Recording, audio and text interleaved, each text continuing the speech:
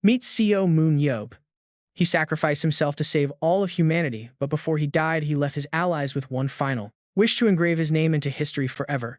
Yet when he opens his eyes, he discovers he has been resurrected, 17 years into a peaceful future. But how on earth did only his teammates get all the credit and glory? In the history books, a savior who actually died for this world has been completely forgotten, erased from existence. Meanwhile, inside a dark palace, chaos erupts. The surrounding space is a blazing inferno of smoke and ash with falling embers, threatening to collapse the entire structure. The final dungeon is finally cleared, and a frantic soldier runs back, screaming out a desperate warning. The dungeon is collapsing, but their loud escape has already alerted the death gods dwelling inside. They begin swarming out, filled with pure hatred and wanting to slaughter everyone. One soldier glances back at the oncoming horde and screams at the others to run for the exit. Fighting back his terror, he yells to warn his allies. Further ahead, "Don't stop for even a second or you're dead." Suddenly, an endless wave of death gods swarms from the shadows, screaming in blood-curdling voices. "Destroy them. Wipe out these lowly surface dwellers who dare defile our sacred ground." The terrified soldiers scatter in absolute panic. Damn it, there are too many of them. At this rate, we'll get caught. Suddenly, an overwhelming burst of raw power slams down from above. Out of the dust, a towering knight appears. He stands right in the path of the oncoming monsters, spear and shield raised, ready for a bloody showdown. Without even turning around, he calls out to his team. His voice makes the fleeing soldiers halt and look back, frozen in absolute shock. One of them screams out in panic, asking Seo Moon-yeop what on earth he is doing. Hearing this, the knight turns his head with a playful, completely inappropriate smirk. He tells his comrades that if they survive, he wants them to do something for him. He points at them and calmly delivers his final parting words. "Every single one of you has to write my biography." Now fast forward to the modern era where the streets are bustling with busy crowds. People go about their days completely unaware, but a lone dark figure walks among them, lost in deep thought. Humanity has no clue that they aren't the only intelligent species on this planet. Right then, the cloaked figure accidentally bumps shoulders with an oncoming pedestrian. The guy immediately glares back, completely annoyed, and yells, "Hey, watch where you are going, asshole." But the moment the words leave his mouth, his eyes widen in terror. The face under the hood looks like a grim reaper, red eyes flashing as a suffocating, murderous aura erupts around them. This deadly power of the underworld floods the air, engulfing the busy street. Suddenly, the very ground begins to tremble, sending the crowd into absolute panic. For eons, a hidden civilization lived deep beneath the surface, known as the Dwellers of Hell. Their dark civilization was entirely different from anything humanity had ever built above ground. Suddenly, a massive hand claws its way out of the smoke. A horrific beast emerges, surrounded by a toxic purple mist that sends people fleeing in absolute terror. In an instant, hordes of monsters swarm the area completely, taking over a massive section of the city, and their numbers just keep multiplying. Because of this sudden subterranean invasion, humanity finds itself on the brink of total extinction. The military quickly rolls in to deploy heavy weapons, launching a massive counterattack, but none of their weapons can even scratch these beasts. They move under the control of the Dark Death God. Using mysterious supernatural powers, the monsters charge like rabid beasts, tearing through the front lines of the human forces. They easily shrug off and neutralize every single military attack, but this desperate situation cannot last forever. Soon the entire tide of the battle takes a dramatic turn. The mysterious energy leaking from the underworld begins to rapidly alter humanity. It acts as a powerful catalyst, granting incredible power to a select few survivors, who awaken as superhumans, mastering bizarre abilities never seen before on Earth. These newly awakened heroes carry a heavy burden on their shoulders, fighting alongside humanity to drive back the underworld forces. Soon, the tide begins to turn in our favor. By systematically clearing out the subterranean dungeons one by one, humanity finally reignites the spark of hope. After years of brutal struggle witnessed by thousands of surviving people, at the gates of the final dungeon, 7 legendary champions gather. In the spring of 2005, these elite heroes stand as one. Representing all of mankind, they set out to conquer the core of the underworld and put a permanent end to this endless war. For their incredible sacrifice and victory, they are hailed as the 7 saviors of humanity. They return to the surface, showered with absolute adoration and the utmost respect. Wherever they go, they command the spotlight, living a luxurious life filled with endless wealth and immortal fame bestowed upon them. Whenever they appeared, everyone's eyes locked onto them as they lived in absolute fortune and endless fame. No battle is ever won without paying a heavy price. Sadly, one of their greatest heroes never made it back home. Peace returned, but the world did not forget his sacrifice. Today, a massive monument is unveiled to honor his memory. Seo Moon-yeop, the strongest leader of the 7 superhumans, is the only one who missed out on this glorious victory. While his statue stands tall, his surviving comrades have walked a very different path, transforming into massive, world-famous celebrities. The grand unveiling ceremony begins. As the heavy cloth is pulled away, his towering statue is finally revealed to the public. The remaining 6 saviors watch alongside an ecstatic crowd, honoring a fallen champion who has officially become an eternal legend. 17 years quickly fly by. Back in present-day Korea, the crowd is roaring inside the intense international battlefield arena. It is a crucial selection match between South Korea and France, with explosive sounds of battle echoing from the stage. Commentators are practically screaming over the microphones, highlighting the sheer suffocating pressure of this high-stakes matchup inside the stadium. Team France launches a relentless aggressive assault. The Korean squad is completely overwhelmed and simply cannot find a way to respond. Nathan Bernard moves with terrifying agility, easily shutting down his opponents without giving them a single second to react. Nathan strikes without a shred of hesitation, a dangerous dark mist swirling around him as he hunts his prey on the field. He fights like a cold, heartless assassin. In a shocking display, Nathan secures 6 kills completely on his own. Wearing an arrogant smirk, he celebrates his historic achievement. No player has ever managed to pull off a stunt like this. Watching this absolute slaughter from the coach's box, Baek Jae-ho grinds his teeth, unable to contain his mounting frustration. He curses under his breath while the commentators rave about Nathan's flawless performance, completely dominating the battlefield. He is the third-ranked prodigy in his age group, and today he has systematically wiped out the entire Korean national team. With the squad completely annihilated, only one player remains standing on the field. It is the young prospect Baek Ha-yeon. The odds are heavily stacked against her. Her current power level is simply no match for Nathan's overwhelming raw strength, yet she refuses to back down.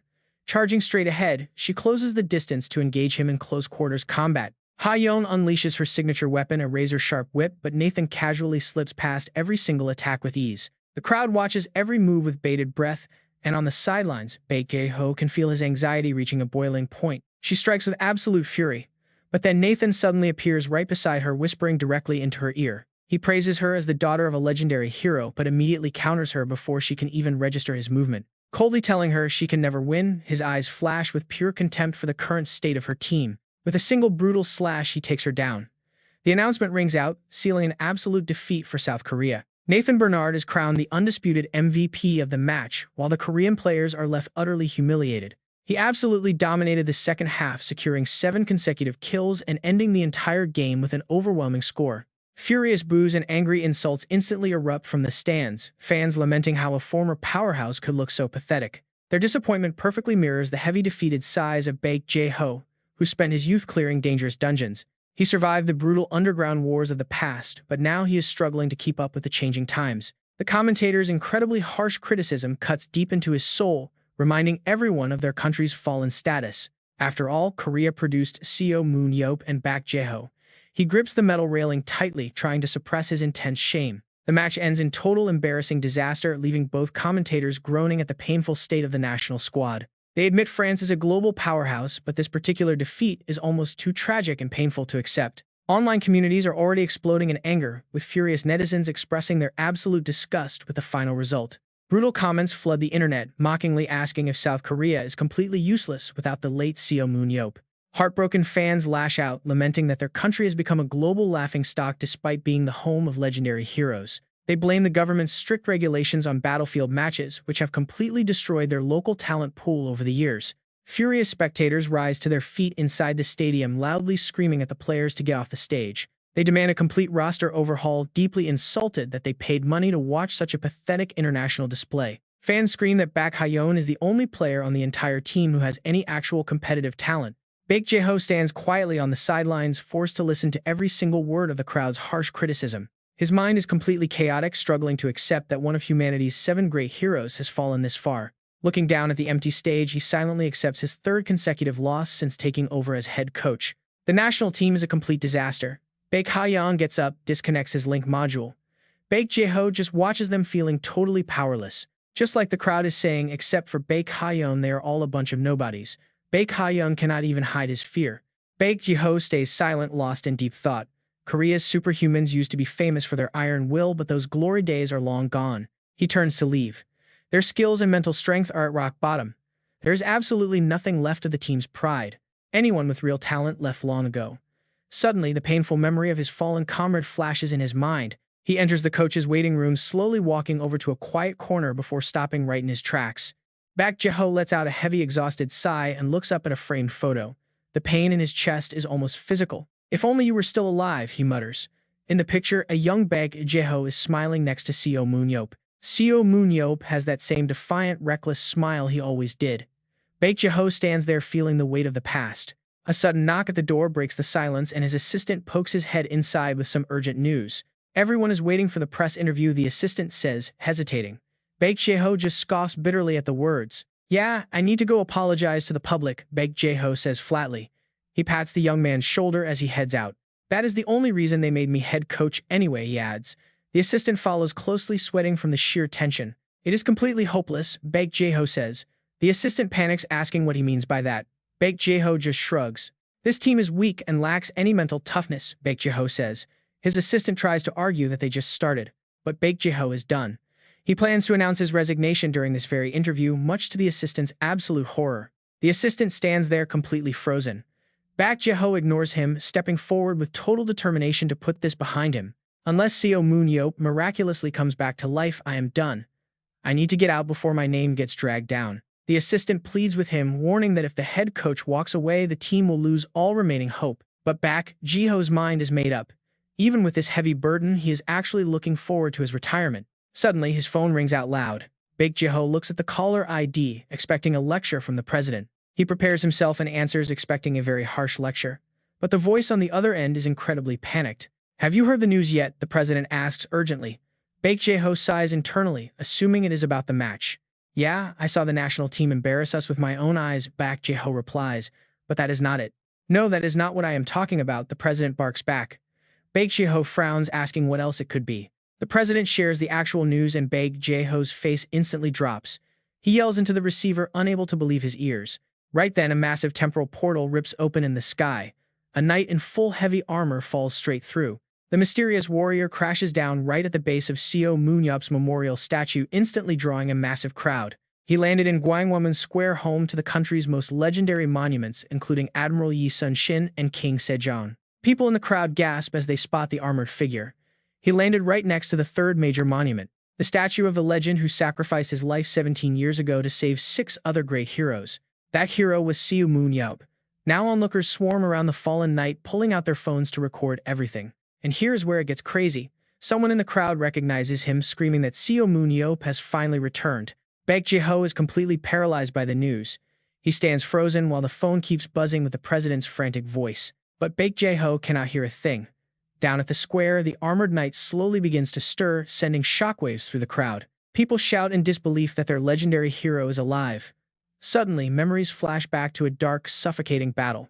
Seo Moon-yeop was once surrounded by terrifying monsters of death, gritting his teeth as he fought alone for survival. An enemy blindsided him from behind, but he spun around and cut it down instantly. Yet more kept coming. Even as the sheer numbers started to weigh on him, he kept his focus as his spear glowed with a brilliant light.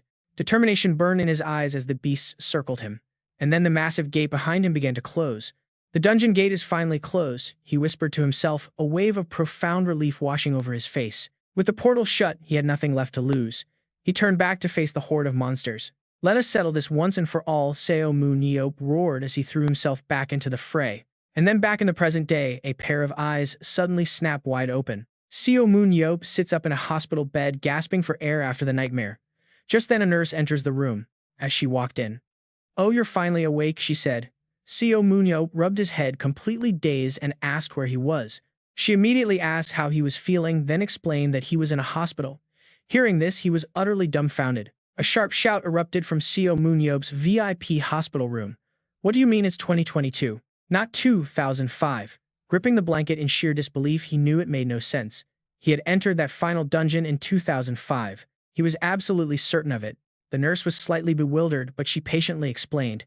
He must be feeling incredibly confused. "Let me explain," she began before pausing. "Actually, hold on." She turned and reached for the television remote instead. She switched the TV on and pointed at the screen. "Look over there," she said as a news broadcast began to play. Today's breaking news was all about him. The anchor announced that Seo Moon-yeop was currently being treated at the hospital. Seo Moon-yeop listened intently as the report continued, mentioning the legendary hero's sudden return. The leader of the 7 heroes, long rumored dead, was officially back after 17 years and currently undergoing medical care. The broadcast showed him falling directly from the sky. Seo Moon-yeop had plummeted straight into Gwangwonmun Square right in front of his very own memorial. Though he was knocked out cold upon impact, doctors confirmed that his injuries were incredibly minor and his life was completely out of danger. The anchor explained Gwangwonmun's deep history, noting its role as the main gate of Gyeongbokgung Palace in northern Seoul. Under historic foreign rule, its structure had been heavily damaged by colonizers who moved the gate to downplay its status. They even erected a government building right in its place. Later, they built their government headquarters right where Gwangwonmun once stood as a symbol of their absolute dominance and power. The landmark was finally restored in August 2010, becoming a major tourist attraction. Meanwhile, Seo Moon-yeop focused entirely on the broadcast, absorbing every detail. Seo Moon-yeop listened carefully, not missing a single word. He was wearing the exact same gear he had when entering the final dungeon. That was way back in 2005. Since he is a superhuman, his appearance remained completely unchanged after 17 long years. But the next segment baffled him. Experts on TV were cautiously suggesting that he might have experienced some kind of temporal anomaly, a literal distortion of time and space. With that mind-boggling theory, the anchor wrapped up the daily broadcast and signed off. Seo Moon-yeop sat there, his mind spinning with doubt. Has it really been 17 years? To him, 2005 was just yesterday. The nurse nodded patiently, pointing toward the window. It is absolutely true, she said, and that is exactly why it is complete chaos out there. Seo Moon-yeop followed her gesture and peered down. Right outside, a massive, dense crowd of reporters and journalists had gathered below. Ever since he was admitted, she explained, the media had basically set up camp outside, desperate for any scoop. They watched like hawks, lenses pointed straight up, terrified of missing the first glimpse of him. Talk about intense pressure. Seo Moon-yeop grit his teeth, muttering that those vultures had not changed a single bit even after 17 long years. Turning back to the nurse, he asked to borrow a mirror. She quickly agreed and went to fetch one for him. She brought it over, asking if it would do. He grabbed it immediately, raising it to examine his reflection. Seeing his completely unchanged features left him in absolute shock. Had he really not aged even a single day over all this time? It was incredibly hard to process. A million questions raced through his head, and none of them made any sense. There was no way a 47-year-old could look this youthful. Was it really a space-time distortion? That felt totally impossible. In his previous life, he had never heard of such a phenomenon. But if this truly was the future, 17 years later, then what was he? Suddenly, a terrifying thought struck him. Wait a minute. Turning pale, he looked at the nurse and stammered a frantic question. He stammered, asking about his life savings. The nurse, well aware of his public records, immediately had a very clear answer for him. Apparently, in accordance with his past wishes, his entire fortune had been donated directly to the Child Protection Association. For the sake of the kids, Seo Moon-yeop had given away every single penny. Hearing this, he let out a heavy curse. Desperate, he stammered out more questions, and she kept replying patiently. He asked about his house, but it had been turned into a museum. Next was his car, which had been auctioned off for charity. Hearing this, Seo Moon-yeop felt his soul entirely leave his body. He clenched his fists, trembling as he faced his grim future. He couldn't exactly stay in this hospital bed forever. Not only was he dead broke, but he was also completely homeless. Talk about a brutal reality check. He slumped back, utterly miserable. Damn it, he thought, if only he had kept a little spare change. The nurse could only offer an awkward chuckle at his despair. She gently comforted him, saying he shouldn't worry. After all, he was the hero who saved humanity. No one could ever forget him. In fact, his old ally Baek Jae-ho had already heard the news and reached out. She promised to call him back to see when he arrived. She immediately placed the call, confirming that Baek Jae-ho was already on his way. Hearing that, Seo Moon-yeop finally began to calm down. The nurse nods. Seeing that he is back to normal, she says she will step out, leaving him completely alone. If you need anything, please feel free to ring the bell, the nurse says. The hospital door quietly closes. Seo Moon-yeop sits dazed. He gets lost in thought. Even though he saw it with his own eyes, he still can't quite believe it. He decides to wait. He will ask Baek Jae-ho for details later on. First, his physical condition needs a proper check. Right after that, he immediately activates his skill, the analysis eye. A status window instantly flickers to life right before his eyes. The skill lets him analyze and visualize the raw talent and stats of any living creature. Only he can see this. This is the ultimate cheat power. It once made him the strongest superhuman on Earth. He quietly thinks back to his legacy. These eyes don't just measure current stats. No, they actually reveal a target's future growth potential as well. Truly unbeatable. That is the absolute secret behind his unmatched strength. This incredible sight is the sole reason why he grew faster than anyone else on Earth. He quickly became a legendary raid leader at an incredibly young age. Soon, major newspapers splashed his name across front pages with flashy titles. The dungeon bad boy had arrived like a meteor. The youngest leader had just conquered another newly discovered dungeon.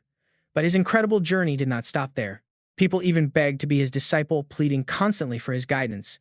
That eager person was none other than Baek Jae-ho. He would eventually grow to become one of the 7 heroes. The analysis eye had laid bare the rookie's raw stats. Target: Baek Jae-ho. Human. Strength is 42, agility 65, speed is 60, stamina 39, intelligence 59, skill 35, aura is 33, superpower teleportation. Reading this left him pretty stunned. He had always figured the guy was just some random loser, but his long-term potential was incredibly high. After thinking it over for a while, he finally decided to accept the request. Fine, I will take you as my disciple, but if you die out there following me, I am not taking any responsibility. Baek Jae-ho was startled at first, but quickly snapped out of it, promising to do whatever it takes to survive. He was nurtured by these very eyes. Back in the present, Seo Moon-yeop opens up his own status window. Target: Seo Moon-yeop. Human. Strength 79, agility 97, speed is 76, stamina 91. Intelligence 110, skill 100, aura 100. Superpowers: analysis, eye throw, and immortality. He reads in shock. His strength is 79, but one peculiar detail immediately catches his eye. Intelligence 110. Isn't 100 supposed to be the absolute maximum limit for any human? Yet here he is well past that limit. And get this, a brand new superpower has appeared on his list: immortality. He is now completely immune to any physical death. He sits there in absolute silence. Did he ever have a skill like this before? Realizing this power must be new, he guesses it developed under extreme circumstances, specifically during that final brutal battle. As his mind races, a thought strikes him. Could he actually be? But before he can finish the thought, a voice calls out from the hallway. Seo Moon-yeop immediately looks up. As Baek Jae-ho rushes into the room totally out of breath, he stares at his friend, asking with a hint of doubt, "Are you really back, Jae-ho?" Tears immediately well up in Baek Jae-ho's eyes as he chokes out his name, weeping. Seo Moon-yeop grins, teasing him for going soft. Baek Jae-ho quickly wipes his tears away, but finally he can't help but beam like a happy child, letting out a massive sigh of relief. Later that night, darkness settles over the city. The two men stand side by side on the rooftop, quietly looking out over the glittering city lights spread out before them. Seo Moon-yeop breaks the silence playfully, asking if he is finally done crying. Baek Jae-ho chuckles softly, replying to his friend, "You'll understand when you get old, as tears flow much easier with age." Seo Moon-yeop smirks, firing back that since he is young, he wouldn't know anything about that. He then shifts the topic, asking if his friend kept his old promise. Baek Jae-ho looks confused. What promise? Seo Moon-yeop prompts him, bringing up his autobiography. Realization hits Baek Jae-ho right away as he remembers the book. Oh, that, he explains that he hired an incredible ghostwriter, a famous fantasy novelist, to handle the writing. The book was titled The Savior of the World. Seo Moon-yeop. Slightly amused, the hero chuckles, asking if that was how it started. Baek Jae-ho proudly adds that they even produced documentaries and a full-length movie, turning his life into an absolute legend. No matter how dramatized it was, the film became an instant hit, quickly reaching #1 in global box office sales. Hearing this, Seo Moon-yeop falls deep into thought, quietly wondering aloud what in the world he should even do next. He opens up about the massive confusion he has felt ever since waking up, explaining that he was sure he had died in the final dungeon. Instead, he woke up in a hospital room 17 years later, surrounded by things he has never seen before in his life. Like those tiny pocket computers people call smartphones, everything is absolutely mind-blowing, and he can barely keep up. He is absolutely sure it is not an illusion, yet none of this feels real. Baek Jae-ho silently listens as his old friend pours his heart out. Even though Seo Moon-yeop literally saved the entire world, in reality he is just a broke, homeless guy. Hearing this, Baek Jae-ho steps forward. He pats his shoulder to comfort him. With a grin, Baek Jae-ho tells Seo Moon-yeop that friends help each other, so if he needs cash, just say so. Seo Moon-yeop is quite impressed by this. "Baek Jae-ho, you've really grown up," he remarks. "You must have had great luck over these past 17 years. Did you start a business or something?" Baek Jae-ho honestly answers that he got paid heavily from both dungeon raids and after the underground battle. With that kind of reward money, there really wasn't much else for him to do except take it easy, right? There's a limit to earning after all. Seo Moon-yeop is quite curious, though. How did an absolute dummy with that much cash not go bankrupt running some failed business? The question feels like a sharp jab to Baek Jae-ho's ego, but he reluctantly tells the truth. He admits it is pretty painful to say, but he simply handed all his financial decisions over to actual experts. Seo Moon-yeop can't help but tease him. "So basically you are unemployed?" Baek Jae-ho instantly denies it, claiming that's not the case at all. He has other things to do. Seo Moon-yeop asks what that is, and Baek Jae-ho answers softly, his voice getting quieter and quieter, as if he really does not want to say it. "Head coach," he mumbles, "the head coach of the national team." Seo Moon-yeop is totally confused. Why? The sudden whisper anyway. And head coach of what Baek Jae-ho just sighs and pulls out his phone. He searches for something for a moment before handing the screen over to Seo Moon-yeop.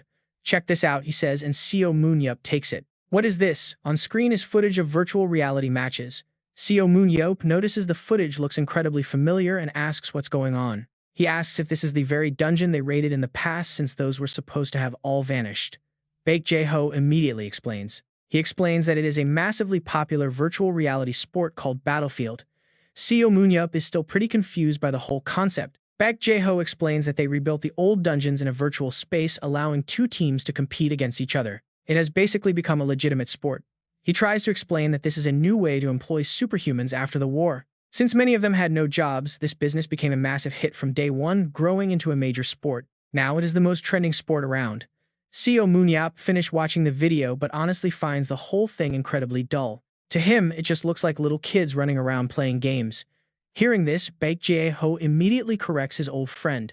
High-level players can actually match the 7 heroes of the past, and winning the World Cup is a matter of national pride. Seo Moon-yeop nods, beginning to understand. He suddenly asks a simple question: what is the current state of South Korea in this sport? Baek Jae-ho just stares at him blankly, totally confused. Seo Moon-yeop teases him, asking if he's getting old and hard of hearing. He repeats his question about how Korea is currently doing. Without even waiting for an answer, Seo Moon-yeop shares his own guess. Even if their population is small, they still have plenty of powerful fighters. If it is just a simple game, their ranking must be incredibly high. He casually grabs a can, aiming to toss it into a nearby trash bin. Baek Jae-ho has absolutely no idea how to break the bad news to him, stuttering nervously as he searches for the right words. He finally forces out the brutal truth: Korea is dead last. Those final words completely throw Seo Moon-yeop's concentration off. His shot goes wild, missing the bin completely. Seo Moon-yeop freezes in pure shock, and a heavy, awkward silence fills the room. He slowly turns his head to look back at Baek Jae-ho in utter shock, his jaw dropping as he tries to process the news. He gasps, asking what Baek Jae-ho just said. Night falls as they drive, and Baek Jae-ho quietly notes that once the Supreme Demon disappeared, the other demons would immediately start making their moves. Sitting next to him, Seo Moon-yeop is quite confused by the cryptic warning. Baek Jae-ho explains that this power vacuum is exactly why Korea became so weak on the global battlefield stage, surprising Seo Moon-yeop. He thinks that makes absolutely no sense. Baek Jae-ho explains that after the war ended, the high-ranking officials panicked over unemployed superhumans. They didn't know where these powerful individuals would go or if they would eventually turn their blades against the state. Seo Moon-yeop immediately gets it: some politicians never change. Baek Jae-ho keeps driving, explaining that this fear is why they normalized Battlefield. Using the excuse of keeping public safety intact, they created the sport to keep these superhumans under strict government control. Baek Jae-ho admits he is under that same system. Hearing this, everything finally clicks for Seo Moon-yeop, and he realizes the truth. Almost all the top Korean superhumans from back then moved abroad, changing their citizenship to play or coach elsewhere. Baek Jae-ho awkwardly confirms this is true. Seo Moon-yeop scoffs, noting that people always tried to take advantage of them back then too. He grumbles that he should have broken their knees back then. Baek Jae-ho chuckles, teasing him about how aggressive he still is. He points out that Seo Moon-yeop trash talks absolutely everyone from local politicians to the president. Seo Moon-yeop calmly defends his attitude. He is just sick of people trying to exploit him, and he was actually being pretty generous. Baek Jae-ho awkwardly changes the subject. Our starting point was incredibly low, so the average superhuman level is pretty weak too. He cautiously glances over at Seo Moon-yeop. Before the offer is even fully out of Jae-ho's mouth, Seo Moon-yeop flatly rejects him. No way. Jae-ho jumps, completely caught off guard. Seo Moon-yeop cuts him off immediately, knowing exactly what's up.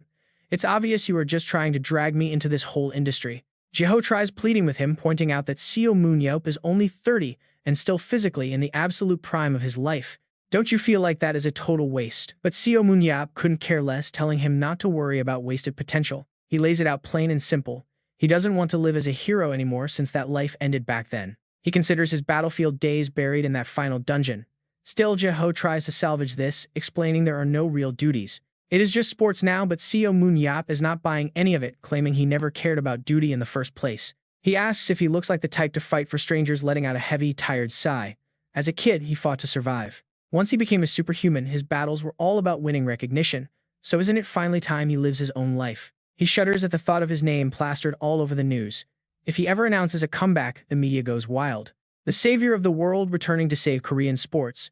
Headlines like that would put a massive target on his back. everyone will instantly dump all their expectations on his shoulders.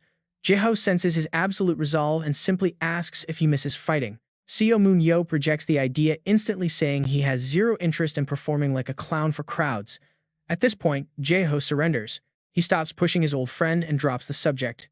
But right then something outside the car window catches Seo Moon-yeop's attention. He pipes up suddenly, noting that maybe Korea's superhumans haven't completely failed after all.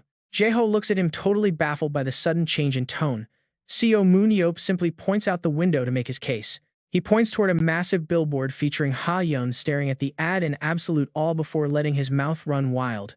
Talk about an awkward moment. Seo Moon-yeop practically drools over the gorgeous billboard model until Jae-ho coldly reveals she is his daughter. Seo Moon-yeop is utterly shell-shocked, asking if Ha-yeon is supposed to be 6. Jae-ho sighs, reminding him 17 years have passed already. She is 20 now. Flushing with embarrassment, Seo Moon-yeop tries to recover, stammering about how pretty she grew up to be. But Jae-ho shuts him down, instantly telling him to stop talking. Realizing he crossed a line, Seo Moon-yeop quickly offers an apology. The car rolls on through the streets wrapped in a heavy silence as neither of them says another word for now. Eventually, they arrive at Jae-ho's house, the GPS chiming to let them know they have finally reached their destination. Stepping through the front gate, a woman waiting for them spots them, her face lighting up in pure emotional shock. This is Seo Moon-yeop, a 52-year-old former hero and Jae-ho's wife, who runs up to welcome Seo Moon-yeop with open arms. Her excitement is palpable as she says, "It has been way too long." Seo Moon-yeop smiles back, noting that for him it has only been a week. Seo Moon-yeop, he chuckles, joking that she aged a lifetime in that single week. Ever the charmer, Seo Moon-yeop immediately smooths things over. He insists she looks exactly the same as if he really did just leave a week ago, leaving her absolutely delighted. Giggling at the sweet compliment, she happily turns to her husband, thanking him for making the long drive back home safely. Jae-ho downplays it, saying the drive is nothing compared to his long-lost friend miraculously rising from the dead like this. Watching this incredibly warm, loving family reunion, Seo Moon-yeop finally feels the tension drain from his body as reality sinks in. He is truly back. For the first time, he actually believes he is alive in a peaceful world with no dungeons. There is no constant warfare here, but a quiet anxiety lingers in his chest. What is he supposed to do now? With no actual job prospects in mind, he simply decides to take things easy and spend his days relaxing. Lounging comfortably on the couch with a bag of snacks, he endlessly flips through the television channels, desperately seeking entertainment. Suddenly, a blast from the past catches his eye on the screen. It is an old movie he instantly recognizes. The moment he sees what is playing, he bolts upright in sheer excitement, tossing his half-eaten bag of chips aside. He cheers aloud, thrilled that they are rerunning this specific film because he always wanted to know how it ended. Oh, look at him now, shaking with pure joy as if he just discovered the ultimate meaning of his entire resurrection. Jae-ho walks by and just shakes his head in absolute disbelief. Undeterred, Seo Moon-yeop preps his snacks for an epic marathon. However, the legendary hero is taking his binge-watching way too seriously, making a declaration that leaves Jae-ho completely stunned. He plans to catch up on every single movie he has missed since 2005. Jae-ho can only stammer in terror. He asks if Seo Moon-yeop seriously intends to sit on the couch and watch television all day long. Seo Moon-yeop just shrugs. He gives a cold nod, reminding Jae-ho that he literally just promised to leave him alone. Jae-ho is completely speechless. Baek Jae-ho tells him he can live for himself, but then he can't help but pull the curtains open. Those persistent reporters have been outside for days. They swore they wouldn't leave until they saw the legend himself. Even Seo Moon-yeop looks up a bit startled by the sheer chaos outside. Looking at the massive crowd packing the entire street right in front of his house, Baek Jae-ho can only gasp at how insanely crowded it is. Seo Moon-yeop sighs at these blood-sucking media vultures, but he calmly stands up anyway and decides he might as well get this over with. He casually tells Baek Jae-ho to schedule the press conference for tomorrow, cold and confident that he can gather them all in one place. He is ready to tell them to get lost and stay out of his life forever. The next day, the stage is set inside a massive city hall. With the bright lights and cameras fully prepared, the crowded room of reporters starts whispering excitedly as they wait for the hero to arrive. Some of them admit they expected to wait outside his house for a month, surprised by how quickly he agreed to face the media. Rumors say he is hot-tempered and liable to flip the table if he gets annoyed, leaving everyone wondering if this will actually end peacefully. Once Seo Moon-yeop is comfortably seated, the host steps up to the microphone and officially starts the long-awaited press conference. Seo Moon-yeop cuts straight to the chase and addresses the crowd casually, stating that as everyone can see, he is finally back. Since his own sudden return is a complete shock to him, he knows the rest of the world must be even more stunned. He maintains a surprisingly calm attitude, acknowledging the heavy public attention, while Baek Jae-ho sits off to the side, sweating bullets in nervous anticipation. Baek Jae-ho silently prays for his friend to keep his cool, but his relief lasts barely 3 seconds before Seo Moon-yeop drops a total bombshell. He bluntly tells the press that he is not grateful at all, demanding they ask everything today and leave him alone forever. Baek Jae-ho facepalms in absolute despair, realizing that some legends never change. Quickly trying to save the mood, the host moves the event forward. He opens the floor for questions, and a wave of eager reporters immediately raise their hands, firing off inquiry after inquiry. Our hero calmly tackles every single one, explaining that he has no clue how he returned from the final dungeon since he woke up in a hospital. With no memories of his 17-year absence, he tells them that the year 2005 feels like it was just a few days ago. When asked if he reached out to any of the other 7 heroes, he admits they were just co-workers and he was never close to them. He even shuts down questions about reclaiming his old wealth with a flat no.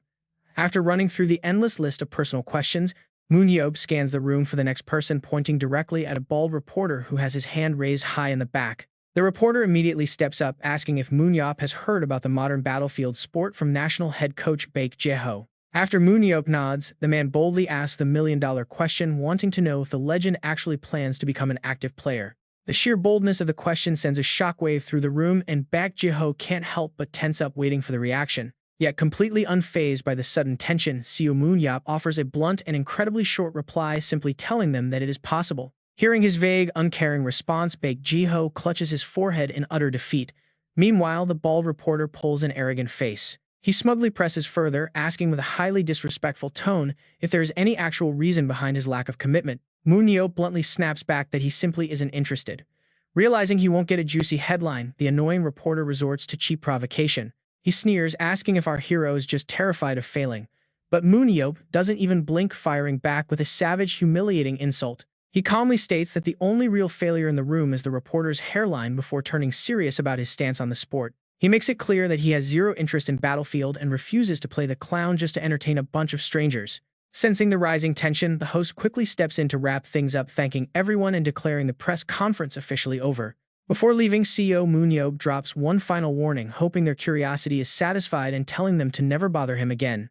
With a curt farewell, the hero walks off, leaving a flustered Baek Jae-ho to step up and desperately try to smooth things over. Baek Jae-ho thanks the crowd and tries to dismiss them, but a loud voice suddenly rings out from the back, demanding one last question. Without waiting, the reporter asks about Gerald Walker, who recently claimed that the legendary 7 heroes are nothing special to him. He wants to know Moon-yeop's thoughts on Walker, boasting that the legends could never match him, catching our hero slightly off guard. After hearing the name Gerald Walker, the reporter explains that this guy is a massive American superstar widely known as the nation's pride. Hearing that this massive tank player is a big deal, Seo Moon-yeop grows curious and asks if this Walker is the strongest player. The reporter hesitates, explaining that there is a strict top 3 tier of elite players ruling the world stage right now. He lists the legendary Nathan Bernard from France, Roy Meyer from Iceland, and Germany's absolute powerhouse Daniel Mansky. Turning back to the arrogant American, the reporter carefully explains that while Walker is undoubtedly a top-tier talent, he is not quite there. Before the reporter can even finish his sentence, a mocking scoff from Seo Moon-yeop cuts him off completely. He rubs his temples in mild amusement, muttering that even after 17 years, there is always someone arrogant running their mouth. He looks straight at the reporters with a mocking smirk, declaring that anyone who cannot even make the top 3 has no right to speak. He boldly announces to the entire crowd of reporters below that, if they want to fight him, they should skip the battlefield. They should find him in the real world instead. Losing his patience, he flips off the camera with a middle finger. He promises to bury them in their own backyard. This wild footage is broadcast all the way to America. Inside the American headquarters, a player named Cherry reports the news, and Gerald Walker immediately crushes the device in his hand out of pure rage. He turns around and barks an order, completely triggered by Seo Moon-yeop's mocking words. His boiling rage is totally out of control. He immediately demands a private plane to South Korea. Meanwhile, Jae-ho screams over the phone about a sudden match against the US team. Jae-ho keeps yelling, asking how they could spring this on him so suddenly, while Seo Moon-yeop quietly grumbles about the annoying noise. Seo Moon-yeop tells Jae-ho that he is being way too loud and should take his call outside. Jae-ho rubs his temples and sighs deeply. Jae-ho hangs up and collapses onto the couch with a heavy groan. Seo Moon-yeop complains that he cannot even watch television with all this racket. He asks what is actually going on. Jae-ho answers that they have an exhibition match scheduled against the United States in 2 weeks. Seo Moon-yeop rolls his eyes, completely unbothered, but Jae-ho snaps back that this is all his fault because of Gerald Walker. Seo Moon-yeop frowns in confusion, asking who that is. Jae-ho crosses his arms, reminding him of the guy who tried to provoke him. The exact same guy Seo Moon-yeop promised to bury and leave in the dust. Seo Moon-yeop just acts clueless, which only makes Jeho sigh harder. Gerald Walker is absolutely furious after being publicly humiliated. Seo Moon-yeop thinks it is incredibly childish to throw a tantrum over something so small. Since Seo Moon-yeop claimed Gerald Walker was not even a top 3 player, the guy is super sensitive and wants a direct confrontation. But since Seo Moon-yeop does not play Battlefield, Gerald Walker decided to target the entire Korean team instead to force him out. Seo Moon-yeop calls him a total weirdo. While Jeho laments his awful luck, Seo Moon-yeop casually wishes him good luck and goes back to relaxing. Jeho turns pale with frustration, but Seo Moon-yeop suddenly points at him, realizing that a national team match means a certain someone will be involved. That means little Baek Ha-yeon will have to participate since she is a national representative. Sometime later, a loud voice echoes from the front door. She calls out that she is finally home, startling Seo Moon-yeop, who grumbles about the sudden noise before turning around to see who it is. His eyes widen in surprise. Baek Ha-yeon's mother smiles warmly, noting that her daughter returned much earlier than they expected. Baek Ha-yeon beams and explains she rushed back the second she heard her favorite uncle was visiting, wanting to see everyone as soon as possible. She eagerly asks where he is, and her mother points toward the living room where Seo Moon-yeop is already waving his hand to greet her. Baek Ha-yeon squeals with excitement and rushes over to wrap her arms around him. He laughs, telling her that she has grown so much. Her tight hug is strong enough to squeeze the life out of him, but she is just thrilled that her uncle is finally back home. Seo Moon-yeop chuckles and gently pats her head, admitting he was slightly worried she might have forgotten her old uncle after all this time. Baek Ha-yeon insists she could never forget the uncle, who played with her all day and snuck her sweets and soda when her parents refused. Seo Moon-yeop notes that she has definitely grown up. They say children sprout up in the blink of an eye, and she is no exception. She playfully jokes that she is 23 now. He then asks if she came back solely because of her national team duties. Baek Ha-yeon immediately corrects him, seeing her uncle was the main priority while her national team duties are just a simple side quest. She gets curious and asks if he is genuinely uninterested in Battlefield. Seo Moon-yeop instantly grows annoyed and asks who told her that. He assumes Jeho has been gossiping again firmly, stating he has zero interest in gaming. Baek Ha-yeon pouts and demands to know why. Seo Moon-yeop points at the television, explaining that he is simply too busy. But Baek Ha-yeon clings to his arm, asking if he would change his mind. Seo Moon-yeop instantly rejects the idea, causing Baek Ha-yeon to complain that her once doting uncle has completely changed. Seo Moon-yeop grumpily mutters that everyone changes eventually. Baek Ha-yeon sighs, reminding him of how he used to listen to her every request. He crosses his arms, pointing out that those requests were literally just her begging for chocolate and chips. Baek Ha-yeon giggles before asking for a different favor. She needs to undergo an avatar evaluation at the association and wants him to tag along. He raises an eyebrow, completely unfamiliar with what an avatar evaluation even is, and lets out an annoyed sigh. She begs him to help just this once, mentioning that her own father is far too busy to accompany her. Unable to resist her puppy dog eyes, Seo Moon-yeop finally gives in and asks where they are supposed to go. She cryptically tells him he will find out once they arrive. Soon they walk into the Battlefield Association headquarters. Staff member Hyun-soo greets them warmly and guides them inside, starting with Baek Ha-yeon's avatar evaluation. The automated system activates to scan her weapons and armor. A robotic countdown begins. 3, 2, 1, scan complete. The avatar synchronization begins, and Baek Ha-yeon is immediately connected to the network. Seo Moon-yeop watches the glowing screen with growing curiosity. Baek Ha-yeon calls out to her uncle, asking if he is watching before demanding another beast to warm up. A dark wolf materializes instantly.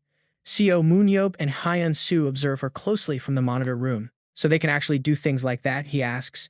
Hyun-soo explains Battlefield is a virtual reality sport. It uses advanced technology to perfectly replicate dungeons, deadly monsters, and players in a virtual space. He adds that this is exactly why first-time players must visit the association to initialize their avatars. Seo Moon-yeop ponders this, noting it feels incredibly real. Staring at the screen, he decides to watch her progress closely. Suddenly, the virtual wolf lunges forward to attack. Showing absolutely zero fear, Baek Ha-yeon swings her whip with absolute confidence. A sharp crack echoes as the beast is instantly trapped. She chokes the wolf as it struggles in pain. Leaping high, she draws her blade for a clean finishing blow.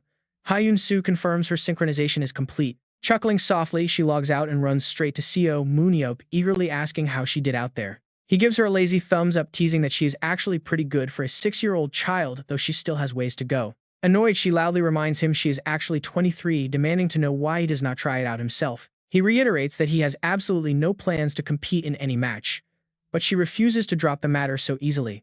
She just wants a quick demo, admitting she is incredibly curious to see his legendary power with her own eyes. Her father always praised his immense power, but she was too young. By the time she finally grew up, he had already vanished. Seo Moon-yeop sighs and finally softens, agreeing to give it a shot. Her face instantly lights up with pure excitement. He quickly warns her this is a one-time favor because she asked. She beams, thanking her uncle endlessly. Hyun-soo steps in right away, politely asking if Mr. Mun is ready to try the virtual training ground right now. He explains that while they normally measure base stats, first they can easily bypass it. Since he is not actually competing in official matches, doing a direct avatar test is much faster and easier. Baek Ha-yeon eagerly chimes in that it will be fun. Seo Moon-yeop simply asks if he just needs to step inside. Hyun-soo warns that entering empty-handed means his virtual avatar will have to fight completely without any gear. Assistants quickly carry heavy weapons over, and Hyun-soo prompts Seo Moon-yeop to select his starting equipment first. He picks up the standard weapons, noting they feel incredibly light compared to their actual physical size and shape. Hyun-soo explains these are standard-issue items, though professional players usually prefer to use their own custom gear. Since this is just a testing lab, standard gear is all they have on hand for now. Tossing the heavy shield aside, Seo Moon-yeop grips a single spear, telling them that this is perfectly fine for him. A single spear is more than enough, as carrying extra gear is just a massive hassle for him anyway. He connects to the system, preparing for the test as the virtual scanning sequence begins on his body. System alerts confirm the weapon import and body scan are complete, successfully generating his virtual avatar. Hyun-soo calls out through the system, explaining that this zone is an exact copy of the real world. Seo Moon-yeop stretches his limbs, muttering that the sensation is actually quite similar to entering a real dungeon gate. Hyun-soo monitors the control screens, confirming that the physical synchronization has completed with absolutely zero errors. Baek Ha-yeon cheers him on. Seo Moon-yeop stretches his limbs, telling them to send in whatever monsters they have on hand. Hyun-soo immediately presses the start button, and a strange hovering beast begins to take shape right above them. It floats right above Seo Moon-yeop. He instantly recognizes it as a Salbon, muttering its name to himself. Baek Ha-yeon points out its unusual appearance, and Hyun-soo explains it is actually a special variant of the species. Only pure aura can damage this unique specimen, which is modeled directly after their strongest recorded data in the database. The beast growls and lunges forward. Seo Moon-yeop stands perfectly still, his eyes locked onto the incoming target without moving. He drops his spear, muttering that the weapon is just a nuisance, choosing to use his bare hands instead. One flick and it is completely obliterated. Talk about absolute power, the onlookers are left in total shock. Seo Moon-yeop shrugs, asking what the big deal is, wondering if this is always what happens when it dies. Hyun-soo stammers that while it is not the toughest monster, defeating it like that is insane. Seo Moon-yeop ignores the shock, asking them to clean up the trash and summon something a bit stronger to test. Eager to see more, Hyun-soo quickly initiates the next spawn, while Seo Moon-yeop waits patiently in the zone. Looking around, Seo Moon-yeop realizes this place is just like the real world. This is the perfect spot to test his new ability. He speaks up. Even though that beast was their strongest, it was too boring to even help Seo Moon-yeop warm up properly. But what can you do? Suddenly, a mocking voice echoes. Well, you are the strongest superhuman after all, so of course a single Salbon monster could never satisfy you. Seo Moon-yeop looks toward the sound. Meanwhile, outside the arena, Hyun-soo and Baek Ha-yeon watch the control panel in complete confusion. Baek Ha-yeon asks what is going on, wondering why things suddenly changed. Hyun-soo stares at the screen, trying to figure out the issue. A bright red warning flashes across the screen. Hyun-soo explains that an intruder is trying to force an external connection into the system. Just then, Gerald Walker makes his grand entrance. He lands on the field, looks right at Seo Moon-yeop, and asks if his previous offer stands. Seo Moon-yeop just stares back in silence.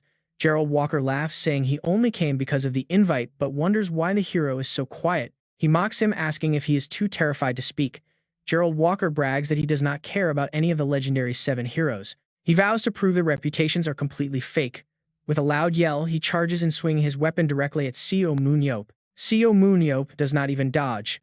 The strike lands, but Gerald Walker gasps in shock to find nothing there as a voice speaks behind him. Seo Moon-yeop chuckles, asking who could possibly be scared. He stands right behind the intruder, grinning as he plans out his next move. He is excited to see how well this little test is going to go. Opposing him, Gerald Walker wields a shield and spear, while Seo Moon-yeop holds only a spear. Baek Ha-yeon watches in utter shock, wondering how this is allowed. Suddenly, the door slides open and Baek Jin-tae steps in, telling her not to worry. Accompanied by his staff, the chairman reassures them that he personally gave permission for this match, leaving Hyun-soo and Baek Ha-yeon completely stunned. Baek Ha-yeon calls out to her father, surprised, since she thought he was busy. He explains that this whole duel was actually planned in advance. Apologizing for the lack of communication, Baek Jin-tae turns around with a smile. He looks toward the corner and asks the manager if this is sufficient. Emma expresses her deep gratitude for his cooperation despite their rather difficult request. Baek Jin-tae silently chuckles as he thinks back to his history with Seo Moon-yeop. That guy still owes him a massive debt. If the hero has any conscience at all, he will not complain about this setup. In fact, the chairman is the one who should be grateful, calculating that this match might finally spark Seo Moon-yeop's interest in the grand arena. Back in the fight, Seo Moon-yeop thrusts his spear forward. Gerald Walker blocks the strike and immediately retaliates, forcing both fighters to spring backward. Measuring up his opponent, Seo Moon-yeop admits this guy is actually quite skilled. He quickly activates his analysis eye to read the intruder's stats. He is shocked to see both his strength and stamina stats sitting at a perfect 100. The guy is a powerhouse vanguard with 87 willpower. Seo Moon-yeop figured he was just a hot-headed idiot, but his stats clearly make up for his lack of brains. Meanwhile, Gerald Walker impatiently tells him to keep fighting. The intruder demands to know why he stopped. Seo Moon-yeop just smirks, realizing the guy is not all talk. If they had someone like this 17 years ago, they would have definitely taken him along into that final dungeon raid. Seo Moon-yeop analyzes the intruder's special ability, realizing he would make an excellent vanguard. Remembering the strange skill he discovered when he first woke up in the hospital, he realizes this is the perfect target to test it out on. He originally wanted to use it against the Salbun monster, but this fighter is a much better test subject. Seo Moon-yeop suddenly charges straight ahead. Gerald Walker swings his heavy weapon, gritting his teeth. If this reckless charge is all the legendary hero has, his moves are too easy to read. But then his eyes widen in pure disbelief. Seo Moon-yeop completely stops his attack right in front of his face, wearing a smug smirk. He tells him that he is about to witness something truly fascinating, choosing to take Gerald Walker's devastating blow head-on. The crowd watching outside gasps.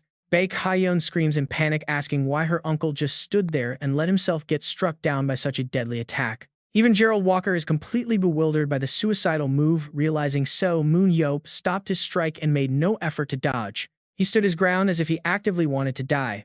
But as the intruder wonders what kind of freak he is, Seo Moon-yeop groans. He mutters that the hit hurt way more than expected, instantly launching a counterattack that forces Gerald Walker to dodge in a panic. Grunting in frustration, the intruder looks back in horror. He wonders how a man who took a direct hit without blocking is still breathing. Inside the rising dust, Seo Moon-yeop coughs and grumbles about how realistic the simulation is, even replicating the choking smell of smoke. The observers watch with bated breath. Gerald Walker mutters that this is completely impossible as the thick haze finally begins to settle. Emerging perfectly unscathed, Seo Moon-yeop asks his opponent how he likes the show. He has just activated his passive skill, immortality. This broken ability completely exempts him from dying by any physical means. Seo Moon-yeop proudly asks the intruder if he is impressed yet. Gerald Walker stands frozen in absolute shock. Seo Moon-yeop explains that he unlocked this insane godlike superpower after his near-death experience. He smiles, realizing his test is a total success. He is now truly immortal, but he notices something even more unexpected. Not only did he survive the attack, but his severe wounds are already completely healed. He realizes this defeats the purpose of a real fight. He calls out to the control room, asking if they can hear him. He addresses Hyun-soo directly through the communication system. Hyun-soo quickly replies, asking if something is wrong. Seo Moon-yeop casually announces that since he literally cannot die, this match is completely broken. Seo Moon-yeop explains his power came from surviving the final dungeon. Hyun-soo is completely stunned. How can anyone survive that? Seo Moon-yeop has no idea. To him, using a cheat like this in a normal fight is dirty play. He wants it sealed. Hyun-soo nods. It is actually pretty simple. Seo Moon-yeop smiles. Lock it down. Hyun-soo taps a few fast keys. Done. Your immortality is officially locked away. Gerald Walker overhears and goes pale. Immortal? What are they talking about? Seo Moon-yeop just casually breaks it down. He says it is a new power he wanted to test. But if he fought with it, Gerald Walker would just make excuses for losing. Gerald Walker grips his weapon, steps closer, and throws Seo Moon-yeop's weapon back. He sneers that Seo Moon-yeop is as cocky as they say. Now he wants to see if those skills actually back up the massive hype. Seo Moon-yeop catches his weapon with ease. He smirks. Reality is always different from gossip, mostly because he is way stronger. Gerald Walker tells him to stand up and stop making excuses. Time to fight. Seo Moon-yeop asks why he does not try beating the top 3 first. You cannot skip the mini-bosses and fight the Demon King. That is just bad manners. Besides, he points out he heard Gerald Walker has not even cracked the top 3 yet. The trash talk triggers his temper. Gerald Walker charges blindly while Seo Moon-yeop mocks him, asking if he is mad. Seo Moon-yeop easily glides out of the way. Gerald Walker leaps back in shock. His target has completely vanished. Right behind him, Gerald Walker whips around instantly, tracking the movement, fully expecting a backstab. Instead, the sharp spearhead flashes in front of his face. Gerald Walker desperately jumps back as Seo Moon-yeop chuckles. He is impressed. The guy reacts fast despite having his vision blocked by that massive shield. Decent. But it is over. Seo Moon-yeop drops into a low stance, locks his target in and charges forward with blinding speed. Gerald Walker is thrown back, slamming hard into the concrete wall. Seo Moon-yeop chuckles. Gerald Walker groans, struggling to stand. He replays the move in his head. Seo Moon-yeop deliberately targeted his blind spot, changing the spear's path right before impact. That precise control is terrifying. So this is the legendary Seo Moon-yeop. Seo Moon-yeop looks down, declaring his easy victory. Gerald Walker refuses to yield. The spear only grazed him. He is still standing. Seo Moon-yeop replies that was completely on purpose. He went easy on him, yet the guy is still talking trash. Seo Moon-yeop warns him he will never win with that heavy shield. Gerald Walker blinks in confusion. Seo Moon-yeop continues offering advice, telling him to ditch the massive thing and use a smaller shield instead. Gerald Walker demands to know why he is playing teacher. Seo Moon-yeop replies he is being nice because the guy actually has talent, but that shield blocks his vision. He bets Gerald Walker got teased for bad eyesight back when he was a kid. That weird call-out makes the guy freeze up. Seo Moon-yeop continues betting that is exactly why he chose such a massive shield, but relying on that is a mistake. It totally backfires against a top-tier opponent who knows how to exploit blind spots, so he needs to downsize, relying on tactical placement and quick control. In the long run, it will make him far stronger. Gerald Walker stares back with deep suspicion, asking if this is just some kind of lie to mess with his head. Seo Moon-yeop laughs it off. Why would he lie? Even if he reveals his secrets, Gerald Walker stands zero chance anyway. Irritated, Gerald Walker reluctantly agrees to try it. Meanwhile, the onlookers outside are totally baffled by this sudden tutoring session. Baek Jae-ho watches in confusion, wondering why on earth Seo Moon-yeop would give away such critical advice to a tough opponent. Seo Moon-yeop tells him the rest is up to him. He is heading home now to catch up on his drama series. He adds a quick reminder. Since he just gave a free masterclass, Gerald Walker better pay up some tuition fees later. Gerald Walker agrees, pulling himself up while adding one condition. Seo Moon-yeop stops in his tracks, asking what he wants. Gerald Walker points a finger directly at him, demanding a rematch in 2 weeks during the official group stage tournament. Seo Moon-yeop looks at him like he is crazy. You are hilarious. He already made it clear he has zero arena interest. Why waste time on boring fights when he has a mountain of movies waiting?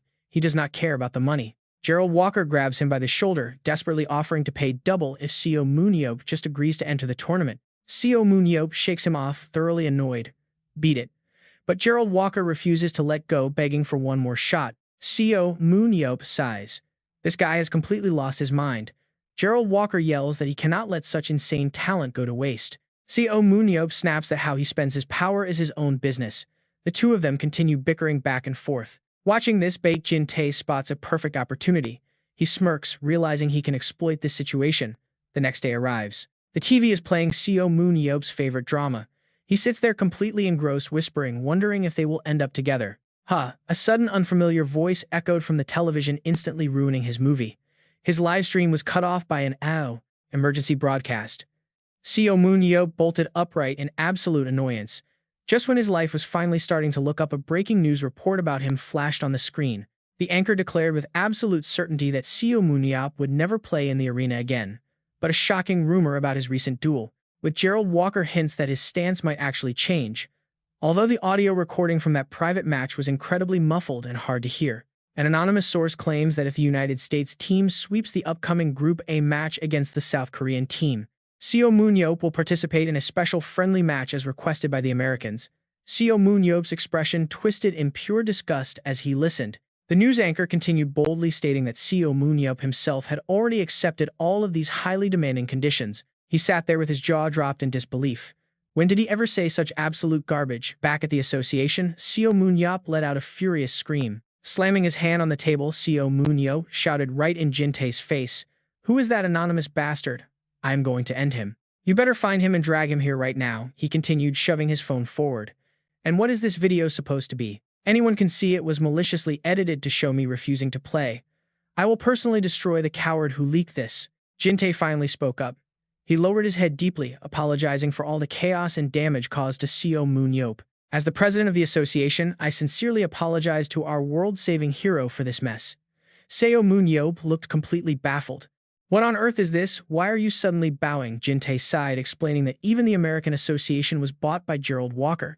As the president of our weak Korean Association, how could he possibly reject their demands while facing immense pressure from the public and politicians? He was apologizing as an older brother, now not the president.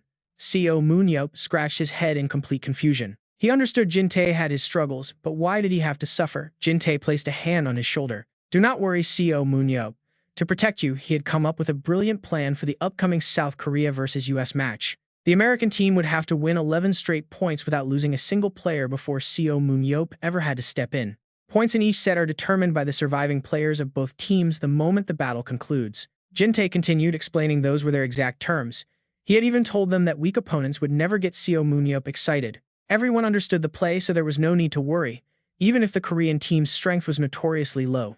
There was no way they would lose 3 entire matches straight without taking down a single opponent. Seo Moon-yeop quickly cut him off in annoyance. Why do we not just forfeit? He had zero interest in the arena, so why did everyone keep bothering him? Jin-tae pleaded. Those impossible conditions would never be met anyway. Knowing Seo Moon-yeop's stubbornness, the association only agreed to appease the Americans. They had been close friends for years. Jin-tae begged Seo Moon-yeop to save him just this once, offering an enticing deal. In return, all event earnings would be donated to Seo Moon-yeop's favorite orphanage. Surely, he could make a small concession. Please, Seo Moon-yeop. Seo Moon-yeop was incredibly irritated but thought about their long history together. Letting out a heavy sigh, Seo Moon-yeop finally relented. Fine, but strictly this once. Jin-tae was absolutely ecstatic, promising there would never be a next time. He thanked him profusely, even jokingly leaning in for a kiss. Seo Moon-yeop immediately shoved him away in disgust. Seo Moon-yeop warned him that if he eliminated even a single American player, he was out and no amount of crying would change his mind. Jin-tae laughed, promising to keep his word no matter what. He then suggested they put the troublesome matters aside and grab dinner. Seo Moon-yeop asked if it was his treat and Jin-tae laughed, agreeing it was the least he could do. He promised to take him to an incredible tuna sashimi place. But as Jin-tae glanced at the documents, a devious thought crossed his mind. If Seo Moon-yeop really believed those empty promises, Jin-tae would have to apologize in advance. Talk about a master manipulator at work. Meanwhile, the television kept broadcasting updates. Breaking news confirmed that Seo Moon-yeop had indeed accepted the US challenge, sending shockwaves through the entire gaming community. The player who repeatedly swore he would never return to the arena was officially back for the Group A showdown. Watching the broadcast, Seo Moon-yeop slammed his fist down, cursing that they were showing news about him instead of his movie. He deeply regretted his momentary lapse in judgment that caused this mess, wishing he had cut ties with Jin-tae years ago. The television announcer even stated they were altering their schedule to broadcast live coverage of Seo Moon-yeop instead of the planned show. Seo Moon-yeop let out a loud curse at his terrible luck. Staring out the window, he let out a miserable sigh. A sudden sound caught his attention. He looked outside to see Jae-ho tossing a training ball into the air. Baek Ha-yeon instantly lunged forward, snapping her whip to catch it. Seo Moon-yeop watched, realizing she was training hard. Jae-ho called out to her. He praised her reflex speed but urged her to be even faster. As Baek Ha-yeon nodded, her trainer continued his instruction. He reminded her that as their assist DPS, her core focus must be maximizing her movement speed to support the team. If only you could increase your agility. Seo Moon-yeop watches, realizing Jae-ho is lecturing again. He immediately activates his analytical eye skill to inspect her. Seo Moon-yeop notes that Baek Ha-yeon's speed and agility are already quite high. However, her agility has already reached its absolute limit. In fact, her potential growth chart for speed and agility is something that even Jae-ho in his prime never managed to achieve. Expecting Baek Ha-yeon to match Jae-ho's playstyle is completely impossible. However, her growth potential for strength and endurance far surpasses Jae-ho. Why on earth are they forcing her into an assist DPS role? This style is totally wrong. It might have worked for you, but it is holding Baek Ha-yeon back.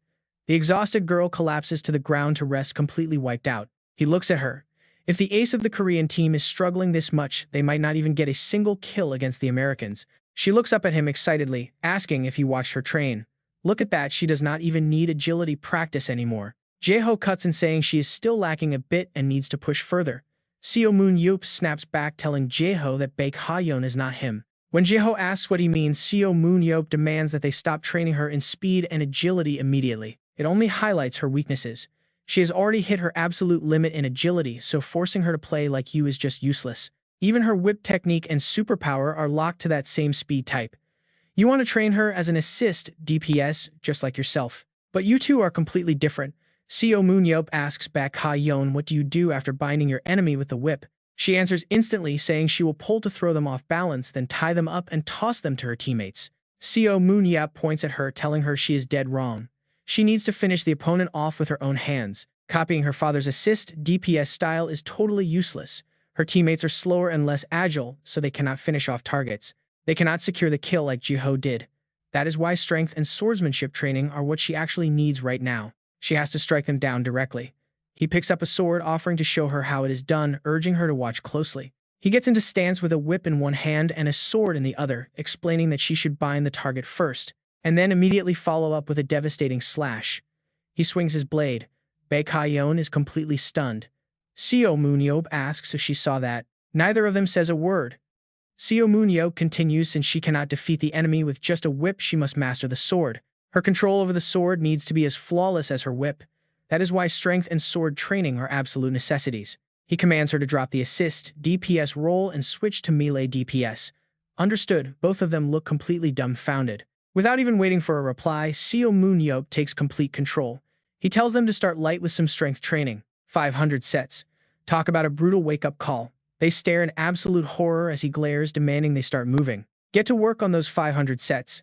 There are only 14 days left until the Group A match, and from now on, she is his student. Meanwhile, over at the training facility and dorms of the American team, an intense conversation is happening. What on earth is going on, Walker? The speaker is John Kim, their manager. He is utterly shocked by how much Walker's skills have improved in just a few short days. Walker looks surprised, asking if his performance has really improved that much.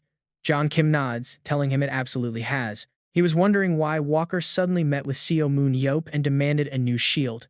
But after only a few days of training, this represents a massive breakthrough, wiping out his old weaknesses.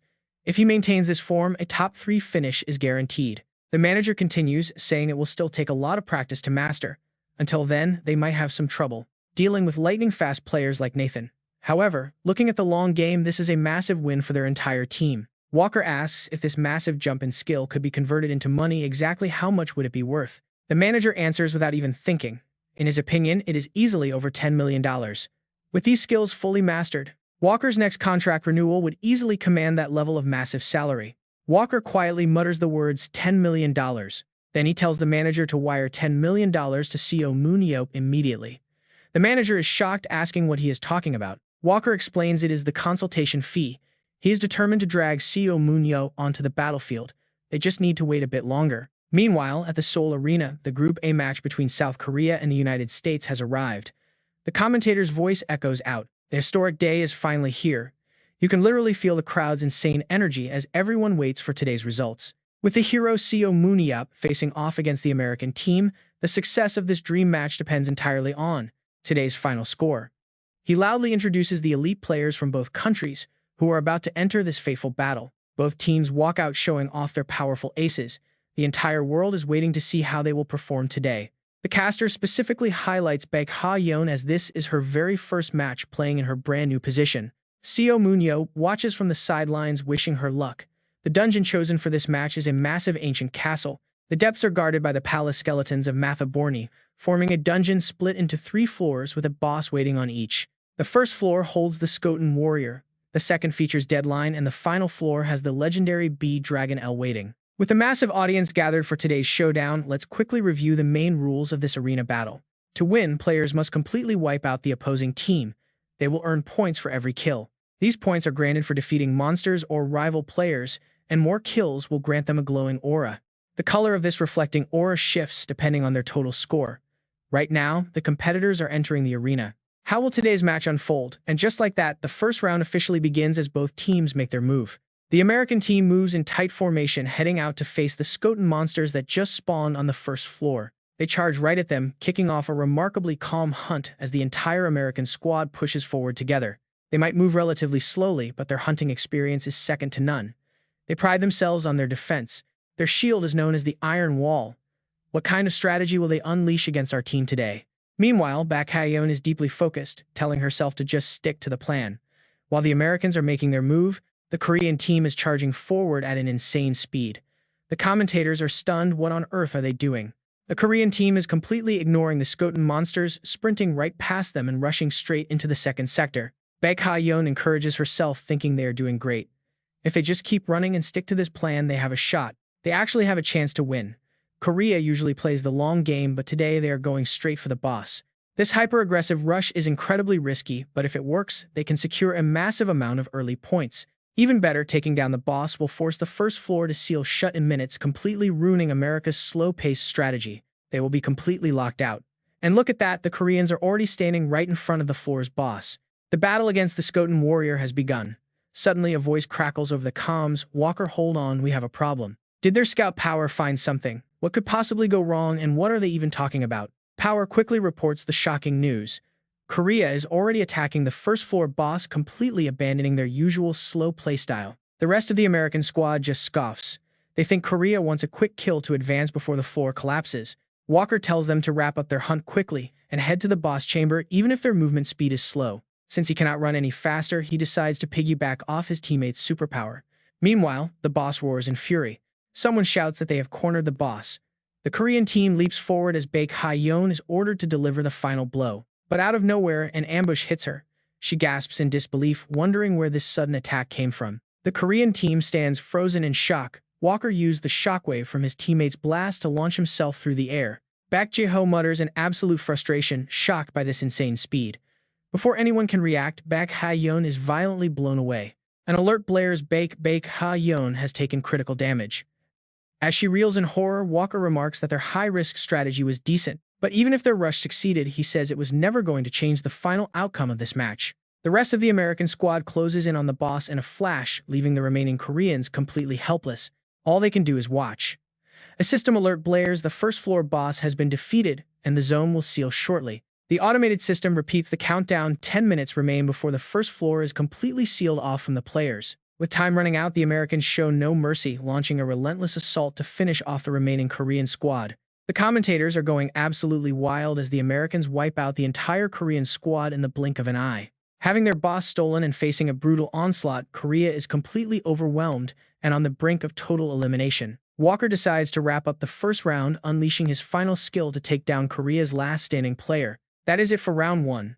The Americans take the win with a completely dominant 11-0 score. As both teams gear up for round 2, Baek Ha-yeon walks back with her head down, devastated by yet another loss. She feels terrible that she failed to perform despite her uncle's help. Suddenly, Seo Moon-yeop's voice echoes over the room. He tells them to pay close attention. Baek Ha-yeon looks up in shock as he bluntly comments that watching them play was painful. He warns them to follow his exact orders in the next round while he is still being nice, leaving the players utterly confused. They protest that their coach is bomb, but he snaps at them to shut up. Baek Ha-yeon stares at her uncle, Seo Moon-yeop, in utter disbelief. He tells them to act as if he is playing right alongside them, promising to boost their win rate by any means necessary. Their coordination is just terrible. The second things go off script, they panic, which is why they only taste defeat. At their current level, fighting 10,000, a million, or a billion times would still end in a loss. Their chance of winning is 0, but doing nothing means a humiliating defeat, so they have to listen closely. No matter how tough it gets, Seo Moon-yeop will guide them to catch Walker. Matabani Palace is one of the dungeons Seo Moon-yeop raided as a kid with the association president. While raiding it is not too difficult, fighting the third-floor skeletal night ghouls takes quite some time. Still, with their current skills, it is hard to even reach that point, so they need to focus on the previous round. The strategy they used in the first round was actually okay. Of course, that is only if everyone followed the plan exactly as assigned. First, the vanguard. No matter how rushed they are to slay the boss, scouting the enemy is a must. Since everyone is racing to hunt the boss, they just rush the boss room. But checking the surroundings is still vital. As for the rear guard, if the front line gets pushed back, they must step up and hold the line. Instead, they just froze when Walker blocked them, getting completely beaten up as a result. Just failing at that basic task means Team 11 will walk away with 0 points. Seo Moon-yeop scratches his head, wondering if these guys are really national players. He feels terrible for Baek Jae-ho. With a heavy sigh, Seo Moon-yeop lets it go, since dwelling on the past round is useless now. The team can only think that their coach has already laid out all their flaws. Seo Moon-yeop continues, urging them to pay close attention because the real strategy starts now. He promises to show them how to crush their opponents in the second round. Suddenly, the match begins, and the American team immediately splits into 2 wings, seemingly deploying a 5-6 formation. If their fast-paced front line can secure the hunting zone, Walker and the rear squad will focus entirely on clearing monsters. This strategy perfectly maximizes the abilities of their ace Walker. Now let's see how the Korean team responds because this is wild. What is going on? Bayon vanishes and suddenly reappears, keeping the whole squad on the run. The Korean team is sprinting at full speed, defying their original defensive strategy. Bayon has completely shifted his position on the field. This match is definitely turning upside down. Seo Moon-yeop smirks, noting they are doing great by following his advice. Baek Ha-yeon silently vows that this time they will definitely succeed. Meanwhile, the American scouting team cannot find the Koreans anywhere. Walker mutters that there is only one path in this dungeon, meaning things will probably play out just like the first round. Gerando suspects they have changed their tactics. At this rate, drawing Seo Moon-yeop into the fray is only a matter of time. He wants a rematch with him. Suddenly, a loud noise forces Gerando to spin around. Something is happening right over there. Out of nowhere, the Korean players ambush them from above. The American squad is totally stunned. How on earth did the Koreans get here? Flashback to Seo Moon-yeop explaining his plan to them just once. Baek Ha-yeon, their fastest runner, would scout ahead to check the enemy. If Walker's group has fewer than 5 people, they will ignore the monsters and the boss entirely. His sudden decision shocks the entire squad. Matabani Palace is known to be a straightforward one-way dungeon. Everyone has assumed this from the very beginning. But in reality, this dungeon has 3 hidden routes, secret paths originally mapped out by players using cheats. They are perfect for stealthy scouting and surprise ambushes. This is the exact secret route Baek Ha-yeon will use. The entrance looks exactly like a normal brick wall, but Seo Moon-yeop knows the trick to spotting it. By taking this hidden path, they can sneak right up on the American team completely undetected. 11 players will rush down this passage, splitting into 2 teams to launch a devastating surprise attack. Back to the present, and yes, the ambush is working perfectly as they leap right onto the stunned Americans. Seo Moon-yeop told them to target Walker's legs. Baek Ha-yeon was skeptical since Walker is famous for being completely immovable. Is his leg really a weakness? Seo Moon-yeop confirmed it, explaining that the shield change creates a major opening. Since Walker switched to a smaller shield, the area he must defend is larger, leaving his legs exposed. Protecting his teammates is going to be much harder because he has not fully adapted to this setup. While a pro like him can usually adapt quickly in this chaotic moment, his legs are a massive target. Calling it a pure weakness is not entirely accurate, but the Americans are under intense pressure right now. To the death and secure the win. If they get ambushed in that spot by twice their numbers, all while having to face a highly mobile and incredibly agile enemy, they cannot afford to miss a single opening. With those conditions, the tide of battle is bound to shift. So just trust me and give it a shot, Baek Ha-yeon thinks to herself. Thank you, uncle. With that, she charges forward with the Korean squad, launching an immediate assault before the US team can even set up their defensive lines. It looks like Baek Ha-yeon, fully boosted by her supporters' focus fire ability, is going straight after Walker himself. This focus fire buff drains the supporter's own mana but massively amps up the ally. Together, they launch a total offensive on Gerald Walker and Gerald Walker. Gerald Walker grits his teeth in frustration, realizing she just used teleportation to completely bypass him. Her real target from the very beginning was the backline supporters. He whips his head around as he realizes they are being raided from behind. Damn it, he tries to strike back. Gerald Walker, commander of the lead US squad, barks out an emergency order to turn back immediately. But getting the Vanguard team back will take too long. Right now is a brutal 3 versus 8 fight. The Korean team charges in but gets shoved back. Gerald Walker scoffs, thinking this entire squad is still absolutely nothing to him. He strikes at Gerald Walker when suddenly Baek Ha-yeon slips right up behind him. He whips his head around in sheer shock but finds absolutely nothing. Nobody there. But before he can react, Baek Ha-yeon strikes from his blind spot. Down he goes. She swiftly binds his legs with a whip and drags him down. Despite the US team's desperate defense, Korea capitalizes on their massive numbers advantage to press the attack. 3 Korean players fall, but they successfully take down 7 from the US. Baek Ha-yeon slowly steps up to Gerald Walker. This sudden, drastic shift in your playstyle, he mutters. It was Seo Moon-yeop's idea, wasn't it? She simply points her weapon at his face. He chuckles, calling it an impressive move. This major upset of taking out 7 US players completely flips the entire match on its head. Jiho is completely speechless, while Seo Moon-yeop just smirks, whispering that he knew they could pull it off. As round 2 concludes, the Korean team has definitely put on a wild show. Honestly, this match defied every expectation. Nobody saw this coming. Still, it is a bittersweet ending for Korea, as the match ultimately concludes with a victory for the US team. Perhaps if Korea had disengaged earlier instead of taking this head-on clash, the outcome might have been even wilder. It is a shame. Yet as Gerald Walker glances up at the scoreboard, he has to acknowledge the sheer grit of the Korean squad. They managed to secure 5 full kills against a global powerhouse. That stunning moment they blew the wall wide open was a massive shocker. Honestly, it is the absolute play of the day, one of those moments that leaves everyone speechless. This powerhouse player. Out of those 5 squad kills, she claimed 4 for herself and assisted on the last. Korea's true ace, player Baek Hye-yeon. Hello Coach Jae-ho, I am reporter OJ from XBC Sport. Your team displayed a totally different playstyle today, out there on the field. What are your thoughts on the match? Coach Jae-ho answers, yes, we lost today, but it was an incredibly valuable lesson for the entire squad. Facing such an overwhelming opponent head-on will only make us stronger in the long run. The reporter nods, thanking him before asking about that unforgettable ambush strategy they executed during the second round. How did they pull that off? Jae-ho just grins. It was a wild gamble, especially since this particular map is basically a straight shot. Truth is, we had a little help with the second round strategy. The coach glances over at Seo Moon-yeop, who silently sighs that old man just loves dragging him into things. Next up, Baek Hye-yeon steps up to the mic introducing herself. The reporter immediately asks how she prepared for such an incredible performance today. She honestly admits she has been training rigorously under her uncle's supervision, and changing positions was also his brilliant idea. Watching from afar, Seo Moon-yeop lets out a frustrated sigh, thinking those two are honestly unbelievable. Why do they always have to drag him into the spotlight? Jin-tae just smiles, watching Seo Moon-yeop get flustered exactly like he used to. Seo Moon-yeop turns around with a scowl, asking what the old man is even doing here anyway. He is the association president after all. Seo Moon-yeop points toward the main stage, telling him to go do his actual job and handle the press. Jin-tae just chuckles, asking what an old man would even do up there when the sidelines are so much better. Seo Moon-yeop rolls his eyes, demanding to know why the old man is hovering around him and what his next scheme is. Jin-tae laughs, calling him a disrespectful brat. He explains he is just here for the nostalgia, those hidden tactics only veterans like them would spot.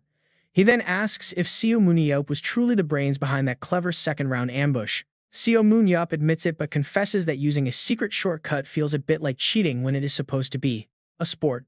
Still, with other teams boasting heavy armor, he knew a speed-based guerrilla attack was their best shot.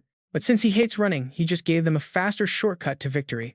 Jin-tae chuckles, completely understanding. He also heard that Seo Moon-yeop trained Baek Hye-yeon himself, noting that she has finally discovered her true talent.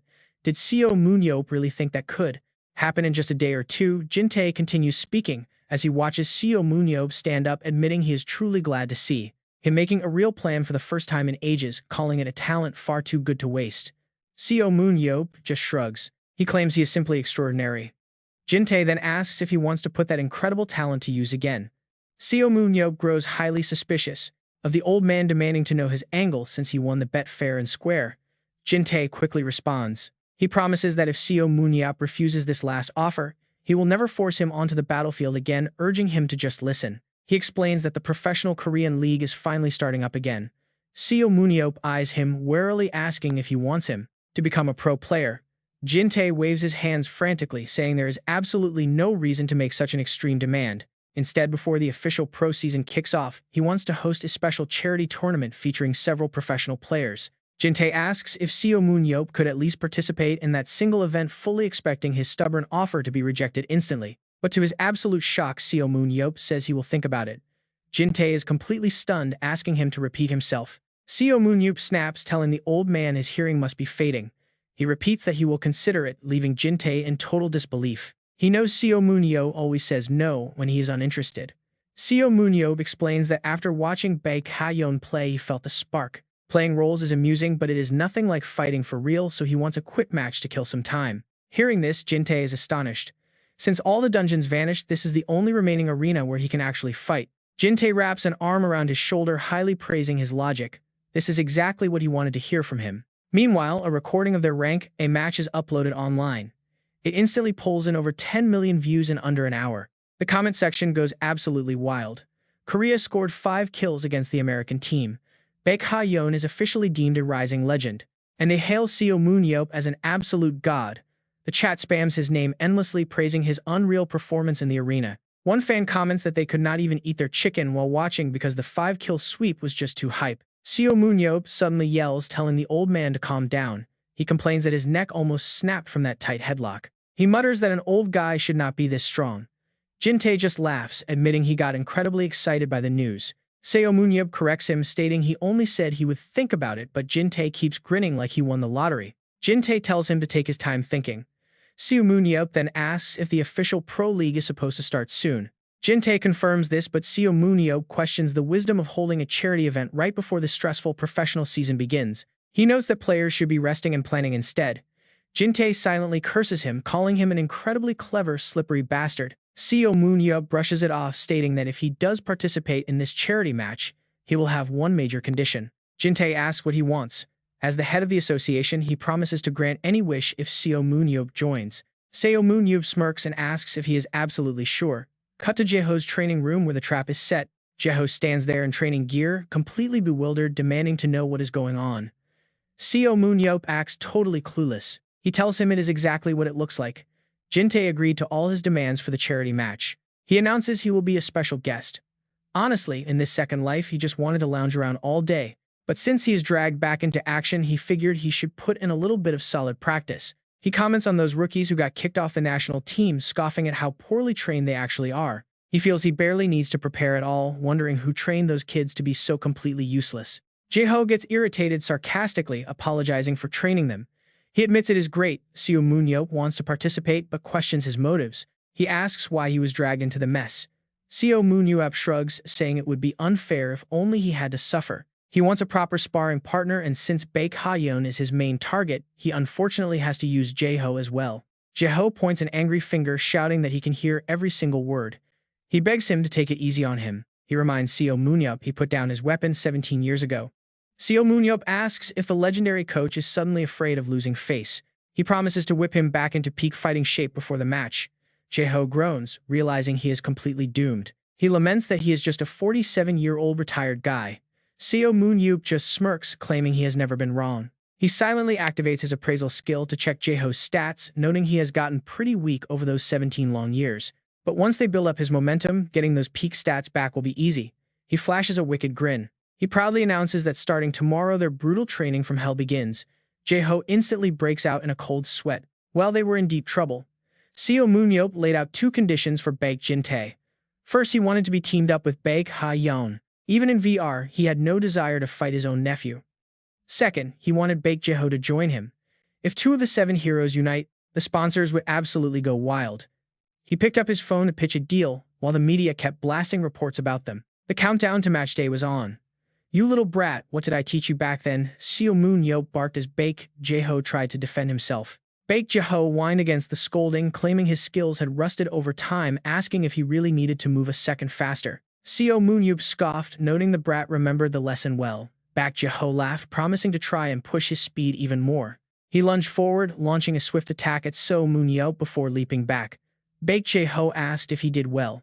Seo Moon-yeop admitted it was decent. But then he asked if Baek Jaeho remembered how they used to strike 3 times consecutively in that exact same situation. Baek Jaeho touched his neck. 17 years had passed, so he would have to rely on Seo Moon-yeop. He bowed, complaining about his aging body. Exercising at this age was pure torture. Seo Moon-yeop walked over, reminding him that this was barely a warm-up compared to the old days. Yet Baek Jaeho was already slacking off. Seo Moon-yeop barked at him to get back up. Baek Jaeho screamed, asking what was wrong with him. "Gerald Walker, they really going to train for 8 straight hours?" Seo Moon-yeop corrected him. He had to watch a movie after this, so Baek Jaeho better move fast. Baek Jaeho shouted that Seo Moon-yeop was still the same, but he was 48 now and deserved to rest like a normal human. Baek Jaeho continued telling Seo Moon-yeop that he had somewhere to be today, so watching a movie was out of the question. Seo Moon-yeop asked where they were going. When they arrived, Hyun-soo greeted him, thrilled to meet the legendary Seo Moon-yeop once again. He asked if Seo Moon-yeop was there to test his avatar. Then he introduced Brown Tanner, a World Association representative. He was there to supervise the evaluation. Seo Moon-yeop spoke up, wanting to ask a quick question first. Wasn't the testing wrapped up last time? He pointed at Hyun-soo, saying he already fought a Salaboon and clashed with a werewolf. So what else was left? Hyun-soo explained that they had skipped the physical ability measurements and the avatar creation process. Precise data was crucial to ensure no issues popped up during syncing. Seo Moon-yeop noted that he had never experienced syncing glitches before. He asked if it was really that accurate. Hyun-soo smiled, confirming that every physical trait of a player gets scanned and directly reflected in their avatar. It could even uncover hidden superpowers that the player themselves did not realize they had. Seo Moon-yeop admitted it was pretty incredible, noting that he never imagined humans could ever develop such advanced technology. Hyun-soo laughed, saying there were many secrets behind the battlefield system. Even the managing global association kept things highly classified. Seo Moon-yeop asked if it was like some confidential tech. Hyun-soo nodded, mentioning a rumor that the system was built using someone's superpowers. Seo Moon-yeop muttered, wondering if they were trying to copy the underground civilization. Hyun-soo chuckled at the mention of it. How strange, Seo Moon-yeop muttered. Are they mimicking the underground civilization? Hyun-soo laughed, repeating the phrase with a curious grin. Seo Moon-yeop continued, asking if there was an underground world pulling the strings behind the association. Could that actually be true? He grinned, welcoming the idea.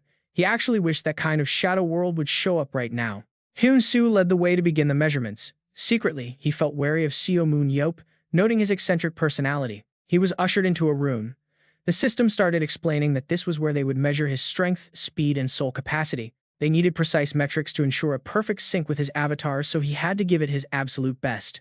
The system announced that the first test would measure his physical power. Seo Moon-yeop muttered as the on-screen instructions popped up. They told him to pull the handle to begin. He grabbed it and pulled with all his might, and the numbers quickly ticked up. The screen read 813. The system praised him and requested a second try.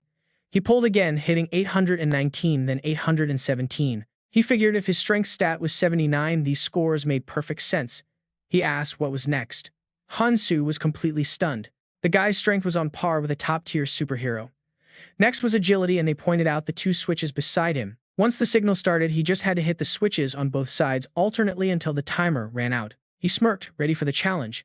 Seo Moon-yeop focused and dashed back and forth, leaving the observers utterly shell-shocked. Only a bullet train could ever match that kind of ridiculous speed. The system announced that the measurement was complete. Seo Moon-yeop asked for his score.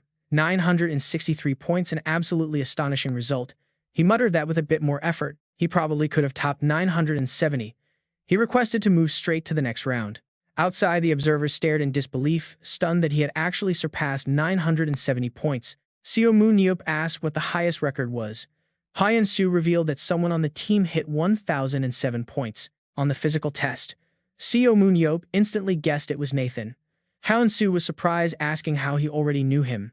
Because of the upcoming charity match, Baek Jae-ho had shown Seo Moon some videos. Seo Moon saw him there, moving just as fast as Baek Jae-ho. Baek Jae-ho in his prime. So Seo Moon staying on guard. There's no way you just casually run into someone as fast as Baek Jae-ho. He had a perfect 100 agility score during his peak. While they decide to measure again, the voices outside echoing. Seo Moon gets pumped. He loves seeing his score go up. He aims for 975 points this time. Seo Moon shuts his eyes, taking a deep breath to focus. He wonders if his stats can rise further under these stable conditions. Eyes snapping open, Seo Moon bursts into motion, pushing himself to the absolute limit. The onlookers watch in pure disbelief. He's even faster than before. Just look at that speed, the system is totally struggling to keep up. Seo Moon says he felt much faster this time, asking for his final score. It reads 1,007 points. He tied with Nathan, the fastest superhuman in the world. Seo Moon is shocked to tie. How is that even possible? His actual agility stat is 97, slightly lower than Nathan and Prime Baek Jae-ho, yet their records are identical. Well, he gave it everything he had. Seo Moon then asks to test his strength next, wanting another shot at it. Hyun-soo agrees, telling him he can come back whenever he wants.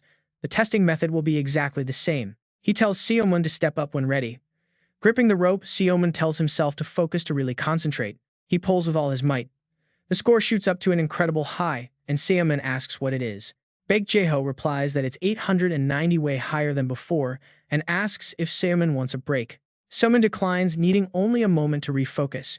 He wonders how he pushes physical power past its absolute limit again. Did he actually get stronger? It doesn't make sense.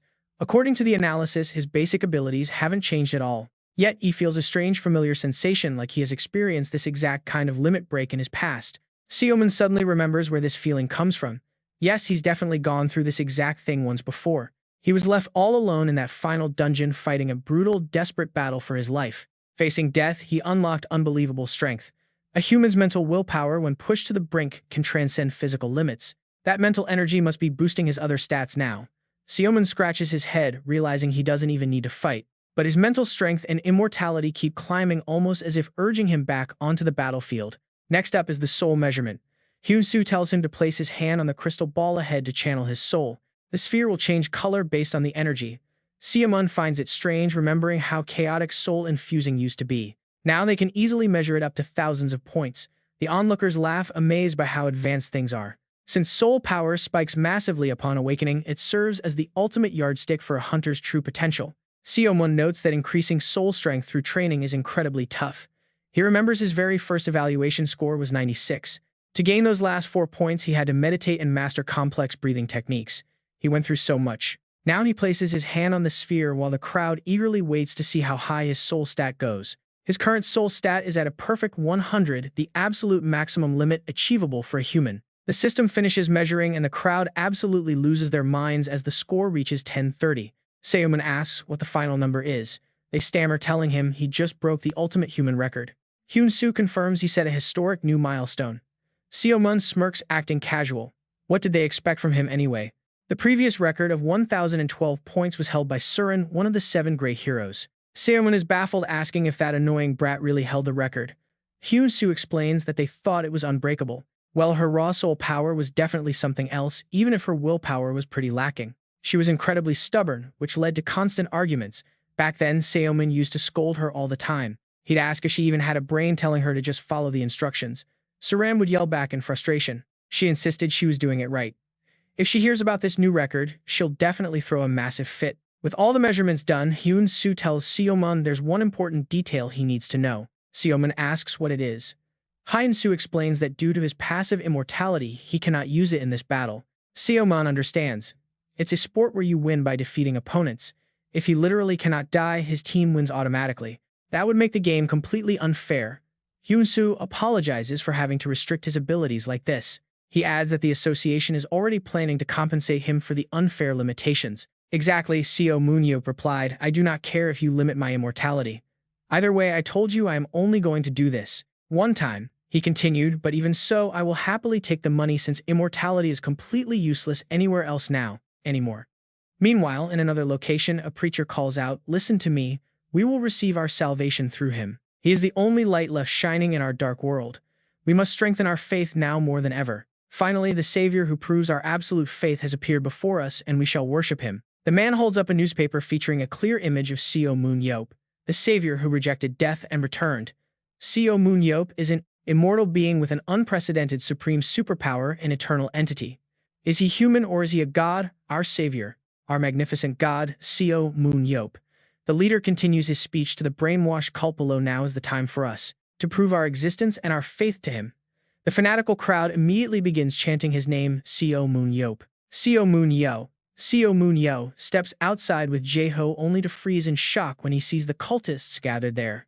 He mutters in complete annoyance, who are these guys anyway? Instantly, the fanatical crowd starts chanting his name. Seo Moon-yeop. Seo Moon-yeop. Our supreme savior, our magnificent superhero, you are the only one who will rescue the entire world. Seo Moon-yeop points a finger at them and turns to Jae-ho. What is this? I do not think they are reporters. Jae-ho explains. Cult of Seo Moon-yeop is a fanatical group that literally worships you as a god. Seo Moon-yeop frowns. The cult of Seo Moon-yeop. Now that I think about it, when I was still at the hospital, those weirdos were gathered right outside the front doors, right? Jae-ho nods. Yes, that was them. But Seo Moon-yeop still does not get it. Why are they worshipping a random guy as a god so loudly? Jae-ho explains they truly believe the world will end and you will resurrect to save all the chosen ones. Seo Moon-yeop is completely disgusted and asks, what the hell is that? Are they completely out of their minds? Jae-ho tries to explain. Well, I thought they were crazy, but you literally did come back to life. As Jae-ho speaks, Seo Moon-yeop's face turns dark. Seeing them eager for the end of the world, Seo Moon-yeop grumbles, looks like I need to teach these fools a lesson. Jae-ho calls out, trying to hold him back. Hey, calm down. What are you doing? Seo Moon-yeop snaps back. What do you mean? Is this your first day knowing me? Jae-ho is completely helpless as he calls out his name. Seo Moon-yeop leaps up and lands right on top of a wall, glaring down at the crowd. Everyone shut your mouths. They look up in awe, praising him as their savior. Seo Moon-yeop roars, I said shut up, are you all deaf? Once the crowd finally falls silent, he nods. Good, now listen up. I know exactly what you were thinking about me. They yell back, you are our hero. But Seo Moon-yeop just raises his voice even louder, cutting them off completely. Get lost and stay away from me, you crazy dogs. Seo Moon-yeop glares around, shouting insults at every single one of them. What are you fools doing out here in broad daylight? Do you have absolutely nothing better to do? Who is your leader? If the idiot running this cult suddenly gets his head crushed by a random falling rock, just know that I did it. The cultists begin to whisper, "Our savior is rejecting us. Is this some kind of test?" "No, he is our savior." "Yes, he must be testing our absolute devotion." The crowd agrees, shouting that they must show him the true strength of their faith. They start chanting his name even louder, "Seo Moon-yeop, Seo Moon-yeop." Hearing this makes him lose his temper completely. What is wrong with these people? Jae-ho watches Seo Moon-yeop fume and instantly worries for the crowd. They are totally doomed. 10 seconds. If you do not clear out of here in 10 seconds, I will personally slaughter every single one of you. I can end anyone I do not like because the government literally gave me full immunity, he yells, brutally beating them. The cultists scream in pain, "Stop, you absolute lunatic." 10 minutes later, the beaten cultists are all groaning on the ground. Seo Moon-yeop grabs one of the young cultists by his collar. "Hey kid, after this, do you still want to follow me?" The terrified kid bursts into tears. "I will never follow you again." He drops him to the ground, satisfied. "Good answer. Think about it and do not listen to a single word these cult leaders tell you. Now get out of here." Seo Moon-yeop jumps down, dusts himself off, and tells Jae-ho he is done and ready to train. Jae-ho just stares in awe. Seo Moon-yeop asks what Jae-ho sighs, "You are seriously the absolute craziest person I have ever met." Seo Moon-yeop just shrugs. "Thanks for the compliment, but those guys are the real lunatics. Why do they get to worship me without my permission?" Jae-ho shakes his head, saying he is done talking. He warns that reporters are probably on their way already. Seo Moon-yeop casually replies that he will just beat them up too if they show up. Jae-ho sighs, telling him to stop. "You know, acting like this is only going to attract more media attention, right? I have been chasing away stalkers all day." Just like that, memories of his time at the orphanage start resurfacing. Up above, a lone figure watches them closely, their savior. Seo Moon-yeop speaks up. He honestly cannot understand why people care so much about other lives. Jae-ho simply agrees with him. Jae-ho senses something off and asks if he is alright. Suddenly, the mysterious watcher on the roof vanishes without a trace. Seo Moon-yeop shrugs it off. It is nothing. Meanwhile, crowds gather at Incheon International Airport for the highly anticipated charity match. The legendary Peen has actually made his way to Korea. Naturally, the world's most powerful figures arrived the second they heard. They all wanted to see the iconic hero return. One veteran VIP notes it has been 15 years since his last visit. A Korean superhuman returning is incredibly rare. His companion agrees right as Belen chimed in to share her thoughts. Thanks to their training, she became the best battlefield agent in America. Yet she still ended up losing the diamond. The woman beside him laughs, saying it is hopeless anyway because Mr. Beck has never actually participated in real battles. None of the 7 legendary superhumans have ever cared about sports. Even the young Surin lost interest pretty quickly back then. She stepped away once her powers began showing signs of decline. But really, what can they even do about that? Now get this, her recent profile footage is absolutely shocking. If that devastating extinction ray continues, nobody stands a chance. An 11-on-11 match would literally end in 3 seconds flat. Peen chuckles, completely ignoring the previous opportunities he missed. He vows not to fail this time. This is his shot to secure Seo Moon-yeop, the absolute strongest superhuman in history. Yes, the strongest. Suddenly, the woman gasps and tells Peen to look over there. He immediately turns his head. Another elite figure has appeared on the scene. It is Jack Render, the famous American field agent. Peen is instantly annoyed. Zeln laughs mockingly, asking if that is really him. He tells Peen they must play fair and square this time. Peen grits his teeth. This will not be easy. Still, he is determined to protect his targets from being stolen. Looking at those two, a flashy man covered in heavy gold rings scoffs. They are the culprits who ruined his dungeon business. He is shocked to see that same man stepping onto the active battlefield today after ignoring it for so long. He claimed he had no interest in being a player, yet here he is taking his first baby steps. They are the Moro brothers. Moro brothers and Moro brothers. Laughing, they look at Seo Moon-yeop, declaring they must secure his signature no matter what. They are determined to lock him down with a contract. One brother admits he wants to face him in battle, but they will not get that chance. As 3 powerful factions stand face to face, each harbors their own secret goal. They agree Seo Moon-yeop cannot fall into rival hands. Suddenly, steady rhythmic footsteps echo softly down the hall. The youngest member of the 7 superhumans, Surin, arrives. She admits she only came to see what he is like. Outside, Seo Moon-yeop sighs at the massive crowd. He mutters that a population reduction from the underground war was actually helpful. His companion begs him not to say such horrible things. He urges him to keep his composure today of all days. This is a pretty massive event after all. Stepping out of the vehicle, Seo Moon-yeop simply smiles and says, "Let's play." The excited crowd starts chanting his name. Jae-ho scoffs, teasingly asking what makes him so special to everyone. Seo Moon-yeop jokingly credits Jae-ho for giving him such a flashy look. Suddenly, a swarm of eager reporters rushes toward them. They plead for a quick interview. Jae-ho immediately shoves him forward, warning him not to say anything too weird. Seo Moon-yeop fumes, calling him a traitor for using him as bait. Instantly, reporters bombard him, asking about his violent outbursts. They press him on why he assaulted his own guild members, bringing up his highly controversial history of violence. They ask if he feels any remorse at all and how he feels participating in this charity event today. He silently swears to kill Jae-ho later. Suddenly, another reporter shifts the focus to the legendary hero arriving in Korea. They ask how he feels about seeing her after 17 long years. Seo Moon-yeop freezes, shocked to hear Surin is back. They confirm she arrived specifically to watch this event. Thoroughly confused, he demands to know why she would bother coming. The reporter explains she came to see a younger friend playing in today's match. Seo Moon-yeop's stomach drops. Is that friend him? As Seo Moon-yeop steps inside, the locker room instantly erupts in whispers. Everyone is eager to see the famous powerhouse in person. They wonder just how strong the legendary hero of Wangwon Square actually is. Now they finally get to witness it. Seo Moon-yeop immediately tracks down Jae-ho, asking if he heard the latest update. Confused, Jae-ho asks what he is talking about. He breaks the news that Surin is here. Baek Ha-yeon joins them, placing a comforting hand on his shoulder while telling him to stay safe. He jokingly advises his friend to keep a shield ready at all times. Seo Moon-yeop sighs, wondering if he really treated her that badly. Jae-ho sighs and reminds him that he cursed her out. Even with her poor Korean, she understood enough to hold a massive grudge. He silently prays she did not show up today seeking cold-blooded revenge. Surely she will not blast a death ray. He hopes 17 years of growing older has caused her to completely forget all those petty old grudges. Yet her stubborn nature is likely the exact same. Back then, Surin was China's star hero for the raid. As the sole heiress of an incredibly wealthy family, she wielded massive power under tight government protection. That 17-year-old grew up treated like absolute royalty, and her spoiled, demanding attitude was almost impossible to manage. Seeing her throwing another childish tantrum instantly gets on Seo Moon-yeop's nerves. She's exactly the type he hates. Seo Moon-yeop used to ruthlessly tear her down, asking if her head was just decoration or calling her a sloth. He even told her a common chicken could utilize superpowers better than she could completely, mocking her lack of talent. Baek Ha-yeon sighs and shakes her head jokingly, advising him to prepare for 2 funerals once she catches up to him. Jae-ho clutches his temples and tells them to drop the talk of funerals because they have an urgent issue now. He calls for everyone's attention, assuming they already know the general rules for this upcoming charity match. Since some rookies are entering the battlefield for the first time, he gives a quick, essential briefing. The players will split into Team Charity and Team Hope. Team Charity consists of the seasoned national squad members. Meanwhile, Team Hope consists of selected prospects, though Bayan is sitting this round out for a special reason. In his place, Jae-ho himself and the infamous Seo Moon-yeop will step in as active players for Team Hope. Jae-ho scratches his head, admitting it has been ages since he held a weapon, making him a bit nervous.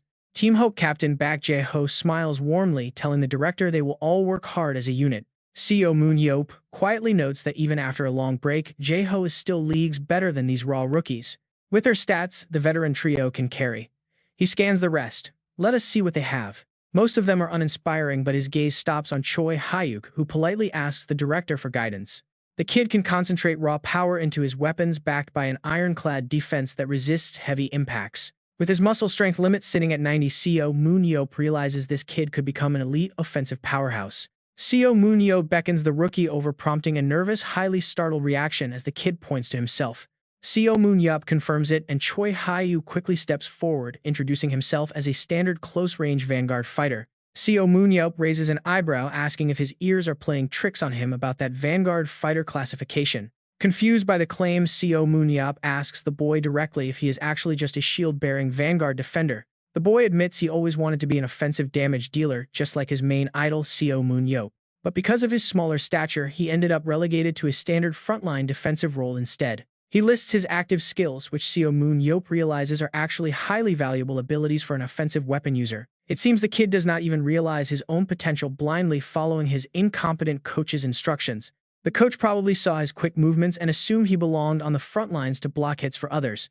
Instead of nurturing his raw speed and power, they just lazily slapped a shield in his hand. Seo Moon-yeop sighs and tells Baek Ha-yeon to go grab a spare training shield from the equipment rack immediately. She returns quickly, and Seo Moon-yeop hands the heavy defensive barrier straight over to the highly confused rookie. Since time is short, Seo Moon-yeop tells him to listen closely. Learn the absolute fundamentals of defensive guarding. He instructs the boy to hold the shield, tight strike forward, and immediately retreat behind his cover to hide. Just simple advance and retreat drills. But the boy protests, claiming vanguard fighters do not use shields. Seo Moon-yeop glares at him. If he orders him to use it, the boy should just do it. The onlookers watch in complete disbelief. Can you believe he is actually shifting player roles right before the match? They whisper among themselves, wondering if this crazy veteran is actually going to ruin their entire team dynamic. Director Jae-ho finalizes the composition as 4 damage dealers, 6 vanguard defenders, and 1 dedicated support. Choi Hyuk feels utterly betrayed, assuming even the director has completely given up on him now. Seo Moon-yeop checks out his new combat gear. It is surprisingly light yet incredibly sturdy for defense. He glances over at Jae-ho, teasing the older man about his age. "Are you sure you are okay?" Jae-ho laughs it off, looking at his uniform before asking if the weapons are ready for action. Baek Jae-ho explains that he prepared a modified version of his original weapon. Moon-yeop grunts in agreement as Baek Jae-ho notes how easily it unfolds and folds. Baek Jae-ho worked meticulously on the repair because this is after all the famous and legendary weapon that once saved the Earth. Moon-yeop points out that he made it less than a year ago. Baek Jae-ho urges him to stay sharp, knowing how strong his old friend is. Their opponents are absolute monsters trained specifically for battles like this, and even though their individual skills might be lacking compared to others, Moon-yeop still lacks actual game experience. After all, the opposing team claims they have far more battlefield experience than them. Moon-yeop just asks if that is true and promises to keep it in mind. Baek Jae-ho responds by giving him a confident thumbs up. Now it is time to see the skills of these experienced juniors. The crowd goes wild as the two teams step onto the field. Moon-yeop scans the national team to see if there are any decent players. Their opponents average around 70 in stats. That is much higher than his own team's average of 60, but it is not terrible. Still, the rivals have nothing special. Suddenly, Seo Moon-yeop leans in and whispers to Baek Jae-ho, asking him if he actually scores the players during selection. Baek Jae-ho explains that the final score is just the sum of several attributes. Moon-yeop simply nods, already knowing the method. He looks around thinking that this basic averaging method completely fails to identify standout players for specific roles. His gaze stops on a guy casually chewing gum. Who is this clown? His overall stats are decent but not impressive. His mental attribute is absolute garbage. Out of a 60 limit, he only has a pathetic 26, a legacy pick, a nepotism hire that Moon-yeop vows he would never use. Suddenly, the kid speaks up, asking what the old man is staring at. Moon-yeop retorts, asking if the kid is talking to him. The punk replies with attitude, calling him an old man. The kid internally mocks Moon-yeop, thinking about how poorly he led the Korean team during the previous match against America. Believing the legend does not even understand the game, the kid tells a teammate to swap places so he can stand next to him. Moon-yeop asks if the kid has some issue with him. The punk glares back, admitting that he absolutely does. He asks if the old man actually thought he did well against America, claiming his terrible leadership showed he knows nothing. Moon-yeop just scoffs in response. This only angers the kid more, who snarls that Moon-yeop's performance was a national embarrassment. Moon-yeop cuts him off, casually asking if the kid's father is the association's vice president. The punk looks surprised. He asks if Moon-yeop really thinks that.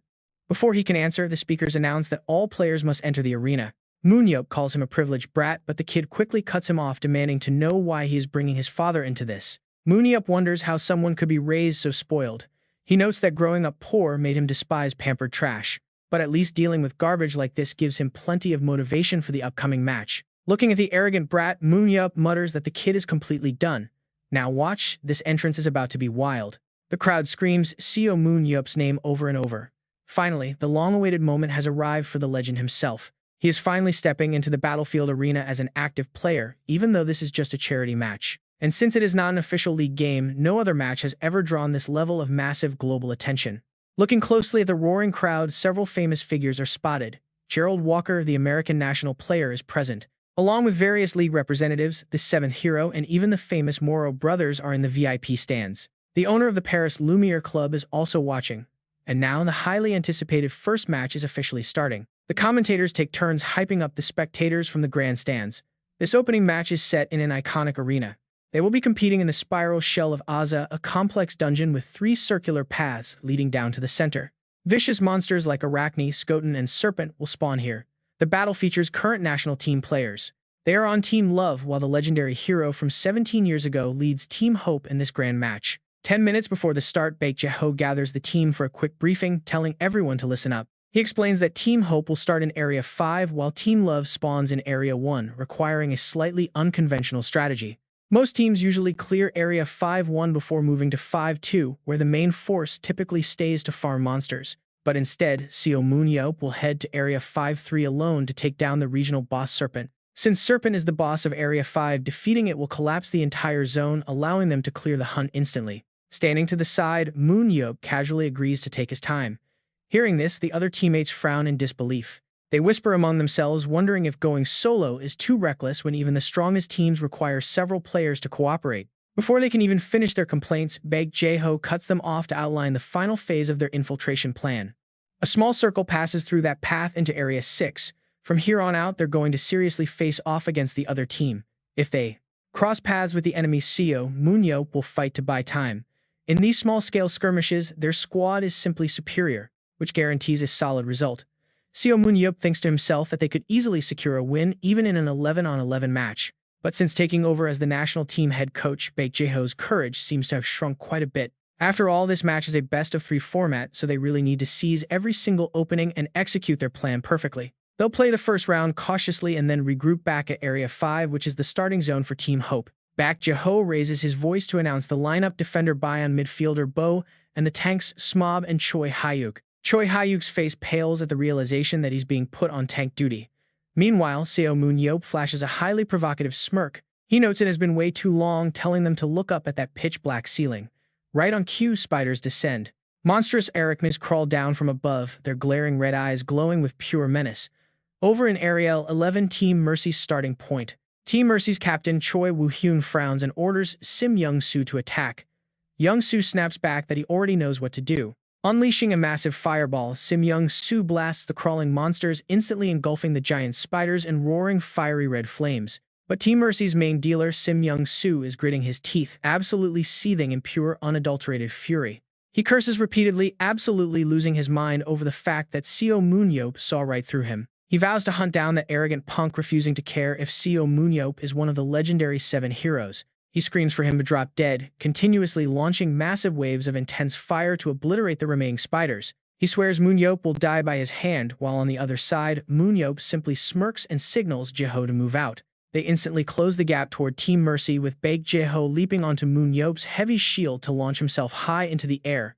Drawing his sword mid-air, Jae-ho slices through a cluster of spiders, sending a disgusting shower of black blood and severed limbs raining down. The bloody mess splatters onto the ground below. Jae-ho yells out that he is falling, calling for Moon-yeop to back him up. Moon-yeop immediately catches him, allowing Jae-ho to bounce off the shield again and tear through another cluster of monsters. Watching this legendary duo perform on screen, the commentators and the live audience are practically screaming with pure excitement. They call it a masterclass in co-op play. Normally, arachnids are incredibly tough to handle even for a group of 10. Yet these two clear the entire swarm in mere moments, leaving nothing but carnage in their wake.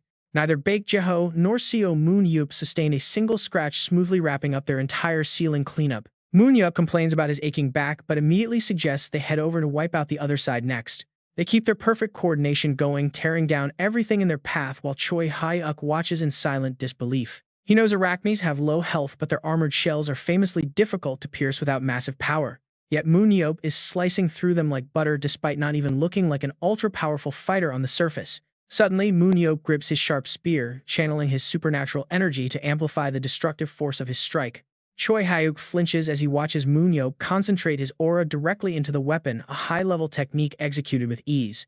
Moon-yeop comments that using a shield is still a bit awkward for him, so he's just applying his usual weapon amplification. He realizes that aura concentration can be applied to both weapons and shields, prompting Choi Hyuk to follow his lead. Determined to test it out, Choi Hyuk charges forward and vaporizes an arachnid with a single devastating swing. He realizes that aura concentration works perfectly for both offense and defense. Standing nearby, Moon-yeop observes his progress. Moon-yeop is quite impressed by the guy's rapid improvement, telling himself he cannot just stand around and watch. Suddenly, another arachnid lunges at him, whipping out a hideous tongue and spitting a stream of deadly acid. Moon-yeop reacts instantly, raising his shield to block the poison before driving his spear straight down the monster's throat.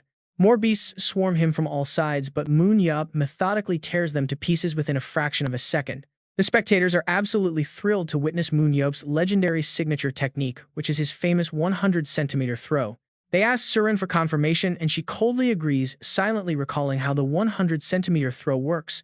While it looks like a standard spear thrust, it actually utilizes his specialized super throwing ability to its absolute limit. The spear instantly accelerates to maximum velocity, but before it travels even 100 centimeters and leaves his grip, he has already caught the end of it, turning a simple throw into an incredibly high-speed, devastating thrust. It delivers a far more explosive impact than raw physical strength alone, but pulling off such a crazy skill is incredibly demanding. The moment his spear flies, a smirk of pure delight spreads across his face.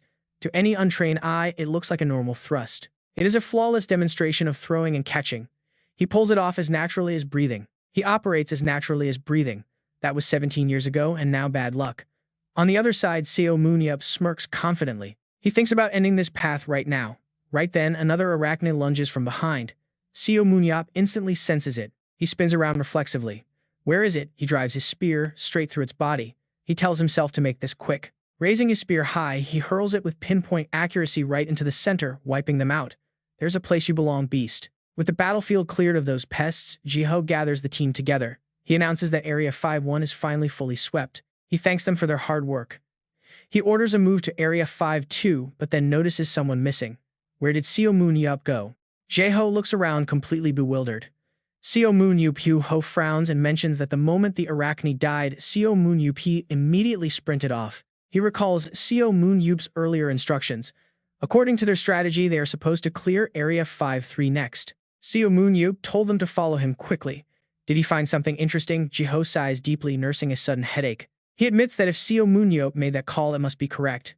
Even if he looks incredibly impulsive on the outside, he is actually a highly tactical guy who plans every single move. All right, he says, we are moving to Area 5-2. The team acknowledges the order. Meanwhile, at Area 5-3, Seo Moon-yeop stands before the beast. He greets it in a low whisper. It is the serpent, the legendary boss of Area 5.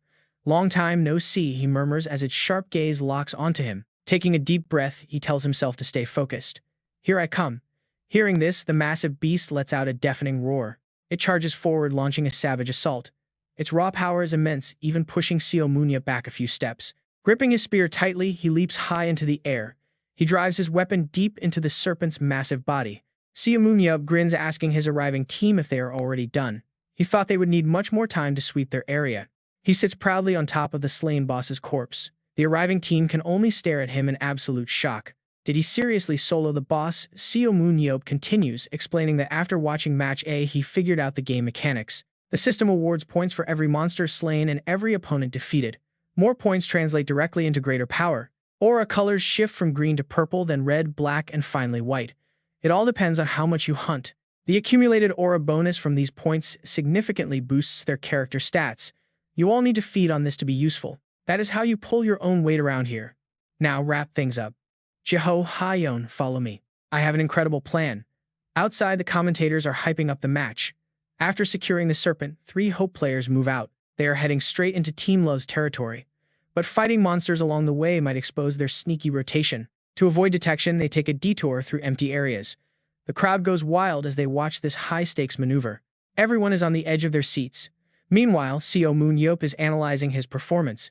When he hunted the serpent earlier, he realizes that he only used a single strike, and yet that massive beast was already left on the brink of death. Since they have only hunted a few Arachne, the standard score multiplier should not have given him such a massive damage boost. Green is only the very first tier of power. He wonders if this is due to his insane stat of 110 mental strength. Just then, Jiho calls out. He asks Seo Moon-yeop what the actual plan is. If he does not give an order, what should they do? They are about to run straight into Team Love. Seo Moon-yeop smirks and tells him that he is working on it. Smiling, he explains his plan. Seeing a player like Suran on the opposing team gave him a brilliant idea. That guy has decent superpowers, but his mental strength is basically non-existent. He looks like a total mama's boy. Jiho quickly catches on. He asks if Seo Moon-yeop is referring to Sim Young-soo. Seo Moon-yeop nods, confirming that indeed sounds like his name. There is no guarantee they will run into that coward, of course. If they miss him, Seo Moon-yeop will adapt. He will adjust the plan on the fly. But if they do cross paths, it will be an absolute slaughter. Meanwhile, at Area 12, Team Love has finished clearing out the entire zone. Their hunting phase is done. Team Love's captain Choi Woo-hyun barks out orders. He commands them to split their forces, sending one group to Area 9 and another to invade Area 11. The entire squad moves out in perfect unison. Over in Area 9, Team Love's strike team is operating flawlessly. They quickly wipe out half of the Arachne in the zone. Blades flash and fire burns as they execute their targets. Unleashing massive waves of fire, Sim Young-soo grins to himself. He notes that this hunt is going incredibly well. Thanks to the points he has gathered, his aura has already upgraded to purple. Meanwhile, Seo Moon-yeop finishes sweeping his zone. They continue moving to another area as their leader calls for everyone to advance. But Young-soo is still riding that wave of pure excitement.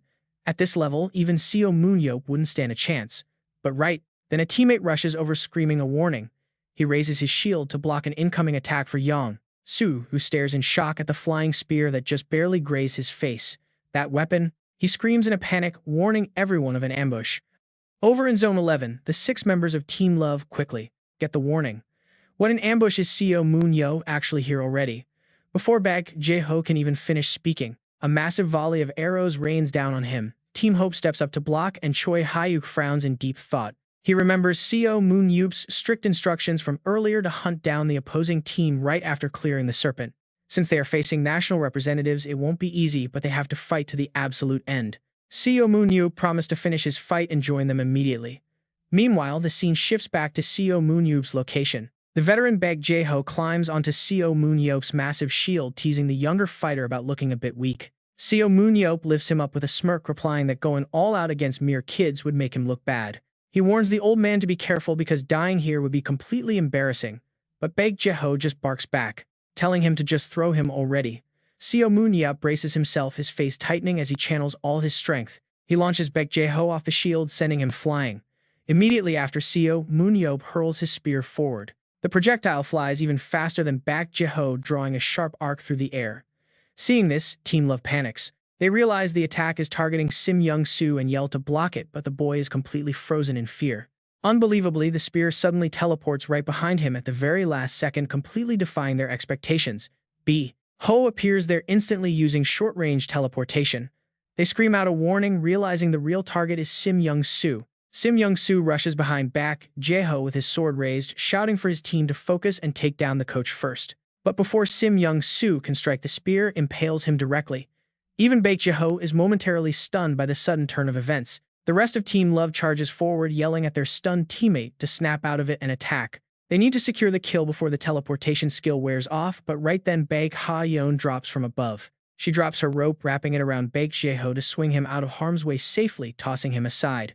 As she pulls back, a golden flash erupts, and she instantly teleports away to escape the incoming retaliation. Baek Jae-ho leaps back to Seo Moon-yeop's side, smirking as he asks if the old man is feeling the adrenaline rush yet. Seo Moon-yeop grins back, noting they successfully eliminated Sim Young-soo, leaving them in a clean 3 versus 3 scenario. Sim Young-soo grits his teeth in sheer rage. Seo Moon-yeop just laughs excitedly, suggesting they each take down one opponent. This completely infuriates the boy. Out in the stadium, the crowd absolutely erupts with roaring cheers at the spectacle. The commentators note how they feigned an attack on Sim Young-soo just to bait and eliminate 2 other key players. That spectacular retreat and historic first blood by Seo Moon-yeop showcases a level of coordination that is absolutely legendary. His perfect calculation of speed and distance delivered Coach Baek Jae-ho straight to the target. This is absolute peak skill mastery. But before the crowd can even finish cheering, Seo Moon-yeop launches Baek Jae-ho into the air yet again. Baek Jae-ho and Baek Ha-yeon flank Sim Young-soo from both sides, closing the distance in the blink of an eye. They easily eliminate his final teammates, leaving Sim Young-soo completely isolated in the center. The boy looks absolutely terrified. "This can't be happening," he stammers. But Seo Moon-yeop's voice suddenly cuts through the air, asking him why not. He brutally slams his heavy shield right into Sim Young-soo's face, calling him a pathetic coward who can't fight his own battles. The system announcer declares 3 kills for Baek Jae-ho and 2 for Seo Moon-yeop. Over with the remaining members of Team Love. Everyone is paralyzed with shock. How could their entire 5-man frontline get wiped out so instantly? It makes zero sense. But they can't just sit around and wait for death. One survivor rallies the rest, screaming for an all-out assault. If they can secure a victory here, they can still turn the tides of this entire match. They are national representatives. He charges recklessly straight at Choi Hyuk, who simply narrows his eyes and recalls Seo Moon-yeop's crucial training advice. He was told to keep his shield locked to his left chest and use his body weight to push forward and strike. After attacking, he must immediately retreat behind the shield. Hyuk swiftly raises his barrier perfectly, deflecting the incoming blow. Seizing the opening, he steps back and unleashes his superpower directly at his opponent's flanks, forcing the enemy to retreat. Gritting his teeth, the enemy is completely baffled. How is this guy's defense so solid when Seo Moon-yeop only recruited him at the very last second? Damn it! Shouting for the fake Moon-yeop to die, the opponent slashes furiously.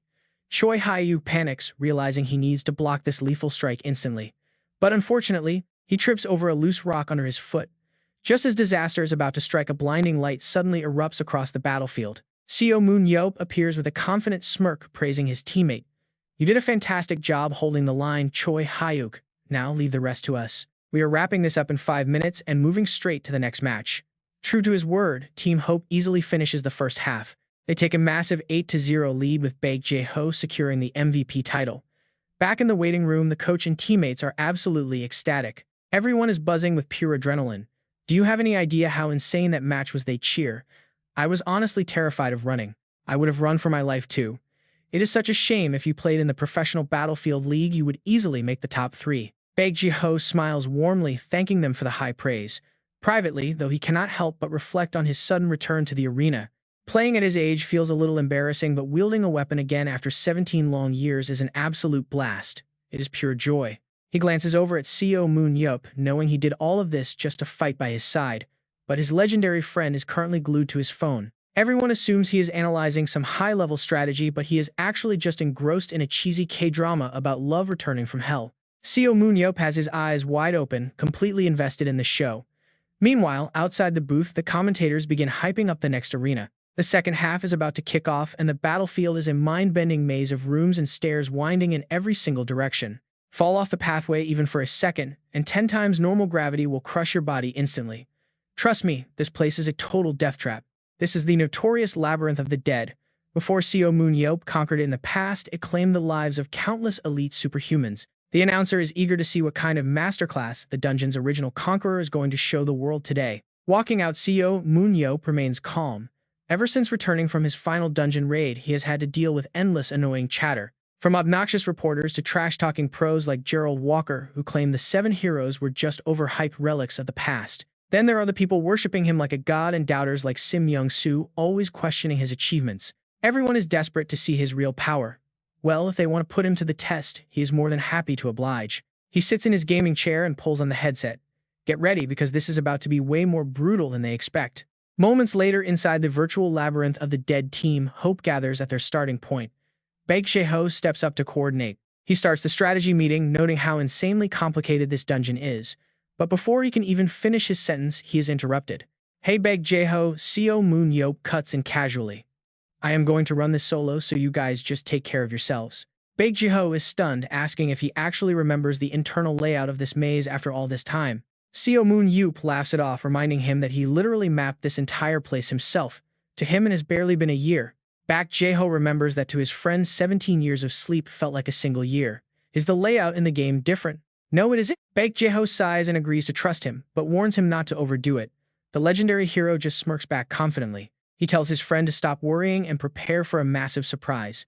If Team Love spawns opposite him, he knows exactly where to go. With that, Seo Moon-yeop immediately dashes forward, heading straight into the dark corridors without looking baek Ha-yeon nervously asks if they are really letting him go alone. Baek Jae-ho nods, admitting that while the guy seems incredibly lazy, always lying around watching movies like a total slacker, absolutely nobody can match his tactical instincts and quick decision-making inside a dungeon. He definitely has a solid plan mapped out. Ha-yeon is amazed, but Baek Jae-ho silently wonders if he actually has one. Meanwhile, Seo Moon-yeop marches straight toward a large pack of enemies. The monsters blocking his path this time are heavily armored skeletons. The sight of them brings back vivid memories. Good to see you bastards again, he mutters, raising his heavy shield with a grin. He charges headfirst right into the horde. His eyes flare with intense energy as his speed hits an entirely different level. A bright blue aura erupts around him. In a flash, he slams his shield directly into a skeleton, sending it flying backward. He swings his spear in a sweeping strike, cutting down the rest, but the resilient monsters quickly recover and lunge forward. Seo Moon-yeop simply smirks, easily raising his shield to block their incoming blades. He stomps hard on the ground to build up momentum. He leaps high into the air, using his shield to deflect their strikes and clear his path. He knows this labyrinth like his own hand. In this arena, stepping off the designated paths triggers 10 times normal gravity, meaning one wrong step sends you plummeting to your death. Anyone unfamiliar with the layout would be terrified, but Seo Moon-yeop has no hesitation. From high above, he hurls his spear downward. He grabs onto the weapon as it flies, using the sheer momentum to swing himself perfectly back onto a safe platform. With a quick flip and a drop, this would be too easy. Seo Moon-yeop headed straight toward the unsuspecting Team Love. Avoiding a ground route, he leaped through the air to steer clear of those pesky skeletons, but they quickly spotted him. The moment they saw him, panic set in. He was already here, even though the match had barely started 10 minutes ago. Seo Moon-yeop taunted them, saying their true skills were already exposed, so they might as well accept their inevitable death. A thick aura of pure bloodlust erupted from his body, utterly overwhelming his opponents. Team Love's captain was visibly shaken. Choi Woo-hyun grimaced and yelled out, "Don't panic, fall back first." He was sure the man didn't come alone. They needed to retreat and regroup. Seo Moon-yeop could only smile at their wild guessing he was actually completely alone. Still, retreating wasn't a terrible move. If they had brainlessly rushed him, this match would already be over. Since they showed a bit of brain, he decided to play with them a little longer. Activating his eagle eye, he analyzed the escaping players like scurrying ants. Not that one, but yes, there he was. Seo Moon-yeop hurled his spear directly at one of the runners. The player shrieked in pain and tumbled out of bounds. He was out of the game. The enemies cursed, shocked that Seo Moon-yeop had taken down a core player so easily. Though his status window couldn't track every exact stat, knowing their limits was enough. It looked like they all ran away. Since they were gone, he looked up, deciding to scale the high ground. Meanwhile, the fleeing members of Team Love finally stopped at a relatively safe spot, desperately trying to catch their breath and put their broken formation back together. Choi Woo-hyun grumbled, wondering if the monster would follow them. The attack had been completely out of nowhere. Others pointed out that he must be alone since none of his teammates had showed up to back him. That would make him an easy target, right? But there was no absolute guarantee he was actually acting solo. If they got ambushed by hidden players, they'd suffer heavy losses.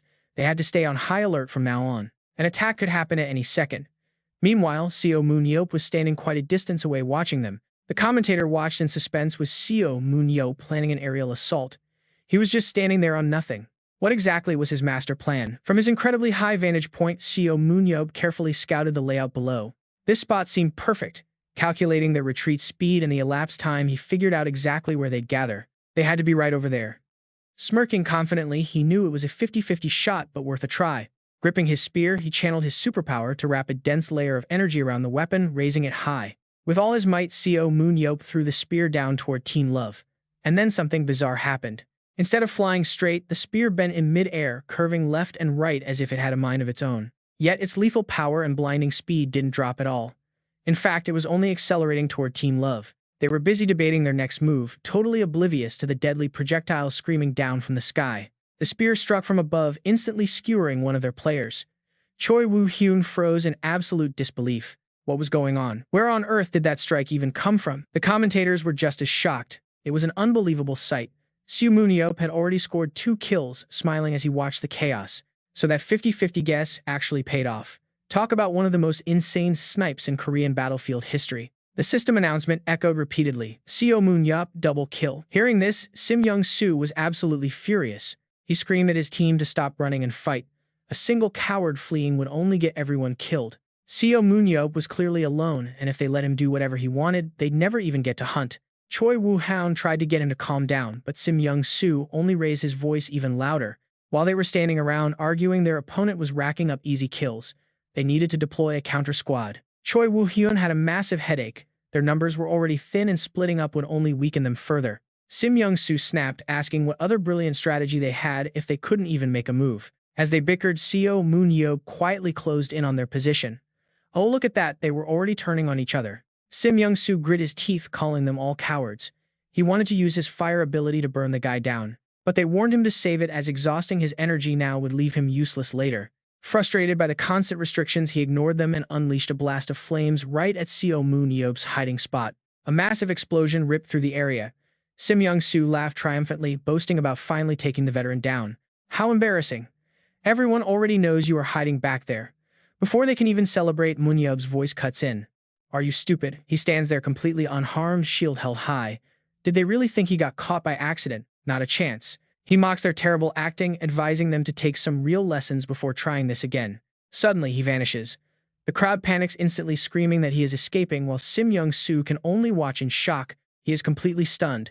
How was his superpower blocked so easily? Jae-hyuk frowns, noting that it was a direct attack. Normally, Sim Young-soo's superpower is exceptionally strong, easily exceeding the standard of almost any high-level player in the game. Even in a terrible mental state, Sim Young-soo is still fully capable of becoming a key pillar of the national team. There is absolutely no way his direct attack could be blocked this easily.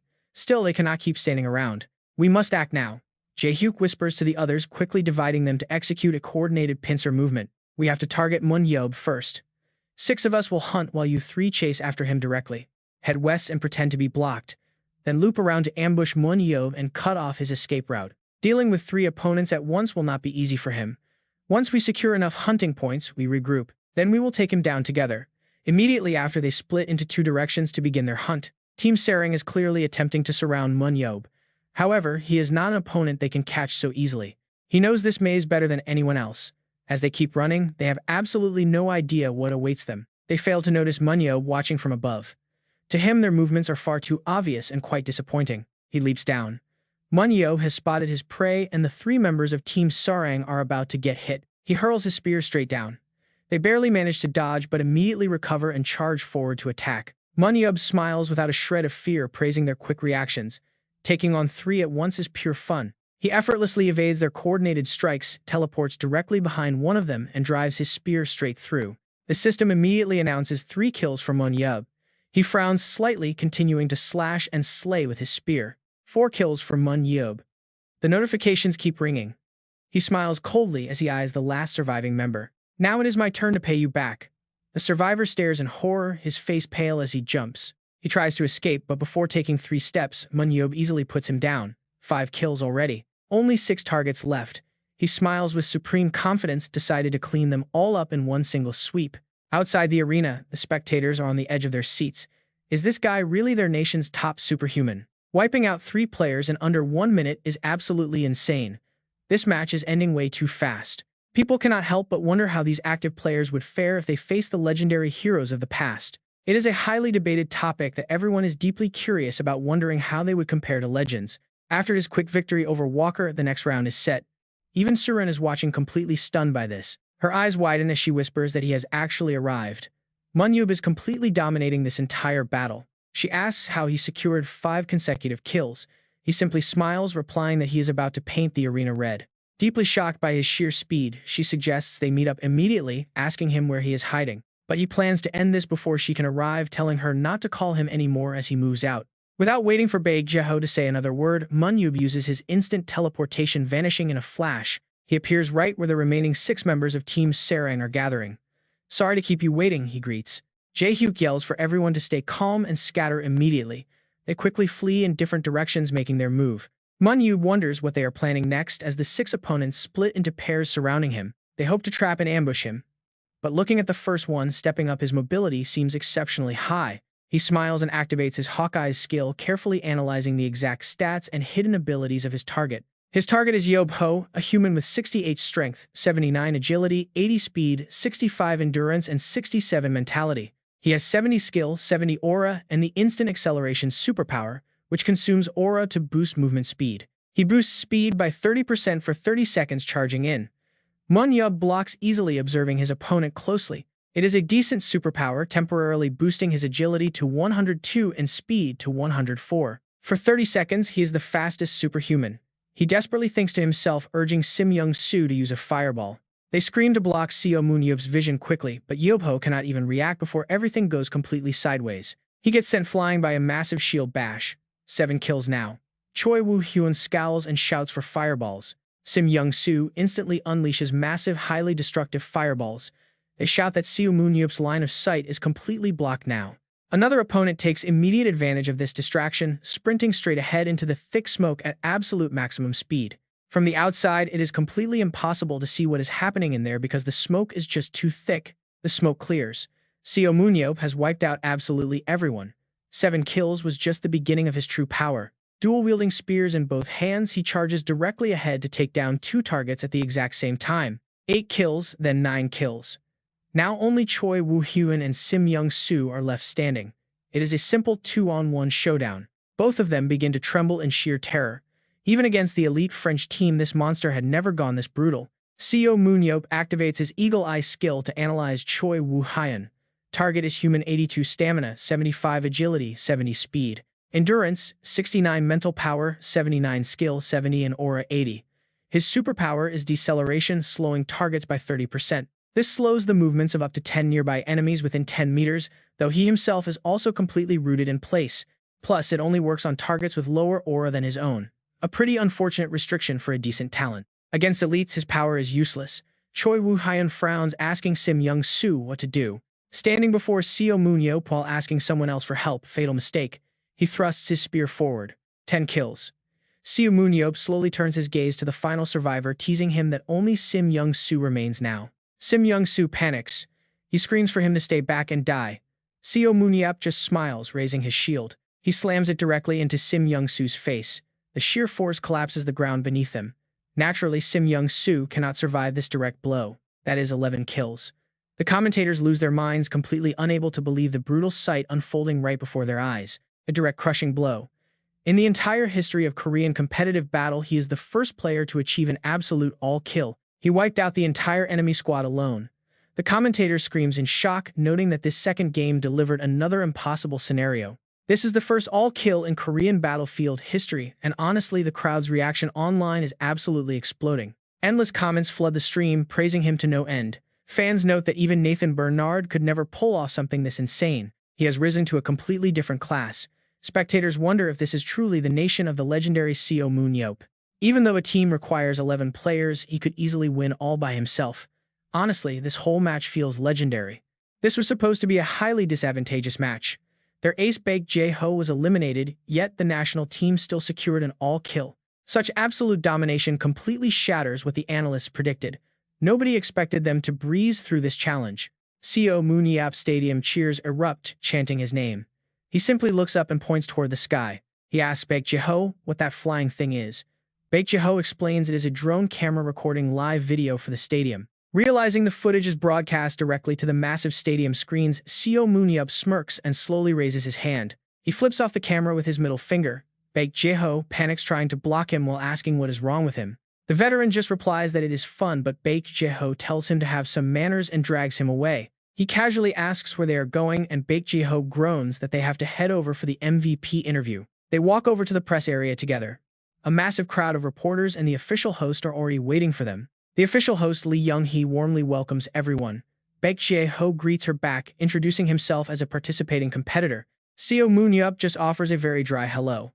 Lee Young-hee smiles brightly, complimenting both players on their incredible performance. She praises their amazing show before turning to ask Baek Jae-ho, the first game MVP, if he expected to do so well. Baek Jae-ho looks slightly embarrassed by the question, trying to gather his thoughts before giving a proper answer. He admits that he never expected it, explaining that Seo Moon-yeop practically forced him into participating in the first place. Training was rushed, but luckily he got a great result because his body still remembered his past combat experiences. She thanks him for the honest answer, then turns her attention to Seo Moon-yeop to ask about his spectacular second game. She asks if he ever expected to pull off an all-kill.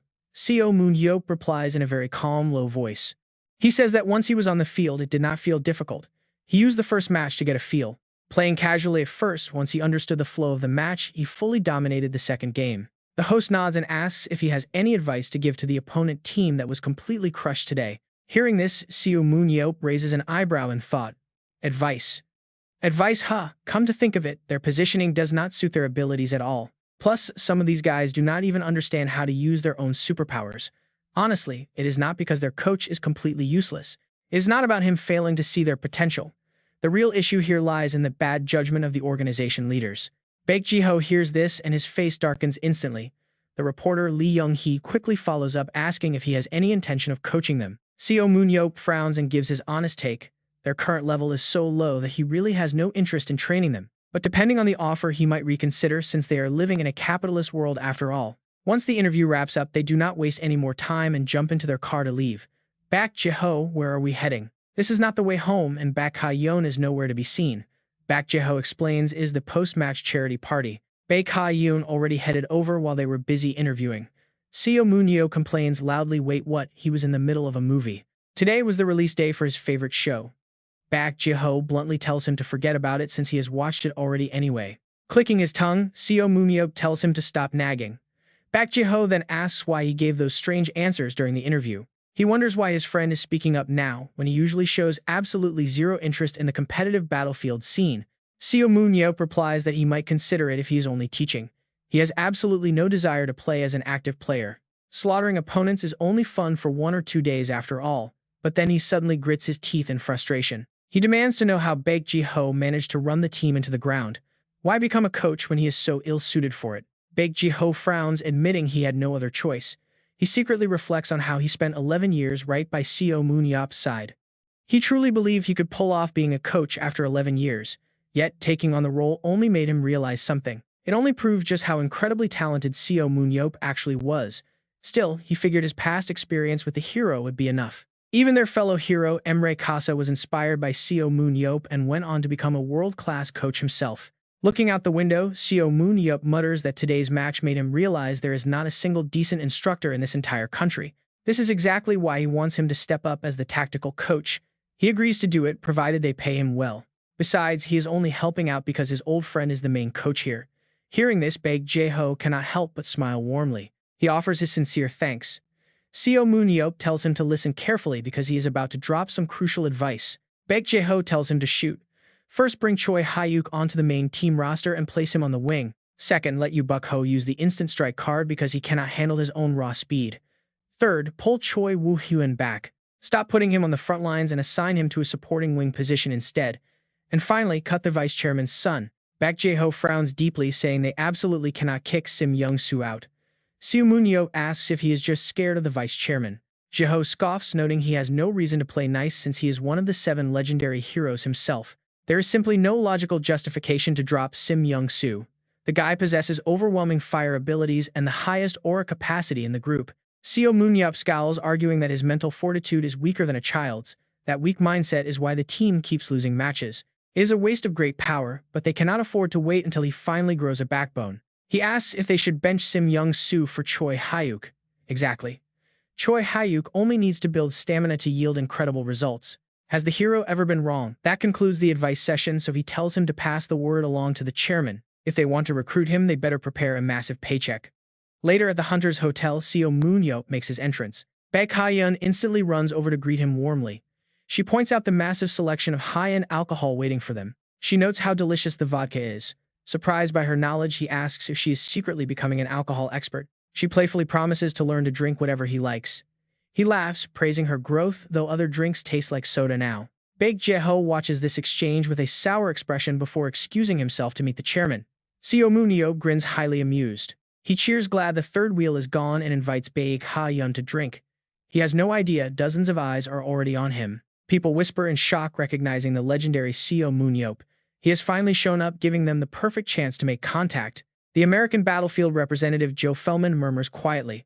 Representatives from all corners of the globe have gathered here tonight. He prepares to make his move immediately, but someone stops him. Approaching him with business in mind might backfire. He might find it offensive, which makes sense. They agree to take things slow, but before they can finish their sentence, another voice suddenly cuts in, asking for permission. Hearing his name, Seo Moon-yeop spins around to face the intruder. He instantly recognizes the famous figure standing right before him. It is Jack Render, the powerhouse American Battlefield representative. Europe. How long has it been? But his name is Seo Moon-yeop, not just S. That was quite rude, Joe Fellman thought. Beside him, Jack Render told himself there was no reason to be tense about losing a player. Seo Moon-yeop was just different. He was nothing like ordinary players. Unless you understood the mind of a man who lost 17 years of his life, you could not sway him. Across the room, Jack smiled as he handed his business card to Seo Moon-yeop, telling him to call whenever his feet got itchy. Baek Ha-yeon stared at him in utter disbelief. "How's your English so good, uncle? I thought you dropped out of elementary school. Didn't you enter the dungeon when you were only 13? He shrugged and countered. "Why on earth would I need to study for that? Travel enough, and you pick up the language naturally." Besides, he had to use English whenever he met with Walker. "Oh, is that so? Why could I only hear Korean then? You are so petty, uncle. I thought you were uneducated like me." Seo Moon-yeop chuckled, asking if his little Baek Ha-yeon was actually a bit foolish. She immediately barked back that he was being way too mean. Joe Fellman watched them closely. Jack Render had already walked away. It was finally his turn to approach, but someone else beat him to it. "Excuse us," a voice interrupted as someone cut in. "Hello, Seo Moon-yeop. Do you happen to speak English?" He cast a cold glance at the Moro brothers, who had just rushed over, replying that he could speak French too. They gasped in admiration. They called him an incredible superhuman. He asked if they were the French arms-dealing Moro brothers, catching them completely off guard. They were shocked. He knew them. Baek Ha-yeon leaned in and whispered that they did not sell weapons anymore. They owned a club. It was a major Battlefield team called Paris Lumiere. "Really? Yeah, they are the best in the world, and Nathan is on their roster." He recalled that Nathan was as fast as Geo back in his glory days. Seo Moon-yeop quietly asked if they wanted to recruit him. "Since you are club owners, are you here to scout me?" The two brothers quickly shook their heads in unison. They took turns speaking, saying they knew he would never do anything against his will, but joining them would still be incredible. More importantly, they were highly interested in the lovely young lady. At that, they both pointed directly at Baek Ha-yeon. Being singled out so suddenly left her completely dazed. Me, why pointing at me? Seo Moon-yeop told her they wanted her to join. Is it true? What a massive honor. Thank you so much. Seo Moon-yeop frowned instantly, telling her not to look so cheap. The Moro brothers smiled warmly, mentioning they had been keeping an eye on her. He asked them if they really wanted her instead of him. They insisted they would never lie to a player. Previously, they hesitated because her mental state as a support was too fragile. She lacked the focus they needed in that role, but her recent transition to a close-range assassin changed everything entirely. She had successfully covered up her old weaknesses. With a bit of physical conditioning and swordsmanship, she would easily make their active roster. Hearing their detailed analysis, he had to admit they made some solid points. The two brothers eagerly continued their pitch. If Seo Moon-yeop joined alongside her, they would have a legendary team. Think of how amazing it would be with him, Nathan, and Kun. They would form an unstoppable trifecta on the battlefield. He replied that if his player was up for it, he would definitely consider. They promised to prepare the most fitting contract payment, adding that making money was exactly what they did best. Seo Moon-yeop caught onto that immediately. Did that mean they were willing to spend every single penny they had on them? If he could make other teams drool over their roster, they certainly would. Then they lowered their voices with an offer. As a longtime fan, they wanted to gift him a custom weapon as a present. He gladly accepted, never turning down free gear. They told him to look forward to it before bidding farewell. In the blink of an eye, the Moro brothers had completely vanished. They were gone like a sudden gust of wind. Feeling quite drained, he hoped nobody else would try to strike up a conversation. They disappeared in a flash, leaving no trace behind. He muttered that they were like a hurricane, adding he was getting tired. He hoped no one else would approach. Baek Ha-yeon asked with sparkling eyes what they had discussed. Seo Moon-yeop ignored her and kept moving forward, telling her they should head to the buffet first because he was exhausted. She kept whining for him to tell her, but another voice suddenly chimed in, greeting Seo Moon-yeop. He made no effort to hide his annoyance. The speaker, a mature-looking man, politely asked for a moment of his time. He introduced himself as Yang Min-young, Chief Secretary of the Blue House. Seo Moon-yeop frowned, wondering what they wanted. Instead of answering directly, the secretary asked if he had ever heard of the merit system for superhumans. Under this system, the government pays out pension to those who contributed significantly after the war ended. He asked if they were referring to some empty promise, but Yang Min-young insisted it was a real active policy. They had been running it for 17 years, and since Seo Moon-yeop and Baek Jae-ho were both first-class superhumans, they had plans. They intended to pay out all the back pay he missed over those 17 years, exactly 256 billion won, completely tax-free. If Seo Moon-yeop declines, he gets 17 years of back pay. That is exactly 2.568 billion tax-free. Over 2 billion won, quite a massive sum indeed. Seo Moon-yeop raises an eyebrow as he calculates his total payout. Seeing him mutter, Baek Ha-yeon asks what he is doing. Suddenly, American scout Joe Feldman steps up to introduce himself. The hero sighs warily. He warns the agent to quickly beat it while he is still being nice. Joe Feldman is taken aback but offers some advice, telling him that he has yet to adapt to this peaceful world. Saving humanity cost him 17 years of his life. Now the dungeon civilization that once fueled his power is rapidly disappearing, but time can solve that. Hearing this, Seo Moon-yeop opens his eyes wide, wondering what kind of problem he means. The agent speaks softly. He explains that over time, new emotional bonds with people and places will naturally form. A new purpose will emerge. He will adapt. The scout urges him not to just abandon everything and slip away. Handing over his business card, Joe Feldman takes his leave, hoping the hero will remember their brief talk. The agent asks his secretary if he spoke too much. Meanwhile, Baek Ha-yeon stares at the business card in absolute shock. She asks in disbelief if he really received a card from Joe Feldman. He merely scoffs, calling him a weirdo. Explaining further, she describes Joe Feldman as the notorious American agent known as the Money Devil, famous for recruiting top Korean superhumans. Seo Moon-yeop looks confused, wondering why a man obsessed with money would only talk about such abstract ideas. She says he was dead serious when recruiting the top stars. Perhaps he was just showing some genuine empathy. Moments later, the party host finally takes the stage, announcing that the donation ceremony is about to begin. They officially open the donation ceremony and invite the person who made the largest contribution to give a speech. The host calls out the legendary Seo Moon-yeop. Hearing his name, the hero stands there looking completely baffled. Spotlights lock onto him as he walks up. Looking down at the crowd, he wonders about his massive fortune. As the top donor, he asks about his total net worth. Someone in the crowd shouts the answer. Exactly, 1.74 trillion won. Baek Jin-tae adds that the entire amount has already been transferred. Seo Moon-yeop frowns slightly. Although the president kindly explained he still does not fully grasp his own wealth, he honestly thought he was only getting his pension of over 2 billion won. Compared to a trillion, that is nothing. With a smirk, he jokingly asks if he can take his money back, making the crowd burst into laughter. He explains that those assets were donated over 17 years and he only recently returned from the dungeon. With so many things changed, people praise him as a savior, constantly glorifying his grand and noble sacrifice. But he insists there was nothing noble about it, claiming he was just a guy who loved raiding dungeons. He rejects the heroic praise. He is not particularly proud, just glad the endless dungeon fight is finally over. The only thing that makes him proud is knowing that children can grow up safely because of his money. Supporting the youth is far more meaningful than saving the world. He wants to prevent children from suffering like him. Stepping down slowly, the hero listens to the host wrap up while Baek Jin-tae waits below unimpressed. Baek Jin-tae grumbles that the hero managed to settle his trouble with just a fraction of his fortune. Seo Moon-yeop tells him not to misunderstand, claiming he was naturally gentle before life pushed him to become difficult. Scoffing at the excuse, Baek Jin-tae calls him a natural troublemaker. The hero tells him to speak plainly. The president gets to the point, asking if the veteran hero plans to spoil the nation's rising prospects. Instead of answering, the hero asks if the president intends to raise the rookies under such strict methods. Baek Jin-tae covers his face in exhaustion, realizing this charity match was a disaster and the tournament is ruined. He worries the hero will corrupt the kids, but Seo Moon-yeop simply smirks, noting nothing has changed. The president yells, reminding him of how the government treated superhumans like monsters and withheld vital support. When the hero tries to deny it, Baek Jin-tae snaps back, placing the blame entirely on his past actions. The news reports details of his raid on Congress, proving how his actions ruin the image of superhumans. Seo Moon-yeop snaps back, telling him to stop talking nonsense, since those corrupt politicians deserve every bit of it. Baek Jin-tae sighs deeply, cutting the argument short to address the main issue of whether he can coach. He asks if he really expects to be the team's technical coach, even though the salary is high. Without waiting for him to finish, the hero immediately cuts him off, stating that the proposal is too low. It is tough, but I want to give it a shot. Inside the car, Seo Moon-yeop and Baek Ji-ho discuss their next move.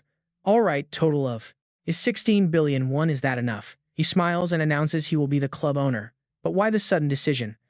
He feels disappointed as a Korean seeing the current state of their national representatives. He believes that if he trains his hand-picked kids, well, the national team will naturally improve. Baek Ji-ho cannot help but feel deeply skeptical about this sudden display of patriotism. Since when did he become so patriotic? Even a bottom-tier team in the KB1 League costs over 20 billion won.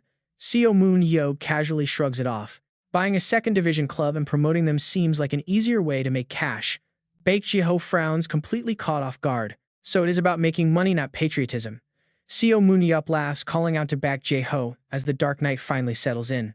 Bright stars and soft clouds drift across the dark sky. They have arrived. But the moment Seo Moon-yeop steps out, he stops. Baek Ji-ho asks what is wrong. Just a short distance away, Suran is standing quietly under a flickering streetlight, staring right at them. Baek Ji-ho is totally startled, asking Suran why she is here. She keeps her eyes locked on Seo Moon-yeop, her mind racing with questions. She wonders what is going on inside his head, since his expressions used to be incredibly easy to read back in the day. He hopes she will not suddenly blast him with an extinction ray. To be safe, he immediately brings up her status board. Suran's profile flashes before his eyes.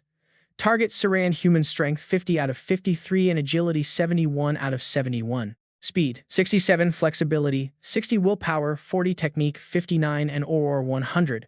Powers include extinction, ray and positioning. Seo Moon-yeop cannot help but feel amazed. Most of her stats are completely maxed out and she even has a unique positioning superpower. Has she actually grown even stronger? He slowly walks over and asks if she came to kill him. Suran simply smirks in response. She mentions hearing about his new immortality and wanting to test it out, but clarifies that is not her goal tonight. Seo Moon-yeop frowns, scoffing at who would kill whom. He reminds her she is only alive because of him, so she should drop it. Suran chuckles softly, explaining that there are no bad intentions here. She has already forgiven him for everything he put her through in the past. He asks why she came and she replies she just wanted to see if he was truly back. Now that she confirmed it, she is leaving. Leaving behind those cryptic words, Suran quickly walks away. Seo Moon-yeop is left completely baffled, unable to understand what just happened. What on earth was that about? Why did she even show up? As Suran walks away, she glances back, remembering a past memory. In that memory, Seo Moon-yeop furiously yelled at her, demanding to know she was still asleep, calling her an idiot for holding everyone back. It is honestly heartbreaking to see her cover her face and sob, completely exhausted and desperately wishing she could just go home. She was at her limit. But right at that moment, the ground shook violently as a massive monster suddenly crept up behind her. Terrified, she tried to charge her extinction ray, but her exhausted body refused to respond. Suddenly, a massive whirlwind whipped up. It slammed right into the beast. Seo Moon-yeop scolded her for being an idiot who could not even dodge, leaving her completely stunned. She looked up to find Seo Moon-yeop holding her a fresh scratch, bleeding on his cheek. He quietly asked if she was alright. Surin could only stare at him as her face slowly blushed. Back in the present, she smiles softly, knowing he really is back. Now that the funding is secured, Seo Moon-yeop wonders which club he should acquire first. Baek Jae-ho frowns deeply, completely bewildered. I love how his friend immediately asks if he even knows how to use mobile banking, let alone purchase an entire professional Battlefield club. Scrolling through his phone, Seo Moon-yeop casually mentions that he might treat this new venture as a fun little personal hobby.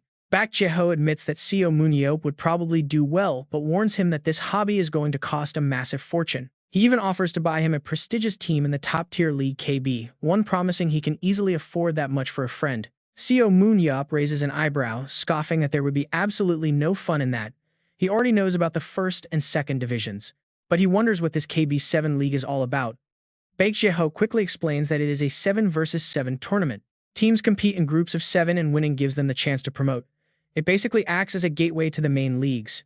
Because it costs way less to run and maintain, entering the KB7 league might actually be a much smarter financial move. Really, but does it actually have a solid player pool? The 11-player leagues naturally attract a much wider variety of talented contenders. Most highly skilled players prefer KB2 over KB7. Seo Moon-yeop simply smiles, looking down at his phone with a clever plan forming. He decides to purchase a KB2 club immediately. Hearing this, Baek Jae-ho asks if he already has a specific team in mind. He admits he has no clue but plans to ask the association president. Soon, Baek Jin-tae's loud, excited voice blares through the phone. The president is thrilled by the idea of him becoming a club owner, realizing why he turned down the national coach offer. He eagerly gives his full support. Seo Moon-yeop winces, complaining that his eardrums are about to burst and telling him to quiet down. He then asks if there are any available clubs. He asks if it can be sold. There are 3 teams up for grabs, but one can be handed over immediately with enough cash up front. Really, where is this place? Cut to the legendary Seo Moon-yeop standing in front of a massive sports arena. Is this really Hanjung Manufacturing? Inside, the crowd is going absolutely wild, chanting for JT. Nice to crush the underdogs. They mock Hanjung for lingering at the bottom of the standings like mindless zombies, completely writing them off as hopeless losers. With his face fully covered, Seo Moon-yeop slips into the stands, confident that his disguise will keep him hidden. But his bizarre look only draws stares, with nearby fans whispering about the suspicious guy wearing a heavy coat. They actually decide to keep their distance. Meanwhile, Seo Moon-yeop sizes up the players on the field. To him, even the national team members are mediocre, so these second-tier players look tragic. Still, he hopes for a hidden gem. As the match kicks off and players take the field, he begins analyzing the Hanjung roster very carefully. He scans their stats one by one: bad, totally average, and just plain terrible, until the last 2 walk out. The first target is Namgung Ji-hoon with 62 strength, 72 speed, and 85 potential mental strength. His technique can reach 95 and his power is protection. Next to him is No Dong-hun, whose physical stats look promising. He sits at 82 out of 87 strength with 85 max endurance and 79 mental strength. His skill is body amplification.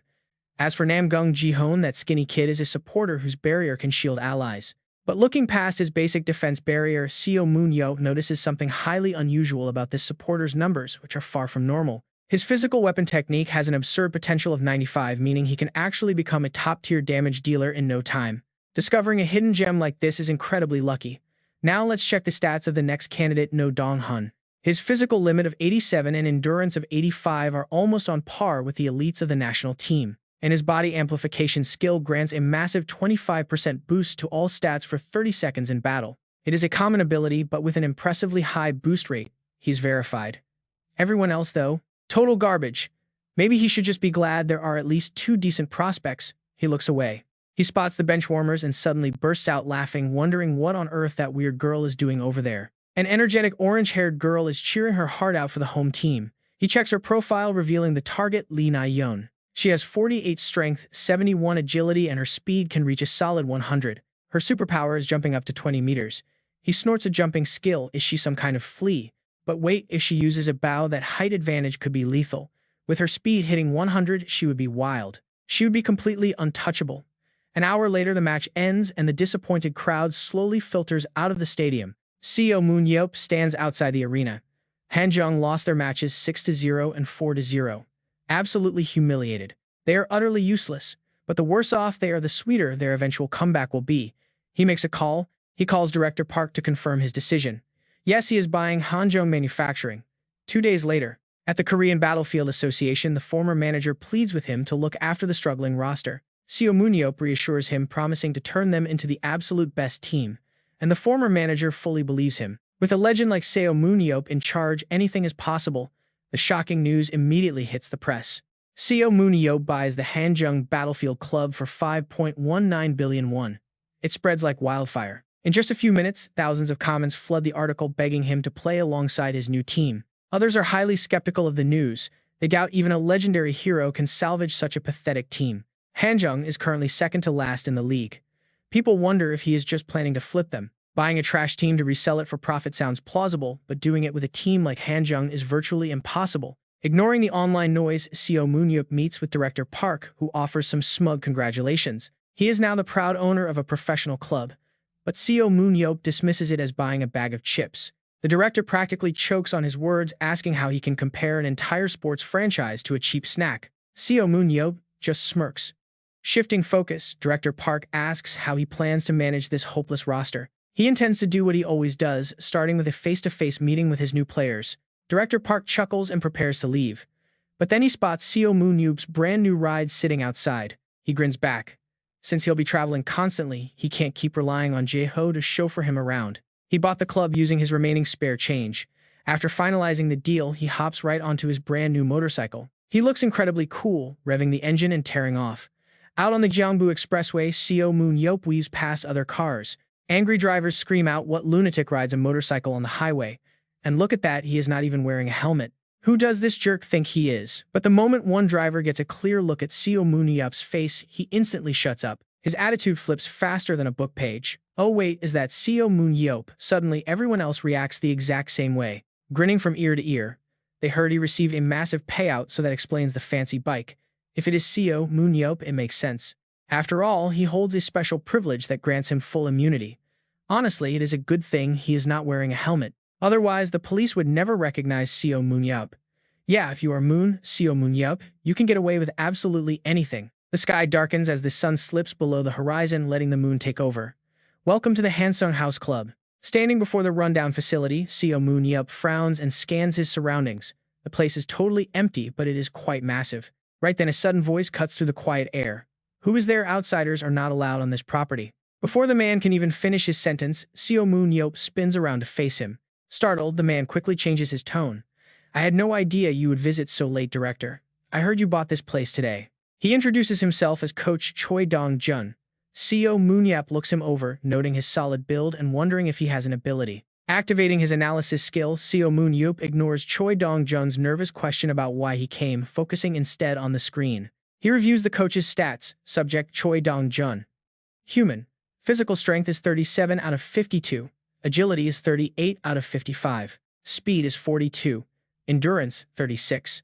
Mental strength, 66, and technique is 69. With recovery and encouragement abilities, he actually has superpowers. This is the perfect support skill set for what lies ahead.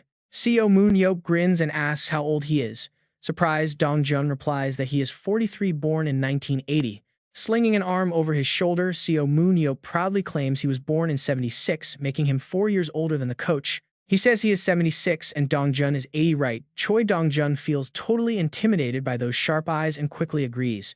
Seo Moon-yeop decides to call him little brother, telling him to feel free to call him big brother. Dong-jun politely declines. Fine, little brother, show me around then. The coach quickly begins guiding Seo Moon-yeop through the main areas of the building. He points out the player cafeteria, the offices, the training gym, and the dorms, explaining how everything is set up. These are the facilities with 14 players currently on the roster. Seo Moon-yeop takes another quiet look around the place. He knew the situation before buying, but the player count is definitely a problem. At least the essential equipment is here, even if everything is pretty outdated. Choi Dong-jun gives a weak laugh, explaining they had enough land to fit it all. Finally, they reach the actual training area and the coach opens the door to show him the main room. Seo Moon-yeop looks inside and notes that while spacious, it is very old. Plus, why are there only 11 modules for 14 players? Dong-jun explains nervously that modules are incredibly expensive, so they could only afford 11 units for their active starting players. Seo Moon-yeop wonders why a guy with recovery powers is so broke. He could easily make a fortune working at a hospital. Even though the facility is not perfect, having a coach with both recovery and motivation abilities is a massive plus. Now the real issue is dealing with the players themselves. Let us see what kind of team they actually have. Seo Moon-yeop decides to meet them immediately. A bit surprised, Dong-jun is told to round up the specific members he wants. Later in the lounge, Seo Moon-yeop sits back with a smirk, asking the group if they already heard the big news. He introduces himself as their new director. A girl who looks like a mantis quickly says her name is Lee Na-yeon. She calls it an honor to meet him while he silently notes her tiny frame indeed resembles a little mantis. Looking at her hands, he asks if she has been practicing archery lately. Lee Na-yeon flinches, wondering how he could possibly know. He tells her the calluses give it away. She has high agility and speed, but her terrible stamina limits her range. She must have struggled deeply, realizing that no matter how hard she trains, her actual power levels never seem to rise. Lee Na-yeon nods sadly. Seo Moon-yeop notes she also lacks technique, meaning she would normally spend her entire life stuck in reserve. But catching his eye changes everything.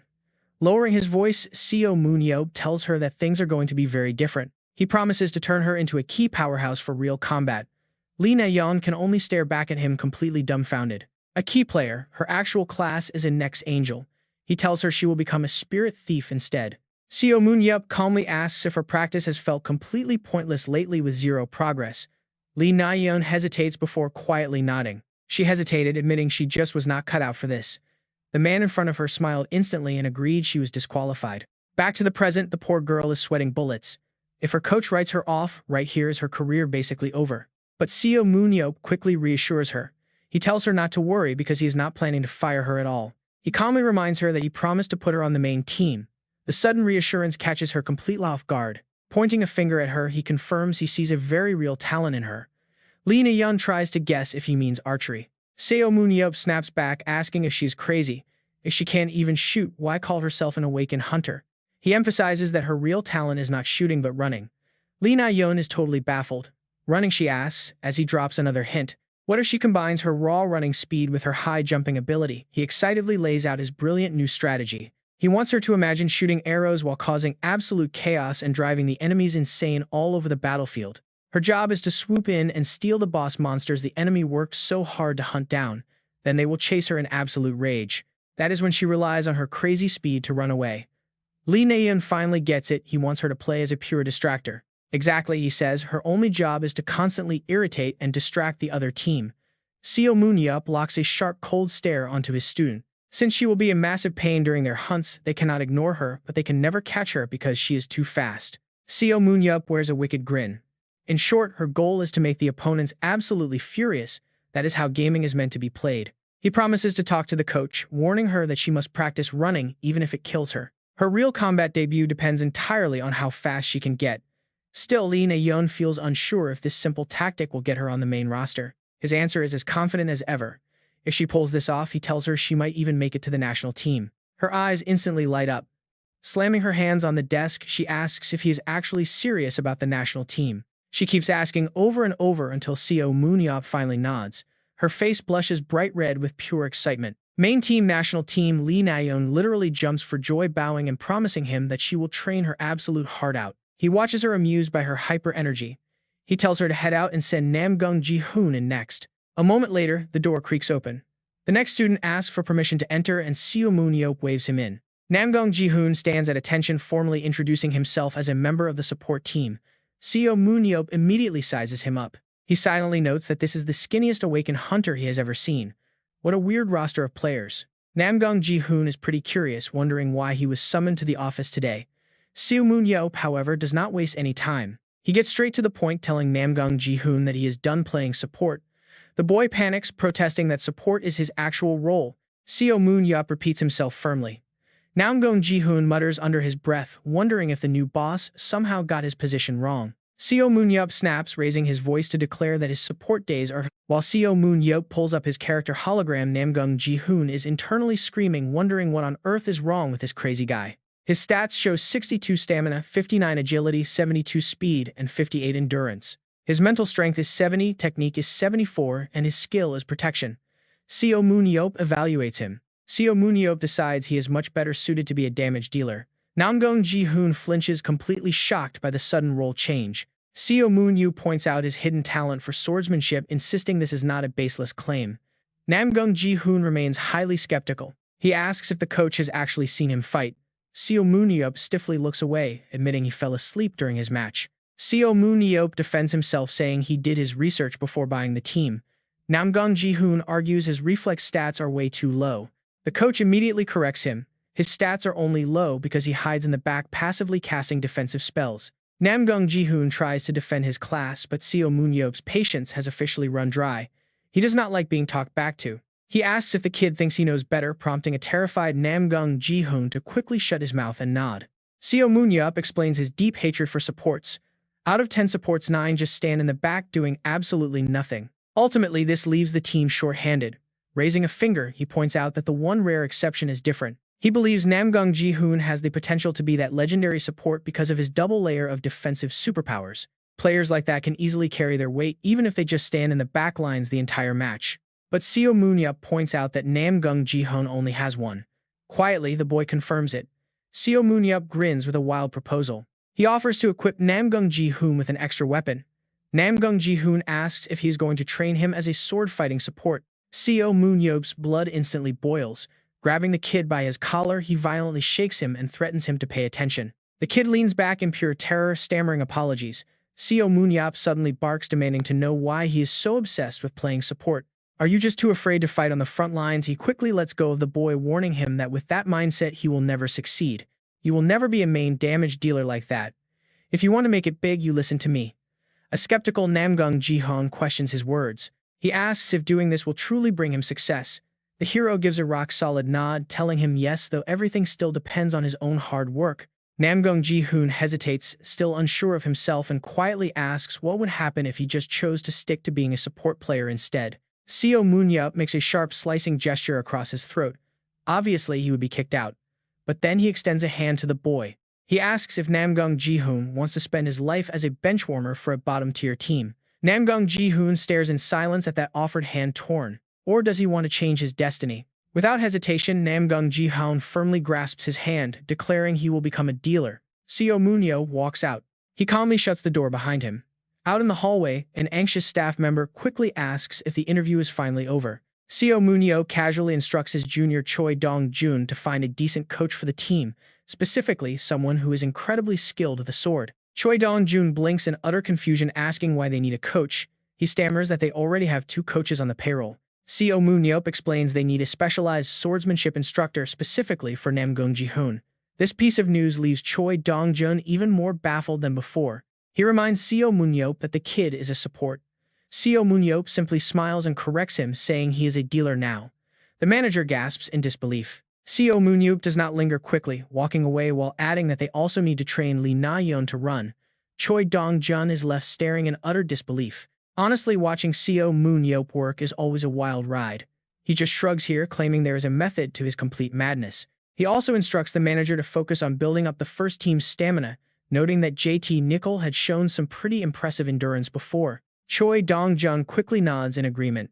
Seo Moon-yeop bids him farewell and walks off, leaving the manager to offer a polite goodbye. Reaching his car, Seo Moon-yeop suddenly stops in his tracks.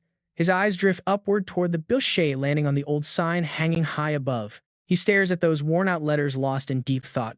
What should they rename the team? The next day arrives with a brand new challenge.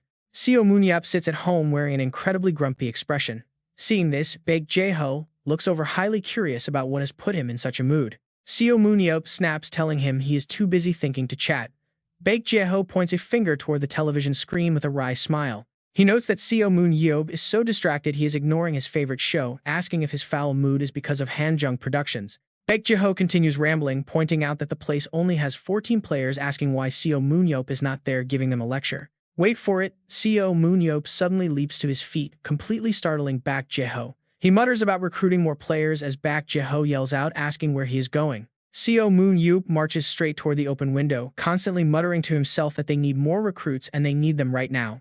Outside, a massive crowd has gathered, packed tightly together as eager reporters hold up their megaphones and cameras, waiting for any scrap of news. The relentless journalists continue to siege the front entrance. Seo Moon-yeop flings the window wide open and immediately dials Choi Dong-jun on his phone. Choi Dong-jun picks up quickly, but before he can even speak, Seo Moon-yeop commands him to launch a recruitment drive for new players. Taken aback, Choi Dong-jun asks if he is truly serious. Resting one hand on the glass balcony railing, Seo Moon-yeop replies that there is no reason not to. The manager hesitates on the other end, pointing out that bringing in more players will severely stretch their already limited operating budget. Seo Moon-yeop grits his teeth in frustration, telling Choi Dong-jun to stop acting so narrow-minded. If they recruit 10 more players, he will buy them modules. Choi Dong-jun gets incredibly excited, asking if that is really true. Seo Moon-yeop scoffs, demanding to know why a simple module has him jumping like that. Choi Dong-jun quietly confesses that a single unit costs about 200 million won. This news makes Seo Moon-yeop's blood boil immediately. He snaps, saying that his pocket change and mocking the club for being so ridiculously timid. His harsh tone leaves the poor manager stammering apologies. Seo Moon-yeop grips the balcony railing tightly, deciding they will post the recruitment notice immediately. He prepares to make his move. He leaps down effortlessly, setting a deadline of just 3 days. Choi Dong-jun panics over the phone as Seo Moon-yeop lands gracefully on the pavement. The manager stammers that 3 days is far too rushed, pointing out that nobody in their right mind would apply for a second-tier league anyway. He suggests they need at least a month, but Seo Moon-yeop simply smirks, fully confident in his own growing reputation. He locks in the 3-day limit. Outside, the waiting journalists are casually chatting and drinking coffee when the front gate finally swings open. Seo Moon-yeop steps out with a warm smile, instantly capturing everyone's undivided attention as he loudly greets the hard-working reporters gathered outside. The crowd erupts into excited whispers, with reporters clamoring for an exclusive interview, asking if he plans to personally train the new players. Seo Moon-yeop warmly accepts, raising his hands and promising to answer all their questions, but only if they agree to do him a quick favor first. The journalists eagerly raise their hands, asking what kind of favor he needs. Seo Moon-yeop flashes a mischievous grin and prepares to drop a bombshell. He holds up 3 fingers, announcing that his team is opening recruitment for new members over the next 3 days. He asks them to write glowing articles to help attract top-tier applicants. Producer Han's inbox immediately gets absolutely flooded with endless messages. Applications are piling up. I want to join. Sign me up. Pick me. Everyone wants in. Sign me up as a player. Here is my resume. Please let me join. The spam is totally out of control. Seo Moon-yeop is tearing down the highway in his car while an incredibly excited voice crackles over his phone speaker. Boss, the applications are pouring in like crazy. Seo Moon-yeop steers with one hand, completely relaxed behind the wheel. Oh, is that so? Must be at least 1,000 of them, right? His assistant Dong-jun quickly kills the hype. No way, we have 70. It is not like superhumans fit for Battlefield, just grow on trees. Seo Moon-yeop frowns, then why are you making such a huge fuss? Dong-jun stammers over the line. Well yeah, but getting this many applications outside of transfer season is practically unheard of. Seo Moon-yeop hits the gas, accelerating hard. Got it, just print out the resumes. I am coming over to pick them myself. A massive stack of papers lands on his desk. Here are all our applicants. Seo Moon-yeop picks them up to take a look. All right, let us see what we have. I will make a quick shortlist and then we will set up the interviews immediately. His assistant nods, promising to get right on it. The stack is huge. You see, once someone awakens as a superhuman, they undergo physical testing by the National Association. The system then automatically converts their physical condition into neat numeric stats. Things like raw strength, agility, and current aura levels are all perfectly measured. It is like an athlete's report card. Seo Moon-yeop sifts through the applications. The setup is exactly like the evaluation tests he had to take in the past, but everyone's abilities look practically identical. Seo Moon-yeop crumbles the paper in frustration. Damn it, there is no way for me to see their actual hidden potential. But he cannot just give up, so he gets back to searching the pile. He needs to find at least one kid who is actually usable. Suddenly, his sharp eyes lock onto a specific resume. The name is Seo Moon-yeop PG. Ho, male, 22, strength 329, agility 438, aura 612. His powers are teleporting items to others and sharing his own vision. His background, 2 years working as a delivery guy. What is this, a literal delivery boy? Seo Moon-yeop shifts his gaze to the evaluation panel's detailed breakdown on the side. According to the analysis eye, his physical stats are ridiculously low. Only 1.5 times higher than an Olympic athlete. Looking at the photo on the profile, Seo Moon-yeop begins to ponder. Sure, the physical strength stats are completely useless, but he can actually teleport items directly to other people. Seo Moon-yeop grins. This guy might actually be pretty interesting. On the day of the interviews, the weather is bright and clear outside. A young guy walks in with a massive smile. Hello, Seo Moon-yeop. I am a massive fan of yours. Seo Moon-yeop and Dong-jun sit across from him, handling the interview. Right, Kim Jin-ho? I see here that you played Battlefield back in high school. The kid nods enthusiastically. Yeah, but after graduating I realized it was not my path, so I quit. Seo Moon-yeop raises an eyebrow at him. So why apply now? Did you have a change of heart? The kid casually drops his real reason. Nope, I only applied because I wanted to meet you in person. I am a massive fan of yours, Seo Moon-yeop. Seo Moon-yeop's voice drops to a cold, menacing growl. Get out. Jin-ho blinks, completely confused. Excuse me, what did you say? I said get out. The kid is absolutely shocked. Get out. How can you treat a dedicated fan like this? If the public finds out about this mid-sentence, a heavy stapler flies straight at Jin-ho's head. He crashes to the floor as Seo Moon-yeop fumes. Have you only read about me once or twice? Go ahead and spread it. Tell everyone this team has a completely insane boss. Dong-jun panics, desperately trying to calm Seo Moon-yeop down. Seo Moon-yeop just sighs, telling Dong-jun to bring in the next person. Security guards drag the crying fan out the door. The remaining applicants in the hallway are sweating. What was that loud noise? Did someone just get beaten up? Their names are called. Next up is Seo Moon-yeop EGO. He steps into the office perfectly composed and greets them respectfully. Hello, I am Seo Moon-yeop Ho. Dong-jun glances at his profile, completely baffled. With stats like these, why would he even try out? He leans in and whispers. Boss, why did you invite this guy? Seo Moon-yeop ignores him, activating his analysis skill. Sure enough, the kid's physical strength and agility are completely average. But then Seo Moon-yeop notices his specific skills. Item transport, he can instantly transfer any carried item to an ally within a 3-kilometer radius. Vision sharing, broadcasting his live line of sight to allies within 3 kilometers. And finally, aura sharing. He can transfer his own raw aura to nearby allies. 3 entire powers. Seo Moon-yeop's eyes light up with sudden interest. Aura sharing is incredibly rare, offering massive tactical advantages in combat. Seo Moon-yeop can already see the insane potential. A wide smirk spreads across his face. Interestingly, the kid did not even list this legendary skill on his resume. Even after awakening, the kid apparently had no clue. Seo Moon-yeop turned to his assistant, born in 2002, right, same age as Lee Na-yeon. You mean Lee Na-yeon? Choi Dong-jun looked blank. Yes, same age as Lee Na-yeon. But why the sudden interest in him? Seo Moon-yeop just grinned. This is destiny. His assistant looked more baffled than ever. Right. He finally called the kid over. Do Seo Moon-yeop Ho. The kid flinched, tense as a wire. Yes, guild leader. Seo Moon-yeop fired his first question. In your experience, section U. Only listed delivery work. No battlefield experience at all. Seo Moon-yeop PG Ho could only admit the truth. No, sir. I only have delivery experience. His fists clenched tight, the pressure starting to weigh on him.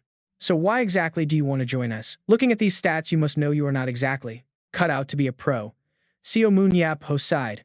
I know my power is not impressive, but since I was a kid I dreamed of playing on the battlefield, but back then I only dared to watch from behind a screen. I always blamed my trash stats to give up, or maybe I was just too scared of getting noticed. Carrying heavy crates all day, but his eyes never left the TV screens. A bead of sweat dripped down his cheek. But I came here today more serious than anyone else. Seo Moon-yeop nodded, letting those heavy words sink in. There are still a few things I am curious about. Seo Moon-yeop Ho nodded, trying to look confident. Please ask away. Focus directly on the kid's item transport superpower. What is your absolute maximum range for move objects? Seo Moon-yeop Ho scratched his head. I have only tested up to 2.5 kilometers. But Seo Moon-yeop knew better, it actually reached 3. He pushed further. How do you move things to someone you can't even see with your own eyes? Don't you need to find out where they are first? Seo Moon-yeop Ho explained that within his active range, he spreads his own aura to sense the recipient's location. He uses that energy to pinpoint their general position. Seo Moon-yeop smiled, satisfied. Excellent. So as long as they are in range, you can track them down. The kid realized it himself. Looking back, yeah, that is true. Though Seo Moon-yeop Ho admitted, it does not just happen automatically. I have to focus to find them. But Seo Moon-yeop just pointed at him. No worries, battlegrounds have limits anyway. Seo Moon-yeop grinned, completely thrilled. This guy can double as a scout. He is way more useful than expected. He could not help but laugh. He finally found the perfect priestess to back up their little angel. Choi Dong-jun stared at him, totally lost. A priestess? Seo Moon-yeop just beamed, turning back to the nervous candidate. You are due. Seo Moon-yeop Ho, right? The kid nodded quickly. Yes, Seo Moon-yeop did not hesitate. You are hired. Seo Moon-yeop Ho gasped in shock. Really, thank you so much. Choi Dong-jun was practically panicking on the side. Are you actually serious, leader? But Seo Moon-yeop already had his master plan. This kid would make the perfect partner for Lee Na-yeon. The manager just stared, totally dumbfounded. Yes, sir. Seo Moon-yeop slammed his hands on the desk. These two are going to lead our squad. The thief and priestess duo is born. As dusk fell, the office erupted in cheers. Hanjong production was going to be reborn under their new leader's guidance. Massive glasses of cold beer were raised high. To celebrate their brand new beginning, everyone drank up. The crew gathered outside for a massive barbecue, raising their voices to cheer on all their pro players. Seo Moon-yeop joined the party feeling pretty satisfied. Sure, it was a little chaotic, but the energy of the whole team felt great. Suddenly, a familiar voice called out to him, "Hello, guild leader." Seo Moon-yeop turned around to find one of the veteran members approaching him. "I am the captain of Hanjong Production, No Dong-hun." Seo Moon-yeop immediately activated his inspection skill, his scan skill. No Dong-hun human. Stamina 82 out of 87, agility 65, speed 64 out of 69, endurance 60 out of 85. Intellect 79, technique 66, aura 70, superpower, physical reinforcement. He recognized the name from the arena matches. Seo Moon-yeop analyzed him silently. He is decent but nothing truly mind-blowing. Yet his stats are easily the highest on this whole squad. No Dong-hun spoke up, saying he heard Seo Moon-yeop invested heavily in their team. The captain bowed deeply, thanking him on behalf of all the players, promising they would never let him down. Seo Moon-yeop quickly waved his hands, turning away. All right, no need to put so much pressure on yourselves. I do not expect you to win any trophies right away." The captain bowed again. "Understood, sir. We look forward to your guidance." Seo Moon-yeop gave a polite nod and walked off, leaving the captain standing there. He is a sincere guy, definitely cut out to be captain. Behind him, a lively chat caught his attention. Lee Na-yeon and Seo Moon-yeop were hitting it off, talking animatedly. It was crazy how fast the delivery kid was blending in with everyone. Seo Moon-yeop smiled, gesturing for them to come over. "Hey, Lee Na-yeon, Seo Moon-yeop, get over here." He asked how they. "Did you guys get acquainted yet?" Lee Na-yeon excitedly praises him. Yes, he is indeed the newest member of Team 2, and he is the exact same age as her. As their senior, he gives them both some solid advice. Even though they are two separate people, they are a package deal now and need to get closer. They ask together a package deal. He explains it. Yes, like in the anime XTI, where a dark nun always supports from behind. She controls her from behind, providing vital info and praying to ease her constant sense of guilt. Lee Na-yeon quickly protests, claiming she is not that bad, while he adds something that leaves them even more confused. And Seo Moon-yeop is going to be that nun. He waves his hands, dismissing it. "Okay, details later. Let's go get some drinks." They hesitantly agree and walk away completely bewildered. Meanwhile, he is quite pleased. Finally, the team has the minimum number of members. His sharp eyes suddenly drift over. To be precise, he is staring right at the company sign, planning his next move. He needs to find a brand new name for this team. Those letters up there are completely worn out. They are just waiting for a massive change. As everyone gathers happily, a loud voice suddenly forces them to turn around. He calls for attention, drawing the curious gazes of even the rookies. Seo Moon-yeop, holding a bottle of wine, loudly makes his grand announcement. He points a finger, declaring their new team name. And just like that, 3 whole months quickly fly by. It is a beautiful morning. The television screen is buzzing with non-stop cheering. Today's match is going to be a crucial turning point. This game is a massive moment for Hanzong, now known as Jam. The screen displays the rival companies about to face off. That's right. It has been quite some time since the owner Seo Moon-yeop officially acquired this club. During that period, the core roster remained virtually unchanged. But today, the new players are finally making their official debut. Sitting in the waiting room, he gives them some final instructions. Just play exactly like you did in training. Especially you, Seo Moon-yeop. Ho. Got it. The rookie hesitates nervously, asking if using that strategy is really going to be alright. Their boss reassures them, saying it is all about showmanship and performance. He then fires them up, declaring that today is the day. Go out there and show the results of 3 months of hard training and have some fun, the team shouts back in unison. The players are teleported directly onto the field to face off against Inon BC. Round 1 is officially underway. Up in the VIP lounge, there is a massive screen for the high-ranking officials. She thanks him, saying it has been a while. He replies politely. Seo Moon-yeop chuckles, mentioning she only visited the arena a few times during Baek Ha-yoon's debut before stopping completely. He keeps the conversation flowing, asking about Baek Ji-ho's matches. She slowly begins to explain her reasoning. Baek Ji-ho told her to wait until the team's skills improved before watching. Seo Moon-yeop bluntly delivers his verdict. Well, then you will probably never watch them. Even she has to admit there has been zero progress. He rubs his head, calling Baek Ji-ho a useless guy. Seo Moon-yeop asks with high expectations if his own team will be any different. He instantly confirms it, telling her she can absolutely look forward to this. With a confident smile, he promises a fantastic match. The players are transported to a stunning coastline surrounded by floating islands. The first dungeon is Wizard Gyeon. Dungeon for round 1 is Wizard Jeon. It is a breathtaking, surreal space that you could never witness in the real world. Here, the battle takes place both on land and deep underwater, demanding incredible mobility and adaptability from the players. Next is a map showcasing the layout. She eagerly wonders what kind of changes Seo Moon-yeop will bring to the table today. Flashing back to 3 months ago, Seo Moon-yeop taps his watch, pointing out how simple the training really was. He ran 100 meters in 3 minutes and 1 second. He praises Lee Na-yeon for having an incredibly impressive running speed. The coach observes and notes that Do Seun-ho is getting much faster, but Lee Na-yeon still stands out the most. Since she was just a reserve player with zero real combat experience, how did the owner recognize her hidden talent? He shrugs it off, but in reality he analyzed her muscle development and stats simply by using his system eyes. The coach is deeply amazed, noting that she is indeed the real deal discovered by BJ. Seo Moon-yeop gives him a careful reminder. Instead of praising him, the coach should focus entirely on training the players. Since they will face all kinds of highly diverse dungeons, the coach needs to prepare and instruct them for every scenario. Lee Na-yeon is happily doing her daily runs. Yes, simply adjusting Lee Na-yeon's running posture has already yielded fantastic results. She is definitely going to adapt quickly to real battles.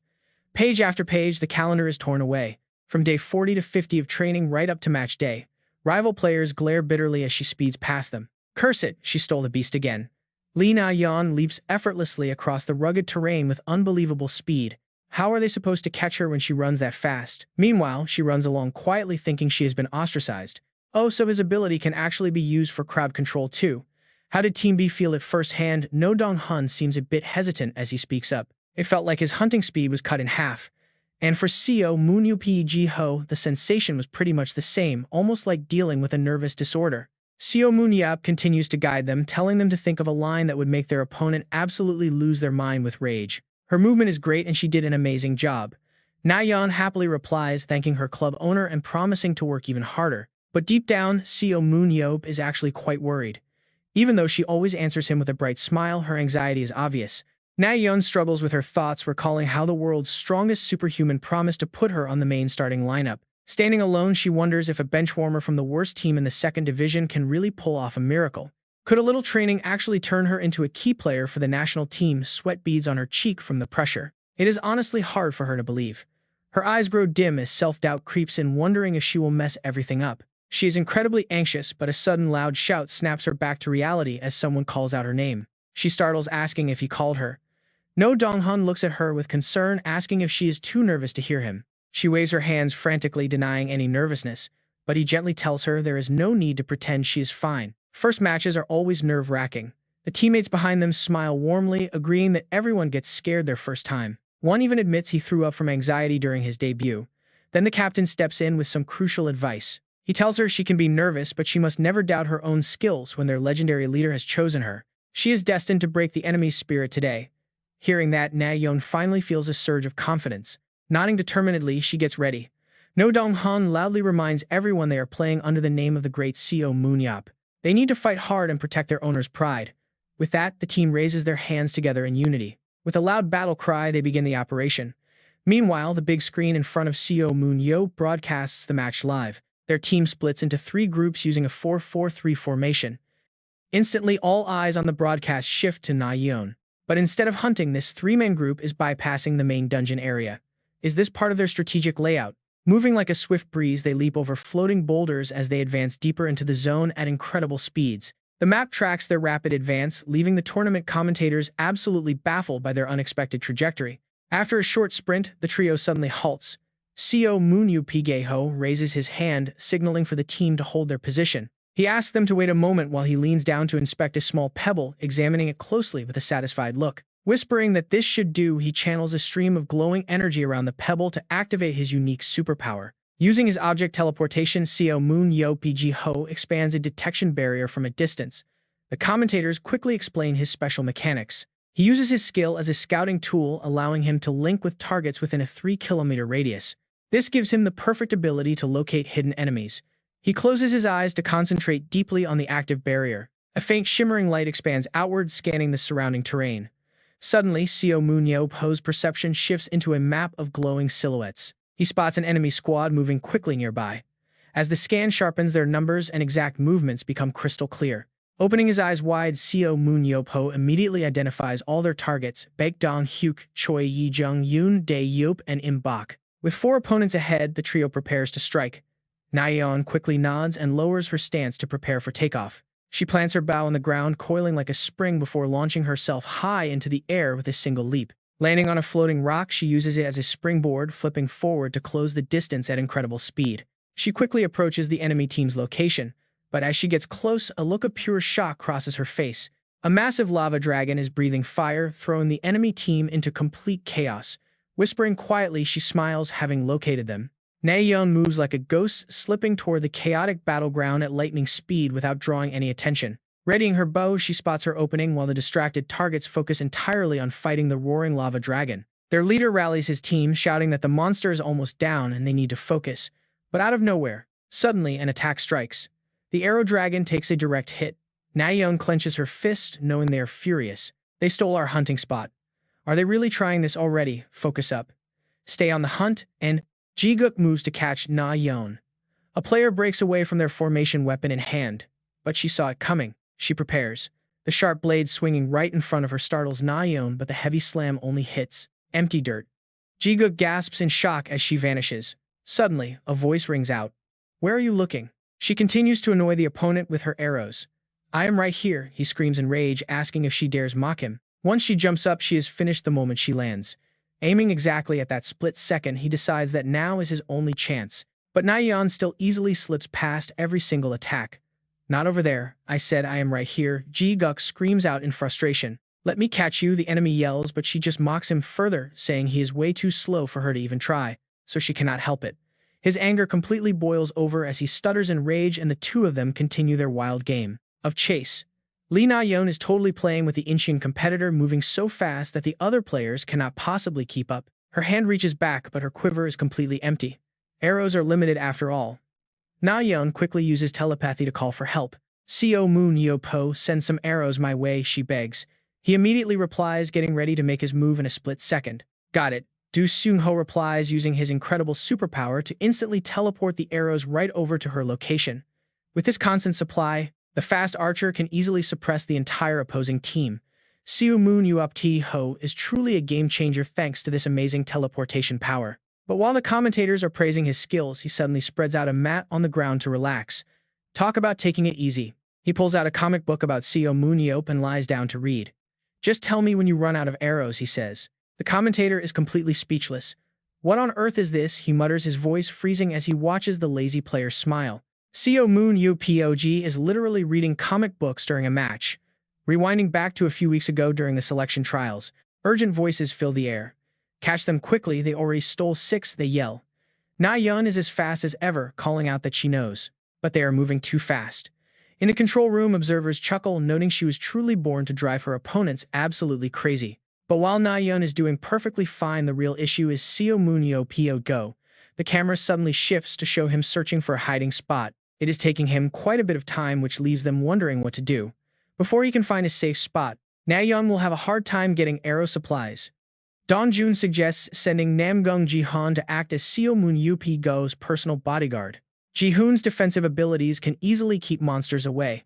Soon the observers watch closely as Seo Moon-yeop finally gets into position. He grabs a quiver of arrows, and with a swift flick of his wrist, the arrows instantly vanish, teleported to his teammate. He repeats this action over and over, leaving the two observers speechless. Seo Moon-yeop points at the screen, asking if he plans to do this forever. Dongjun agrees, noting that since Seo Moon-yeop is all alone and cannot return, he has no other choice until someone rescues him. Seo Moon-yeop sighs, calling it pathetic to leave him like that.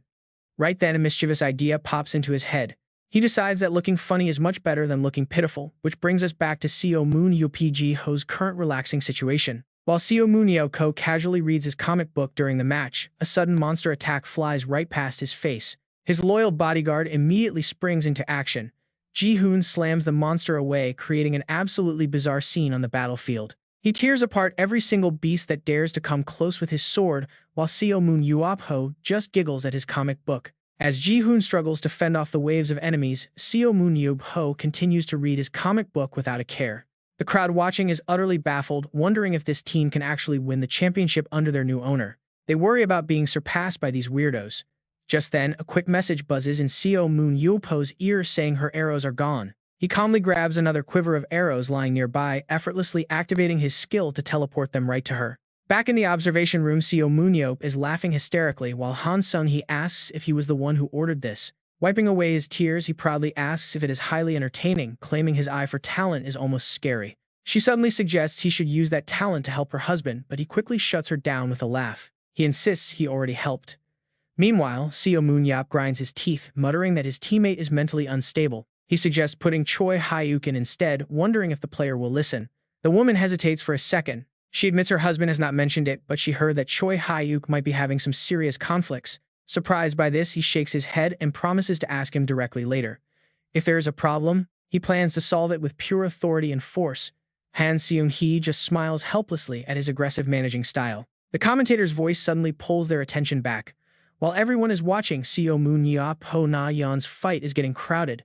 The opposing team has just sent 2 more players to ambush her. Na-yeon is in serious danger now. An enemy swings his sword but misses completely. Right at that moment, her teammate contacts her with a plan. Just run that way, he tells her. She nods with determination. Meanwhile, Seo Moon-yeop Ho just chuckles. He asks if she can make it, and she confidently agrees as the Incheon group charges at her together. Escape, get her. Lee Na-yeon slips right past them, quietly trying to calm her racing heart. After all, this is her very first time facing another team's dealer. Real combat is no joke. But then she remembers those encouraging words, just follow my lead and the national representative title is ours. She would become the ultimate psychic thief. Lee Na-yeon tells herself she can absolutely do this. They are, after all, the team carrying a hero's legacy. They have to fight hard to make their owner proud. Right then, a triumphant smile spreads across her innocent face as she gears up. It is time to move. Her speed suddenly spikes, allowing her to leap backward and effortlessly dodge the incoming strike. She unleashes a series of rapid jumps to throw off their aim. Incheon BC wavers as she mocks them, calling them way too slow. They absolutely cannot let her slip away. Her small feet dash across the terrain with the entire enemy squad hot on her heels. This time, Lee Na-yeon uses her pursuers as launch pads to leap away. She successfully escapes the floating island, leaving them completely in the dust. Looking back, she sees they are still stubbornly chasing her. Blinded by pure rage, they are desperate to make her pay, no matter what. They have to capture Lee Na-yeon immediately. Any more delay and the hunting point gap will be impossible to close. They need to end this chase. But suddenly, she grinds to a halt. It is a dead end. Incheon BC surrounds her, their faces dripping with clear hostility. They mock her, claiming she cannot escape now. Sweating from the long run, the leader smugly tells her to look behind her. She timidly glances back. It is a massive drop. Lee Na-yeon slowly takes a step back, her heel resting right on the cliff edge. Tiny pebbles tumble down into the dark abyss. They tell her even she cannot survive a fall from here, and she cheerfully agrees. But then her entire vibe suddenly shifts. She sighs, admitting she is completely cornered with nowhere left to run. It seems she is in big trouble. Her voice echoes across the canyon as she playfully asks if they would actually look if she told them to look. They look at each other, totally confused by her words. Suddenly, a massive shadow looms overhead, completely blocking out the light. Team Yum's backup squad has finally arrived. One by one, they rain down onto the island as Lee Na-yeon happily delivers the bad news. She playfully blows them a kiss as a brilliant flash of light erupts across the battlefield, leaving everyone completely blinded. It is an absolute shocker. The commentators shout in disbelief as Team Yum's players plunge down from the floating island above. Incheon BC completely missed their critical hunting window, and now they are forced into a brutal face-off right here. One by one, the exhausted Incheon BC members are effortlessly wiped out. Even their captain takes a devastating direct hit. Players begin vanishing into thin air in front of the roaring crowd, while the remaining Incheon BC members desperately scramble. They try to mount a counterattack from behind, but it is way too late. The massive score gap secures a shocking set 1 victory. It is incredibly rare to witness such a thrilling match, showcasing some absolute hidden gems of talent. The players are soon teleported back. Returning to reality, the crowd roars for Lee Na-yeon and Do Sung-ho. An electric new duo has officially been born today. Deafening cheers and applause erupt from the stands, with the fans chanting their names after that absolutely mind-blowing performance. Both of them stand dazed, completely overwhelmed by the explosive cheers and the crowd chanting Lee Na-yeon and Do Sung-ho. Suddenly, Lee Na-yeon's eyes widen as she spots someone in the crowd. Standing right there at eye level is their owner, Seo Moon-yeop. Seo Moon-yeop gives her a knowing smirk and points. "See," says, "I told you so. I am going to make you our ace." He flashes them a big thumbs up to boost their spirits. Both players blush deeply, completely thrilled by this massive success. The official announcement flashes on the screen. Set 1 goes to Team Yum, securing a truly unexpected victory. The Incheon team grinds their teeth in absolute fury. Meanwhile, Team Yum smiles quietly, having completely shattered their opponent's confidence. Incheon BC is visibly shaken. Honestly, who could have predicted this total domination as Lee Na-yeon and Do Seung-ho take over set 2? Unleashing the same fierce coordination as before, they leave Incheon BC with absolutely no counters. The rivals completely collapse. Team Yum sweeps both sets without dropping a single round. The host excitedly announces that the match is officially over, and the most valuable player of today's match is none other than Lee Na-yeon. She eagerly steps forward and grabs the microphone. "Thank you so much," she says. "You recognized my talent and showed me how to fight for victory." She dedicates this glorious win entirely to their owner, Seo Moon-yeop.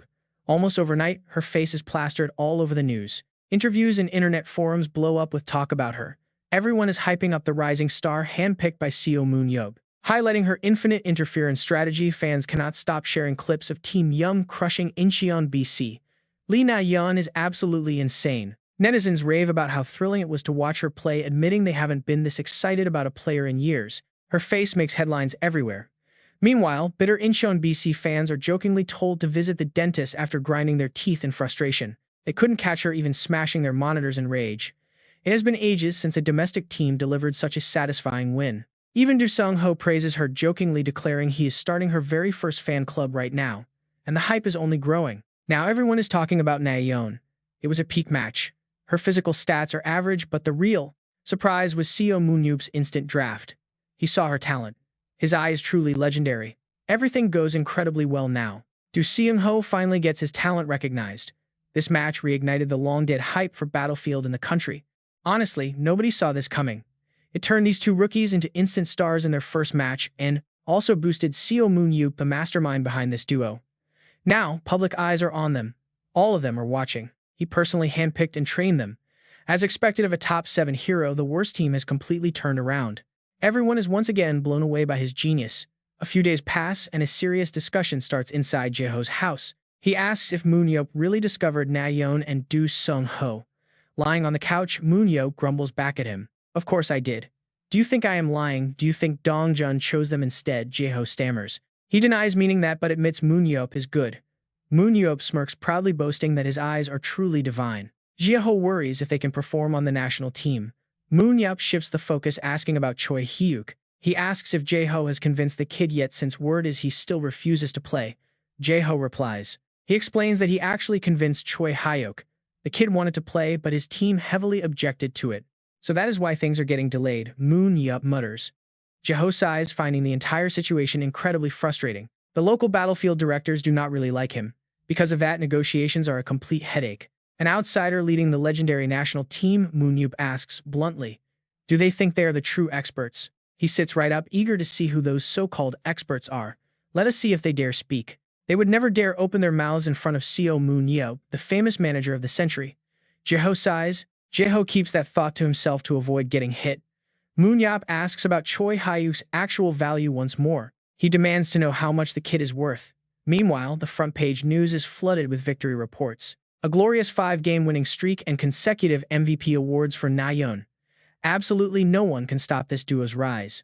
The ecstatic manager of KB2 Dong-jun happily shows off the latest headlines highlighting their incredible 5-game winning streak.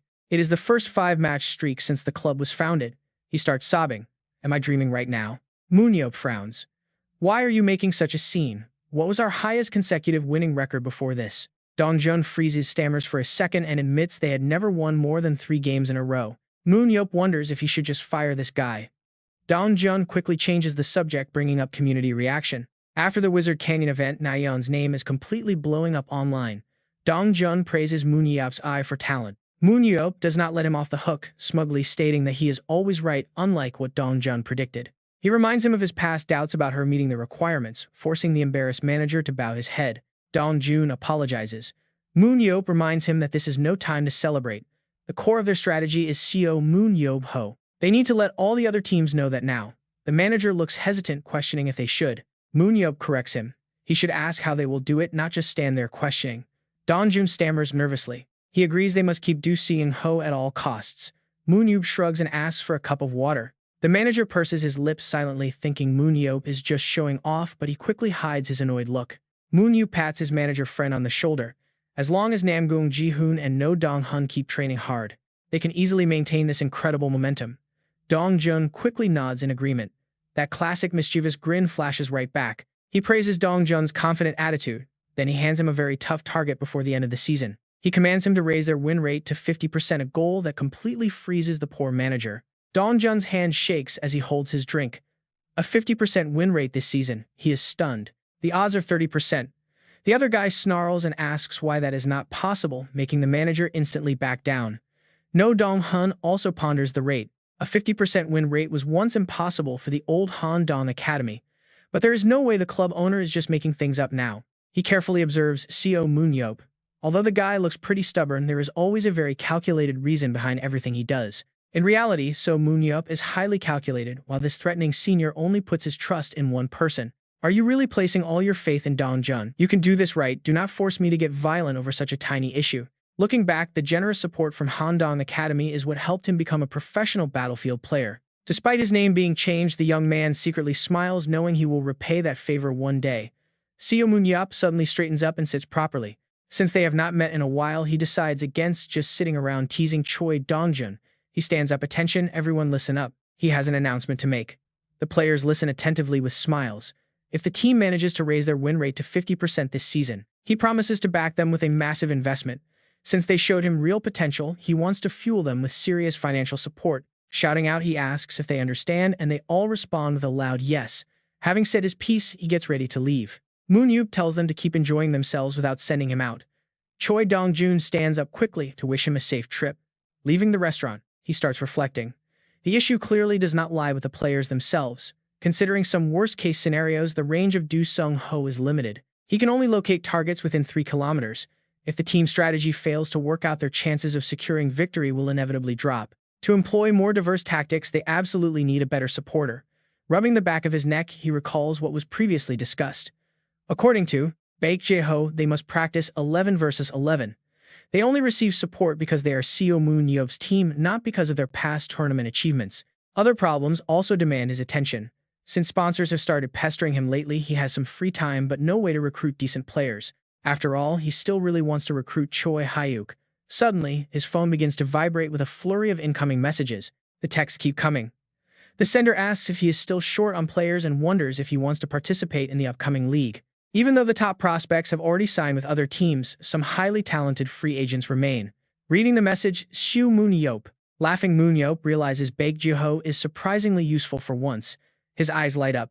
Since the recruitment window opens right after the tournament, he tells himself to just wait and watch. Meanwhile, the league matches rage on, and the battle for dominance continues to intensify. YSM extends their spectacular winning streak to 6 games. However, just as Seo Moon-yeop predicted, opposing teams have figured out how to counter the formidable duo of Lee Na-yeon and Do Seung-ho.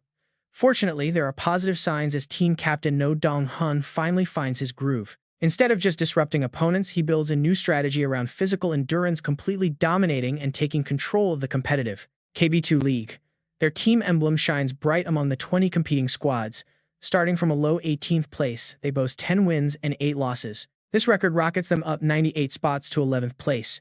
Climbing the ranks step by step, they wrap up the first half of the season with a highly impressive 55.6% win rate. At long last, the much-anticipated player recruitment window finally arrives. Standing in front of a schoolyard packed with curious students, a friendly coach steps forward to warmly welcome the unexpected visitor. He asks Seo Moon-yeop what brings him to the school.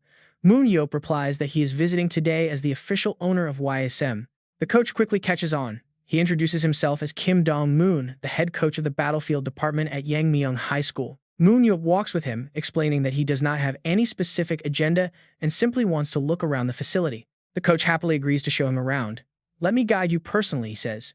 Their first stop is a large indoor training hall. Looking at the players, Moon-yeop notes that the school club's activities are actually quite decent, which immediately pleases the proud coach. The coach humbly says it is nothing special. Suddenly, Moon-yeop freezes mid-step, making Kim Dong-moon wonder if something is wrong. Moon-yeop points his finger directly at his student, noting his solid potential. The coach immediately praises Moon-yeop's famous sharp eye. He explains that the kid is already set to join Phoenix Meyer of the KB1 League. Feeling slightly disappointed, Moon-yeop checks his stats. They only hover around 77. He wonders if his standards have dropped so low that he finds mediocre prospects appealing. Meanwhile, the players keep landing heavy blows during their practice spar. Unfortunately, there is nobody with a stat of 90 nor anyone with a hidden superpower. His expression grows increasingly grim. This search is turning out to be a waste of time. Kim Dong-moon calls out to him behind. Moon-yeop quickly turns back and catches up. The two of them walk past several other students as he continues his desperate search. Still, he finds absolutely nothing. He curses inwardly. Is there really not a single unsigned player with decent talent in this entire school? He grits his teeth, frustrated at how quickly other teams swept up the good prospects. Just then, someone suddenly opens the door. The newcomer apologizes for being late. Kim Dong-moon walks over and pats his shoulder, welcoming Yoon Byum and asking about his exam preparation. The boy politely replies that he is doing fine but feels guilty for always arriving late. When Yoon Byum looks up, he suddenly freezes. He cannot believe that the legendary Seo Moon-yeop is standing right in front of him. Meanwhile, Moon-yeop curiously stares at his mushroom hair. He decides to activate his appraisal skill to see if this kid has any potential. He breaks the silence, asking Yoon Byum about his training. The boy replies that his terrible stamina prevents him from joining a professional team, so he is focusing on the entrance exams instead. Moon-yeop probes deeper, asking if any teams have contacted him. Yoon Byum nervously rubs his neck, admitting that no one has. The young boy adds that it is a huge honor to meet him because he is a massive fan. Moon-yeop smiles and offers a handshake. Shaking hands, Yoon Byum nervously mentions rumors that Moon-yeop beats up anyone claiming to be a fan. With a smirk, Moon-yeop reassures him. Yoon Byum stands there completely lost. Seo Moon-yeop gets straight to the point, offering a contract, and the young man's eyes pop out in shock. The kid is utterly shocked by the contract. A stat screen pops up, revealing a highly attractive hidden skill that leaves Seo Moon-yeop speechless. But Seo Moon-yeop is focusing on something else entirely. It is the Shadow Walker skill. Movement speed under shadows increases by 20%. Once his aura climbs above 70, he can hide and move unseen. Reading the details, Seo Moon-yeop is certain this is a hidden superpower. While Yoon Byum stands there, totally lost, Seo Moon-yeop is already plotting his next move. Honestly, who can blame him? In the Korean Pro League, a skill like this is more than enough to make a fortune. He quickly reaches out to him. He has to lock down this contract before another scout snatches him up. Still, the young man looks incredibly skeptical and hesitant. He politely asks how Seo Moon-yeop even heard of him. Seo Moon-yeop immediately prepares his usual lie about seeing him play in some match. He claims he saw him on a recent broadcast of a popular show called Ruslik, but before he can even finish the sentence, Yoon Byum interrupts, pointing out that he literally sat on the bench for the entire game. Seo Moon-yeop completely freezes up. Caught red-handed, he awkwardly pivots to a brand new excuse, asking if his name is indeed Yoon Byum to save face. He says he was simply curious why such a talent was benched, and the naive kid actually falls for it.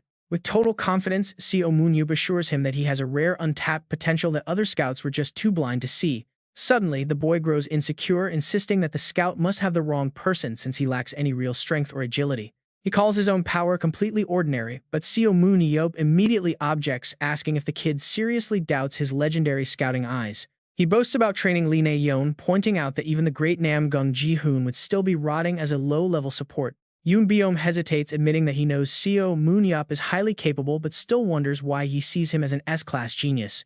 Seo Moon-yeop points straight at the young man, declaring that his confidence comes entirely from analyzing that unique shadow superpower. Drawing comparisons to Juha's abilities, Seo Moon-yeop explains how he's scanned countless superhumans, easily identifying the raw potential hidden inside. The boy quietly admits his power is pretty weird, explaining that it only boosts his movement speed by 20% while in the shadows. He lets out a defeated sigh, clearly thinking his highly situational shadow skill is completely useless in a real match. The kid wonders why he even got such an odd ability, but Seo Moon-yeop explains that powers always reflect a person's inner nature. He points out that Yoon Byum lacks confidence, behaves with extreme caution, and secretly wants to shine while hiding safely in the corner. Yoon Byum hangs his head in shame, quietly agreeing with a brutal assessment but wishing the scout had phrased it a bit nicer. Seo Moon-yeop points at him, declaring that this shadow ability is actually perfect and can grow exponentially stronger with the right training. These encouraging words take Yoon Byum completely by surprise. He asks if it is really possible for his weak power to grow. Seo Moon-yeop's determined gaze fills the boy with sudden hope as he confirms that his shadow skill can indeed evolve to the next tier. Slowly, the naive kid finds himself convinced. Seo Moon-yeop extends his hand, offering a bold gamble on his future. He proposes joining his team for 2 years and, if things go well, extending it for another 3. The generous offer shocks him. To sweeten the deal, Seo Moon-yeop promises a 300 million won penalty if he backs out, leaving Yoon Byum completely pale. 300 million won is an insane sum. Seo Moon-yeop pushes further, promising to invest that amount over the next 2 years. He points out that delaying college for 2 years is a small price to pay for such a massive guaranteed payout. The stammering boy says he needs to discuss this with his mother, but Seo Moon-yeop immediately drags him along without waiting. He points to a high-end motorcycle parked outside, telling him to hop on. The kid is too shocked to do anything but obey. They roar down the street, leaving Yoon terrified. But before long, the contract is signed and the deal is officially sealed. The contract details a 55 million won deposit, 35 million won salary, and that sweet 300 million won exit clause. Yoon's mother smiles happily at the massive financial security, while the dazed boy sits there still trying to process his new life. With his first recruit successfully locked in, Seo Moon-yeop immediately speeds off to find his next target, feeling pretty good about himself. He wonders if he will strike gold again and find even more hidden gems. You have to love his endless optimism. He eagerly wonders who is waiting for him next. However, upon arrival, he is greeted with a cold, disappointing. Every student has already signed with other teams. Left standing alone at the gate, he tells himself the next school will be different. He spends hours traveling from one campus to another, but every single attempt ends in complete and utter failure. Every potential recruit is already taken. By the time evening rolls around, Seo Moon-yeop is completely exhausted and drenched in sweat. Other scout agencies have completely cleaned out the talent pool. Now only one school remains his absolute last hope for another recruit. As the gate slowly closes, Seo Moon-yeop slips inside. Even after making it onto the campus, his anxiety only continues to grow. Jong-min smiles and says he has no intention of going pro. He just wants to enjoy playing Battlefield.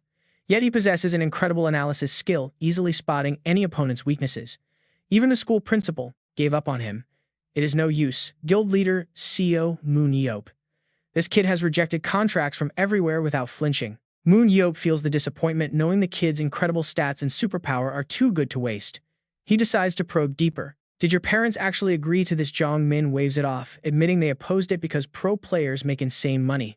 Who would throw away that kind of cash? Jong-min just shrugs. But this is my life, so who cares what they think? Moon-yeop silently calls him crazy, realizing this kid is suffering from a major case of artist syndrome. Then Jong-min acts all noble. I want to be an author who gives everyone dreams and hope. Moon-yeop grits his teeth, absolutely annoyed by this artistic nonsense. What a pretentious kid. But then a brilliant scheme pops into Moon-yeop's head. Dreams and hope, huh? He speaks up again. Jong-min, it just so happens the man sitting right in front of you is Seo Moon-yeop. The young man gasps. He is the legendary hero who brought dreams and hope to a world nearly destroyed by those filthy underground monsters. But his story was written ages ago. Could our dear Jong-min use his exceptional writing talent to rewrite it? Rewrite Seo Moon-yeop's legendary biography. Every epic chapter of Moon-yeop's past flashes through Jong-min's mind. From being abandoned in an orphanage to surviving as a superhuman all the way to the final dungeon. Entering the final dungeon. Not to brag, but isn't my life literally like a masterpiece of dark fantasy? Moon-yeop casts his bait, promising to reveal the untold secrets of the final dungeon that he has never shared with anyone. It is a masterclass in manipulation. Of course, if you join my team, I will share everything with you. Jong-min immediately slams the table and agrees to sign. A smug, triumphant smile spreads across Moon-yeop's face. He fell for it. They quickly finalize the paperwork for Choi Jong-min.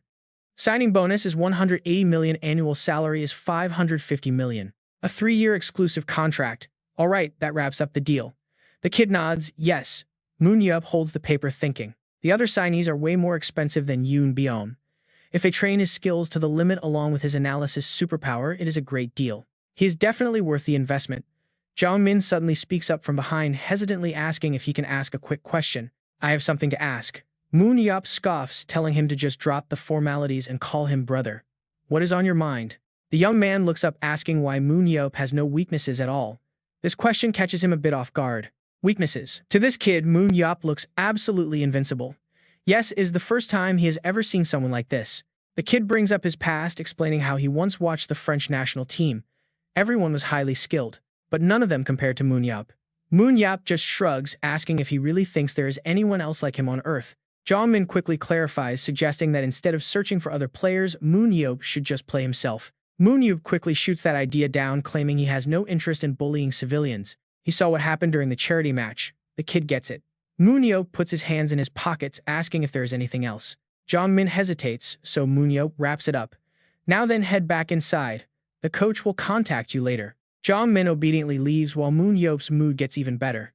Now it is time for the main event. He pulls out his phone and dials Baek Jae-ho, asking if he is busy. On the other end, Jae-ho groans, asking if he found any decent players. Moon-yeop walks back to his car, telling him not to even ask because they all got snatched up. Jeho agrees that by summer, all the real talent has already been recruited, but Moon-yeop adds that he still managed to grab two. His friend is stunned. Two, I was only hoping you could land at least one. As the sky turns dark, they only need Choi Hyuk to complete their 18-man roster. The voice on the phone gasps, asking if he is really going through with this. Moon-yeop calmly replies that is exactly why he called. He mentions he will be back late and asks to pass the message to Seo Moon-yeop. He has a specific place to visit first. Jeho asks, where? Moon-yeop chuckles mysteriously. Where else? That night at the Spirit Club. I am meeting your coach. Heard that guy has a major problem with me. Instantly, security guards block his path. Seo Moon-yeop. This is not a place you can enter freely. He just nods, noting that the Blue House told him the exact same thing. Do you guys know what happened to the Blue House that day? The guards break into a cold sweat remembering the terrifying news. Bring out the president. Back then, Moon-yeop had literally raided the presidential residence over superhuman regulations. Shaking, the guard asks if he can report this to his superior first. Moon-yeop calmly agrees, letting him make the call. He tells them he can wait as the guards nervously watch him walk off, whispering that they did their absolute best. Seo Moon-yeop takes a walk through the glittering neon streets, passing by an empty park with not a soul in sight. But the place is spotless with stunningly luxurious architecture all around, making him marvel at how fancy everything is. This rival club is clearly swimming in cash with facilities way better than his own, even though his squad's place isn't too shabby either. Plus, they can go mountain climbing, although his smile is a bit stiff as he tries to appreciate the fresh mountain air. Located deep in Gangwon-do at 500 meters above sea level, the clubhouse is massive, when suddenly a man runs right into him. He asks if this is owner Seo Moon-yeop, prompting him to turn around in surprise as the stranger quickly apologizes for not greeting him first. Introducing himself as Kim Jin-tae, the general manager of Spirit Club, he explains he rushed over the moment he heard the famous owner had arrived. Our hero wastes no time questioning him, asking if the manager is indeed the one running all their business and player recruitment. Smiling warmly, the manager confirms it, while Seo Moon-yeop admits he leaves all those details to his own coach. Since he isn't too familiar with it, the manager cheerfully chimed in, praising Coach Choi Dong-jun as an incredibly talented guy. Seo Moon-yeop's face is a picture of absolute horror, asking him not to make such jokes, which immediately makes Kim Jin-tae sweat bullets. Talk about stressful, knowing this guy is a ticking time bomb. Kim Jin-tae reminds himself to stay sharp before bringing up the real issue. He mentions hearing that the young man wanted to meet Coach Choi Moon-sung, and our hero openly admits he has some questions. The manager sharply guesses he must be here for their star player Choi Hyuk, catching Seo Moon-yeop completely off guard. Surprised that he already figured it out, the manager secretly calculates, knowing exactly why the guild leader came all this way. Anyone in the battlefield industry already knows about the plan to change positions, but Coach Choi Moon-sung is still stubborn. He is the one who absolutely refuses to let the young talent play the wing position, completely ignoring any outside advice. Kim Jin-tae carefully chooses his words, dreading what might happen if this chaotic guild leader actually meets their stubborn coach face to face. He suggests they talk it over first, but Seo Moon-yeop immediately dismisses the idea, pointing a finger and shutting him down.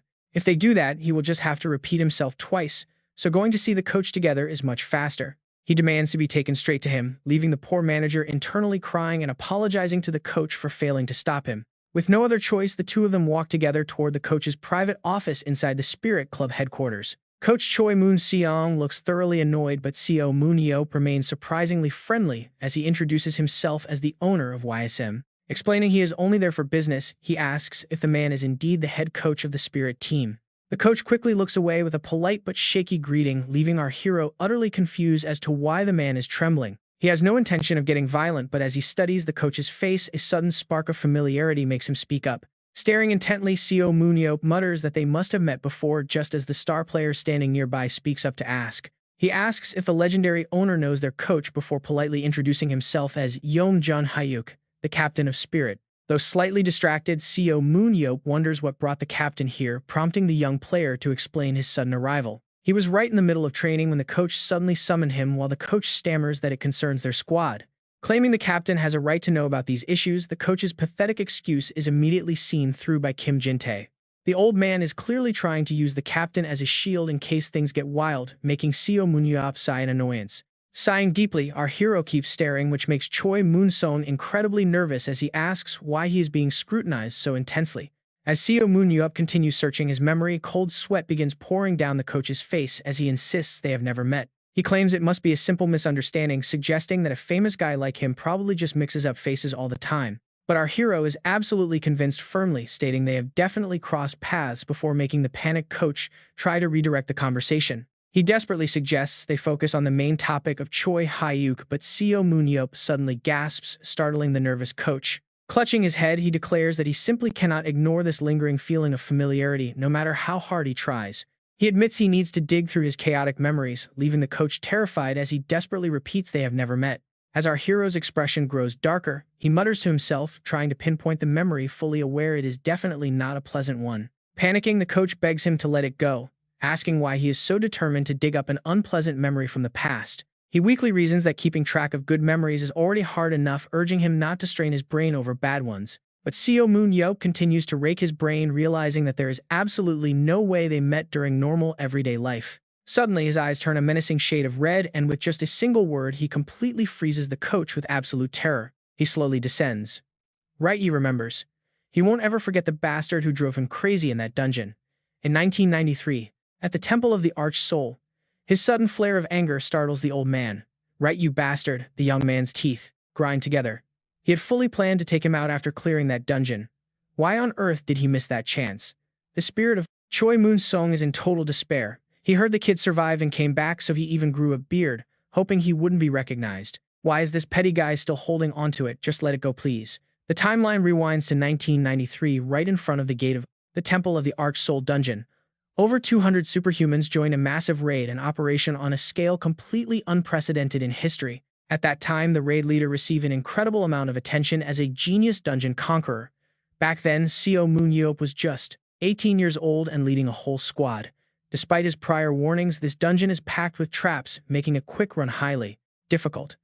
Monsters are also extremely thick, meaning the entire raid will have to push forward without a single moment of rest. They must pay close attention to the low stamina healers and the support team. Suddenly, a voice pipes up. Wait a minute, he says, shrugging his shoulders to offer his own opinion. With this much manpower, what is so hard about clearing a simple dungeon? Perhaps they can just rush the boss directly by throwing their entire force at it. There's a much faster way to attack, after all. Why take the long way? Choi Moon-seong, 24 at the time, bluntly scoffs. You are Seo Moon-yeop, right? Apparently, you are the famous kid who is supposedly great at dungeons. Nothing special, though. If you cannot handle it, let me be the raid leader. The entire squad looks at him with pure contempt. Conquering a dungeon isn't just about throwing yourself in a few times, they think. When it comes to real strategy, Seo Moon-yeop immediately flares up in anger, but someone quickly rushes over to hold him back. Are you stupid? Hold it in. Even so, he is absolutely furious. Uncle Jin-tae, don't stop me from tearing that lunatic apart, he yells. Jin-tae desperately tries to reason with him. We have a dungeon to clear first. Just explain the plan so we can move in. While being held back, Seo Moon-yeop glares and warns Choi Moon-song to just wait until this raid is over. Though slightly intimidated, the older hunter still talks tough, calling him an arrogant brat. There is no way he can work alongside a green kid like that. He is convinced he can raid this dungeon all by himself. But the moment they step inside, they are immediately confronted by a swarm of deadly lava monsters. Seo Moon-yeop loudly shouts his orders, telling everyone to stay calm, letting the vanguards take turns absorbing the hits to clear them out one by one. But suddenly, an impatient idiot charges straight ahead, shouting at everyone to move. Choi Moon-song grips his sword and rushes forward, complaining that, at this slow pace, they will never finish the raid. Smirking, he thinks there is no need to listen to a little kid. But as he steps forward, his foot accidentally triggers a hidden floor switch right after boasting that this dungeon belongs to Choi Moon-song. His entire body freezes in sheer shock, his eyes trembling with panic. He suddenly remembers that this dungeon is filled with deadly traps. A massive boulder suddenly drops from the ceiling above, leaving him completely paralyzed with fear. Right in that split second, a hand yanks him back just in time. The giant boulder crashes down and shatters into pieces, utterly destroying everything on its path. The entire squad falls into absolute panic, shouting to their leader that the path ahead is now completely blocked by the debris. They might have to turn back, and finding an alternate route could easily cost them another 6 hours. Meanwhile, Choi Moon-seong is still gasping for air, completely unaware of the murderous rage building behind him. Seo Moon-yeop calmly whispers a few cold words to him. He remembers how Seo Moon-yeop told him to meet outside. Just thinking about that brutal beating makes his bones ache to this day. The kid nearly beat him to death back then. Now determined to smooth things over, he quickly approaches the young squad leader. I have no idea what you are talking about, he stammers, suggesting he has the wrong guy. But Seo Moon-yeop is not buying it. He suggests they have a private chat. The older coach shrinks back in fear, nervously asking what he plans to do. Seo Moon-yeop smiles warmly, telling him not to look so terrified. Does he really think he would hold a grudge over something from so long ago? Who do you think I am? In his head, Choi Moon-sung is absolutely certain the kid is exactly that petty. Then the young leader suggests that for this conversation, the other two should probably step outside. Of course, if he wants everyone to hear it is fine too. Though Choi Moon-sung is incredibly uncomfortable, he has to swallow his pride. Grimacing, he orders his assistant A-wook to take the others outside and wait, explaining that he needs to settle some private matters with guild leader Seo Moon-yeop. His confused assistant can only comply with a quiet nod. Once the room is clear and they are finally alone, Seo Moon-yeop drops the friendly act to confront him. He asks if he was the one who ignored all safety adjustments to argue over worthless theories. The scolding comes pouring down. That blunder added an extra 9 hours to their raid. Choi Moon-sung tightens his fists as the memory stings. Yes, he admits, he remembers everything now, apologizing for how shallow and disrespectful he was back then. Hearing this, the young leader frowns. He was actually younger than the guy back then, so what is he talking about? Choi Moon-seung quickly adds that the past is the past. But the coach complains that Seo Moon-yeop beat him half to death after the last attack. Seo Moon-yeop looks surprised. Did that actually happen? The coach loudly insists that it did, claiming Seo Moon-yeop beat him so easily he just forgot about it. So from now on, he should not bring it up again. Seo Moon-yeop shrugs it off. Fine, but getting beaten now for a past mistake would be pretty unfair. So maybe a beating for a brand new mistake would make more sense. The coach gasps in shock. Wait, what did he just say? Seo Moon-yeop looks at him with a freezing glare, telling him he definitely made another mistake. He starts cracking his knuckles. Even if they settled all the old drama, the coach has gone and messed up something brand new already. So doesn't he deserve another lesson? Seo Moon-yeop steps closer, smiling as he promises to go easy on him this time. After all, he knows how to hold back against elders. Terrified, Choi Moon-sung screams for him to wait. The coach desperately tries to deny everything, demanding to know what he did wrong. Seo Moon-yeop calmly lays it out. He was the very first person to oppose changing Choi Hyuk to a wing position.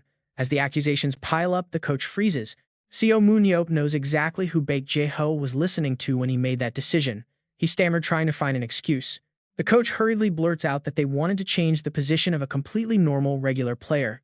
Seo Moon-yeop takes that personally. So you were looking down on me and Baek Jae-ho. He calmly pulls out his phone. Fine, they can skip the violence and he will just do the same to him. The coach eagerly agrees that violence is bad. But he asks what Seo Moon-yeop is doing. With a wicked grin, Seo Moon-yeop says he is just going to tip off some reporters. If he gives them this massive scoop, those journalists will publish it instantly, and the entire public will know the truth. Choi Moon-sung is absolutely horrified, warning that he will sue for defamation if Seo Moon-yeop goes through with this. Seo Moon-yeop just dares him to try. He does not bother with courts, he will handle things personally, so he better be ready. The coach goes pale with fear, cursing Seo Moon-yeop and asking why he is doing this. Finally, the real terms are laid out. Choi Hyuk has 1 year left on his contract. In 6 months, the coach will lose him for free anyway, so let him go. But Choi Moon-sung still resists, claiming he just needs to convince the player to keep playing as a melee dealer. He accuses Seo Moon-yeop of barging in to cause trouble, but Seo Moon-yeop immediately fires back that the coach is the real problem. If they let Choi Hyuk play wing, it would save his career. A player's career span is like their lifeblood. By forcing him into the wrong role out of pure spite, the coach is basically cutting his entire career short. Choi Moon-seung grits his teeth. Fine, he knows that. Besides, there are plenty of other dealers who can replace him. So Choi Moon-sung makes a proposal. He wants 1.2 billion won as a transfer fee. Seo Moon-yeop smirked. 1.2 billion won. Seo Moon-yeop mocks the demand, noting that while their facility is fancy, they are trying to rob him. How could such a wealthy club demand that much money from a poor owner like him? He raises his hand. Since he finds this request so annoying, maybe he should just deliver a beating instead to settle the score. Consider it a discount on his own life-saving fee. The coach cowers, calling Seo Moon-yeop an absolute thug. He grows increasingly terrified because Seo Moon-yeop is a man of his word. This could genuinely end up being his life-saving fee. He quickly drops the price to 1 billion won. But Seo Moon-yeop scoffs, asking if his life is only worth that much. The coach panics and drops it to 800 million. Seo Moon-yeop laughs, prompting the coach to offer 500 million won. But Seo Moon-yeop is still not satisfied. He mockingly asks if the coach is willing to die over such a small amount. The miserable coach breaks down and screams out 100 million won. He begs Seo Moon-yeop to accept it. They immediately shake hands on the deal, agreeing that from this moment on they are completely done with each other. Seo Moon-yeop smiles warmly and agrees, addressing him as Coach Choi. The coach seriously says he will trust him now. Choi Moon-sung quietly celebrates, glad to finally be rid of that absolute demon. But the trouble is far from over. Unfortunately for him, Seo Moon-yeop is much more persistent than he looks, though the coach does not realize it yet. A few days later, Choi Hyuk arrives at the club with all his luggage. Seo Moon-yeop happily welcomes him in. He proudly announces that this is his new home, declaring him the official wing player of the team. He signs him to a 5-year contract worth 600 million won annually. Meanwhile, other transfer deals are finalized. Coach Choi Dong-joon manages to close another negotiation for a transfer fee of 50 million won. The paperwork piles up. Seo Moon-yeop sighs as he looks at the files. They added 3 more, bringing the total roster to 18 players. Despite searching everywhere, he still cannot reach the 22-player requirement. He wonders where all the talented players are hiding. As they step inside from the scorching heat outdoors, the girl spots him and her eyes light up. "Oh, uncle, how have you been working so hard lately? It is so tough to see you." He points his finger at her, teasing that she is even busier than he is. He adds that seeing he is quite sad since she rarely visits home nowadays. Ha-yeon lets out a long yawn, admitting she knows, but then Seo Moon-yeop looks down and notices something in her hands. "What are you holding there?" Blushing instantly, she tries to hide it, but he already spots the title French for Beginners. The book is packed with complex words that do not suit her at all. "Stop teasing me," she whines, but Seo Moon-yeop is not letting her off easily. He keeps teasing her, saying that the world must be a better place now that there are books made specifically for slow-minded kids like her. Annoyed, she yells back that she is actually very serious. "French is just way too hard," she complains to him. "Can you just come with me to France?" Seo Moon-yeop raises his eyebrow in utter confusion. "Why on earth are you going to France all of a sudden?" Soon after, Jack Render, the famous European agent for Battlefield Superhumans, meets with them. All the legal paperwork in Korea has already been cleared. Once she finishes her physical evaluation in Paris, her official contract will be fully finalized. For the first half of the season, Ha-yeon gazes out the window, quietly thanking him. She has fully adapted to her new role, securing MVP honors during her initial run. Her outstanding performance has earned her top praise from Korea's elite dealers. But wait, how did this all actually happen? It turns out the wealthy Moro brothers had their eyes on Ha-yeon from the very start, heavily investing in her incredible potential. Seizing the opportunity, they sent a formal invitation. She made massive progress shortly after finally signing a lucrative deal with Paris Lumiere. This marked her official debut in the prestigious European League. Seo Moon-yeop finally puts it 2 and 2 together, so that's why she was cramming French. He had been so busy lately that he completely missed her news, but knowing the trustworthy Jack Render is managing her, things should go smoothly. He trusts the agent to keep her safe. Jack then changes the subject, noting that now that her matters are settled, they need to talk. He invites Seo Moon-yeop to sit down for a chat. As they pull up a couple of chairs, Seo Moon-yeop asks what is so urgent. Jack quickly explains that the famous Moro brothers are personally inviting Seo Moon-yeop to visit Paris as well. The young hero is stunned. Why him of all people? Jack explains he could act as an interpreter for Ha-yeon and they have a gift for him. Hearing about a gift, a sudden spark goes off in Seo Moon-yeop's mind. He remembers their past promise. Clearly they had made a deal. Despite leaving the arms trade, they still run a top-tier workshop. As major fans, they had offered to craft him custom gear. He remembers them asking to send a special present. It hits him now, they actually built that custom weapon for him. They went ahead and did it. Jack chuckles warmly, noting that this custom weapon was a tiny price to pay to get him to visit. Seo Moon-yeop points out he is extremely busy planning for the end of the year, hoping to recruit more active players to his team first. Jack is genuinely surprised to hear that he is expanding his roster, realizing this Paris trip might actually play to his advantage. Seo Moon-yeop keeps a serious face. He admits his team is currently acting like a small neighborhood club, so he cannot ask a top agent for favors. Hearing this, Jack feels a bit sympathetic for the hero's struggle. That is a shame, he says before offering a clever suggestion. He suggests checking out Paris instead. Seo Moon-yeop pauses, showing a fair bit of genuine interest in the idea. Jack explains that under local regulations, Korean teams are allowed to recruit up to 5 foreign players on their active rosters. France has way more superhumans and professional clubs than Korea. If he looks carefully, he might find some top-tier talent to recruit. Outside, the French flag flutters proudly. Exploring the competitive European scene as a team owner would be an incredibly valuable experience for him. Rubbing his chin in deep thought, Seo Moon-yeop considers the prospect of scouting foreigners. Actually, that is not a bad idea at all. He readily agrees to the trip. Before long, their plane touches down in Paris, landing at the bustling international airport. Seo Moon-yeop and Ha-yeon step off the plane. A traveling companion smiles, expressing excitement about finally returning to a lively environment. She wishes Jiho could have joined them, but Seo Moon-yeop quickly points out that the busy guy is way too occupied with training duties. They can only catch him back home. For now, their focus is on finding a nice apartment for Ha-yeon and having some fun. However, as they step outside the terminal, a massive crowd of roaring fans greets them, chanting Seo Moon-yeop's name. Irritated, Seo Moon-yeop grimaces. Hungry reporters are the same everywhere, shouting and flashing cameras right in his face. Right in front of them, a bald guy is waving his hands frantically, calling them over. Seo Moon-yeop instantly realizes this guy is the main culprit. Walking over, Seo Moon-yeop demands to know why there are so many reporters around. Why did the club president himself come to pick them up? The bald president chuckles, claiming he wants to take full responsibility for managing and welcoming his new star player. He adds that for a rising rookie like Ha-yeon, getting this level of media spotlight right away is actually a huge benefit. Seo Moon-yeop clicks his tongue, admitting the logic makes sense. Still, in his eyes, this bald guy looks exactly like a slimy, scheming snake. The president smoothly asks if Seo Moon-yeop would mind doing a quick interview to support his beloved niece. Seo Moon-yeop silently curses him. Those slippery reporters immediately swarm around Seo Moon-yeop, eagerly asking if this is his very first time traveling abroad. They ask him to share his thoughts, but the young man coldly replies that he only travels to handle dungeon outbreaks.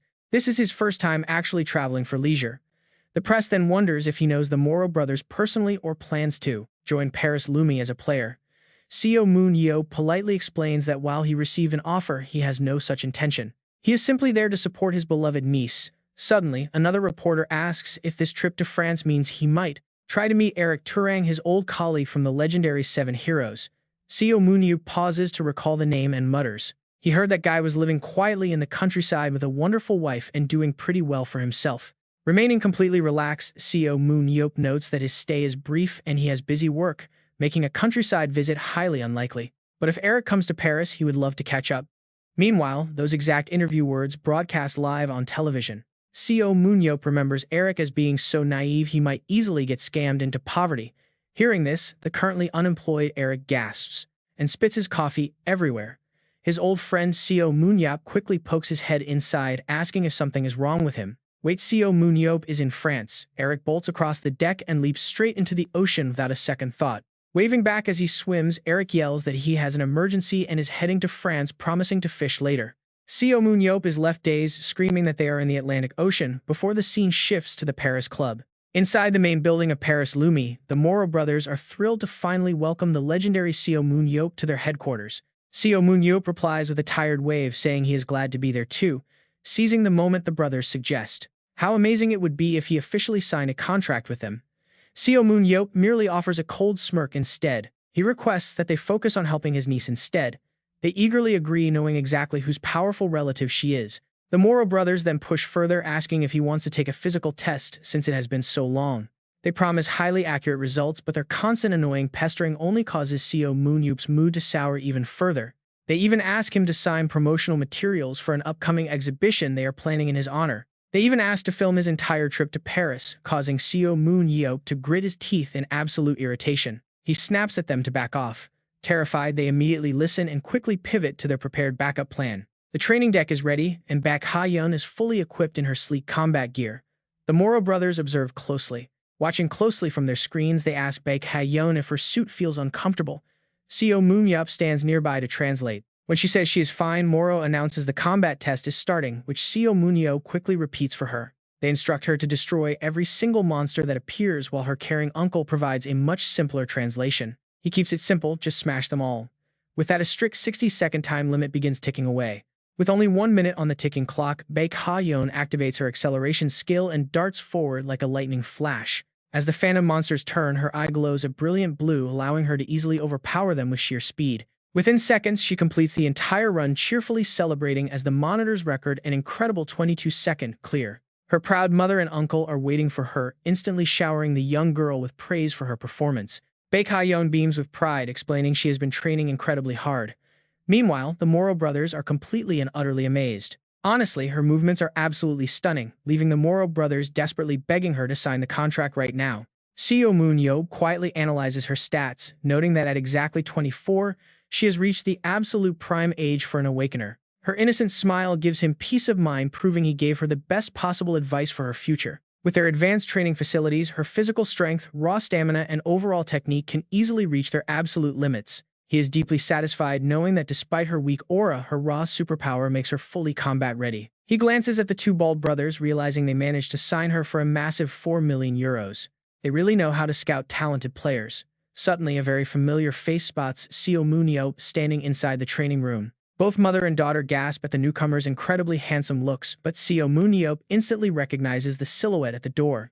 Old memories and voices suddenly flood back, reminding him of the top 3 Battlefield players he used to compete with. He recalls being curious about anyone claiming to match Baek Jae-ho's legendary peak speed, which seemed completely impossible back then. Reaching a perfect speed stat of 100 was unheard of, except for Nathan Bernard Byrne, the top 3 legend.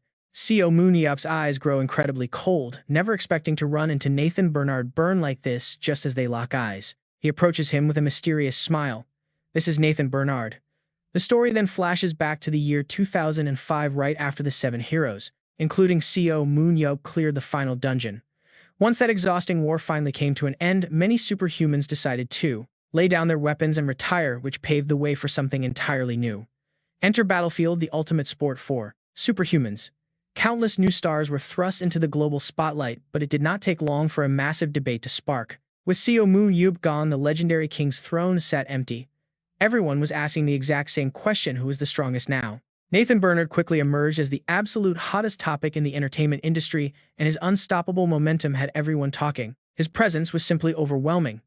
He was the one name that constantly dominated every single debate, backed by an elite list of achievements. The ace of the French national team, the star of Paris Lumiere, and a top 3 world finalist in 2019 and 2020, Player of the Year. And this legendary figure standing right in front of him is Nathan. The Moro brothers gasp in absolute shock. Why are you here on your day off, Nathan? He steps forward with a grin. Obviously, he came to meet the legendary hero. That intense gaze makes Seo Moon-yeop narrow his eyes. What is this? Why is he staring at me like that? Then Nathan suddenly turns around to welcome the team's newest addition, who is currently sitting inside the scanner chamber, looking quite nervous. She shyly mutters a quiet bonjour. The mother and daughter quickly lean in close to whisper, wondering who this handsome stranger even is. Swooning over his piercing eyes, they watch as Nathan steps forward, bowing politely to greet his senior with deep respect. Seo Moon-yeop stays quiet. He seems way more polite than Gerald, but that weird stare from earlier still feels incredibly suspicious. Nathan suddenly raises both hands. Since they are going to be teammates soon, Seo Moon-yeop tries to keep his guard down. But before he can even think, his seasoned combat instincts kick in, only to realize the other guy is wrapping him in a massive hug. Wait, what is happening right now? The sheer pressure radiating from this guy is driving his anxiety through the roof. Nathan holds the embrace for a moment before stepping back warmly, welcoming the legendary veteran to their club with a big smile. Taken aback, our hero mutters a quick thanks, internally sweating. It has been ages since anyone managed to throw him off like that. When Nathan starts to introduce himself, Seo Moon-yeop cuts in. He already knows him and has analyzed all of his match footage. He admits Nathan is incredibly talented, causing the young prodigy to scratch his head in pure embarrassment at hearing his idol's praise. Still, Nathan remains humble. Meanwhile, Seo Moon-yeop pulls up his system screen to inspect the kid's stats, and boy, are they crazy. Nathan has an ultimate skill called Alter Ego, which consumes half of his aura to split himself into 2 identical bodies. Merging them back recovers 30% of his total aura. However, if one clone dies, the other gets hit with a 90% penalty. Looking closely at the details, except for endurance, every single one of his potential stats easily sits well over 90. This guy is a literal cheat code. Under normal conditions, having one player with stats like these is already a nightmare. But with his cloning ability active, the opponent is suddenly forced to fight 2 identical monsters at the exact same time. True, splitting his aura cuts his raw damage output in half, but as long as his other primary attributes remain unchanged, it is barely even a drawback. Our main character cannot help but grin. This kid is an absolute combat genius. With his master-level mechanics still developing, Nathan might actually surpass Seo Moon-yeop himself back in his prime. The battle strategies flashing through his mind are terrifying. Combining that level of skill with clones opens up infinite tactical possibilities. His 80+ endurance rating might seem low, but it is definitely not a glaring weakness when compared to normal players. In fact, those numbers easily beat out most pro players in Korea. Seo Moon-yeop starts comparing him to another formidable rival. How would Nathan fare against Gerald Walker, who has completely maxed out his physical limits? That beast boasts endurance stats over 100 and his agility sits at an insane 96. The mental matchup is suddenly cut short, but man, it would be a glorious fight. Touching his chest, he finally understands why everyone goes completely wild for this sport. Who would actually win? It is the ultimate fan debate. Suddenly, Nathan breaks his train of thought with an unexpected question about Gerald Walker. He asks if they have finally made up. Seo Moon-yeop blinks in confusion, wondering why this topic is suddenly coming up. Nathan explains that ever since Gerald returned from Korea, he has done nothing but sing his praises despite their bitter rivalry. Seo Moon-yeop just chuckles. There was never a real rivalry. He simply gave the arrogant kid a much-needed attitude adjustment. The young prodigy looks surprised, but our hero keeps boasting, claiming he only went easy on him because of their age gap. He even claims to have generously gifted the rookie some advice worth $10 million. Nathan tries to piece together what he means. When Nathan asks if his final judgment on Gerald was the actual advice, the veteran proudly nods in agreement. He grumbles about how the media blew the whole thing out of proportion, just as the Moro brothers suddenly barge right back in. The news did not mention who won or lost. Seo Moon-yeop wondered if the Great War was simply over after a few battles. He replied that he won even if the details were vague.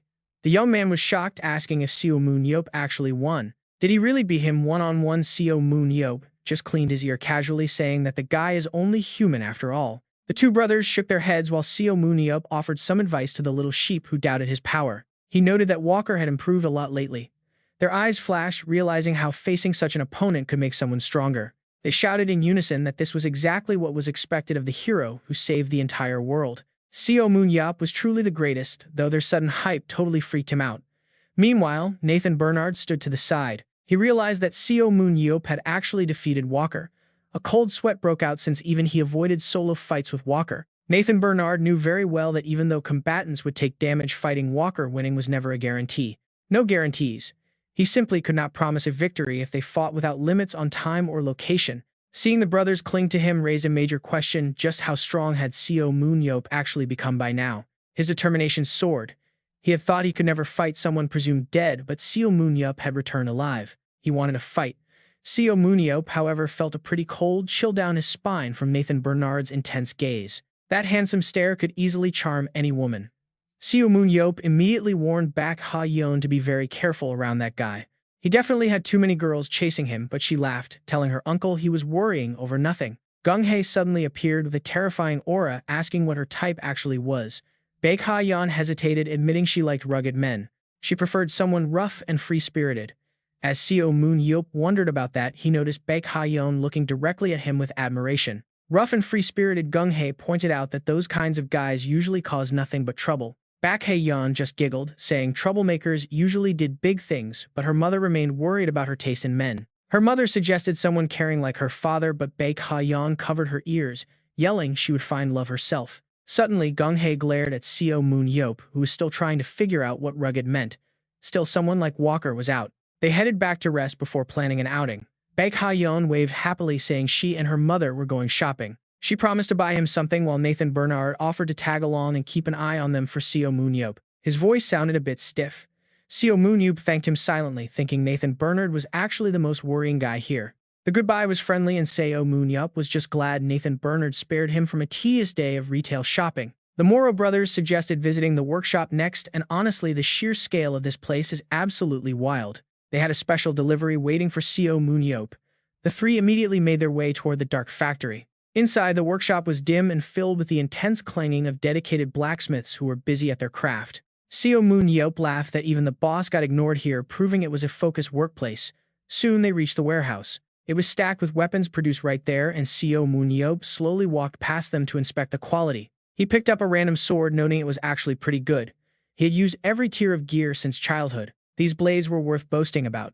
The Moro brothers smiled, thrilled that Seo Moon-yeop recognized their high quality right away. They explained that before the Battlefield game expanded and the market revived, they sank a fortune into this place.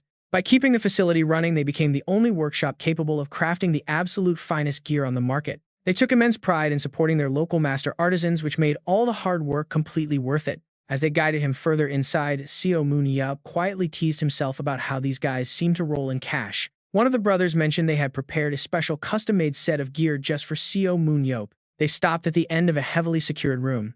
As a locked door slowly hissed open, thick steam rolled out. Inside lay some pristine high-end gear. Seo Moon-yeop was stunned to see his own name beautifully engraved onto the metal. He wondered if this staff was really for him. They presented it on a red cloth, urging him to try it. Seo Moon-yeop inspected it, confused because he did not see any activation buttons. They told him to channel his aura instead. Channeling aura. Despite his confusion, this staff looked far too valuable to pass up. He slowly reached out. Seo Moon-yeop released a steady flow of mana, and the staff expanded into its full form, leaving him thoroughly impressed. His previous folding staffs were pretty good, but this masterpiece was forged with the latest materials and top-tier craftsmanship. The brothers kept talking up all the fine details, eager to show off the ultimate weapon they had built for him. They explained the specs of the weapon. Because they crammed in so many complex custom techniques, its durability is slightly lower than their previous works. But inside, battlefield fights happen in virtual dungeons where items are just simulated replicas anyway. Seo Moon-yeop listens quietly. He shrinks the weapon back down. Since real dungeons are gone, there is no actual use for it. Smiling, the brothers suggest that as long as he maintains it properly, he can use it forever. One brother adds that they are absolutely thrilled with how dynamic it is. Hearing this, Moon-yeop is genuinely touched. Did they really go through all this trouble just to give him a gift? He admits he feels a bit bad, but their business instincts quickly kick in. They tell him not to worry, admitting that while they did design this specially for him, he won't be the only one using it. They drop a truth bomb that freezes him solid. If it's the spear Moon-yeop once wielded, the replica version will sell like absolute hotcakes. In short, they want to mass-produce it.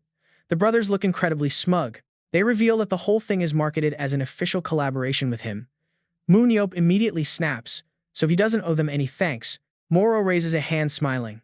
Exactly, which is why they have already calculated his royalty fees. If this deal goes through, the profits will be astronomical for both sides. They lay out the official proposal. If he signs, they will pay him a royalty fee for 5 years at 1.5 million euros annually. And the brothers also emphasize another perk. If he uses that weapon in any match, official or not, they will pay him 30 million euros per game. Moon-yeop shudders. He doesn't hesitate for a second. An honorable hero might refuse, but he's a pragmatic man. This deal is simply too good to pass up. As the owner of the YSM club, it is simply a massive win. One of the brothers hands over the paperwork, asking if he has read the contract. He nods. The Moro brothers grin and bring up Clause 1, which states that he must keep the weapon on him at all times. It has to be personally maintained by the signer. They ask if he remembers this clause, and Moon-yeop confidently replies that of course he does. He has to take care of it, obviously. But then they point out that he isn't currently a registered Battlefield player. They explain that superhuman weapons like this replica can only be legally possessed by registered Battlefield athletes. Moon-yeop casually shrugs, saying he doesn't care since he's a retired hero who can bypass the rules. But the brothers quickly correct him. Even a hero can't bypass international customs laws with an unregistered weapon. Hearing this, Moon-yeop panics, wondering what they should do. He can't smuggle it, or else Jae-ho and old man Jinti will absolutely blow a fuse. The brothers smile and tell him not to worry. There is a super easy solution. Their eyes light up as they prepare to lay out their plan. If unregistered superhumans can't carry weapons through customs, then he simply needs to register as an active player. Later, the scene shifts. Ha-yeon returns from shopping, cheerfully bringing back some bags. But Moon-yeop is completely checked out, looking like his soul has left his body. He looks totally drained, like he just suffered a massive shock. Seeing his blank stare, Ha-yeon asks if something is bothering him. Just a few hours earlier, the devious Moro brothers had double-teamed him, explaining that registering as a player is incredibly easy. First, register with his own country's association. Second, sign up with the global association. Annoyed, Moon-yeop jumps to his feet to object. But before he can even finish his sentence, the brothers cut him off.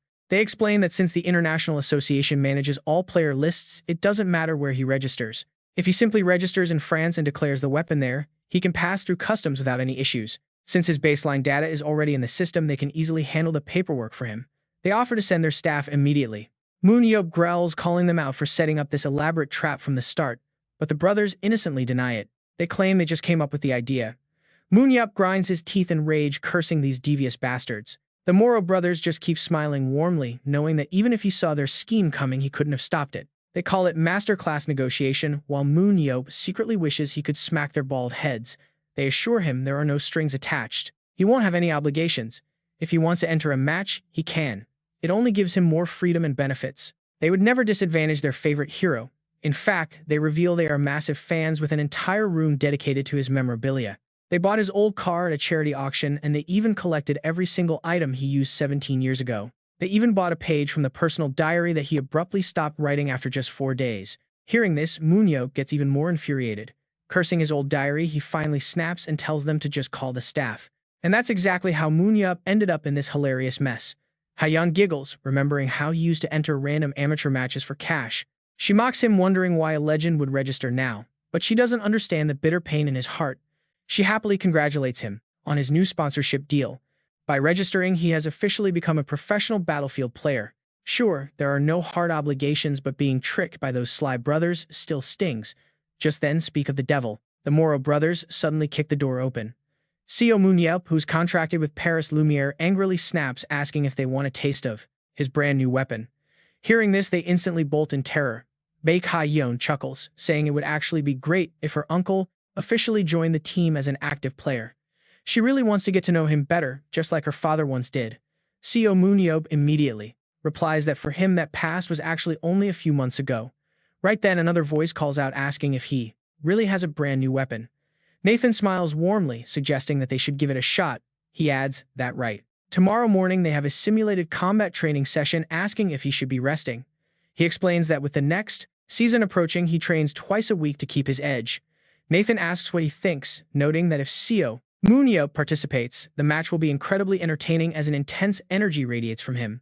Seeing this, Moon-yeop secretly thinks that the guy does not hesitate to show his competitive side.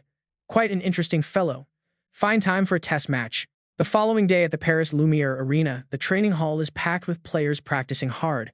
With their vacation almost over, they must train diligently, though some lazy players are already complaining, wondering if they should be out playing instead.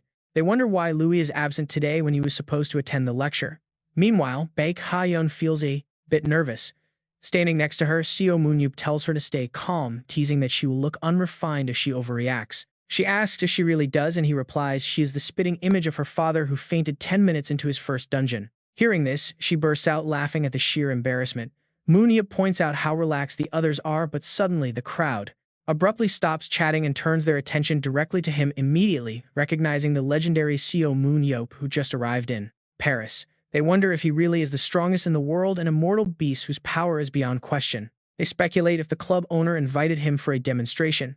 Meanwhile, one player silently watches him from the crowd the entire time. Watching this, Baek Ha-yeon realizes her uncle draws attention everywhere he goes, telling herself to stay calm and not get nervous. After all, her father is Baek Jae-ho, and her uncle is Seo Moon-yeop.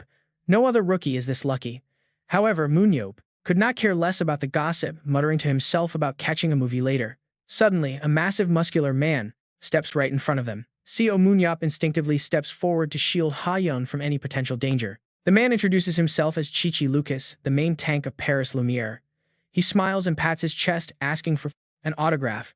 Moon-yeop quickly signs his name before pointing to Ha-yeon, asking Lucas to take good care of his niece. Ha-yeon shyly greets him, and Lucas warmly welcomes her with a friendly bonjour. Watching this, Moon-yeop quietly notes that despite his intimidating frame, Lucas seems like a genuinely good guy who will look out for young Ha-yeon as requested. He quickly activates his analysis skill to check Lucas's stats. The numbers are incredible, with almost every stat clearing 80 and reaching their peak potential. His powers are regeneration and resistance, allowing him to heal wounds rapidly and shrug off all diseases and curses. While Nathan is the team's star, Lucas is the real dark horse. He simply lacks proper marketing. Compared to top-tier world players like Nathan, this giant easily holds his own, especially with a speed of 87, which actually outpaces Nathan. He functions perfectly as a tank and a close combat dealer. Although most of his skills are defensive, his deep green blessing is beautifully amplified by survival instincts and the growth potential of plants, which is highly unusual. Moon-yeop wonders if the guy just really loves nature. Just then, Nathan arrives at the scene to join them. He asks if Moon-yeop was chatting with Lucas. Moon-yeop nods as Nathan smiles and explains that Lucas is an incredibly gifted player.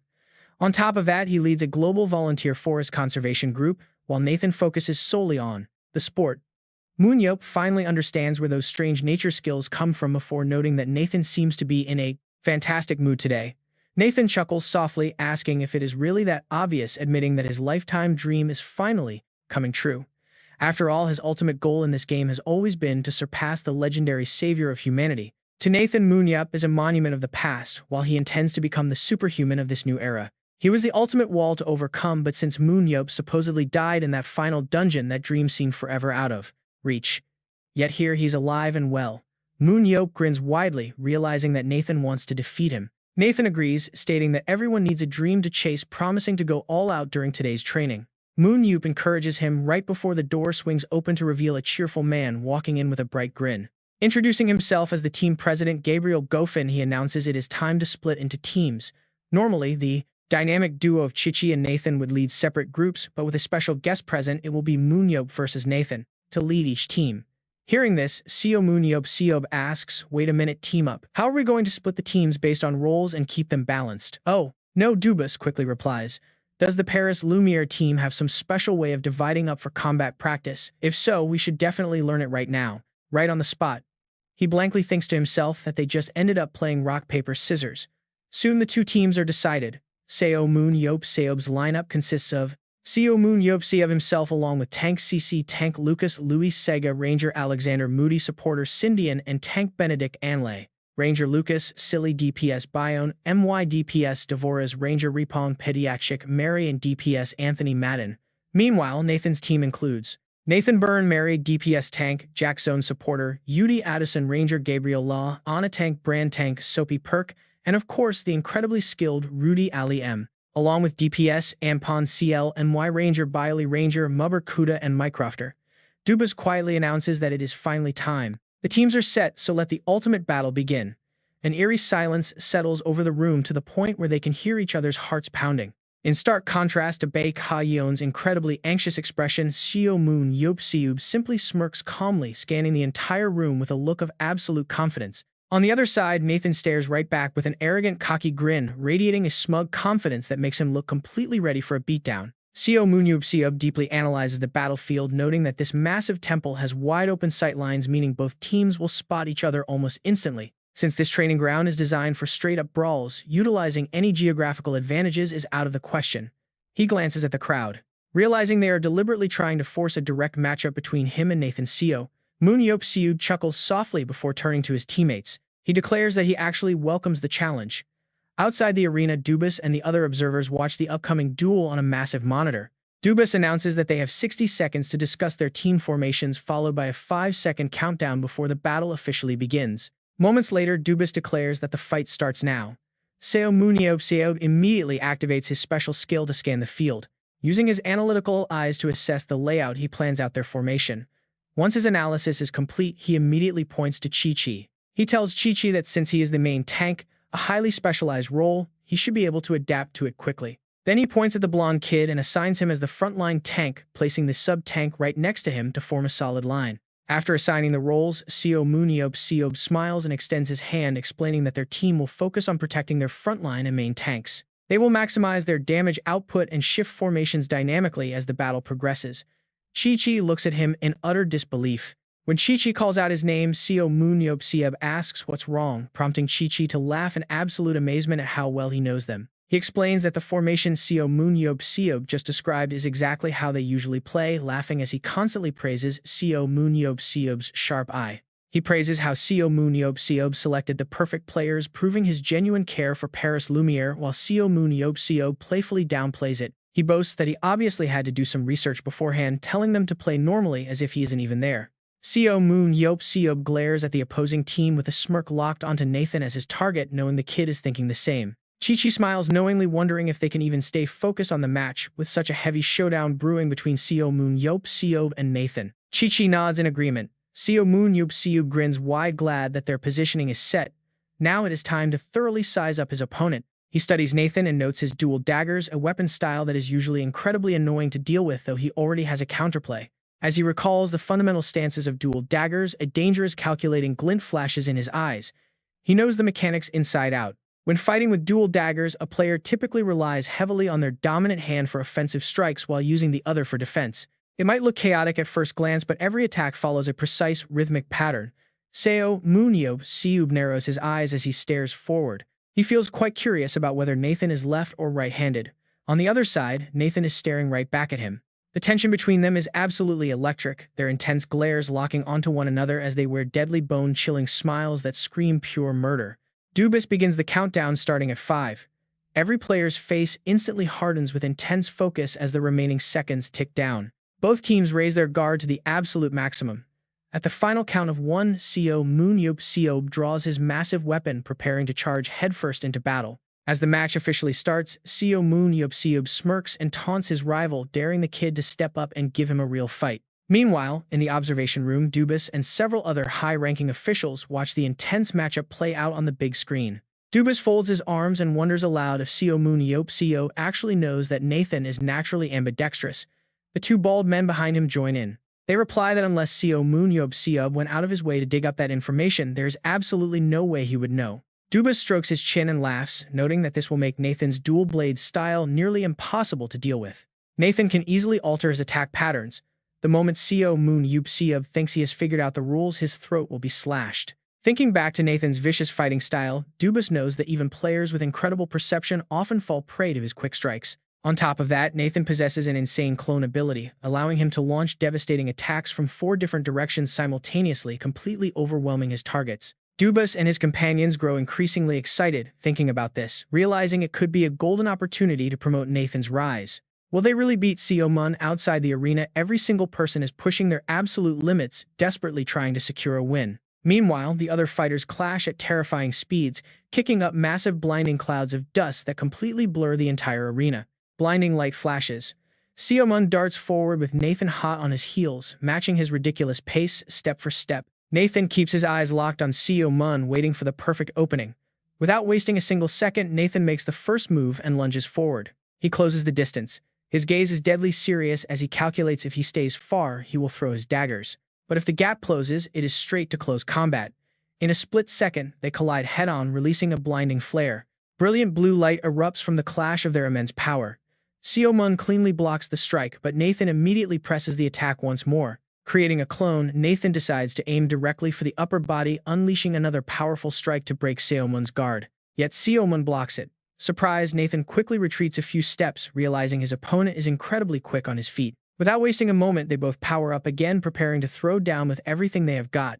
Seo Moon glares at Nathan. Unbelievably, he stops a 100-centimeter blade barehanded, using sheer physical strength to halt the wild slash. Seo Moon forces Nathan back with ease.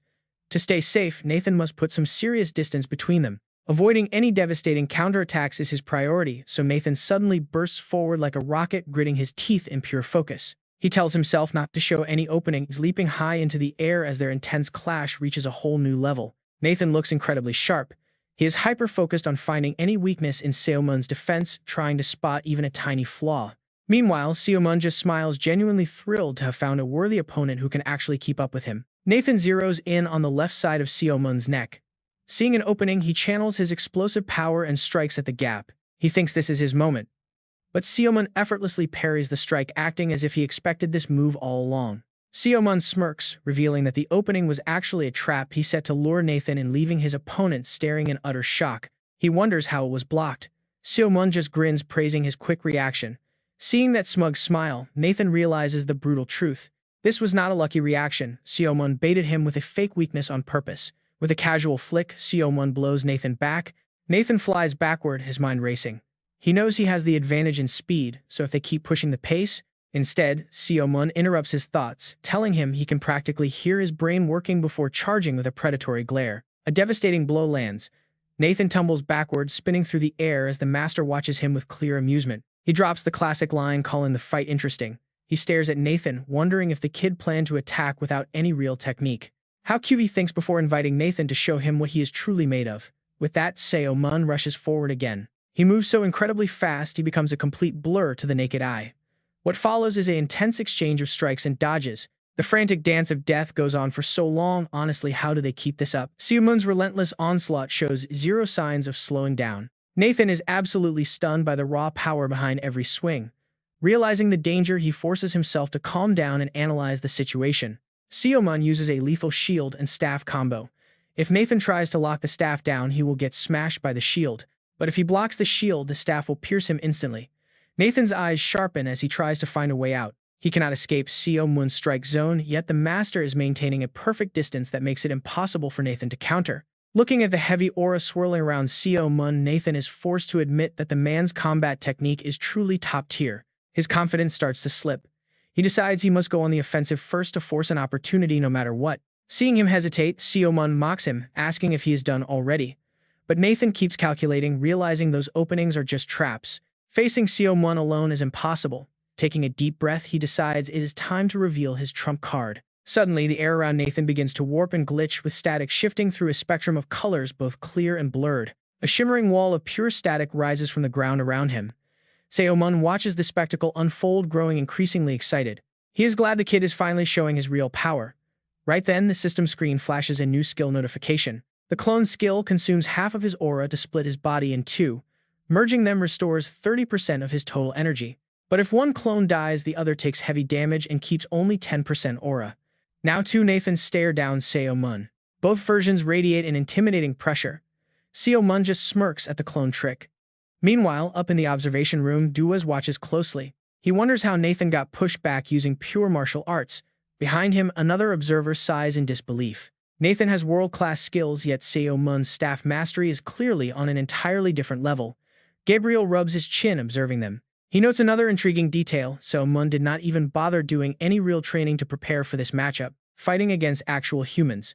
Gabriel pictures the times when Seo Moon-yeop trained by analyzing monsters back during the war. He only learned how to battle monsters. He has never actually been trained to fight against other humans. But Nathan is a total genius who only studies how to defeat humans, and yet he still gets this result. Dubois steps forward. Since he reached the supreme state, it does not matter if his opponent is human or monster.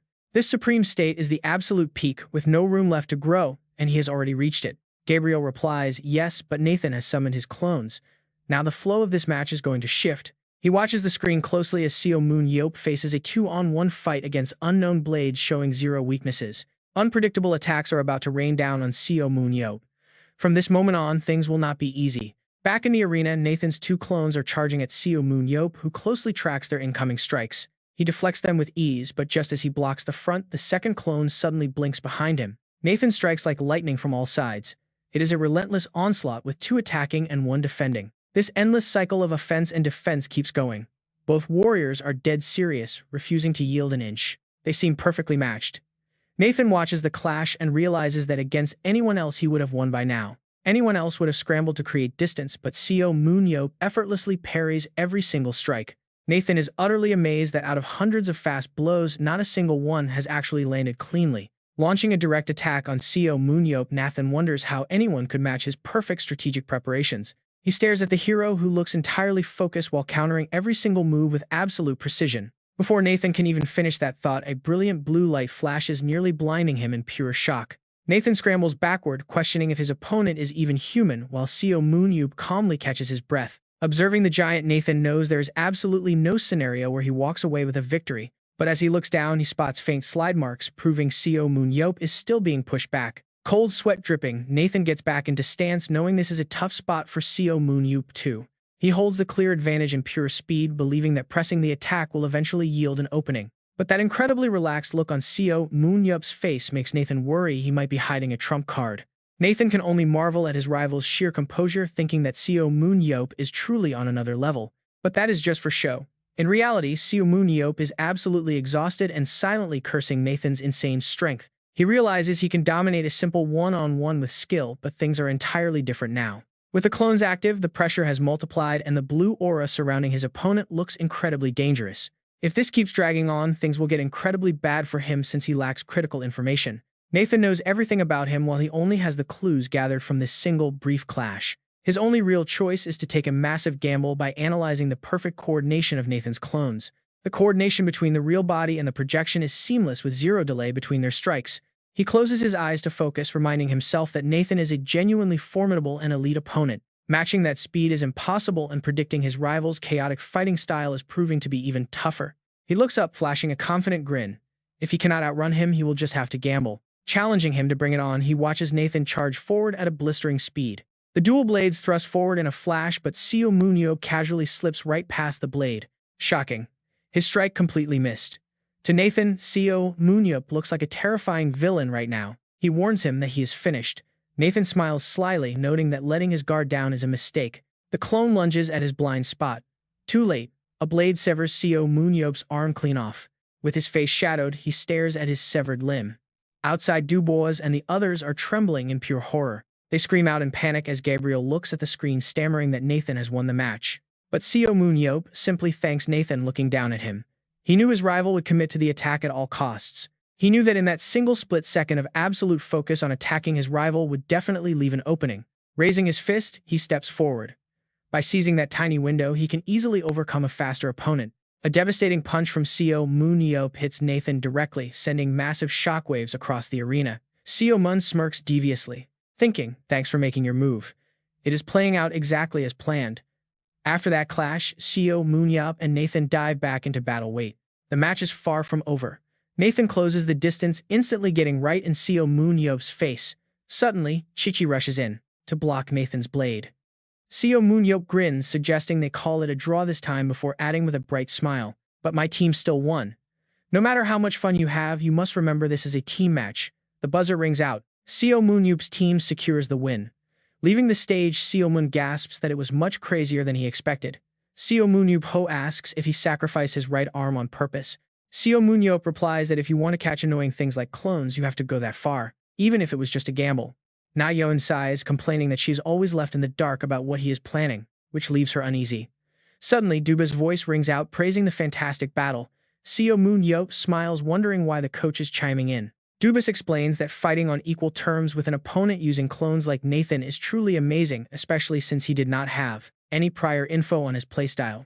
Seo Moon-yeop looks at the Moro brothers and grins, suggesting they should have another match, and the two quickly agree, eager to go all the way to the final round. Seo Moon-yeop finds this incredibly interesting, especially watching Nathan dual-wielding before the start.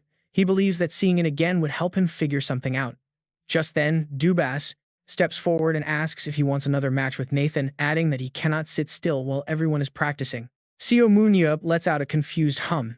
Dubas gestures for him to follow, leading him to the Paris Lumiere match analysis room. There, Gabriel welcomes everyone, thanking them for their hard work during the practice session. Out of curiosity, Seo Moon-yeop asks if Gabriel was the guide who accompanied the coach earlier. Dubas introduces him as Gabriel Sana, his data analyst, for practice matches. Dubas explains that Gabriel is a brilliant talent who coached the reserve team before recently returning here. Gabriel bows, politely greeting Seo Moon-yeop, who simply nods and says it is nice to meet him. Seo Moon-yeop uses his analysis eye on Gabriel, triggering a system screen to pop up. Target: Gabriel Sana, human strength 37 out of 64, agility 44, speed 45, stamina 35, intelligence 40, technique 63, and aura 70. Superpowers: focus. Seo Moon-yeop looks over Gabriel's stats and asks why a superhuman like him has never played professionally. He wonders if these stats are considered a bit too weak for French leagues. Gabriel admits that is true, praising Seo Moon's sharp eyes. Seo Moon-yeop simply replies that his sight is indeed quite good, then asks what exactly this match analysis room is for. He asks if they just watch match replays. Gabriel shakes his head, saying they do not rely on simple guesswork. He introduces their superhuman analysis system, commonly known as EAS. Gesturing toward the massive screen, Gabriel explains that this program records every single detail of a match, connected directly to specialized modules. It allows them to digitize player abilities and track their growth.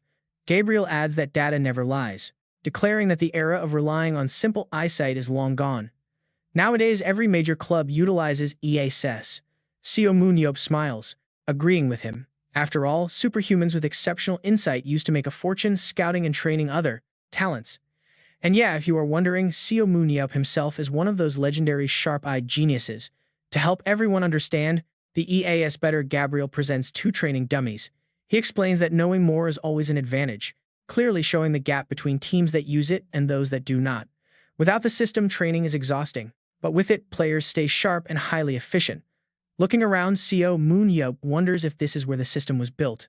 Gabriel chuckles, explaining that this is a famous high-end program, meaning the software and specialized modules cost a pretty penny. Seo Moon-yeop asks about the price, and Gabriel warns that setting up a perfect system costs around 2.5 million euros. On top of that, hiring an expert to operate the program is incredibly expensive. Seo Moon-yeop internally winces at the steep price. Since he already has his analysis eye, he does not personally need it, but it would be incredibly helpful for his team's coaching staff. Thinking of Choi Dong-jun, Seo Moon realizes having objective data might actually shut the coach up, so he stops rambling about how superhumans just need to suffer through pain. As everyone looks up at the massive screen, he decides he is not spending millions just to silence his coach. Then an idea strikes. He turns to the Moro brothers, calling them the Octopus Duo, and asks if they want to make a deal. The Moro brothers are surprised by the offer. Seo Moon-yeop proposes to hand over all of his personal combat data in exchange for the entire EA's setup. He points at the screen, demanding they also introduce an expert who can operate the software, completely confident that his legendary combat data is more than worth the incredibly steep price tag. The Moro brothers nod in agreement. Having Seo Moon-yeop's personal data would be a massive advantage for any active player, especially those using the same weapon. Pointing to a huge bookshelf, he notes none of their videos have this value, not a single one. Being massive fans of Seo Moon-yeop, the Moro brothers simply cannot let this slide. They shout out in excitement, all right, they definitely can't miss a chance to learn more about him. He promises to play much more seriously instead. Just wait. The second match is going to be way more intense. Water runs from the faucet. He chuckles in pure amazement at how impressive all of this is. Custom weapons, advanced analysis, software, and personal coaches. Even if France went all out, it was all a trick. Remembering his battle with Nathan, he sighs. Yet, fighting real humans brings a completely different rush. He wonders if treating battles like a sport where no one actually dies or gets killed might make things a lot more fun. With a lighthearted wave, he laughs. Has he ever had a battle this peaceful in his entire life? It is a brand new feeling. He realizes fighting that young kid Nathan was actually quite thrilling. That was the first time he felt real tension, forcing him to stay hyper-focused every single second. He leans his hand heavily against the wall. The kid is definitely the strongest superhuman he has faced so far. Staring closely at his reflection, his right eye ignites with a cold blue aura. He absolutely cannot lose to some kid. He absolutely refuses to lose. Just like that, a blue status screen flickers to life before him. The screen reveals his stats: strength 79, agility 97, speed 76, endurance 91, and focus 110. Skills listed: analysis, undying spear, and amplification. He notes that Nathan still holds an edge in physical speed. Wait, check this out. Something catches him off guard. He spots a specific skill called amplification. He wonders what on earth this is. The interface explains that amplification boosts any chosen attribute to a whole new level. It adds 10 points to any physical stat when selected. He is quite puzzled since he has never seen this power before. In truth, very few people actually understand how a superpower is defined, as visions of extraordinary individuals unleashing rare abilities flash before his eyes. However, the historical rise of so many superhumans has proven that these unique gifts are never just random accidents.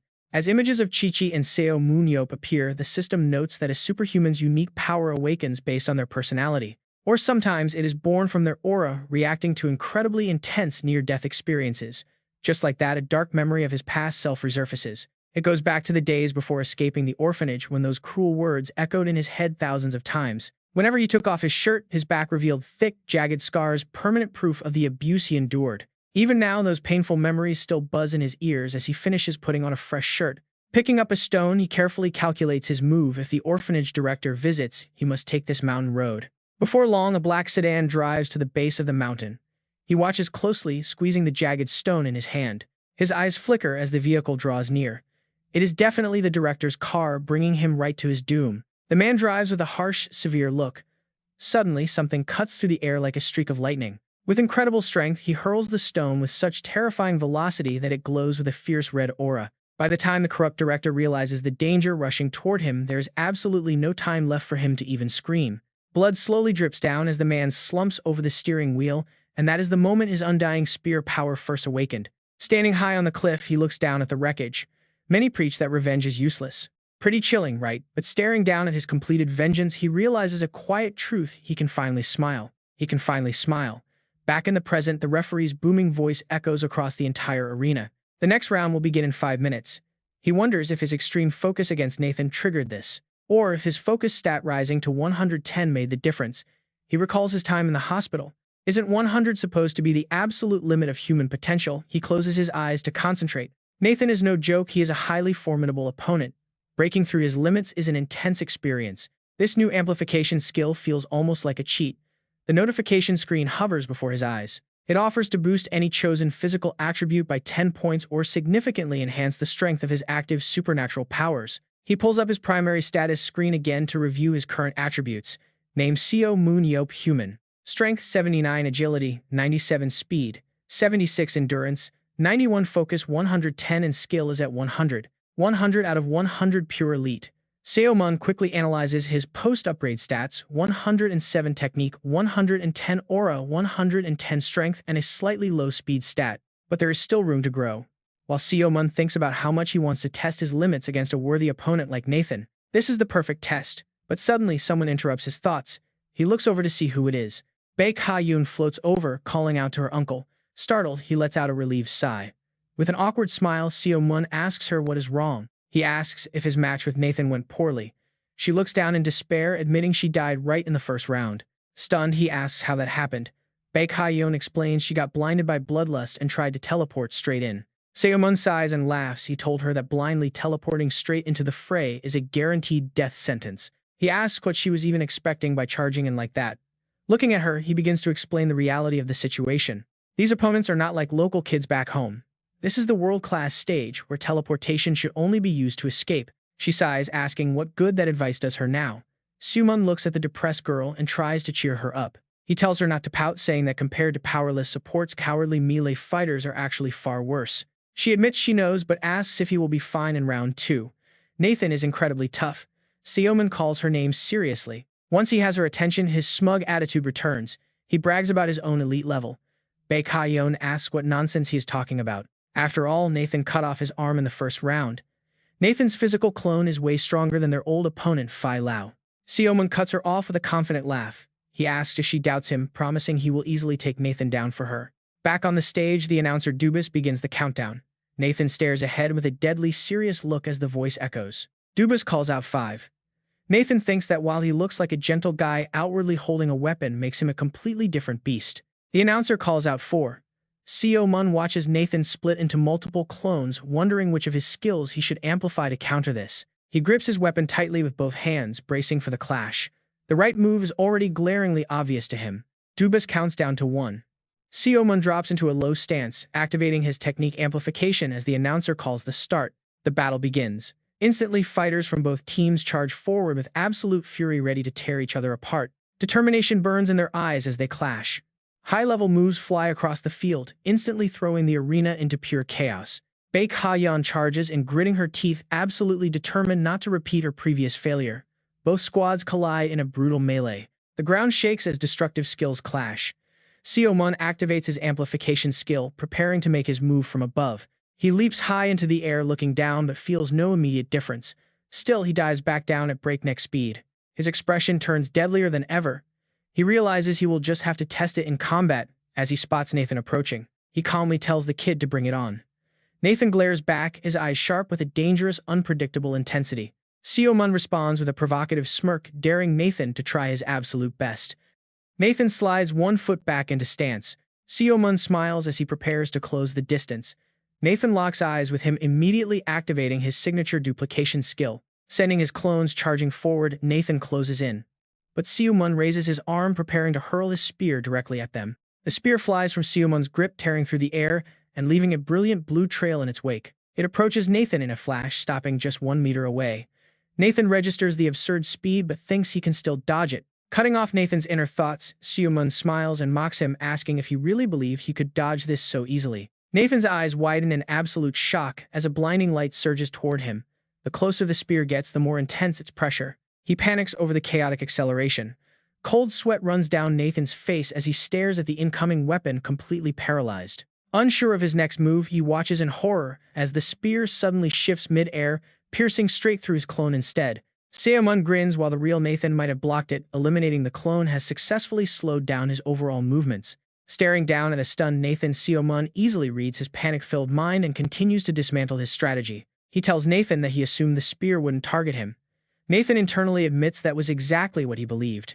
But something about that attack was deeply wrong. There was a sudden, explosive burst of acceleration right in midair. Nathan tries to recall his intel on Seo Moon, but nothing mentioned a spear capable of accelerating mid-flight without any buff. How on earth did he pull that off? Gritting his teeth, Nathan quickly retreats in the opposite direction from Seo Moon. Clicking his tongue, Nathan wonders if Seo Moon is hiding another trump card.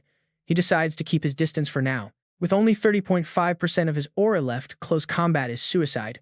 But Seo Moon immediately pursues, mocking his good judgment. Seo Moon closes in behind Nathan, noting that his opponent has cast aside his pride and is now acting solely on survival. Keeping his distance, just like a clever pro, Seo Moon smiles dangerously, noting that the clone's sudden disappearance must have been quite a shock. He calls out that Nathan is a bit too slow.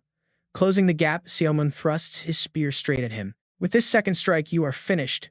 Stepping out of the arena after his defeat, a sweating Nathan insists they still need a third round. Seo Moon just laughs and says he is too tired and wants to rest. Nathan can only stare back in helpless frustration. He begs for just one more chance. Rubbing his wrist, Seo Moon asks if he really thinks he can actually win this time. Talk about a cocky kid. Seo Moon cracks his knuckles and smashes his fists together, granting him one absolute final chance. As Dubas calls out the start of the match, Nathan wastes no time summoning a clone standing back to back. Seo Moon smirks at the sight. Clones right at the start, he asks, admitting it is better than fighting blindly. Hearing those words, Nathan charges forward with everything he has, completely determined to win this final round. It is the final set. Circling his opponent, his only thought is that this time he must succeed. Unleashing a massive barrage of heavy attacks, both Nathan and his clone close in on Seo Moon together. Nathan knows this is his last shot to break through his limits. Meanwhile, Seo Moon just stands there calmly waiting. Memories of their past clashes flood his mind, reminding him of the unpredictable rhythm and lightning speed of those clone attacks. With a sharp glare, Nathan believes he has finally figured out how to counter the danger, expanding his combat style. Seo Moon spins his spear overhead, whipping up a violent green vortex of wind with an incredibly smug smile. Glaring at his opponent, Seo Moon charges.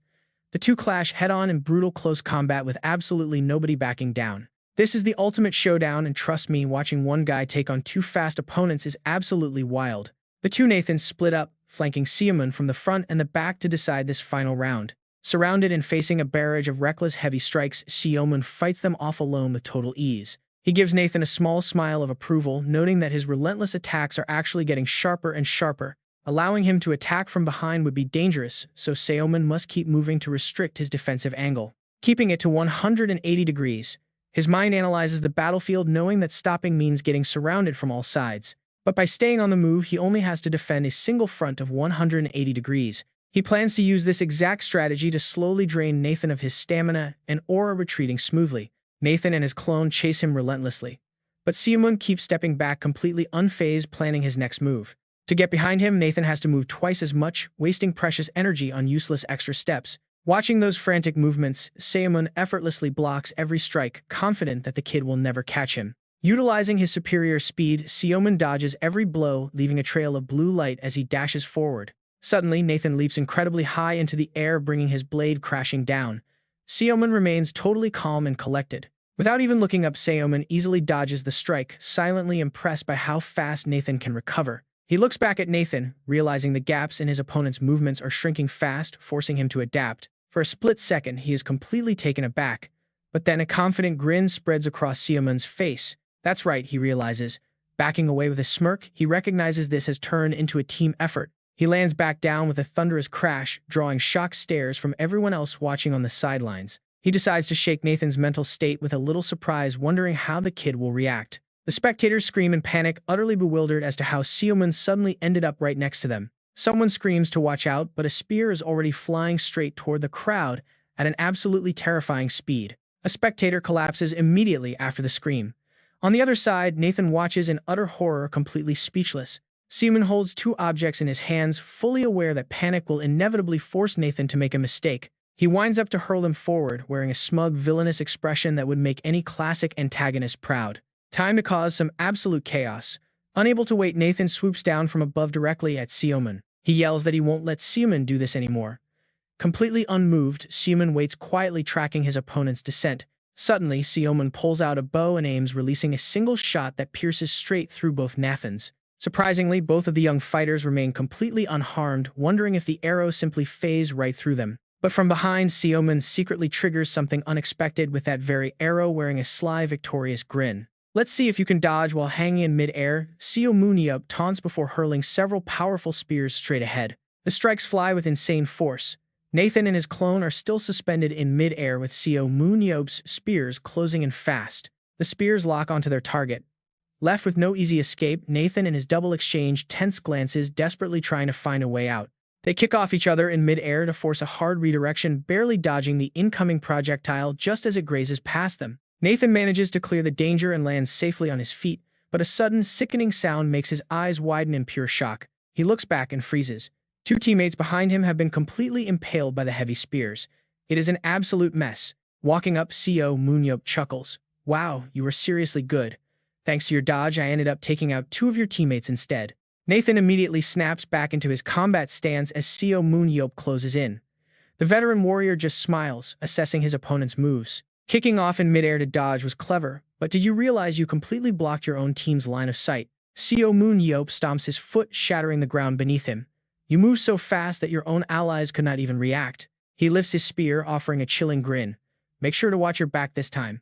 Back in the control room, minds are blown. Spectators stare in disbelief. No way, Dubas gasps, breaking into a cold sweat.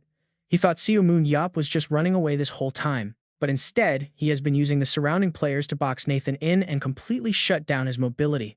While Dubas panics, the Moro brothers are practically cheering. Not only that, they note he is setting up the perfect trap. He turned Nathan's own momentum against him. This is going to make Nathan super desperate. That is classic Seo Moon-yeop gameplay for you. Dubas snaps, yelling at them to ask whose side they are actually on. He forces a nervous laugh, trying to keep his composure. Nathan is our trump card, and he cannot lose like this. He will turn things around, but Gabriel quickly shuts down his optimism. That is highly unlikely, Gabriel says, pointing out that Nathan is completely overwhelmed, especially with Seo Moon-yeop's incredible staff technique. Analyzing the energy signatures on the display screen, Gabriel is stunned by how easily Seo Moon-yeop counters every single attack. It makes no sense how he blocks everything so effortlessly. Dubas stares at the screen, utterly speechless at the legendary display. It is honestly terrifying. He watches Nathan and his clone attack in tandem, remembering the opponent's fearsome reputation. This kid is the genius, blessed by the gods, a prodigy whose relentless training has brought him to the absolute peak. His flawless breathing and non-stop offensive pressure are the direct results of years of brutal daily practice. Yet Seo Moon-yeop charges straight into the fray with a confident smirk, completely unfazed by Nathan's flawless offensive pressure. Just as Nathan lunges forward, Seo Moon-yeop strikes first, thrusting his spear to completely disrupt his opponent's rhythm. Nathan is forced to dodge, his balance shattered in an instant. Suddenly, Seo Moon-yeop's eyes shift to his rear. With a cold, murderous glare, he senses Nathan's clone rushing him from behind. This speed is beyond human reaction. To the naked eye, Seo Moon-yeop seems slower, yet he whips around and parries the ambush with insane speed. Still, Nathan cannot turn the tide for one simple reason. His opponent is predicting every single move before it happens. The moment he blocks the clone, the real Nathan strikes from behind. Seo Moon-yeop's eyes remain totally empty of emotion. Spinning on his heel, he thrusts his spear directly at Nathan's face. Both the real warrior and his clone scramble. They cover each other's blind spots to survive the deadly counter. Desperate, they charge at Seo Moon-yeop together. The legend watches them with a calculated, freezing expression. In a flash, he leaps backward to easily dodge their synchronized strikes. Gabriel watches the screen, completely captivated. I really wish those show-offs could see this masterclass in action. Every single move is basic yet executed with flawless precision. Gabriel observes the high-level exchange with deep respect. The moment he gets cornered, he repositions immediately, only to strike back the very second an opening appears. The screen flashes as Nathan takes a direct hit. Gabriel notes that Seo Moon-yeop is even using his shield as a weapon.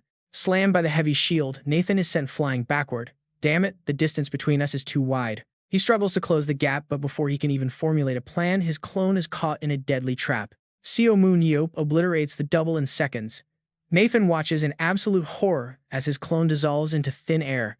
The reality of his situation finally sinks in. Shaken to his core, Nathan is lost in his own thoughts. This is the savior of humanity, the absolute peak among superhumans, the immortal who returned after 17 long years. With an arrogant grin, Seo Moon-yeop stands ready. It is a true one-on-one now, and the pressure is suffocating. He is facing the legendary Seo Moon-yeop himself. The two stand face-to-face, locked in a tense, silent standoff. Staring at that smug, confident smile, Nathan realizes the true gap between them as the legend prepares to end this. His eyes light up clearly, showing his determination to win, even if there is only a 1% chance. But even so, with a loud cry, Nathan charges. Below, Seo Moon-yeop watches him calmly with an unreadable expression on his face. No emotion shows on his face, just pure amusement. With a loud ring, the two fighters crash together. Metal clashes. Nathan has no regrets, having fought with everything he had in this incredibly fierce battle. Brushing back his messy hair, Nathan admits his defeat to Seo Moon-yeop. Smiling warmly, the legend points back and praises his impressive effort. He is clearly much stronger than Gabriel Walker, making it a mystery how that guy got into the top 3. Nathan just smiles wryly. Seo Moon-yeop looks at Nathan and suggests he focus on physical strength next, leaving the young fighter quite surprised and confused. Muscles, Nathan asks in disbelief. Recalling his stats, Seo Moon-yeop seriously explains how building physical power will elevate his combat. His physical limits have not been reached yet, which holds him back. Nathan nods, saying he understands the advice completely. Before he can finish, Dubas steps forward, clapping enthusiastically to praise Seo Moon-yeop's absolutely spectacular display of power. With wide surprised eyes, he calls the match amazing, especially from Seo Moon-yeop, though he thought Nathan stood a slim chance. However, as the fight progressed, Seo Moon-yeop's movements became completely overwhelming. Dubas looks at them both in pure amazement. He asks how Seo Moon-yeop did it, as if he was reading Nathan's mind, which honestly is a pretty fair question. Seo Moon-yeop knows Nathan's attacks are highly irregular and chaotic, making his movements incredibly difficult to track or predict. His clone coordination is flawless, but amplifying his own spiritual power to 110 is what sealed the victory. That is the only logical explanation for how he pulled it off. With his thoughts settled, Seo Moon-yeop points forward confidently. After all, he is the one who made it happen. As evening approaches, the group gathers together outside the mansion. Dubus expresses his deep gratitude for the incredible training session. Seo Moon-yeop smiles, admitting he found it quite entertaining himself. He tells him to take good care of Baek Ha-yeon until next time. Dubus chuckles, promising they will do their job properly. They certainly would not take his money without delivering results. On their way back, Seo Moon-yeop notices Baek Ha-yeon looking downcast. Her poor performance flashes before his eyes. She did not get a single kill across all 3 practice rounds today. After a meaningless death in the first game, she played far too defensively to salvage what was left. Then Seo Moon-yeop places a comforting hand on her head, gently patting her hair while offering a warm, reassuring smile. He tells her it is just practice and not to feel down. Suddenly, she growls loudly, making him jump back. Retreating to a safe distance, he watches as Baek Ha-yeon turns to him, her voice suddenly softening with absolute resolve. She tells her uncle not to worry because she will not lose heart, promising to become an even greater player. He encourages her to keep fighting. Baek Ha-yeon proudly shouts about her legendary lineage and her goal to conquer the 7 heroes. Seo Moon-yeop realizes she has plenty of spirit, so he probably does not need to worry about her at all. He knows he cannot help her much more from here, but her choice of a battle cry is pretty embarrassing. Finally, alone in his room, Seo Moon-yeop smiles, eager to test his newly acquired powers. Outside, the night is quiet. Moonlight bathes his spacious apartment as a holographic system panel suddenly materializes, displaying his available skill choices for amplification. The amplification system allows him to select any of his existing skills and drastically boost its core destructive power. Physical abilities grant 10 bonus points, while selecting a superpower directly enhances its performance. He begins reading through the options. Curious about the exact details of superpower amplification, he taps on the screen to examine the choices more closely. While physical boosts offer highly predictable and direct stat increases, amplifying a superpower is a complete gamble with entirely unknown and wild outcomes. He cannot predict what might happen, but after a quiet sigh, an immense wave of raw energy begins to gather. Eager to test its true strength, he activates the skill, summoning a glowing purple system interface before his eyes. The new screen reveals an amplified analysis system capable of deciphering and fully breaking down the skills of living creatures. Only the caster can view these detailed stats, which can even analyze targets through video feeds with heightened accuracy. Reading this, Seo Moon-yeop is impressed to see his leadership, tactical prowess, and perception have all received massive boosts. Being able to analyze opponents just by watching video clips will make his future selections infinitely easier from now on. His leadership and tactics are both sitting at perfect 100, proving once again his sheer perfection. Next is his amplified throw skill, which allows him to fully manipulate the trajectory of any object he launches. He can control both speed and distance, even pulling thrown weapons back. Brushing his teeth, he grins in absolute awe. With complete control over the speed and distance of his throws, recalling the weapons is simple. Seo Moon-yeop brushes his teeth. Wait, so he doesn't have to go pick up his spear anymore. Awesome. Let's test this out. Moon-yeop waves his hand. He grins with amusement. It actually flies right back to his hand. This automatic recall feature is going to be incredibly useful. This is so interesting. Moon-yeop's eyes widen as he realizes the tactical possibilities this adds to his amplification skill. He is completely satisfied with the result. Now, only one skill remains, immortality. Looking at it, Moon-yeop feels a bit nervous. With immortality amplification, he has absolutely no idea what will happen. Let's see what kind of power-up he gets. Once activated, a brilliant blue aura completely wraps around Moon-yeop's arms and legs. The sight leaves him totally shocked. What is this? A sudden, overwhelming surge of power erupts within his body. It is an incredibly massive wave of energy. The intense pressure forces a sharp groan from Moon-yeop. What happens when you combine amplification and immortality? The system screen pops up. Immortality amplification grants complete immunity to physical death. It transforms the user into an aura spiritual body for 120 seconds. It nullifies all incoming attacks and allows him to phase through solid matter. Moon-yeop stares in utter absolute shock. Is his body actually made of pure energy now? He looks at himself in awe. How is he supposed to test this out? Suddenly, an idea hits him. Phasing through solid objects. If that's true, there is only one way to find out. He doesn't hesitate. Moon-yeop dashes straight out of his room. The moment he steps outside, his eyes widen in disbelief. Looking around in pure wonder, his new skill actually allowed him to pass right through the solid concrete wall of his apartment. An amazed gasp escapes his lips. Floating up in midair, Moon-yeop mutters to himself that this new power is absolutely insane. No attacks can touch him. He is completely safe in battle, but what happens if he tries to strike while in this state? It is just like being a ghost. Moon-yeop figures he should probably head back and test this out on something simple first. But then something catches his eye. He looks up in surprise, his gaze locking onto a massive tower standing right before him. A subterranean monster is right there. A wild, excited grin spreads across Moon-yeop's face as he stares directly at his target. The target is right there. Moon-yeop rockets forward, flying past towering skyscrapers at a dizzying breakneck speed. Pushing his speed to the absolute limit, he finally stops at a safe distance. Are those underground monsters really still alive? He chuckles to himself as he prepares to throw his spear.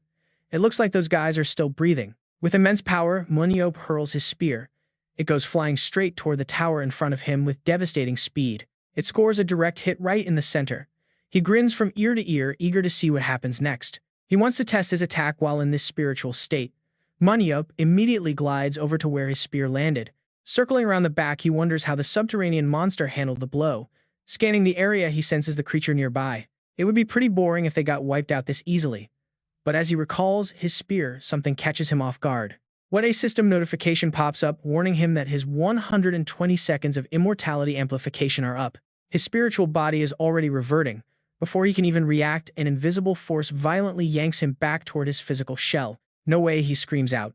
Looking at the spot where the monster is emerging, he curses that the timing is terrible. Snapping back into his original body, he glares ahead with absolute fury, slamming his hands onto the floor in sheer frustration. The surrounding air trembles from his rage. He stares blankly at the floor for a long moment before slowly standing up. He unleashes his anger by punching the brick wall behind him, shattering it into tiny pieces with an echoing crash. Damn it. Holding his face, he wonders why the skill had to end right then. He looks down at his hands. What is the cooldown on his amplification skill anyway? Suddenly, his eyes go wide as he realizes something is very wrong. He looks back toward the tower, completely baffled by it. Why can he no longer sense the subterranean monster at all? Meanwhile, in a dark chamber, a mysterious figure speaks. He admits he was nervous about this special mission from his master. Failing 3 times is deeply embarrassing. But before he can even finish his sentence, another spear suddenly comes flying in. It strikes him dead on, slamming him back so hard that the wall behind him completely cracks. A cold voice cuts in. The voice has no interest in excuses. He tells him to rest since plenty of others are waiting to take his place. Turning away, the mysterious figure notes that it is not yet time for him to step in. His face slowly emerges. He promises that the debt from back then will be paid in full. Soon after, Moon-yeop is back to pushing his limits. Shrouded in a thick white mist, he slowly descends to the ground. He has already confirmed 2 key facts about his form. While phased, he can pass through any solid object and completely ignore incoming attacks. He stands tall, hands on his hips. Surrounded by white smoke, golden arrows pass right through him. He doesn't take even a single scratch. He grips the toothbrush in his hand and squeezes hard, completely crushing it. Surprisingly, even while crystallized, Seo Moon-yeop still has the ability to attack, destroy, and physically interact with objects. Best of all, he feels absolutely no fatigue afterward. Floating in midair with his arms crossed and legs folded, Seo Moon-yeop mutters, wondering if he simply imagined it all. But if it was just a mistake, why couldn't he find the thrown javelin anywhere? Putting his hands behind his head, Seo Moon-yeop whispers to himself. Maybe someone else picked it up. Either way, there is not a single clue left. But one thing is for sure. He lands on one knee as the white smoke clears. Right in front of him stands a massive towering structure. If it appears again, he places a hand on the glass, looking at his reflection. Outside stands a towering skyscraper. This time, he is absolutely determined not to lose it. Suddenly, a man in a white t-shirt and dark blue vest appears. Wearing matching dark trousers, slicked back hair, and square-rimmed glasses, this stylish man steps forward to introduce himself. He says his name is Gabriel Sana, flanked by the Moro brothers.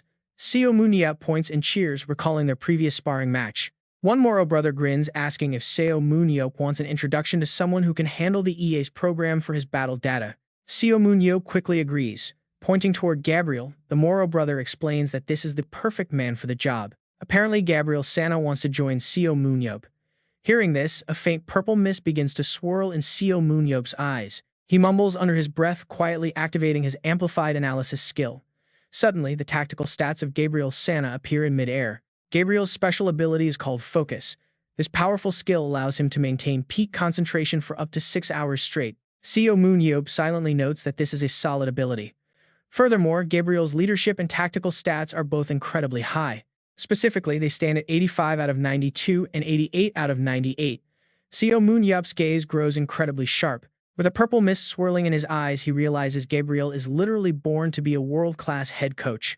Under the starry night sky, the prestigious Paris Lumiere logo shines. The glowing praises for Gabriel keep on coming. He is highly intelligent and efficient, having served as their youth coach. Now he is poised to lead their first team.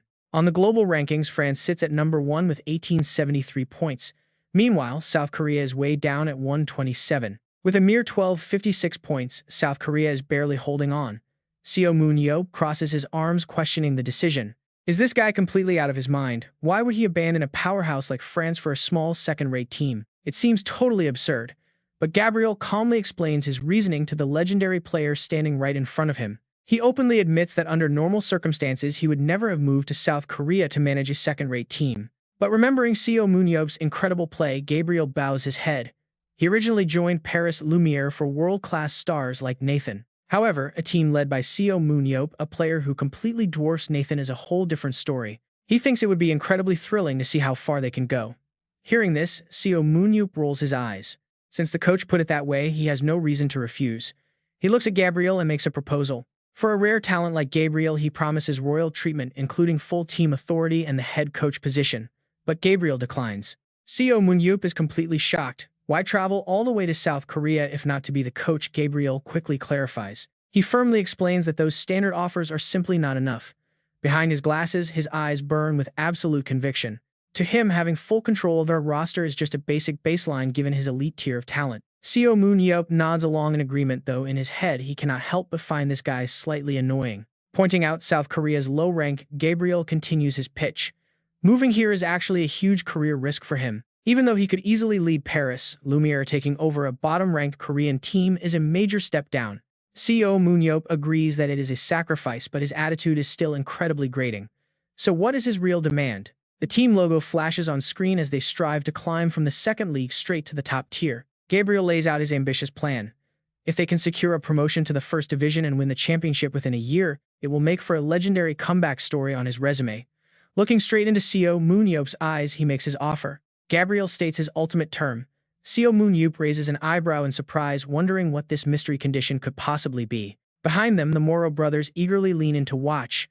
Gabriel waits for an answer while Seo Moon-yeop rubs his chin, considering. With a confident smile, he readily agrees to the deal.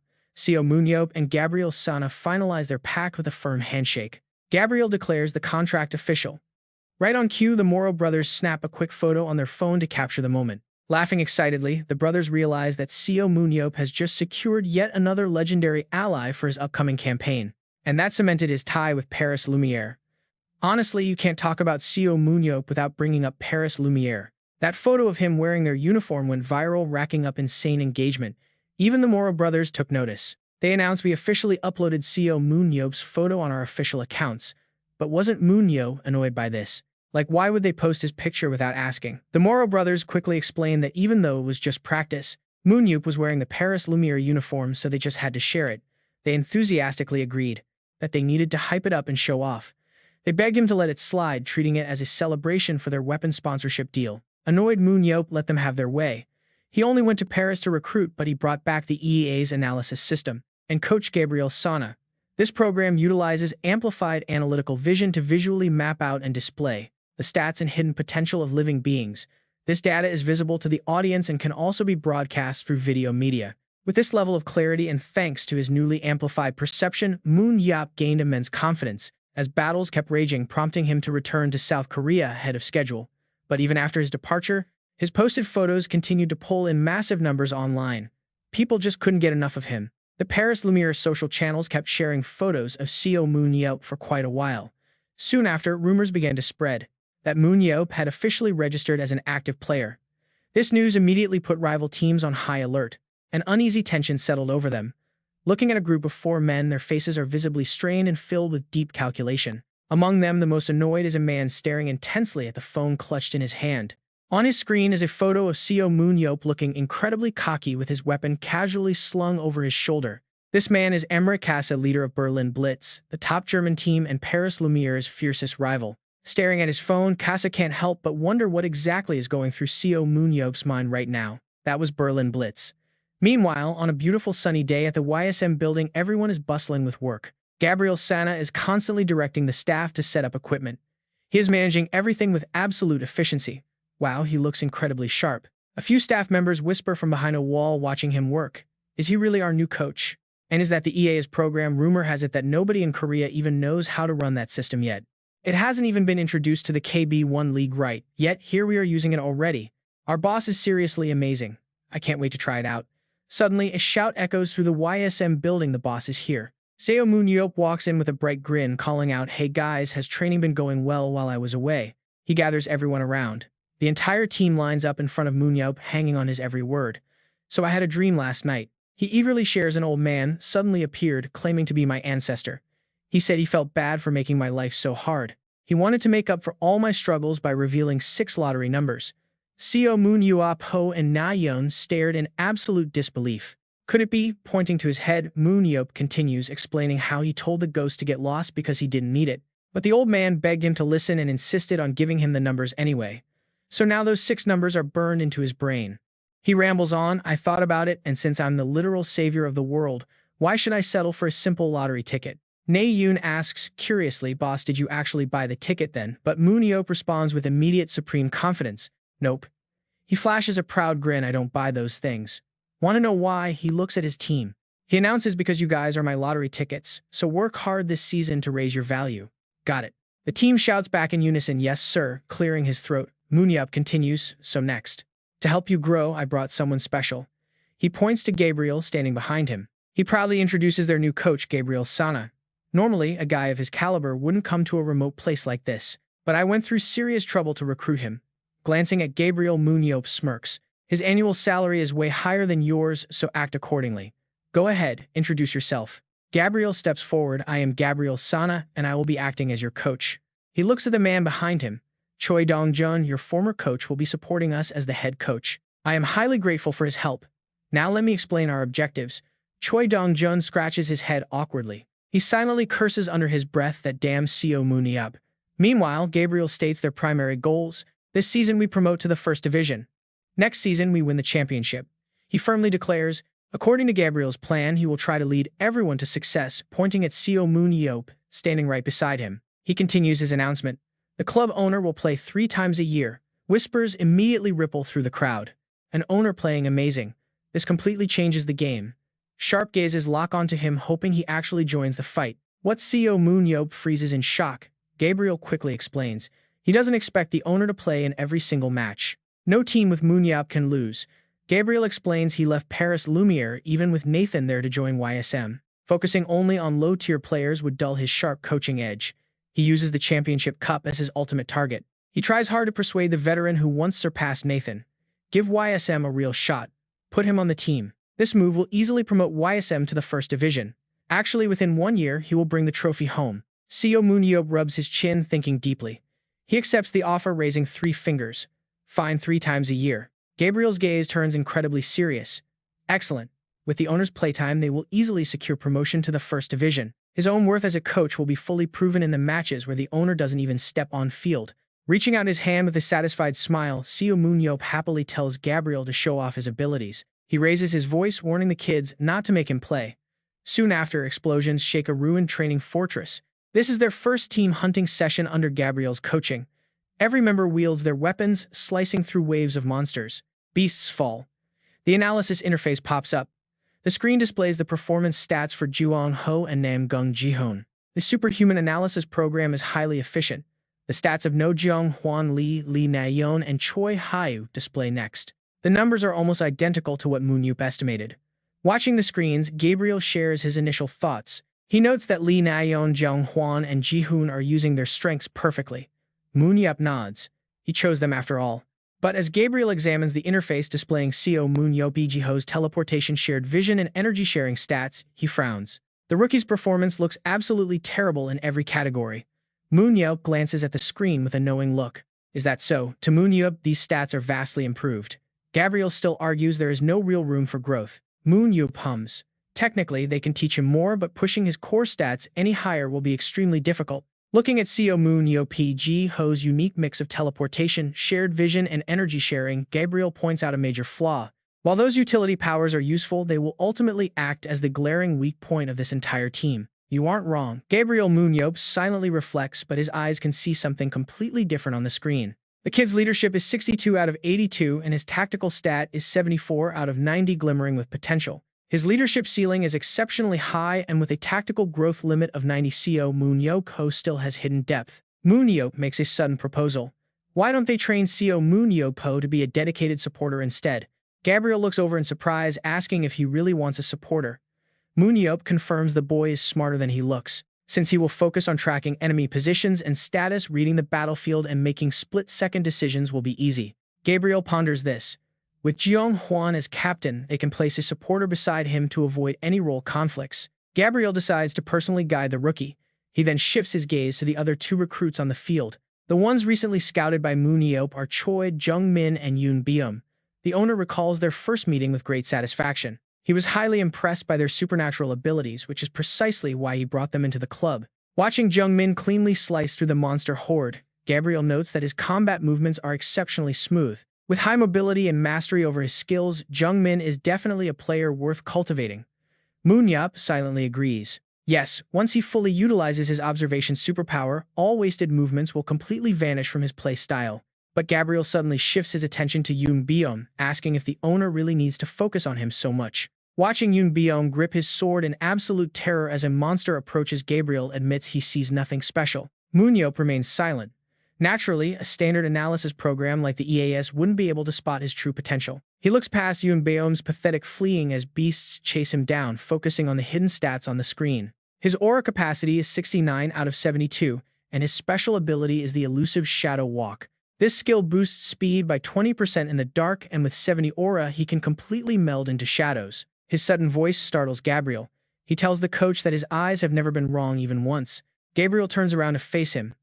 Moon-yeop quietly commands him to just wait until the kid's aura reaches 100. He confidently claims this lottery ticket of a team will explode soon, just as ISM's player training plan arrives. The plan comes with a question. Have you ever managed a team like this? Inside, Gabriel and two others begin looking at the statistics, judging the team's operations as highly inefficient. Honestly, it is a miracle they even achieve such high results. Gabriel's eyes turn cold, a miracle created by Seo Moon-yeop himself. Beside him, Choi Dong-jun stays silent, staring at the plans. Gabriel lays out new orders, scrap the old schedule, and change everything, because they must build a foundation first, before the year's second half begins. In this game, tournaments run twice a year, spring-summer first, followed by fall-winter and playoffs. Now, under Director Gabriel's second intense training phase, it is time for a speed test. Feet blur on the track. Neon sprints like a flash of lightning, her entire body glowing gold. First place goes to her, while Yoon B lags behind, gasping. Senior Neon is way too fast, 14th place for Yoon B, while Dong Hwan takes 6th. Yumi gasps, asking if this run will kill them. Dong Hwan laughs, relaxed. The director is a doctor of sports medicine. He will drain us dry, but it is safe. He explains mid-run that Gabriel adapted specialized training methods from Paris Lumi to perfectly suit their own standards. Apparently, top-tier international players endure this grind every single day.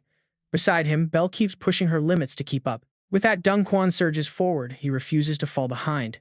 "See you at the finish line," he shouts, accelerating. Exhausted, Yeonbi collapses, swearing and gasping for air. This is pure madness. He stares ahead, wondering how they actually do it. Yet he still yells out to his team, telling them to wait up.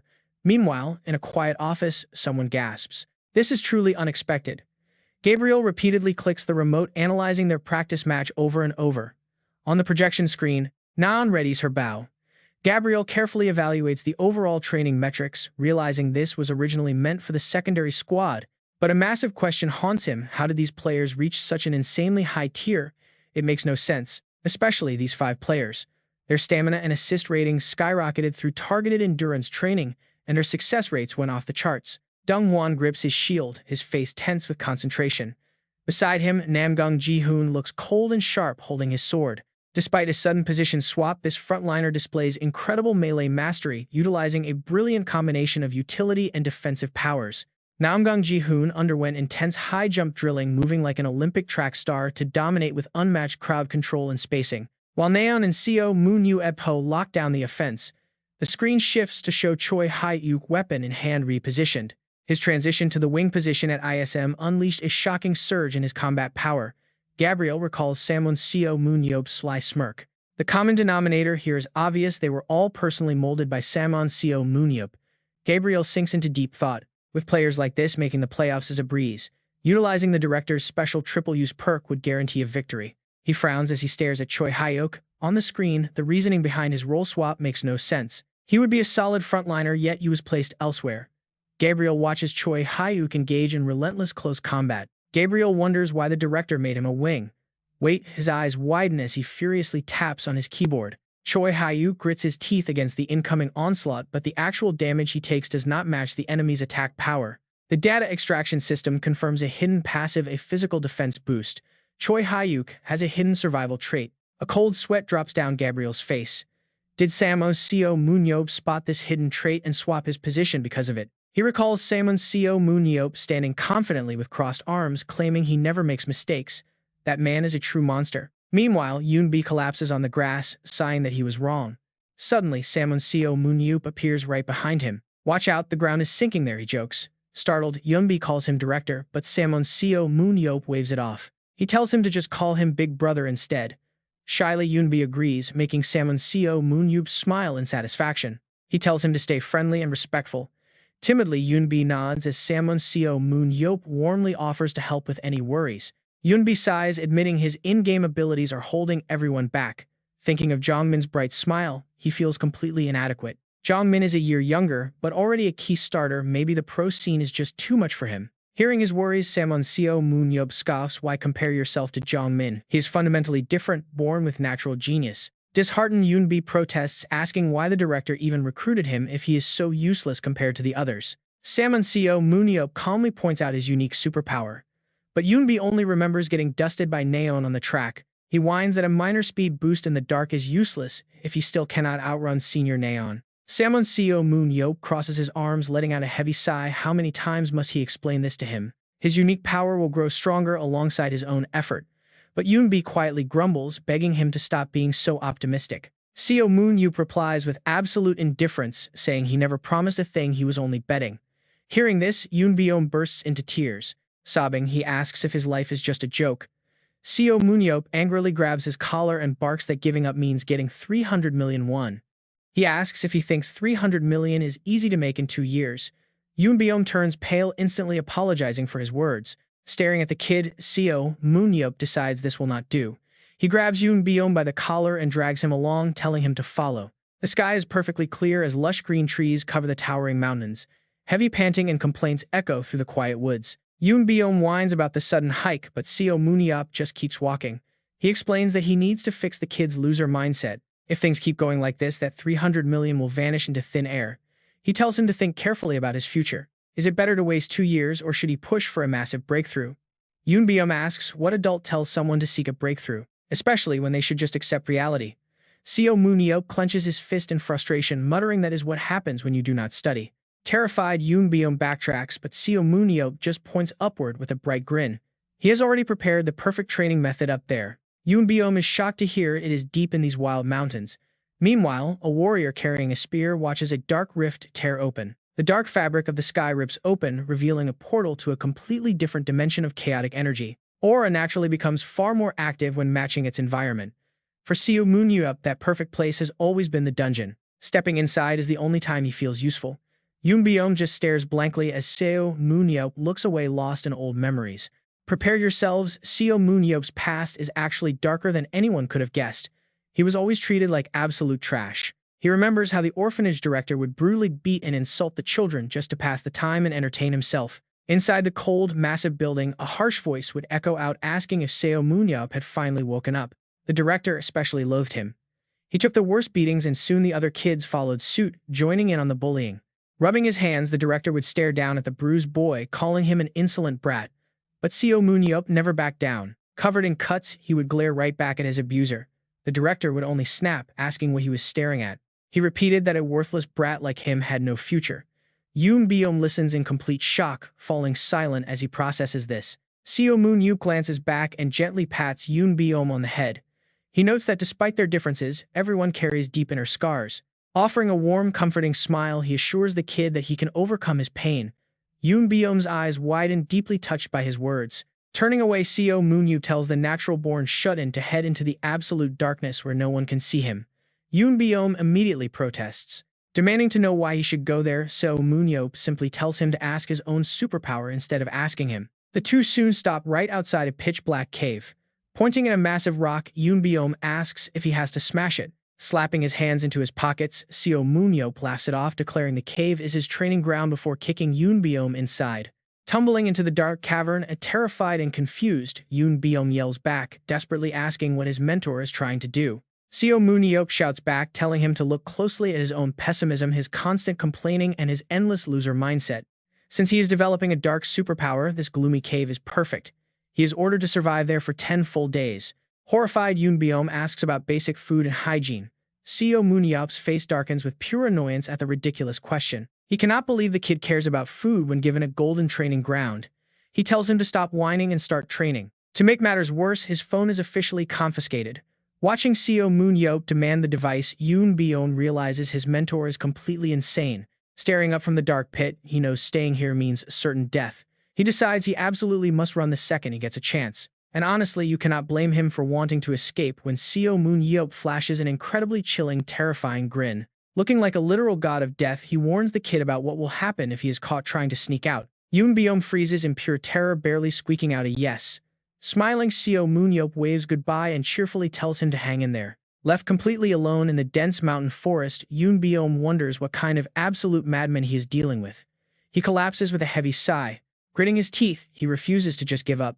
He suddenly remembers his school days spent endlessly sitting on the lonely sidelines. He would watch his teammates discuss their strategies while he remained a useless bench warmer, constantly telling himself he just was not good enough. His lonely silhouette sat on that long bench day after day, completely ignored, never once getting the chance to prove himself on the field. Deep down, he knew he was strong too. Clutching his head with his face cast down, tears began to sting his eyes. Clenching his fists, he desperately wished to be a legendary player, but his harsh reality never matched his grand dreams. During intense training, his face would turn pale as he gasped for air, constantly falling behind while everyone easily overtook him. He simply lacked the raw talent. While others surged ahead effortlessly, Yoon Byung would be left behind, panting and completely exhausted. It seemed completely impossible for him, but Seo Moon-yeop had told him to head to the YSM base, his smiling face lingering in Yoon Byung's mind. His superpower would only keep growing stronger.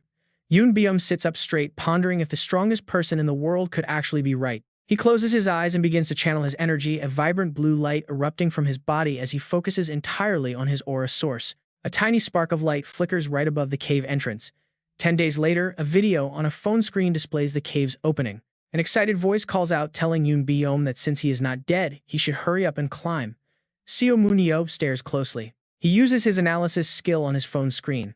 As a purple glow flashes in his eyes, he knows they truly hit the jackpot. As Yoon Byung reaches the top of the cave, he hears a voice teasingly ask if his prediction was correct. The kid is covered in blue. With wide eyes, Yoon Byung asks if he is being watched. Seo Moon-yeop confirms it, leaving the young man completely stunned. The penguin-like surveillance drone continues to chirp with the boss, reminding him that they still have plenty of time before the late-season tournament. He tells him to get fully accustomed to his brand-new superpower, instructing through the robot that he will start in the very first match. Yoon Byung's eyes widen at this sudden news. It's now 31 days before the late-season tournament, and inside the YSM headquarters, a loud shout echoes. Throwing his arm around Yoon Byung, Seo Moon-yeop asks the head coach Kim Dong-jun where the director is. Kim Dong-jun replies that Gabriel is currently in his office planning out strategies, then asks why Yoon Byung has suddenly tagged along with him. Seo Moon-yeop turns away, his arm still resting on the kid's shoulders, casually mentioning that he came to introduce their brand-new starting player. They walk past an office where a man and a woman are busy on their phones, constantly turning down inquiries and transfer offers. They repeatedly apologize, explaining that they have absolutely no plans to trade away their valuable players anytime soon. They firmly state that Leon is not for sale. Seo Moon-yeop and Yoon Byung stand near the door as Gabriel points outside. Seo Moon-yeop asks why the office is so chaotic. Gabriel explains that several different clubs are trying to recruit Leon. It is not just the domestic league. Overseas teams are reaching out too, as shown by the many national flags on the screen. Gabriel reports that since this is the final transfer window, competition is fierce, with an Arab team offering $5 million. Hearing this, Seo Moon-yeop asks in disbelief if they offered $5 million for both of them, wondering if they are crazy. Gabriel asks if they should sell, but Seo Moon-yeop scoffs, refusing to trade them for pocket change. Yoon Byung can only watch in silence. Leon and Do Seung-ho are highly valued by many teams, but Seo Moon-yeop insists that they cannot let go of either player. Gabriel agrees completely, noting that Leon is the brand of their team now, and Do Seung-ho is equally vital for their success. Do Seung-ho stands in his combat gear, fully prepared to deploy at any moment and handle whatever challenges come his way. He grasps any complex strategy with minimal explanation, displaying an incredibly high capability to understand and apply his unique superpower. He matches perfectly with a tactical mastermind like Seo Moon-yeop, who loves using highly unconventional and erratic strategies. Seo Moon-yeop silently organizes the roster in his head to optimize their positions, thinking that competitive matches should always be highly entertaining. He has already designed several brilliant tactics specifically for him, while Gabriel suggests that this particular superpower can emulate Daniel Mance. Seo Moon-yeop's eyes flash with surprise at the mention of Daniel Mance. On screen, a young man with wavy brown hair is introduced. Gabriel explains that he is the finest supporter in the world, ranking third in Battlefield competition alongside Nathan Bernard and Roy Meyer. These three legendary competitors dominate the scene, and Daniel plays as the core supporter for the elite German team Berlin Blitz. Gabriel looks at Seo Moon-yeop and Yoon Beom, wondering if they are aware that Berlin's head coach is actually Emre Kasa. Emre Kasa is famously known as one of the 7 heroes. Seo Moon-yeop quietly repeats the name as old memories flood back. He recalls a slicked-back blonde man pointing a finger directly at him, furiously yelling that he could no longer tolerate his behavior. He had lectured that they were elite superhumans gathered to conquer the final dungeon and that Seo Moon-yeop should set an example instead of drinking. He complained about the terrible image it showed the world. At the time, a heavily intoxicated Seo Moon-yeop had silently cursed the guy. He had wondered if he really had to raid dungeons alongside such an irritating bastard. Snapping out of his memories, he recalculates. Working under such a notoriously strict coach, yet still reaching the top 3 must mean this supporter is exceptionally talented. He decides he doesn't care about Emery, but he definitely wants to check out this supporter. He calls out to Gabriel. Gabriel looks up in surprise. Seo Moon-yeop smiles, thinking they should focus on climbing to the Division 1 league first. Then he pushes Yoon Beom forward, announcing his plan to completely shake up their starting lineup for the upcoming late-season tournament. Yoon Beom sheepishly waves his hand and says hello. Gabriel crosses his arms with a deep frown, questioning the choice of Yoon Beom. He remembers the kid being entirely unremarkable, but in a pitch-black room, Yoon Beom begins releasing an incredibly powerful blue energy. Seo Moon-yeop calmly tells him to just wait and watch because they have truly hit the jackpot. Under the clear sky, inside the arena, the commentators' voices echo, welcoming everyone to the very first match of the late-season tournament. A lot has already happened during the first half of this year. Indeed, the KB2 League has been hit by a massive storm. The screen displays the two opposing teams, ISM versus JT, as the commentators read their official introductions. Introducing the battle. The team that swept through that storm in this opening match is ISM, and their main opponent is JT Nice. These faded rivals from the H Enterprise days are going head-to-head to kick off this late-season tournament. In the arena, the entire crowd watches closely. On the giant screen, Yoon Beom's profile pops up with the label, Rookie Player Yoon Beom. The commentator's voice rings out again, noting how ISM's starting roster is always shifting, and this year's fresh addition is indeed Yoon Beom.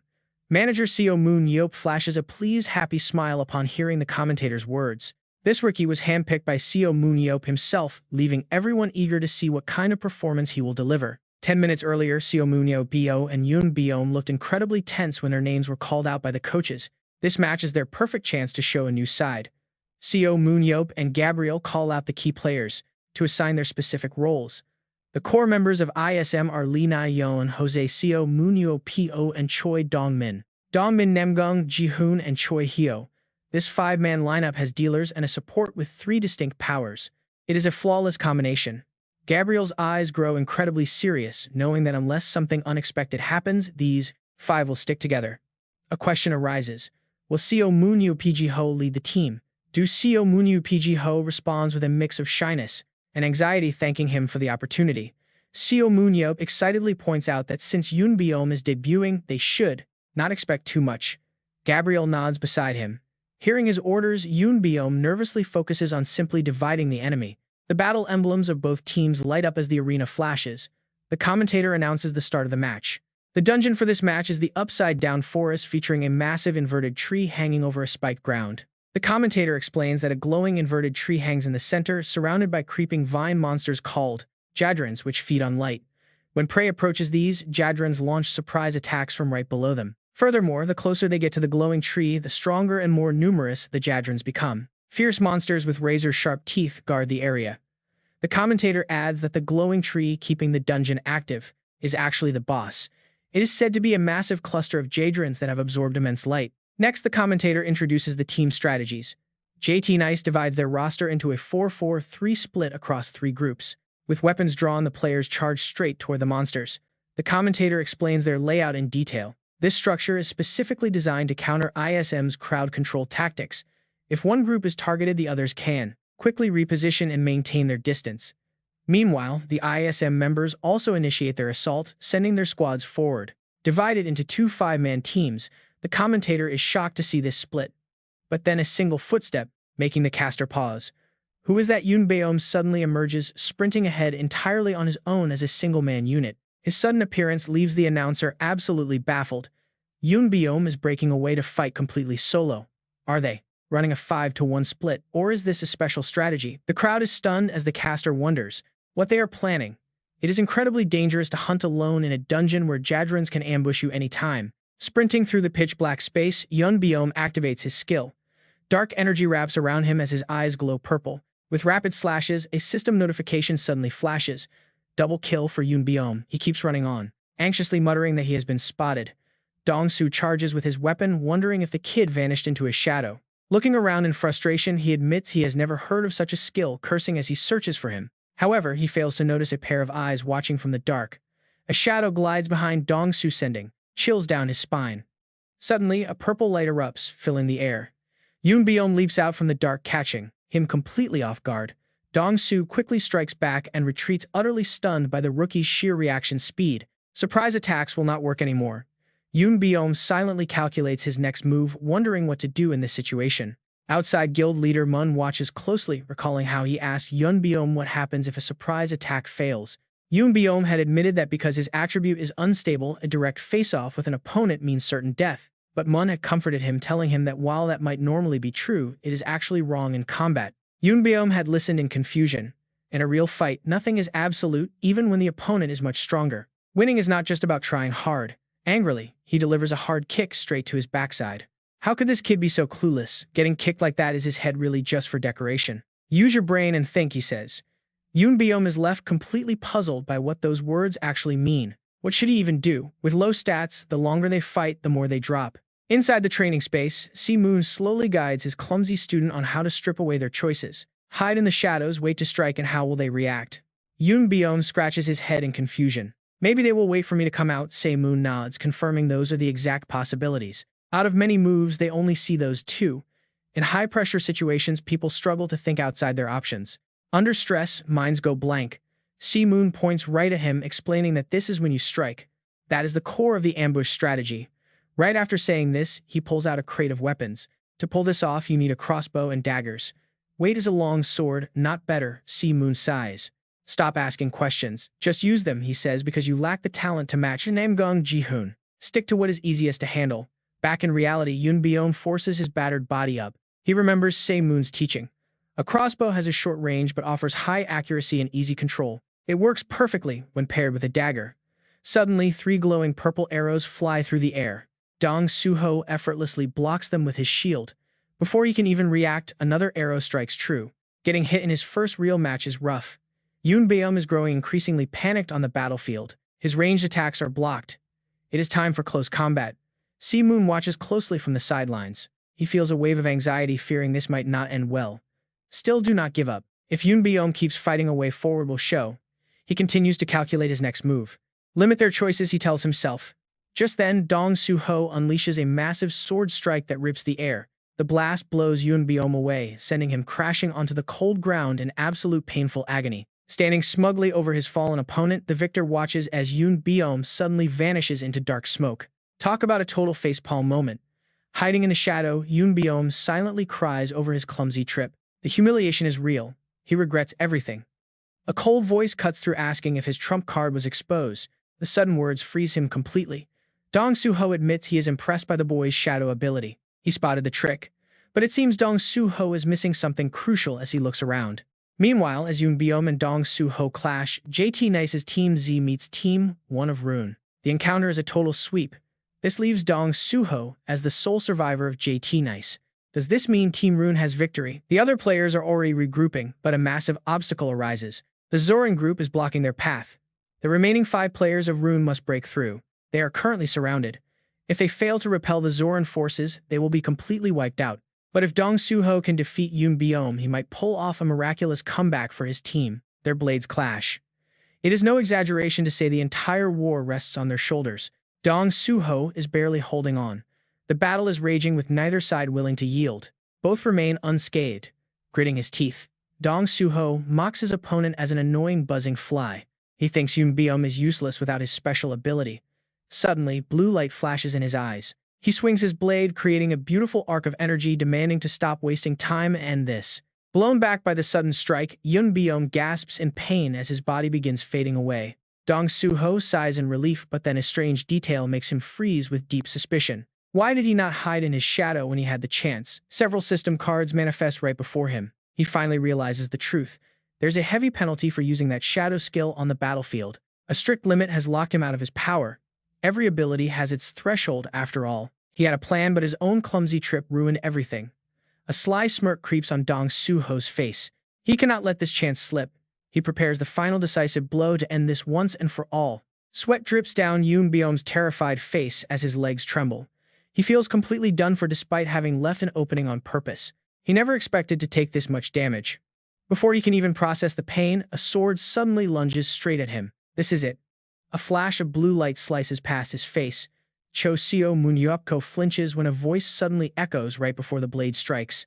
If Yoon Byum is still standing, doesn't that mean the attacker's sword is now stuck deep in the ground? Hearing those words makes him realize the trap. He quickly looks down only to find his own sword completely stuck in the dirt, refusing to budge.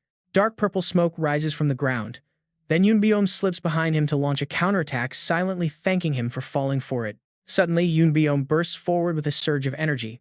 A cold voice echoes, stating his skill does not just work in his own shadow. Traveling through any shadow within this entire inverted forest, Yoon Byum prepares to end this fight with a single clean strike. With one powerful sweep, he takes down a formidable opponent like Seo Moon-yeop, whose avatar immediately begins to fade. He cannot believe he actually did it, pure joy surging through his chest.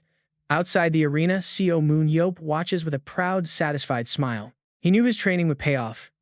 Tears of relief stream down Yoon Byum's face as the very first match of the league concludes. Talk about an absolute masterclass. The match ends with Yoon Byum being crowned the MVP, immediately taking the internet by storm. It seems Seo Moon-yeop has created yet another superstar.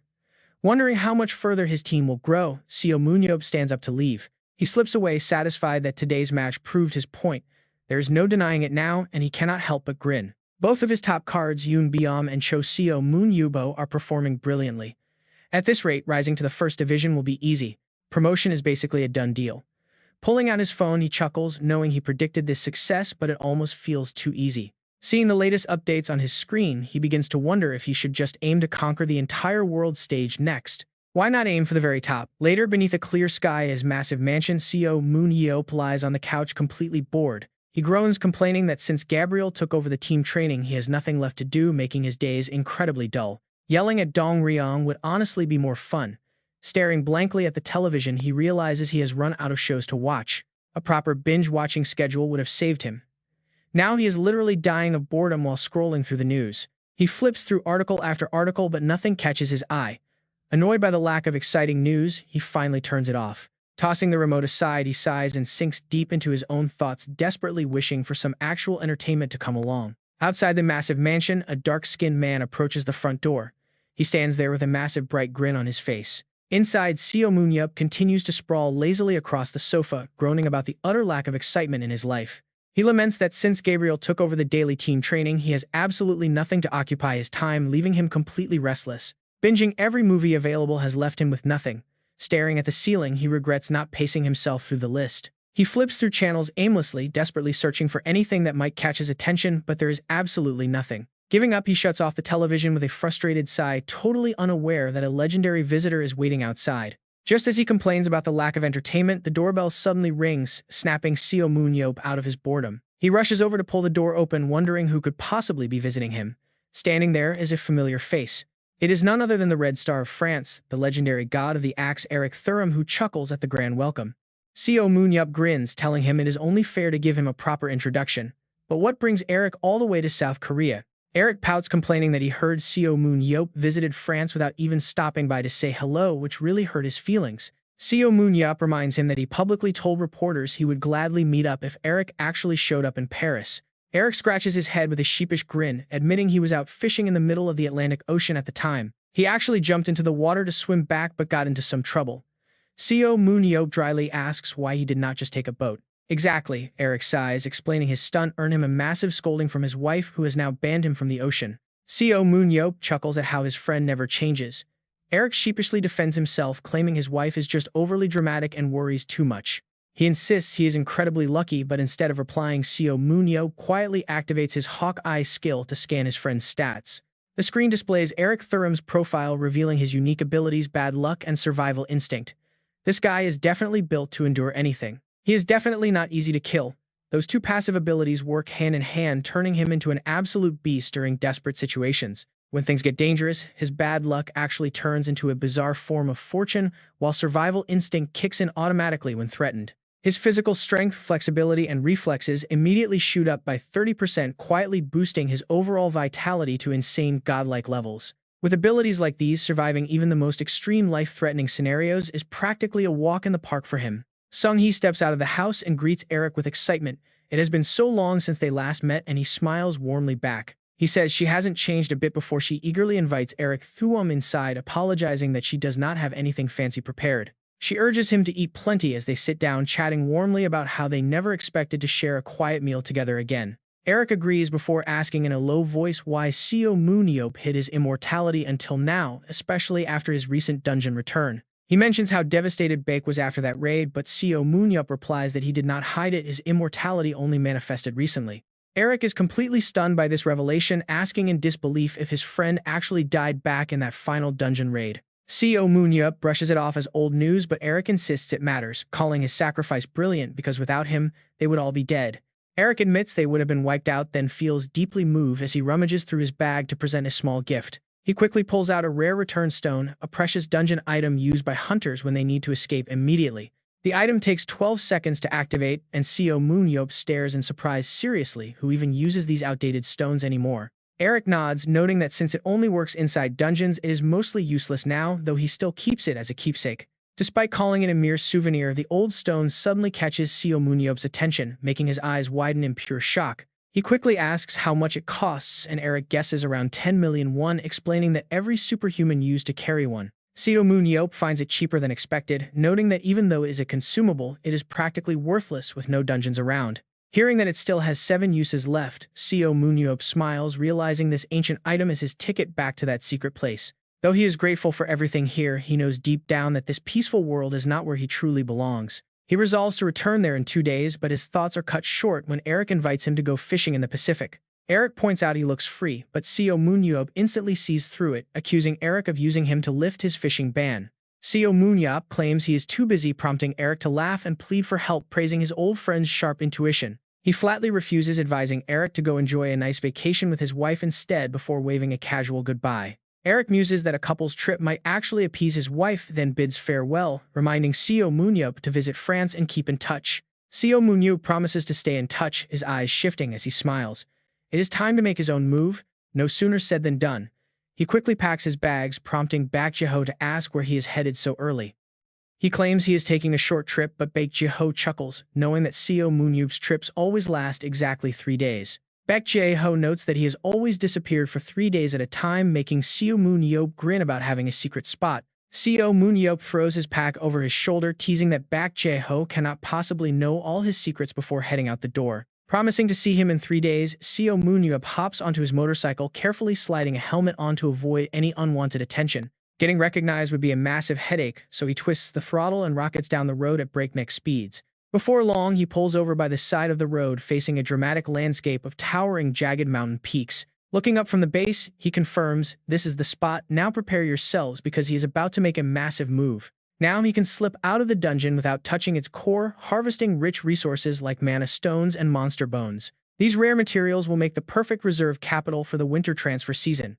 Time to head in. Channeling immense power into his legs, a vibrant blue aura erupts around his feet at the base of the mountain. With just 2 or 3 massive bounds, he effortlessly leaps all the way to the very peak of the mountain.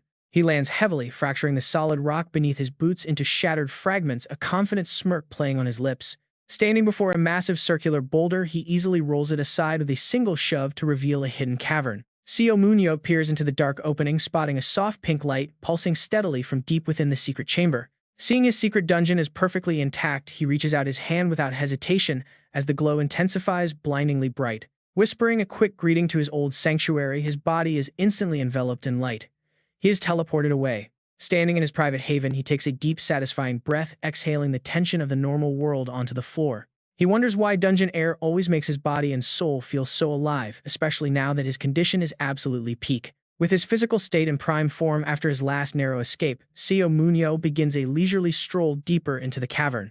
He plans to clear the area and then slip away using his new returned stone, leaving the dungeon core untouched and untraceable. Vanishing without a trace will turn this into a ghost dungeon, a prospect that makes him grin as he takes in the familiar scent. He feels truly alive only when he is inside a dungeon, admitting to himself that he has regretted leaving them ever since his return. He flops onto the ground and sighs. Even if he went back, he would still save the world, but he still has regrets. He really should have just died back there.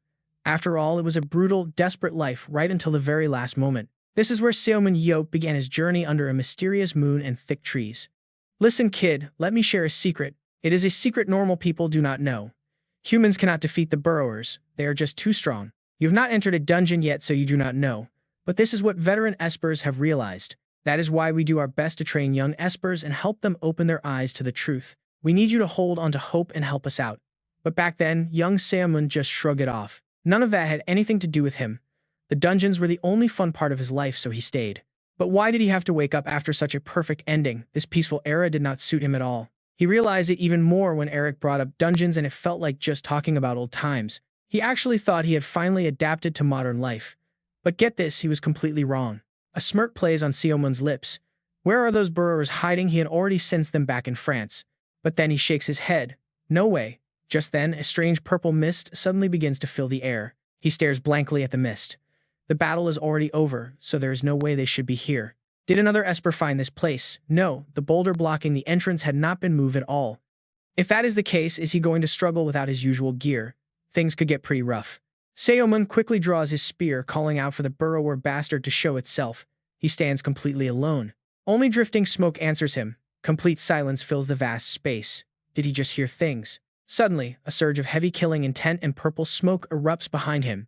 He whips around, totally alert. A sound from deep inside. There is only one path ahead, and getting ambushed here would be incredibly dangerous. But then a dark, wicked smirk creeps onto his face. This is exactly what makes things interesting. Without another word, Seo Moon leaps forward, tossing his bag aside. Before this dungeon was sealed, it served as a joint venture, a collaboration to genetically modify beasts. The specialized monsters were placed deep inside these chambers. The deepest zone housed the dungeon master, a high-ranking burrower. 17 years ago, Seo Moon cleared this place out. He only kept the core, turning it into his personal secret hideout and a warehouse for rare treasures. This is where he kept rare loot and valuable monster carcasses. Seo Moon dashes forward at an incredible speed. He stuffed so much in here back then that he barely remembers. But that strange purple mist is spreading. Seo Moon draws closer, a smirk widening on his face. Over there, huh? He hears a bizarre noise up ahead. The scratching sound on the floor gets him excited. Is it a snake-like crawling beast, or maybe a plant? The more he thinks about it, the more pumped he gets. Honestly, anything is fine with him. He just wants it to show itself. He gets close and a silhouette suddenly looms through the dark. A sharp flash of purple light strikes like a blade. Seo Moon reacts instantly, slipping away from the sudden attack. His boots slide across the stone floor, echoing in the dungeon. His expression remains completely calm, unbothered. Looming ahead is a massive four-eyed beast. It is a Jadran, a creature known for its brute strength. Seo Moon looks at it with absolute contempt. Of course it is a Jadran. Its massive size explains all that noise. This beast has clearly been feasting inside his warehouse. To put it simply, a Jadran is basically a massive farm animal. Livestock monster raised by the burrowers. They eat ores, gems, and corpses, slowly storing mana in their bodies. Once a Jadran is well fed, it absorbs mana directly. At that point, they become highly aggressive to humans. Seo Moon stands before the behemoth completely puzzled. He is sure he never left any Jadran seeds behind. He remembers his old raids. Every time he cleared a dungeon, he was incredibly thorough about it. He swept everything clean, leaving absolutely zero seeds behind. So how on earth did this happen? He is always flawless, but during raids he is even more precise. Missing a seed is literally impossible. Driven by doubt, Seo Moon decides to investigate. If a Jadran seed is planted, it sprouts instantly. It devours everything nearby to grow in the blink of an eye. Checking for seeds is basic dungeon protocol. Could he have actually made a mistake? The mere thought sends a rare chill down his spine. Seo Moon thrusts his spear down with lethal intent. It is a massive telekinetic throw, allowing him to alter its trajectory and speed mid-air before recalling it. With his weapon recalled, the monster suddenly goes completely wild, launching a relentless barrage of savage strikes directly at Seo Moon. Opening its massive jaws lined with razor-sharp fangs, the beast spits crackling bolts of lightning.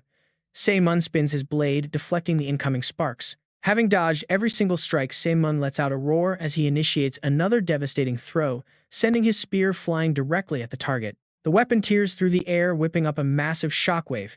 It impales the monstrous Jadran, sending a bone-chilling shriek echoing throughout the dungeon depth. Where the beast once stood, only smoke and a faint purple glow remain. Seo Moon slowly hovers upwards, surrounded by a heavy, suffocating pressure. Burning with intense energy, he silently commands his spear to return to his hand, and the weapon immediately wrenches itself free from the monster. As the weapon flies back, a blinding flash of purple light erupts, like a lightning strike shaking the very foundations of the dungeon. Glaring down with pure killing intent, Seo Moon prepares for the final blow.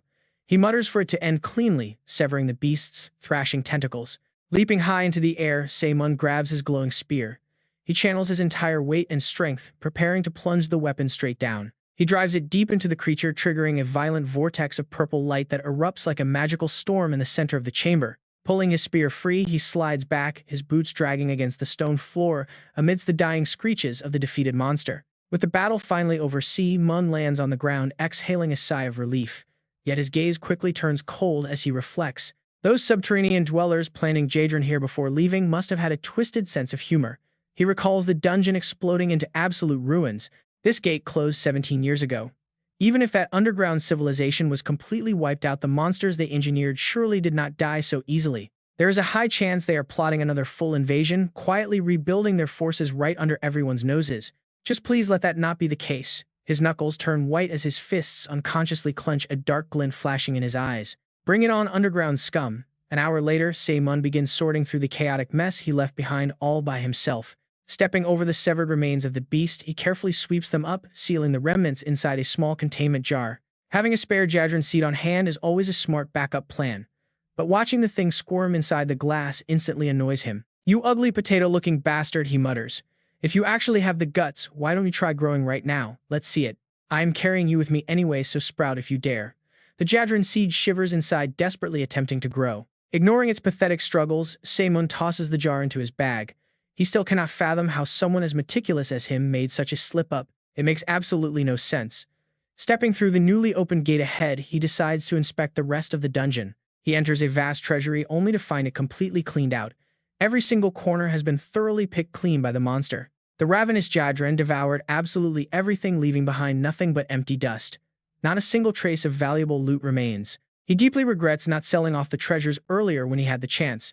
Then Seo Moon remembers a specific locked chamber. Right, there is one secure room the beast could never penetrate. It is the heavy vault sealed with thick iron chains. The legendary dungeon core vault. Standing before the massive gate, he reasons that the beast would have suffered terribly had it eaten the core. That must be why it left this room untouched. He recalls storing some valuables inside. Was it mana stones? The locks on the door appear completely undisturbed. Seo Moon places his hands against the heavy surface and gives it a gentle push. The barrier swings open with ease. And trust me, the absolute chaos waiting inside will catch you completely off guard. The central chamber should be heavily fortified. Instead, the entire room is barren, stripped of everything except the bare walls. Is this all that is left, standing in the dim glow? A deep sense of suspicion begins to settle in. The mana stones have vanished. To humans, they are merely pretty crystals, but to the subterranean dwellers, they are vital fuel. Seo Moon stands frozen in place. Something resting in the center of the vault suddenly catches his eye, feeling strangely familiar. "Is that my spear?" he mutters. But that makes no sense. He only recently acquired this weapon from the Moro brothers. A sudden shiver of dread runs down his spine, and his eyes lock onto the weapon with growing apprehension. Memories flash back to his assault on the city, recalling how the spear unleashed a devastating shockwave that leveled everything. A devious smirk plays on his lips. He finally found the culprit. In his heart, the pieces are falling into place. If his theory is correct, someone broke in here specifically to harvest the giant Jadran. He slowly approaches the core. Destroying the core before harvesting the beast would have been a massive waste, yet the vault security system never went off. His face darkens instantly as a thick, ominous red mist begins pouring through the doorway, pooling around his feet. The crimson haze blankets the entire chamber within seconds. Seo Moon tenses up, sensing a strange, violent tremor approaching. A chaotic pounding echoes against the heavy doors. The suffocating red mist closes, entrapping him in a tight corner. Far from being afraid, Seo Moon-yeop just smirks mockingly. Right then, a menacing figure bathed in a murderous red aura steps out. The creature glares with a cold, sinister gaze. Seo Moon-yeop chuckles, noting that there are still some underground remnants left to hunt. A black-cloaked underground dweller emerges, radiating an oppressive dark magic. He is surprised to see a bright red aura emanating from him. The threat system shifts colors based on the battlefield. For these underground foes, their rank descends from gold to black, red, purple, and blue. Their entire society relies on these mana colors to define status, making red a Tier 3 enemy. This is definitely not a weakling. Pointing a finger directly at Seo Moon-yeop, the cloaked figure barks out a strange guttural language. Seo Moon-yeop listens closely, realizing the word sounds familiar. It means human, doesn't it? Well, nice to meet you. He asks if the monster is going to reply or if it is still trying to get used to the human tongue. Since there is no immediate answer, maybe it can't talk yet. Seo Moon-yeop smirks, noting how fast they usually adapt. He points out that humans can't learn their language because it's too difficult, yet these monsters master human speech so easily. Right on cue, the cloaked monster's lips begin to twitch slowly and awkwardly, stammering out his very first human word. The creature asks if he is alone. Seo Moon-yeop is impressed by how quickly the monster forms a complete sentence. The underground being demands to know if he is truly alone, calling him a pathetic, isolated human bastard. The monster complains about the struggle of speaking such a low-class language, mocking the primitive way humans communicate. To him, this tongue is only fit for second-tier slaves, making him extremely uncomfortable to even speak it aloud. Seo Moon-yeop remains completely relaxed at first, but in an instant his playful demeanor vanishes, replaced by a cold glare. He asks how it feels to have their entire civilization wiped out by humans who use such a lowly language. The monster grits his teeth in pure rage, spitting back that if those human rats hadn't sneaked into their holy land, things would have been different.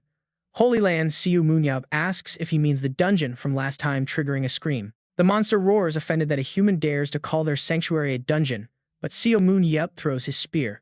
He reminds the beast that they are nothing but prey.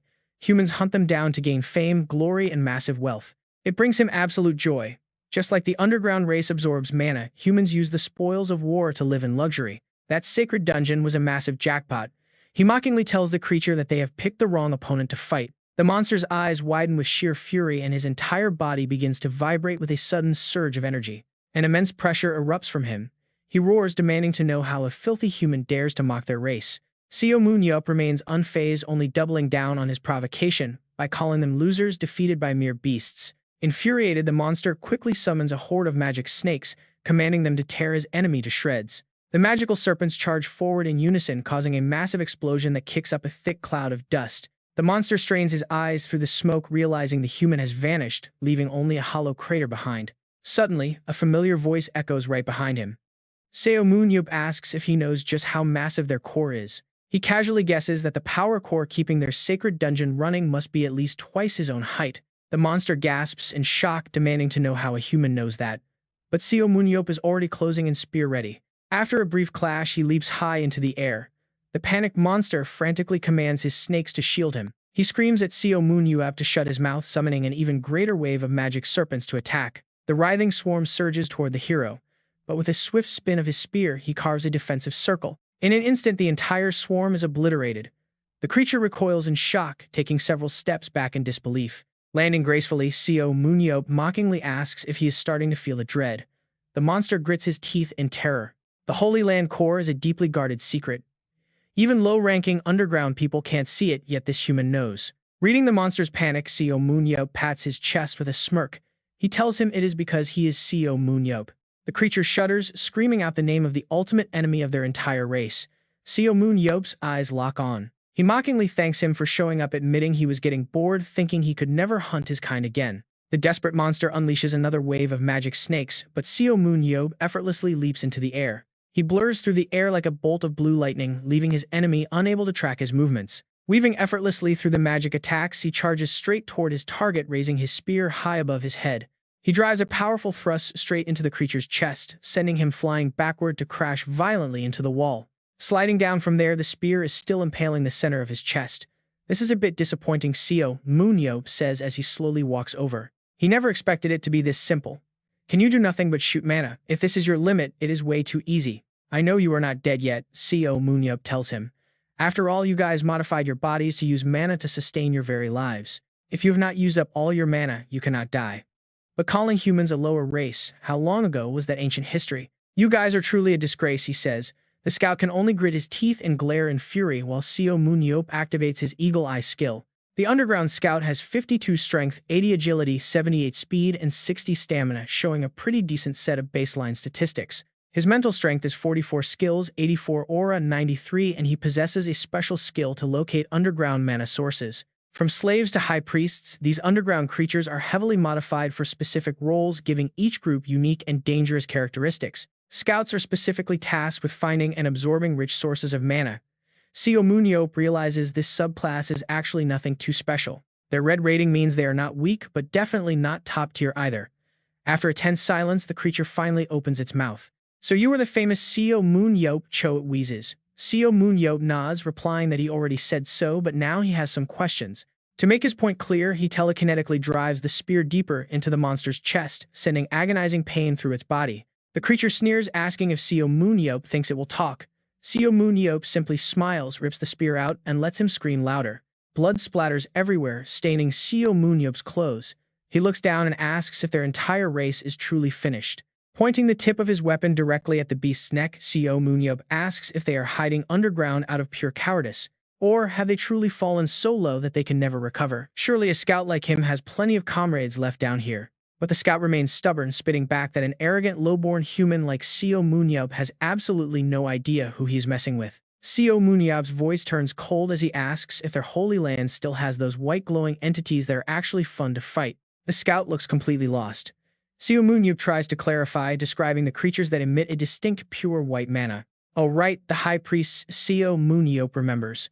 The creature glares, shouting that they will never meet such a pathetic end. Seeing the scout mumble about their great system, Seo Moon-yeop realizes this guy is about to blow himself up.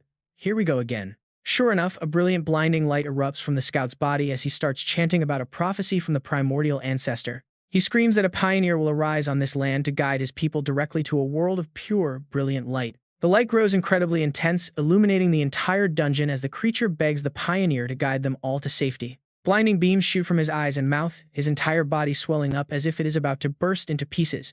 With a massive deafening roar, the light condenses into a giant glowing sphere that engulfs the entire room before suddenly vanishing. Once the dust settles, only thick white smoke remains, leaving the charred limbs, severed remains of the scout scattered across the floor. Clinging to his last breath, the heavily burned creature groans as a brilliant blue flame suddenly appears right before his eyes. He whispers, asking if the warm mana of the blue flame belongs to the pioneer who has finally come to save him. Seo Moon-yeop frowns. What a load of absolute nonsense. He coldly tells the dying monster to just hurry up and die. He stands by watching the creature groan. This whole pioneer thing makes absolutely no sense. The scout is finally dead, but what on earth is this pioneer connection that would drive someone to commit instant suicide? It is hard to believe, but Seo Moon-yeop cannot afford to linger here. He quickly prepares to head back to the surface. Holding a return stone in his hand, Seo Moon-yeop reflects on how he only entered the dungeon looking for a quick challenge. He never expected to uncover such deep secrets. The scout had mentioned a prophecy given by the primordial light itself. It claimed a pioneer would rise in this world to lead the underground survivors to a land of pure light. The creature kept begging this entity to save them, hinting that the awakening of this pioneer is rapidly drawing near. Seo Moon-yeop frowns, realizing he has never heard of this prophecy, though the underground forces did mention something similar before. He exhales, slowly wondering if this primordial light actually accepted their underground civilization prior to its eventual downfall. They knew the prophecy, but were completely clueless about the destruction of their own underground world, which is pretty ironic. Even if a pioneer does show up, rebuilding their collapsed civilization from scratch is going to be nearly impossible now. Plus, researchers believe the mana stones fueling the final dungeon, which was constructed over 10,000 years ago, will soon shatter. It was designed to siphon aura from all over the world, but otherworlders eventually began abusing this endless stream of energy.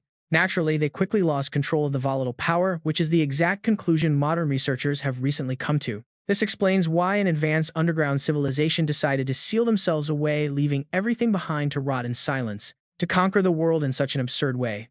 There are various theories about why these otherworlders want to attack, yet absolutely nobody has been able to piece all these scattered fragments together into a complete picture. Even though the surviving grounders have collected plenty of aura, it is still not enough to rebuild their once mighty army.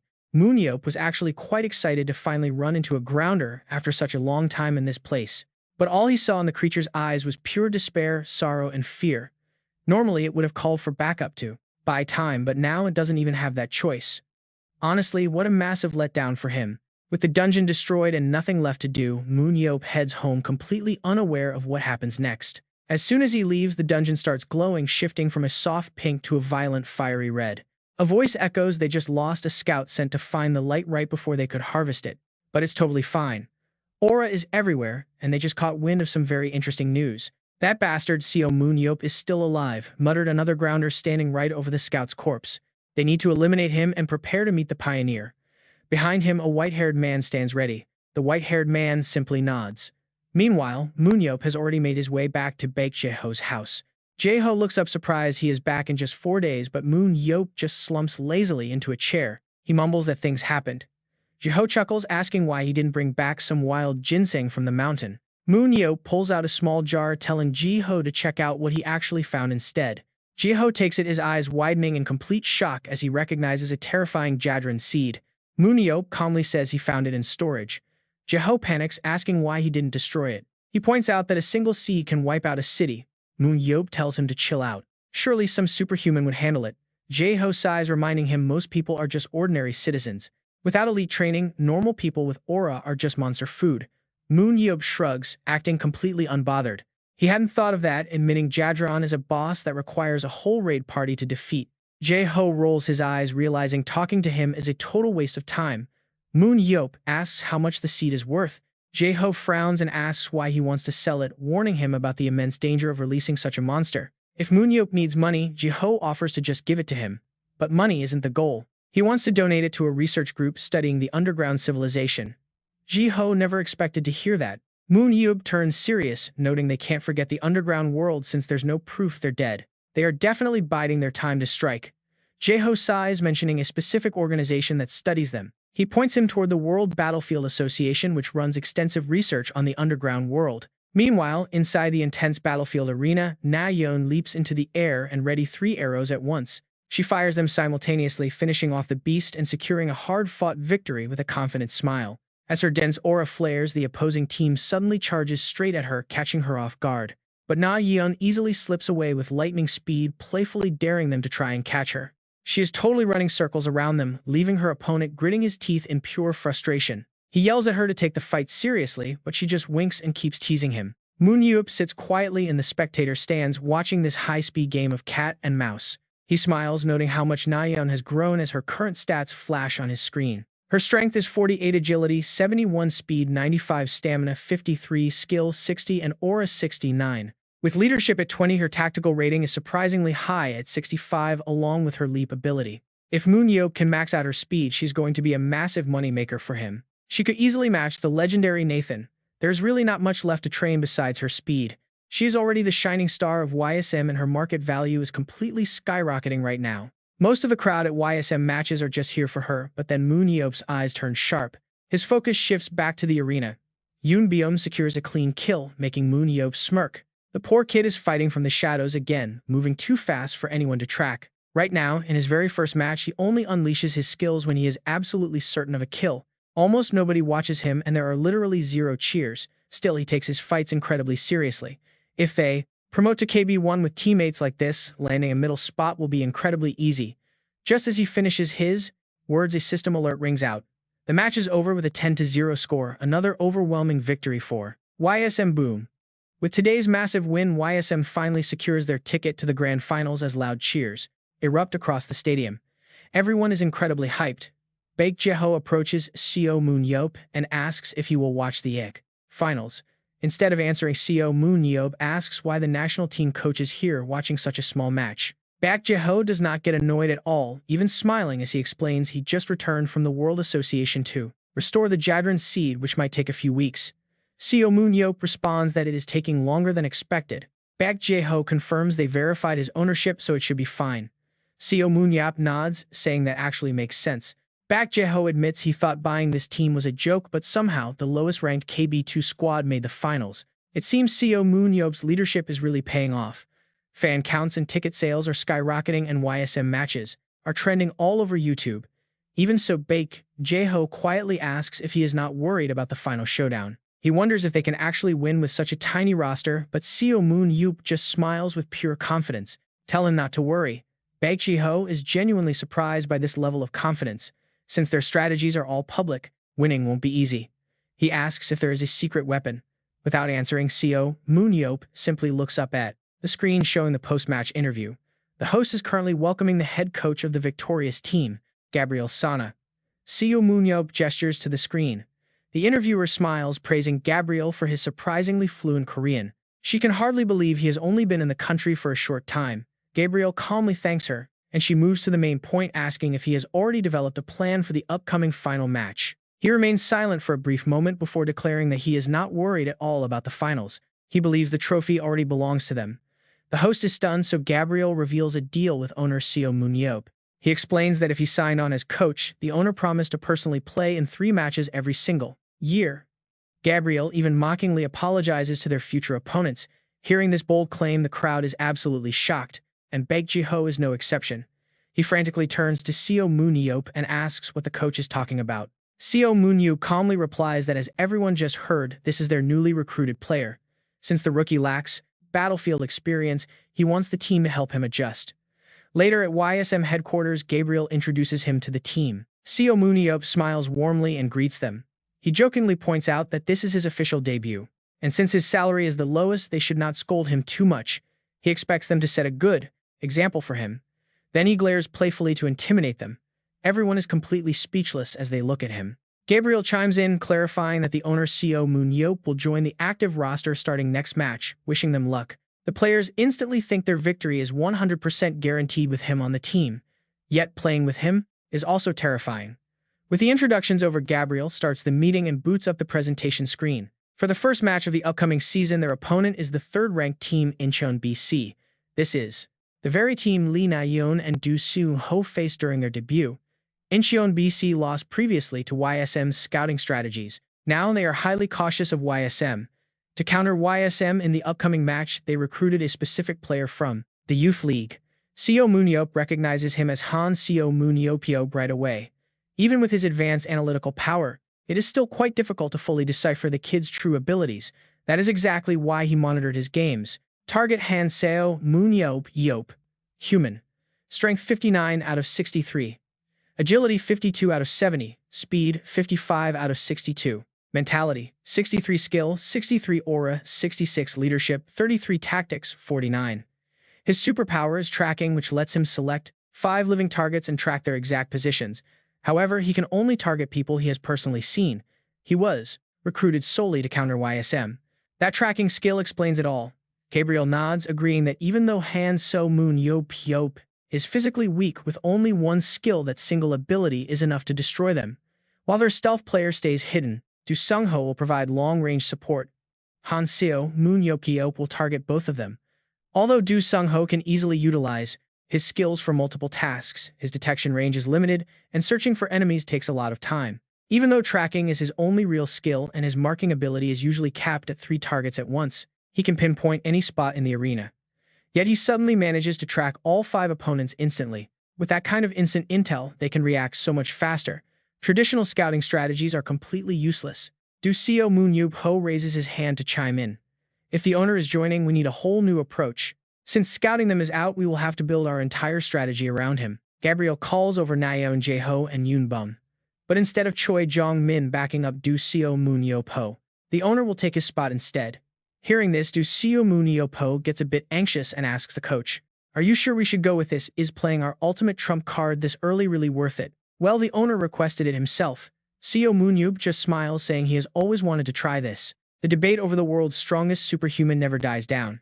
It is not just about the top 3 pros, but even Zero Walker and Shichi Lucas are major contenders, sparking constant arguments across global media platforms. While global influencers bicker, the Korean media has to stay quiet and watch the massive wave of posts. They can only silently monitor the articles and comments rolling in, unable to say a word. Many claim that if Seo Moon-yeop were still around, he would easily sweep the top hero awards. Others point to the World Association's top 100 rankings, wondering how anyone could doubt the list. The global top 3 are Nathan Byrne, Roy Mayer, and Daniel Min, prompting endless online arguments.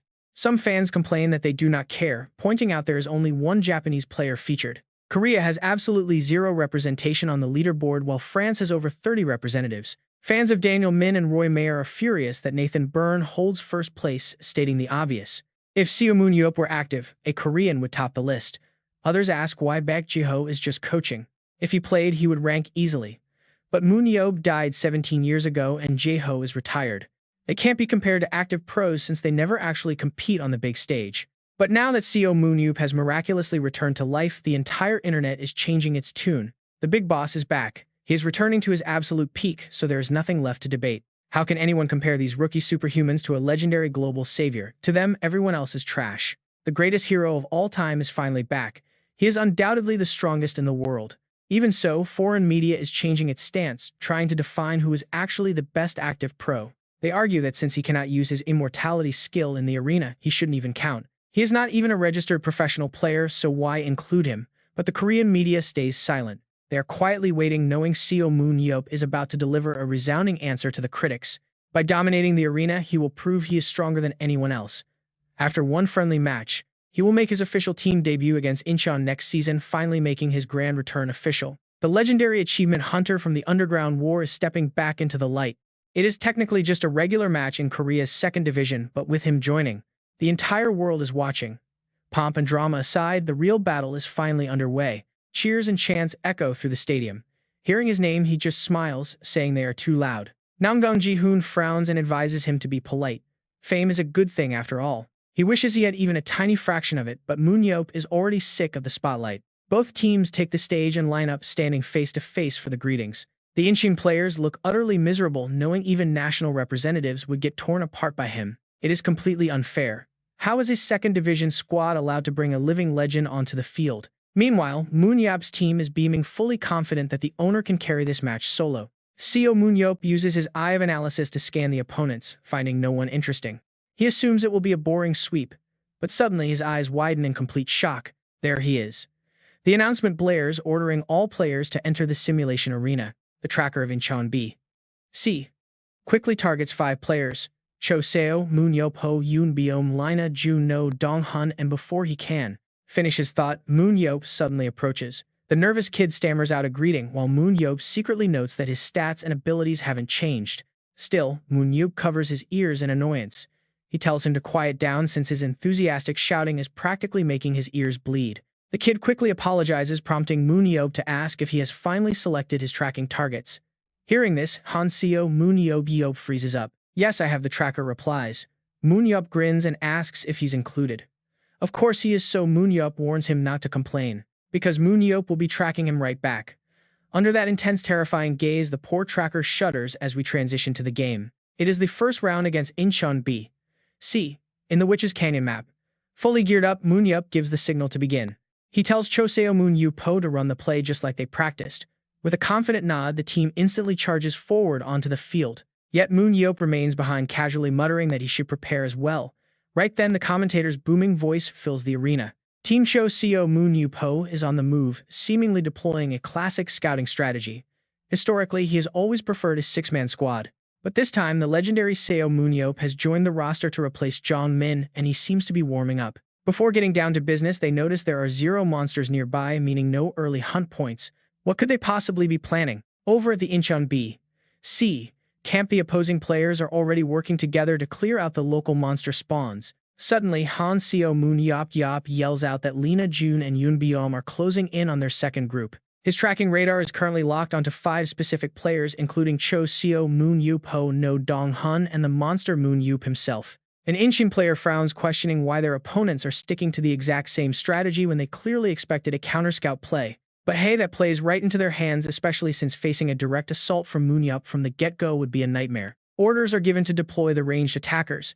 They tell Seo Moon-yeop to stay put and keep feeding them real-time updates. When asked about Moon-yeop's current position, the tracker reports that the absolute beast is oddly lingering back at the starting zone. Their leader chuckles, assuming the legend is just trying to toy with them. Fine by them, since it buys their team more time. Let's look at the battlefield layout. The Incheon team has split into a 4-man vanguard and a 5-man main force.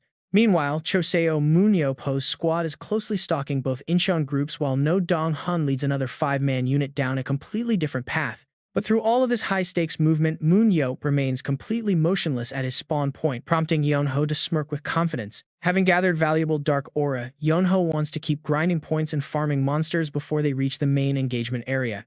He rallies three teammates to catch up with their second group, aiming to build a massive power gap before Moon-yeop even makes a move. Knowing how dangerous Moon-yeop is, their entire game plan relies on fast-tracking their stats through early-game monster farming. The battlefield system lets players upgrade their stats and aura using hunt points, hoping to offset Moon-yeop's overwhelming raw power. After all, trying to fight Moon-yeop in a straight-up fair match is basically a death wish for anyone on Incheon B.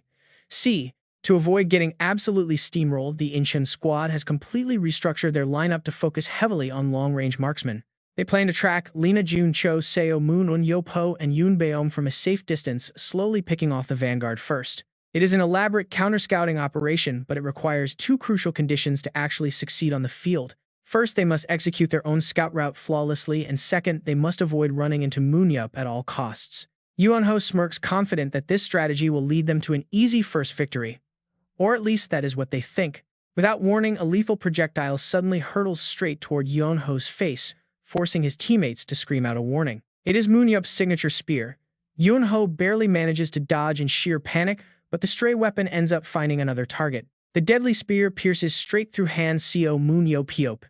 Confusion erupts as they wonder how Moon-yeop could strike from the starting zone. Technically, he is still there, but Moon-yeop is no ordinary player. He uses his telekinetic power to levitate massive boulders around him. This is the ultimate long-distance spear strike version 2.0, launching a barrage of deadly attacks straight from their blind spot. The system announces Moon-yeop's first kill. He smirks quietly, thanking Cho Seo Moon-yeop for providing the perfect vision coordinates from above. High up on a pillar of stacked rocks, Cho Seo Moon-yeop acts as the ultimate spotter, utilizing his sight-sharing superpower. This allows him to transmit his exact coordinates to any teammate within 3 kilometers, leaving Yoon-ho staring in disbelief at his fallen tracker. Yoon-ho panics, wondering how a spear could possibly fly across the map from the spawn point before another projectile cuts him off. Before he can even finish his thought, a second devastating spear pierces through yet another helpless member of the Incheon squad. The announcer confirms a double kill for Moon-yeop. Yoon-ho desperately radios his backup group, only to receive a chaotic update. But before they can even pinpoint his location, the system rings out again to announce Moon-yeop's devastating triple kill. What? No one was hit, the radio crackled loudly. Team 1, are you absolutely sure about this? Is your intel correct? We are taking fire. A spear came out of nowhere and impaled our guy. He definitely has eyes on us. What is happening? Where is this guy throwing those spears from? Where is he hiding? Just a few days ago, the team scouted this very zone to plan ahead. Listen closely, Seo Moon-yeop. I can easily hit any target from a distance of 2 kilometers. Really, yes, as long as I see them clearly. I can throw further, but that is my fatal limit. That was his absolute fatal limit. Smiling, Seo Moon-yeop told him to stop flattering and start showing off. Wait me, Seo Moon-yeop. Ho was completely confused. Then it clicked. Now watch, this is where the cheat skill gets crazy. Seo Moon-yeop Ho's superpower allowed him to share his current vision with any ally within 3 kilometers. So you want my eyes to aim, but even a standard bow cannot hit from that distance, right? True arrows only travel straight. But Seo Moon-yeop smirked, my spears definitely do not follow those rules. Do you get your job now? He asked. Seo Moon-yeop nodded. He needed a spot with a perfect view. Seo Moon-yeop pointed directly up at the towering cliffside. That was exactly where Seo Moon-yeop needed to go right now. He climbed to the highest peak. I am in position. Below, Seo Moon-yeop told him to activate it. Vision share activated. Instantly, Seo Moon-yeop's eyes flared with a bright light as Seo Moon-yeop's high-angle view flooded his mind. Is it hard to see? A little. Can your vision skills still share if you look through binoculars? Get Seo Moon-yeop some binoculars, he quickly requested. Seo Moon-yeop put them to his eyes to observe the landscape. How is it better? Yes, the shared vision zoomed in, becoming incredibly sharp and covering massive distances. Take a practice shot. Seo Moon-yeop was highly curious. Seo Moon-yeop locked onto a massive tree in the distance. He targeted that pine tree. Seo Moon-yeop frowned, asking if he was even sure it was a pine. Who cares? They are both trees. Let's do this. Seo Moon-yeop coated his heavy spear with thick aura. He flexed his arm and hurled it. The spear curved around obstacles, leaving Seo Moon-yeop completely speechless. The spear slammed into the dirt beside the tree. Seo Moon-yeop smiled. It felt different from normal aiming. It was tough because his hands didn't match his shared sight. Yet his first try barely missed. With a little practice, he would get it. He instantly recalled the spear back into his hand. What? How did you do that? Seo Moon-yeop smirked, calling it his trump card, but he hid another secret. He could not use his true trump card on this battlefield. Gritting his teeth, he threw again. The force was much stronger now, and the angle was incredibly precise, though he still missed. It was closer by 10 meters this time. Next, the spear grazed past, missing by 30 centimeters. He calculated the wind speed, the direction, and the angle. Blending Seo Moon-yeop's data with instinct, he threw again. Seo Moon-yeop threw repeatedly, refining his mental calculations and channeling far more physical power into his grip. The spear flew like a bullet, completely shattering the massive tree. Yes, he shouted in pure delight. The teammates watching from behind couldn't believe their eyes. Honestly, who could even blame them for being stunned? He was basically a god possessing divine talent. Having a superhuman like him in Korea was a true blessing. Gabriel muttered that it was highly impressive, predicting Seo Moon-yeop would easily win the award for best kill. He was excited for tomorrow's match. Back in the arena, Seo Moon-yeop had already eliminated 3 targets. Seriously, he was sniping people from the spawn point. Watching the broadcast with his wife, Jae-ho gasped. How was that possible? He knew Seo Moon-yeop shared his vision, but the actual execution was insane. The throwing angle and the visual perspective were totally different. It was actually harder than aiming completely blind. He is an absolute genius, Jae-ho muttered. He always praised him because he assumed Seo Moon-yeop was dead. He had claimed in an old interview that Seo Moon-yeop could kill beasts from 2 kilometers away. But people dragged him for that claim, calling him a liar despite Seo Moon-yeop being the ultimate savior. It just sounded too absurd even for a literal legend. The public aggressively demanded he stop lying. Other experts in the industry declared it physically impossible. It was not even a matter of skill. People claim he is lying since experts in the field find it completely impossible.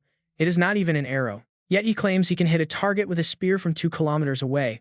People tell him to stop bragging. Laughing out loud, Hanum hears this and tells him that everyone wants him to stop lying, even if they are close friends. The book written by Bak Jae-ho depicts the savior of the world, Seo Moon-yeop, even though it is based on real events. These were crazy feats. Bak Jae-ho saw himself like sniping a boss in its weak spot from 100 meters away. He even slayed dozens of beasts while completely blinded by a curse and took out a target from 2 kilometers away. But to regular outsiders, these stories sound like total lies and exaggerations. The sheer praise made it seem like pure fiction. Most readers assume the book is just a fantasy story Bak Jae-ho made up to praise his legendary friend, and that hero was Seo Moon-yeop.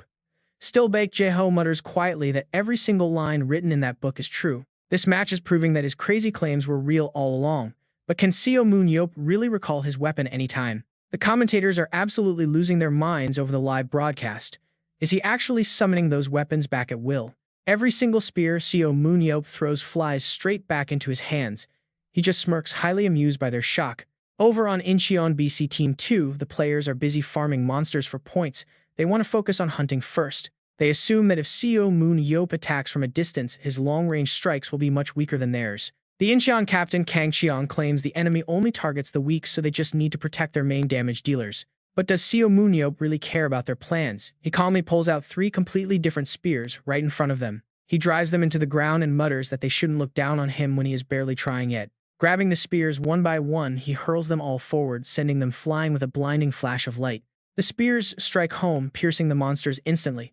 The Incheon players watch this and freeze in absolute terror. With a simple command, the 3 spears instantly return to his hands, recalling them over and over. He repeatedly summons and throws his weapons, keeping up a relentless barrage that triggers intense shockwaves with every single strike.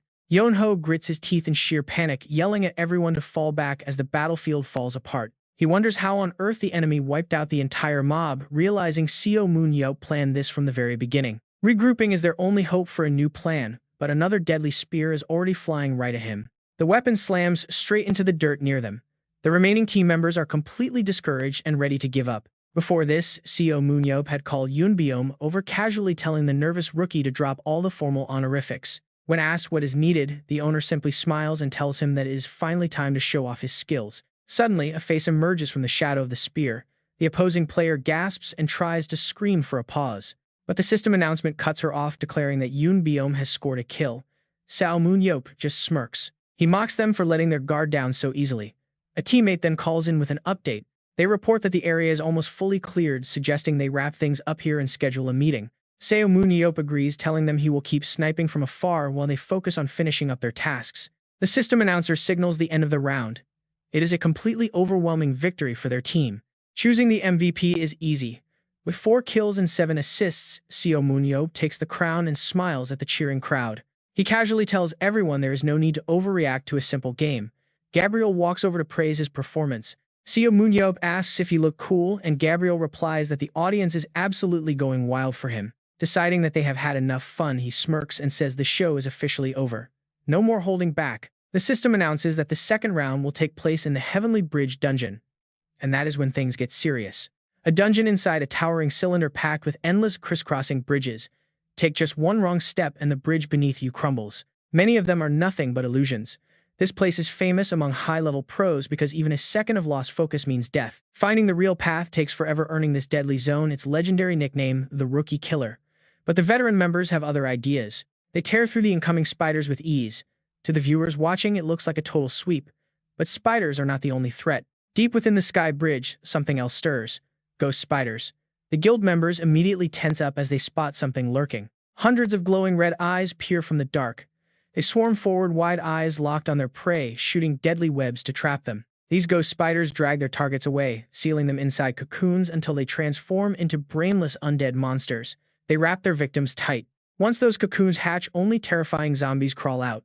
Seo Moon-yeop grinds his teeth. Damn it, these things are seriously annoying. These monsters are actually made from corpses. Pretty nostalgic. Sometimes you wonder where they are, only for them to burst out of cocoons. Cocoons. Hearing him talk, the others shudder in fear. Is this really happening? Moon-yeop shrugs, saying it is time to stop the storytelling. Time to move. He counts 8 massive spiders. Moon-yeop grips his spears tightly, telling his team to take out any undead. Activating his amplified throw skill, he instantly unleashes his spears, sending them flying forward with incredible speed and devastating sheer force. Moon-yeop skillfully directs his weapons straight into the spider pack. Every single throw hits with dead-on accuracy. His teammates break into a cold sweat.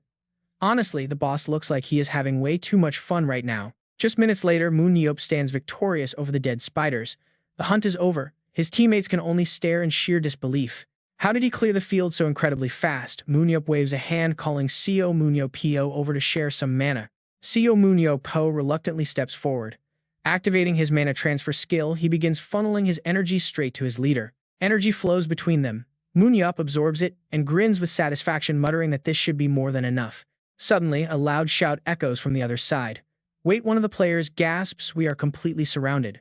Seo Moon-yeop panics, asking what they should do now that Incheon BC has them surrounded at 46.5. Opposing leader Kang Chun just smirks, knowing his team memorized every safe bridge and set up the perfect ambush. They hold all the cards now. He orders his team to target the center. Meanwhile, Moon-yeop laughs, amused that the guy actually tried using his brain. Moon-yeop raises a hand, crackling with intense magical energy. It is time to show these guys what a free fall feels like. Kang Chun scowls, confused. Moon-yeop just smiles, pulling massive power into his palm as he casually mentions a tiny detail he forgot. He still hasn't recalled those spears. If he brings them back using the same force he used to throw them, they will return at the exact same lightning speed. Kang Chun turns pale, gritting his teeth as he demands to know the truth. The ground beneath Incheon BC suddenly violently shakes and splits apart, dropping their entire team into the dark abyss. Moon-yeop just chuckles. His own team members watch in absolute shock, utterly unable to process what just happened. His teammates look absolutely lost, and honestly, can you blame them? Our guy is cooking up something totally wild. It is totally wild. Moon-yeop sighs at their dramatic reactions, telling them to stop overreacting because he actually has a plan. Dongjun repeats the word plan with a deeply skeptical look. Moon-yeop merely chuckles and begins to explain his strategy. The funniest thing about the Heavenly Bridge is that one slip means instant death. The enemy wanted to exploit that from the start, so the plan was simple: bait them to a vulnerable spot, then shatter the very bridges they needed to cross. But a teammate quickly points out a major flaw. If someone cannot memorize all the bridges, the plan falls apart. He instantly starts reciting. Bridge 569 is an illusion. 13 is real. 121 is real. 677 is fake. 888 is a trap, and 428 is real. His team is speechless, asking if he memorized all 1,000 bridges. Veins pop on his forehead. With a forced smile, he asks if they can finally start. Back in the present, the strategy is working. They successfully hold onto the real bridges. Moon-yeop chuckles, absolutely confident that the enemy fell straight through the fake paths. He grins and advances toward Incheon BC. Honestly, he is betting they are going to love this little free fall. Now, who wants to go first? He immediately dives straight into the abyss, chasing after the falling enemy players. He casually tells them not to worry, claiming he is a nice guy. No one is dying from the fall today. He plans to eliminate them all before they even touch the ground. Quick calculations show he can wipe out 6 of them mid-air. Weapons grip tight. Moon-yeop tears through the falling squad.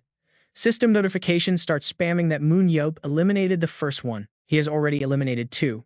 He zeroes in on the remaining targets, adjusting his trajectory as they plunge downward. He spots more enemies falling. With a quick swing of his spear, the system rings out again. Moon-yeop has eliminated 3. He has eliminated 4. He is completely unstoppable.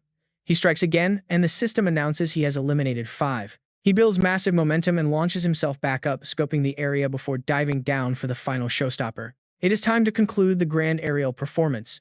He targets the final survivor of Incheon BC with a powerful shockwave strike. He slams hard onto the platform, completely shattering the enemy.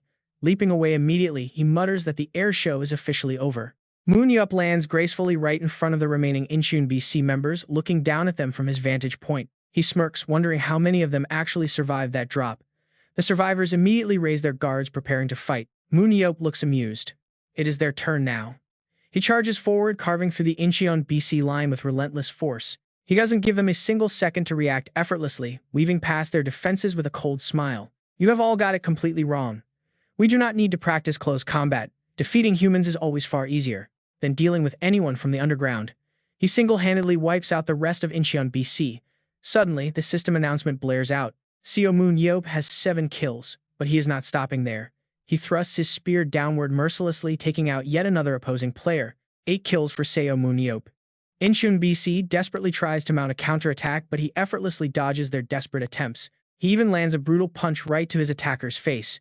Maintaining a perfect distance, he prepares to deliver a finishing strike. The system logs his 9th kill. He quickly glances aside as 2 opponents charge him together, but he only shrugs it off. Seo Moon-yeop scoffs and asks if they finally understand how they managed to survive for so long. Without waiting, he charges straight ahead. He takes down both with a single blow, mocking them by saying he purposely left the absolute weakest for the very end. Notifications pop up next to the fallen players. Seo Moon-yeop has 10 kills, then 11. Every single member of Incheon BC is wiped out. The match is officially over. He wears a cocky grin as the final screen flashes, declaring an absolute undisputed victory. He is named MVP with 11 kills. Below, the ecstatic crowd chants his name, calling him an absolute monster on the battlefield. You can practically feel the hype through the screen. We are witnessing the rise of an unprecedented legend in the Korean League. Though we saw him wipe out every single opponent in a previous exhibition match, this is on a whole different level. Doing it in an official tournament match is historic. He has officially set a flawless record for a professional sweep. The hyped-up crowd roars his name. Seo Moon-yeop just turns to Nayeon and wonders why they are cheering so loudly for this. She asks if he is actually being serious, pointing out that he just made history by securing a flawless league record. But he is not impressed, sighing that it is basically just virtual murder anyway. Nayeon quickly tries to cheer him up. She reminds him that nobody has ever seen such a crazy show, adding that he would easily crush top-tier teams too.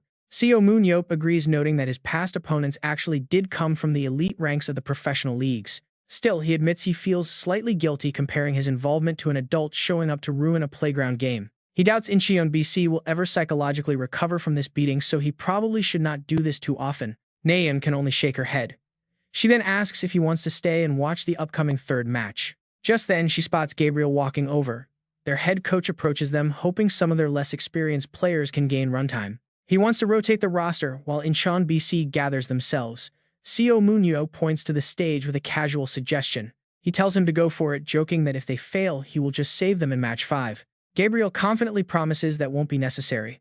Soon the system blares again, showing the MVP of the 3rd round. Choi Hyu takes the MVP title, leaving the spectators absolutely stunned by how dominant the team is even without their ace. It is clear that a brand new era of dominance is unfolding right before our eyes in the Korean League. During the post-match interview, a reporter asks Seo Moon-yeop how he would rate his own incredible performance today. With a hilarious cheeky grin on his face, he confidently says it was great, though he did not even show half his power.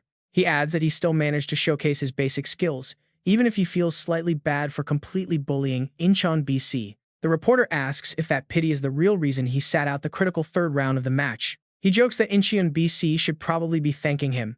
The reporter then asks if he has a message for his next opponents, specifically targeting Sangpum BC. He scoffs and openly declares that he does not view them as a threat at all. He tells them straight up that they are nothing to him. The final scoreboard for the round shows their absolute overwhelming victory. Between his terrifying spear range and historic sweeps, Seo Moon-yeop is quickly becoming the most feared player in the league. His stock is soaring like crazy.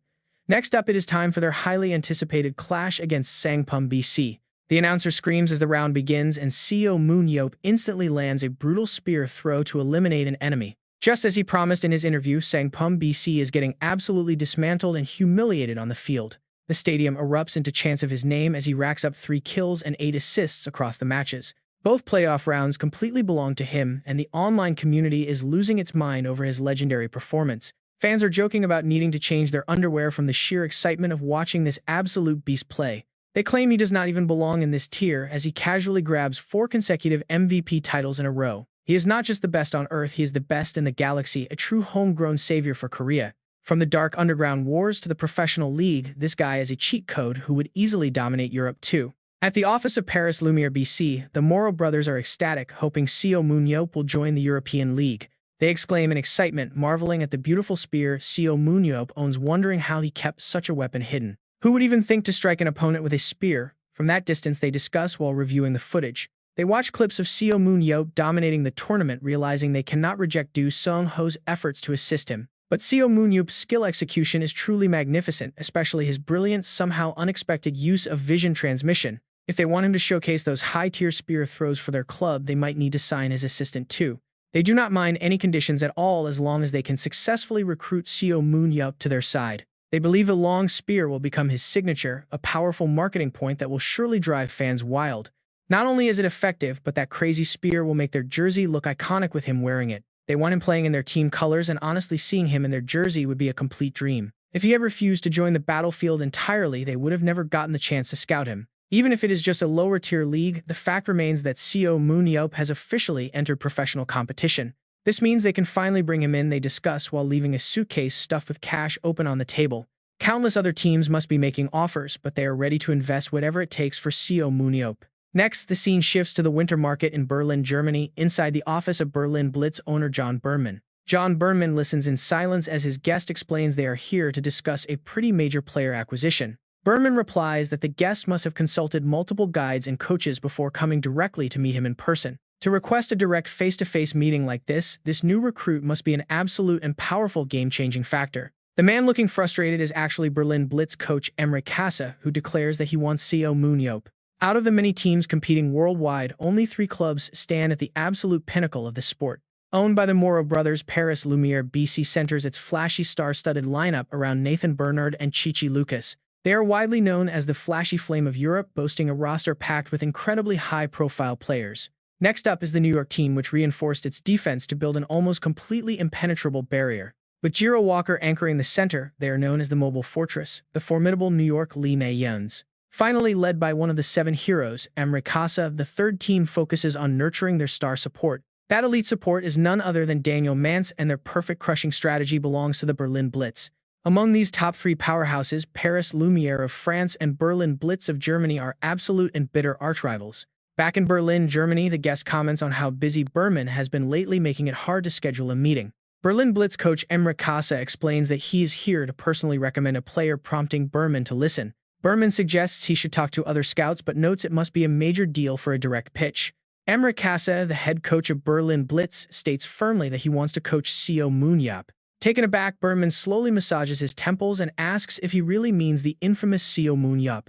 Kasa insists they must recruit him, but Berman counters, acknowledging his coaching expertise but noting the player's attitude. He privately worries that Seo Moon-yeop's unique mindset simply will not mesh with Kasa's intense coaching style. Everyone knows they have a rocky history dating back 17 years. Back then, Seo Moon-yeop grimaced, telling Kasa they could never work together, which only thoroughly annoyed him. Seo Moon-yeop insisted that raiding this dungeon was a must, while Emre Kasa called it a complete act of suicide. Watching the two of them argue, their teammates whisper, with Timur asking if they should finally intervene. The other teammate tells him to let it go, joking that watching their 151st fight is highly entertaining. Normally, they get along quite well, but strategy meetings always seem to end up as a physical brawl. Berman points out that Seo Moon-yeop never takes orders anyway, and he certainly will not listen to Kasa. Besides, even without him, their club is already widely recognized as one of the top teams globally. Kasa scoffs at being just one of the top teams, pointing out their consecutive and disappointing failures. They lost to Paris Lumiere in 2021 and ended up in second place again in 2022. Berman starts to sweat as Kasa sharply reminds him they used to dominate until 2020. They are going head-to-head with Paris, but lately consecutive losses have only widened the gap. The New York Lee Na-yeons are also entering a massive, unstoppable growth phase. Z groans that even if that is true, Casa immediately cuts him off completely. If they lose Seo Moon now, where will he go? B-Man tries to calm him down, calling his worries completely baseless. He only has experience in the Korean League. Is there any actual guarantee he can even handle major regions like Europe? Casa firmly disagrees. Even in the biggest global leagues, that kid will still easily prove to be the absolute best. He is willing to bet his entire career on it. Beeman sighs deeply, finally asking how much money he actually needs. To outbid the Moro brothers, it will take at least 180 million euros. Beeman is absolutely horrified by that number. He slams the table. Has Casa completely lost his mind? Meanwhile, back in the arena, the next match is about to start. It is the season finale, ZAM versus Ocean Empire. And let me tell you, the sheer hype surrounding this match is unreal. Seo Moon is fully focused. He smoothly weaves through his opponents, taking them down one by one with absolute ease. The opposing team is already planning for next season, whispering that their management has already finalized the upcoming roster. To them, even a loss is better than facing this monster. After all, how can anyone possibly win against the legendary Seo Moon? He dominated the field from the very first second. First round goes to ZAM. Now Gabriel suggests that Seo Moon should take a break. He wants him to rest for the remaining rounds, but Seo Moon insists he is still ready to play the second match. Gabriel remains firm, explaining that today is just a test. Since their new recruits lack experience, they need real battlefield practice. Seo Moon smirks, hatching an even more devious plan than Gabriel. If they somehow drop the next 2 rounds, he will step back in. Gabriel thanks him for understanding as they transition to the second match, which features a massive change in their lineup strategy. This shift centers around No Jong and Cho Hyuk.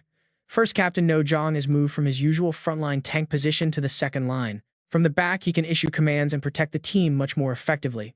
On the other hand, Cho Hyuk will now take over. He becomes the main tank after hitting level 85. For a defensive player, his speed and reflexes are exceptionally fast. With his aura reaching level 81, he easily qualifies for the national team. The strategy is to place him at the forefront. No Jong will follow close behind him to monitor their overall formation and quickly patch up any holes in their defenses. This setup allows them to conserve energy for the KB1 match. Seo Moon notes that both players seem pretty decent. Gabriel agrees, saying this tactic highlights their individual strengths. He explains that as a second-line tank, Cho Hyuk used to hesitate constantly. He could never decide whether to attack or defend, but on the front line, he can finally focus solely on blocking attacks. Seo Moon adds that since Cho Hyuk is used to taking damage, changing his role would only confuse him. Just let him tank. When Gabriel asks for his thoughts on No Jong instead, Seo Moon takes a moment to carefully consider his answer. He explains that No Jong has been carrying weak teams for far too long. That constant pressure has heavily restricted his battlefield vision. Seo Moon looks over the current player stats, noting that finding players of this caliber is actually quite a rare feat. Gabriel agrees, praising Seo Moon's eye before mentioning that Seo Moon-yeop also seems to display some pretty solid leadership skills. He asks if Seo Moon has a secret. Seo Moon explains that he always had to recruit new members during dungeon raids. Besides Jiho and occasionally Tiram, everyone else turned out to be complete backstabbers, cowards, or just plain fools. Just looking at them is enough to see their true nature. He tells Gabriel that with more experience he will learn too. Gabriel nods, promising to work harder. Seo Moon plans to make Seo Moon-yeop the main commander once he masters a few more tactics. That way, No Jong can focus purely on combat while Seo Moon-yeop handles all the specialized strategic planning on the fly. Just then, a team member from the back row nervously raises his hand, asking if he can ask a quick question. Seo Moon frowns, telling him not to ask anything stupid. The poor teammate instantly stammers, completely terrified by the cold response. Internally crying over why his leader is always so brutal, he gulps and delivers the actual news they just received. They have been flooded with trade offers, but Seo Moon dismisses them, knowing they must wait for the KB1 League first. Only then will the real big offers come. However, the teammate quickly clarifies that the trade target is actually Seo Moon himself. Seo Moon is taken aback. The teammate explains that major international teams are actively bidding fortunes just to recruit him. Rumor has it they are offering at least 100 million. Honestly, who in their right mind could ever say no to that? Seo Moon dryly asks if Gabriel is just trying to get rid of him. He is not leaving, he wants to build a dynasty right here. Gabriel points out that even then they would only be the strongest team in Asia, something they can easily do without him. But Seo Moon's sights are set much higher. To him, only lifting the World Championship trophy will prove they are the absolute best. Exactly, Gabriel says bluntly. Carrying the team only works at the domestic level, and even if you are incredibly strong, you cannot solo the entire international scene. Seo Moon-yeop clicks his tongue, figuring that is probably true, but wonders if they are really that tough. He suggests importing some elite foreign talent instead, but Gabriel just looks at him with a highly skeptical expression. Why would world-class pros choose Korea? Gabriel asks.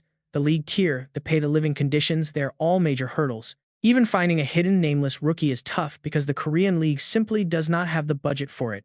Seo Moon-yeop asks if Gabriel is suggesting they need to completely elevate the entire Korean league into a top-tier arena. Gabriel nods. Exactly. If we cash in on your massive contract transfer, we can fund the upgrade our team desperately needs. That means better gear, better salaries, and enough power to finally attract some high-caliber players to our roster. Seo Moon-yeop listens silently, knowing it is a massive choice. But they cannot rush into this. There is a much bigger issue right now. Their team definitely has the raw talent to win, but Ocean Empire has the experience and coordination to back it up. Seo Moon-yeop recalls how they barely managed to scrape a single-game victory before Ocean Empire quickly regained their dominant form. Ocean Empire was originally a demoted team from the KB1 League, and they wanted to see how other players would react. Gabriel turns to Seo Moon-yeop and tells him it is time to step up. Seo Moon-yeop is ready. He promises to finish this right now. Gabriel watches him go, knowing that the mere existence of Seo Moon-yeop can shake the global ranks of the esports world. It is time for the final showdown to decide the ultimate champions as Ocean Empire prepares to face off against Team Zem. The grand finals officially begin. By the end of the season, the management office is buzzing with intense activity. 7 top players are chosen as the vanguard, while the remaining members and substitutes officially resign from the roster. Gabriel reports they successfully traded 3 players to KB2 and 1 to KB7, bringing in higher profits. It is a good thing they spent time fixing their flaws, but now they must find replacements for those they sold. Seo Moon-yeop asks what kind of players they should target, and Gabriel lays out the strategic needs of the team. First, a swift off-tank to peel, followed by high-damage dealers, but the absolute most urgent role is a top-tier marksman. Dong-jun secretly agrees Neon is incredibly popular, but she lacks the consistent critical damage they desperately need. They need a heavy hitter who can dominate team fights. Seo Moon-yeop then slides a document across the table. He presents a list of targets he personally compiled, wanting to see if they can pull off something legendary. Both Gabriel and Dong-jun stare in absolute shock at the names. Dong-jun cannot believe what he is seeing. He asks if Seo Moon-yeop is actually serious about scouting these pros. Seo Moon-yeop just smiles. Why not? They are the perfect fit. Later, Seo Moon-yeop drives down the road, recalling Gabriel telling him to go to Paris to raise the transfer funds. If they can pull off that deal, they can easily secure the best players. Seo Moon-yeop mutters that he cannot even argue. He knows Gabriel is right, but he keeps wondering if going all the way to Gwanghwaeon Paris is the right move. He scratches his head in frustration. For now, he decides to focus on the Lee strategy, trusting his coach completely. Gabriel always knows exactly what they need, starting with a fast off-tank followed by more close-range damage dealers. But the ultimate piece is a seasoned elite marksman.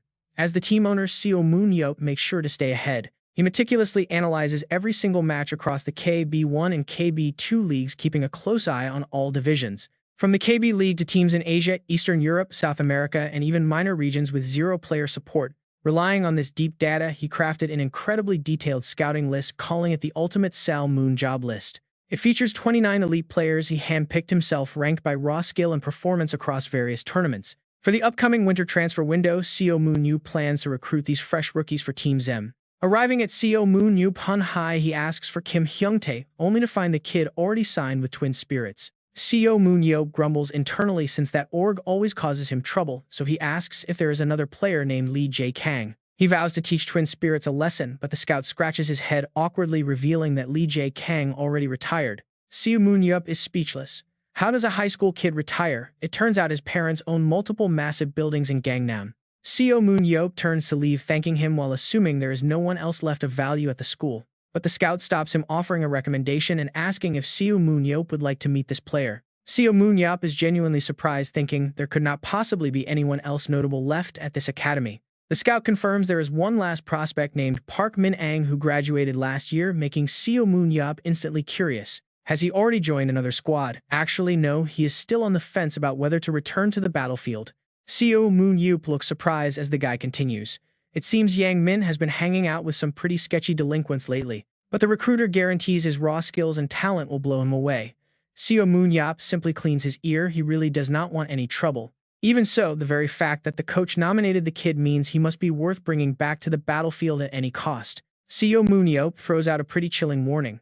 If the kid ends up dying under his watch, it is all completely legal. The coach is completely fine with that and begs him to look after the boy. After all, as a coach, he has seen plenty of hopeless street punks over the years, but Yang Min is completely different from the rest. His talent is too good to be thrown away. Seo Moon-yeop raises an eyebrow. Different, huh? He quietly wonders about this. An off-list prospect might actually be worth checking out.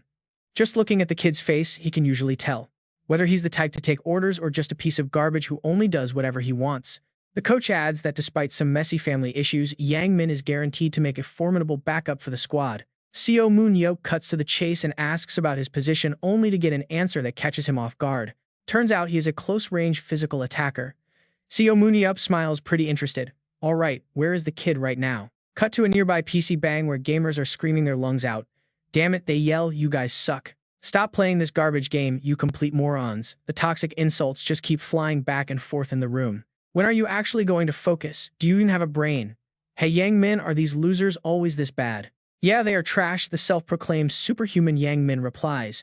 Just then, the PC Bang owner walks over to the group. He politely asks them to keep it down since they are disturbing other customers trying to keep the peace. He also reminds them there is no smoking. One of the punks stands up completely annoyed and showing a nasty attitude. We are of age so we can smoke wherever we want. The owner waves his hands but gets aggressively shoved back. Old man, do you want to die? The thug points over at Yang Min, calling him a literal superhuman. He warns the owner that one punch from Yang Min would end his life, but Yang Min just sighs and tells him to sit down. The thug grumbles and sits, but sneers at the owner, telling him to get lost and shut his mouth. The owner groans quietly, looking at a fresh cigarette burn on his hand.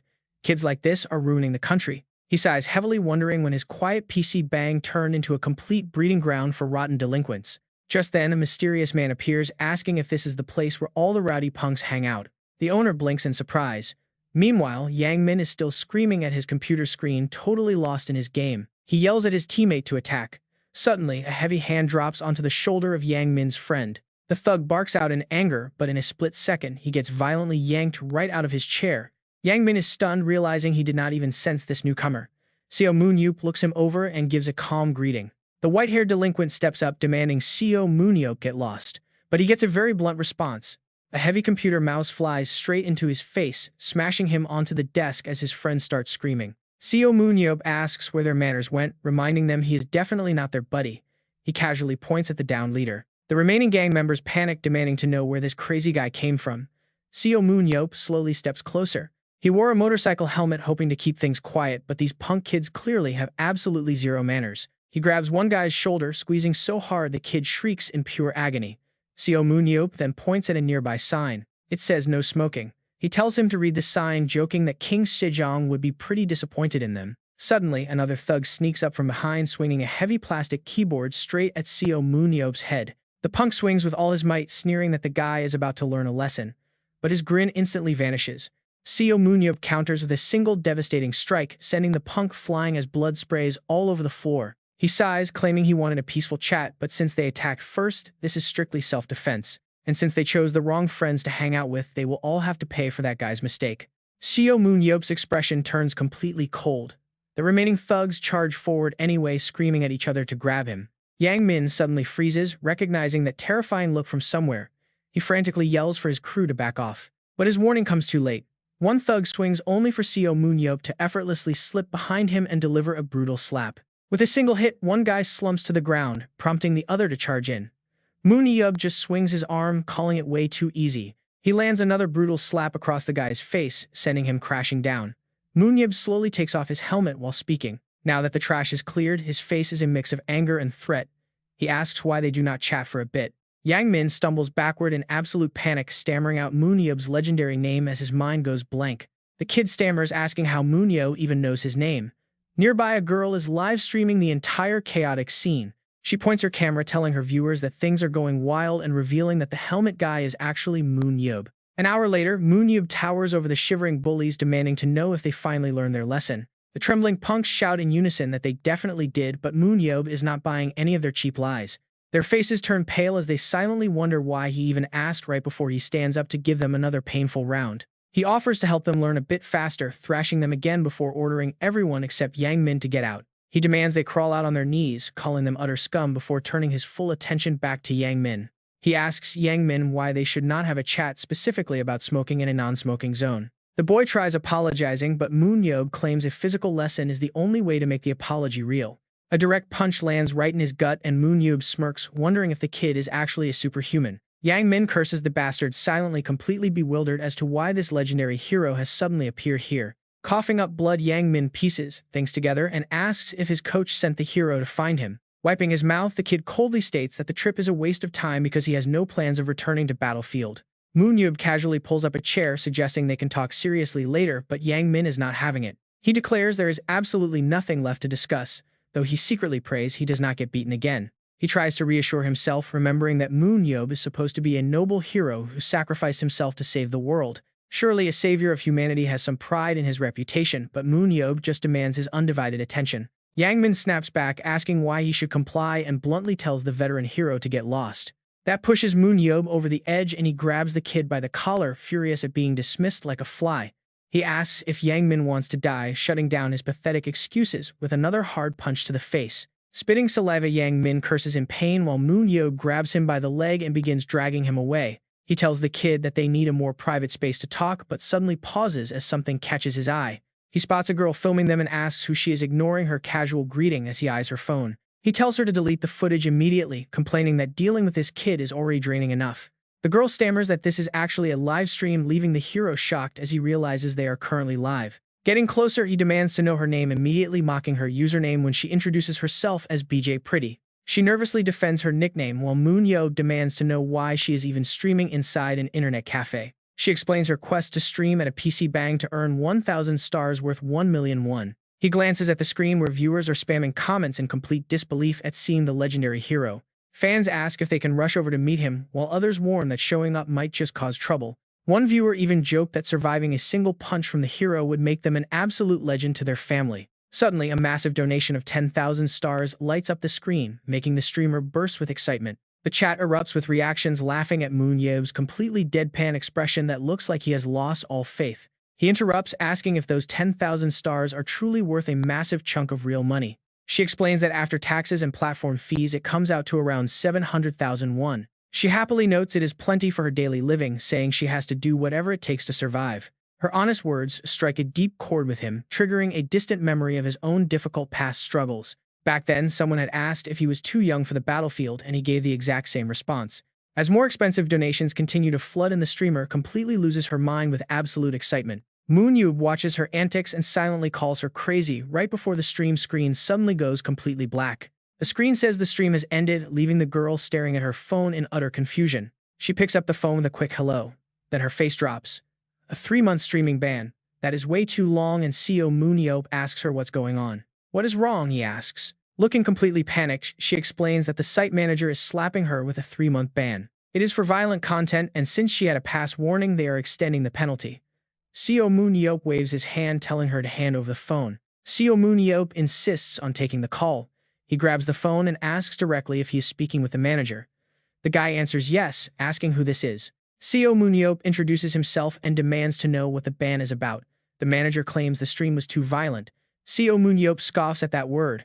Are they seriously teaching some bullies a lesson? Violent. Seo Moon-yeop asks if the manager is actually prepared to handle the consequences of that stupid logic. If that is their official stance, Seo Moon-yeop warns that he will make sure they take full responsibility. In fact, he is ready to pay them a little visit. He demands the guy's name immediately.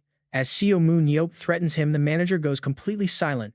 Cat got your tongue, spit it out, he snaps. The manager instantly changes his tune. He stammers that after careful consideration, they realize the streamer had absolutely no intention of broadcasting that incident. Because of that, they will let her off with just a warning. Seo Moon-yeop smirks, telling the guy that he made the right choice. The manager quickly adds that they must avoid violence and swearing next time. Seo Moon-yeop looks down, still holding Young Min by the leg. He finally lets Young Min go with a simple okay. Tossing the phone back to the streamer girl, he tells her he is all done. The girl is absolutely thrilled. Over on the chat, viewers are losing their minds, thinking she was banned, celebrating her sudden return. They ask how she bypassed the ban. Pointing excitedly at Seo Moon-yeop, she proudly announces to the chat that she is officially back. She asks if they were shocked when the stream cut out. She admits she was banned briefly, but Seo Moon-yeop came to the rescue. He sorted everything out with the admin. Hearing this, the chat completely explodes, amazed that the 3-month ban vanished into thin air. Viewers spam that the admins never let people off like this. They start hailing Seo Moon-yeop as an absolute legend. They laugh at how ridiculously short the ban lasted, wondering if Seo Moon-yeop threatened to beat up the entire platform staff. Calling him the ultimate boss, some joke about whether the platform admins are even still alive or if they learned their lesson. Reading the chaotic chat, Seo Moon-yeop sighs. He asks what is so funny about this, telling them to see if they would laugh in his shoes. He clears his throat. Forget it, he tells them, admitting the incident happened because of his rather rough teaching methods. He apologizes to the viewers for the sudden trouble, promising he will properly teach. Wait, no, he means have a peaceful talk with Youngmin. The comments keep scrolling fast, joking that peaceful talk is just code for a beatdown. Some even call him a real-life action hero. Seo Moon-yeop issues a final warning. If anyone is writing a report on this, they had better include his sincere apology. Otherwise, he will personally track them down and teach them a real lesson.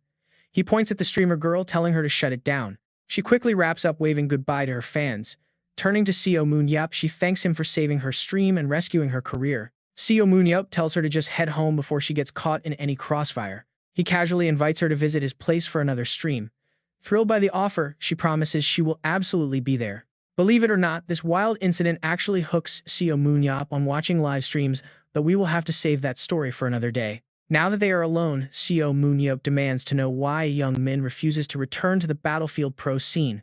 Youngmin explains that his family barely scrapes by on the little money he and his mother manage to bring home, with grandparents to care for the bills pile up.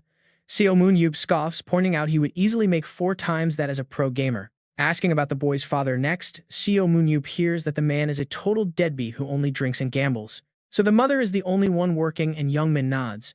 Seo Moon-yeop suddenly grabs him by the collar, calling him just like his deadbeat dad. He points out that the kid is not even working, choosing instead to waste time smoking in public while complaining about life. Youngmin stutters, but Seo Moon-yeop cuts him off. He tells the boy to choose wisely, offering a direct deal to join him or face the consequences. He asks if he wants to play pro Battlefield or simply roll over and die. Youngmin can only stutter. Suddenly, the boy screams that he never wanted to quit. He passionately explains how desperately he misses competing, catching Seo Moon-yeop off guard. Youngmin reveals that during his early days as a rookie, his drunk father accidentally set their house on fire while his mother was out. The man did not even realize what he did and just left to gamble. His grandparents nearly burned to death inside. To protect them, he gave up his dream of playing. Yet watching his former peers climb the ranks made him deeply bitter and envious. Seeing them build successful careers was eating him alive. But Seo Moon-yeop cuts through the sob story, asking why he is whining so much. All he wants is a straight answer. Will the kid join them or not? Youngmin hesitates, then finally speaks up. He will return on one condition. Seo Moon-yeop raises an eyebrow, but the boy's face is dead serious. To keep his father away from alcohol forever, he wants Seo Moon-yeop to teach the man a lesson, just like he did to him. Back at Junggi High School, Si-moon greets him warmly. So this is Kim Jinu. He immediately starts analyzing the boy's stats. His physical power is a bit low for a pro player, but it still hovers around 80. His focus limit sits right at 91 with 81 agility and 88 stamina. He is exactly the reserve player that Coach Gabriel has been actively searching for. Si-moon thinks to himself before asking Jinu what he considers his greatest strength. Jinu admits that he used to be quite weak, so he focused entirely on building up his defense by mastering the shield. Because of that, his shield skills are actually pretty solid. Se-moon nods, telling Jinu that while that is true, it is only his current strength. He has much bigger plans for him. He promises to mold him into a reserve player who will represent the entire nation. After all, his track record speaks for itself. Every player he recruits ends up dominating the field. Thrilled, Jinu vows to give everything he has to the team. Se-moon stands up to leave, promising to call next week. He grabs his paperwork and bids the excited kid farewell. Bowing deeply, Jinu thanks him. He can barely believe this is real. His only offer is from a KB7 reserve team. Suddenly, a familiar voice calls out, making Jinu snap his head around. It is Se-moon, tilting his head with a curious look. He asks if Jinu has any personal issues he should be aware of. Confused, Jinu asks what he means by issues. Se-moon clarifies, like family members who desperately need to be taught a lesson. And trust me, this next scene gets incredibly wild. The patrons freeze. They recognize him instantly as Se-moon, whispering in shock about meeting one of the 7 great heroes in person. One guy points out he was just on the news for some neighborhood incident. Se-moon just shrugs coolly in response. Since they already saw it, he skips the small talk. He demands to know which one of them is Park Ye-min's father. The crowd starts whispering, pointing toward the back. They tell the old man Park that the famous hero is looking for him. A disheveled man walks out, scratching his head. He carelessly announces that he is indeed the father of young Ye-min. Se-moon asks if he is the loser who ruined his own business, left his family, and now spends his days getting completely wasted. The old man just scoffs. Se-moon smiles and claps his hands, offering congratulations because the man's son just achieved something massive. The boy has officially become a professional Battlefield player, but the deadbeat dad can barely process the news. Se-moon confirms it. He explains he is here to celebrate by personally fulfilling the boy's deepest wish. The other drunks laugh, raising their glasses. They tease Park, saying they assumed his son was a useless loser, just like him. They demand he buy a round of drinks. Shaking off the noise, the father asks what this supposed wish is. Seo Moon pulls a heavy glass bottle from his coat. He calmly explains that it is actually a very simple request. The kid wanted to make sure his father never touches a drop of alcohol again. Seo Moon lunges forward, swinging the heavy bottle. He unleashes a brutal beating on the deadbeat. The bottle shatters against him, but Seo Moon does not stop speaking calmly right mid-strike. He mentions how he spent the entire walk over here brainstorming how to cure the old man's drinking habit. He finally reached a decision. If he beats him with a liquor bottle, the sheer trauma will make him too terrified to ever hold one again. Turning his cold gaze to the other patrons, Seo Moon notes that they all seem to be pretty close friends with him. They stammer in fear. He asks if they think it is perfectly fine that their friend abandoned his family for 15 long years. By enabling his drunken behavior, they are just as guilty. He warns them that if anyone wants to stop him, they should think twice. The terrified patrons flee, leaving the place completely deserted. Seo Moon easily forces the battered, trembling father onto his knees. He laughs, knowing those cowards would run. He grabs another heavy bottle from the counter. Now it is time for round 2. Since they finished the cheap stuff, Seo Moon suggests switching to a premium brand. Looking at his profile, he notes their age difference. Since Seo Moon is older, he tells him to show some respect. The deadbeat trembles in fear as Seo Moon slowly shuts the door. A brutal brotherly lesson. Instantly, agonizing screams begin to echo from behind the heavy locked door.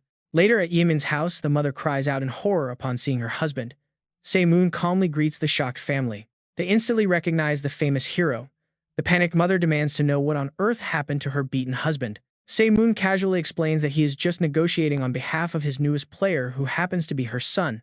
Thanks to this meeting, the father has promised he will absolutely never touch alcohol again for the rest of his life. The battered father nods frantically, promising to do his best. Seo Moon adds that he must also completely quit gambling. The trembling man eagerly agrees, swearing he is done with all of it. Seo Moon admits his methods were slightly aggressive, but he points out that if he wanted the man dead, he would not be breathing.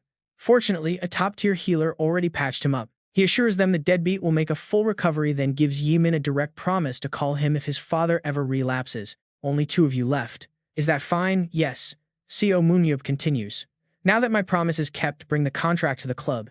Zom building. Young Min asks if Malin is joining too. He tells him his break is over and he must check into rehab to prepare. And get ready. He sighs. It is a tough pill to swallow, but they agree to meet at the gym tomorrow.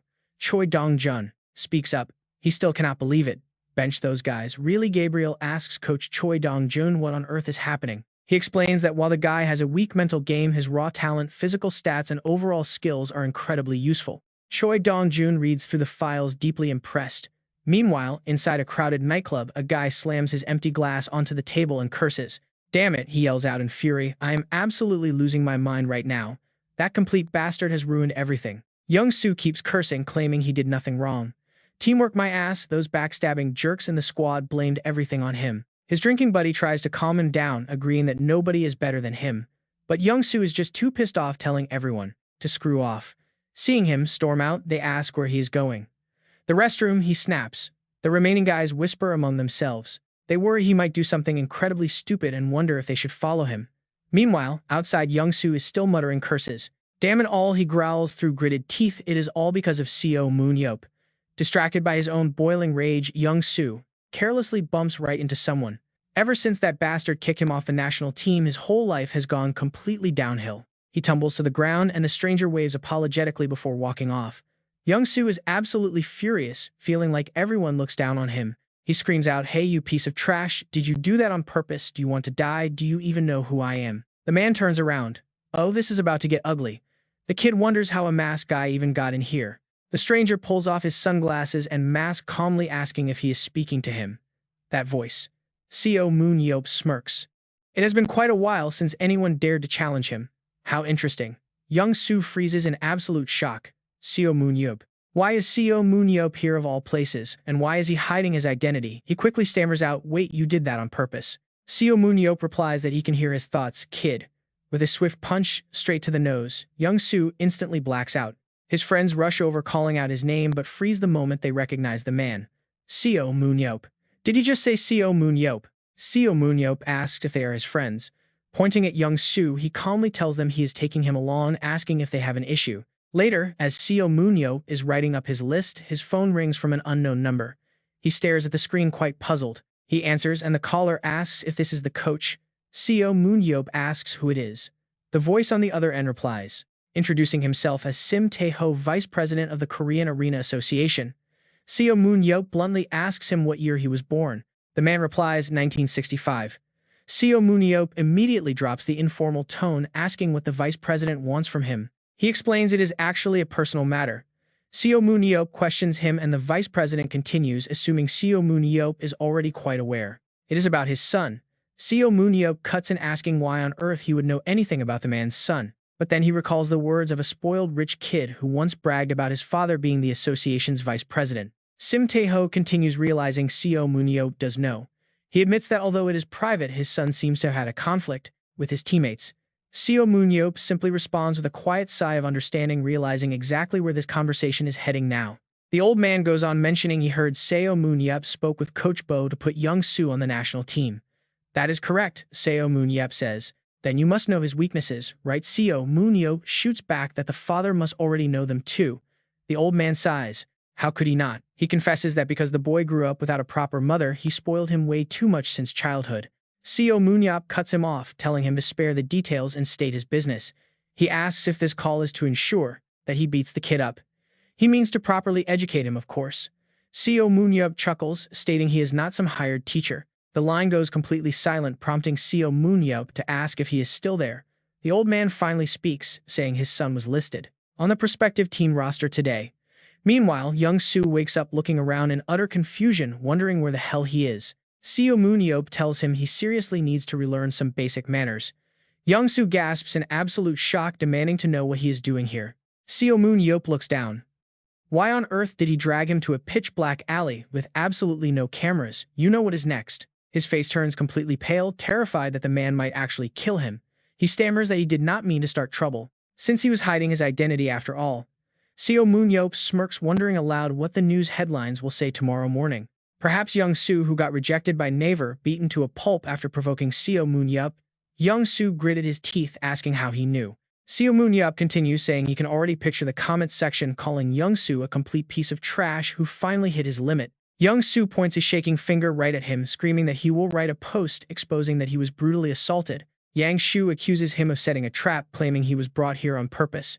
But Seo Moon-yeop asks who will even believe him. If he thinks his public image is still pristine, he is dead wrong, as people are already debating his terrible situation. Seo Moon-yeop looks him in the eye, pointing out that despite all his past fights, he has never faced actual public backlash. Bending down to his level, he explains that he only punishes people who deserve it, punks exactly like Yang Shu. He offers him one final chance to save himself. But Yang Shu snaps, yelling at him to stop playing around. Yang Shu accuses him of forcing Coach Baek Ji-ho to drop him and spreading rumors to block his transfer abroad. He complains that Seo Moon-yeop is just trying to pick a fight and ruin him. Seo Moon-yeop asks what is with that attitude. With a sharp stinging slap, Seo Moon-yeop mutters what attitude. He points out that Yang Shu got kicked out for poor mental strength. That is where the rumors originated. He admits to starting things in the club, but there is more to the story. Even after Seo Moon-yeop apologized, Yang Shu was the one who threw the first punch. Yang Shu screams, "How is that his fault?" Seo Moon-yeop smacks his head again, chuckling at how he always exposes his true feelings the moment he gets too worked up. He mutters, wondering what he was about to say, then lands another angry smack, grumbling that Yang Shu made him forget. Clutching his swollen face, Yang Shu grits his teeth, wondering how such a complete psychopath ever became a national hero. He plans to tell his father everything once he escapes, but Seo Moon-yeop's sudden words cut right through his thoughts. Seo Moon-yeop claims he finally remembered. He offers to teach the punk how to abandon his absolutely miserable life. With a smirk, he reveals the answer is simply to join YSM. Yang Shu gasps in total disbelief, asking what he meant. Seo Moon-yeop lands a heavy blow on his head for acting up again. Yang Shu stares at him, utterly stunned by the offer. He can't believe this bastard wants him to join his own club. Clutching his head, he wonders if Seo Moon-yeop is insane.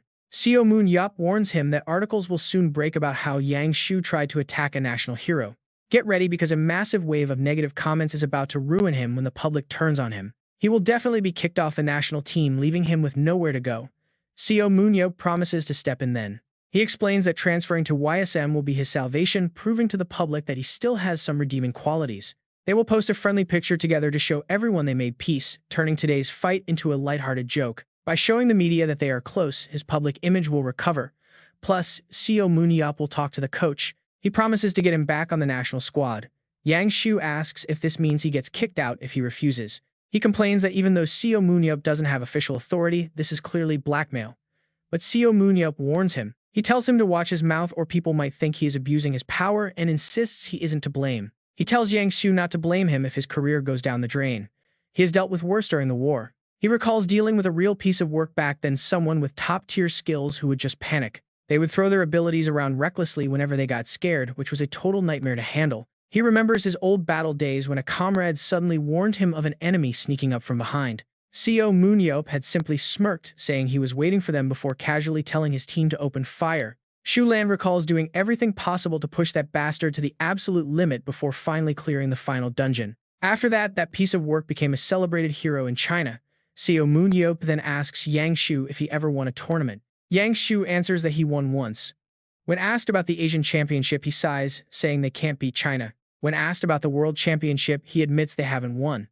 As for the World Cup, just qualifying is incredibly hard. Seo Moon-yeop replies flatly that with him, all of those goals are possible.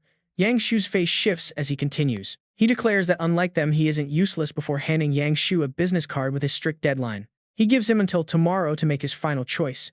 Later, Yang Shu's father suddenly tells him that it is decided. Yang Shu is shocked, asking his father if he didn't hate Seo Moon-yeop too. But his father asks why he would ever hate him. Yang Shu mentions his father's opposition to Coach Baek Jae-ho, which made him think he hated the Seven Heroes. His father asks who could possibly hate the people who saved the world. Tae-ho then explains his true reasoning. He only opposed Baek Jae-ho's appointment to protect a national hero's reputation from toxic gossip and criticism. Besides, Jae-ho had not fully proven his coaching skills, but Seo Moon-yeop has already proven his worth beyond any doubt. He is the one backing Baek Jae-ho. Even if Jae-ho's leadership is questionable, Seo Moon-yeop's support changes everything. Seo Moon-yeop indirectly stepped into the team's affairs because he had already proved himself. The old man kept repeating it endlessly, telling everyone to look at Moon-yeop. He is definitely the real deal. Plus, Coach Gabriel Sana was right there too.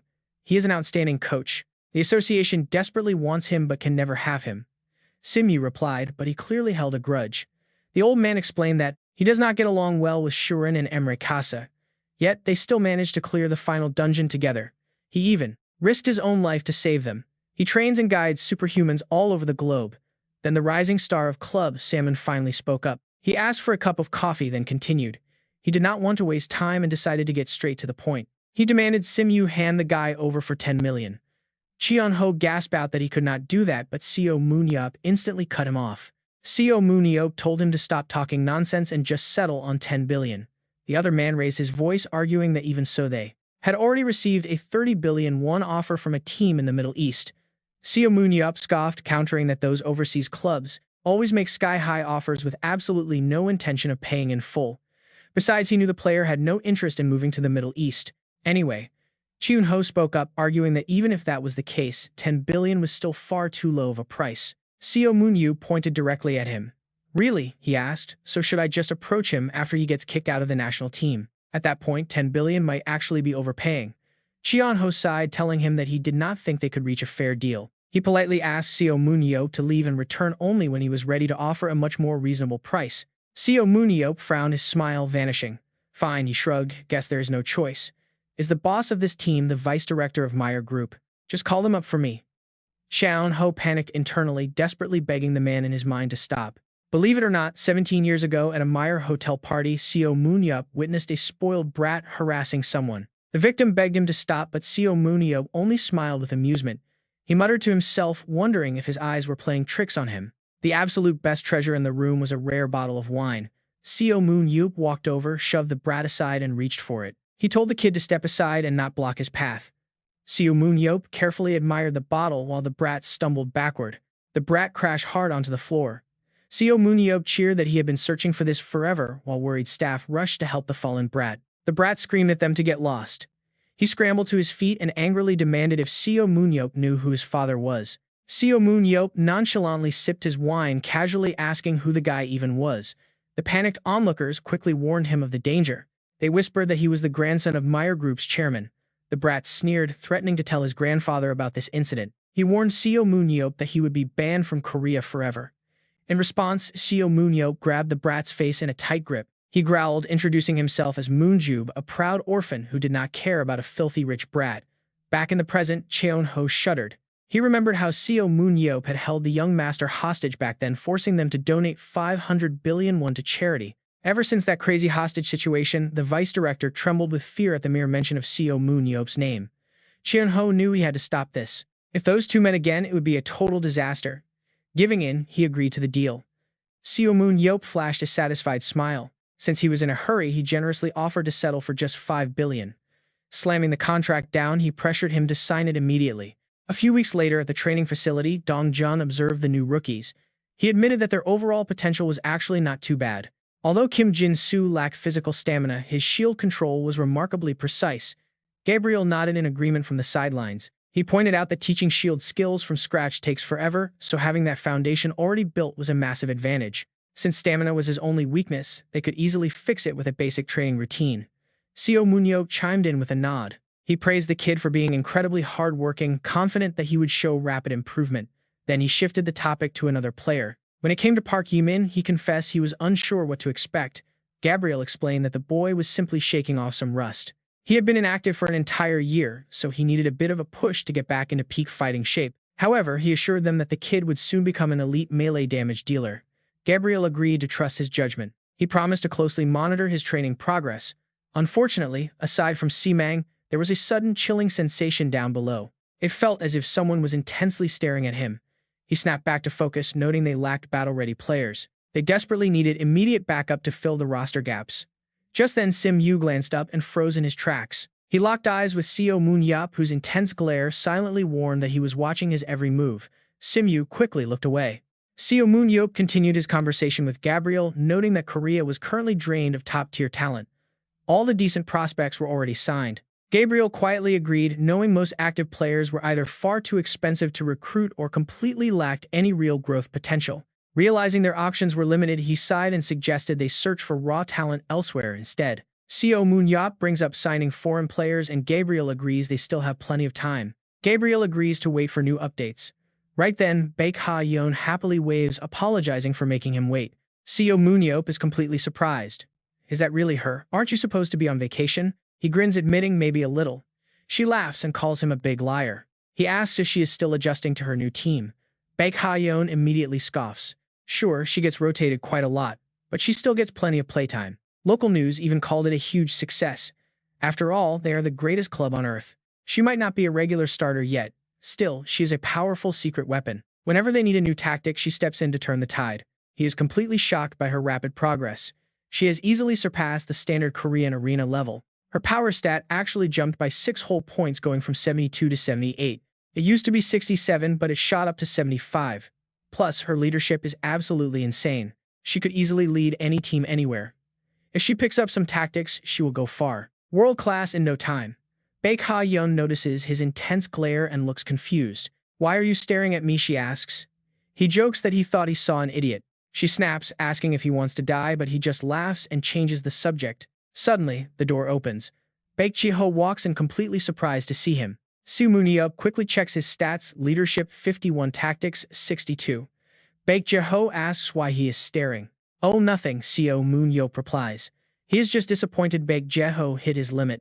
Fire him already. Why not hire Baek Ha-yeon as the coach instead? Soon a delicious meal is quickly set up. Baek Ji-ho mentions that Seo Moon-yeop is recruiting some serious high-level players, even bringing the famous Yu on board. Seo Moon-yeop explains the vice president asked for help, and Baek Ji-ho asks about the national team. Seo Moon-yeop admits that if it were not for Yu's massive ego, he would be perfect. But old habits die hard. He plans to work him to the bone until he fits. Baek Ji-ho mutters that if it were him, he would just bench the guy and never call him. He silently pities poor Yu. Seo Moon-yeop just nods in agreement as they eat. Baek Ji-ho hands some meat to Baek Ha-yeon, asking if recruitment is finally finished. Not yet, Seo Moon-yeop admits. He needs more players and plans to search abroad. There is no one noteworthy left domestically. He mutters about how standards have fallen. Baek Ji-ho explains that all the top-tier hunters have already left the country. Give it time. The arena is barely 10 years old. Seo Moon-yeop sighs. Where can he find budget-friendly talent? Is South America worth checking? Baek Ji-ho suddenly remembers some interesting research he did while preparing for the upcoming Asian Cup. Kazakhstan is actually highly worth checking out despite their lack of proper training infrastructure. Even without proper facilities, they constantly improve their tactics. He believes they have serious potential. Seo Moon-yeop frowns. Wouldn't it be pretty embarrassing if Korea actually lost to them? Still, he considers the option. Hearing this, Baek Ha-yeon excitedly begs to tag along. Seo Moon-yeop sighs he is not going there to play. She pouts in response. She insists it would be incredibly romantic. Besides, he is a total legend there. Seo Moon-yeop is completely baffled. She explains that Kazakhstan has a huge population of spear users. Even their defensive shield users carry giant spears. The entire country is obsessed with them. Hearing this, Seo Moon-yeop laughs proudly. Is he really that famous over there? Well, he always knew he was pretty cool. Since they love him so much, he should definitely visit. Poor Baek Jeho just weeps internally. It looks like he is going to be left all alone in Korea again. Baek Ha-yeon completely reads his mind. She teases him and happily suggests a trip with just her and Seo Moon-yeop. He agrees. Her family gasps in absolute shock. What? Right at the exit of Kazakhstan International Airport, someone screams out Seo Moon-yeop's name. He turns his head and shouts in surprise. Is that Timur? He is an old friend Seo Moon-yeop met back during the Underground War, having crossed paths with him while they were working together in Russia. Although Timur was never counted among the legendary 7 heroes, he still possessed plenty of power to easily rank in the top 20. Seo Moon-yeop asks what he is doing here, expecting the local Battlefield Association to greet him. Seo Moon-yeop wonders if Timur works there. Meanwhile, Baek Ha-yeon grumbles internally about them not being alone. Timur simply laughs and says yes. Timur proudly reveals he is actually the association president. Sal asks in total disbelief if that means the organization has no other actual members. Timur claps his hands, claiming he rushed over the moment he heard the news. Seo Moon-yeop asks why he did not just call his phone directly. Seo Moon-yeop explains that he lost Timur's number, joking that his ancient cell phone is probably sitting in a museum somewhere as a historic artifact. Timur finds that quite reasonable. Leaning in close to Seo Moon-yeop's ear, he asks what brought him to Kazakhstan, assuming it was not a social visit. Seo Moon-yeop reveals he is actually searching for fresh talent. Shocked, Timur asks if he wants to recruit for Battlefield, offering to introduce their duo. Seo Moon-yeop curiously repeats the word duo. Timur just chuckles and guides them along, announcing their arrival once they finally reach the training facility. Timur constantly hypes up his players to Seo Moon-yeop, admitting they might not instantly blow him away, but they still make a fantastic team. Seo Moon-yeop downplays his own team, similarly still finding it hard to believe his old buddy is now an association president, running a superhuman squad. Giving a confident thumbs up, Timur boasts that he has much more than just a single team, claiming he even owns an entire football club. He is pretty sure Seo Moon-yeop does not know this, but Timur even served as prime minister of the country, all thanks to him. Seo Moon-yeop brushes it off, saying that thanks to his old comrades, he managed to avoid taking a direct trip to the afterlife back then. He suggests checking out their local team, but before he can finish his sentence, a sudden attack flies straight toward him. Seo Moon-yeop catches the spear barehanded. Talk about a wild welcome! Instantly, a figure lunges forward and forcefully exchanges a flurry of swift blows with him. After testing his reflexes, she backs away. She asks if he is indeed Seo Moon-yeop, introducing herself as Sonia Minapova before requesting a duel. Intrigued, Seo Moon-yeop asks Timur if the aggressive girl is his daughter. Behind them, Sonia sports a fresh bump on her head from Timur's scolding. Seo Moon-yeop jokingly asks if she was adopted instead. Timur laughs, teasing that his friend still has the same sharp, sarcastic tongue as always. Timur proudly states she is indeed his biological daughter. Seo Moon-yeop stares in disbelief, questioning how such an amazing girl could possibly be his child. Timur defends his pride, explaining that she fortunately inherited her mother's stunning beauty alongside his own legendary superhuman strength. Seo Moon-yeop mutters that he wishes everyone could pick their parents' best genes so easily. Timur then asks if Baek's daughter turned out similarly. Seo Moon-yeop jokes that Seo Moon-yeop's genes did all the heavy lifting. Turning his gaze back to Sonia, he quietly activates his analysis skill. He is absolutely stunned to find that among all female superhumans, her sheer strength is closest to Saran's with immense potential. Her growth potential even exceeds Baek Ha-yeon's. Aside from absolute monsters like Nan and Chi-Chi, she could easily stand shoulder to shoulder with top superstars. Curious, Seo Moon-yeop asks her what position she plays. Sonia replies that she is a tank.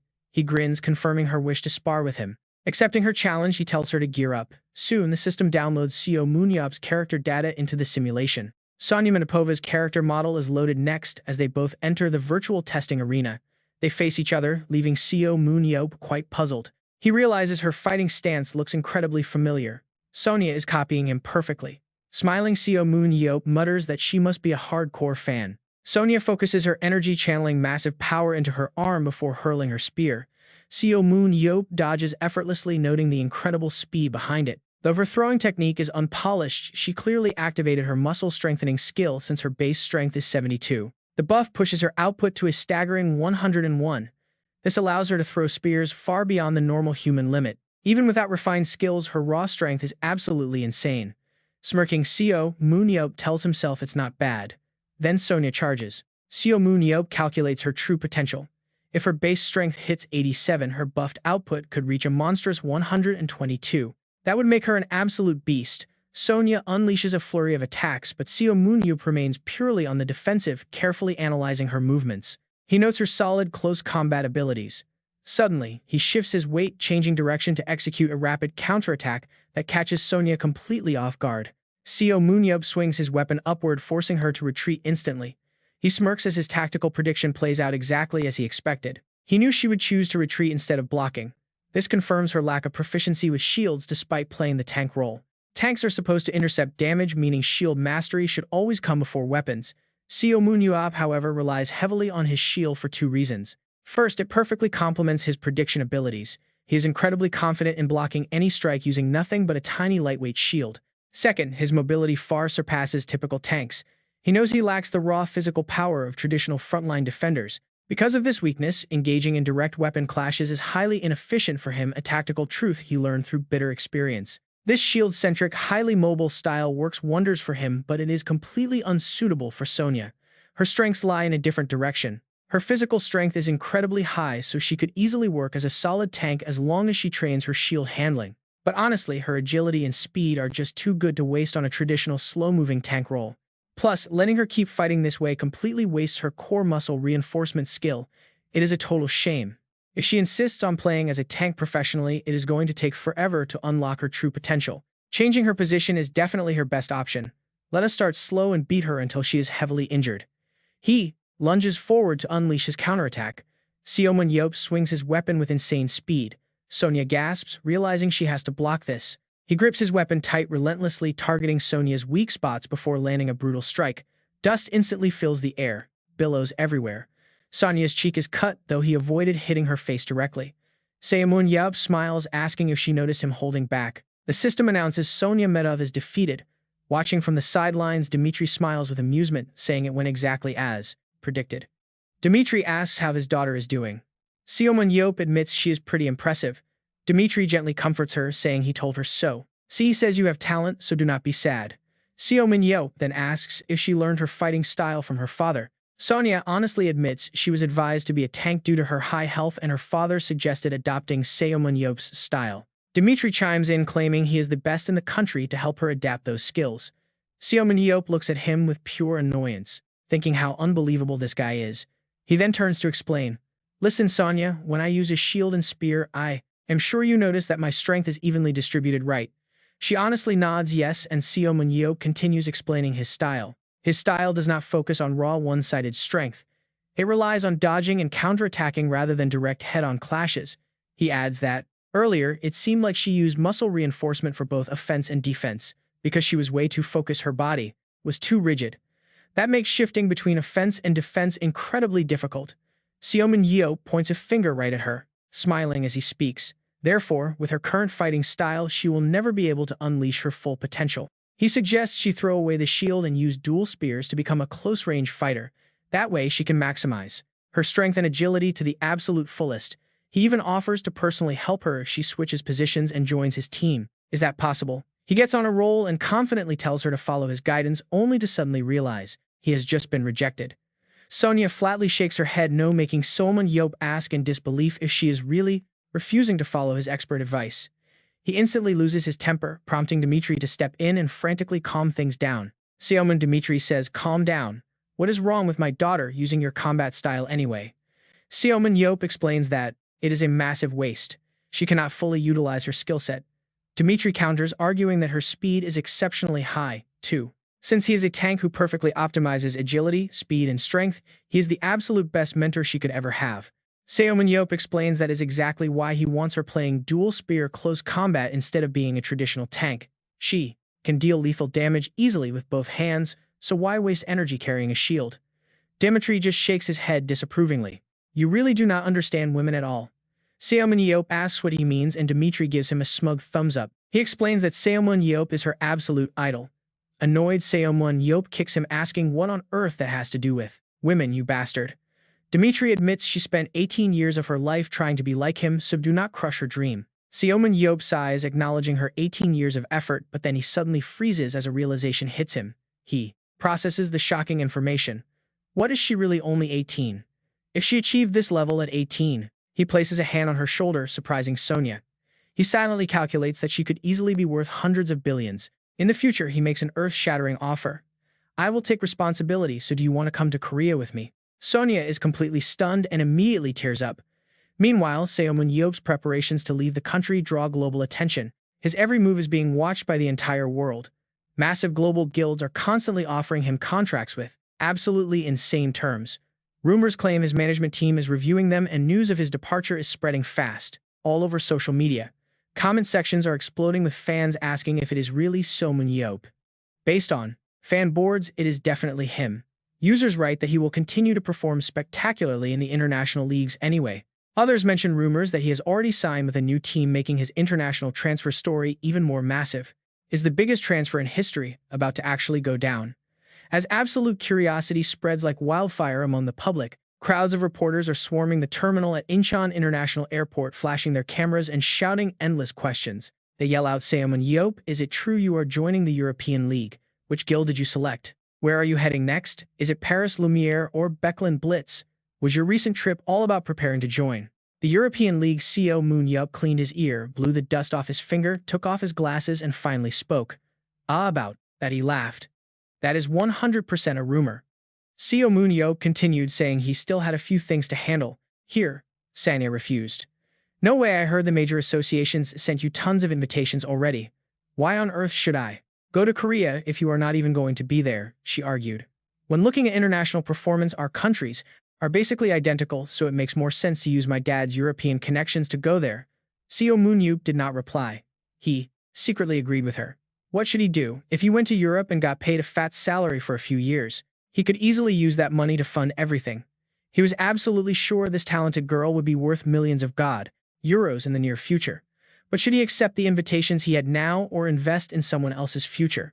The answer was pretty obvious. He spoke up, saying fine, he will not go to Europe. She asked back in disbelief. Really? Seo Moon-yeop continued. Yeah, he had already promised to take responsibility. Even if he did go, he would bring her along. Sanya asked again if he would really take her. He replied, of course. Why waste time when there is millions of euros right in front of him? Sanya had her face light up instantly as she made him promise. You promised, okay. Seo Moon-yeop smiled, telling the story with a refreshed look. And that is what happened. Do you think that was a great deal? Jeho asked, but why did Baek Ha-yeon not come back with you? Seo Moon-yeop muttered her name, Baek Ha-yeon. He continued, did you not know? She said she had an urgent matter to settle in France. Jeho thought grumpily, what on earth did Seo Moon-yeop even do? He wanted to know, yet he really did not. Seo Moon-yeop then introduced the spear instructor whom Coach Gabriel had hired all the way from France, Maxim Blanco. He translated for Sanya, saying he is saying hello. Fine. She bowed politely to greet him. Smiling confidently, he introduced himself, saying he is a pretty picky guy and she better be worth the time he spent coming to this tiny country. Or something like that. Seo Moon-yeop looked at her and continued. Sanya, show him what you can do. She nodded and quickly hooked herself up to the machines. Sanya Matova entered the test chamber. Seo Moon-yeop gestured, telling Sanya to let them know when she is ready. They will prepare any monster she wants. Any monster, huh? She thought, stretching her limbs, then asked if she could pose a question before starting. Seo Moon-yeop asked. A question? What is it? Sanya asked directly about the very first monster he had defeated in a match. Seo Moon-yeop repeated in confusion. Let us see if we count the character evaluation test. He smiled. It was probably Salabun. She requested to face the same one. It spawned instantly. Sanya stared at it with a serious expression. The Salabun charged, tearing up the ground in a straight line. It scanned the area, searching for traces of Sanya. Suddenly, she leaped high up. Weapon in hand, her eyes locked on the beast. Her spear plunged deep into its body, taking it down in a single blow. The announcement echoed, test complete. Maxim Blanco stood completely stunned by her incredible grace. He began to stammer, finally blurting out how beautiful she was. Sanya spoke to Seo Moon-yeop, asking him what he thought of her performance. He commented with satisfaction, saying she could do even better with proper training. She pouted, demanding a simple compliment. Left with no choice, he gave in, saying she did pretty well for a kid. Sonia then asked what she was supposed to learn from that coach. He explained that she should not worry, he would only be here when Seo Moon-yeop is busy, which was quite often. Remember his promise to take responsibility. He handed Sonia over to Maxim Blanco, saying he was sure Maxim would be much better once the real training started. Of course, her training was not going to be easy. Maxim gave a thumbs up in agreement. Absolutely. Seo Moon-yeop promised that with only 1 month left before the new season begins, the two of them would make her a star in her very first debut match. Time flew by, and the tournament arrived. The announcer shouted with excitement, welcoming the massive crowd. The spectators below were just as thrilled. The cold winter had passed, and the moment had finally come. This was the opening match of the 2023 season. Seo Moon-yeop BC versus Dongsun BC. The strongest team of all previous seasons, Seo Moon-yeop BC was going up against the new giants of KB1. People gossiped, asking if there was something special they should watch out for. Exactly. Just look at their roster. The lineup of KB1 was handpicked by the man famously known as the Eye of God Moon-yeop, who recruited every single team member himself. While there were plenty of familiar faces, all eyes were locked onto the newly arrived rookies. Everyone wondered what kind of surprising show they would put on for the crowd. Seo Moon-yeop scanned the roster, muttering with satisfaction. All right, absolutely perfect. The lineup had 3 tanks and 4 fighters, 3 ranged attackers and 1 support. In the current meta, they have 3 tanks for balance. Yoon Byom will use a crossbow to act as a marksman while successfully utilizing his skills in close-range combat. Do Sung-ho is officially a tank, but he actually started his career as a close-range fighter. Meanwhile, Namgung Ji-hoon is now playing a close-range fighter, allowing them to swap positions on the fly whether they are farming or in a team fight. This lets them adapt their plans as the match progresses. Additionally, despite Simu having low mental stats, his raw mana and powerful abilities can unleash devastating long-range attacks. Seo Moon-yeop Ho then turns to ask the person next to him, Gabriel, do you think we can beat Seo Moon-yeop? Gabriel confidently replies that of course they can, since their team has reached a whole different level. He mentions their secret weapon who kept Korea afloat last month. Sonia shifted her playstyle from shield and spear to long spear, and her growth has been absolutely staggering. Her skill level rose by 3 from 73 to 76. Her agility jumped by 5 from 75 to 80, and her speed increased from 73 to 75. She should have reached her growth limit because her stats were already incredibly high, yet she became even more impressive after switching her position. Gabriel recalls the nightmare of spending 3 whole days trying to convince her to change, but he is glad he did. Outside of Nathan from France, he has never seen anyone grow this fast. Sonia will surely reach the world stage soon. He is confident they can make 2 million from Sha. Maxim Blanco agrees, adding that Sonia is his absolute miracle. He holds a weird obsession with her, muttering from above for his treasure to show them her worth. Seo Moon-yeop looks highly annoyed. Are you serious? You act like you are the only one who trained her. He lets out a deep sigh before speaking. Even so, it is still worth getting this excited about. Keep improving and bring him 1 million. The announcement suddenly rings out. The first round in the Warriors' graveyard is about to begin. Before the match starts, Gabriel gives a very serious warning. He reminds them to do their absolute best in this upcoming KB1 League opener. Hearing this, Seo Moon-yeop Ho raises his hand. He asks the coach about their strategy, noting that he has not heard any plan yet. The coach immediately replies, there is no strategy this time, leaving Seo Moon-yeop Ho completely stunned. Gabriel then tightly clenches his fist with a grave expression. He says it is time to show the power of the jungle, as their skills are more than enough to crush the competition. He wants them to completely dominate their opponents. The scene shifts to the Archangel's tomb before Seo Moon-yeop cleared it. This place was once deemed an impenetrable dungeon, claiming the lives of countless superhumans. It is shaped like an inverted pyramid, with the widest floor at the very top and a horrific monster made of human corpses guarding the deepest bottom floor. This creature protects the dungeon's core. Suddenly, a warning shout echoes for everyone to hold the line as monsters appear. Pads are long, slender, tree-like monsters with roots that cling to walls or ground while they move to attack. Their branches and leaves are covered in sharp thorns. Mistles are symbiotic plants that normally cling to pads like vines, before jumping onto other living creatures to control them. Meanwhile, the YSM team finally logs in to loud commentary. They note that YSM's momentum is truly astonishing. Their main weakness used to be their lack of explosive breakthrough power, but now Danner perfectly covers that flaw. They show no signs of slowing down to farm, focusing entirely on a fast victory. Seo Moon-yeop watches them through the screen and smiles, noting how much this brings back some old memories. Dong-jun asks in surprise if they are good memories, and Seo Moon-yeop cheerfully nods. Back then, they had no dungeon info, so they had absolutely no idea where to even start. Just as everyone was celebrating a victory, someone got infected. They didn't know back then that anyone latched on by a mistle would have their nutrients drained in a single minute and fall under its complete control.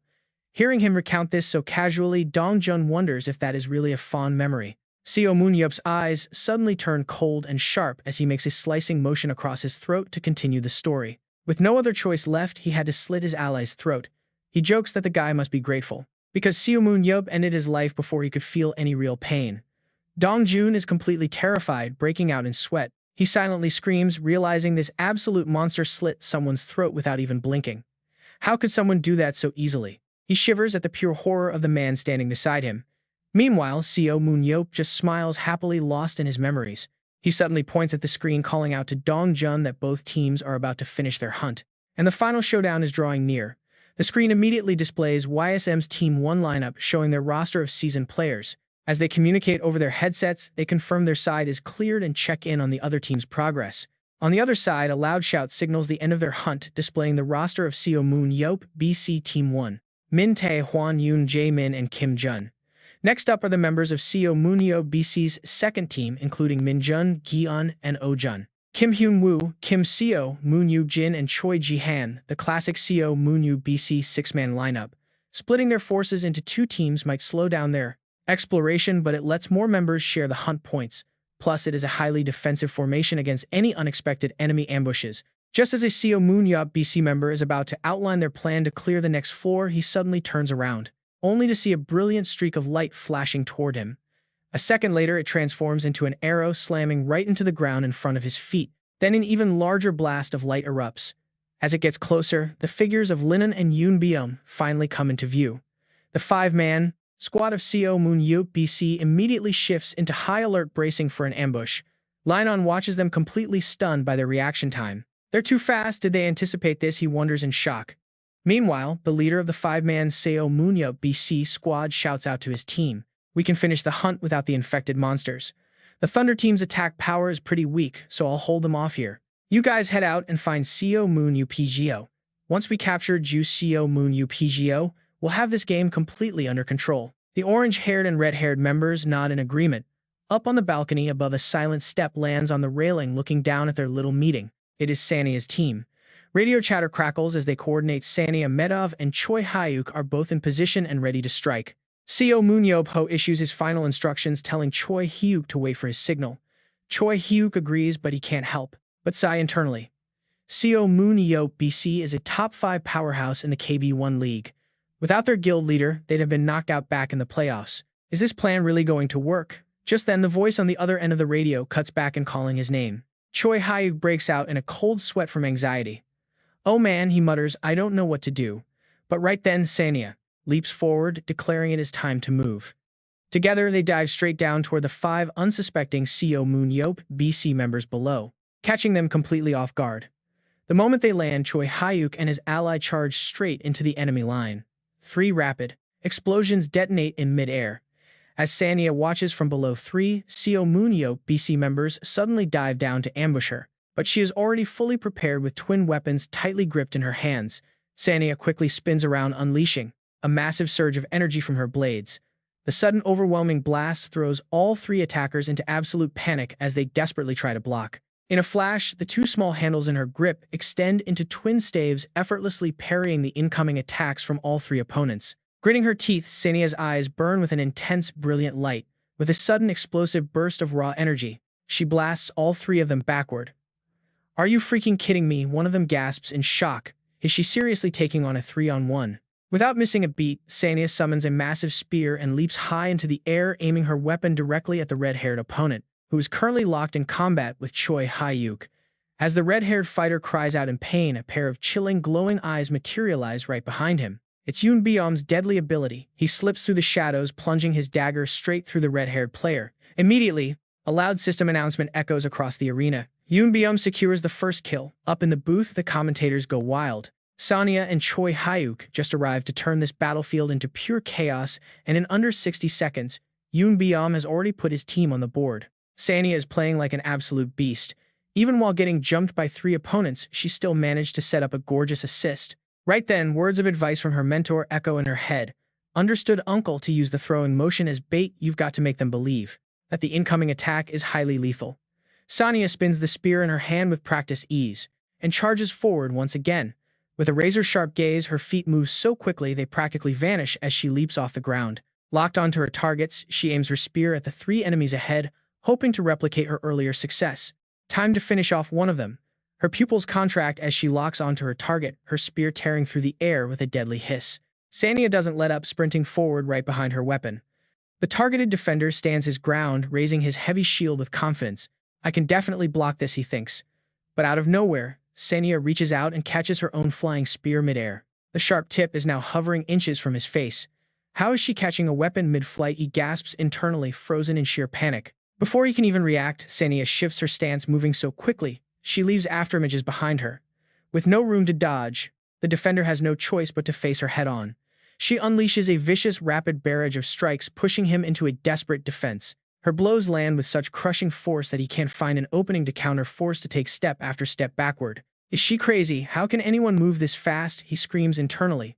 Suddenly, Sania vaults into the air and drives her spear straight down. The impact shatters the ground into a web of deep craters, but the defender barely manages to leap backward just in time. He smirks, thinking he's safe, and boasts that he managed to dodge it. But Sania simply plants her spear into the cracked earth and vaults herself upward. A shockwave of pure energy erupts from the fissures, and yet another deadly spearhead comes raining down from above. Sania drops down right on her opponent, using the recoil of her spear, slamming the ground to vault high into the air. The enemy looks up, completely unable to dodge, and can only mutter that this is absurd. Right after that, Sania lands, flat on the ground with glowing eyes, delivering a brutal slash. Her opponent is cleaved in half and slowly fades away. She retracts her weapon as the system announcement blares out, confirming Sania Akhmatova gets the first kill. Suddenly, she vanishes into thin air, leaving only a streak of light behind. She immediately spots another opponent hovering high above, preparing to strike down at her orange-haired teammate. Sania summons her spear again and thrusts it straight down, triggering a massive explosion that leaves her foe utterly terrified. In this moment, her devastating attack makes her look like a demon. Moving like a ghost, she instantly appears right in front of her panicked enemy. Sania glares coldly and fiercely, swings her spear, leaving the helpless opponent to despair and wonder how anyone could possibly beat her. Next, she easily drives her spear straight through him. The announcement rings out for Sania Akhmatova's double kill, making Seo Moon-yeop gasp in absolute shock. He mutters that the coach was right and that they must stop hunting individually and group up. He thinks staying together is their path to victory, marveling at how she secured a flawless double kill without any damage. Seo Moon-yeop can only shake his head in awe as Sania completely sweeps the enemy team. Meanwhile, watching from the sidelines, Seo Moon-yeop is also secretly astounded. Wow, in such a short span of time, her agility has increased quite a bit, and her stamina went from 76 to 78. Is a player with 78 strength the same as one near 97? Absolutely not. Depending on their battlefield experience, their true combat power will only keep growing during a live fight. Meanwhile, Sania is still deep in thought while fighting.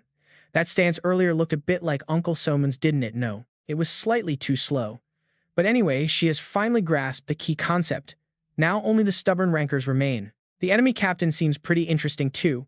Smirking with excitement, she prepares to clash when Seo Moon's advice flashes in her mind. He warned her that teammate survival must always come before greedy individual kills, otherwise victory means absolutely nothing. He told her that being greedy would only bring punishment, advising her to listen closely while he was still speaking nicely. Back then, Seo Moon had given that warning with a friendly smile, though his trembling fist was anything but friendly. Back in the present, her teammates are still struggling hard to fend off the enemy team's relentless onslaught. Sania quickly snaps back to reality, realizing they need help, and rushes back to support her squad. As she dashes over, she yells out for a boost.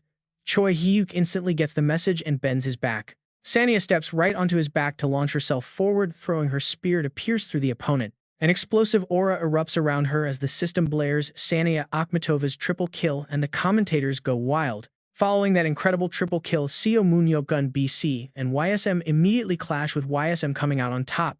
YSM takes the first set with an overwhelming score of 9-0, completely dominating the battlefield.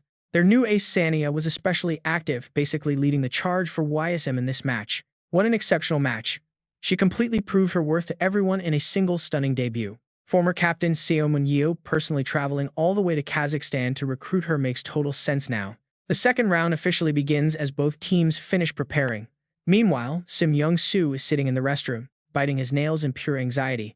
Staring at his phone, he grinds his teeth and mutters in anger. The domestic forums are flooded with comments mocking his performance as basically doing nothing but breathing. They claim YSM relies entirely on foreign mercenaries, and even as a top-tier player, Sim Young-soo is only famous locally. Some online users even mock Seo Moon-yeop, wondering if he got demoted to vice president because of this. Others joke that Sim Young-soo did not play too badly today in their dreams, that is. Reading this, his face flushes red with rage. He curses out the toxic community for being so ungrateful.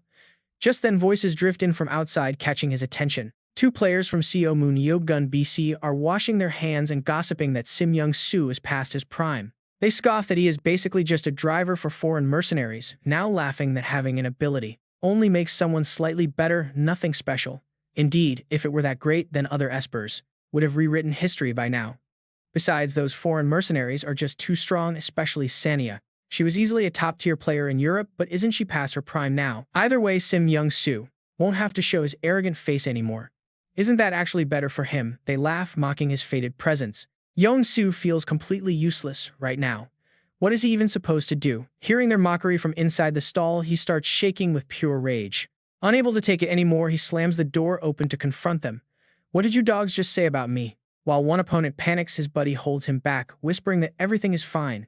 He is already planning something dirty. Flashing a wicked smirk, the bully schemes in his head.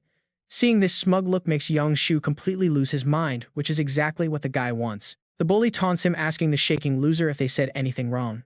He knows that getting violent outside of a match means instant disqualification. One punch and Young-soo is out of the tournament.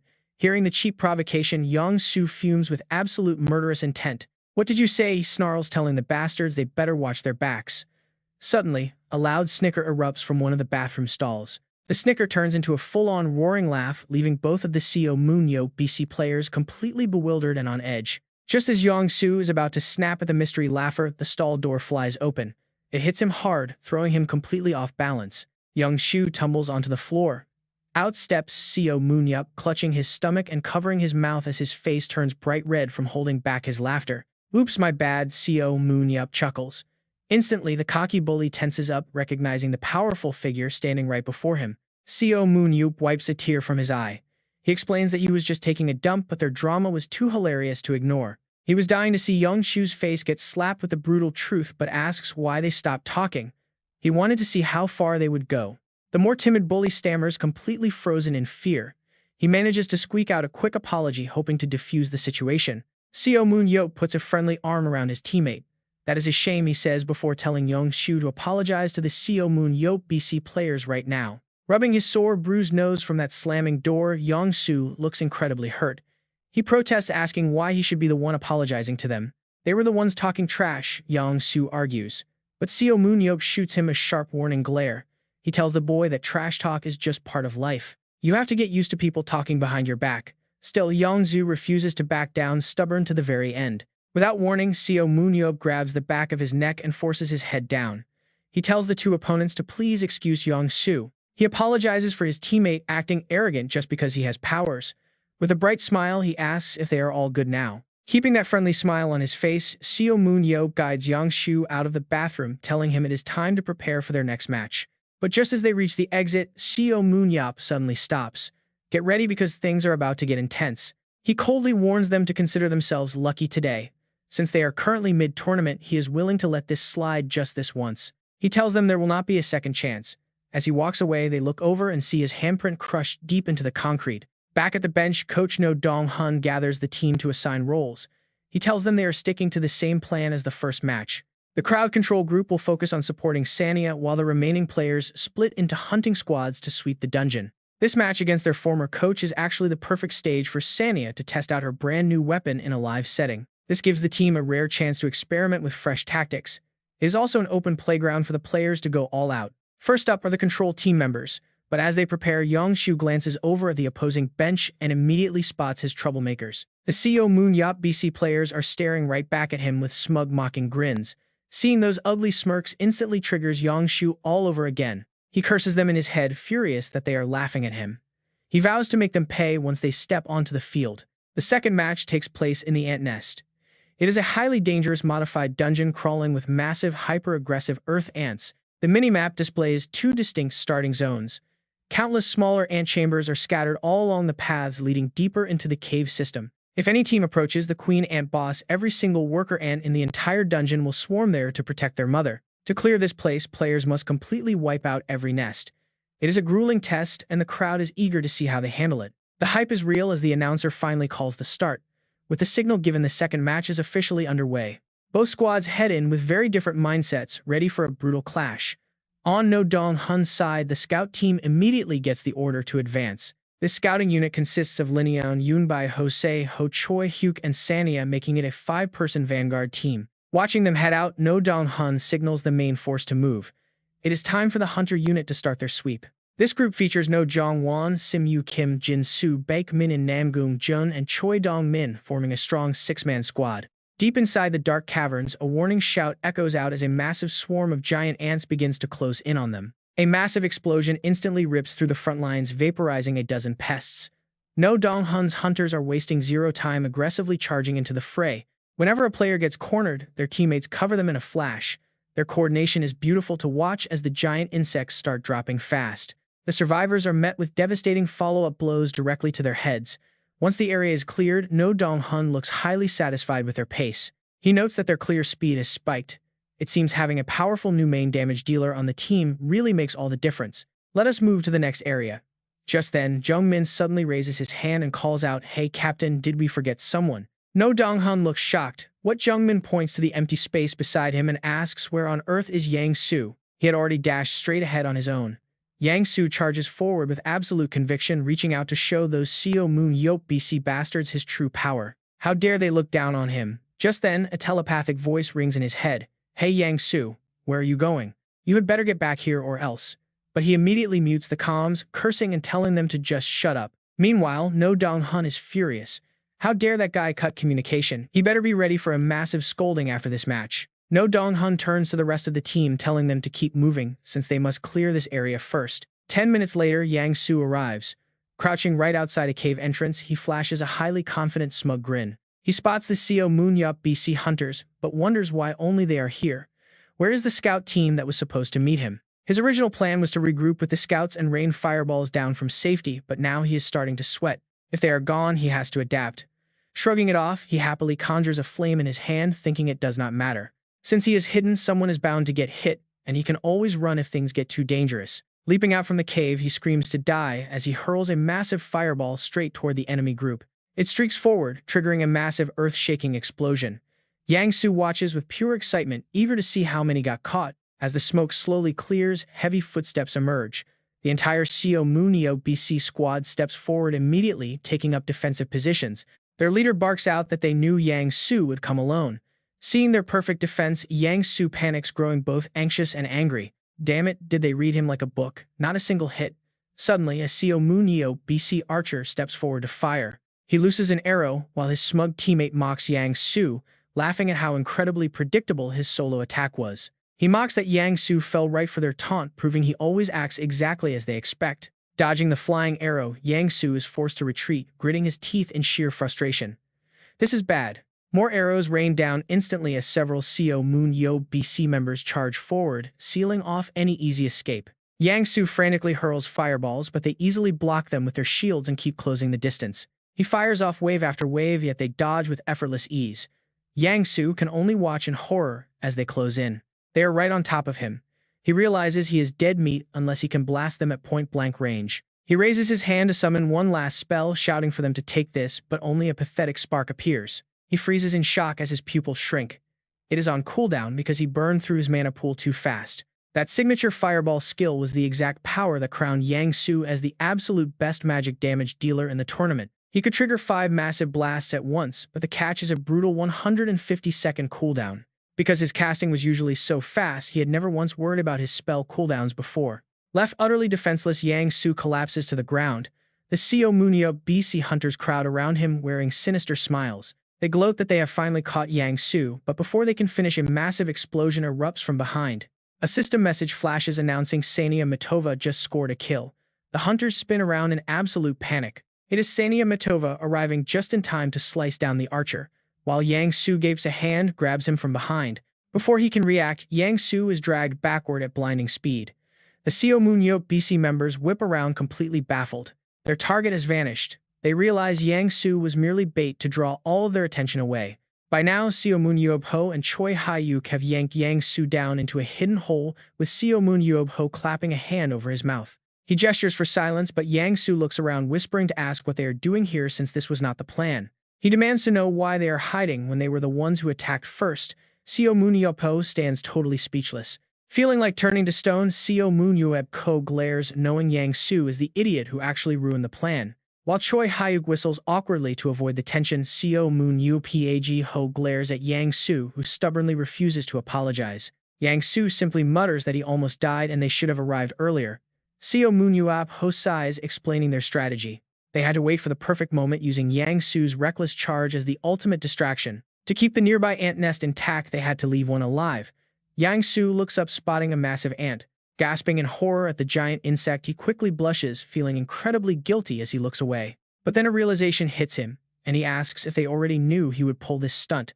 Seo Moon-yeop Ho casually confirms this, explaining that the chairman warned him before the match even started that things would go sideways. He recalls how Moon-yeop grinned widely and predicted that Young Su would definitely do something incredibly stupid out there. Hearing this, Young Su is completely stunned to his core. He remembers stepping out of the restroom earlier as Moon-yeop followed him. The chairman had called out to him, mocking how a top player in the KB1 league was gossiping behind people's backs. Then he leaned in close, whispering a sharp reminder with a sly grin that left him feeling completely exposed and unsettled. He warned him to play seriously because this is a game of raw power and they need to climb the overall rankings. The chairman told him not to wander off alone because his selfish actions would inevitably drag the entire team down. Remembering that mocking, half-smiling expression, Young Su is filled with dread. The man literally predicted his every single move. Seo Moon-yeop Ho notices the tense atmosphere and suggests they move, mentioning that Ron and Bell should be arriving here very soon. He looks down at Young Su, who is slumped on the ground, but the guy suddenly stands back up with an intense look. Startling them both, he asks if throwing a massive bunch of explosive orbs in there would finally take down their opponents. He refuses to accept this outcome. He wonders if Moon-yeop really thinks he can read his mind like an open book. He wants to see if the chairman can predict this next move as he channels his absolute rage into his hands. Young Su feels like his life has been a constant tightrope walk, especially with his recent performance issues and a rapidly declining fan base. The online community forums have been absolutely brutal lately, with everyone ripping his trash play to shreds. They complain that the foreign players are doing all the heavy lifting, proving that domestic players cannot survive on this stage. Some even openly wonder why Moon-yeop recruited him in the first place, questioning if corporate connections secured his spot. They claim he is only protected because his father is the vice president, calling him completely untalented. It made him furious. Those idiots know absolutely nothing. But his eyes narrow as he remembers how the public narrative suddenly shifted after joining Team GAM. Suddenly, the overwhelming support and positive comments started flooding back and showing him a level of love he had missed. Fans started saying that if he could just stay calm, his raw talent would shine through under Moon-yeop's guidance. They realized the chairman must have picked him because his playstyle would become incredibly useful once his mental game improved. They started spamming that he is a genius, believing he is the monster who will carry Team GAM to the very top. Just because he has a terrible attitude does not mean he lacks brainpower. Now he's reaching for his golden opportunity. He eagerly grabbed onto the lifeline that Moon-yeop threw him, and it turned out to be his ultimate saving grace. The binding rope skill uses concentrated magical energy to completely seal the movements of any target on the field. It locks them down for up to 5 seconds.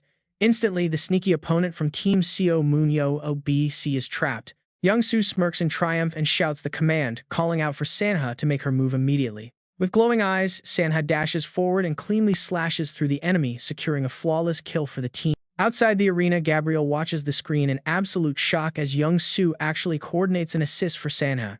Gabriel notes that he finally has some teamwork, but Moon-yeop smiles, betting he only did it to avoid punishment. Gabriel agrees, realizing the kid knows he is completely cornered and has no choice but to work with Sanha. Moon-yeop just chuckles, knowing the kid understands Sanha is the favored player who needs to secure the main kills. Since she is the main damage dealer, assisting her guarantees him maximum points, and he played the system beautifully. Gabriel adds that as long as he does his job and remains useful, his selfish motivations do not really matter. Moon-yeop suggests teaching him spear techniques next, since the only reason he bans swords is because his swordsmanship is atrocious. Gabriel remains highly skeptical, openly doubting that the kid will perform any better with a spear in his hand. His detailed attribute screen pops up displaying his current human stats for strength, agility, and overall physical performance. While his speed and aura are solid, his mental focus is lagging far behind. Moon-yeop uses his fiery eyes skill to analyze his overall abilities, including his explosive orbs and binding techniques. He notes that aside from focus, the kid has almost completely maxed out every single physical stat on his profile. While leadership and tactics are low, proper training will easily push his other attributes to the absolute limit. His plan is to build up the kid's reputation, sell him off, and use the funds to recruit talent. He wants top-tier players like Sanha on the squad. He grins slyly, thinking this is a perfectly fair deal. Meanwhile, back inside the dungeon, young Soo is absolutely thrilled to see his cooldowns reset as he summons massive fireballs. That overwhelming power leaves the opponent with absolutely no time to dodge.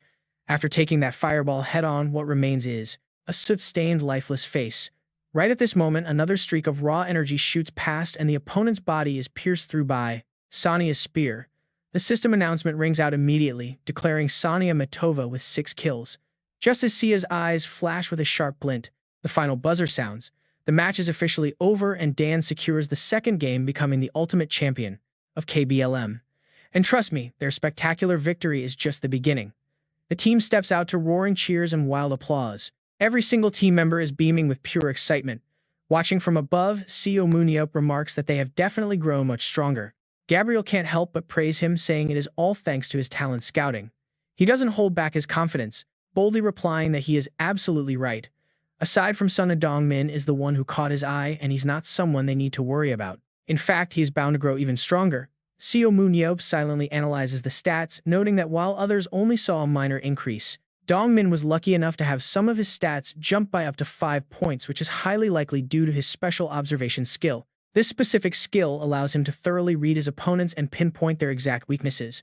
Seo Moon-yeop then continues his train of thought, shifting his focus to Kim Jin-soo, who is still active in the youth league. He appreciates how the kid holds his ground and gets the job done even in the pro arena. Just then, someone suddenly pinches their own cheek hard. Yang Min squeezes his cheek until it turns red, looking at his hands in disbelief as he mutters that this is actually real. He used to just pick fights with local thugs. He looks up thinking to himself that if he hadn't met the boss and gotten this opportunity, his life would have, but he stops when he notices Seo Moon-yeop looking down at him. The boss nods with a smile and Yang Min nods back with deep gratitude in his heart, silently thanking him. Meanwhile, Song Seo Moon-yeop turns to Gabriel to ask who their next opponent will be now that they've crushed the notorious Seo Moon-yeop BC team. Gabriel quickly replies that it's Twin Star Spirit. Seo Moon-yeop gasps in shock, remembering that it is the team coached by Seo Moon-yeop where they recruited Choi Hee-wook from.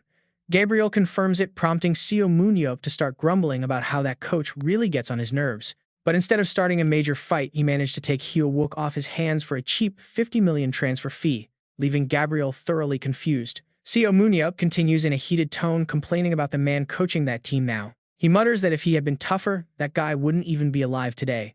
Gabriel can only sigh to himself, realizing Seo Moon-yeop doesn't even remember when he beat the man up. Suddenly, a sudden comment startles Gabriel. What is he talking about? Seo Moon-yeop asks if the Twin Star crew is actually any good. Gabriel nods, explaining that they're top contenders for the championship, and the data analysis points to the same conclusion. Hearing this, Seo Moon-yeop shakes his head, realizing he might have to personally step onto the field. Gabriel tries to reassure him, saying their team's core roster is already more than strong enough. But Seo Moon-yeop cuts him off. No, he wants to play. Since they took Hee-wook, he can't beat up the coach directly anymore. Gabriel is left looking completely bewildered. Seo Moon-yeop puts on a creepy grin, muttering that crushing Twin Star Spirit on the field might make him feel a lot better. He feels like an absolute genius for coming up with this workaround, leaving Gabriel standing beside him in pure disbelief. Beat them down, Gabriel asks to be absolutely sure if he is really going to participate in the match. Seo Moon-yeop happily confirms it. He will make an exception for Twin Stars and join the fray. Gabriel agrees, but wonders what the plan is for the post-season matches. With an excited look, Seo Moon-yeop cracks his knuckles, saying they should definitely focus on this immediate match first. Gabriel also mirrors his absolute excitement, admitting that such an easy game actually makes him a bit anxious, but it should be a breeze. The scene shifts to Bak's private residence, where Bak asks if he still has the Jadran seed. Seo Moon-yeop holds up a small jar, shaking it to show he always keeps it on him. Seeing this, Bak turns pale with fright, gasping in shock. He asks if Seo Moon-yeop actually brought that thing with him to Kazakhstan. Seo Moon-yeop casually nods. Bak immediately loses his temper, shouting and asking what would happen if the idiot dropped it. He imagines a breaking news broadcast on television announcing the return of underground monsters. The fear of a potential outbreak in Kazakhstan keeps Baek completely trembling in fear, but Seo Moon-yeop keeps a totally innocent expression on his face, teasingly replying that he isn't clumsy like Baek. Baek then mentions that the World Association is eager to buy it, making Seo Moon-yeop look up in surprise. Bak Jo-ho explains that they've been asking where it came from, and honestly, he is curious too. Seo Moon-yeop brushes it off, saying he just stumbled upon it, then asks about their offer. Baek admits he doesn't know, but warns that they are coming in person to collect it, as losing the Jadran seed would cost them dearly. Listening to Bak Jo-ho lecture him on and on makes Moon-yeop pout and scowl in sheer annoyance. After a long moment, with steam practically coming out of his ears, he sighs in frustration. He wonders if he should just open it, driving Bak Jo-ho absolutely crazy. He yells out, asking if he is insane and threatening to kick both him and Jadran out. But Moon-yeop is already lost in thought. He never paid much attention to them, but they are exceptionally skilled at creating virtual realities. Plus, their power measurement system, used during the Underworld War, is something they could only dream of. Who exactly are these guys anyway? He rests his chin on his palm, analyzing everything with a deeply furrowed brow. His mind then drifts back to the World Battlefield Association. A massive hand appears on screen, displaying the iconic letters BF inside its palm. Just then the doorbell rings. Moon-yeop snaps back to reality, and both men instantly look toward the door with high alert. Moon-yeop asks who is outside, and Bak Jo-ho replies that he is not expecting anyone today. He then walks to the door to check, but before he can even look, the doorbell starts ringing, repeatedly loud and aggressive. It is completely obnoxious. Moon-yeop breaks out into a cold sweat, wondering what is going on, while Bak Jo-ho peeks at the intercom screen. He jumps back in absolute terror at the sight of a creepy face staring right at him. Regaining his composure, he demands to know who is out there. The visitor politely replies that it is a pleasure, and his name is Pietro Anella. This man has a deeply unsettling expression, looking exactly like a zombie. Once they finally open the door, the stranger walks inside to properly introduce himself. He states his name is Pietro Anella, representing the World Arena Association. Moon-yeop quickly activates his analysis eye to scan the guy. The target is Pietro Anella, human. His strength is Strength 53, Agility 61, Speed 58, Stamina 42, Focus 21, Combat Skill 42, Leadership 9, and Tactical Intelligence 56. His special skill is Poison Touch, allowing him to inject lethal toxins into any target with just a single bare-handed contact. After scanning the stats, Moon-yeop quietly notes that at the very least, he can confirm the creepy visitor is human. Now Pietro Anella politely extends his hand for a direct greeting. Moon-yeop glares back with sharp, calculating eyes. And here is where it gets incredibly tense. This guy can poison anyone with a mere touch. Yet he wants a handshake. A trap. He is ready to play along and will eliminate him the moment he tries anything funny. With an icy expression, he immediately reaches out to firmly grip the stranger's hand before watching him turn to Bak Jo-ho.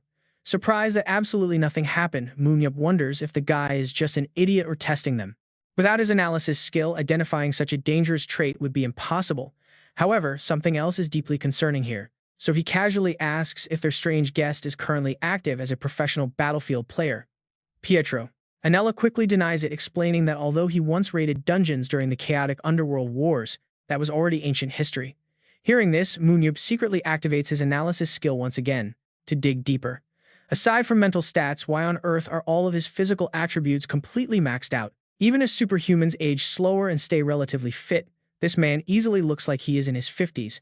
There is simply no logical way an underworld war survivor would have a focus stat of only 21. Without constant training, physical stats naturally decay. In other words, this highly suspicious bastard keeps himself combat ready. Suddenly, Pietro pops open his heavy briefcase, revealing stacks of cash meant for a quiet behind-the-scenes deal. He calmly notes that since public exposure benefits absolutely no one, they should just settle this nicely. They brought some cold hard cash to sweeten the deal, totaling 1.5 billion won. Moon-yeop looks down, admitting that the amount is actually higher than expected.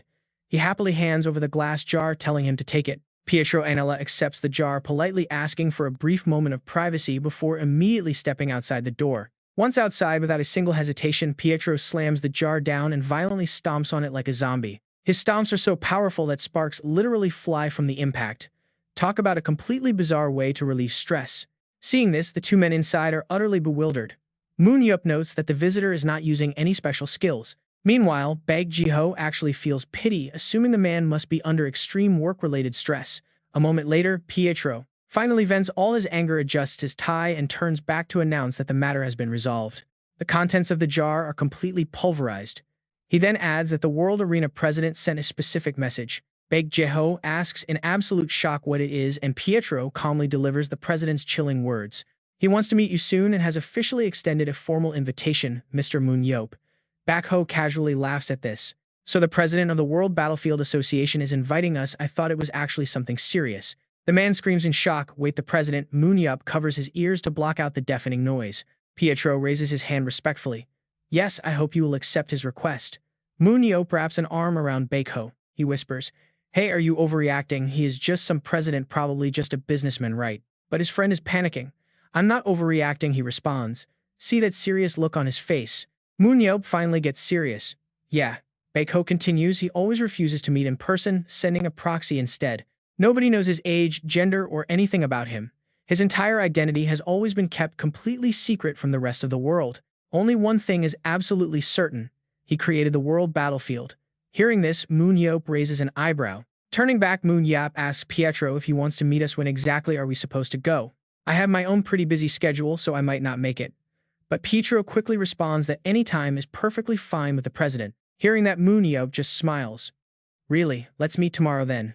Behind him, Baek Ho looks completely helpless. Wait, you literally just said you were too busy. The tournament season is still running, so what exactly do you plan to do with Dune? Pietro hears his answer and immediately agrees. That's great news, of course. I'll arrange your private transport. See you tomorrow. With that, Pietro drives off. Baek Ho can only offer a pretty weak, nervous laugh. Wow, you are definitely built different. I'm actually pretty curious about what kind of person this president is. Make sure to snap a picture for me. Meanwhile, Moon-yeop shifts focus, wondering if that guy was human. Moon-yeop starts analyzing that weird guy. His stats were insanely high, easily capable of destroying the seed with magic, yet he chose to destroy it by stepping on it. It could have easily been crushed in his claws. The guy clearly wanted to hide his real power. Suspicious. Moon-yeop warns his friend to be careful. But he looks so normal, Baek Ho says, watching the car drive away. I really don't get you at all. Just trust me. Stay alert. I'll definitely meet him tomorrow. This meeting is bound to get crazy. Next stop, Calgary International Airport in Alberta, Canada. Moon-yeop is about to find some real answers. After being picked up by Pietro at the airport, Moon-yeop looks around asking if the association is in Canada. Pietro shakes his head. No, it's in the United States. Moon-yeop blinks. Why are we here then? The guide calmly explains the president is not at the headquarters right now, leaving Moon-yeop totally baffled. Soon they arrive at Jasper National Park in the Rocky Mountains. Stepping out, Moon-yeop frowns in confusion. The president actually lives in a remote wilderness like this. Pietro calmly nods, saying it is something like that. Moon-yeop stares into the distance, asking if they have to walk. Suddenly, Pietro pulls out a strange stone. Take it, Pietro says. Moon-yeop stares in utter shock. No way, is that a return stone? Pietro confirms it will teleport him directly to the president. Looking closely, Moon-yeop expresses his strong doubts. I thought we couldn't use return stones outside of dungeons. Pietro explains this one was custom-made for here. Moon-yeop is quietly stunned by this, wondering how on earth they could have manufactured something like this. No way a human could ever make this. Absolutely impossible. Pietro snaps him out of his thoughts. Once we use it, we are there. Moon-yeop looks at him, highly amused by this crazy setup. When dungeons closed, superhumans lost their return stones, but he is actually holding one right now. Tucked away safely inside his backpack is another identical return stone, and he is absolutely ready to use it. Let's go, he smiles. Who knows where we will land? Still, he gladly accepts this wild challenge. Those underworld bastards won't know what hit them. Instantly, the return stone erupts with blinding energy. A glowing magic circle teleports him instantly to another dimension. Moon-yeop grins with pretty intense excitement. He seriously loves what you guys did here. Suddenly, a massive, terrifying mantis-like monster emerges behind him. Whipping around, he faces it. As a giant claw swipes down, he barely leaps back in time to dodge. Launched backward, his eyes glow, a blinding white. It is time to trigger his main buff. A violent purple aura explodes around him. Springing off the ground, he launches himself forward at high speed. Lunging forward, he throws a devastating counterpunch that completely shatters the beast's giant head, sending blood flying. Seo Moon-yeop grabs the monster's head. Watching its massive body crash to the ground, he mutters that it is just a manti. These manti beasts only showed up during the late stage of the Underground War while Seo Moon-yeop was busy clearing out all the dungeons. The Underground World engineered these monsters as a desperate final effort, collecting precious essence from various regions to craft them. That essence is an incredibly rare resource down there, showing just how desperate the subterranean dwellers were to make this work. Seo Moon-yeop flashes a sly grin, calling out that he knows someone is hiding in the shadows. Pietro Anella laughs mockingly, thanking him for preparing such a wild welcome party. Right at that exact second, countless, massive towering figures with glowing red eyes glare out of the darkness, straight at Seo Moon-yeop as he quickly draws his spear, asking with pure excitement why they shouldn't just enjoy themselves for a little bit. He dares those bastards to try and entertain him, his smile turning more wicked and menacing than ever. An hour later, deep inside an underground chamber, a pristine coffin sits in place before everything suddenly blows sky high. Holding his spear of carnage, Seo Moon-yeop happily tears through the place just for kicks. But upon entering the main sanctuary, he stops in utter shock, looking up at a mysterious glow shining right at the top. He realizes it is a coffin, just as a sharp clawed hand begins to twitch as a chilling voice speaks.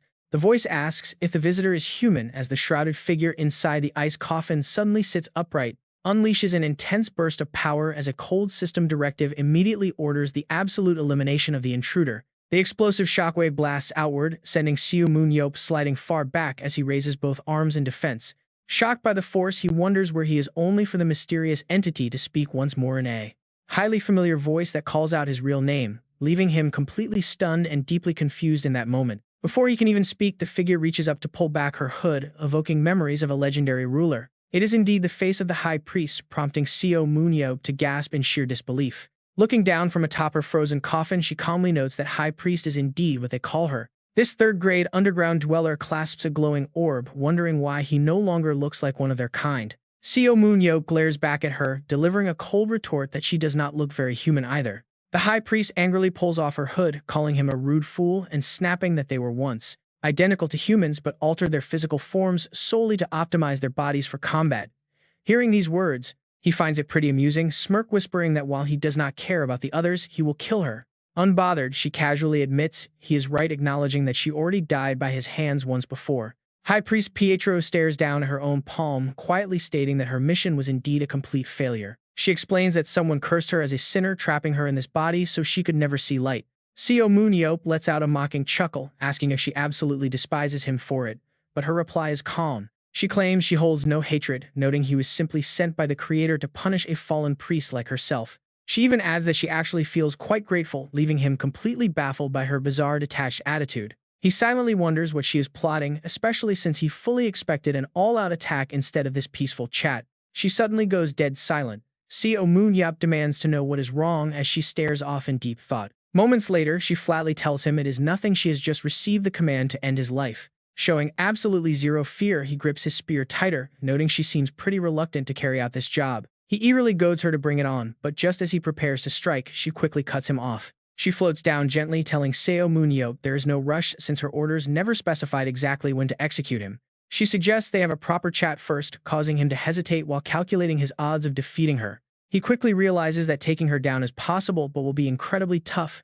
Wearing a serious expression, he asks if a controlled Lindet like her is allowed to defy commands. She just laughs softly at the question. Raising her hands, she calmly explains that controlling the absolute ruler of the underground is no easy task. She deduces this is the work of lower-ranked priests who can do little more than follow her lead in battle. Hearing her bold boast, Seo Moon-yeop remarks in sheer disbelief that she still talks big even after dying. She simply shrugs casually, responding that she is merely stating the objective facts. It is just the truth.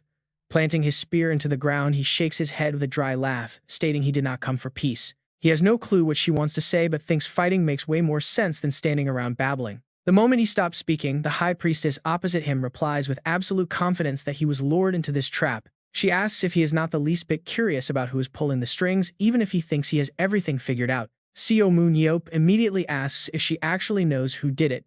She shakes her head, admitting she does not know but can help him find them. He is completely baffled by this and wonders why on earth she would help him.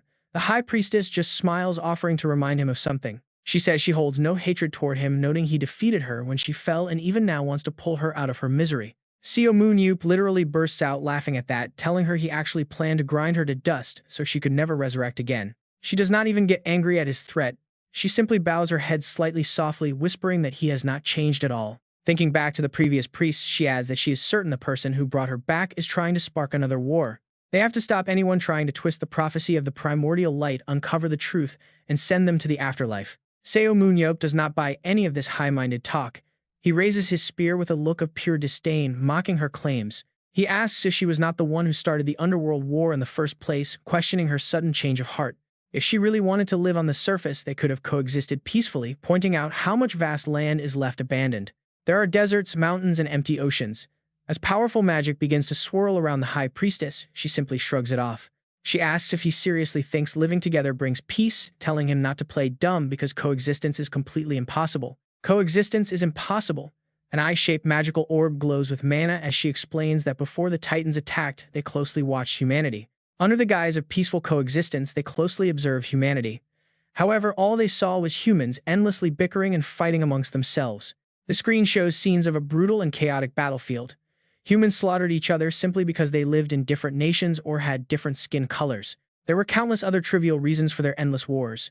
She witnessed human cruelty firsthand, watching them butcher each other without mercy. She explains that those who dwell in the deep underworld are physically incapable of standing under the harsh rays of the surface sun. Even though some of them can survive under a setting sun, that rare resistance only applies to a very select chosen few of their kind. Seo Moon-yeop listens as she details how not just the blazing sun but even reflected light from the moon and stars threatens their existence. They are far too vulnerable on the surface, and to make matters worse, humans are incredibly dangerous and hostile neighbors to have. This is exactly why they created the monsters. It was a desperate bid to wipe out the humans who threatened their very survival. Those beasts invaded the surface to carry out their grim task, but they never anticipated that powerful superhumans like him would ever exist. Seo Moon-yeop grits his teeth. He does not care about her excuses because their goal was still human extinction. He demands to know who brought them here. She immediately answers that to understand the truth, they must go back to the ancient origins of the underworld and the primordial light. But before she can launch into a history lesson, Seo Moon-yeop puts his hand up to stop her, clearly losing his patience. He demands she summarize the entire story in just 3 sentences. The High Priestess goes silent before hesitantly asking if she can have 5 instead. Seo Moon-yeop reluctantly agrees, telling her to get on with her complicated tale quickly before he loses his temper. She explains that when those of the underworld die, they turn into spirits. Anyone who achieves the rank of priest can hear their voices. The higher a priest climbs in rank, the longer and more deeply they can communicate with these wandering souls. As the High Priestess, she possesses the unique power to speak directly with the greatest spirit of all, the primordial light itself. Every single message originating from the primordial light is received as an absolute prophecy guiding their entire race. Hearing this, Seo Moon-yeop interrupts, reciting a prophecy about an awakened prophet appearing to lead the people to the land of light. She gasps in absolute shock, asking how he could possibly know about it. Seo Moon-yeop simply nods in response. He reveals he heard the prophecy from an underworld warrior he defeated. The High Priestess is intrigued, realizing how far his reach goes. She admits she always believed in the legend, convinced that she was the only one worthy of becoming the chosen prophet. Other kings and rulers desperately tried to hold her back, but their efforts were completely useless against her overwhelming power. The delicate balance of power between the crown and the temple shattered. In the past, she was completely blinded by her own intense greed. Yet that was not the end. Listening to her story, Seo Moon-yeop frowns, wondering if she's reflecting in regret or just bragging. He also notes she has definitely gone way past her 5-sentence limit. Unbothered, she continues, explaining she interpreted the prophecy her own way. She chose to ignore everything else, driven by the soul-burning desire to conquer the surface world and lay claim to the legendary lands. I did it all for one single purpose. I wanted to launch an attack on the surface to finally set foot on the ground above. After all efforts failed, that final light faded and I lost my life. He suddenly speaks up, asking if all of this was simply because driven by your greed, though deep down he already knows the answer. Is that what you mean? He asks, trying to be sure. He quietly muses on the irony of it all. That war pushed countless lives to the brink, and to him it was completely pointless. Shaking off the thought, he asks who actually brought her back to life. She decides to give him a completely honest answer. Even though she died, the remaining members of the priesthood are definitely still out there. The High Priestess explains as they walk. Resting his spear on his shoulder, Seo Moon frowns. So that means those are the exact people who dragged him into this world. She nods, confirming that the ones who sealed her in this body and summoned him here are actively trying to spark a brand new war. Those high-ranking clergy members are his true enemies now. And honestly, he did not expect things to escalate this fast. Even if they survived, he is honestly surprised they managed to retain such an incredible amount of power after all this time. Seo Moon analyzes the situation. Their absolute shield is incredibly tough to bypass and could even deflect a devastating blast like Shuren. She points out that they have spent years gathering old remnants, slowly building up their strength once again. Now they are finally strong enough to stand against her. Rubbing his chin in deep thought, Seo Moon begins to formulate a plan. Since he can beat the High Priestess, taking them down should be easy enough. But how is he supposed to track them down? He notes that a true hero would risk their very life to save this world without a single second thought. He asks if they should act before the enemy moves. Suddenly, the High Priestess floats into the air, radiating massive magical power. Billowing white mist rises around her. She agrees, stating that if he manages to defeat her, their control over her will break. Once she reverts to her spirit form, she will use every ounce of her remaining power to help him wipe them out. Hearing this, Seo Moon points his spear directly at her with a confident smirk. That is exactly what he wanted to hear. She gives a soft nod, acknowledging that it is finally time to start since she can no longer resist their commands. Clenching her fist, she raises her head and declares that the fight begins now. Instantly, she unleashes an overwhelming surge of energy. The blast rushes straight towards Seo Moon. Forced by the binding contract, she warns him that she has absolutely no choice here. She must unleash everything she has to take him down. She urges him not to die, but to actually defeat her. Hearing her plea, Seo Moon responds with absolute confidence, telling her to be careful what she wishes for in this fight. He promises to send her back to the afterlife with a single blow. Her gaze turns icy as she grinds her teeth. She doubts he possesses the power to beat her current form in just one strike. Seo Moon only offers a smirk. He tells her to watch closely. Floating above, the High Priestess raises her hands as glowing magic circles materialize around her. Declaring that it is now her turn to strike, she coldly warns him that she has summoned her ancestral spirits. Though weakened by her fall from grace, these ancient souls still possess more than enough raw power to completely crush him. She warns him about the impending magical explosion. Seo Moon simply smiles, noting it has been a while since he saw this. He asks if her power has even dropped at all since their last encounter. She ignores his question, taking a combat stance. She coldly declares that he cannot defeat her like this. Raising her hand to initiate her deadly spell, she yells out. She tells him to take this, unleashing a barrage of devastating magic beams from the circles straight towards Seo Moon. The sheer destructive force of the magic completely obliterates the surrounding structure, leaving nothing but swirling dust, rock, and smoke. Lowering her hand, she gazes at the devastation. Frowning, she mutters to herself that she might have overdone it this time. This confined area really does not offer much room to fight. Right then, a mocking voice suddenly echoes from the ruins. He mockingly thanks her for worrying about him. Startled by the sound, the High Priestess looks over in utter disbelief. Sitting amidst the rubble is Seo Moon, now completely transformed into his spirit form, wrapped in a bright, glowing shroud of mana. His legendary immortality skill has been successfully triggered. With a confident smirk, he looks at her with absolute playful contempt. He reminds her of his promise to crush her completely. Still reeling from the shock, she struggles to process the situation. It makes no sense. Terrified, she demands to know how a mere human could possibly achieve a perfect spiritual form like this. Gritting her teeth, she calls him a foolish mortal and questions his sheer audacity to use spirit transformation right in front of her. She mockingly praises him for reaching a legendary level that no ordinary human could ever dream of achieving. But then she smiles. Her physical attacks can still easily damage him even in his spirit form. Hearing this, Seo Moon is instantly caught off guard. Panic sets in as he realizes his massive mistake. Sweating bullets, he quickly says he needs to deactivate the skill immediately. But the High Priestess quickly warns him to stop, pointing out that any disruption right now could tear his soul apart. The High Priestess tells him to just keep it that way. Seo Moon-yeop, completely lost, snaps back, asking what on earth she actually wants him to do. The High Priestess looks him dead in the eye. She tells him to just dodge her incoming attacks. She wants him to try countering her as well. In his soul form, Seo Moon-yeop grunts in frustration, finding the whole setup hard to believe. He swears under his breath and shouts that he is coming for her. Instantly, Seo Moon-yeop transforms into a streak of light rushing forward. He charges directly at the High Priestess, swinging his arm to land a direct hit. She moves just as fast to react. She unleashes a massive wave of magical energy to counter him. The two forces collide, triggering a violent explosion in midair. Taking advantage of the blast, the High Priestess presses forward, surrounded by a swirling vortex of dense dark energy. The mist condenses into a demonic beast that charges alongside her. In a freezing tone, she commands her minions. She summons the spirits to heed her call.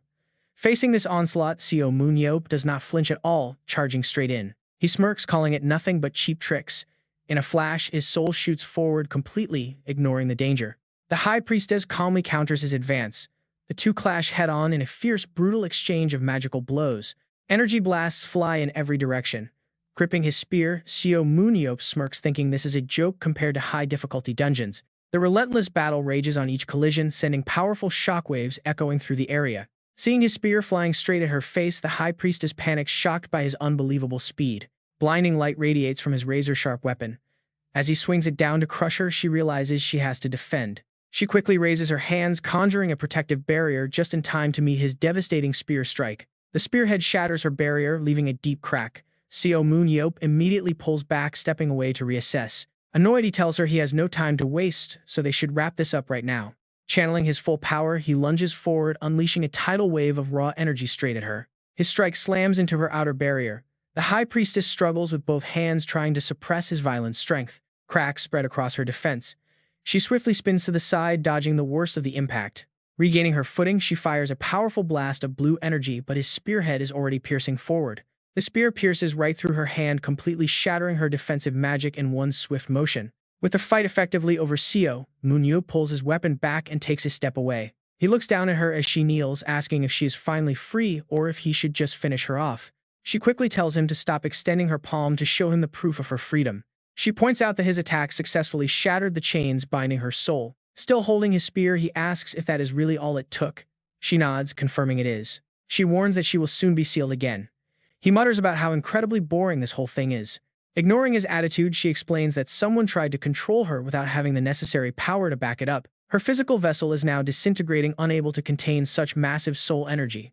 Hearing this, he is quietly stunned. He wonders how she can remain so calm as her body literally falls apart. She continues talking unfazed. The fight ended quickly only because of his soul form. Otherwise, it would have dragged on for days. To repay him, she offers to send him back to the moment right before he entered this dungeon. Surprised, Seo Moon-yeop asks if she can really pull that off. That means he will get to confront Pietro soon. He urges her to send him back immediately. As her body slowly dissolves, she delivers a serious warning. She warns him not to rush.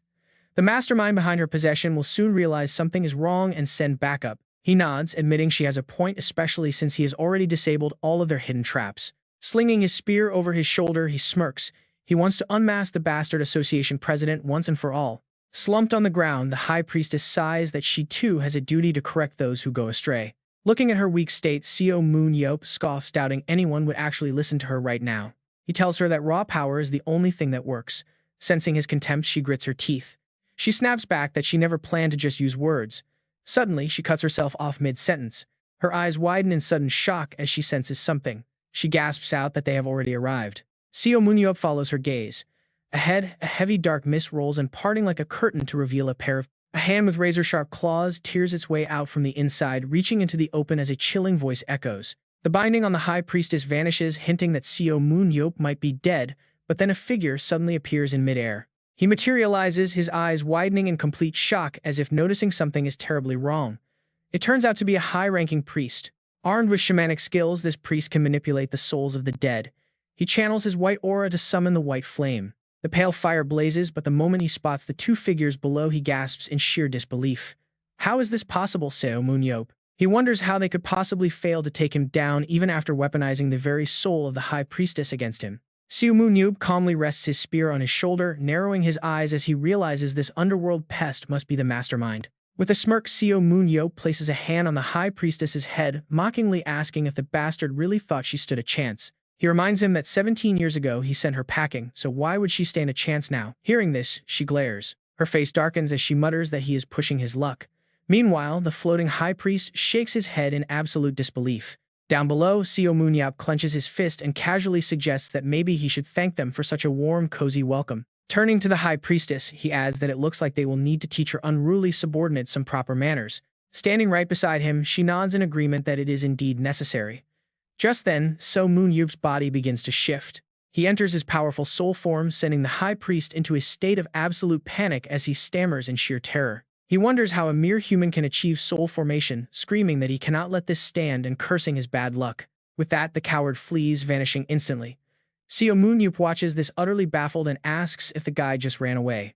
The high priestess dryly replies that it seems so, sparking his immediate annoyance as he snaps back at her vague answer. He demands to know if she is seriously going to let him escape, but she remains silent, focusing her senses on the area. A split second later, her eyes snap wide open. At that exact moment, the escaping high priest is violently yanked back. He trembles, letting out a pathetic scream. With a cold glare, the high priestess raises her hand, channeling a surge of magic. She fires a stream of energy that binds her target in place, coldly asking if he honestly thought she would let him slip away. She interrogates him directly, demanding the miserable fool tell her if this invasion was all part of his master plan. Cursing in absolute rage, the priest gathers every ounce of his strength, desperate to shatter her bindings and make another run for it. But before he can even gain any ground, his body is violently snapped back as she roars from behind, asking who gave him permission to leave. The crushing magic tightens around him, forcing a painful shriek as he demands to know why she is siding with the humans. She cuts him off with an icy glare, declaring she never joined the humans before reminding him not to dream of things beyond his reach. She warns him never to covet power he cannot control, causing his eyes to burn a deep crimson with sheer resentful fury. He spits out a curse demanding how an undead like her dares to lecture him when her time has long passed. He sneers, asking if she truly thinks she is still their leader just because they tolerate calling her the High Priestess. She chuckles softly, marveling at how far he has fallen, which only makes the High Priest lose his mind with anger. He screeches, calling her a fake apostle and bragging that they have finally located the one true savior of their faith. Hearing his bold claim, the faces of both Seo Moon-yeop and the High Priestess darken their expressions, turning dead serious. They warily stare him down, but before another word can be said, a swift strike sends him groaning with a swollen cheek. Bound by glowing pink magic ropes, the captive remains stubborn, trying to spit out a weak threat through his pain. He swears he'll never yield to violence, but the moment the torture resumes, he immediately begs them to kill him. Annoyed by the pathetic whining, Seo Moon-yeop points a finger and suggests beating him a few more times to quiet him down. The High Priestess nods without a single trace of hesitation, and with her blessing, he delivers a brutal slap to the other cheek. Watching the priest slump over unconscious, Seo Moon-yeop scratches his head, wondering if he might have overdone it just a little. She casually assures him it is fine, cracking her knuckles and suggesting they simply wake him up for another round. He bolts upright with a gasp, every nerve screaming in agony as he shivers at the sound of her clicking tongue. She muses that a few more rounds of this should loosen his tongue before turning a cold glare to demand who their prophet is. Terrified, he throws his hands up in surrender, quickly confessing that the new prophet is actually the very first high priest. Seeing their icy stares, he quickly scrambles to add that this figure has now ascended to become the great high priest. Frowning, she asks for clarification, wondering if he means the legendary prophet who first heard the voice of the primordial light. He stammers a nervous confirmation, his eyes darting frantically as the secrets of the deep underground finally begin to unravel. His eyes widen in disbelief at her surprised tone. No way. Looking up at her, he demanded how could a priest lie about the primordial light. She nodded to confirm. Indeed, it wasn't a lie, but a tragic misunderstanding. And that mistake made it far worse. He gritted his teeth, veins bulging. A mistake, she calmly explained. Ever since the war started, she could no longer hear the primordial light. Therefore, she knew, it never chose the god they worshipped to lead them. It was impossible. Hearing this, he screamed in anger for her to shut up. She remained unbothered. If personal ambition drove him to claim the title, it was outrageous. But if he actually heard something, it was likely just a deception. She lowered her voice. Whose voice did you really hear? Whose words did you mistake for the sacred oracle? His hands slammed against the dirt, clenching hard. No, impossible. You failed, High Priestess. He snapped his head up. Sarcasm dripped from his voice. You fake prophet, your mouth is full of lies. We won't fail like you, faithless traitor. Seo Moon-yeop struck him hard, telling him to watch his mouth. He sent him flying straight into the wall, face planting hard onto the dirt. Still, he stubbornly spat out curses, calling them faithless maniacs. Suddenly, his eyes glowed with a blinding, sinister light. He sneered, promising to drag them down with him. Violent gales erupted around his body. Seo Moon-yeop instantly realized his suicidal plan. The guy was going to self-destruct. Is that safe? She waved her hand. Let him do it. Suddenly, a blinding white light flashed right where he stood. The High Priestess snapped her fingers. He vanished. No trace left. Seo Moon-yeop blinked in shock. Where did he go? She calmly replied that she simply sent him elsewhere to explode. Then she reached her hand toward him. Everything is done, she said. I will send you back too. But Seo Moon-yeop objected. You are coming too. She gasped. Me? She asked, thoroughly confused. She explained that if her body remained, it would inevitably be desecrated to avoid being turned into an undead puppet. Self-destruction was her only choice. Seo Moon-yeop nodded. He made a proposal before they died. Shouldn't she gaze at the blue sky as much as she wanted first? Hearing this, she froze, whispering the words. Gaze at the sky. Seo Moon-yeop smiled warmly. Since death is final, seeing the sunlit surface would be a beautiful exit. He held out a glowing stone, gently persuading her. If she was worried about her body being exploited, he would summon Surin to burn it to ashes. Hearing his wild proposal, her pupils shrunk in absolute shock. She stared in utter disbelief. Finally, the High Priestess closed her eyes and slowly nodded, agreeing to his crazy plan. She would see the land of light just like the prophet foretold. Seo Moon-yeop asked once more. After all, humans always chase the light. So are you coming? She touched the stone in his hand and whispered that she would go. A brilliant blue glow erupted, enveloping them both in a flash. The entire room filled with the radiant light as Seo Moon-yeop yelled to head for the land of light. Back on the surface, he let out a massive sigh of relief. They had safely escaped the dungeon. Nearby, Pietro muttered that because everything went so smoothly, it would look suspicious. He sighed in frustration, advising caution. That idiot Seo Moon-yeop really didn't know how to do anything but fight. But when Pietro opened his eyes, he gasped. What the hell? He looked up, spotting two figures falling. Seo Moon-yeop held the high priestess with one hand while using his other hand to violently smack Pietro on the head. His head slammed into the dirt with a loud thud, leaving a deep crater. Pietro gritted his teeth in fury. How did you manage this? Seo Moon-yeop interrupted, cleaning his ear. What do you mean how I destroyed everything and cleared the dungeon? Oh right, that high priest who gave you orders. Seo Moon-yeop coldly announced that he killed him. Pretty good, right? Pietro shook with pure rage, yelling at him to shut up. But then he froze. Seo Moon-yeop asked if Pietro had learned the sacred tongue. He sneered, mocking him for trying to act so smart. You completely brainwashed yourself, you absolute idiot. Seo Moon-yeop smirked, stepping closer. You bastard, let me just crush you. A pathetic, high-pitched shriek echoed through the entire forest. Meanwhile, the high priestess lay flat on her back. Staring blankly at the endless sky, she watched the warm rays of sunlight shining down and whispered to herself. That is the blue sky and that light is the sun. Suddenly, footsteps approached behind her as Seo Moon-yeop spoke. He asked how she felt. She calmly replied that she was finished, looking back up at the blinding sun. The warm sunlight felt absolutely magical. She expected her body to be sealed instantly, but on the contrary, her aura felt perfectly stable and calm. She believed she could hold on for just a little while longer. She looks totally shocked. Wait, is she actually alive? Pouting, she mutters under her breath that she is not dead. Yet you idiot. It feels peaceful, just staring up at the bright warm sky a little longer. But Seo Moon-yeop quickly cuts in, pointing toward the sun. She scowls and tells him to move because he is blocking her light. Seo Moon-yeop just sits down, poking her cheek with a twig. He asks if she plans to lie there forever, no matter how nice the sun feels. Her voice starts trailing off, growing weaker. She admits her body is completely paralyzed. She cannot use her skills under the sun, and even speaking is draining her energy. With that, she goes completely silent. Seo Moon-yeop goes quiet too. Realizing her skills are frozen under the sunlight makes him regret doing this. Seriously, what is he supposed to do with her now? Why did he even bring her out here? Sighing, Seo Moon-yeop walks toward Pietro. It is a shame he missed the World Association president. If anyone had answers to his questions, it would definitely be him. Seo Moon-yeop grabs Pietro by the ankles and flips him upside down.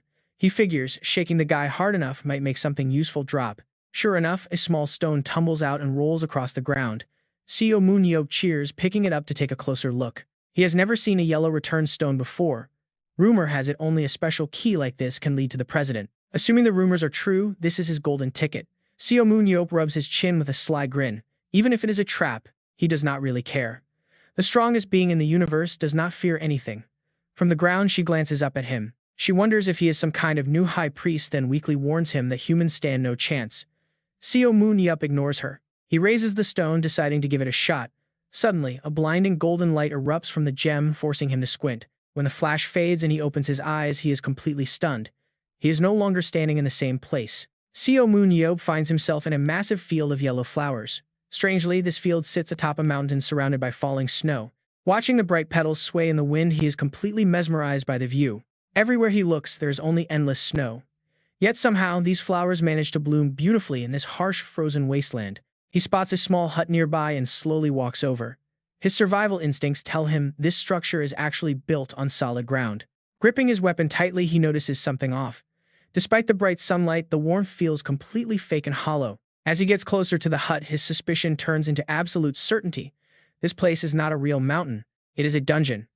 His hand trembles slightly as he reaches for the door handle, but he steels his resolve. He pulls the door open anyway. Instantly, a warm, fragrant aroma drifts out, and he immediately recognizes the scent of freshly brewed tea. Inside, a mysterious woman sits quietly pouring tea. She offers a faint, barely noticeable smile that does not quite reach her eyes. Looking straight at him, she remarks that he is late, then smiles warmly and adds that she has been waiting for him. The system screen flashes. Target the queen of the underworld. Her stats are absolutely ridiculous, with endurance sitting near 100. Her aura is maxed out at 199 alongside two unique abilities, Prayer and Eye of Destiny. The description says Prayer receives responses from the primordial light, while the Eye of Destiny lets her see anyone's future. Seo Moon-yeop is stunned. Is she really the queen? He recalls that underworld dwellers do not use traditional names. Instead, they adopt their titles as their identity. They lock eyes, and for someone who has fought countless underworld entities, this is new. He has never encountered a title like this before. Looking at her stunningly beautiful face and soft smile, she definitely fits the description. The queen. He suddenly remembers a past encounter with an underworld ruler who tried and failed to stop him. Is that fallen king the high priest mentioned actually still alive? The one who was stripped of power and abandoned everything? Her unblinking gaze remains locked on him. Seo Moon-yeop studies the woman standing before him, realizing he is looking at the ultimate ruler. The sovereign of the entire underground civilization is right here. He pulls up her parse stats again to verify. Her mana stat is a massive 199. Aside from the high priest, he has never seen anyone possess power this high. A faint purple glow surrounds her, leaving him completely speechless. But the real shocker lies in her skills. He cannot wrap his head around those two abilities, prayer and the Eye of Destiny. Endless questions begin racing through his mind. How can she receive responses from the primordial light that is a high priest ability? Why does the queen have it? Is it possible the high priest lost his connection to the light after he invaded the surface world? And then there is the Eye of Destiny. The description is too vague for him to guess its true power. She smiles gently, gesturing for him to take a seat, noting that he must have already analyzed her status screen. Seo Moon-yeop freezes in shock. He has never told a soul about his appraisal skill, yet she acts completely certain about it. Letting out an awkward laugh, he asks if she managed to see his abilities using her Eye of Destiny. Destiny. She nods in agreement. With a bright smile, the queen admits she has been waiting for his arrival, leaving Seo Moon-yeop completely bewildered. What does she mean by that? Taking a slow sip of tea, the queen asks how he thought he survived the final dungeon. He gasps in sheer shock, wondering if it could be true. She confirms it, admitting she was the one who helped Seo Moon-yeop escape back to the surface. Cold sweat pours down his face as the sheer weight of her words sinks in. Clenching his fists in disbelief, veins pop across his hands. He demands to know if an underworlder like her actually saved his life. She simply nods with calm ease. She explains his immortal power was awakened directly during that fierce, brutal battle, but she quickly points out that without her intervention, he would have been trapped inside that dimensional rift forever. Seo Moon-yeop immediately dismisses this as pure nonsense, telling her to stop lying. Standing up, he points a finger directly at the queen. He reminds her that he is the enemy who destroyed their sacred grounds and slaughtered their people. There is absolutely no reason for underworlders to save him.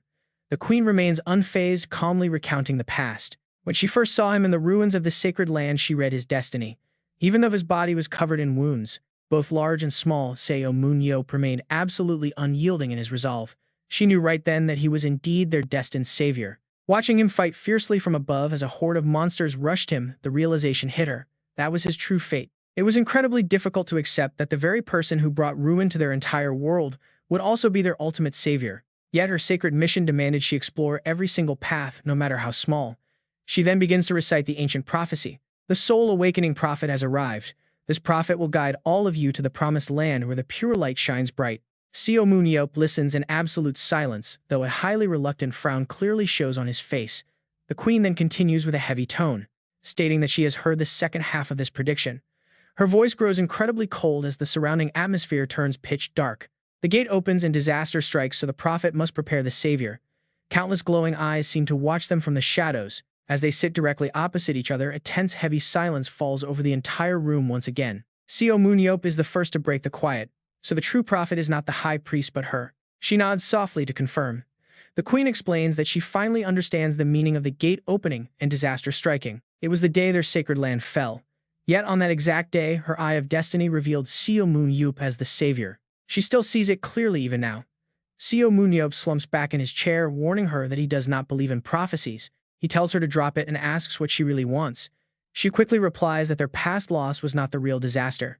Now get this, the queen warns him that the true world-ending disaster has not actually arrived in this world yet. Looking at her own reflection in the teacup, she reveals that she created the grand arena for this exact reason. She hopes humanity can remain safe without ever forgetting the harsh realities of war. Listening quietly, Seo Moon-yeop begins to deeply reflect. He sees her as a queen left entirely alone after losing her people, a woman fighting for humanity despite having destroyed her own kind. She is so different from what he previously believed about the dark underworlders. Seo Moon-yeop crosses his arms, letting out a heavy sigh. Clicking his tongue, Seo Moon-yeop admits he still does not believe in any prophecies, but he does owe her a massive life debt. Because of that, he is willing to help her out a bit. She quickly covers her mouth, smiling radiantly as she expresses her thanks. Seo Moon-yeop immediately senses that something is completely off. Seriously, her knowing smile makes him feel like he has been totally set up. Suddenly changing the subject, the queen asks why he arrived entirely alone when she had clearly instructed Foe to guide him here. Seo Moon-yeop chuckles slightly as he recalls what happened. Meanwhile, as evening approaches, a warm golden sunset paints the entire surrounding meadow. The high priestess slowly opens her eyes with hazy vision. Looking around her in utter confusion, she quietly begins to murmur. She wonders where they are, asking if it is a dungeon. The queen speaks up, noting she has dealt with the necromancy. The queen points out that she has grown far stronger than expected. Hearing the voice, the priestess quickly looks over. She stutters in absolute shock at who she sees. Seo Moon-yeop quickly covers her mouth to silence her before addressing the queen. He asks if she already knew Foe. She nods, explaining that Foe is a human who knows her identity and helps her. She trusts him fully due to his worshipper title.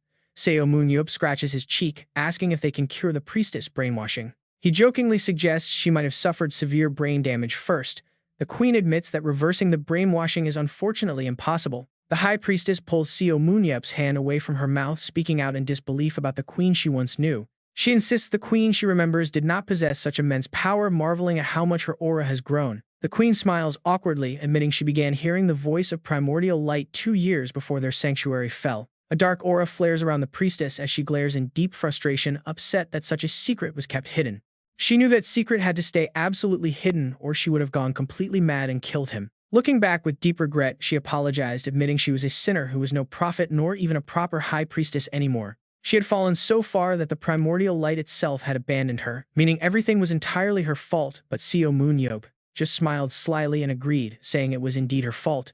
She pouted in annoyance, snapping at him not to interrupt. She looked up, asking if he was truly ready to cooperate now, especially since the prophecy of the true chaos was coming.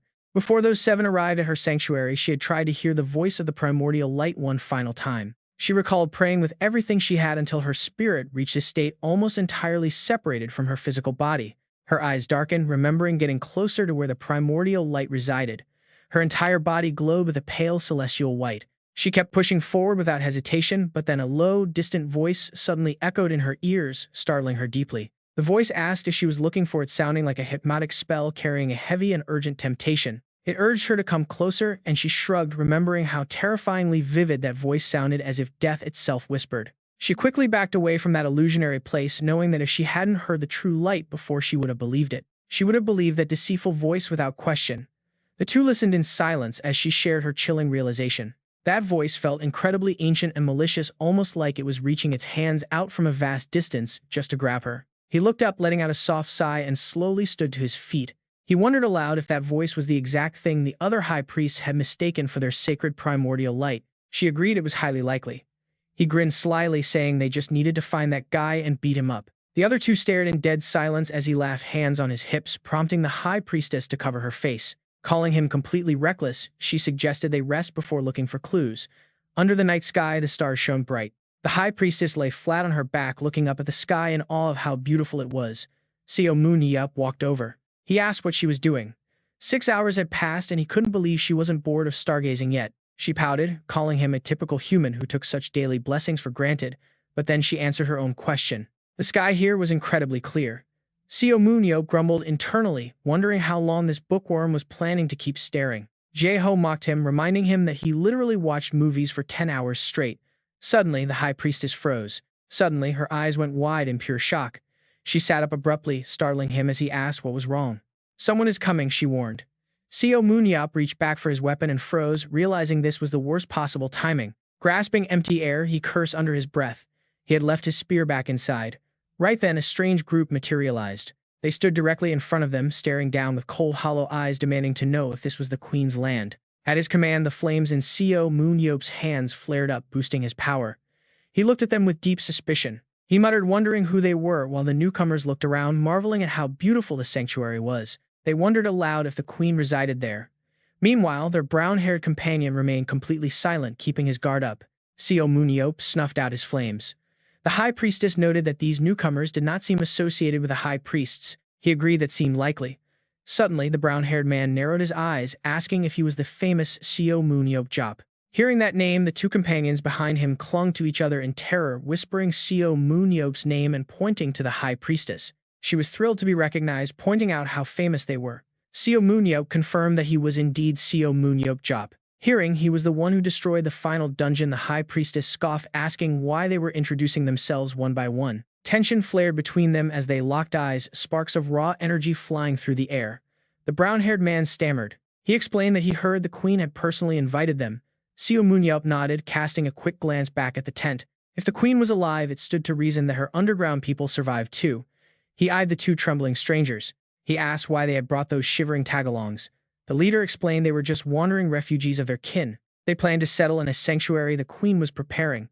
Seo Moon-yeop mused that there must be a secret underground haven. The brown-haired warrior gritted his teeth, his guard fully up. He refused to say another word to a dungeon destroyer. Even with the invitation, he felt no obligation to share secrets with the very person who destroyed their home. The high priestess intervened, mentioning another area built exactly like this sanctuary. She shot Seo Moon-yeop a knowing look, implying that was the place. He nodded in agreement. This completely shocked the warrior, who demanded to know why she sided with Seo Moon-yeop. Seo Moon-yeop leans in surprised. How could you possibly know something like that? She shrugged. At my level, that is just basic knowledge. Pointing a finger toward the brown-haired man, she added, if I explained every single detail, we would be here all day. You must have been a watcher.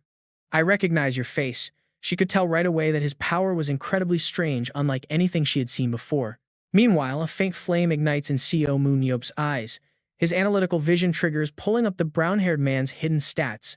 Underground resident stats: strength 50 out of 50, agility 62, speed 41, flexibility 55, and spirit 86. Technique 92, aura 140, leadership 33, and tactics 32. His unique ability is complete observation and replication. He memorizes everything he sees, then projects those exact memories back into reality. He can replicate anything perfectly. The living organisms require raw materials with the exact same mass and properties. Seo Moon-yeop is highly impressed. This guy has serious power. But the observation part is secondary. It is that replication skill that is crazy. He suddenly reaches out, grabbing the man's cloak. Hey, he demands, are you really a watcher? Then his other hand moves. Snatching her collar with his other hand, he barks, you two come with me. She gasps, what do you think you are doing? The watcher panics, shouting Seo Moon-yeop's name. Ignoring their confusion, Seo Moon-yeop just grins like a maniac. An absolutely brilliant idea just crossed his mind. Back inside the tent, the watcher sits awkwardly at the table with the other three. He looks completely lost. I am sorry, he stammers, I still have no leads on that voice. If it is linked to the primal light, it might be an ancient soul. The queen hesitates, noting that much of their ancient history has been lost. Seo Moon-yeop calmly raises his teacup, a small smirk playing on his lips. No worries, he says, we can just ask directly. He sets his cup down and asks, do you know about the Tomb of 10,000 Souls? It is a dungeon containing an ancient emperor who died thousands of years ago. People's collective memories can bring his image back to life. Before the final dungeon showed up, there were several zones labeled completely unbeatable. Places like the Footsteps of the Apocalypse, or the Executioner's Testing Ground, the Tower of the Nameless, the Guillotine, the Forest of Wrath, and even the Crack of Burning Embers. But among all of those legendary hazards, one dungeon stood far above the rest in pure difficulty. The Tomb of 10,000 Souls. Legend has it that the boss there was once an emperor who ruled the underground citizens. So long ago, his name is lost to time. Before his death, the cruel emperor ordered 10,000 of his loyal subjects and citizens to be buried alive right alongside him. He wanted to rule over his grand capital forever, even in the afterlife. Soon after, the living were forbidden from ever entering his final tomb. It naturally evolved into a deadly dungeon. Years later, a massive raid was launched, and Seo Moon-yeop successfully conquered the entire place. That operation was absolutely massive, requiring 57 top-tier superhumans to secure victory. Seo Moon-yeop glances over at the High Priestess. He silently notes that dealing with the resurrected emperor in the final dungeon might actually be much tougher than fighting the High Priestess herself. She nods slowly, catching onto his plan. You want to replicate the ancient emperor and ask him directly. Not a bad idea, she admits. Since he is an undead zombie rather than a living being, the Watcher's replication should work. She analyzes the situation, pointing out that his wandering soul is likely trapped, since it was barred from entering the spirit world. If we create a vessel for his ghost to inhabit, I can summon him. But that still requires a physical body for the soul. We need something with the exact physical mass of the former emperor. Intrigued, Seo Moon-yeop asks if any underground corpse would do. I can make one right now, he offers. The queen quickly shakes her head, telling him to put his spear away. She snaps her fingers, suggesting they can just build a mock setup in a virtual space. Instantly, their surroundings begin to shift. Two high-tech chairs with special gear appear before them. Seo Moon-yeop blinks in confusion, asking if this is the battlefield mode. He looks over at the tea-drinking watcher. Ah, so this guy is actually the one behind the battlefield's creation. The queen beams. Exactly, she says. When I designed the battlefield system, the watcher was the main person who brought it to life. The emperor won't just simply answer questions, and if he attacks, the fantasy world might actually be safer. The high priestess, who was sitting curled up, suddenly speaks. She sits curled up and speaks with a very serious tone, saying she finally understands how this system works, but there is one major problem. Hearing this, the Queen and Seo Moon-yeop both look over in surprise and he suspiciously asks what is wrong. She explains that since she is already dead, the connection between her soul and her physical body is incredibly weak. Entering the fantasy world would cause her real-world body to completely shatter without her spirit. That means she would cease to exist in reality. The Queen speaks up with a grave expression, pointing out they absolutely need her to summon the Emperor. She asks if there is truly no other way, while Seo Moon-yeop grumbles about how annoying this is, wondering if they just need a dead body. He asks what would happen if she possessed someone else's dead body instead, which completely stuns her. Even in this rush, she remains highly logical. She explains it is impossible, mentioning that during the war, she actually researched possessing superhumans who possessed special abilities. But the intense rejection she felt when entering the body of what she calls a lower human forced her to abandon the research entirely. Hearing this, Seo Moon-yeop smirks and asks if she is forgetting that she was basically bossed around by one of those lower humans. He teases that her stubborn rejection is exactly why she lost, but she responds coldly, telling him to imagine possessing a monkey to win. Seo Moon-yeop snaps back at her to shut up. She quietly turns her gaze to the motionless body lying right there on the floor. She decides she will not feel any rejection this time as the perfect host is right here. She looks at Pietro, thanking him for helping. Her eyes shine with resolve as she prepares to try, but the Queen immediately shakes her head in disagreement, worried about the dark consequences. She warns that once someone has been brainwashed by the sacred language, there is absolutely no turning back. The High Priestess confidently declares she is going through with it anyway, placing both hands on Pietro's face while whispering strange ancient incantations. Suddenly, a blinding white light erupts, forcing everyone to shield their eyes as the magic surges out of the tent and into the fields. After a brief moment of intense energy, everything around the small tent quietly returns to normal. Seo Moon-yeop laughs coldly, but before him stands the High Priestess, wait for it, wearing a schoolgirl uniform. He asks if nothing changed, patting her on the head. What did you fail? But she simply shakes her head. She explains it was a complete success as she simply reconstructed the host body to match her original form before raising her hand. She stops him. She looks at herself. It is a terribly average body, far too weak to hold her massive aura. Human limits cannot contain her power. She was once a great high priest, but now reduced to a regular human. Seo Moon-yeop is doubtful. Is this not better than a corpse? She clenches her fists. Of course it is. Being alive feels real. She can feel her heart beating. Meanwhile, he activates his analysis on Pietro Anella. Strength 53, Agility 61. Speed 58, Flexibility 42, Mind 100 and Technique 42. Aura 100. Leadership 100 and Tactics 97. Her superpowers are Teleportation, Soul Summoning, and Soul Strike. Detailed info shows that her teleportation allows her to travel through a space-time rift, while awakening lets her enter the spirit world to connect with ancestor spirits. Her summoning calls upon the dead, while her Soul Strike channels her aura into a devastating blow to crush her targets. Honestly, those stats are absolutely ridiculous. No wonder Seo Moon-yeop is stunned as she walks ahead. She wanders through a field of flowers. Finally, she can walk under the warm sun.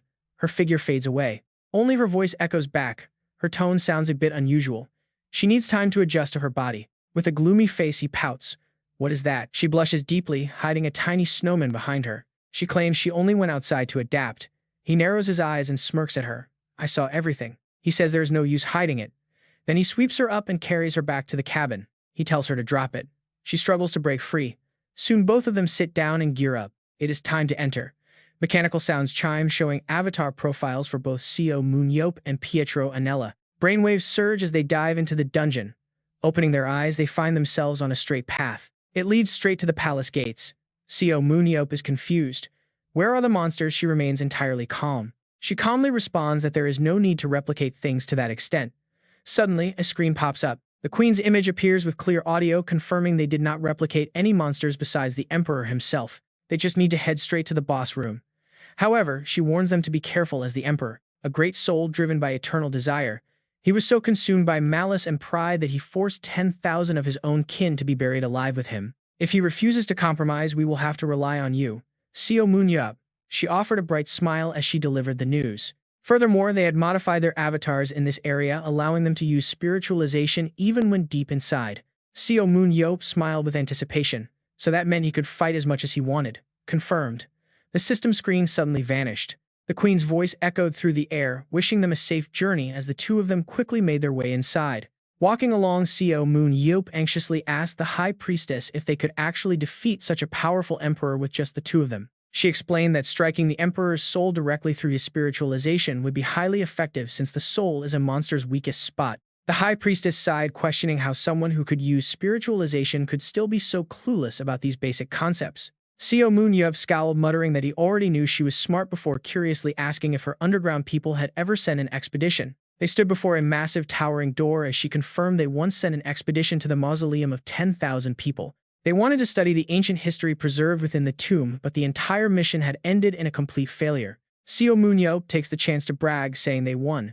She pouts, claiming they just got lucky with the timing. She says the tomb of 10,000 was weakened by their expedition team. Meanwhile, Seo Moon-yeop stays quiet, secretly planning. Humans watch Lamian take action. Placing their hands on the door, she asks Seo Moon-yeop if he is ready. Seo Moon-yeop nods and the heavy door slowly opens.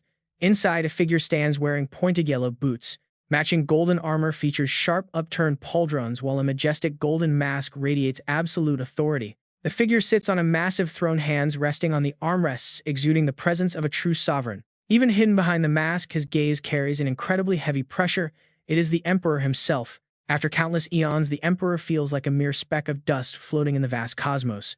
He questions his duty, whispering to himself that only he can rule, as only he has this power. Only his reign can truly protect the world. His eyes suddenly flash with a dangerous red light. Back in the present, the Emperor rises, looking down from his high throne at the two small figures below. He grabs his weapons, gripping them tightly in both hands. With absolute force, the Emperor leaps down. He descends, surrounded by a majestic flame of authority. Even Seo Moon-yeop cannot help but marvel at this overwhelming presence. The pressure from this empty shell is no joke. As the Emperor readies his stance, the two steel themselves. Raising his shield with a smirk, Seo Moon-yeop tells her he will handle the shell while she finds his soul. She sighs, promising to search as fast as possible. Seo Moon-yeop grits his teeth and charges forward. The Emperor charges forward without hesitation.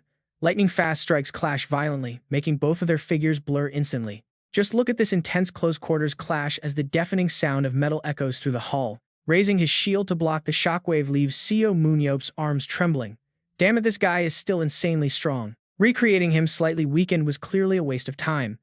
Watching from afar, the High Priestess knows her role. Sitting cross-legged on the floor, she begins to focus. A massive magic circle manifests behind her back. Forming hand seals, a glowing third eye opens on her forehead, instantly flooding her mind with infinite knowledge. She learns the Emperor was a supreme ruler who defied death, driven by an absolute unquestioned ambition. He was a ruthless tyrant, entirely convinced of his own righteousness, without a single shred of doubt. Suddenly, a mental ripple occurs. Found him. She leaps down toward a floating stone platform below. There the Emperor sits proudly on a levitating throne, his eyes flashing red as he asks who she is. She gently reveals she is his descendant. With a wave of her hand, she projects the ongoing battle. She offers to help him reclaim his physical body. Spotting his own familiar form, the Emperor stands up. That is his royal body, he screams, throwing himself toward the projection. The High Priestess warns him to watch out. Suddenly, a blinding golden flash erupts, and watch out, a devastating strike comes crashing down. Seo Moon-yeop quickly leaps backward, his eyes wide with a level of shock he cannot possibly hide. The Emperor is completely different now, his oppressive aura multiplying several times over as he nods slightly. Down on one knee, Seo Moon-yeop realizes that a second slower and he would have died before the real fight began. Seeing the High Priestess arrive, Seo Moon-yeop asks if she succeeded. She looks at him, stating the obvious. The Emperor mutters to himself that he has returned, his eyes burning with a strange crimson glow. He roars out that he has finally returned, his voice echoing loudly throughout the entire chamber. He demands to know where his subjects are, but only an eerie, unsettling silence answers his call. He cannot sense any of his loyal followers. Have all of his tacticians truly vanished from existence? The Emperor glares at the only two people present, suddenly recognizing a familiar face in the distance. Seo Moon-yeop plays dumb, claiming he has the wrong guy, but the Emperor refuses to let it go. He remembers exactly how Seo Moon-yeop pierced his neck and wiped out his entire army of tacticians. Seo Moon-yeop still denies it, but the Emperor just snorts. Fine, he says, you are quite the insect. Yet he is the only human who managed to defeat him, prompting a desire to kill him immediately. But this situation is bizarre.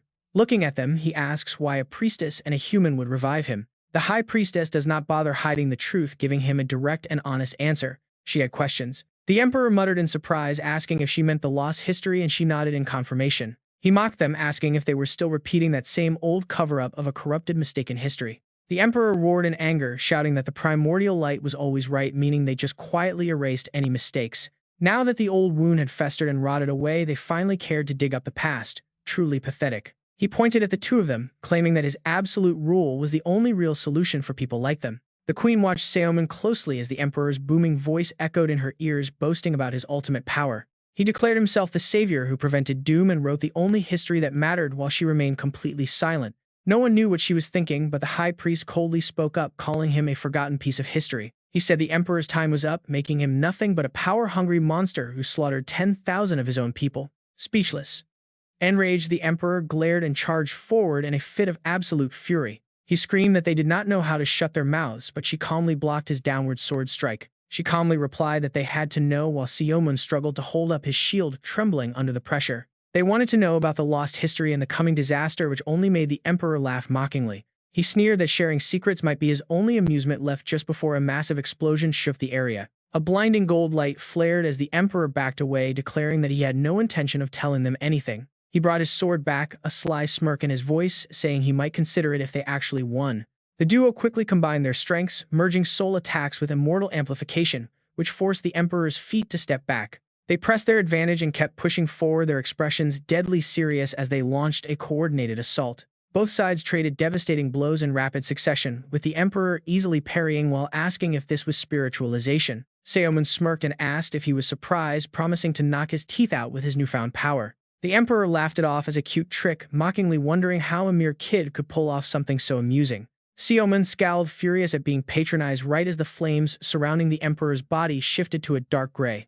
The emperor was forced backward, but his sword flared with brilliant gold light as he activated his own spiritualization. Seo Moon stared in disbelief at the sudden shift, but the emperor just laughed, asking if he thought he was special. A tense silence gripped the ruins before a massive blast erupted. Watch closely as these two massive forces finally collide. Seo Moon cursed silently, wondering what on earth was happening as the dual forces collided in a spectacular display of power. He threw out a final strike and retreated to a knee, desperately wondering how the emperor could copy his technique.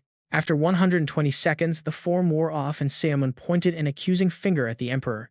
He demanded to know why the emperor never used this spiritual technique during their battle 17 years ago. The emperor calmly dismissed it as a waste of energy, adding mysteriously that Seo Moon had likely seen something else instead. In his hand, a spiritualized weapon appeared, leaving Seo Moon utterly shocked since he believed it was just a high aura blade. He raised his shield to block the incoming strike, but his strength was rapidly fading under the pressure. A sudden cracking sound from his shield made him gasp right before it shattered and exposed him to a direct hit.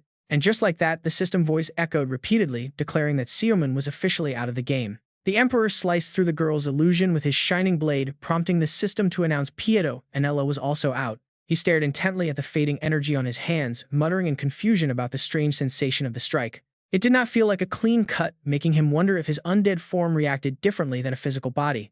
After a moment of deep thought, his expression hardened, and he looked ahead to demand if there was another secret. Suddenly, a heavy helmet slammed violently onto the floor, making a loud metallic clang that echoed loudly through the room. Seo Moon gripped his head in absolute fury, cursing loudly and asking how that damn emperor could possibly be this strong. Sitting right next to him, Pieto Anella vented her own frustration, complaining about how quickly she had been wiped out. She groaned that if she had only summoned a higher-tier spirit, she might have at least landed a decent counterattack on him. Their spirits sank as they stared blankly at the floor, prompting the queen to step forward and offer gentle comfort. She told them not to be too discouraged, since they had at least uncovered valuable information about the upcoming disaster. Hearing this, Seo Moon managed to calm down slightly, though his lingering frustration still simmered just beneath the surface. He grumbled in frustration. That near-death blow was annoying, but fighting until his mood cleared might actually help. Maybe it would reveal something. Pieto Anella sighed and nodded, agreeing to challenge him once more. A gentle voice encouraged them. Time to gear up and enter again. On a beautiful day, Moon-yeop leaned against the wall, asking the high priestess a question as she sat on the grass. She sat on bright yellow flowers and asked what it was. Moon-yeop finally spoke his mind. He brought up defeating her in the final dungeon, sending flashes of that intense battle through Anella's mind. It made her heart skip. Moon-yeop started detailing the fight, the collapsing dungeon, and the swarming monsters. They were completely trapped. As he spoke, vivid memories of those hideous beasts flashed before his eyes. He had no choice. Yet he spoke with strange, quiet happiness. He had zero regrets about his life, fighting like a maniac with absolutely nothing left to lose. Moon-yeop felt like he was reliving that brutal clash, and a wave of raw emotion hit him. It was not despair. Instead, he felt incredibly happy because of the sheer thrill. He got to fight until his last breath. He concluded that the emperor was the exact same way. Both wanted to fight until all strength was gone. Flashbacks of their duel rushed back. Snapping back to reality, Moon-yeop declared that after training so hard a warrior must give it their all. After all, that was the only pleasure left. Anela realized he meant fighting until he reached total satisfaction. Moon-yeop nodded, agreeing. He added that the emperor was right. If they cannot win alone, how can they survive? How indeed, but as they talked, the front door suddenly swung open. The queen stepped outside and spoke softly, reminding Moon-yeop that their absolute priority was to stop the high priest. Stopping that high priest was the only way to prevent tragedy, leaving both Moon-yeop and Anela completely stunned. Moon-yeop quickly composed himself, turning to the queen to assure her that he was fully aware. But life rarely goes according to plan. He argued that he was already fighting as hard as he could. Anela looked at him with clear skepticism, quietly wondering if she should actually believe a word he said. Moon-yeop remained completely confident, declaring they would simply fight with everything they had and crush their enemies. They absolutely had to extract every single bit of information the emperor held. With that, a glowing blue portal appeared. The group stepped through into the mausoleum of 10,000. Spotting them, the emperor spoke up with a smirk. He noted that his last strike felt a bit off, and indeed they had managed to return from the dead. Pointing directly at Moon-yeop, he demanded to know what trick they used. Moon-yeop completely lost his cool and snapped. He yelled that it was called virtual reality, calling the emperor a coffin dodger. Anela quickly tried to smooth things over. She joked that they had both crawled out of their own coffins, referring to their wild near-death experiences. Without wasting another breath, the duo readied their weapons, and Moon-yeop openly declared he would force the truth out. The emperor laughed off the threat, completely unfazed by the challenge, and welcomed them to try their worst. The emperor dropped into a deadly stance and charged forward, closing the distance with incredible blinding speed. He unleashed a heavy sword strike directly at Moon-yeop, who blocked it just in time while Anela backed him up. The emperor pressed on with a relentless flurry of strikes, forcing both of them onto the defensive. In a fit of sheer rage, the emperor unleashed a devastating wave of energy that shook the entire room. The crushing force pushed Moon-yeop low to the ground, locking his movements as he struggled to hold his ground. He cursed under his breath at the insane weight of the blow, knowing his gear would have shattered. If he had not focused his aura, his shield would have splintered into pieces under the tyrant's pressure. As Moon-yeop strained to resist, the emperor aggressively marched closer, absolutely confident that victory was in his grasp. He openly mocked Moon-yeop, asking if running was his only trick and taunting him about his burning questions. Instead of fear, Moon-yeop felt a surge of excitement, calling him a dog emperor as he prepared his counter. Glowing magic circles quickly manifested around them, aiming straight for the emperor as his counter spell activated. He screamed the name of his soul strike inside his head, pinning all his hopes on this massive counterattack. He did not even need to wound the tyrant, just a tiny opening would do. But the agile emperor instantly blocked. He even praises the kid, calling him interesting. His attacks rain down relentlessly, but every single blow is effortlessly blocked. Finally, the emperor shatters the onslaught. He lands gracefully, leaving the entire battlefield completely covered in thick smoke and flying debris. But suddenly, a blinding light flashes, throwing off the emperor's entire line of sight. Seo Moon-yeop rushes in like lightning to strike first, bright flashes erupting with every single swing. He has no time to react. Yet it does absolutely nothing. The iron armor is tough as solid stone, absorbing all damage. The emperor laughs and calls it praiseworthy, making Seo Moon-yeop grind his teeth in pure fury. He lunges forward to attack again, but the boss is too fast. Before the blow even lands, the emperor dodges and dashes forward, slicing Pietro Anela clean in half. Just like that, she vanishes. Seo Moon-yeop loses his mind and screams out, "You crazy bastard." But the emperor doesn't even care, immediately diving back into close combat. He boldly tells them to go reorganize their strategy. Then with one single hit, he sends Seo Moon-yeop flying out of the match. A bright golden light flashes once more, as debris scatters everywhere. The clock stops at 3 minutes and 37 seconds. It was over quickly, and the second trial comes to an end. Pietro, Anela, and Seo Moon-yeop collapse back into reality, while the queen looks at them with a nervous, awkward smile. When they raided the tomb in the past, an entire army took turns attacking and retreating. On screen, a massive group of warriors took turns wearing down the boss. Taking advantage of the underground expedition, they fought him at his absolute weakest. But right now, the emperor always maintains maximum stamina, and they only have 2 challengers. Even with a powerhouse like Seo Moon-yeop on their side, this is an impossible battle. It is not about strategy, but a sheer gap in raw racial stats. Difference goes way beyond an adult fighting a toddler is a whole different scale. Still, the grind never stops. Trial 3 lasts 5 minutes and 28 seconds. Seo Moon-yeop charges forward with Pietro Anela providing backup, but the emperor dodges easily. Trial 4 ends at 6 minutes and 18 seconds with the emperor completely sweeping Seo Moon-yeop everywhere. Trial 5 lasts 6 minutes and 11 seconds. Seo Moon-yeop is furious but helpless, leading to Trial 6, 9 minutes and 41 seconds. Frustrated by the constant losses, Seo Moon-yeop smashes a rock, cursing that dog emperor. His explosive rage leaves the others watching in total silence. That is when Pietro Anella speaks up, pointing out their strategy is broken. Spirit strikes do not deal damage anymore. Summoning spirits with a human body is too weak. She calls out, asking if Seo Moon-yeop is even listening. He keeps his back turned, grumbling about copying that technique. Anella stands right up, asking what he means, and he spins around with a grin, suggesting spirit weaponization. Anella sighs, admitting she has no idea. He is shocked, asking if that is not a basic skill where she comes from. Pietro Anella bluntly explains that while they know more about spiritual forms than surface dwellers, she does not use weapons. This is a first for her too, she sighs, suggesting he just ask the emperor directly. Seo Moon-yeop snaps back, asking if the guy would even answer. Pietro Anella does not hesitate, reminding him that the emperor wants an unrestricted fight. She tells him to think about it from the boss's perspective. A light bulb suddenly goes off in Seo Moon-yeop's head. By Trial 7, he is facing the emperor directly. The emperor is fired up, calling for a fight, but before he can even finish, Seo Moon-yeop cuts him off, calling him a dog emperor before throwing his shield straight at the boss's face. The emperor freezes in utter confusion, asking what he is doing. He confidently asks if Seo Moon-yeop is throwing a tantrum because he cannot win. Seo Moon-yeop snaps back, demanding to know how he did that trick. The emperor is completely caught off guard by this move, laughing that it is interesting. He is asking for instruction.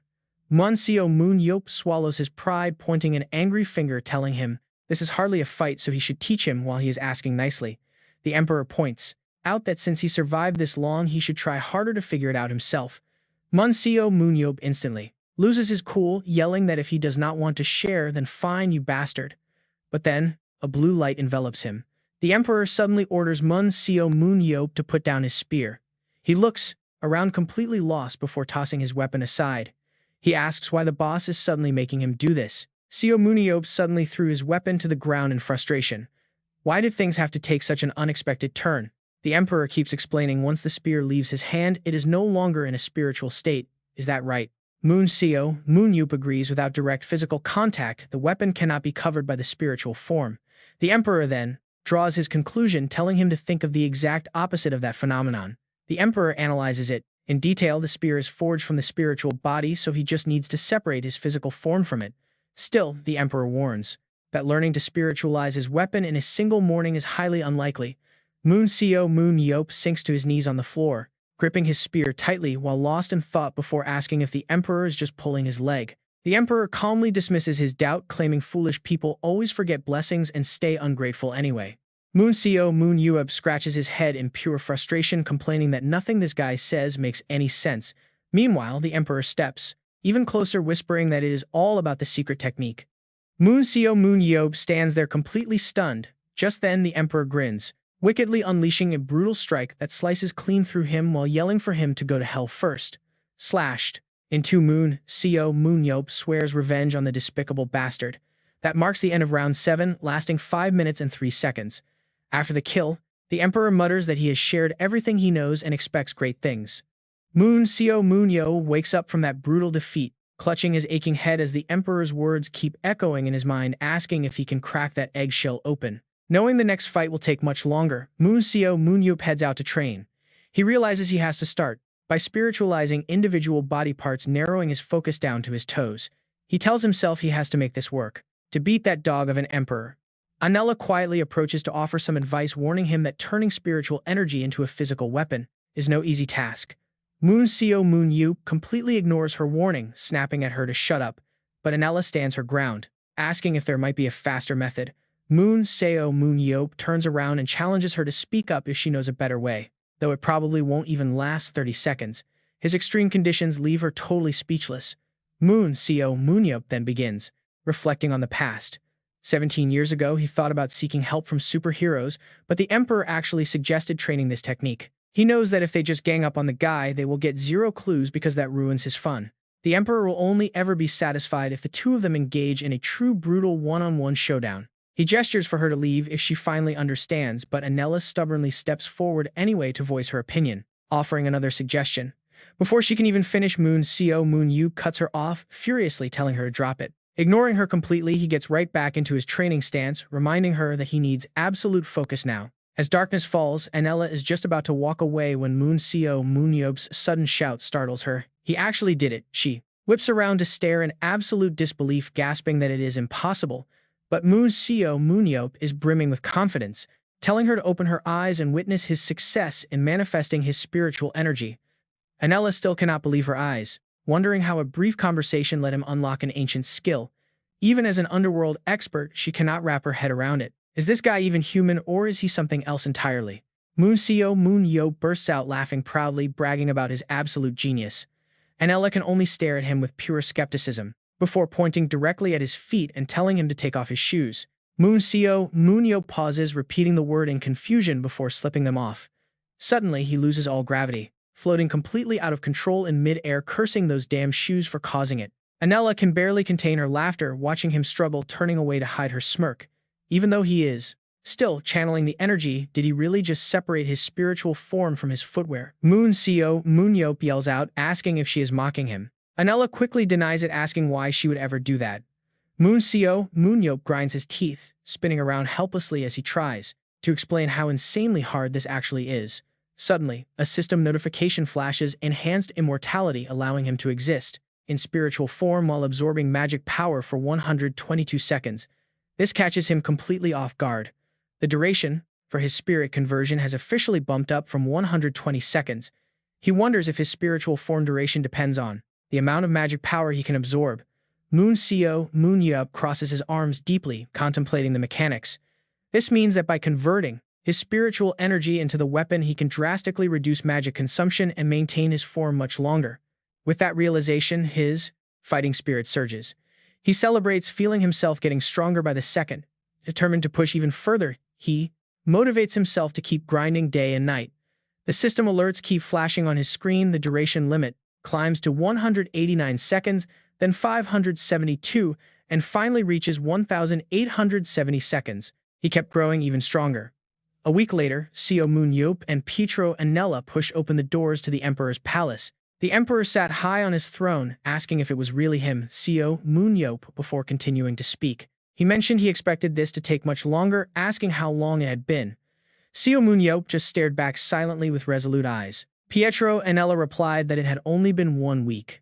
The Emperor fell silent, then grabbed his 2 massive swords. He stepped down from his throne, muttering in self-reproach, wondering if he had lived too long to lose track of time. He aggressively walked closer, noting that when time loses its value, it numbs the senses. His immense bloodlust made them both wary. Seo Moon-yeop thought the Emperor seemed wiser. If the guy had died during his search for enlightenment, he would have beaten him half to death. Finally, Seo Moon-yeop spoke up to provoke his enemy, telling the bastard that this was exactly why he should not live so long. The Emperor stood speechless, completely choked up by the insult. Seo Moon-yeop quickly slid into a combat stance, ready to add fuel to the fire. He taunted that the Emperor would not even survive long enough to witness that glorious day arrive. The bold statement made the Emperor pause for a brief second before he suddenly burst into a wild, roaring laugh. Red veins bulged across his shifting face, yet the laughter did not stop. Taking slow, heavy steps forward, he made his declaration. He gripped his twin blades tightly, announcing that they had successfully managed to pique his interest. Calling them his personal clowns, the Emperor roared in contempt as the 8th round of the simulation finally began. Pietro Anela urgently reminded him that they only needed to survive for 10 minutes, but Seo Moon-yeop merely grinned at the short limit. He knew he could last 30 minutes easily. He recalled the last system notification tracking his spirit energy conversion limit. The limit was over 2,200 seconds, exactly 38 minutes and 12 seconds. With a sharp nod, he yelled to bring it on. The Emperor charged forward, but Seo Moon-yeop blocked the strike with his shield. Finding his attack ineffective, the Emperor lunged again. He unleashed a flurry of sword strikes, patronizingly praising the little pest for growing so much since their last bout. Seo Moon-yeop easily evaded the blade before launching a direct counterattack, daring the ruler to keep up with him. Calling the Emperor a complete fool, he poured his entire strength into a heavy sweep with his razor-sharp spear. The Emperor blocked the blow with a mocking laugh, calling him an insolent brat as their duel reached a fever pitch. Watching from the sidelines, Pietro Anela was completely stunned to see him keeping pace with such a monstrous opponent. She wondered if his combat skills could truly rival the Emperor's, remembering that he had barely prepared for a fight all week. Yet she had her own role to play. Suddenly, a thick purple fog began to billow behind Pietro and Nella. She commanded the spirits of the fallen warriors unjustly slain by the tyrant to rise up and fight once more. One by one, the fallen souls materialized, gripping their ancient weapons tightly as a wave of pure rage swept through them. Crying out for their lost freedom, the spectral army chanted in unison to slay the tyrant and set them free. As the massive army of ghosts surrounded them, the emperor glanced back in disbelief at the sudden uprising. Seo Moon-yeop roared at him not to get distracted before delivering a sudden heavy strike that made the ruler gasp. Pietro and Nella declared that although these were only low-tier spirits, their absolute hatred for the tyrant was unmatched. She urged him to feel the raw resentment of his former victims who could never find peace in death. At her command, the undead horde swarmed the emperor, though the unwanted distraction only irritated Seo Moon-yeop instead. He snapped at the emperor not to lose focus on him, calling the giant ruler a brainless pile of scrap metal. The emperor swung one blade to clear the ghosts behind him, while using the other to parry Seo Moon-yeop's charge. He admitted that after keeping him waiting for a whole week, the superhuman had indeed grown far more capable. Channeling his energy, the emperor unleashed a brilliant blinding light while declaring that it still would not change the outcome. With a single devastating slash of his sword, a crescent wave of energy ripped directly through the ghostly army. The spirits crumbled one after another, unable to withstand the overwhelming power of his royal blade. He mocked them, asking if they truly believed some petty ghosts could ever hope to shake his resolve. Each of his slashes tore through the air as he proudly roared that he was indeed the supreme emperor. With the summons wiped out, his eyes locked onto Pietro and Nella, who braced herself behind her defensive shield. Vowing to eliminate the summoner who dared cast such a curse, he unleashed a massive wave of destructive energy. The impact shattered her defense instantly. As death closed in, a familiar voice suddenly barked out that he was too slow. Seo Moon-yeop rushed in to block the fatal hit harshly, telling her to stay back and stop being so foolish. His shield shatters completely, sending jagged fragments flying everywhere. Even the spear sword he was fighting with is busted into pieces. Pietro and Nella collapses to the cold ground. Seo Moon-yeop props himself up on his hands, panting heavily from that devastating blow. Seizing the moment, the emperor gloats, confidently declaring that in the end it is all meaningless. No matter what they do, they can never win. The emperor mocks them further, stating that even if they found a way to transform their aura, Seo Moon-yeop grits his teeth in pure fury.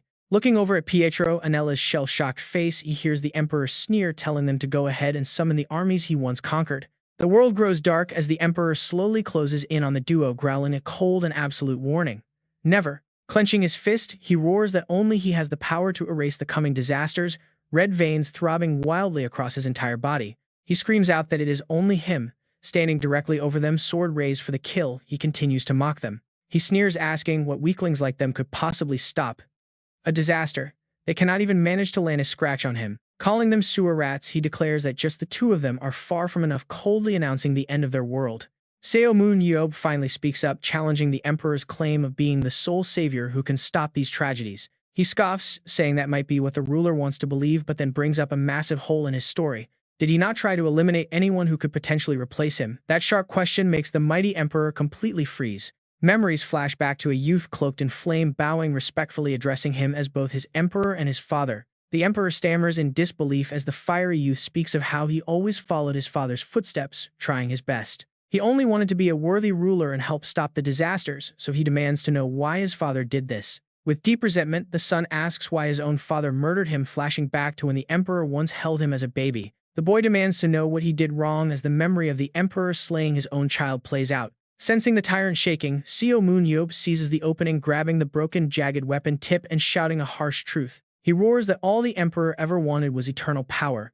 Without wasting a single second, he launches forward to strike. A blinding flash and deafening boom shake the area as Seo Moon-yeop drives the sharp shard deep into the emperor. Amidst the brilliant golden glare, Seo Moon-yeop coldly declares his victory, locking his sharp, piercing gaze onto his opponent. He demands answers before delivering the final blow, ordering this fallen, corrupted tyrant to speak before his soul is entirely extinguished. He continues his fierce threat, commanding the failed savior to spit out the truth before his life is snuffed out. With a razor-sharp shard pressed right against his throat, the emperor snaps back to reality, suddenly shouting the word Silop. In a flash, the emperor blows the weapon piece away in a blinding burst of light, throwing Seo Moon-yeop backward.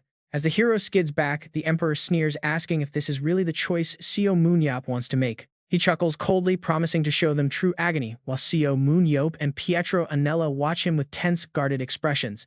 The tyrant roars about the agony of an abandoned world, his mind drifting back to the ancient history of his ancestors. He recounts how his powerful ancestors once lived there, possessing immense strength and authority but sorely lacking in wisdom. Flashbacks of their ancient refuge fill his mind as he explains that constant civil war broke out between the rival factions. Everyone desperately wanted to prove they were the supreme clan, leading to brutal non-stop battles within their own bloodline. He stresses that this internal greed was the sole cause for the endless wars that ravaged their lands for generations. The projection reveals a bizarre, monstrous beast drawing a crowd of terrified onlookers who gasp at its colossal size. Vile creatures covered in thousands of eyes and massive aggressive stone beasts begin to emerge from the dark shadows. The Emperor explains that after guiding their civilization to a glorious golden era, they tapped into a massive reserve of aura. Colossal and powerful beasts appear one after another as the Emperor reveals they use that energy to breed dangerous monsters. Their military commanders tried desperately to tame and control these savage beasts, hoping to weaponize them for their endless wars. The Emperor sighs heavily, explaining that these genetically modified beasts eventually grew too powerful and refused to obey their masters. With their control entirely shattered, the desperate ancestors decided to erase this chaotic history by sealing the rebellious monsters away. They banished the untamable beasts into a locked, inescapable dimension, desperately hoping to bury their massive mistake forever. As the vortex of raw power swallows the creatures, the leader of the sealing operation collapses to the ground in exhaustion. Clutching his head, he panics, unable to believe he is being dragged into the dimensional rift alongside the banished monsters. Desperate to escape, he is suddenly blinded by a flash of lightning, only to see a terrifying beast right before him. Glowing red eyes stare back at him through the darkness, and before he can react, mysterious halos of light manifest. Blinding light erupts. A sharp-beaked beast swoops in, viciously tearing at another monster. The Emperor recalls these events and speaks as countless monsters begin tearing each other to pieces. Just then, live chat comments start popping up. Wait, is that it? The top-tier guilds are losing fans. They should try to be at least half as good as Archmage BJ. A shoulder-length haired man darkens, looking absolutely furious. He starts cursing up a storm, yelling that it is all because of Archmage BJ. Their livestream viewership has just plummeted by 20%. Hearing this, another person admits there is not much they can do. Back on the battlefield, a powerful beam of light slices right through a glowing red-eyed beast. The battle is brutally fierce, with the entire sky swallowed up by a chaotic flashing storm of raw energy as the beasts clash. The Emperor explains that this dimension was eventually abandoned, left with the thought that it would eventually destroy itself through endless savage predation. And with that, the Emperor finally reaches a very grim conclusion. This place was a discarded world. Moon-yeop steps forward to reply, noting that since they assumed it would self-destruct, it makes sense they never told future generations about it. But what about the pain? The Emperor quickly cuts him off. Yes, you are right, the Emperor says, before explaining further. That world did not self-destruct. Even though they were locked in, the monsters kept hunting each other, breeding and evolving. Now beasts of all kinds of bizarre, grotesque shapes appear once again. The Emperor continues his tale, noting there was a time when that prison dimension became completely packed with monsters. Over tens, hundreds, thousands, and even tens of thousands of years, they evolved into the ultimate predatory species, built specifically to hunt others down. As a brutal montage of beasts clashing plays, the Emperor shudders from the memory and speaks. And then one day he completes his unfinished thought.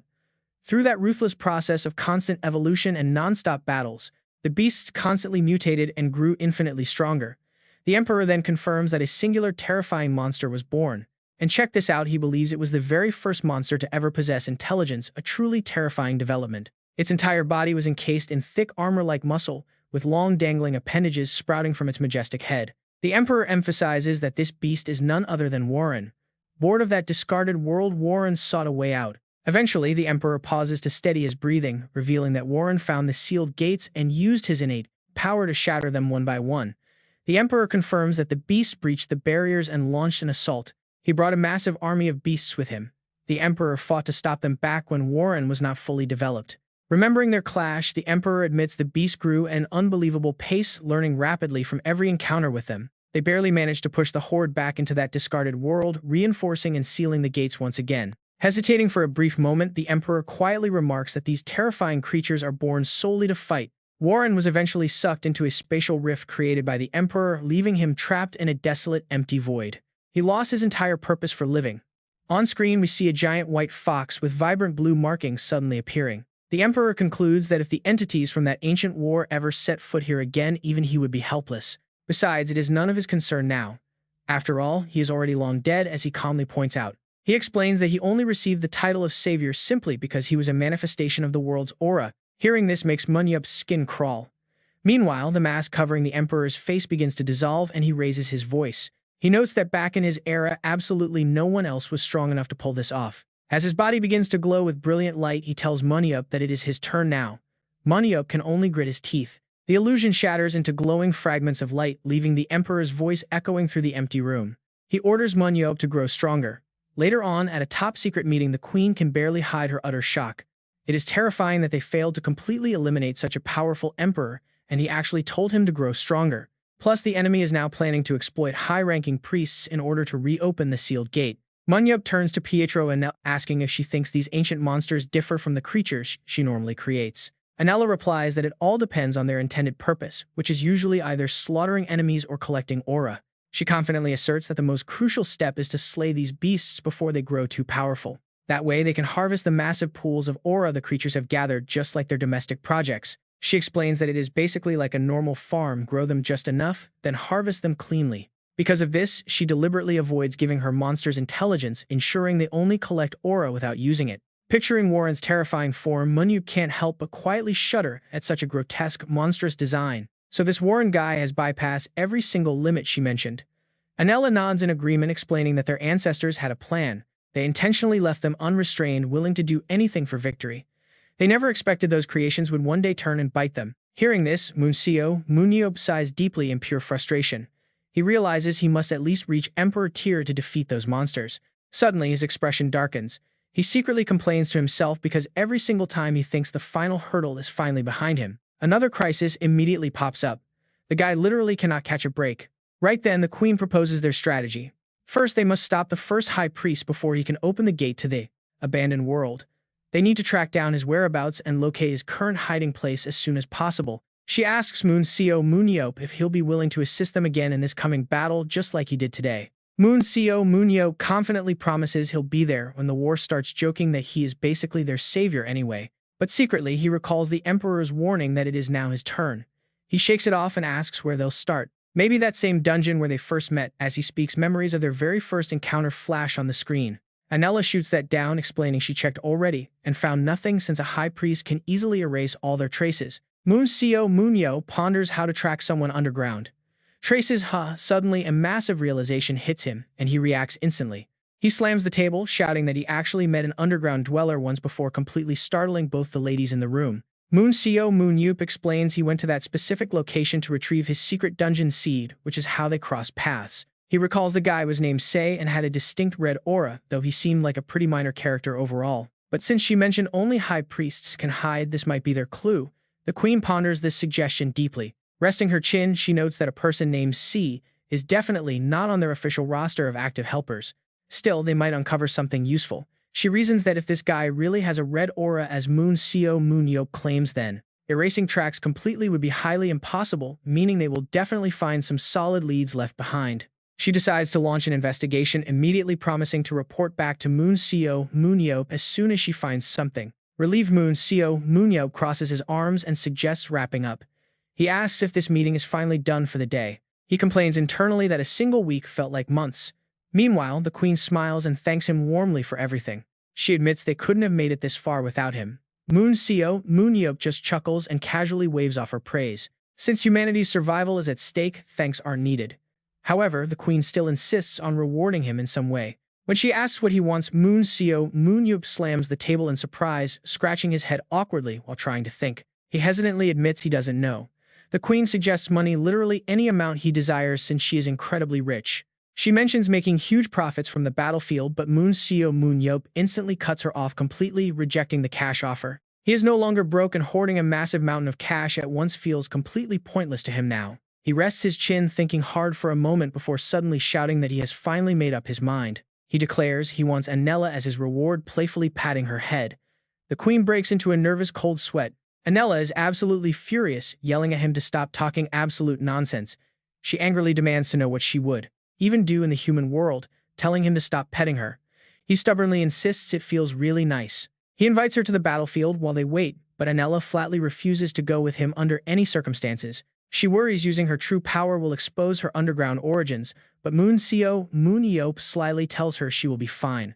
She just has to avoid using signature underground skills. He details the typical abilities that normal humans can actually use.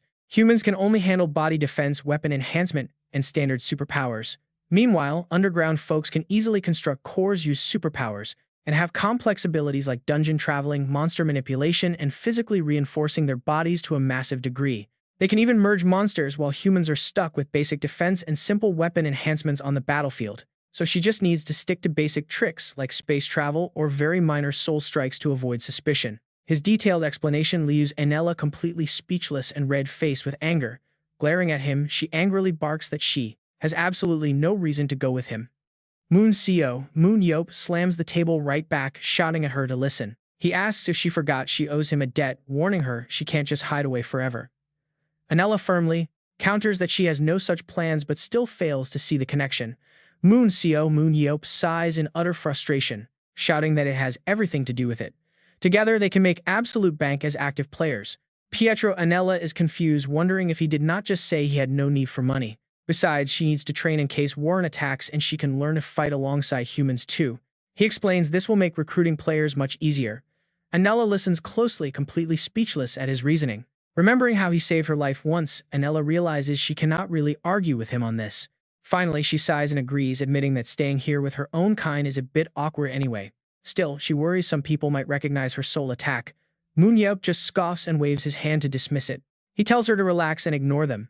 Suddenly, he points at her and asks what identity she will use. Pietro Anela quickly changes her form to explain, deciding to use the human identity of Pietro Anela. She can suppress her aura to look different to anyone who is not supposed to see her true self.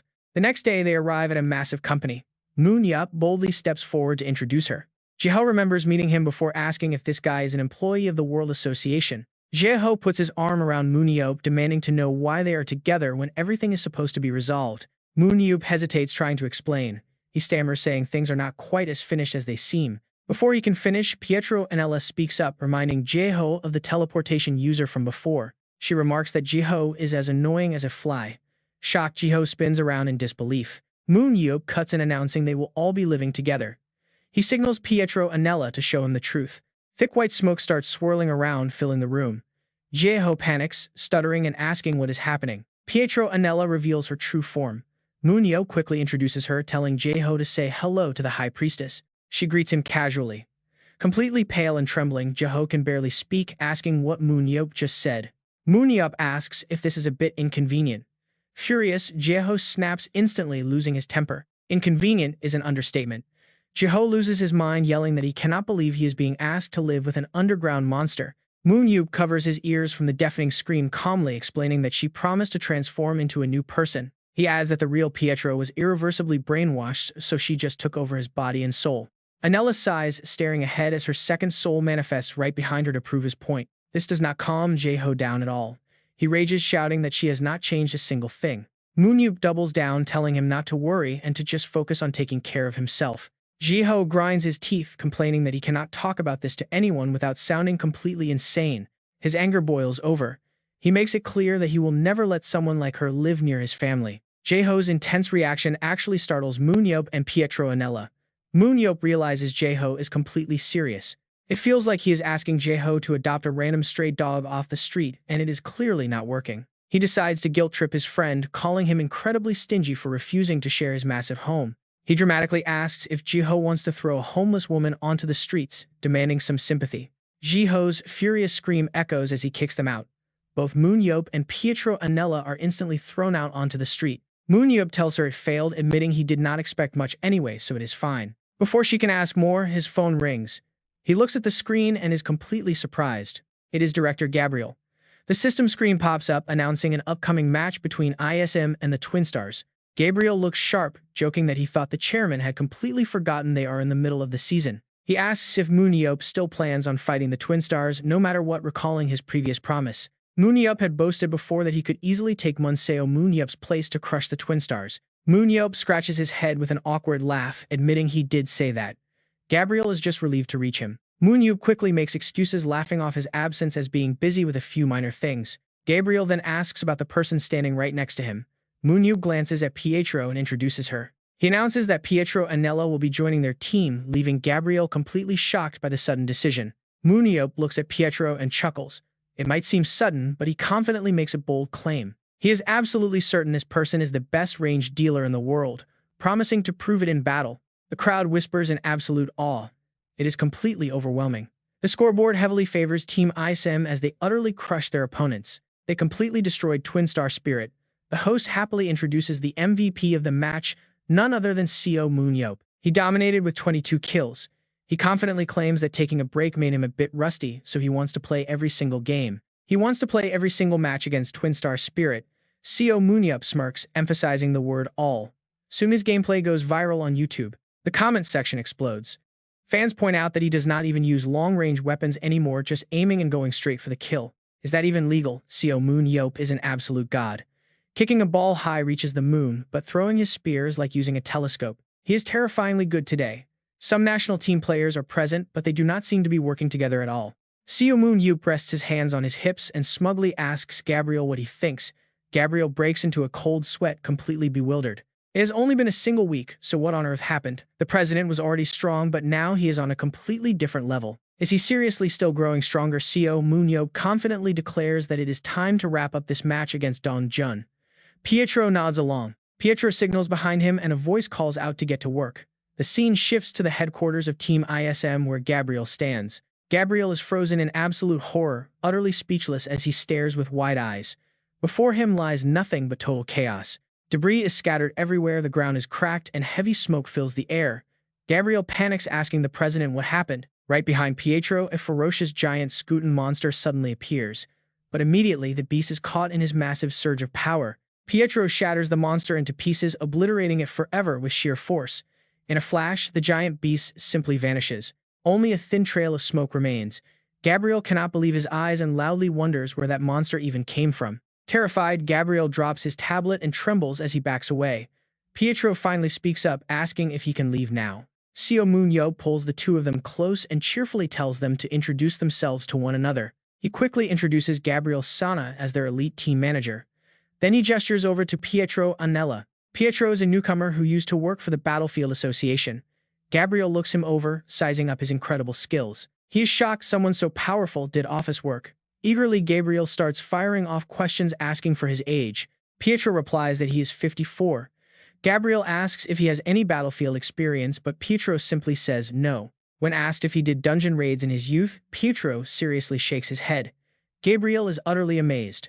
He praises his teleportation skill, admitting he has never seen anyone utilize teleportation with such masterful precision. Pietro keeps his true thoughts to himself. His actual ability is space manipulation, not simple teleportation.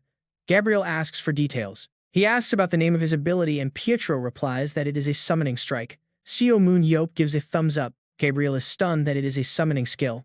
Pietro briefly explains that it summons the form of a warrior to attack. Highly skeptical, Gabriel turns to Seo Moon-yeop. He asks if Seo Moon-yeop really just happened to run into someone this insanely powerful. Seo Moon-yeop crosses his arms, seriously confirming that is exactly why he was missing for a whole week. He did not forget. Gabriel stares at Seo Moon-yeop, thinking that the entire universe must revolve around him. How does he keep finding these absurd geniuses? Gabriel secretly wonders if Seo Moon-yeop possesses some kind of god-tier eye to locate such incredible hidden talent. Meanwhile, Seo Moon-yeop is lost in thought. While he actively scouted others, meeting Pietro really was a complete fluke. He feels slightly guilty about his stroke of pure luck. Gabriel then steps forward to address Pietro directly. He is glad Pietro wants to become a player at his age. Gabriel shakes his hand warmly, welcoming him to Team ISM. He is excited to work together. However, since this is Pietro's first time participating, he likely has not registered an avatar yet. Pietro nods, asking if that is going to be a problem. Gabriel sighs and begins to explain the bad news. Unfortunately, both of his abilities, teleportation and summoning, cannot be registered anymore. Hearing this, Seo Moon-yeop is completely caught off guard. He thought they only restricted the distance or frequency of teleportation. Pietro quietly discusses the situation with Seo Moon-yeop. His summoning technique is easily comparable to Surin's destructive beam. If that is true, the association will surely make an exception. After all, this is just a competitive sport. Seo Moon-yeop scratches his head, admitting that even Surin said she had to tone down her power. The two of them whisper back and forth. Seo Moon-yeop leans in close to Pietro to relay a crucial piece of advice. He warns him to suppress his immense power as much as possible. Pietro instantly objects, claiming he already lowered it by a tier. Seo Moon-yeop sighs, gritting his teeth. Being too powerful is exactly the problem here, and it is a massive headache. There is simply no other way. Even if Pietro weakens his output, his skills will still be incredibly useful on the battlefield. Gabriel finally announces that registering Pietro's unique abilities is going to take a significant amount of time. Seo Moon-yeop quickly replies, "Is that so? Just have the association president give us a backdoor pass." With that, he immediately pulls out his phone, happily asking if he should call him right now. Massive buildings appear, and an annoyed Baek Jin-tae yells, "Why are you calling me anyway?" Moon-yeop acts completely at home, strolling right into the office, making himself comfortable and explaining that it is nothing big. Really, they just want to register an avatar for a new player. He asks for a backdoor pass, making Jin-tae sternly bark back, "How dare he come to the association demanding something illegal?" Moon-yeop immediately counters, asking what his problem is since he only called him because Jin-tae told him to come here. Boiling with rage, Jin-tae growls that yes, he definitely has a major problem with him. Want to hear it? Shoving a newspaper with Moon-yeop's face right in front of him, Jin-tae fumes.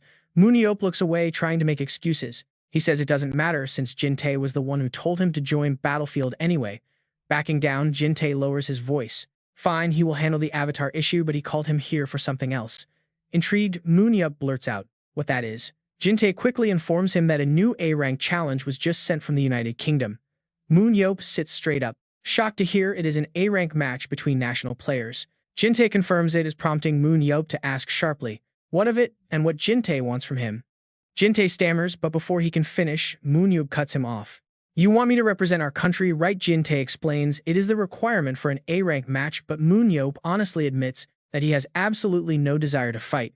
Jin-tae reasons that they do not get many chances to play against strong teams like the British. Moon-yeop firmly counters that they already play the US team, but Jin-tae notes that was only because of him. Moon-yeop sighs in frustration, questioning why he should play for the national team when there is nothing in it for him. "Wait," he continues. "Isn't there a top 3 player currently in the UK? Someone named Roy from their United team, is he participating?" Jin-tae looks lost, stammering that yes, he is. Moon-yeop scratches his head and admits that he really does not want to do national team matches. He grinds his teeth, thinking he needs to stop that warrior guy, but he has not checked the top rankings lately. He ponders this, realizing he has no idea where their levels are right now. He looks up and asks what else Jin-tae can offer. Jin-tae flips through some documents and hesitatingly mentions that he heard YSM has started hiring foreign mercenaries. If Moon-yeop visits Britain after the match, they promise to help him recruit some. Hearing this, Moon-yeop falls into deep thought. He has no clue where he would even use those guys, but tells himself that desperate times call for desperate measures. As the image of monsters from the abandoned world flashes through his mind, he recalls the warning Gabriel once gave him. He remembers Gabriel saying that outside of Battlefield's superhumans, most people with aura still refuse to fight. Instead, they are like prey being fattened up for Jadran to slaughter. Moon-yeop sighs heavily, reflecting on those harsh words. Yet having something is better than nothing. With a sharp grin, he accepts the fight on one condition: he wants the role of tactical commander. Sometime later, on a beautiful day in England, a magnificent castle glows under the twilight, hiding a quiet observer inside. Sitting in silence, the mysterious observer keeps his eyes glued to a phone screen displaying Moon-yeop's profile and combat data. The footage shows Moon-yeop fearlessly fighting off guards. The observer silently notes how he intentionally lures them deep into enemy territory. Moon-yeop lands one devastating fatal blow after another. Deeply impressed, the man marvels at how clean and incredible his strikes are. He notes that even his own blizzard magic would fail here, praising Moon-yeop's flawless precision. Suddenly, a noise outside catches Roy's attention. Glancing back at the screen filled with Moon-yeop's files, he realizes his initial theories were spot on. Those malicious news articles were clearly biased. While people wonder if Moon-yeop is truly a hero, all superstars fall victim to media spin, especially outspoken figures who refuse to tolerate injustice. Yet the tabloids keep painting Moon-yeop in an incredibly negative light, accusing him of using a mocking tone in interviews and abusing his power since returning to the public eye.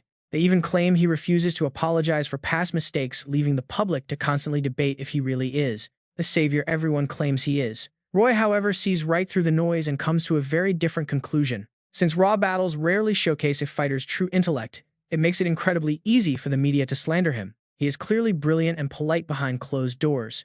Grinning, Roy whispers how much he is looking forward to their clash. Meet Roy Mayer, currently ranked top 3 globally in Battlefield. Cut to 1 week before the highly anticipated A-rank showdown at the Korean National Team's training center. Moon-yeop cheerfully asks how things are, receiving a faint smile from Gabriel, who replies, "It is great to see everyone." With that, Moon-yeop and Gabriel step into the gym, instantly drawing everyone's gaze. Whispers immediately ripple through the room as they spot him. It really is Seo Moon-yeop. Some wonder if he will actually represent the nation now or if this is just a one-time thing. Suddenly, an unexpected voice cuts through the murmurs. A sharp voice cuts through the noisy gym, making Gabriel jump and look around. It is actually a member of ISM. That would be national team player Choi Hyuk. He grins widely, asking when he arrived. Behind Choi Hyuk stands another teammate. Behind him stands Yoon Byum, shyly looking away from the crowd. Moon-yeop watches the two of them and gasps. Moon-yeop silently sizes up Choi Hyuk, wondering if this arrogant kid thinks he owns the place. Then he turns to Yoon Byum. Analyzing their stat screens, Moon-yeop makes a quick assessment. No matter how he looks at it, something is definitely off. No matter how he looks at it, the kid's stats are too weak to survive the pro league without his special ability. He joined the national squad and is actually progressing pretty well. But Moon-yeop's intense stares making Yoon Byum sweat. The kid is shivering. Moon-yeop remembers how Yoon Byum once wanted to quit and focus on school because of low confidence. He completely lacked the confidence to be a pro. Remembering that hesitation, Moon-yeop continues to reflect on those days. He had signed the kid to ISM by promising a massive exit payout if things did not work out in the end. Memories flash of Yoon Byum training till he dropped. There was even a time the kid hid away to train. He locked himself away in a hole to grind without telling anyone. Recovering from his thoughts, Moon-yeop finally smiles. He greets him warmly, saying it has been a long time. Stunned by the sudden friendly welcome, Yoon Byum stammers. He asks what that satisfied smile is about. Moon-yeop laughs, amazed that the kid who wanted to quit is here. Now he is representing the nation in Battlefield. Yoon Byum scratches his head embarrassed, telling him that was forever ago. Moon-yeop offers sincere praise. He tells him he did great and offers a warm handshake to celebrate his achievement. Yoon Byum burst into tears, grabbing his hand and crying out to his coach. Moon-yeop smiles gently back at him. He is silently evaluating Yoon Byum's stats. Only his special ability is somewhat useful, but the rest are trash. Apart from focus, none of his stats even break 70. What a shame. Meanwhile, Yoon Byum continues pouring his heart out. He admits he almost quit, but the coach's unwavering belief kept him going. He credits everything to Moon-yeop's guidance. But higher-tier leagues are a completely different beast, and these weak stats will be utterly useless. Moon-yeop's cold side awakens. Time to use him.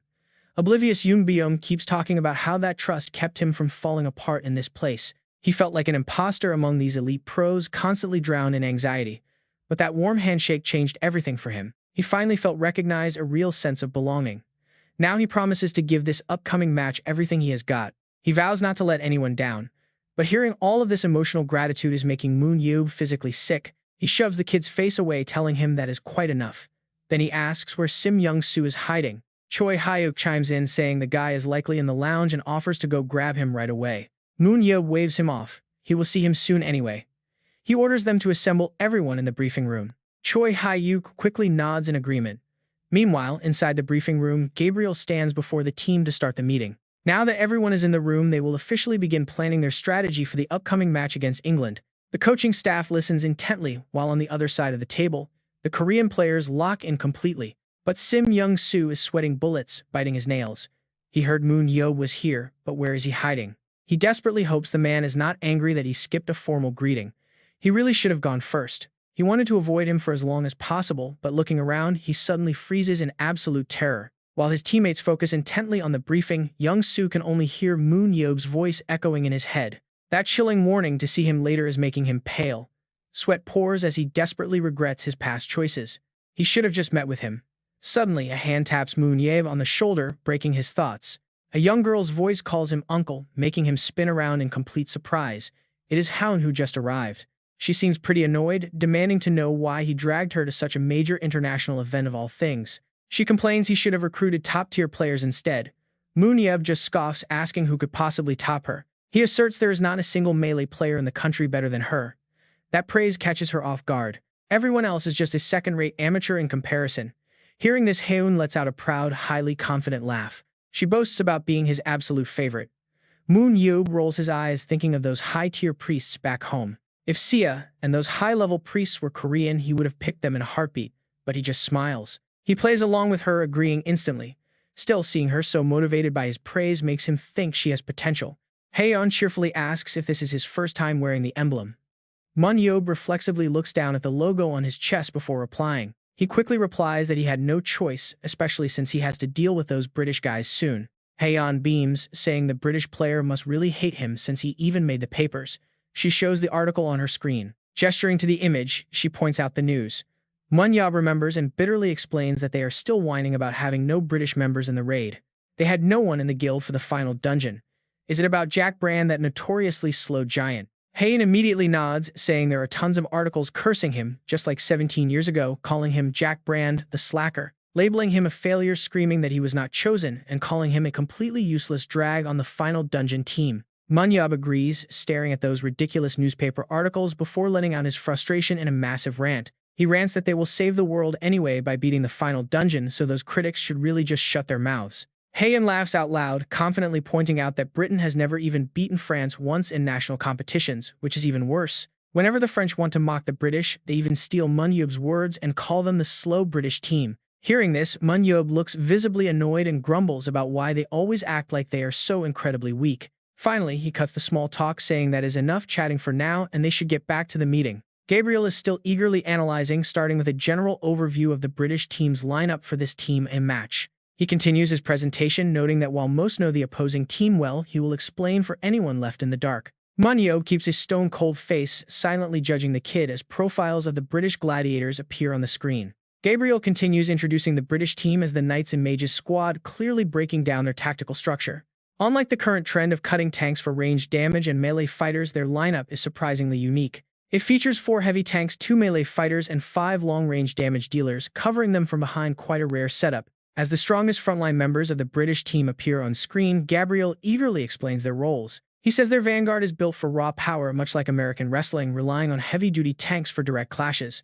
That is why they are called knights in shining armor, Gabriel concludes as an illustration of a knight flashes on screen. Showing clear images of the British players, Gabriel moves on to describe the melee fighters backing up the front line. He explains that their melee lineup is packed with absolute superhumans, all capable of wielding high-tier, long-range magical abilities.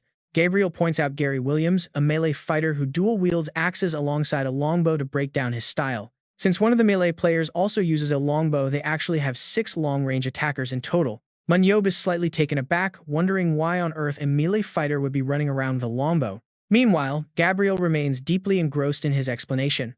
One of those long-range damage dealers possesses terrifying destructive power. He can act as the primary damage dealer in any situation, which leads Gabriel to call them almighty wizards. But wait, Gabriel drops a real bombshell, emphasizing there is an even more notable player among this group. Standing behind him, Hayan gasps at the screen, recognizing him as the Ice Mage, and Gabriel nods in agreement. This player made waves for Britain right after his debut in 2017 and 2018, quickly rising to fame. Known as the Ice Mage, he secured top 3 ranking. His name is Roy Mir, and his picture fills the screen. Gabriel analyzes his first skill, Ice Wall, which can split a massive battlefield right in half in an instant. If you get trapped inside that rising wall stretching all the way to the ceiling, you are pretty much finished. The screen shows a dynamic illustration of Roy Mir using this exact supernatural ability to pull off the impossible. Gabriel moves to the second skill, Blizzard, noting that while it hits both allies and enemies, it slows everyone down. If you get used to the chaos, you can actually deal massive damage with it, though you must stay cautious. He warns them about the ultimate move, which can freeze a single target solid by narrowing down the Blizzard range. Moving to his final ability, Ice Seal, Gabriel explains that it completely locks down a target for 20 seconds. The ice is completely indestructible, and not even Roy Mir himself can break the seal once it is active. Gabriel notes they might use this for defense depending on the situation when a voice suddenly cuts through the room. The voice suggests sealing him for 20 seconds while everyone else escapes, drawing everyone's eyes directly toward Moon-yeop. Lost in thought, Moon-yeop realizes just how absurd his arsenal is, with one broken skill appearing right after another. So the British Guild invited him because they have total faith in that guy. Moon-yeop reviews their power chart once more. Seo Moon-yeop quietly calculates his chances. Objectively speaking, there is no way they can win. He keeps pondering, but this is just their opinion. He needs a plan to mess with them. The next day, at Incheon International Airport, a sharp voice suddenly rings out, calling out the British national team, announcing their arrival. Right after the Korean players confidently stride in, Aiden Hill and Aaron Holland alongside A.P. Flash, highly satisfied smiles. Their skill mastery levels are incredibly high and intimidating. Next, the impressive stats of Gary Williams, David Scott, Ann Hill, and Needip Sayan light up the screen with incredibly impressive numbers. After that, we see the stats of Mary, Lucy, and Ken Hugo, proving they are just as talented. But the real showstopper is the near-perfect skill mastery of Roy Mayer, which sits at a nearly absolute level. Media reports confirm the United Kingdom team has touched down at Incheon. After landing, they head straight to their hotel to prepare for tomorrow's press conference.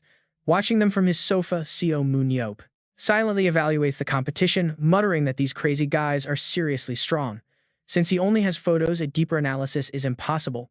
Seo Moon-yeop seriously tells his partner they probably cannot win, suggesting they start preparing a backup plan beforehand.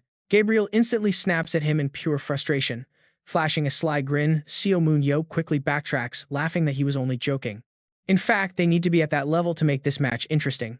Interestingly, Roy Mayer's powers first awakened during a childhood snowball fight. His older brother carried a massive pile of snow on his head, looking absolutely terrifying as he prepared to pelt the boy. Roy was absolutely terrified, crying out for him to stop. He just wanted to read, but his book was quickly slapped away. Clinging to that giant snowball, his brother chased him down, yelling that reading too much would make him stupid. Roy could only run. He fled for his life, but his heavily built brother dragged him out into the freezing cold anyway. Surrounded by endless snow, shivering in the cold, he felt like he was going to freeze to death.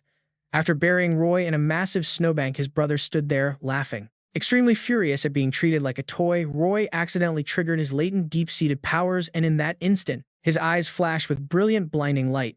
The Frost Wizard was born. From that day on, Roy grew into a legendary, world-class battlefield player possessing mind-blowing elemental powers.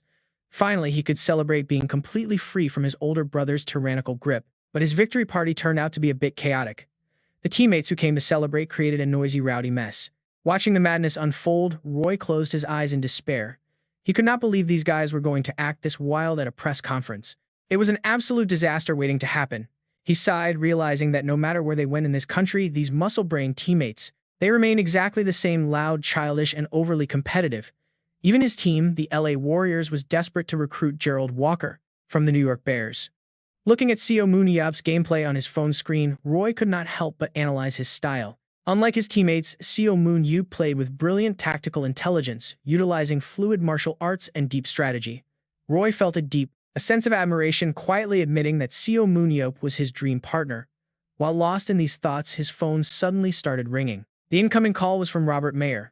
Roy answered with a flat, highly annoyed tone, asking what his brother wanted. Robert immediately laughed, asking how his favorite little brother was preparing for the upcoming match against the Korean team. Roy dryly replied that things were perfectly fine until he called. Hearing this, Robert burst into a loud, obnoxious laugh. He mocked Roy's gloomy voice, teasing him that it made perfect sense to worry since his opponent was the legendary Seo Moon-yeop. Robert claimed Seo Moon-yeop was a fierce fighter just like him, so a weakling like Roy was bound to get terrified. Roy gritted his teeth. He angrily yelled back, asking how Seo Moon-yeop could possibly be like him. He is highly educated, speaks 5 languages, and solves problems with his brain. Meanwhile, Seo Moon-yeop was sitting in his quiet study, completely oblivious to the praise as he lazily scratched his ear. He muttered that his ear was suddenly incredibly itchy. On the phone, Robert kept laughing, insisting his little brother was wrong. Before his brother could even finish his sentence, Roy crushed his smartphone in rage, screaming that this was an absolute joke. He stubbornly refused to believe Seo Moon-yeop could ever be a crude bully like his brother, convinced there was a massive flaw in that logic. Soon the day of the highly anticipated press conference arrived. Reporters crowded into the room, eagerly snapping photos and taking notes. One reporter directed a final question to Roy Mayer, but before he could answer, Seo Moon-yeop stepped in with a highly confident grin. He asked Roy if he happened to have an older brother. Roy froze in surprise, asking how Seo Moon-yeop could possibly know that. Laughing out loud, Seo Moon-yeop quickly clarified he meant no offense, but he was actually pretty good at reading people's faces. He asked if Roy had awakened his powers while being bullied by his older brother. The question pierced Roy straight to the soul. It left him utterly speechless. His face turned pale as he questioned if this crude man was really the brilliant, heroic leader he admired. Meanwhile, Seo Moon-yeop silently observed his target, thinking the kid looked incredibly easy to tease.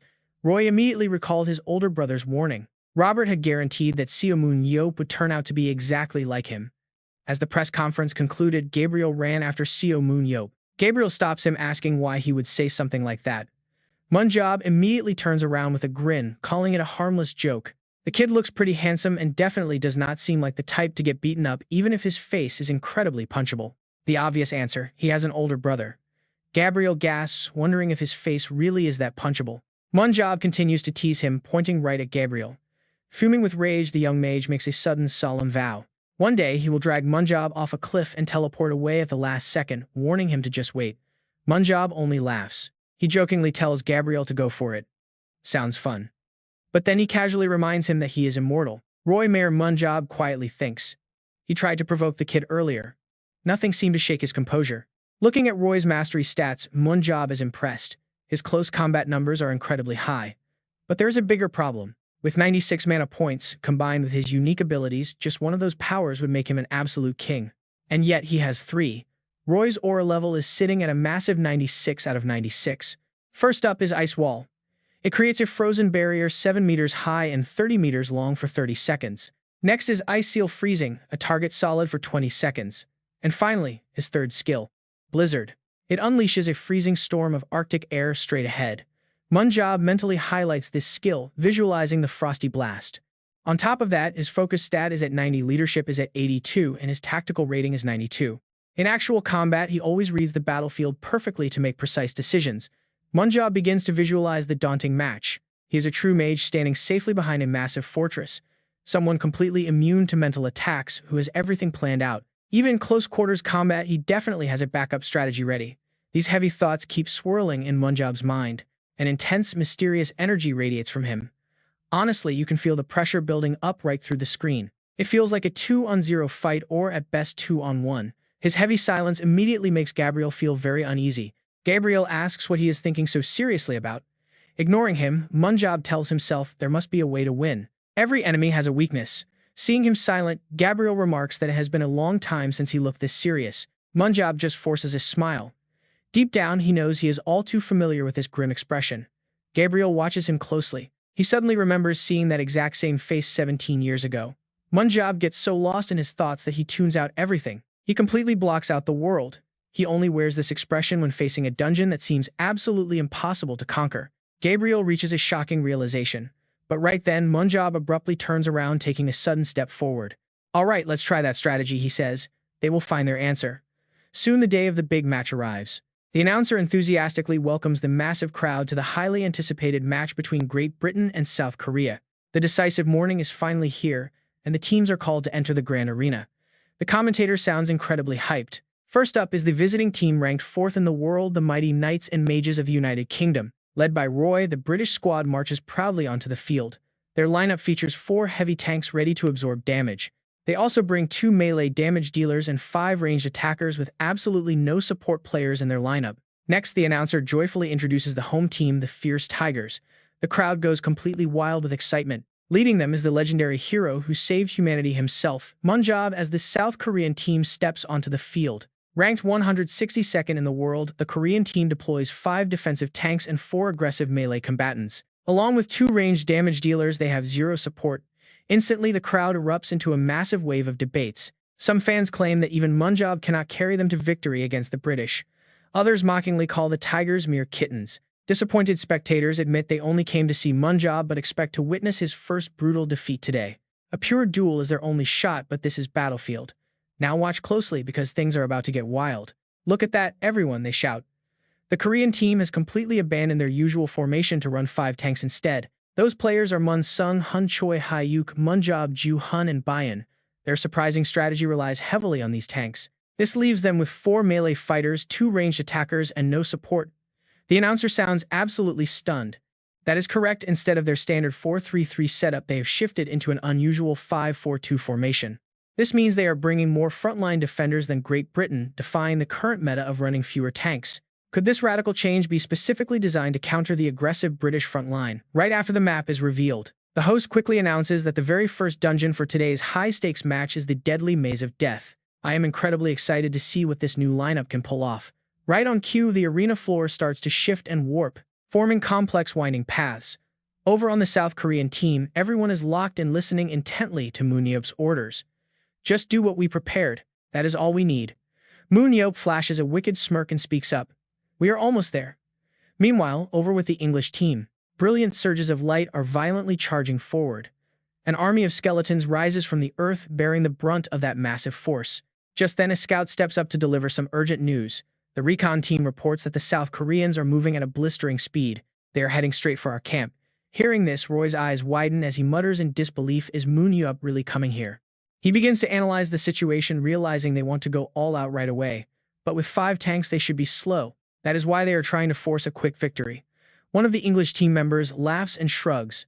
"Are they seriously marching straight to us? That is actually perfect. We can wipe them all out in one go and call it a day." Another player chimes in, suggesting they should just reveal their position to lure them over, but Roy immediately shuts down the idea. No way, launching an ambush in such a complex labyrinth is too risky.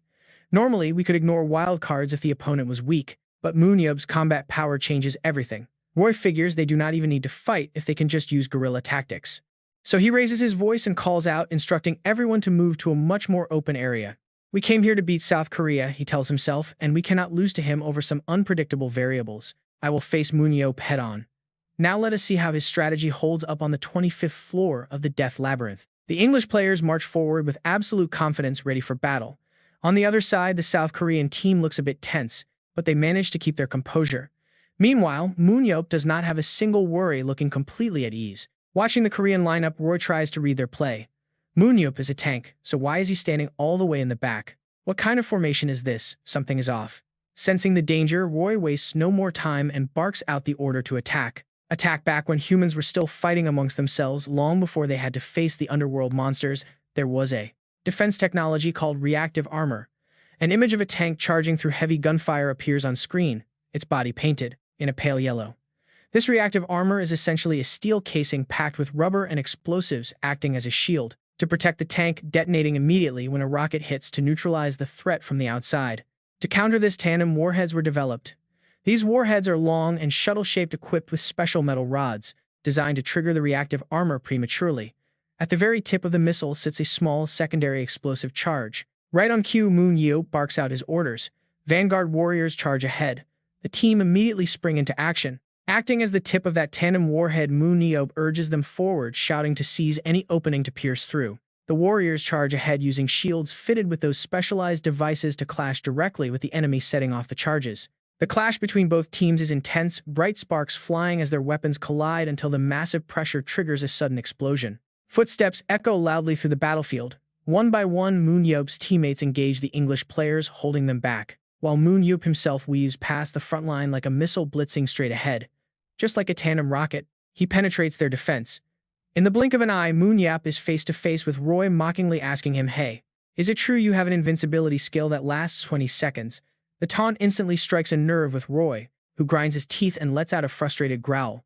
But Moon-yeop just smirks, noting it will not matter if he takes Roy down before the skill can even be activated. Flashback to a few days ago in the training room, where Gabriel was breaking down the strategy, explaining their new lineup. But before he can even finish his sentence, the players blurt out in collective shock, 5 tanks. Woo-hun is the first to raise a vocal objection, asking the coach if there has been some mistake. Is not running 4 tanks already overkill? We know the British damage dealers are incredibly strong, so 4 tanks makes sense to survive. But if we go with 5, our offense will be too weak. Gabriel adjusts his glasses, hesitating slightly before explaining that someone else will be walking them through the details. Right on cue, Moon-yeop strolls inside with a relaxed but visibly annoyed look, complaining about how itchy and irritating it is. He walks over under the watchful eyes of the entire squad. The players instantly realize he is the mastermind behind this. Clearing his throat with a mock-serious expression, Moon-yeop takes center stage.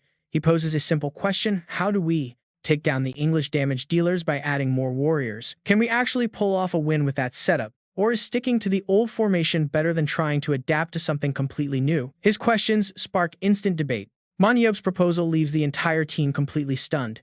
He boldly declares his plans with absolute confidence. He asks if they are seriously overthinking those silly questions, reminding them that they are South Korean national team players. His blunt words leave them trembling and dripping with cold sweat. Moon-yeop sighs deeply, making the team feel like they would rather die. Hearing those absurd questions is torture, but he quickly declares that the key to his plan is securing an instant victory right off the bat. Win the game instantly at the start. Still confused about how, Moon-yeop gets straight to the point and asks about the next step for their tanks. He puts Woo-hyun on the spot, demanding an answer.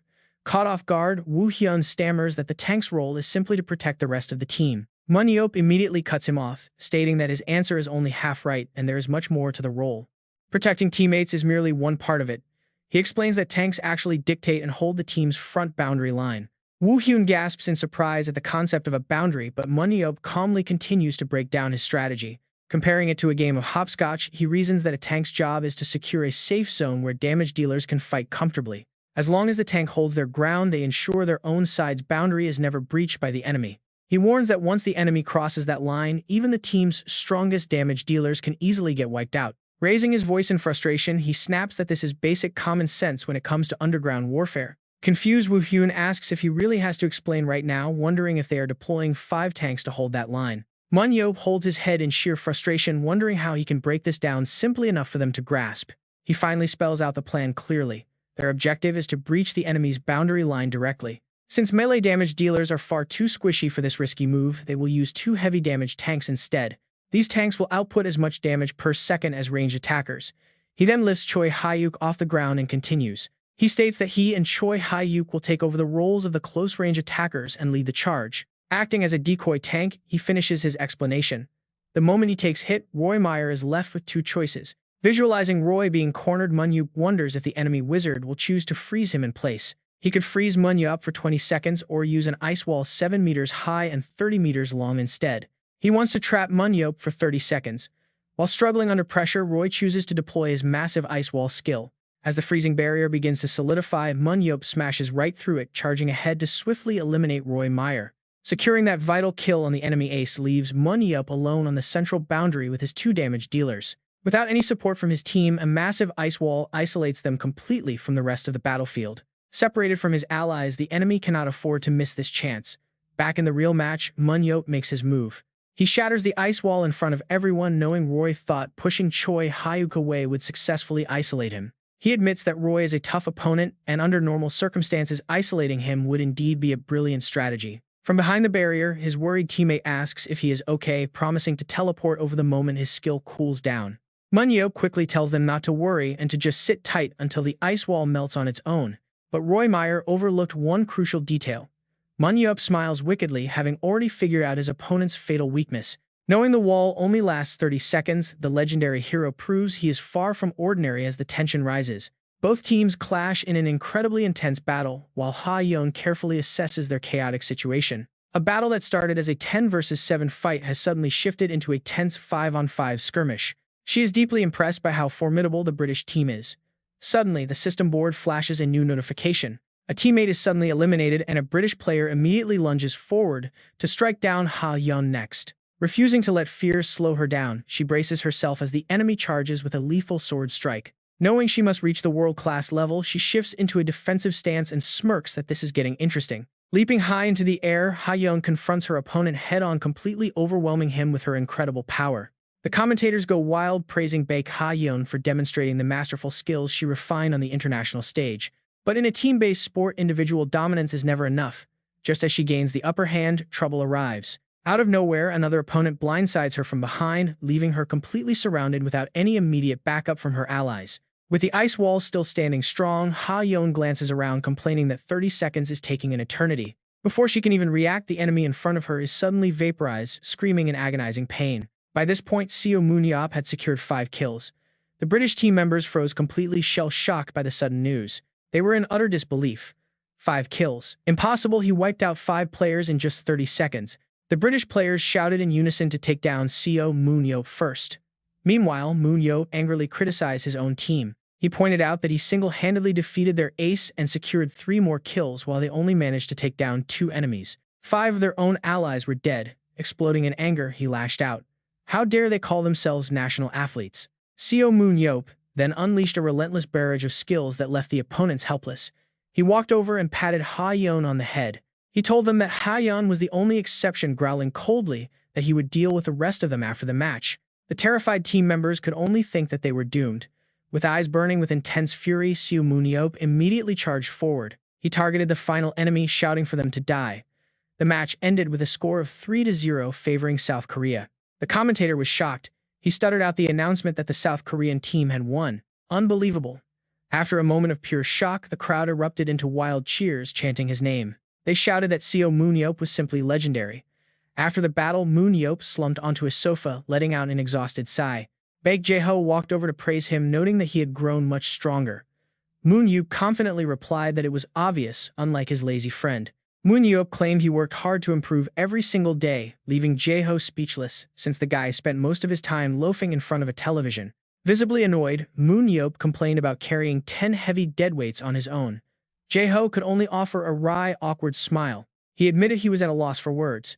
Shifting his focus, Moon-yeop raised his voice to address the rookie national athletes. They immediately stood at attention, answering yes. Moon-yeop then began his match analysis, noting that the two of them started off pretty well. Their tank held the line as planned and even took down Roy Mayer, but when the ice wall appeared for 30 seconds, they got completely crushed. He continued his lecture, pointing out that since their opponents had superior physical strength, taking heavy damage was somewhat expected. However, that was no excuse for them to show fear and stop fighting. He directly pointed out the fatal flaws in their movements. Their defensive line had been breached, causing massive confusion. He explained that if they had kept picking targets off one by one, they would have succeeded. They could have easily walked away with more than 2 kills. He bluntly told them that if they were weak, they needed to start using their brains. Woo Hyung and Sung Hun nodded like obedient children, promising to use their heads. Jae-ho then spoke up, noting that the British team was likely panicking. Their signature knight and mage strategy had completely backfired on them, shattered by South Korea's brilliant fake tank decoy tactic. Moon-yeop confidently agreed, calling it a direct slap to their faces. The British knew that if France used the same strategy, they would be finished. Still, Jae-ho worriedly pointed out that the British team would launch an immediate counterattack. Moon-yeop calmly shrugged off the concern. He noted that their coach was not there just for show. When Jae-ho gasped in shock, Moon-yeop laughed. He was throwing the round. This declaration to let them win the second match left the squad in sheer confusion. He explained that the British team possessed incredibly strong long-range damage dealers. If Korea stuck to their decoy strategy, their opponents would be forced to bench their snipers and bring in more melee fighters to counter them. Aside from their iconic star, Roy Mayer, Moon-yeop believed the British wouldn't swap out their entire roster right away. They would likely change only 1 or 2 players. After all, South Korea still had their secret weapon for the second round. Seo Moon-yeop was ready to unleash his legendary power. Even if their own rookies got battered by the enemy's close combat fighters, the final score would remain incredibly close. Growing more passionate as he spoke, he continued laying out his grand plan. By the third round, the enemy would be completely stressed out, unsure whether to focus on melee or ranged combat. With their opponents struggling to predict Korea's next move, their own carefully crafted trap would become even more effective. Watching Moon-yeop get overly dramatic, Jae-ho could only grimace, recognizing his friend's usual arrogant personality shining through once again. He knew his friend was showing off. Ultimately, Moon-yeop concluded that if France adopted the decoy tactic as well, the entire British team would be completely finished. Therefore, they would desperately try to prove they had a viable counter ready. As the second round kicked off at the Azusa Spiral Cave, tension filled the air. Roy ordered his squad forward, but before they could even move, a blinding, radiant light flashed before them. Both teams instantly clashed in close combat. Neither side showed any signs of backing down. Woo Hyung silently noted that the atmosphere had shifted, sweating as he defended. He struggled to block their attacks, realizing the enemy was incredibly solid with absolutely no open gaps. Suddenly, Moon-yeop leaped. He stomped hard on an opponent's head, yelling for his teammates to stop worrying about dying and just fight. Focusing completely, he charged forward like a bullet, taunting the British players to see if they could break through their defense. The players advanced straight to the front rank. Seo Moon-yeop wears a sly smile, confidently declaring that he planned on throwing the match for them, but warns them not to let their guard down or they will lose.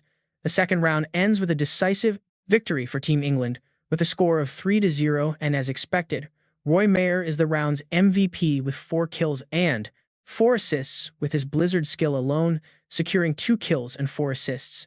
Though he struggled slightly in the beginning, he delivered a great performance, taking down 6 Korean players simultaneously to completely turn the tide with a single strike. That incredible attack proved his masterclass. While other players might fail to claim the MVP title, this particular player is truly amazing. Isn't he just spectacular? And yes, the person being talked about here is none other than our very own superhuman Seo Moon-yeop.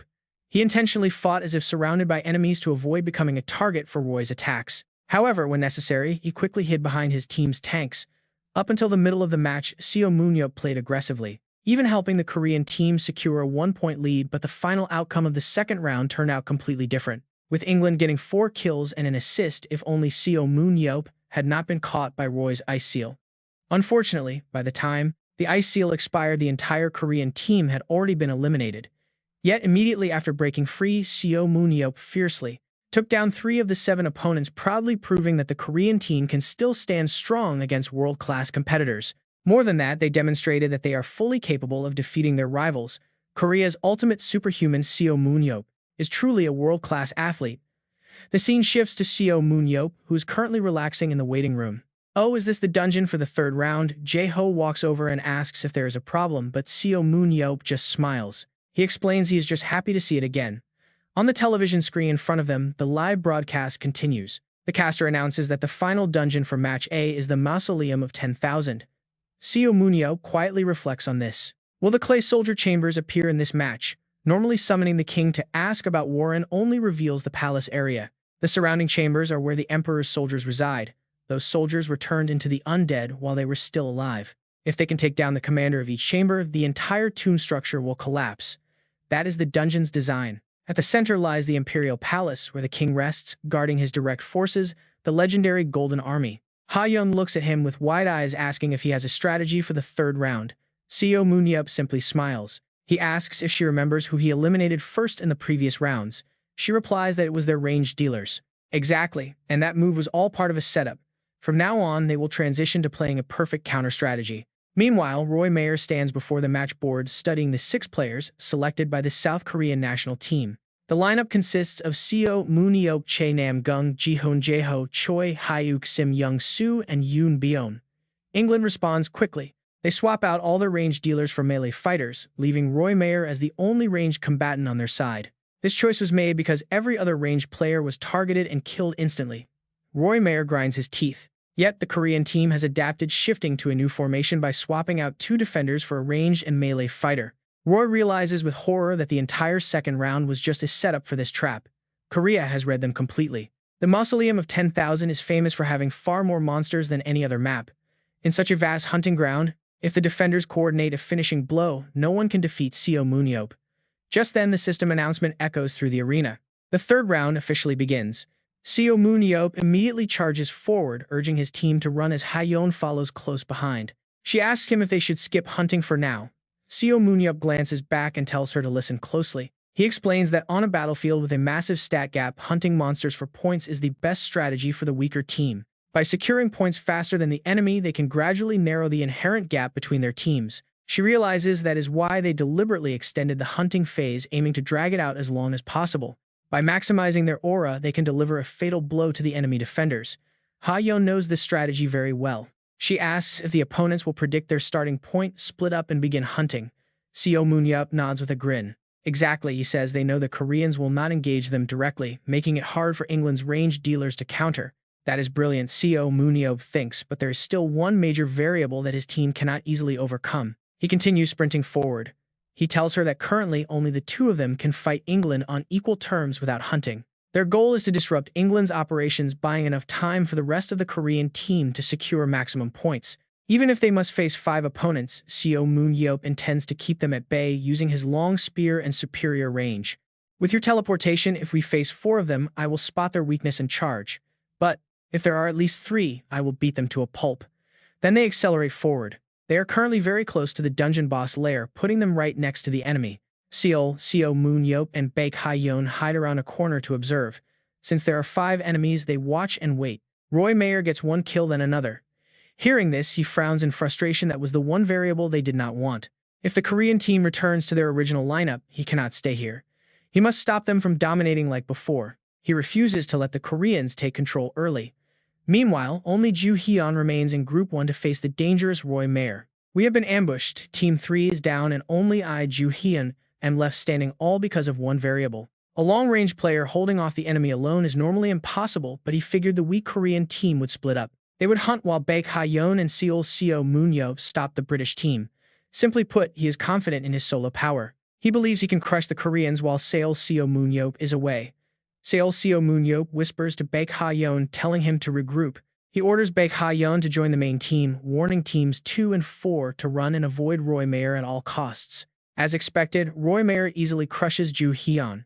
Just like that, Team 3 is completely wiped out. Roy Mayer is up to 3 kills. Seo Moon-yeop darkens, realizing he is the target, and grimly accepts the challenge. Why does that brat Roy Mayer keep targeting his team? His fury has completely taken over. Without a moment of hesitation, Seo Moon-yeop leaps out, glaring at his foes and making his grand presence known. Meanwhile, Roy Mayer is keeping quiet. Since they struck first, he is simply returning the favor in kind. Seo Moon-yeop is currently pursuing Team 4. Without their leader around, can the Koreans even hope to fight back? The tension is absolutely stifling, leaving the commentators breathless as players from both teams begin to ignore the monsters. This is a high-stakes race between hunter and prey, with Roy Mayer hot on the heels of the Korean team, while Seo Moon-yeop is hunting the British team. Inside the tomb of 10,000, where scoring points is vital, an unprecedented chase has officially begun. Right after that, a barrage of system announcements starts lighting up. Seo Moon-yeop scores 1, 2, 3, 4, and finally 5 kills. Talk about an absolute beast of a player. He immediately leaps high into the air, moving fast, as Roy Mayer also hits 5 kills, tying the score. Seo Moon-yeop quickly contacts Baek Ha-yeon, asking if he is on his way, which the boy immediately confirms. He orders him to clear the path for their escape, but suddenly a sharp arrow flies right toward him. Sliding to a stop, he blocks it with his shield. An arrow means Gary William, the sniper, is nearby. That sniper uses a bow as his sidearm. Trying to hunt him down in that high hiding spot would waste too much time. He clearly wants to pin me down here, but it will not be that easy. Let's use amplified ricochet. Gary, are you going to be okay? Let me tell you, Seo Moon-yeop is also incredibly deadly at long range. The British sniper specialized in mid-range bow combat replies that he will be fine as long as he keeps moving. He promises to use these towers to slow him down, telling his team to keep hunting and run while he stalls. It is best to avoid clashing with Seo Moon-yeop entirely until Roy can pinpoint the exact locations of the Korean team. But if the monster of a man does catch up, there is no telling how much time he can actually buy. He reassures his team that he is in a blind spot, but his teammate warns him that is not the problem. Before he can even react to the warning, Seo Moon-yeop hurls 6 massive spears directly at his high position. They detonate in a series of echoing explosions, securing his 6th kill as he immediately recalls his weapons to his side. That felt like a direct hit. Archers always hide in the same cliché spots. That was spear star rain, no escape. There are countless skills in this world, and among them, ricochet is a common power that controls throwing trajectory. Many awaken this skill, but the world generally looks down on it, thinking it is only useful for recreational sports. They joke that a superhuman baseball league would be cool, but other flashy powers always seemed way more epic. People called it a waste of an upgrade and felt cursed if they unlocked it. But that was before Seo Moon-yeop. Only 6 months into his career, Seo Moon-yeop completely shattered everyone's expectations of this supposedly useless power. He redefined how the world views the ability. The true secret of ricochet lies in throwing objects with pure mana. It requires absolutely no physical posture constraints. With just a simple flick of a finger, any item becomes a deadly weapon. The thrown weapon will fly toward the target with full force. However, actually hitting that target with precision is another story. But with a maxed-out skill stat of 100, hitting targets is easy as pie for someone like Seo Moon-yeop. After all, he's reached the human limit. His special skill allows his thrown spear to automatically return to his hand. This has basically turned into a bomb-clearing move, allowing him to endlessly pelt hiding enemies with attacks. Wiping out 6 enemies, Seo Moon-yeop smiles and admits that without Seo Moon-yeop's help, he wouldn't even know where they were hiding. He just needs to target the obvious hiding spots. Right on his heels, Roy Mayer also grabs 6 kills and pushes forward. Damn it, he thought he finally caught up to that arrogant guy. What now? The rest of Roy's team is tough. They are all heavily armored tanks. Fighting them all is too much, especially with his mana running pretty low. So he stops in front of a massive bolted door. Seo Moon-yeop smirks, realizing something feels incredibly off about this place. Meanwhile, the rest of the British team starts noticing something weird. Why is there no sign of Seo Moon-yeop? Is he even chasing them? They have 4 players left, not counting Roy Mayer. Wait, since when did he disappear? How could he sneak in? It's impossible. But if it really is him going in alone, makes no sense. Makes 0 sense. What could Seo Moon-yeop possibly gain by heading in there completely on his own? He could only stir up trouble by wiping out the Golden Army and waking up the king, which sounds absolutely ridiculous. The strength of the Golden Army inside the central castle is on a whole other level compared to the outer skeletons. They are elite undead hand-picked by the king himself. Even if he gets past them, how can he fight the king alone? Even if the king has weakened over time, the home field advantage of an underground war still heavily favors him. An unbeatable dungeon, everyone knows that. But they are completely forgetting who they are dealing with. Seo Moon-yeop was the one who conquered the Wanren-ling dungeon first. Countless dungeons have appeared on the battlefield recently. These dungeons act as massive stages for these deadly matches. Standing inside the central castle, Seo Moon-yeop looks around. He remembers those golden-armored soldiers and that terrifying king in his massive gold suit. Clearing this place back then was fun. Selling off all that gold made him a pretty penny. Now he will have to sneak past them. He must walk slowly past the Golden Army. Even though the standard team size is only 11 players here, boss dungeons are always prioritized for team raids, but some of them are simply too difficult for players. In those cases, the balanced team adjusts the boss's power before adding it to the active battlefield. The King of Wanren-ling is exceptionally brutal, ranking close to the absolute final boss in difficulty. Some consider him even harder, which is why the Arena Association proposed adjusting the king's balance so 11 players could win. Otherwise, 11 players would never stand a chance. They chose not to ban his powerful magic sword entirely. Instead, they made a rule that the king can only take damage after his entire golden army is defeated. Seo Moon-yeop pushes the doors open and steps inside. Right in the center sits the king of Wanren. He grips his spear. "Hey there, old man," he mutters. "Met recently, and here we are again." With a sharp snort, he hurls the spear with full force, burying it deep into the throne right next to the king's face. "But you are not my target today," he smiles. "I just need to borrow your golden army for a bit. You know, the elite troops that wake up the second you get attacked." Outside, the stone statues start moving. Their eyes glow a bright, menacing red. Hearing footsteps approach, Seo Moon-yeop turns back with a smirk. At that moment, the 4 British players arrive at the central castle and notice there is no golden army around.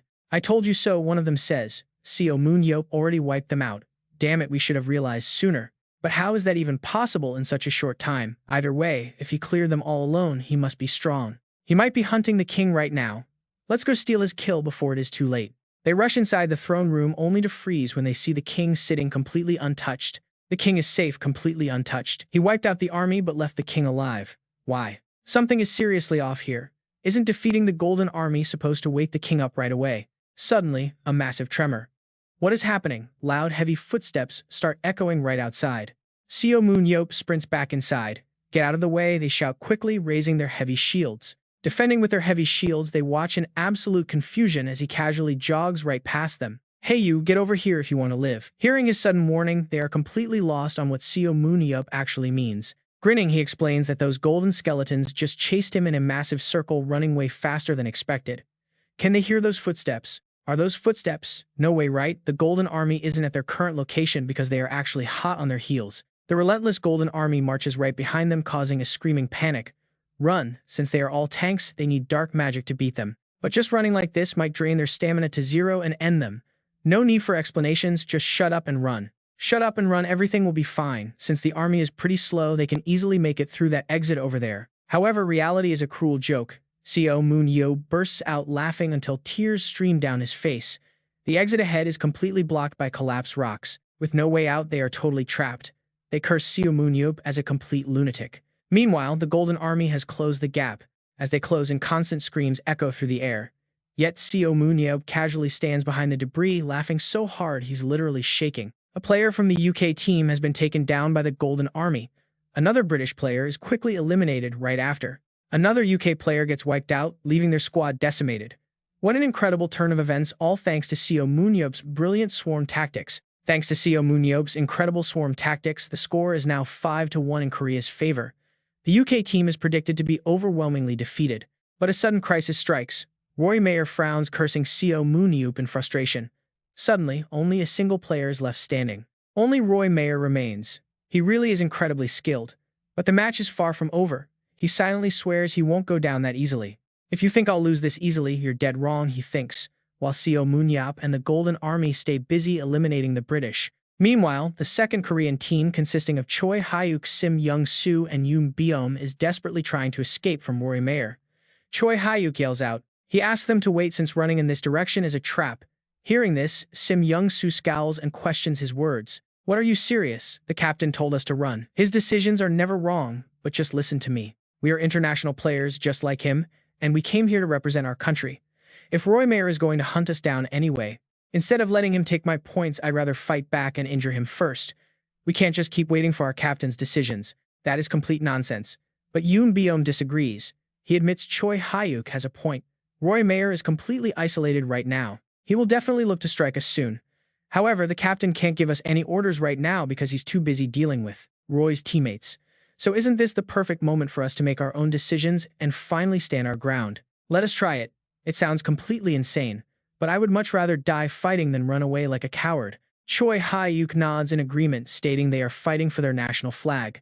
People always say their team is nothing without Seo Moon-yeop. They claim that besides Seo Moon-yeop, none of them can actually play well. But now it is time to prove them wrong. Even Seo Moon-yeop won't be able to carry this weak team to a victory. What absolute garbage, I only came here to watch him. But it looks like he is going down today. Korea's only hope to beat the UK is in a duel because they can't win in a full-scale battle. But they are about to change that. Sim Young-soo darkly thinks he wouldn't care normally, but this feels right. Suddenly, Baek Hae-yeon leaps down from above. With her on their side, it is now a 4 versus 1 showdown. Time to plan. Baek Ha-yoon prepares her teleportation trap. Yoon Byum readies his shadow stealth. Sim Young-soo preps his binding explosive spheres. Choi Hyuk activates his durability enhancement to gather his inner mana. Meanwhile, Roy Mayer is already making his move toward their location. Roy Mayer deploys his Ice Wall and Blizzard Seal. 5 minutes ago, did they actually discover his crucial weakness? Let's find out. Yes, before returning from Match A, she heard some interesting rumors from Nathan and Chi of the Paris Lumiere team. With that specific strategy, even a supposedly weak team like theirs can land a devastating blow on a top player like Roy Mayer. Choi Hyuk frowns in deep concern. Is that really their only option, even with a clear 4 versus 1 advantage? Baek Ha-yeon shakes her head, pointing out he isn't ranked as the third strongest mage for nothing. Do they really think they are strong enough to even get his attention? Of course not. Their faces instantly turn completely pale at that thought. They admit they can't. That means this strategy is their absolute best shot at helping, allowing the captain to easily finish him off later.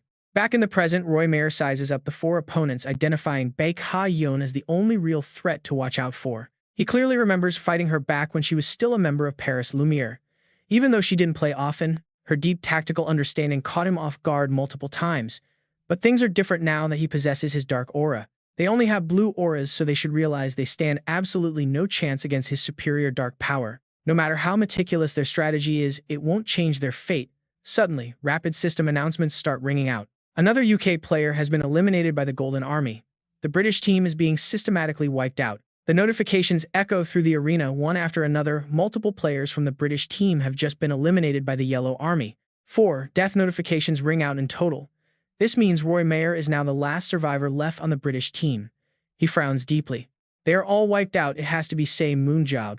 He must have crossed the central zone to weaponize that Yellow Army against his teammates. Who knows what dirty trick he is planning next? But Roy has to finish off these opponents before Moon-yeop makes it over here.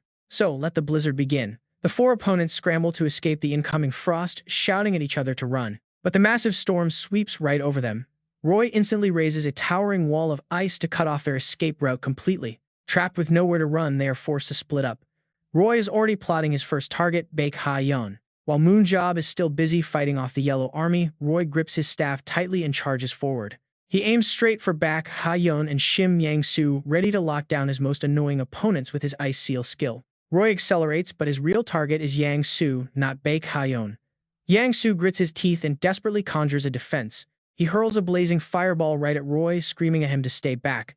The sheer speed of his reaction is incredible. Yet Roy glides past the flames, effortlessly escaping completely unscathed. His cold-blooded agility is just on another level. Yang-soo is utterly baffled. How on earth did he dodge that? The speed difference makes the fire mage look like amateur hour. Before he can even process it, Roy is right beside him, whispering that he needs to try a little harder than that. Roy swings his staff, severing the boy's arm in a single flash. Tears of agony burst from Yang-soo's eyes as he screams. This was definitely not part of the plan. Suddenly, a magical bind wraps around Roy's arm, locking him in place. Choi Hyuk and Yoon Byum seize the opening and charge forward. But before they can strike, a blinding light erupts from Roy. The sudden surge of energy stops, both of them dead in their tracks. A massive wave of pure frost detonates forward. Choi Hyuk is frozen instantly by the sheer cold. Now he can only watch helplessly as he waits for his end inside the ice. Shim Yang-soo stares in absolute horror as Roy steps closer. His face turns pale with despair. This cannot be happening. Roy is supposed to be a ranged damage dealer just like him. Yet his close combat abilities are on an entirely different level. Roy easily finishes him off and casts his cold gaze toward the side. Only one target remains, Baek Ha-yeon. Baek Ha-yeon rushes forward, her brow furrowing as she realizes her allies are gone. Roy releases an overwhelming dark pressure. The dark aura suffocates the battlefield. Baek Ha-yeon suddenly remembers Moon-yeop's warning, never teleport to attack, only to escape. She had agreed back then, but right now she has to do what needs to be done. There is no running away. In a flash of teleportation, she appears right before him. Baek Ha-yeon attacks with 95 points in both agility and speed. An attack of this speed is something Roy with only 71 speed and 88 agility cannot dodge, even if, yet his reflexes are terrifyingly sharp. He tells her he will not let his guard down. She has earned his respect. With a burst of his ultimate skill, Baek Ha-yeon's entire body is encased in solid ice. He declares the battle over. But suddenly a figure blurs past and snatches the magic staff right out of his hand. It is Yoon Byum, still standing. Roy is shocked. Where did this guy crawl out from? It turns out right before Roy released his spell earlier, Choi Hyuk had shielded Byum to create an opening, telling him this was their only chance to distract their overpowered foe. Their secret plan worked flawlessly. Biome announces that while he may be the last one standing, their target was always the weapon. With a heavy slam, Biome smashes the precious staff against the ground, shattering it into a million tiny pieces. Roy can only watch in absolute horror as the ice dragon's fang is ruined. Biome chuckles, asking him how that feels. But Roy is now completely consumed by pure rage. Terrified by the monstrous aura, Biome quickly squeaks out an apology. The match dynamic shifts immediately with the score sitting at 11. Interestingly, Roy's Absolute Zero is not actually a unique superpower. It is just his blizzard skill compressed into a tiny area and fired under high pressure to create a lethal beam. Think of it like pinching the end of a garden hose to make the water shoot out 10 times faster. Initially, Roy refused to use his staff because he believed his raw magical abilities were already perfect on their own. But his perspective shattered during a fateful battle against Nathan Bernard, a fight that changed his destiny forever. He was completely defenseless against a close-range melee fighter who was both insanely fast and incredibly powerful. Unable to strike back, Roy knew he needed to adapt, which led him to obtain the Ice Dragon's Fang staff. Faced with Nathan once again and pushed to the absolute brink, Roy unleashed his Blizzard spell through the staff. And that exact desperate moment marked the birth of his legendary Absolute Zero technique, cementing his path to greatness. Nathan Bernard and Daniel Mance entered the top 3 and never lost their standing. Yet, despite all the years that have passed, he still can't trigger Absolute Zero without his staff. That weapon was only meant to cover his weaknesses, but now, it has become a crutch he completely depends on. In other words, it is now his greatest new weakness. White snowflakes keep drifting down and Yoon B is already frozen solid. Hey, is that a member of my team over there? Roy Mayer turns around at the sound. You are too late, Seo Moon-yeop, he says, noticing Seo Moon-yeop already has 6 kills. A terrifyingly powerful aura radiates from his body. Seo Moon-yeop casually replies that he just did some hunting on his way here. Roy Mayer checks his own kill count, frowns, and summons a freezing sphere of ice. Since it is just the two of us, there is no need for small talk. I am ending this now, Blizzard Roy thinks to himself, unleashing his strongest magic. This is my ultimate move, packing the most insane area damage. In just a few seconds, his entire body and mind will freeze. There's no way I can lose this. But Seo Moon-yeop stands there waiting, wondering why nothing has happened yet. You said you were ending this. Is this really all you have got? Sure, it is cold, but I am not just standing here. I will have to burn through my mana for this, but I am going all out anyway. Throw amplification. He leaps high into the air. Roy Mayer frowns in high alert. The two clash, trading heavy blows and defense. Seo Moon-yeop hurls 2 spears at once, but Roy manages to dodge just in time. Both of the deadly projectiles slam into the thick ice walls. Roy conjured, but Seo Moon-yeop instantly maneuvers past them and charges straight ahead. He's incredibly fast. Roy Mayer can't even cast his ice walls quickly enough to match Seo Moon-yeop's ridiculous speed. Seo Moon-yeop leaps into the air with a smirk.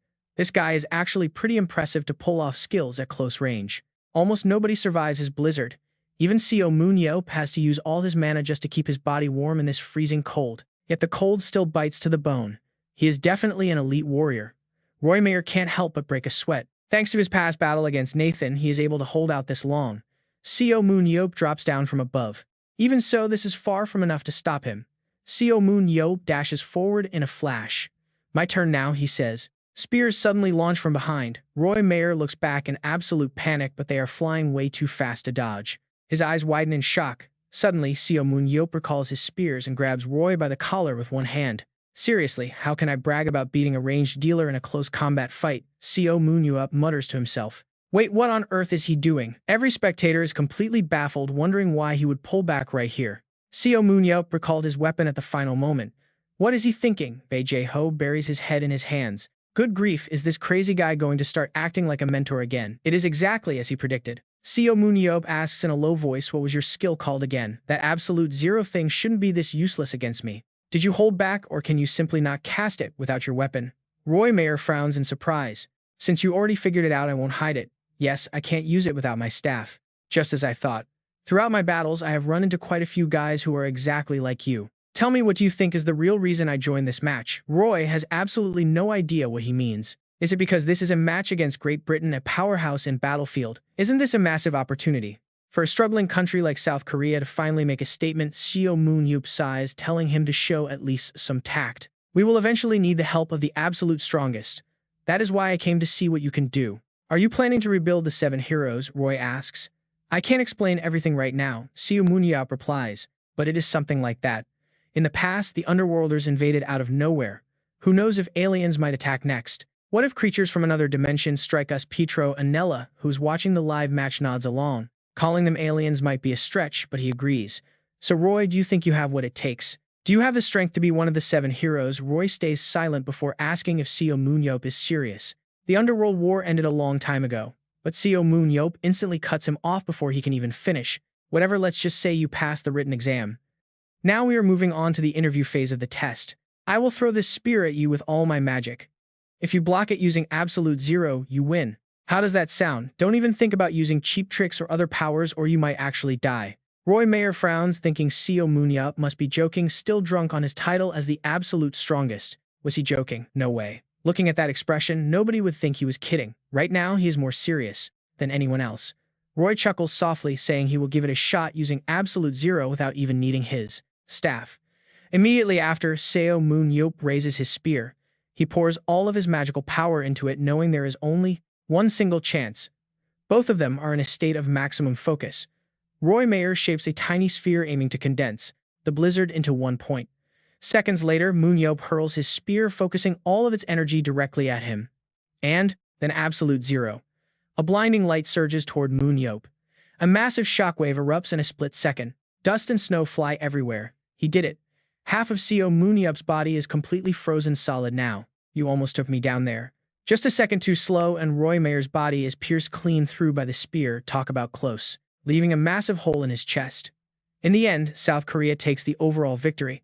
At Incheon International Airport, Roy Mayer stands in front of a crowd of reporters. He says that while TV viewers might think the man is rude, the opponent he faced is actually a true hero, a brilliant individual who always thinks things through completely. Even though victory was right within his grasp, he chose to hold back his strike just to help Roy fix his weakness. If he sees anyone with the drive to grow stronger, he is more than willing to help them overcome their flaws. He is truly a genuine mentor for all superhumans today. Roy has realized that if anyone asks who the strongest is, his answer will always be Seo Moon-yeop. Cut to the Korean branch of the Arena Association, where the real hero awaits. Baek Jae-ho excitedly places a celebratory sash over Moon-yeop's head, loudly cheering for the man behind their spectacular victory. He says he is incredibly proud of him, calling him his savior. Moon-yeop just asks him indifferently about all the fuss. It is not like he saved the world, so why celebrate so much? Jae-ho counters, saying even if he didn't save the world, he saved the face of the Korean national team from a total disaster. Before this, they could not even win a match. Hearing this, Moon-yeop pouts, asking what there is to brag about. But Jae-ho is absolutely thrilled, shouting that their opponent was Great Britain. Beating the 4th best team in the world is no joke. He thought they would be lucky to win just once. Jae-ho wonders if Moon-yeop has been eating 100-year-old ginseng, asking how he got so strong so quickly. Moon-yeop scoffs, asking if he really thinks that is possible. Inwardly, though, he admits Jae-ho has a point about his power. His body was never that athletic, so did something happen during his fight with the Emperor? What if he had fought this match before facing the Emperor? He probably would have lost miserably. But enough talk about the match, let us get to work. Jae-ho quickly switches to his serious tone. He points out that Moon-yeop looked so carefree last time, but things are different now. He hands over the list of active players from Great Britain. The scene shifts to the ISM headquarters. We see the list of foreign mercenaries currently active in the country. Seo Moon-yeop sits comfortably in his room reviewing the details. Most of them are active players currently competing in the European leagues, and they have some solid candidates. The list includes players whose contracts are about to expire or those actively looking for a transfer to another club. He knows they cannot expect top-tier players like Nathan or Roy Mayer, but there are still several decent players available. Moon-yeop sighs softly. It feels like just yesterday he was selecting rookie players from high schools all across South Korea. How things have changed. Suddenly, a knock sounds at the door. Gabriel asks if he can come in, and Moon-yeop tells him to enter, folding the list. Gabriel walks in holding a report announcing that Pietro's stats have been adjusted. Moon-yeop is surprised by the news. It turns out the performance efficiency of his summons has been reduced to 80%, while his space travel limit is now restricted to 3 kilometers every 3 minutes. These restrictions are much weaker than expected. Gabriel explains that this is the current trend, since players have been with the arena for a long time, imposing massive restrictions on their powerful abilities would be unfair, so they only keep them to a minimum. There is also news about Surin. Her penalty will soon be reduced, making her death ray extremely terrifying in the upcoming World Tournament. With its overall power boosted from 50 to 80%, the competition will be fierce. The next tournament will be a battle among the top 6 strongest players, rather than just the top 3. Hearing this, Moon-yeop furrows his brows slightly. The top 6. The top three already consists of Suran, Pietro, and himself. He wonders if Gabriel is overestimating the others. Gabriel disagrees, saying the fight against Great Britain was more than enough to prove Moon-yeop's true power to everyone. Plus, there was that interview with Roy Mayer. But Moon-yeop tells him he is rating the other five way too highly. Naturally, he is the absolute best among them. He points at himself with complete confidence, stating the other five will struggle. Seo Moon-yeop laughs heartily, claiming they are only fighting for second place. Gabriel can only sigh, feeling uneasy about the near future. Their housing and training facilities need a massive overhaul to accommodate the incoming wave of new players. Moon-yeop just smiles and nods. He agrees, pointing out they cannot have elite mercenaries arriving from the United Kingdom only to see a bunch of run-down, third-rate facilities. They need to see top-tier benefits first. Soon out on the massive empty lot in front of headquarters, Moon-yeop gets straight to business. He tells the builders that he only needs one building completed right away. The crew looks at him in complete disbelief. They ask if he really wants just one, and he confirms. He wants them to lay foundations and prep materials for 4 more. The foreman realizes Moon-yeop has a plan. It turns out he has a player who can duplicate any structure, provided there are materials. The duplicate just needs the right materials and blueprint. The foreman is deeply impressed, admitting that such a superpower is incredibly useful. Moon-yeop tells them to build the first model house as fast as possible. The foreman smiles, boasting that speed is their absolute specialty. They promise to finish it in just 1 month. The crew explains that their entire team possesses construction-based superpowers. They are essentially a superhero construction crew. This gives Moon-yeop a brilliant idea, and he asks them a very crucial question. If they had a way to instantly restore their stamina, could they cut down that build time? The foreman nods. It would easily slash the construction time in half by letting them work non-stop. Moon-yeop smiles and tells them to start immediately. The goal is now a luxury villa built in just 2 weeks. Soon, Moon-yeop changes into construction gear, dragging a confused teammate along. He drags Do Sung-ho forward, addressing the entire team about how difficult it must have been living in the countryside lately. To make up for it, every single player is getting their own private 50-square-meter luxury villa to call home. They can even bring their families along if they want. The entire team stands there with their jaws completely dropped in utter disbelief. Moon-yeop even promises to build a fully stocked convenience store right on site. No more driving an hour just for snacks. Missing the local bus used to mean a brutal 2-hour delay. Moon-yeop then announces he is setting up a dedicated management team. They will have professional security guards and top-tier facility managers. The players are absolutely ecstatic, whispering to each other. They wonder if this is all a dream. And honestly, who can blame them with those insane perks? This luxurious bribe is working beautifully. Do Sung-ho speaks up hesitantly, agreeing that it sounds amazing, but asking where he fits in. Before he can even finish his sentence, Moon-yeop slaps a hard hat onto his head and addresses the cheering crowd. He loudly announces to the crowd that Seo Moon-yeop here has generously volunteered to do the heavy lifting for this construction project. Seo Moon-yeop turns pale as a ghost. Moon-yeop explains that with construction-based superpowers on site, a little extra labor goes a long way. Extra hands will get the job done twice as fast. He calls for a round of applause for their brave volunteer, Seo Moon-yeop. The crowd erupts into wild cheers. Moon-yeop wishes him luck for the next 2 weeks, leaving Seo Moon-yeop panicking about the upcoming tournament. He points out that he is one of their main players, but Moon-yeop just offers him a brand new sports car. He also promises him a top-tier 2-story luxury villa right on the estate and offers to double his annual salary. That double salary offer does the trick. Seo Moon-yeop immediately changes his tune, declaring that his delivery prince days are officially over. He wants to be crowned the king of construction instead, fully embracing his new manual labor destiny with wide-open arms. Seo Moon-yeop officially takes a temporary break from the tournament. Meanwhile, official news of the team's luxury housing gets posted online. The announcement instantly sparks massive outrage among the fanbase, with supporters demanding to know why their star player was benched. Some complain that without him, the rest of the roster is just flashy but lacks real substance.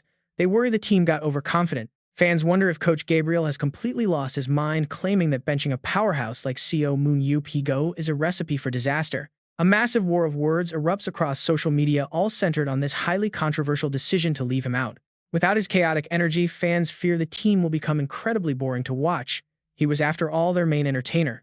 But wait, because the public outrage does an absolute 180 in just a matter of days. No formal explanation is needed because ISM suddenly unleashes their ultimate secret weapon on the battlefield.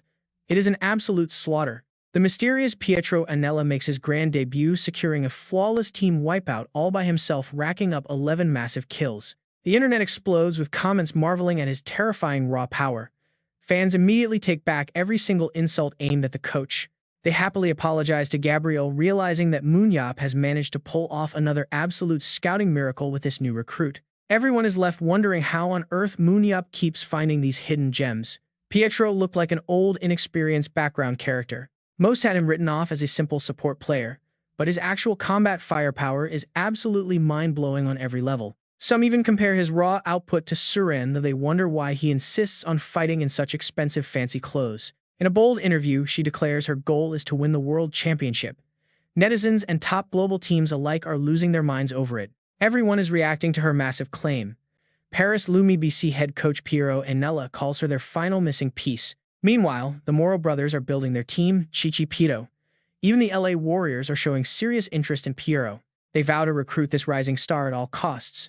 Who is this storm center? Back at headquarters, Seo Moon-yeop speaks in a low voice. He asks why she threw away the phone he bought her. Piero casually shrugs, it was too noisy ringing all day. She tells him to call Leon instead. He wonders if they are close. Piero says Neon just showed up while she was stargazing. She kept talking forever. But she is the only human she has interacted with besides him. Piero warns him not to make her do annoying things anymore. She hasn't even done anything special yet, but the noise is already overwhelming. She even got a phone call inviting her to a team. Piero clarifies she only follows his orders because of her debt, but if he brings her more trouble, she's leaving. He smiles and suggests she get naturalized and play for Korea.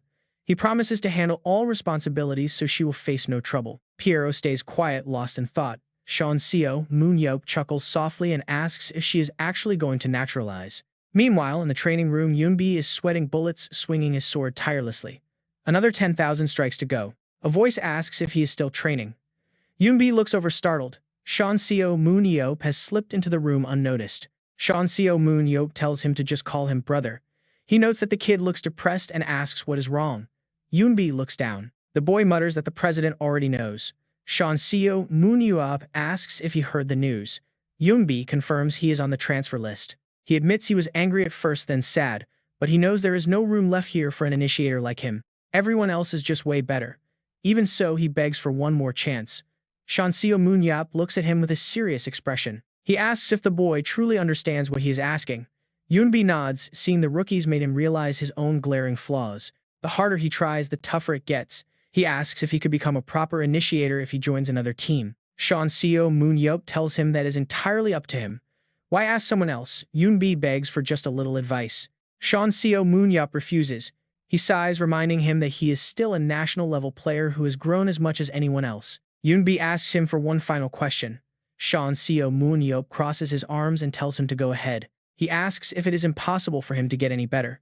Seo Moon-yeop's honest reply hurts yes, further growth is highly unlikely. But as he said before, his path is entirely up to him. Yoonbi looks up eyes wide with a realization. He realizes Seo Moon-yeop never actually said he could not become a better initiator.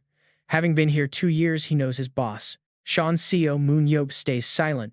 Yoonbi murmurs that the boss only says no directly to those who have absolutely zero hope. Even if growth is brutally hard, continuing to put in this insane effort means he can still find his moment to shine. He decides to keep grinding and earning. He promises to give his all this final season to boost his market value. He asks for one final handshake.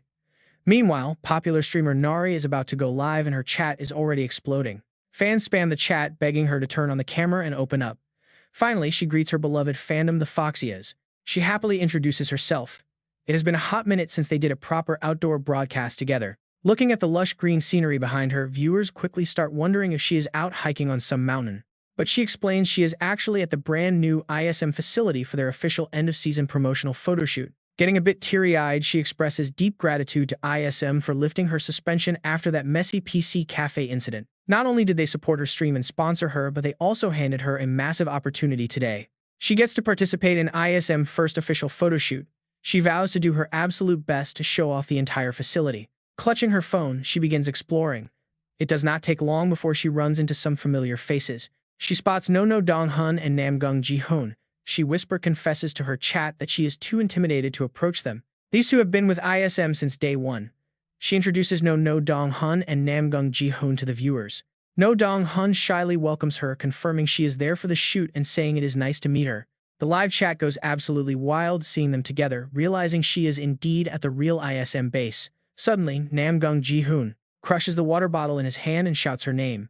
Both of them jump in sheer terror, completely baffled by him. Panting with a bright red face, he declares he has followed her since she had only 20 subscribers. He has never missed a single upload, rain or shine. The chat explodes. This guy is a true die-hard fan. That 20 subscriber mark goes way back to her early struggle days. Nari blinks, realizing she has a mega fan right in front of her. Namgong loves Nari. He is so shocked that he actually starts foaming at the mouth, completely lost as the chat explodes with hilarious comments. Elmao. Is that wealthy vice president really an in-game player, a legit player? The stream chat is dying of laughter. They are absolutely losing it in the chat. While dragging away the practically unconscious Namgong Ji-hun, No Jeong-hwan points in another direction entirely. No Jeong-hwan tells her that is enough filming for them and points her toward the dorms where the others are. Nari nods and continues her exploration. She did not expect to run into a member of the Suicide Squad here. From now on, they should probably call Namgong Ji-hun the boss. Calling him boss sounds like a solid plan. The next stop on Nari's tour is the player's newly constructed dormitory. She heard the construction only finished yesterday, making her eager to meet them. But the moment she steps inside, she gasps in shock. The scale of the place is absolutely massive. It is hard to believe they built this entire complex in just 2 weeks. It feels completely unreal. But just as she prepares to look around, Nari suddenly freezes in her tracks. She spots Seo Moon-yeop lying motionless on the ground and lets out a scream, leaving the viewers frantically guessing what happened. People in chat are asking if this is a murder scene. Nari reads the comments and wonders aloud who could have done this. Right then, Seo Moon-yeop's trembling hand begins writing slowly on the floor, spelling out that Seo Moon-yeop is the culprit. She picks up a nearby stick. Nari pokes his head with the stick, asking if he is okay. Seo Moon-yeop weakly mouths his reply, asking if he gets a sports car. He clenches his fist in frustration, muttering about a penthouse and double his annual salary before suddenly bolting upright and running off. Nari is left utterly baffled, sitting there in silence. The viewers are just as confused, wondering what they just witnessed. He ran even faster than Lee Nayeon. It is absolutely wild. Suddenly, a new voice calls out to her from behind. Asking if she is alright, Nari turns around to find Sania Akhmatova, the ace of ISM, standing right there. Kim Jin-soo and Yoon Byum are with her too. They seem to have just returned from a massive grocery run together. She comments that it looks like a week worth of food, but Sania freezes while the other two nervously whisper to each other. Realizing Sania has been learning Korean lately, they quickly play along and claim it is indeed a week of groceries. They insist it is definitely not just for one meal, but the stream chat immediately starts teasing them about their obvious lie. Elmao, that does not look like a week of food, they say. Flustered, Sania covers her face and runs off. She really ran off. It seems it actually was just for one meal. Yoon Byum frowns and tells everyone not to misunderstand. He insists Sania does not eat that much in one sitting before they chase after her, leaving Nari alone once again. The stream chat cracks up even more as someone points out a dropped sausage, laughing at the total chaos of ISM. Everyone thought Sania was mature, but she is actually incredibly cute. Nari's eyes suddenly light up with an idea. She declares she found a mukbang genius and plans to ask the president for a collaboration stream. The viewers can only laugh. Chat calls her a streaming addict who only thinks about content, but she is ready for the next location. Next up is the training center, where players practice in the real world to master their supernatural abilities. Real-world training keeps them in top shape and helps them adapt to using their supernatural powers in the physical world. But the moment Nari opens the training room door, a blast of dark smoke hits her directly in the face. Sim Young-soo winces in annoyance as Choi Hyuk and Choi Jeong-min point their fingers, asking him what he did. They ask how he could fire an explosive projectile directly at a person, but Sim Young-soo red-facedly denies any wrongdoing. He complains about their nonsense, arguing that as a long-range damage dealer, shooting at people is his entire job. They dismiss his excuses entirely, telling him they are going to report Sim Young-soo to the president for causing trouble. They gleefully run around him, chanting that Sim Young-soo is in big trouble over and over again with absolute joy. Teasing him about getting fired again, they push Sim Young-soo over the edge until he finally screams out in pure rage. He yells that using abilities in a training room is completely normal, blaming Nari for barging in without knocking first. With her face covered in black soot, Nari meekly agrees, but Choi Jeong-min quickly reassures her with a bright smile. He tells her not to apologize because no matter what happens, everything is always Sim Young-soo's fault anyway. Just consider it a unique policy. The stream chat is absolutely loving the banter, finally understanding how Sim Young-soo copes with this daily routine. It seems his high tolerance for stress comes from constantly being the group's favorite target. The viewers wonder if he is born to be bullied. Both of them cling to him, repeating their demands for an apology while clapping their hands with every single word. On the verge of tears, Sim Young-soo mutters an apology which only makes his teammates burst into hysterical laughter again. They tease him for actually apologizing like a good boy, laughing hysterically, while Nari quietly closes the door on the chaos. She leaves the room, but their laughter still echoes down the hallway. Turns out these players are always this energetic. The chat is absolutely loving it. The top-ranked KB1 squad definitely takes first place when it comes to being pure comedy. No wonder they ended up on Linan's team.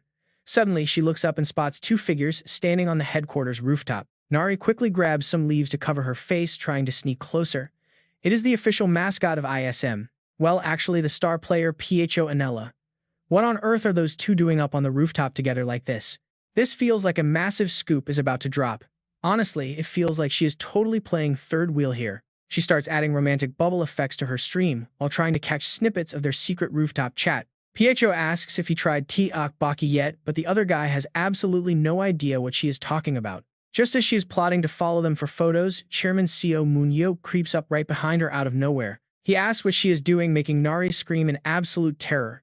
He demands to know if she stole something. Nari trembles, staring at Chairman Seo Moon-yeop. Over in the chat, the viewers are going absolutely wild to see the legendary leader. Honestly, she's incredibly lucky he didn't just throw her off the roof. She whines that he nearly gave her a heart attack. Seo Moon-yeop just clicks his tongue and reminds her that since this is his building, he can go wherever he damn well pleases. He tells her to just give up on filming Pho because that guy absolutely hates dealing with annoying streamers and camera crews. Nari quickly backs down. Seo Moon-yeop then remarks that since she is already here, she has probably explored the entire facility. Since buses and taxis do not run all the way up here, he offers to give her a ride down to the town. Nari stammers, mentioning she still needs to film Yang Min. Seo Moon-yeop tells her the kid probably is not around right now. Instead, he leads her over to a different building. She looks around in complete confusion, wondering what this place is. Inside, they find Yang Min, who greets the chairman with a warm smile. Seo Moon-yeop asks if they already met during the last visit. Nari politely introduces herself to him as the beautiful streamer, Nari trying to keep up her standard glamorous online persona. Hearing her call herself beautiful out loud makes Seo Moon-yeop roll eyes. Nari blushes and quickly changes the subject. Yang Min looks away awkwardly, explaining that ever since joining ISM after his past scandal, he has spent his holidays volunteering here. He openly admits to the stream that he made terrible mistakes in the past, but he wants to atone for them. He knows his public image is totally ruined, but he is genuinely trying to self-reflect and become a better person. He bows deeply, begging the viewers to keep watching him. By the time they finally head outside, the sun is already setting. Nari smiles at the camera, wrapping up her stream and asking the chat if they had a good time today. To close things out, Nari asks the chairman to say a few words, leaving Seo Moon-yeop completely caught off guard. He shrugs and drops a massive bomb on the stream, announcing he is heading to England tomorrow to recruit top talent. Instantly, the stream chat explodes with a giant wall of question marks. Seo Moon-yeop just smirks at the chaotic reaction. He casually jokes that they should just forget he said anything, and with that, Nari officially ends the broadcast. The media immediately goes wild over Seo Moon-yeop's sudden announcement, while Nari's channel experiences a massive spike in subscribers. His casual mention of heading over to England to find some elite players completely shakes up the global community. His promises to bring back the absolute best talent have left the public in suspense, and now ISM is swamped. The headquarters is flooded with endless phone calls and interview requests, but the staff refuses to leak any private details. Nobody knows exactly where the chairman is heading yet, but the phone lines at ISM are literally ringing off the hook.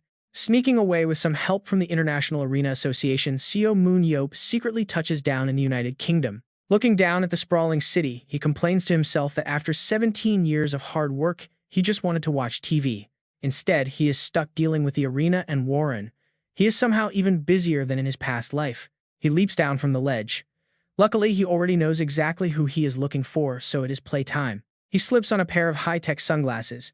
This special gear was crafted by the underground dwarves to conceal identities.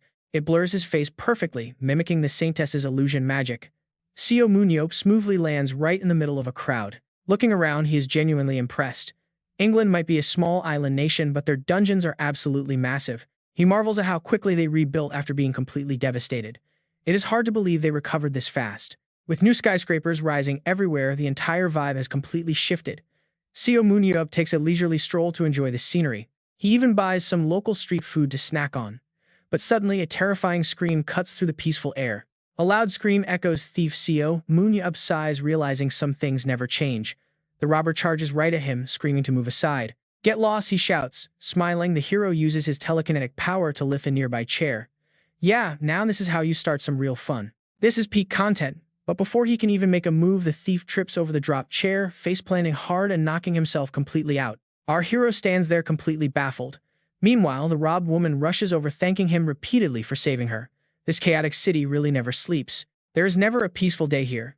Hearing a strange, lazy voice nearby, Seo Moon-yeop turns his head, wondering who could possibly be sleeping through this.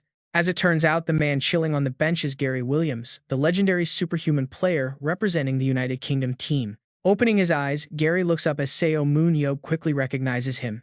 Smiling, our hero greets the veteran, who slowly sits up to reply. Gary asks who he is and if he is just another fan. Realizing he is wearing glasses, Seo Moon-yeop quickly pulls them off with a grin. "It is great to see you again," he says. Gary gasps in shock upon recognizing the legend Seo Moon-yeop, wondering what is happening. Later at Gary's house, Seo Moon-yeop smiles warmly, admitting he was surprised too. He only planned to wander around a bit first, but running into each other on the street like this feels like absolute fate. Gary scoffed, asking what he meant by fate. Our hero asks if Gary knows he is looking for mercenaries. Gary replies that he heard rumors but never expected him to come to England. Gary asks if he is actually trying to recruit him, wondering why of all people. Seo Moon-yeop smiles, mentioning Gary's history. He points out that Gary has never made it to the World Cup. Stunned, Gary frowns, asking if he thinks he is that easy to recruit. Our hero raises his hands, smiling, and tells him to hear him out first. Gary is a veteran who has fought everywhere. He has spent 18 years competing in top leagues across America, France, and England, yet never got a chance at the World Cup. Not a single team Gary joined ever qualified. Because of that, Gary refuses to go to Korea, viewing their league as second-rate. But seriously, does Gary really not want to play on the world stage? The veteran frowns, remaining silent as he deep in thought. Gary knows that YSM is practically guaranteed to reach the World Cup. He has never personally seen Seo Moon-yeop fight, but considering the insane power of their rookie Piero Anella, the renowned strength of Sanya, and the legendary president himself, their path is clear. Yet why recruit him? Seeing his hesitation, Seo Moon-yeop smiles, asking if he actually wants to qualify. Our hero clarifies that he does not need carrying. His real reason for recruiting, Gary leaves the veteran completely stunned. To face the final threat of Warren, where death in the game means actual death, he needs to build a highly capable team. But to find players strong enough to survive Warren, he must test them personally.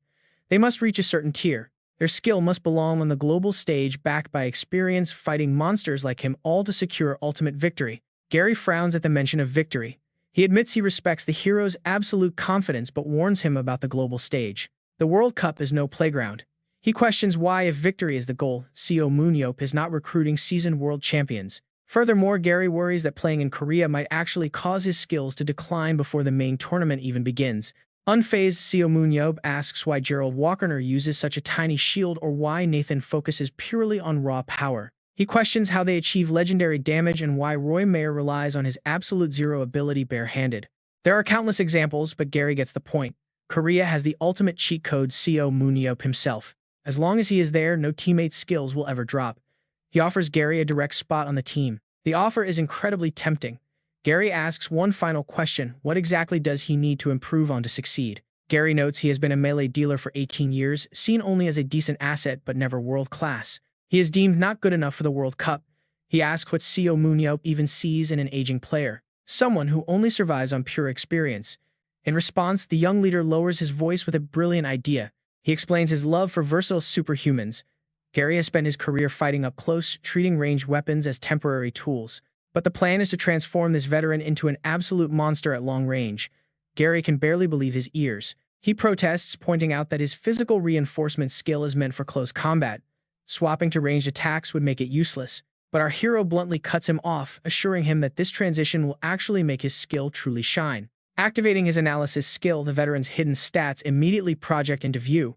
Gary Williams is about to see his true potential. His strength is 80 agility, 85 speed, 87 endurance, 78 focus, 86 skill, 79 and aura, 76. Leadership, 62 tactics, 80 with dual supernatural abilities consisting of body reinforcement and highly enhanced vision. His vision multiplies 5 times in dungeons, while body reinforcement boosts his strength, agility, and speed by 5 points each. Crucially, it adds 10 points when acting as a ranged dealer.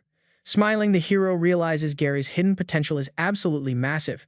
Through careful analysis, others who only rely on basic machinery could never detect the hidden potential of someone like Yoon Bio. No one else would ever guess that Gary Williams gets a massive stat boost the moment he becomes a long-range dealer. From this moment on, he is no longer just a melee fighter with a ranged attack, he is a true long-range dealer who can fight up close. Meanwhile, the scene shifts to Emre tossing a heavy stack of documents onto his desk with a tired, heavy sigh. It is a massive headache. Before the winter transfer window, Emre estimated Seo Moon-yeop's transfer value at 180 million.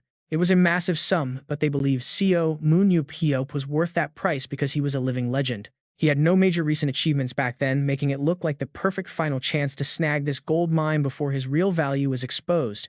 But that transfer fee of 180 million quickly doubled right after the intense Korea versus England match. It became the highest transfer fee in history, yet Emre never expected the man to reject that kind of insane fortune. And now he is leading YSM to the World Championship. Emre tries to stay calm, knowing they have someone who can match him. Suddenly, a shadow slowly steps into the room. Is there really someone who can face Moon-yeop? Suren promises that with her death ray limits removed, she will succeed. She vows to be the first to defeat Moon-yeop. Meanwhile, Gary Williams asks blankly if changing positions is really his only option. Seo Moon-yeop looks at him seriously, telling Gary that he seems to have completely misunderstood the weight of this decision. He asks what Gary even knows about the long-range dealer position, adding that making this transition is not as simple as it looks. It can definitely make him stronger, but the success rate is not 100%. He questions if Gary really has the required expertise. He asks if Gary's long-range skills are actually tournament-ready, pointing out that Gary has always looked down on this crucial role. Gary only dismissed it because he can shoot a bow, but his vision and positioning have always been highly average at best. His battlefield control is lackluster, yet he still dives straight into team fights like a reckless melee brawler. His positioning is so painfully obvious that Moon-yeop could catch him with a single hand, making his complaints completely baseless. Gary Williams frowns, completely speechless. Moon-yeop quietly remarks that he is not trying to boast about himself. But 17 years ago, Moon-yeop was the one who taught Emre how to use a bow, leaving Gary stunned. Gary is utterly speechless. Emre is one of the 7 heroes and the boss of Berlin Blitz, so the rumors about him learning most of his genius tactics and flexible techniques from Seo Moon-yeop are actually true. Looking back, his rough attitude and unpredictable behavior made everyone forget that Moon-yeop is a brilliant genius. Shortly after, the man decides to take action. Williams downs his drink and agrees to sign. Anna Williams, who serves as both his agent and wife, is absolutely trembling as she holds back her fury over this 2-year deal. She glares, screaming at him to put his hands up against the wall. She demands to know why he signed behind her back, letting out a heavy, exhausted sigh. Even though they built player dorms, putting Gary in such a lacking and empty environment is totally unacceptable to her. Moon-yeop silently thinks that nobody could have guessed his emotional wife would also double as his professional agent. He assures her they have all the essentials, even pointing out a nearby convenience store to ease her worries. She glares, demanding he stop lying since she only sent her husband to the mountains for training. She finally gives in. Realizing a meticulous guy like Gary must have a great reason for this, she accepts it. Moon-yeop then tentatively asks if they can stretch the contract to 3 years. Anna firmly shuts him down, insisting on exactly 2 years. He clicks his tongue, thinking she is stingy and muttering that people usually avoid saying such direct things before agents. Slamming his hand on the table, Moon-yeop tells them to just draw up the contract since it is decided. They sign a 2-year deal worth 50,000 euros per week, meaning he will join once his current contract ends. After 6 months of waiting, the contract is finalized. The scene shifts to Seo Moon-yeop's cozy home in the United Kingdom. As he packs up his belongings, his phone suddenly rings. He picks up, hearing a familiar voice on the line. The caller introduces herself as Suren, causing Moon-yeop to frown. She explains she got his number from Emre. Moon-yeop wonders if this is Emre's petty revenge from 17 years ago. Suren glances at Emre standing beside her. She reveals she is transferred to Berlin Blitz and invites him to watch her play, surprising him with how fast Jeremy found out. She proudly declares she is no longer the weak person from 17 years ago, completely ignoring his confused questions. Shortly after, Moon-yeop is sitting comfortably in a VIP box at a massive arena, a confident smile on his face. He recalls her, boasting that her death ray power increased from 50 to 80%, but he expects more than just that. He is curious to see how much she has truly grown. Suddenly, the television screen in front of him flashes to life. Movement on the field. The announcer's voice echoes. The Berlin Blitz players are entering, and Seo Moon-yeop watches each one of them closely. Each player steps onto the field. That guy is Daniel Mance, a top 3 player and the strongest supporter on Earth. Normally, the Chinese team only plays around Suren, making her the center of all their attacks. It remains to be seen if things will change under director Emre, and who knows if she has finally overcome that specific weakness of hers. Suddenly, the commentator's voice rings out again. The dungeon for this match is the Pillar of Creation. Today, Berlin Blitz is facing off against Munich Wolfenritter. They are utilizing highly mobile superpowers to hunt down monsters at insane speeds, clearly focusing on farming experience points first. As for Berlin Blitz, there's no change in their style. Two tanks and Surin are splitting away from the main team. This is an unusual tactic very similar to the YSM strategy that South Korea once used to keep their opponents under control. Watching this, Seo Moon-yeop just smiles. This Emrakasa guy has actually adapted their strategy to mimic how he used Pietro. But will a single death ray really be enough here? Right now, Suran's group is about to face the floor's sub-boss after a grueling battle.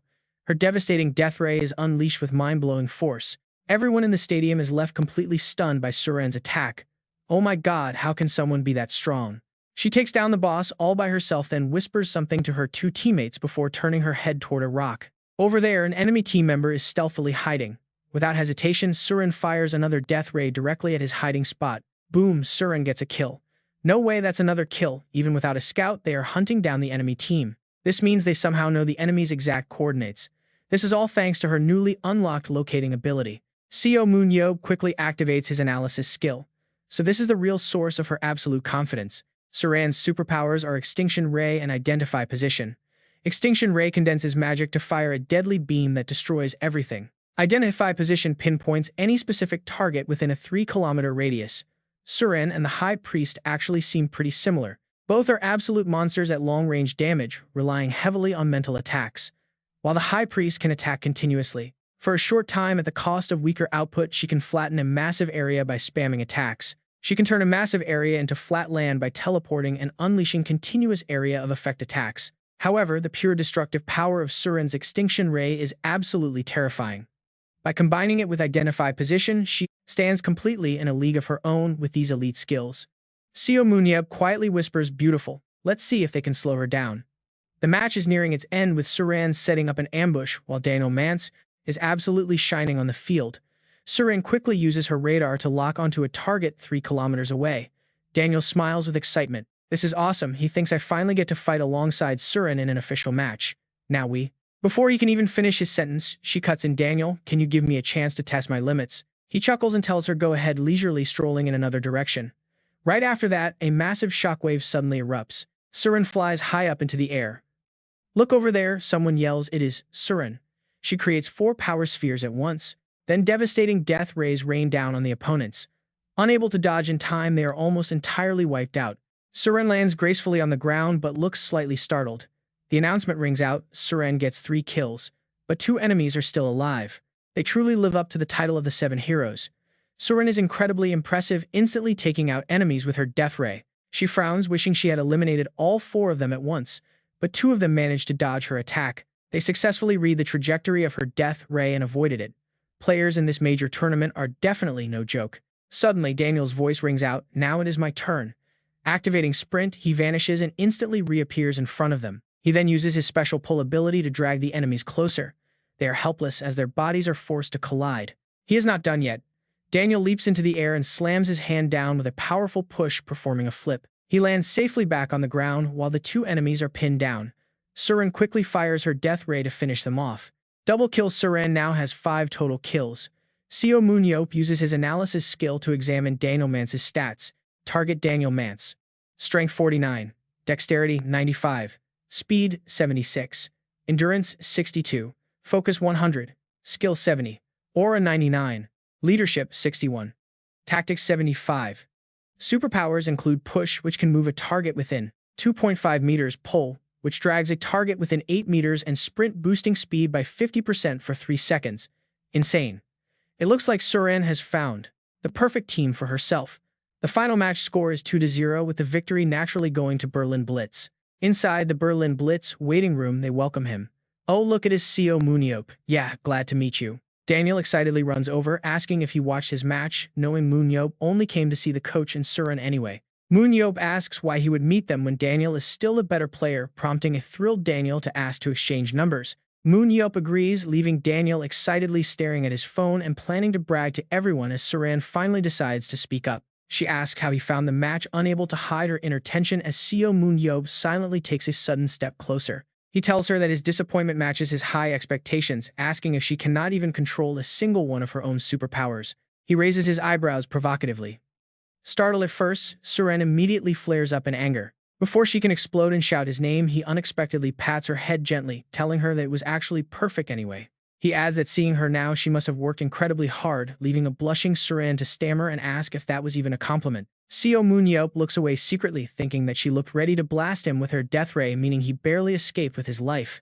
After that narrow escape, he gets serious, telling Suren that he does not actually have much to say to her. He explains he came to speak with coach Emre Kasa, who has been standing nearby with a scowling, unhappy look this entire time. Emre asks what could possibly involve him, and the two walk around the Berlin Blitz club headquarters as Moon-yeop prepares to explain. He tells Emre that their team's strength is built on a rigid plan like a train that can only run on fixed tracks. To fit Suren into the lineup, Emre used Beho's tactical style to force a control strategy onto the existing plan. Frowning, Emre admits he did not want to do that, but he knows Suren cannot control the speed of her death ray. She targeted all 4 opponents but only took down 2, even though her speed and power should have wiped out all 4 of them. In other words, she completely lost her grip on the technique the moment she split the death ray into 4 targets. While it is a devastating skill, it consumes too much aura, meaning she can only use it a few times at full power.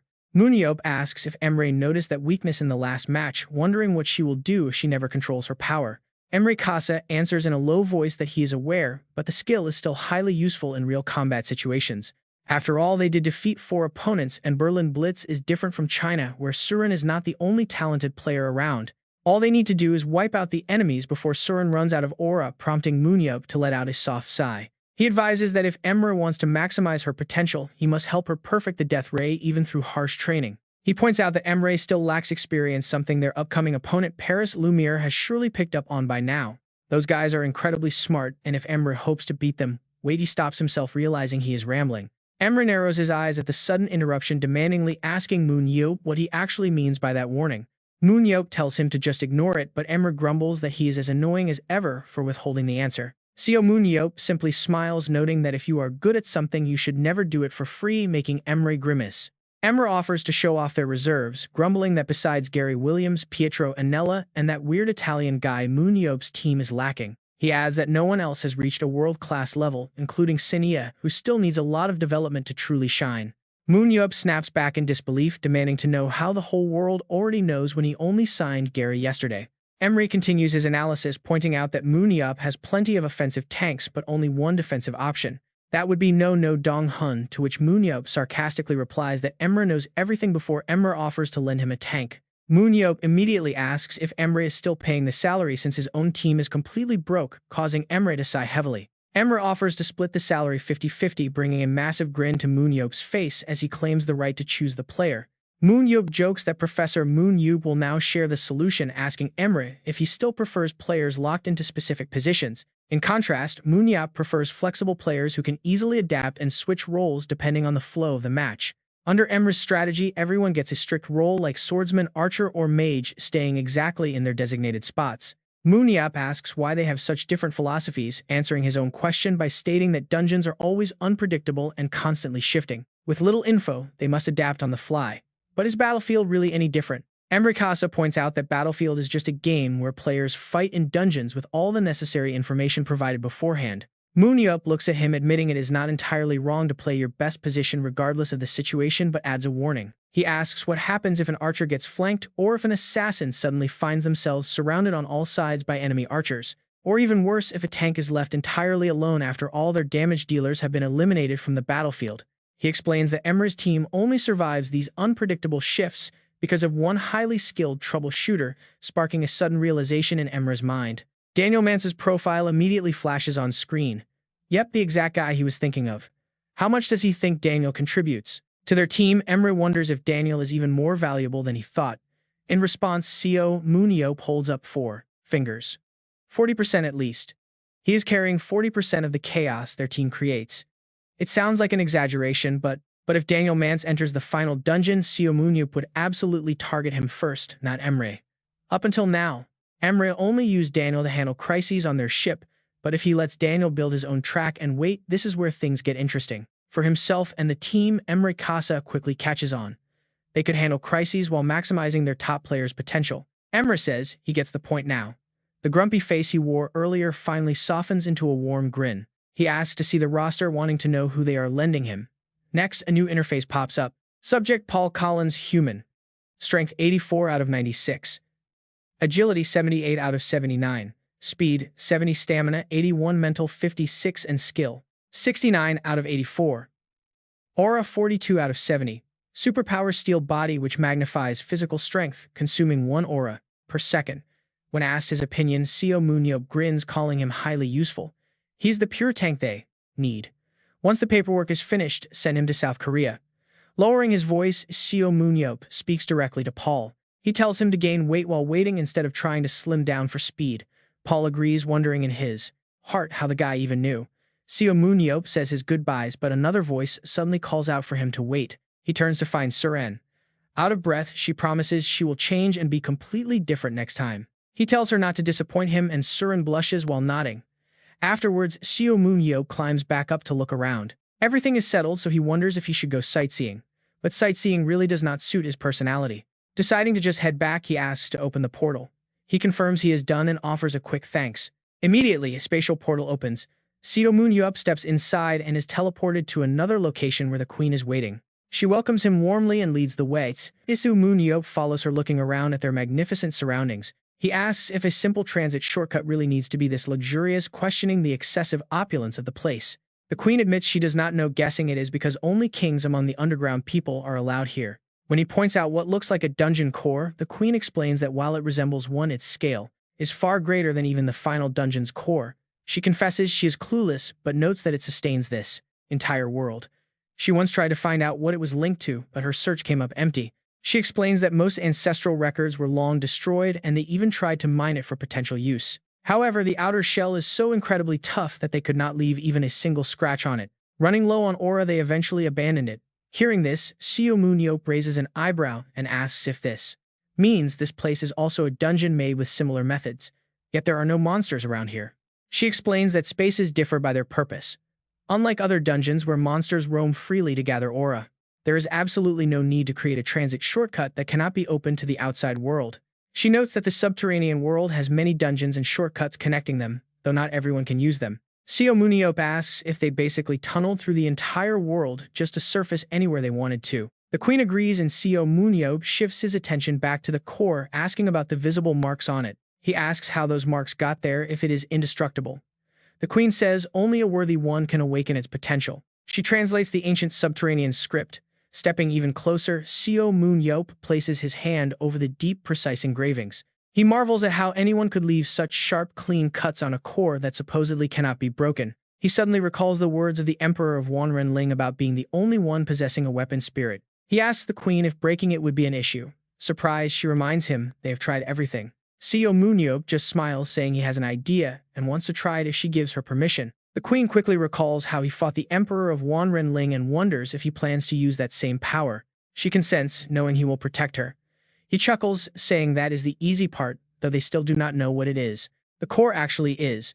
He pulls out his spear, activating his immortal amplification and manifesting his weapon spirit form. The queen watches in absolute awe.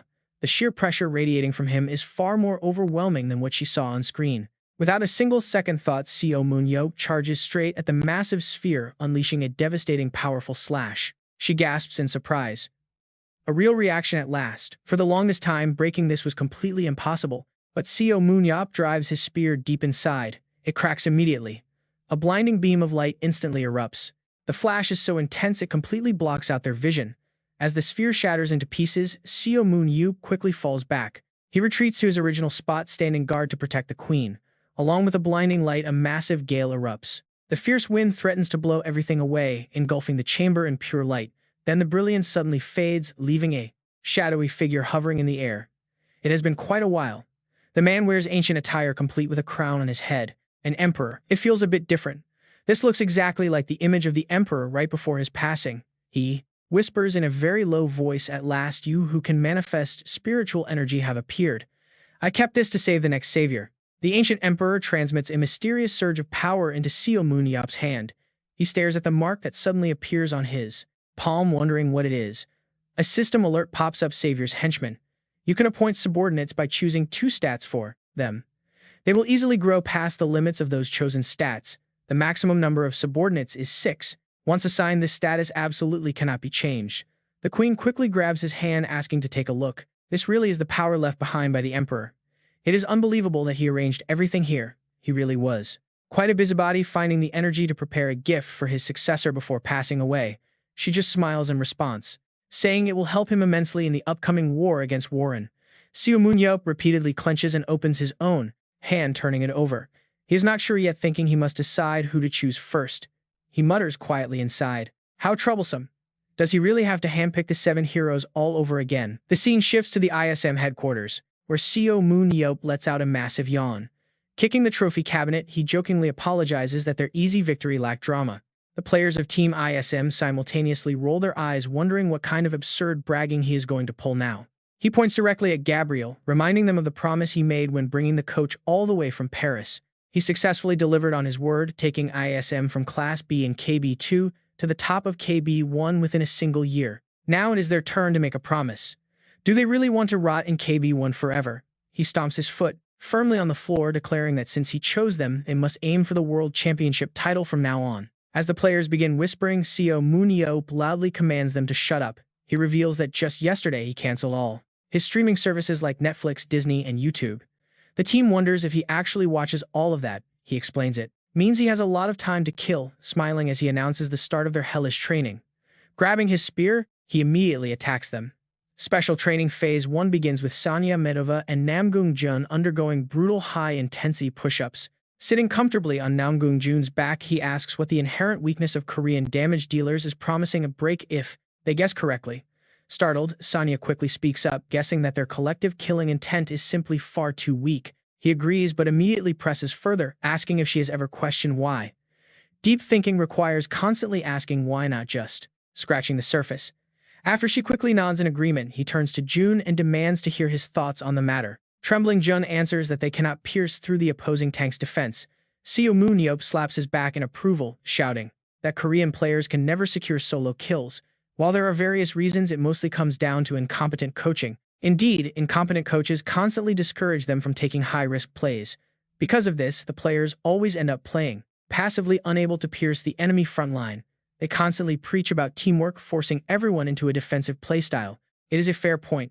Every single competitive team relies on a heavy shield-bearing vanguard to lock down the front line. Without the ability to break through, a melee damage dealer like Sanya actually posed absolutely zero threat on the field. In the local league, every single team plays the same, so they survive. But at the international level, this glaring weakness will be instantly exposed. If they continue down this current path, they will remain completely stagnant, forcing him to carry alone. Of course, things would be much simpler with Pietro around, but surely they do not want to be useless teammates who just stand still. Sanya and Jun quickly shake their heads, admitting that sounds like a miserable way to play. With a highly satisfied smile, Seo Moon-yeop leaps backward in an instant, raising a massive shield to block their path. He loudly orders them to charge at him, announcing that today's lesson is all about breaking through his absolute defense. Their faces instantly pale. They remind him of his promise to let them rest. Ignoring them, he calls out the next trainee for Special Phase 2, Leon. Smiling, he asks her if she truly believes her speed has reached its ultimate limit. Hearing this, Lena looks completely surprised. She was likely already satisfied with her tournament reputation and skills, but she can still push her speed to a whole new level, even if that final evolution step is never easy. He mounts his motorcycle and revs the engine. Tied to the back of the bike is a long rope. It is wrapped tightly around Lee Na-yeon's waist. Her face turns pale instantly. Chairman Seo Moon-yeop flashes a downright demonic grin. "Run until you die," he urges. She bursts into tears while sprinting for her life, and just like that, they keep training. They train hard and share some laughs. Soon, summer passes in the lounge. "Today is actually my transfer day," Yoon Byum softly admits. He forces a sad smile, telling everyone that the chairman was too busy to come, but he still wanted to say goodbye. He is heading to the Middle East to join Dubai Blaze for a massive 3 billion won transfer fee. He wishes them victory and tells them to stay safe. A heavy silence falls. No one says a word. Yoon Byum packs up and walks out, only to bump into Gabriel. Gabriel calls out his name. The coach mentions hearing from Lee Na-yeon about a new license, which Yoon Byum confirms is for a motorcycle. Smiling, the coach tells him to follow. Yoon Byum gasps as he sees a brand new gleaming motorcycle waiting right in front of him. It is a parting gift from Chairman Seo Moon-yeop. Stunned, Yoon Byum tries his best to swallow down his rising emotions. The boss did something totally out of character. Even at the very end, he feels incredibly grateful to the man. Tears slowly stream down Yoon Byum's face. Cut to the arena. After a long break, the second half of the tournament officially begins. It is ISM versus Sanjang BC.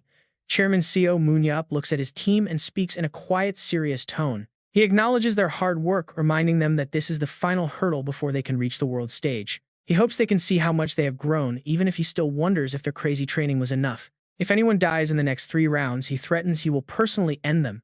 The stakes are brutally clear. A massive weight hangs over them. The match starts. The second half is finally here. It is ISM versus Sanjang BC. The opponents are known for their incredibly solid playstyle built around a massive tank line. They are a team that can compete globally, but they are facing South Korea's absolute best, the Kings of KB1 ISM. The ultimate showdown begins now as both teams dive straight into the dungeon. ISM smoothly clears out the first zone. Look at that, Namgung Ji-hoon and his teammate are signaling each other. They launch their attack, ready to make a move. They appear right at the enemy camp. Sanjang BC has just finished clearing the nearby monsters and thinks they are safe. Don't be afraid, their leader yells, declaring that victory is 70% luck and 30% pure spirit. Suddenly they look up. Sanya has already closed the distance. A blinding blue light flashes as she leaps high into the air, spear in hand. She plunges forward, forcing the enemy to quickly raise their heavy shields.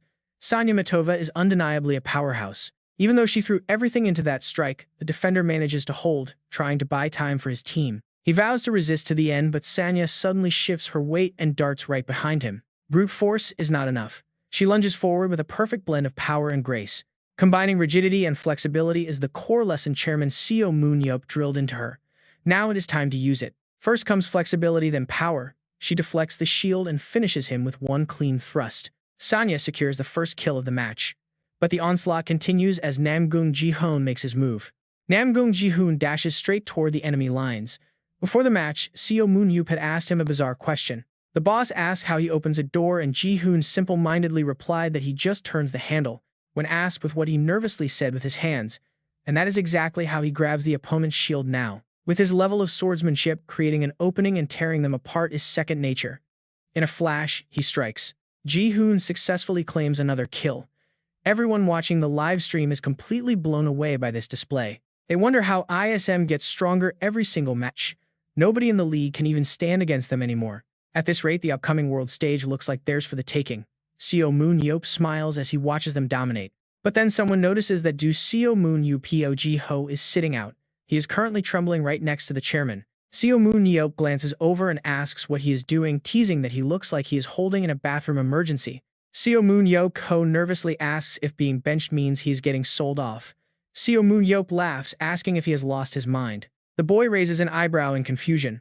The boss smiles, revealing that he is actually their secret weapon for the World Championship. Did Seo Moon-yeop think he was being hidden? Coach Gabriel brought up his stats so much that he actually feared being sold off. Just watching the match proves ISM is too strong for the domestic league.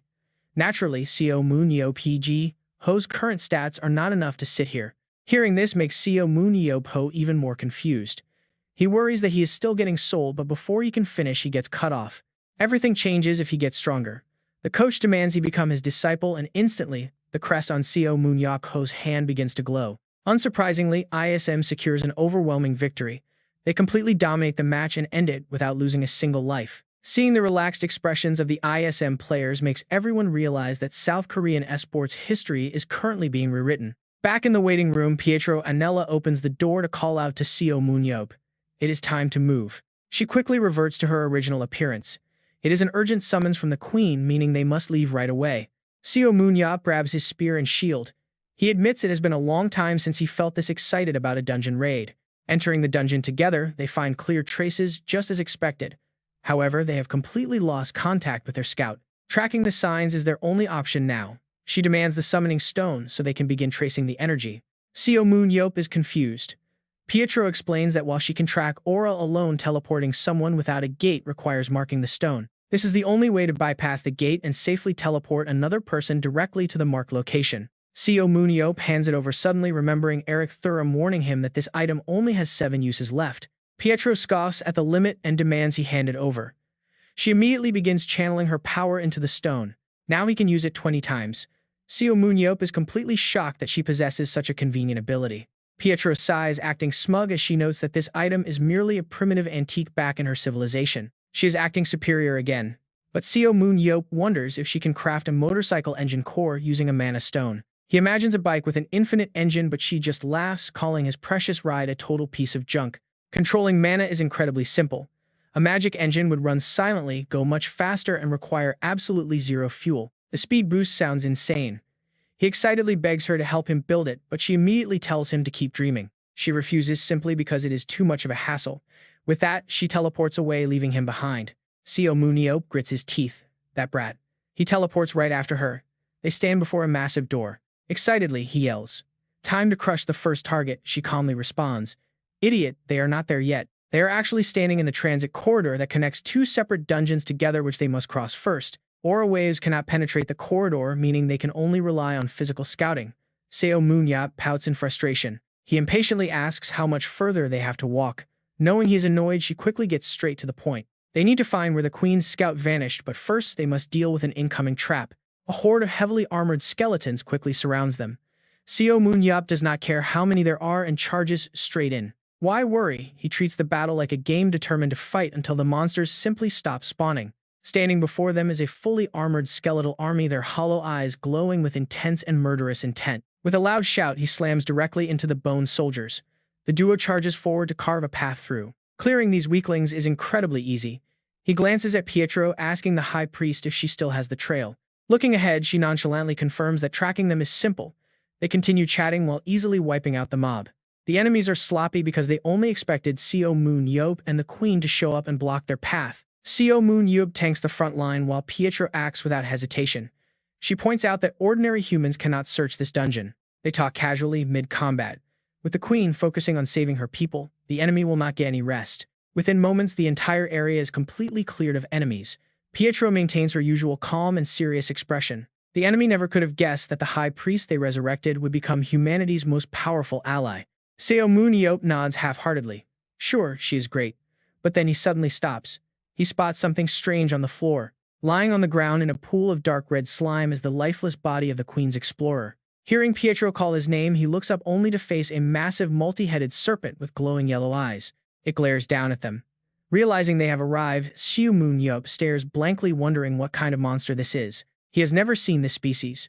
Pietro honestly guesses it is a mutant serpent that did not exist during her lifetime. She confirms it was created after her death. Seo Moon-yeop finds it bizarre that anyone would manufacture such a terrifying beast. Is that how it is, trying to spark a war with the last of their strength? A purple glow shines on his left face as he activates his skill.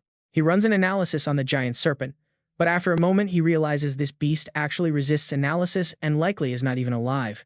The white-haired girl agrees. He is right, there are absolutely no signs of life left in it. Seo Moon-yeop lets out a twisted grin. He gets a new idea. If they are still researching it and is not complete yet, they should just destroy it right now. Pietro immediately interrupts him. She warns him that he is wrong, and if they get too close, enemies will ambush them from all directions. Seo Moon-yeop nods.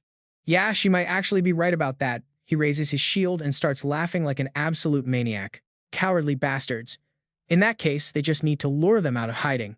He tenses his arm to unleash a massive amplified throw. The impact blasts open a massive hole with an ear-splitting roar. Seo Moon-yeop pulls his axe back with a sinister smile, sensing a big fish nearby. He playfully tells them to stop lurking. Suddenly, non-human footsteps echo as all kinds of grotesque monsters begin crawling out of the pit. Right behind them, armless creatures with nothing but hideous heads fly into the air. Seo Moon-yeop proudly stands his ground and issues a challenge. He dares them all to face him. Pietro sighs, noting he successfully lured out a massive horde. Seo Moon-yeop just swings his shield onto his back. Completely fearless, he chuckles at how many there are. He cracks his knuckles, telling Pietro to go deal with the giant serpent herself. He insists he can handle these small fries all by himself. Before Pietro can even reply, Seo Moon-yeop charges forward like a madman. He fights like a god of war, sweeping away everything in his path with a wild grin. Pietro stands frozen, mesmerized by his swinging axe. He did not even wait for her to finish speaking. Up front, Seo Moon-yeop spins his heavy axe so fast that nothing can even touch him. His wild eyes shine as he bathes in monster blood. Meanwhile, Pietro lands nearby. She reaches out her hand to touch the giant serpent. Suddenly, a voice commands her to stop. She looks up to assess the situation while Seo Moon-yeop halts in the middle of a large clearing. As the monsters retreat, a group of cloaked figures suddenly descends from the serpent's head. Pietro immediately recognizes exactly who they are. So they have finally shown themselves. She scans their status windows, spotting the first high priest and a very familiar face among them. She asks number 5 if he is still alive. Then she warns Seo Moon-yeop that the creator of this giant serpent is likely the 5th priest. She hesitates, realizing he is the first high priest they wanted. Looking at the red-eyed, white-haired man, he is now the supreme priest. Seo Moon-yeop leaps over to her side, but he starts saying some incredibly bizarre things that completely throw her off. He complains that since she and the priest share the same name, they should just call him number 1 to keep things simple. She tells him to just call him number 1. Her tone grows incredibly serious as she focuses on number 1's shocking status window. Number 1 is far stronger than she anticipated. How could he have made this much progress in such a short amount of time? Realizing the possibility, Pietro recalls a noble memory. She asks if he remembers when the queen said her magic grew after being chosen. She theorizes that this supreme priest has gone through a highly similar process, receiving power from an equally primordial source. However, his power came from Warren, not the primordial light. Seo Moon-yeop deduces that Warren's power must operate in the exact same way. Pietro's demeanor becomes extremely cautious as she looks at Seo Moon-yeop, realizing the sheer scale of the threat they are now facing. She warns him they must defeat number 1 at all costs and prevent that door from opening. Seo Moon-yeop casually replies he plans to. She remains deeply worried. This beast has somehow reached a realm where it can mimic primordial light, completely hiding its true power. Seo Moon-yeop steps forward anyway, casually suggesting they provoke number 1 a little. His reckless suggestion leaves her completely baffled. She asks what the point is, but before he can even explain, he takes a deep breath and points at the sky. He screams at the figures above, calling their primordial light absolute garbage and mocking them as a bunch of pathetic fools. He insults them relentlessly, calling them brainless hypocrites who are just putting on a pathetic show to cover up their failures. He mocks their fallen civilization, asking if they truly believe the primordial light would ever waste its time talking to lowlifes. He lets out a mocking laugh, adding that self-proclaimed geniuses always seem to fail completely whenever it actually matters. The provocation works instantly as the white-haired leader number 1 flies into an absolute rage at his insults. He screams in fury, calling him a blasphemer. Seo Moon-yeop proudly turns to Pietro, boasting that he told her it would work. Number 1 grinds his teeth in anger, demanding to know how they dare insult his god as pure white energy erupts. He threatens to show them the divine power he received to see if they still dare to stand against him. It is a known fact that most underground dwellers possess terrible physical strength, putting almost all of their stats into magic. Seo Moon-yeop blocks the intense pressure, squinting his eyes to analyze the enemy's status window, which shows a shocking strength of 95. His agility is 93 and stamina is 89, placing his stats far above average with an aura of 245. Seo Moon-yeop lets out a tense breath but immediately looks up with a confident smile, declaring that the priest still cannot beat him. Veins bulge violently across number 1's pale face. He growls that if his opponent simply refuses to understand, he will force them to feel the absolute weight of true power. Warrior's memory. Instantly, his body tenses up as if something massive is about to explode from deep within. A violent vortex immediately erupts, swallowing his figure. A chilling, completely emotionless voice echoes out. He boasts, demanding to know if they have any idea who is currently occupying his body, the absolute strongest, most legendary man in all of history. From the blazing white light, a master swordsman steps forward. Number 1 sneers, looking down at everyone. He wonders how a mere mortal could ever hope to face such greatness.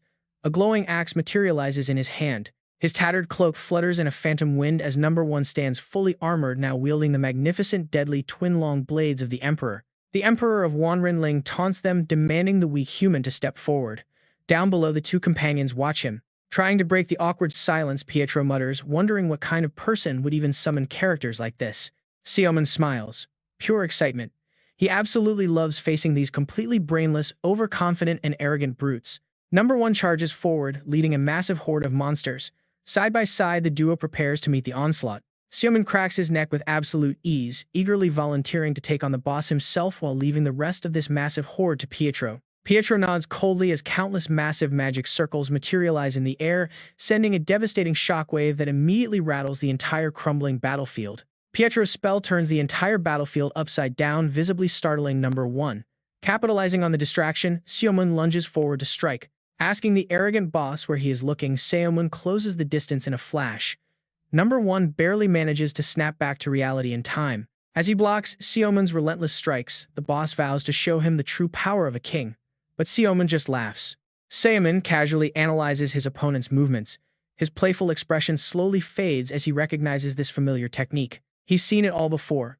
Seo Moon swings his massive weapon and lands a clean blow, cracking number 1's armored helmet. The boss cannot believe a lowly human managed to copy him and draw blood.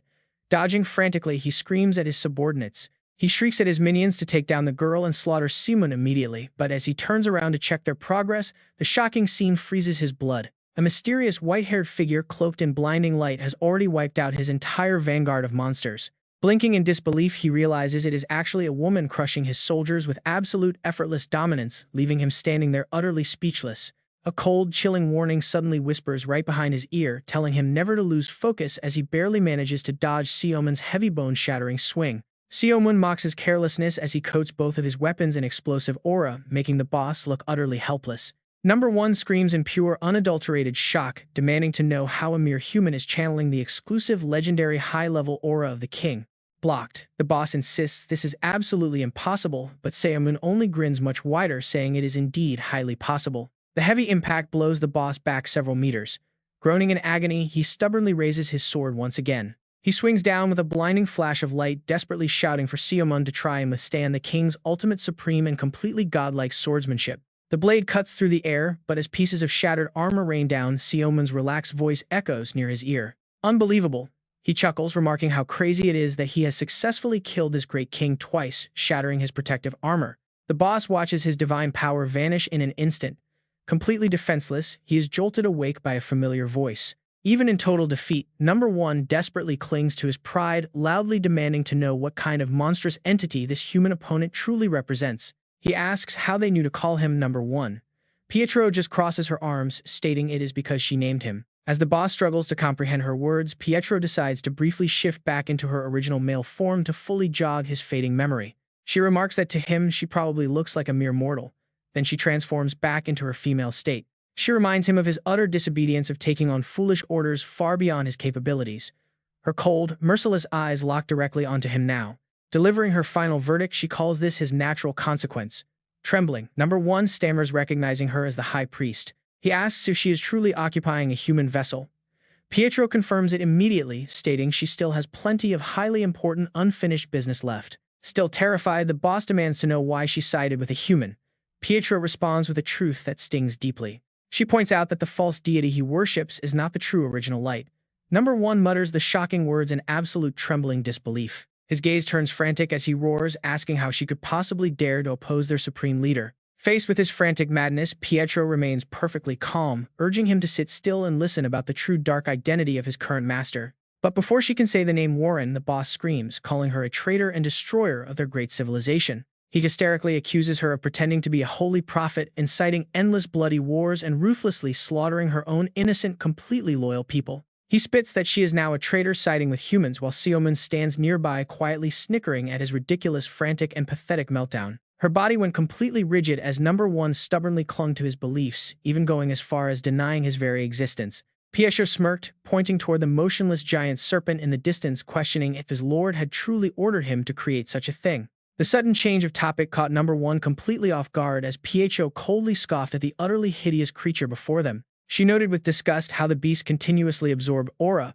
but lacked any ability to control its own massive volatile power. Staring coldly at Number 1, she demanded to know if he was actually in his right mind when he created that abomination. He had no logical comeback, so he resorted to desperate insults, calling her a mere traitor to their supreme ultimate civilization. As the villain kept rambling on, Seo Moon-yeop lost his patience, charging forward to grab him by the throat and shut him up. He growled at him to stop talking, asking if this supreme civilization wanted to test exactly how much longer they could survive. He threatened to drag the fake king straight to that primordial light, while Number 1 gritted his teeth, insisting the gate would open. He claimed an extraordinary power would guide them to the sacred land, leaving both of them completely speechless at his sheer delusion. You would think this absolute fool would have a grasp of reality by now.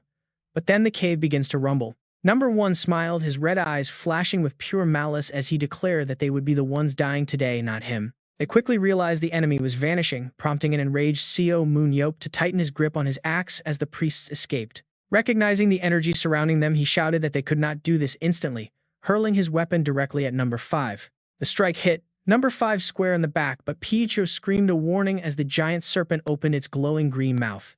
Energy beams rained down on them from the beast's multiple heads, unleashing a continuous onslaught that completely filled the area with smoke. As the dust settled, a trembling, glowing hand reached up and a chilling voice remarked how incredibly amusing the situation had become. The serpent stared with amusement at the two humans who had somehow managed to survive its devastating attack and remain standing. Its eerie voice rasped, noting that it had not even unleashed 1% of its true strength during that brief encounter. The beast's heads crumbled to ash, confirming its theory on how to evolve its physical vessel as they watched in complete shock.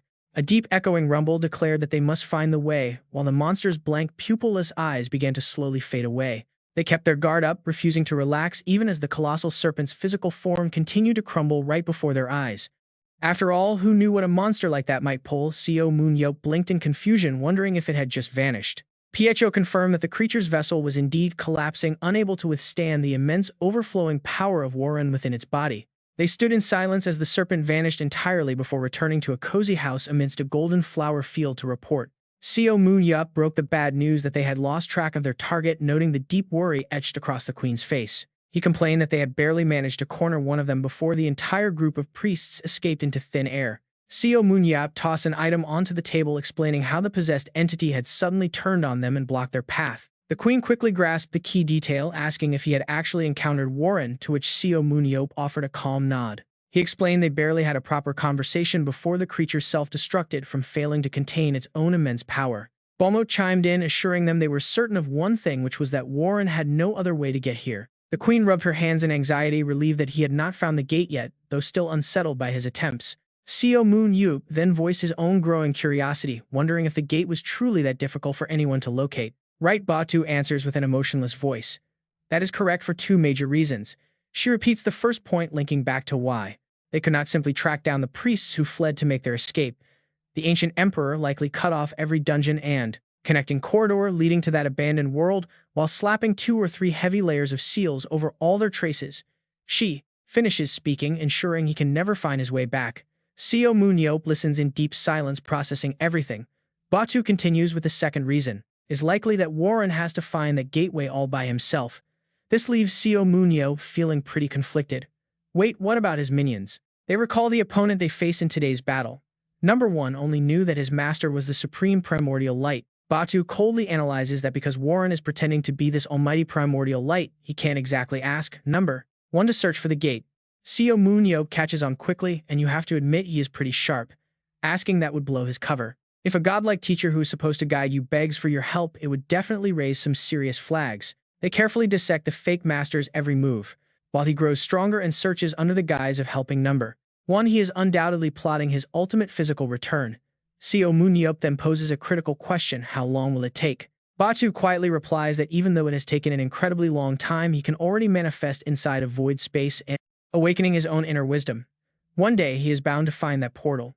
Deep down, everyone shares the same lingering dread. But whether he will find that gateway today or in some dark, distant future remains an absolute mystery. No one knows. As she finishes speaking, the entire room falls dead silent. Seo Moon-yeop finally speaks up, asking if they can talk to him again. That question makes Piecho break into a cold sweat. Are you insane? She asks, how could we meet him? Seo Moon-yeop remains completely calm, asking if she did not say she met him in the past. His words leave her utterly stunned. Wait, when did she say that? He reminds her it was in the final dungeon when she went to meet the primordial light and ran into. Does she not remember?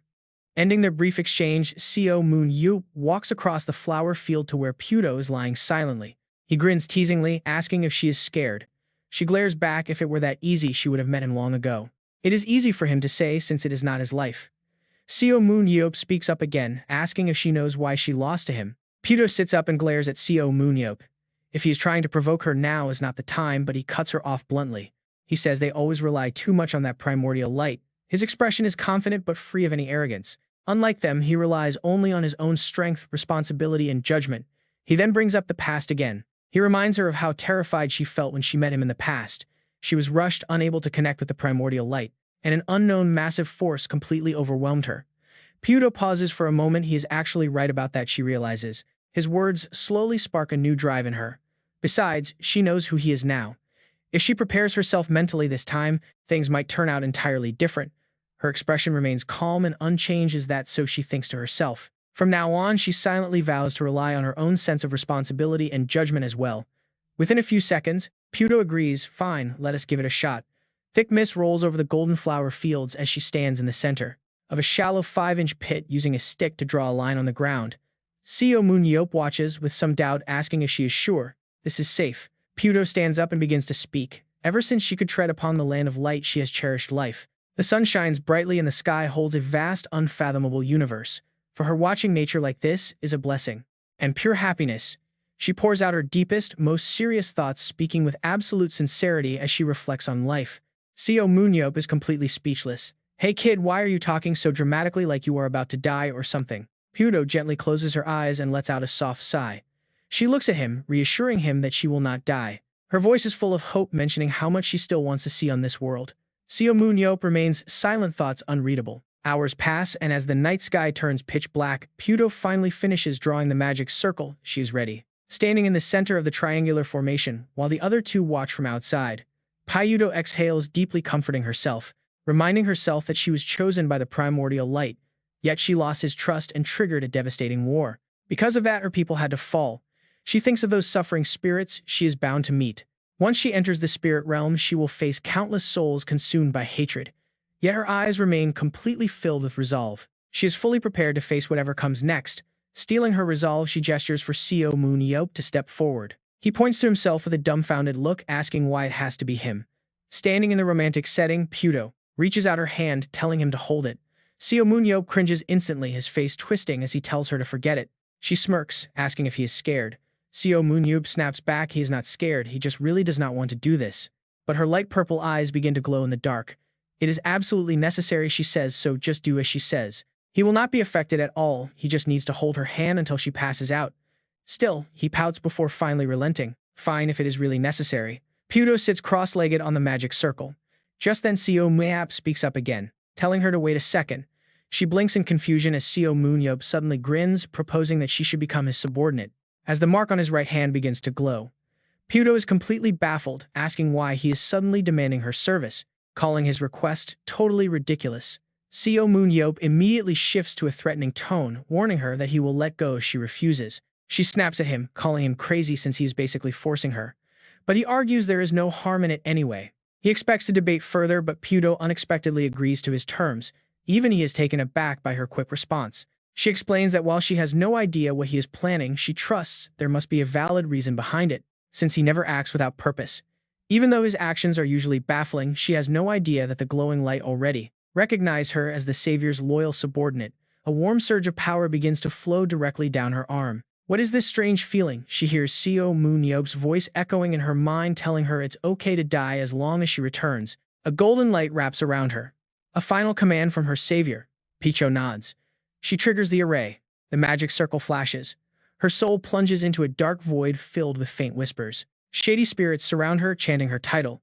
The High Priest, the one who drove them all to their graves. Picho sighs in relief. They are only whispering, not attacking.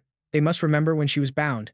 Apologizing softly, she runs right past them. The light on her body glows with a raw, intense vitality. Picho suddenly stops dead in her tracks within the deepest dark, sensing a strange, unique presence nearby. Turning around, she freezes in shock. Standing there is a familiar face, a soul burning with a pure white flame. It's the Queen's former advisor. He speaks first, welcoming the High Priest. Picho eyes him with deep suspicion. "You knew I was coming," he chuckles. From birth to dying by her hand, his life belongs solely to the Queen. He quickly clarifies that he has no real divine ability to foresee that she would actually come here. He tells her not to worry, the past is just the past for the dead. His white flames flicker. He explains he's not the only one waiting. Right on cue, several more spirits materialize out of thin air. Picho tenses. She knows these entities. They are the former high priests. A booming voice echoes through the darkness, noting that she has finally arrived. She realizes who this is. An intense orange flame blazes to life to welcome her. It is the most powerful high priest in history. She, the very last high priest, finally looks upon the identity of this soul, the very first high priest. She hesitates, too ashamed to look him in the eye. She whispers that she no longer deserves that title. His flame flares brighter as he laughs. That is simply the price of making such a massive mess of things. He admits that in his youth he was just as clever and reckless. A dark prophecy would have angered him too. Luckily there wasn't one. He avoided destroying his own over a stupid mistake. He admits he felt deeply ashamed of his past self. Now the first high priest points directly at her forehead. He tells her he has been watching her entire life. He saw her enter the spiritual realm seeking primal light. He watched her lead a monster army to invade the surface. Brutal. Pain flickers in his voice as he recalls how she completely lost her clarity and sanity back then. He felt nothing but total chaos in her aura, but now she's radiating a completely different energy. Picho is taken aback.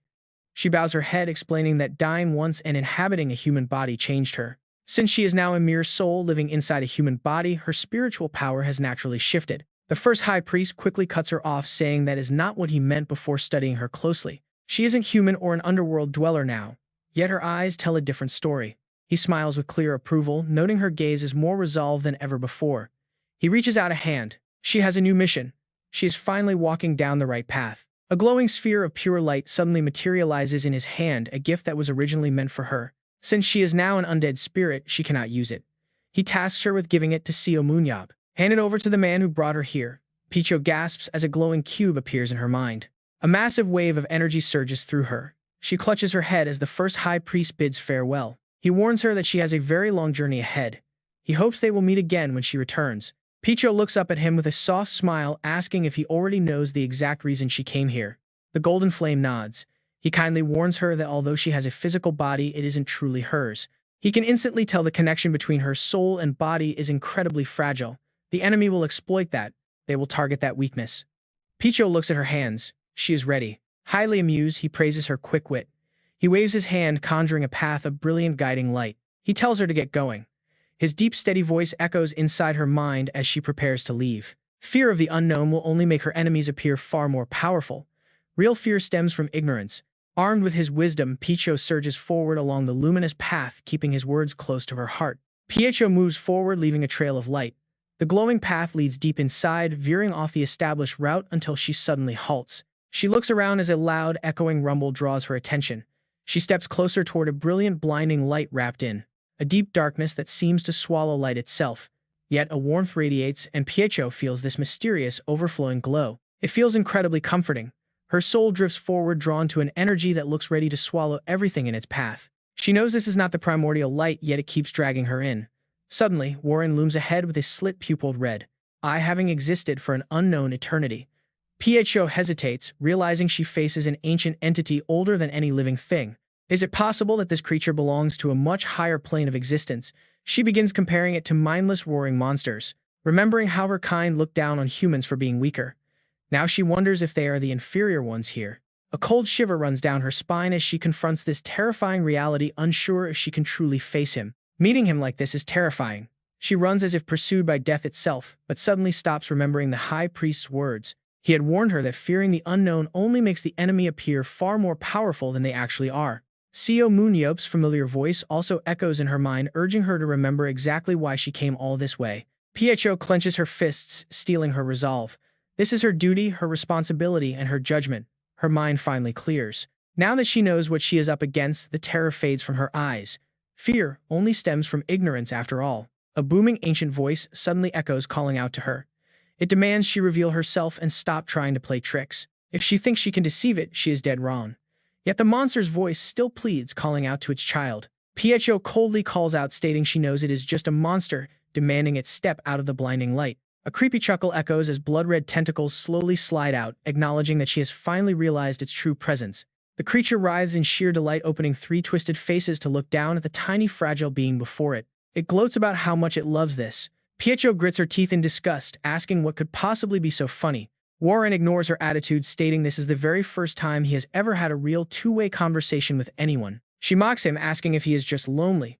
The concept seems to shock the beast, making it open even more eyes. Picho grows anxious as the monster's mood shifts, wondering if it is actually learning emotional concepts from their conversation. The creature rambles about having too many followers to ever realize its own isolation, lamenting that no one appreciates its intellect. What use is greatness if no one understands? With a sudden roar, glowing restraints whip forward and bind Picho tightly.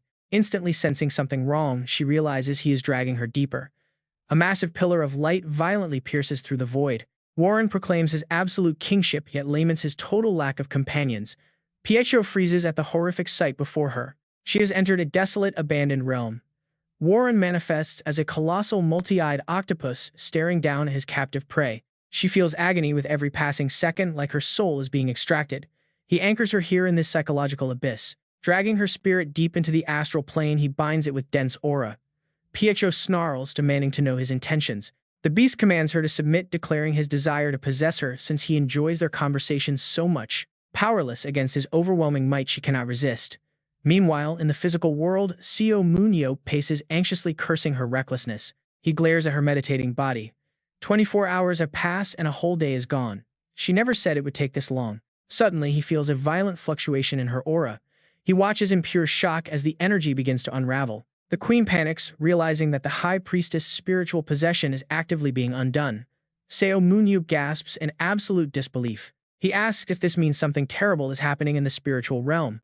The queen urgently confirms his fears. She points out that Pho is still desperately fighting back, prompting Seo Moon-yeop to yell in panic at her agonizing expression. He asks if there is anything he can do, but the queen warns him that spiritual battles cannot be interfered with physically. He is completely powerless to help.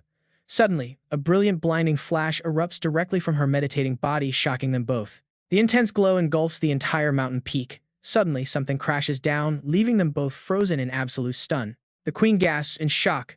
Pho has returned to her original body, meaning the spiritual possession is completely broken. 3 hours after the connection severed, a queen inspects her body, her hands glowing as she tries to locate a pulse. After a tense moment, she delivers the devastating news that she feels absolutely nothing. Panic starts to set in. She frantically asks what their next move is, but Seo Moon-yeop only turns his back, standing silently in the fading light. Horrified, she wonders if he is giving up, staring down at the lifeless body before them.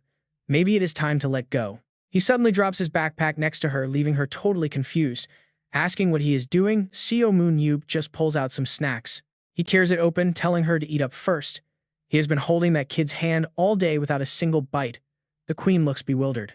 She does not get it, but the high priestess's possession is already undone.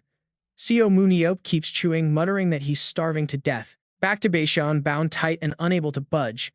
She glares with pure resentment at the terrifying monster. She asks if he knows he was born from the very monsters they created. Warren casually replies that he knows a little. His tone is completely indifferent, mocking how you humans cannot even control your very own creations anymore. So you locked us up in here and ran away. He cackles, asking if she still does not understand yet. Origin does not matter anymore because power is absolute. That is what this place taught me. Hearing this, Baichan completely freezes. Power. The monster keeps bragging, but get this, he actually opens up a massive dark void below. Far below lies a vast and chaotic underworld under a blood-red sky crawling with grotesque and terrifying beasts. Some tear each other apart on the ground while others hunt from the sky, all roaring the moment they spot Warren. He watches them run on pure instinct, fighting, devouring, and reproducing. Then his voice shifts to a regretful tone. Sadly, not a single one of them was born with an intellect like mine. They are merely mindless savage beasts. They only grow larger and more violent, never recognizing their rightful king. After all these years, I am the only one. He suddenly leans in close, revealing his true form. A clean, deep scar runs straight down his face. Breaking his outer shell, he sheds his monstrous skin to look almost human. Meeting her has pushed him even further. Baishan is totally lost, wondering what he means. Warren continues, saying this place has become utterly boring to him. She feels an incredibly oppressive aura. But because of his physical evolution, his tight binding on her seems to loosen. As the beast mimics humans more and more, he declares himself the chosen one. Baishan decides to stay completely quiet. She secretly works on her escape plan. Almost there. But out of nowhere, his shadow looms right behind her. He asks if she called this loneliness. Baishon shivers. He just moved past, but she could not even track him. Panic takes over as she realizes she cannot face this monster alone. The beast bears his sharp, menacing fangs. He boasts about coming this far alone. If he absorbs a wise soul like her, his power will grow infinitely. She will grant him unbelievable power. Baishon trembles, knowing she must run, and honestly, can you blame her? Dozens of massive snake heads suddenly lunge at her. He sneers, asking if she really thought she could escape him. He claims she is already in his grasp. He plans to use her to find a way out of here. He demands she become a part of him. 12 hours after the possession is undone, Seo Moon-yeop gets to work. Seo Moon-yeop performs a sacred ritual on the high priestess's corpse. The queen screams as the body begins to rot away. Believing this is the absolute end, the queen panics. If there is no physical vessel left for her to return to, she says the high priestess will never make it back. The queen begs him to stop, but he refuses. Shut up, Seo Moon-yeop rudely snaps. Meanwhile, buried under the snakes, Baechun laments that she cast so many mana stones just in case. Yet her connection to her physical body is completely severed. Her dying soul cannot even return to the spirit world. She senses that something is completely off. Even Warren suddenly freezes in his tracks, stopping his next deadly move. Why is their connection still fully intact? A glowing barrier suddenly wraps around her, keeping the danger away. The lethal fangs cannot pierce the shield. Looking down, she spots a mark identical to the one on Seo Moon-yeop's hand. This is impossible. They made a pact back then, a solemn promise that transcended death itself. Floating up, she mocks Warren, saying that stealing wisdom from others makes him stupider than a mindless beast. She taunts him, telling him to seek wisdom from within himself if he wants to stop his pathetic suffering. Up on the surface, Seo Moon-yeop grins. The lifeless body, wrapped in a bright golden glow, suddenly twitches violently. He boasts that he told her so. His eyes flash with gold as he declares that she would return. Baechon smiles, whispering that she is coming. Warren lunges forward, refusing to let his precious prey escape. Brilliant golden light floods the dark underworld, blinding the monster as he stares in utter disbelief. The light causes the writhing mass of snakes to glow. Seo Moon-yeop reaches out his hand to grab hers. As she steps out of the sky, his face twitches. Her body suddenly loses all weight. She crashes right into him, leaving the queen speechless. Baechon groans, asking how long it has been. He grits his teeth, muttering 32 hours. So that jerk got back way earlier than him. Seo Moon-yeop immediately loses his temper, snapping back at her, asking why she did not warn him if she knew it would take this long. He complains that he almost died of starvation out there. But Pyuncho just shuts him down with a cold, uncaring reply, telling him that now is not the time to complain. Seo Moon-yeop reveals that he actually ran into the beast. This shocking news makes the queen widen her eyes, instantly asking for Pyuncho's assessment of the monster. Pyuncho explains that the beast's intellect has evolved since encountering the queen. Now it actively wants to absorb her just to steal her knowledge. She delivers a grim warning: if that thing ever makes it here, it will consume every single intelligent living being in its path. That means they have no choice but to move. Seo Moon-yeop's face goes pale, completely exhausted, unable to believe she is making him travel again right after he got back. Pyuncho reveals their next quest. An ancient high priest left behind a secret treasure specifically for him, and they need to go claim it. They arrive in a mysterious chamber containing a massive tilted cube that looks like a giant Rubik. Seo Moon-yeop looks around, completely amazed by the strange chamber. What looks like water on the floor turns out to be something else. Pyuncho explains that this entire space is shielded by an incredibly powerful barrier. Only those who carry the explicit approval of the ancient high priest can ever hope to cross it. Naturally, Seo Moon-yeop has a few burning questions. He wonders why the ancient priests did not just build a massive shield like this around their own home base to protect themselves from the start. Pyuncho breaks it down: their home territory was simply too massive to cover with a single barrier unless they possessed a sacred relic core. Even then, those elite leaders were just high priests. They had no idea how to actually construct or activate something of this legendary scale. This glowing heavy cube before them was built exclusively for the supreme high priest, protected by a lock that only they could ever hope to bypass. Seo Moon-yeop looks at her, asking where she fits in all of this. Pyuncho confidently points her thumbs toward herself with a smug, stiff expression. She boasts that among all the high priests, she is easily the strongest. In fact, she claims she could build one herself, given enough time. Hearing her brag makes Seo Moon-yeop's eyes twitch. He finds her cocky attitude incredibly annoying.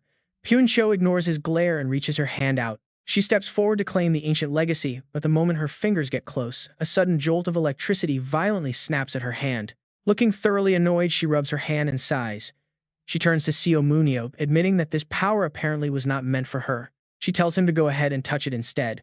Seo Moon-yeop raises an eyebrow, highly skeptical, asking if she is setting him up for a trap. Pyuncho is completely done with his constant overthinking and tells him to stop complaining. In response, Seo Moon-yeop suddenly grabs her cheeks and pinches them. He accuses her of plotting to get rid of him so she can try to conquer Earth all over again. Pyuncho tries to defend herself through squished cheeks. She tells him to relax, pointing out that even if they wanted him gone, doing so now would make stopping this global disaster completely impossible. She breaks free from his grip, calling him an idiot for thinking they would sabotage their only hope. She argues that conquering Earth is pointless if it ends up as a barren wasteland anyway. Hearing her logic, Seo Moon-yeop lets out a thoughtful hum. He snaps his fingers, admitting she makes a solid point. With a deep sigh, he tells her to back off and prepares to face his destiny. He takes a deep breath, steps up to the massive structure, and places his hand flat against its glowing surface. Immediately, the ancient mechanism reacts. The cube pulses with a warm light, recognizing him. Despite the success, Seo Moon-yeop keeps his usual grumpy face as a strange glowing orb appears. He mutters under his breath, wondering if this ancient relic is just some fancy toy. But suddenly, the miniature orb begins to vibrate violently. Without warning, the glowing sphere sinks straight into his palm. Before he can react, a surge of energy floods, his mind blinding him with light. Pyuncho cries out his name in sheer panic as ancient complex symbols flood his brain, triggering a massive head-splitting headache that makes his veins bulge. Gritting his teeth, Seo Moon-yeop tries to read the glowing letters as they burn into his memory. He instantly recognizes this as some kind of holy language, but he quickly realizes this is different. This power is not meant for brainwashing or control. Instead, a pure, boundless energy begins to overflow within him. The power surging through him is raw and limit-breaking. He can feel that this ancient script is designed to completely shatter the limits of his race. Knowing what is at stake, Seo Moon-yeop grits his teeth, enduring the agonizing pain of the upgrade. The blinding light forces Pyun-cho to shield her eyes. She squinted through the glare to see what was happening, only to gasp in absolute shock. Meanwhile, back at the quiet house in the countryside, Bodin places a glowing magic crystal onto the table, instructing the queen to deliver it directly to the observer. The queen looks at it curious. Pyun-cho explains that the crystal contains her own memories, which she gathered after crossing over into the other world. She instructs the queen to activate it inside the training arena, which will allow them to manifest real monsters from that dangerous alternate realm. The queen nods, understanding the plan. She quickly realizes that players can now use this arena to run practice battles against these terrifying beasts. Pyun-cho confirms her suspicion, explaining that she programmed the crystal with the exact movements, patterns, and deadly skills of the real creatures. The goal is to give humanity a fighting chance to study their foes. Yet preparing won't be easy, since they can never predict every single mutation. New and deadlier species will keep emerging without warning. The queen stares down at the glowing crystal, her eyes filled with a quiet sadness. She looks up, her thoughts turning to Seo Moon-yeop's progress. Pyun-cho closes her eyes, mentally drifting back to their brief encounter in the spiritual realm. She remembers asking the first high priest what kind of terrifying power he had actually bestowed upon the young human warrior. He answered frankly, "It is a language that can stabilize your soul, strengthening not just your physical body but your soul as well." The old man scratched his ear in boredom, adding that it was an enlightenment he spent his entire life mastering for a reason, and he never intended to pass it on to a human. Exhausted and battered, Seo Moon-yeop finally dragged himself back home. He kicked off his shoes and looked up, only to find the lovebirds acting incredibly lovey-dovey and asking about his vacation. He did not even mind the sight, casually replying that his break was great and asking if he could join them for dinner. Seo Moon-yeop welcomed him warmly, and Moon-yeop eagerly sat down, noting how long it had been since he tasted her home-cooked food. Baek Jae-ho turned bright red and snapped, telling him to go wash up first because he was incredibly filthy, but Moon-yeop only offered a mysterious smirk. Calling it a secret, he went on to completely devour everything on the table before happily rubbing his stomach, finally feeling alive again. Jae-ho was baffled and asked if he had not eaten, but Moon-yeop casually replied that he had completely lost track of time. Jae-ho shoved his phone forward with a groan, asking if this major piece of news had anything to do with him. Staring at the screen, Moon-yeop grinned and noted that he heard about it, predicting this tournament would be a lot of fun. The article featured the strongest teams from each country, preparing for the biggest battle of their lives in the World Championship. In the promotional video, a woman widely known as the Queen stepped onto the stage, bowing gracefully to greet the crowd. Greeting Battlefield fans from all over the world, her calm amber eyes locked onto the camera as she prepared to speak. She introduced herself as the president of the World Battlefield Association, announcing that this year's tournament would be absolutely legendary. The live stream instantly exploded with massive viewership, triggering a chaotic flood of emotional comments from fans watching worldwide. Many wondered if this was the president's first real face reveal, with some skeptics assuming she was just a beautiful stand-in. Since the league was in its 17th year, they doubted someone so young could lead unless she possessed incredible superhuman abilities. Others joked she might be from the underground using advanced disguise technology, but fans quickly argued she was far too beautiful. As the president's image broadcasted globally, she detailed the arrival of brand new dungeons and dangerous monsters with total professionalism. She explained that aside from a few necessary safety restrictions, players would be allowed to go all out for 10 minutes. Concluding her speech with high expectations, she declared this would be the grandest festival ever, with over 166 nations. With the event officially opening, world-class superhumans like the 5th-ranked New York Bears stepped up to answer the call. They were joined by the formidable LA Warriors of Eastern America, currently holding the 3rd spot in the global rankings. The elite Berlin Blitz of Western America, ranked 2nd in the world, was also gearing up to dominate the competition. And finally, the top-ranked Paris Lumiere stood ready to defend their crown, with every powerhouse team burning with intense determination. One exceptionally handsome competitor set his jaw, vowing to bring home the trophy, while Team ISM, ranked way down, watched closely. Ranked 162nd, the squad huddled together and cheered wildly, declaring they would conquer the World Championship. Suddenly, a dry voice spoke up behind them, dryly noting what an incredible coincidence it was that they were watching this. They all whipped around in surprise as President Shim Tae-ho continued asking if they automatically assumed which teams were weak. He reminded them that back in his day, South Korea was always in the top 5 before Moon-yeop suddenly shifted subjects. Smiling, Moon-yeop pointed out that during his brief absence, all the hype and media attention had shifted entirely to other countries. A flash of pure murderous intent filled his eyes as he asked if they could truly accept this blatant disrespect. Realizing he was getting a bit too intense, he quickly headed upstairs, leaving a heavy, silent tension lingering behind him. Upstairs, Moon-yeop declared that they were not actually chasing after the trophy itself, but rather they were aiming for the cash. At this point, his stats were almost fully maxed out and his new amplified soul transformation skill bypassed all physical limits. Any stats reaching maximum capacity would keep growing, ensuring that in the end he would truly have no limits whatsoever. The main focus of the global media was now shifting entirely to the upcoming World Battlefield League Championship. This elite tournament gathered the absolute strongest superhumans from top teams worldwide, representing a massive celebration across many nations. Only the champion team of each nation's domestic league earned a spot in the qualifiers to fight for the main stage. This was the grand ritual of superhumans, a brilliant battlefield where every elite warrior dreamed of taking the ultimate throne. The stage of the World Championship was set, and the world wondered who would claim the ultimate glory this year. Back in South Korea, the association president stepped up to officially announce the winner of the 19th National League season. He paused mid-sentence, deliberately dragging out the silence to maximize the dramatic tension before declaring the final results. The crowd erupted as Team ISM was declared the champion, bringing wide-eyed shock to the faces of the young players. Seo Moon-yeop walks out proudly alongside the association president. With this victory, they have officially qualified for the championship preliminaries. Meanwhile, Gabriel watches from a private suite, closing his thick book. He fully expected this exact result. His gaze remains completely cold. For him, seeing this outcome is totally obvious, especially given YSM's star roster. He reviews the special talents on the YSM roster, all of whom were trained by Seo Moon-yeop. Along with Pietro Anella, they are among the strongest superhumans alive, making this victory an absolute sure thing. Gabriel reflects on how YSM has grown, noting they are certainly not the weak squad he first encountered when he arrived. Now the whole world is watching, expecting them to easily reach the main stage. Suddenly, a voice interrupts him. The voice casually mentions winning the World Championship. Gabriel gasps, wondering if his vacation was supposed to be extended. Is his important business already finished? The mysterious man simply shakes his head and begins walking forward. Not even close, but he wanted to show his face before the upcoming World Championship qualifiers begin. Gabriel is startled. Standing before him is indeed Moon-yeop, but there is something completely off about him. What is wrong? Gabriel vaguely senses a strange golden aura behind him and incredibly oppressive pressure. This traces back to a month ago. Pio was stunned by his wild request to rebuild the ancient priestess's space. He wants a training ground. Moon-yeop is highly creative, asking if she can deploy some protective barrier. He reasons that modifying an existing space is much easier, provided they have enough time and aura. Pio is thoroughly disgusted by his requests. Moon-yeop immediately protests her complaints. Unnecessary. Didn't they literally call him the savior of humanity itself? He's just trying to grow stronger as the savior, wondering why she cannot do this simple task. This arrogant attitude reminds her of another person who said the exact same thing, sparking Moon-yeop's curiosity. She mentions the ancient emperor who famously declared that only he could save everyone from their doom. Moon-yeop snaps and slaps her back, asking if she views him as some brainless battle maniac. She asks if he is not. Pietro steps in to stop the bickering. Moon-yeop still demands his room. His shouting nearly deafens her.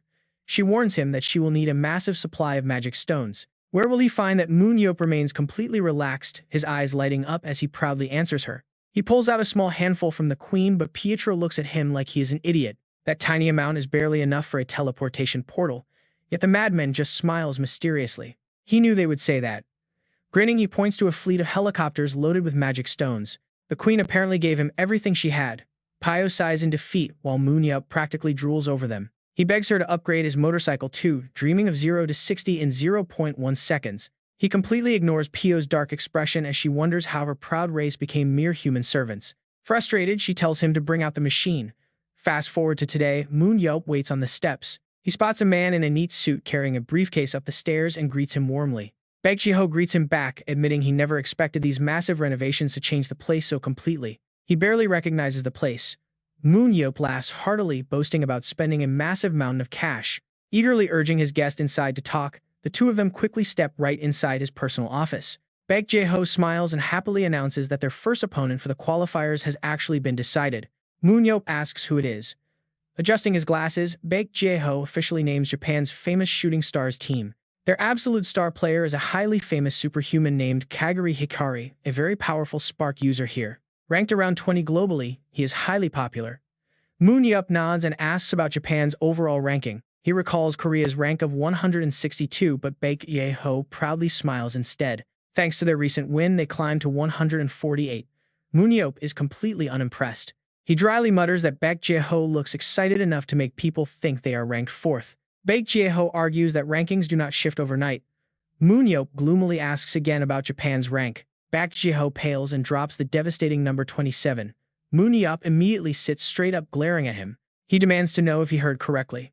Baek Jiho smiles bitterly as Moon-yeop grits his teeth. He was completely baffled and demanded to know what went wrong, questioning how they even came up with these ridiculous national rankings. Baek Jiho broke into a cold sweat, counting on his fingers and explaining that the system weighs A-tier matches and individual player rankings first. He then blurted out the final most crucial criteria: how well a country actually performs on the grand stage of the World Championship. Japan was a runner-up just a few years ago, but their own track record was a totally different story, making Seo Moon-yeop's face darken instantly. They had not even survived the qualifiers.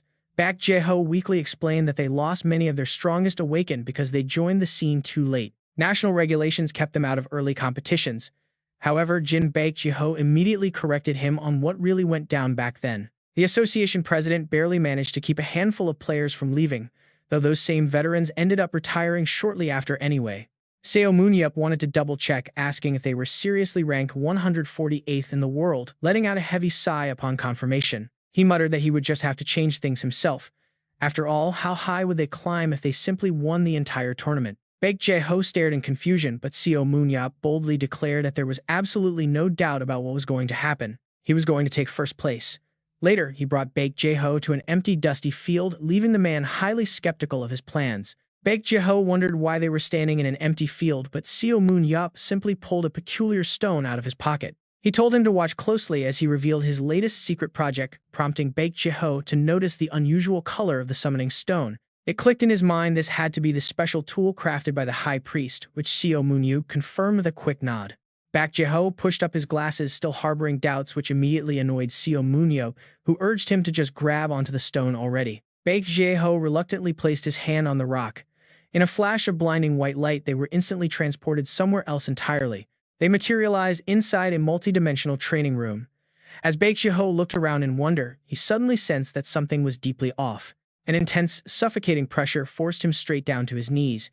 He panicked, completely clueless about what was happening to his body. Here, gravity is 10 times stronger, and the dungeon itself constantly drains the life force and aura of any living creature inside. Seo Moon-yeop calmly warned that neglecting one's focus could lead to fatal mana depletion, forcing Baek Jiho to frantically stabilize his energy. Even with his aura active, Baek Jiho could barely stand. Meanwhile, Seo Moon-yeop got into stance, ready to show him exactly what he meant. Facing a shadowy clone of himself, he launched forward his spear, clashing hard against an illusory shield with a loud ringing echo. The two identical monsters locked in combat, tearing into each other in a fierce, evenly matched duel that looked incredibly terrifying to watch. Seo Moon-yeop fought relentlessly, pushing his limits and converting souls to boost his core stats past their maximum thresholds. He was growing stronger by the second, constantly surpassing his own limits to prepare for the upcoming World Tournament. With a wild, determined smirk, he vowed to shatter the very limits of humanity before the two finally teleported back to reality. Back in the office, Baek Jiho scolded him for not mentioning sooner that his primary shield had actually shattered into pieces. He sighed, realizing his star player would be completely shieldless for tomorrow's tournament, baffled by how such a sturdy item even broke. Seo Moon-yeop recalled his battle with the giant serpent but kept quiet, casually brushing it off as too complicated to explain. Instead, he mentioned he had already contacted the bald blacksmith twins, though they had not sent a reply just yet. He figured they would deliver it today anyway, jokingly, adding that the team could surely handle Japan without him if they had to. Baek Jiho let out a tired sigh, agreeing but demanding to be kept in the loop about these gear issues from now on. He warned that players are strictly barred from participating in matches if they do not bring their officially registered gear with them. While equipment swaps were technically allowed, the replacement item had to be of the exact same category as the original registration. Since Seo Moon-yeop registered a spear and shield, everything would be fine as long as the replacement arrived before the match began. Seo Moon-yeop remained completely unbothered, calmly suggesting he would just use standard tournament-issued gear if it really came down to that. He had a strong feeling the new shield would arrive today, recalling his earlier rather chaotic phone call with the blacksmith brothers. They had been absolutely stunned and immediately began berating him, unable to believe he had actually managed to break the shield. They yelled at him, demanding to know how on earth he destroyed an item that was practically considered a legendary relic. He tried to make vague excuses, but they weren't buying it, pointing out that the robust shield had survived the final dungeon. He privately agreed that the shield had been exceptionally durable, though he gritted his teeth and redirected the blame toward them. He complained that it wouldn't have shattered if they had built it properly from the very beginning, prompting a dry laugh. They reminded him it was forged 19 years ago. However, acknowledging that modern technology had advanced significantly, they accepted the challenge. The twins confidently promise to craft the ultimate defensive masterpiece, a shield capable of withstanding the most devastating attacks. They claim it could block Soren's death ray and Pietro's summoning spell, though they quickly pause to deliver a warning. Moon-yeop asks if it is going to cost a lot of money. How much, but they refuse, explaining they do not need money because they are his sponsors instead. They excitedly make a pretty weird request. Hand over the shield to us. Seo Moon-yeop pouts, not expecting this at all. Damn it. He doesn't care where they plan to use it anyway. The deal is quickly sealed, and they promise to finish and ship it soon. Seo Moon-yeop wraps up his story. That's how it went. Just then his phone rings. He glances at the screen. Speak of the devil, it is them. The moment he picks up, he starts yelling. Hey Baldies, when is my shield getting here? I thought you said it would be sent soon, but they just laugh. Sending the debut of our new shield by mail just wouldn't do. Suddenly the door flies open and the twin bald brothers stride right in. They flew all the way here on a private jet just to witness this with their own eyes. Talk about a massive surprise. Before things get too loud, Baek Jiho clears his throat. He thanks them for anticipating their chairman's first match, but drops a bomb. Seeing it in person might be tough. They just arrived only to hear some pretty bad news. Seo Moon-yeop won't be playing until the next round. The twins scream in absolute disbelief. Meanwhile, the announcer takes the stage as the arena lights up under brilliant beams. Welcoming everyone to the grand stage, the highly anticipated World Champions Tournament is finally kicking off on this very day. The massive screens flash the opening matchup.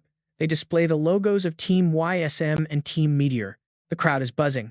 With YSM's current roster, they could easily sweep most other teams, but are they really ready for this? Even with superstars like Seo Moon-yeop and Pietro on their side, the announcer speaks up to outline the rules. He details the format for the qualifiers, explaining how the world's strongest teams will now battle across 3 intense matches. Everything is calculated through a strict point system, and the teams with the highest scores will move on. The top team from each group secures a spot in the finals. The announcer pauses, emphasizing the next key detail. Out of 166 registered nations, the top 5 teams from last year get a direct pass to the finals. This elite list includes last year's reigning world champions, the powerhouse team of France Paris Lumiere. Joining them are last year's runners-up Germany's Berlin Blitz and the third-place finishers Western United States Gladiators. Fourth place went to the Eastern United States, New York Bears, and finally, the London Iron Knights of Great Britain. They claimed 5th place last year. Behind the announcer, the massive screens display circular setups for the remaining contenders. 161 countries are split into 27 groups of 6, all fighting for just 27 open slots. He passionately declares that passing the qualifiers is the only way to chase the ultimate glory. Imagine the insane pressure here. With a thunderous shout, he declares the tournament officially open, and the Japanese competitors file out onto the stage. Having completed their physicals, Team Meteor prepares. Their blonde leader bites his lip, filled with intense excitement. He can finally face the legendary Seo Moon-yeop, the hero he has admired for so long. Then his opponents arrive. YSM enters the arena after passing their health checks. Some of them are visibly shaking from the pressure of the stage. Nayeon nervously looks over at Pietro, noting that since Seo Moon-yeop is benched today, she has to hold her own out there. He just gives her a quiet, indifferent nod. Behind them, another teammate with heavy dark circles jumps up in shock. Did she just call the great Pietro her brother? Nayeon smiles, proudly claiming they share a deep ancestral bond. Another player scratches his head, confessing he is so terrified he might lose control. His teammate quickly calls him out. Didn't you literally just spend 30 minutes in the restroom? Their team leader Jung-min sighs at the pathetic display. He tells them to stop making excuses and focus. As they march forward, their relaxed expressions instantly turn dead serious. Hikari sneaks a glance at his opponents as they line up. He suddenly freezes, realizing Seo Moon-yeop is completely missing. Is their absolute ace really sitting this out? The referee gives the signal and both squads step onto the field. Meanwhile, Seo Moon-yeop sits on the bench, chatting away. Sure, the ranking gap is massive, but only if they ignore him. Korea and Japan are bitter rivals in this region. Losing after talking big would bring an absolute storm of backlash. A pathetic defeat would be completely unforgivable. Gabriel asks if they are truly ready. The coach stares back with icy resolve. He calmly asserts that they will win. Standing right behind him, the bald twins gasp, completely baffled by his supreme confidence. Their hearts are absolutely shattered. They traveled all this way just to witness Seo Moon-yeop make his glorious World Cup debut. Tears stream down their faces as they wail, demanding to know why their favorite hero was benched for the opener. Moon-yeop snaps, calling them noisy octopus brothers and pointing out nobody even invited them. But the twins just ignore him. They put their heads together, determined not to leave empty-handed. Slowly, they turn their desperate gaze toward the legend himself. Otherwise, they have to use their trump card. He is left completely bewildered. A trump card, even behind sunglasses, their eyes burn with pure fire. They might be true fans of Seo Moon-yeop and YSM, but because of this, he really has no other choice but to join in. They raise their hands, cheering that they will support the Japanese team. Seo Moon-yeop can't take it anymore and suddenly jumps up. He slaps the table and brushes off those bald-headed fools. With a cocky smirk, he asks how they could ever think his team would fail to lose in the qualifiers.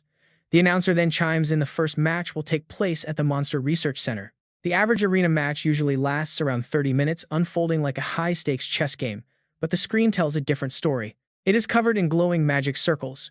In the first 7 minutes, YSM absolutely dominates, led by a winged powerhouse, who single-handedly wipes out the high-ranking monsters. Pietro Anello levels up like crazy, stealing every monster his teammates try to target. Reaching out like a child playing with ants, he completely crushes the Hashi shooting stars in just 7 minutes. Hikari is left stunned after respawning. The commentator finally recovers from the shock to yell out, "What on earth did they just witness?" The match had barely started, and while the rookies were still gearing up, the round was already over. His teammates are left utterly confused. He did not even get to help. The announcer calls this a spectacular sweep, completely crushing everyone from long-range snipers to melee fighters. The crowd is left speechless as they watch one player hoard all the monster kills for himself. They yell at Pietro for hogging all the experience points while the screen replays his insane solo charge into the Japanese team. Pietro Anello scored 11 kills. Living up to his team's fierce reputation, he has shot down every single star on the battlefield. The announcer is absolutely blown away. YSM has displayed a terrifying level of dominance even without their legendary captain. With the first match going to YSM, stretching and clicking his tongue, Seo Moon-yeop complains about how boring it all was. He grabs his jacket and heads for the door, grumbling that he knew this would happen, but ending it in under 10 minutes was too quick. Suddenly, a loud voice calls out to him. Someone is staring right at his back. It is Hikari calling his name. He is completely drenched in sweat from running over. With fierce determination, he insists that the match is not over yet. His teammates rush up to stop him, but he desperately begs for just one more moment, holding onto the microphone. He points directly at the veteran, begging him to stay and watch their game for just a little bit longer. He promises to put on a show that the legend will regret missing. Right in front of the crowd, he introduces himself as Kagari Hikari, the kid saved 19 years ago. The veteran is left completely blank, trying to remember if he actually rescued this guy. He has saved countless lives, so there is no way he can remember every single person. It is a pretty common story after all. Back when fires raged in Osaka, Japan, the legendary hero saved a 6-year-old boy from monsters escaping a dungeon. As the leader of the 7 heroes, he was like a shining light to them. That saved boy gained his own power. Out of pure admiration, he became an arena player to follow in his savior's footsteps. But life had other plans. The announcer sounds touched as Kagari declares his respect for the legendary veteran, while the crowd thoroughly enjoys the drama. Even as his teammates drag him away, kicking and screaming, the stadium is filled with laughter over the fierce rivalry. His dramatic struggling turns a highly tense matchup between Korea and Japan into a rather lighthearted, entertaining moment. The crowd is absolutely loving this. The commentator eagerly adds that everyone wants to see the legend himself step onto the battlefield. Can the young challenger actually defeat YSM in the second round and force the legendary veteran into the fight?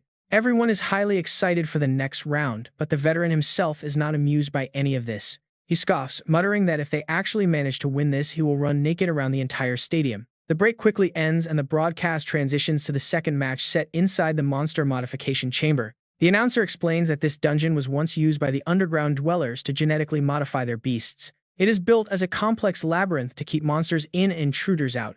Over on the YSM side, they take a moment to strategize. They all know what is at stake. If they lose this and force their captain to play in the final round, they are doomed. Nobody wants to face his terrifying wrath. As the match begins, they immediately rush inside, completely focused on securing a swift victory. Meanwhile, the underdogs on the Japanese team are gearing up. Hikari stands at the front, trying to rally his teammates. Despite his incredibly brave face, his shoulders are visibly trembling, making his teammates pretty worried about his state. One of them gently places a hand on his shaking shoulder, telling him to just relax and take a deep breath. When he turns around, he is met with warm smiles. Making it this far is already a massive achievement for them. They used to always be at the very bottom, and even though everyone expects them to lose today, they will give it their all.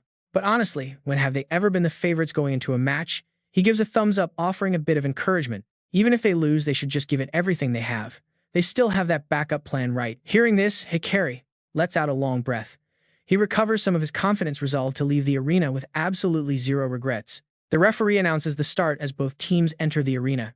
Now everyone wonders if they will stick to their strategy from last round. He gasps as he notices the Japanese team deploying a unique 1-5-5 formation. Right on cue, they begin, making their move. 4 ISM members push forward, but the Japanese squad is suddenly blocked by massive serpents, bursting up from deep underground. Suddenly, fireballs rain down, slamming into the snakes and unleashing an incredibly intense heat. The Japanese team yells out that their path is blocked. Their leader reads the situation quickly, realizing something is off. Seo Moon-yeop is not present. He frantically signals his team, warning that they cannot surround the enemy without knowing their actual positions. He orders them to abort the hunt and fall back. Seeing this, the ISM team immediately gives chase, though they remain highly cautious.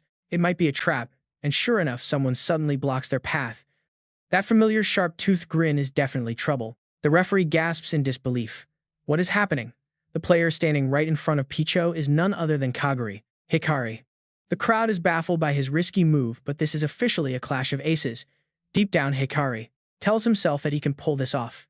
Just minutes earlier, the Japanese team captain had laid out a highly daring plan. He admitted that looking at how badly they got swept in round 1, winning this second round seemed almost impossible. Even so, they had to at least take down the second-ranking member of ISM. Clapping his hands, Hikari prepares to fight alone. Facing 3 opponents entirely on his own, he knew it was a massive gamble, but it was actually starting to work. Pietro raises his hand to summon his soul suppressor, shaking his head with a sigh. Blue lightning crackles as an ally, screams a warning through the earpiece. Do not attack, Pietro. There are suddenly 2 Hikaris on the field. It is a total trap. The warning comes too late. Hikari is already darting between the cliffs, launching a devastating and incredibly fast strike. The system announces Pietro Anella as a casualty, leaving his teammate on the other end completely stuttering.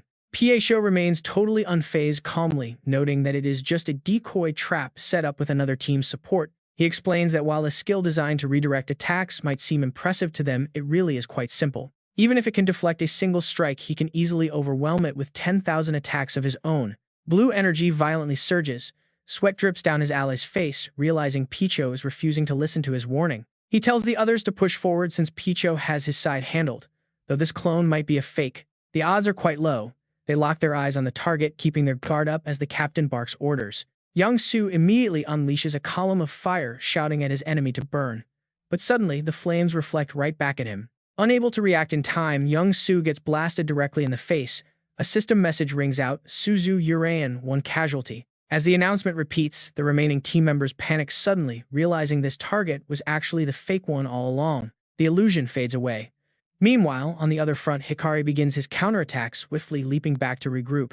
He admits that Pietro is insanely fast, confessing he almost died even after activating his maximum speed boost skill. Grinning wildly, he apologizes before activating his lightning transformation, aiming a devastating strike right at the man's heart. Declaring himself as the real deal, Pietro realizes this was a clever tactical trick, sacrificing a teammate as an illusion. It is a decent sacrificial play, but even with a gaping hole in his chest, Pietro stands completely unharmed, mocking them as too weak. He claims that simple spells are nowhere near strong enough to take him down. His body might be temporarily paralyzed, but that doesn't mean his active skills are locked. He summons his soul suppressor. Hikari's eyes flare with raw, absolute determination. Suddenly, the remaining members of the Japanese squad ambush him from above, all of them diving in together. Despite the incoming announcement of his death, he arrogantly sneers that a simple one-on-one fight was never going to cut it. A sphere of lightning suddenly crackles to life right on his left, and Picho immediately realizes their grand strategic trap. While he was busy trying to block the surrounding traps, this slow lightning ball was slowly creeping up on him. He is paralyzed and completely unable to dodge. But he has no intention of going down without a fight.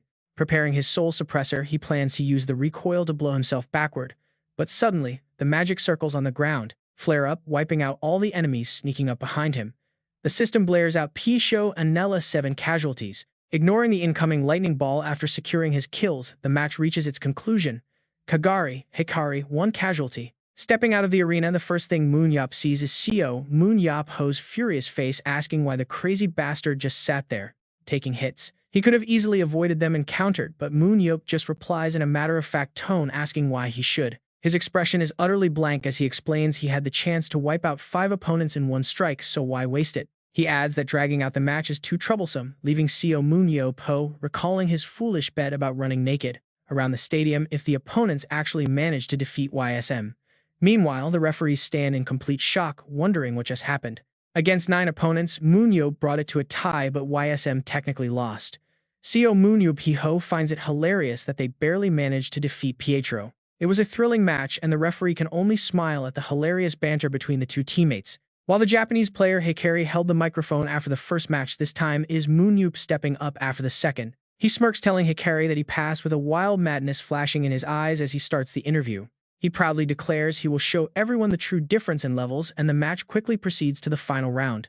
Clenching his fist, Moon-yeop tells his teammates to just stand back, leaving the entire room falling into a dead silence. Moon-yeop smashes through the walls to clear a path, confronting the entire Japanese team alone in under 3 minutes. With speed far surpassing human limits, Moon-yeop completely infiltrates the enemy formation and begins taking down opponents one by one. Tearing through their defensive lineup, he unleashes an absolute massacre, landing every single high-tier skill with perfect deadly precision. His kill count skyrockets from 9 to 10 in seconds, and he sports a brutal grin as he completely dominates. Moon-yeop spins his spear and delivers a fatal slash, mockingly asking if this brutal ending is exactly what they wanted. With 11 kills on the board, Hikari can only laugh through the pain, admitting he never expected to face such a beast. This outcome is far beyond anything he imagined as the referee blows the whistle to signal the end of the round. YSM is officially declared the winner of the qualifiers, and Hikari immediately approaches Moon-yeop, taking off his jacket. With pure excitement, he asks Moon-yeop for an autograph, admitting he never actually expected to defeat such a legend. Still, he is thrilled that Moon-yeop played in the third match, calling it an honor before Moon-yeop happily agrees to sign. Telling the young player to hold still, Moon-yeop signs his back while Hikari blushes deeply, declaring how much he believes in him. He promises Moon-yeop will reach the finals, to which Moon-yeop flatly replies that it is a given as the qualifiers proceed. They easily steamroll through every remaining opponent without breaking a sweat, dominating the qualifiers with absolute perfection. YSM secures 18 points against all 5 teams to advance, and Gabriel soon gathers everyone in the strategy room for a meeting.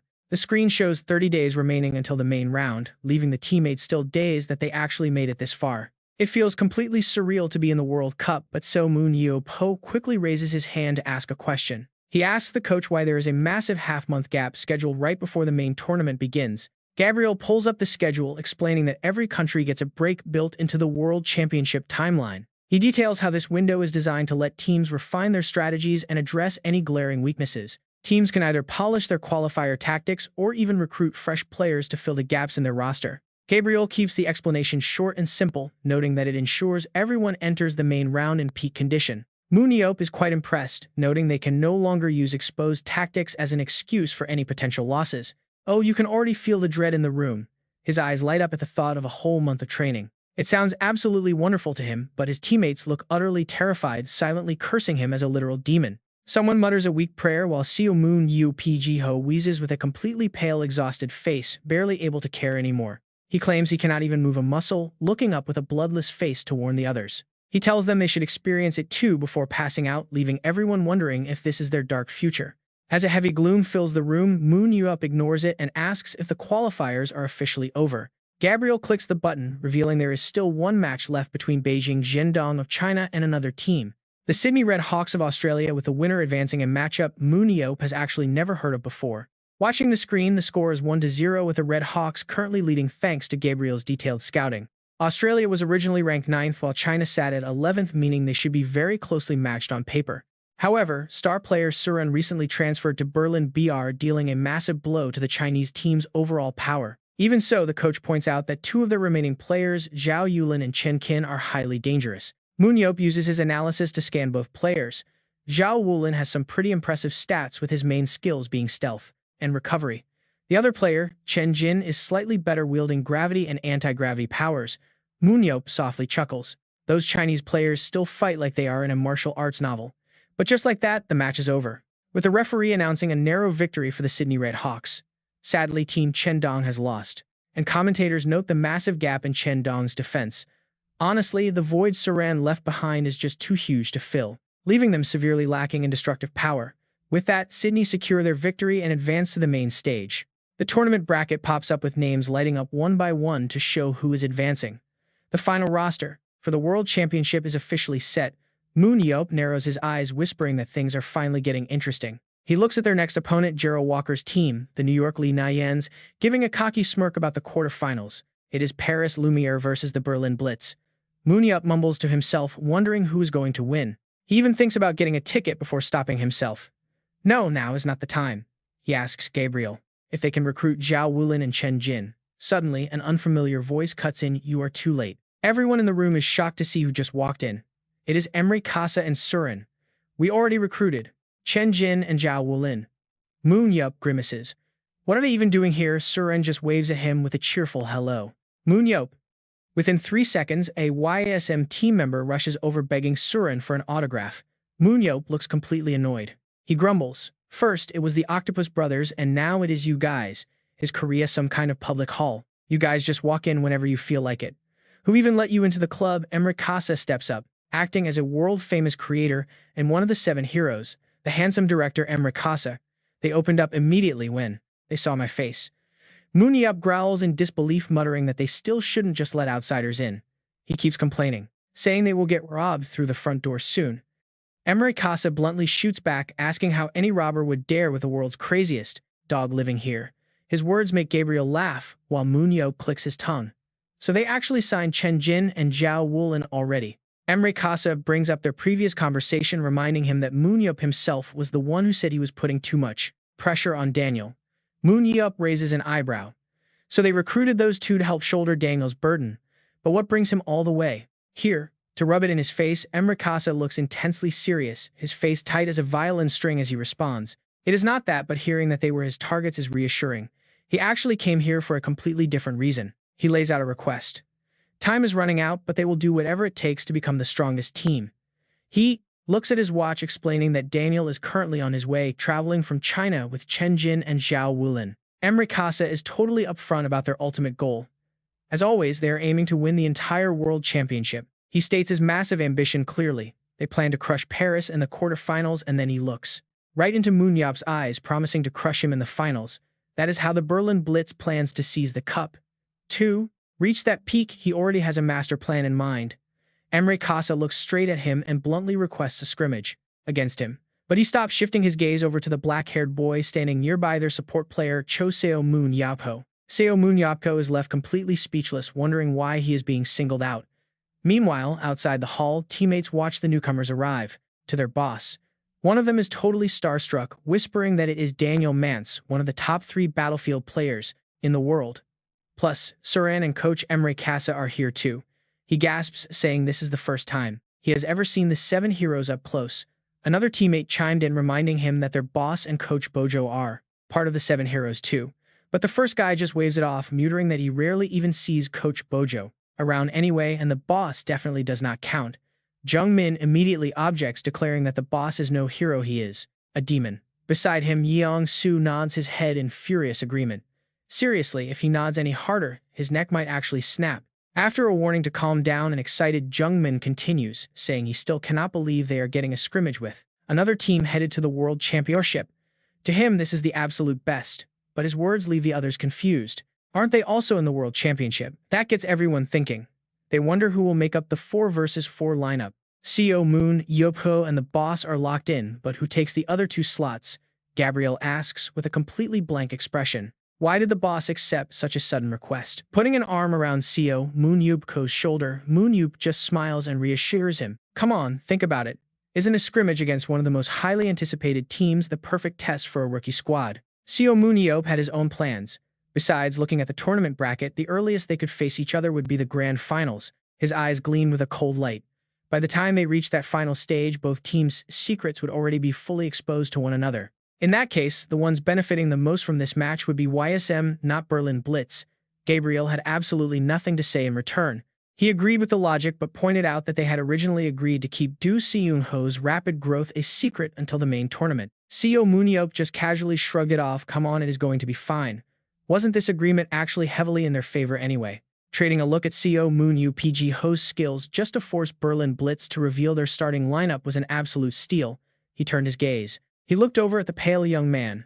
Besides, the kid still needed a real high-stakes battle to test his newly awakened powers in action. If his support play could hold its own against the elite Berlin Blitz, it meant he could stand against any team on the planet. Seo Moon-yeop smirked, knowing they got the better end of the deal. Emery Casa had proposed this even knowing his side was at a disadvantage. The legendary German coach was clearly desperate to find a way to defeat Paris Lumiere, so there was no reason for them to refuse. Suddenly, he changed the subject and threw an arm around Seo Moon-yeop's shoulder like a whispering demon, asking a crucial question. They were not going to use their secret weapon today, right? They would win without it. He nudged the stiff boy, demanding an answer. Seo Moon-yeop turned completely pale, stammering out that he would do his absolute best. Seo Moon-yeop just grinned widely, staring down at his own hand. He had something he wanted to test out. Soon the referee arrived to brief both teams and lay down the rules for the match. With the Berlin Blitz squad assembled, the referee announced it would be a 4 versus 4 skirmish where only one team could survive. The team that wiped out the other would win.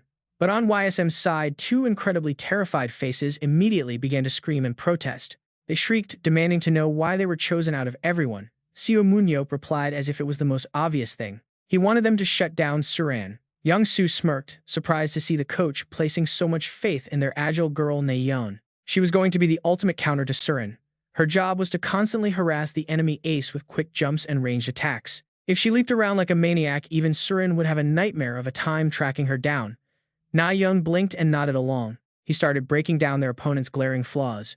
Suran was undeniably powerful, but her control over that destructive energy was still terrible. The goal was to bait her into completely wasting her devastating death ray.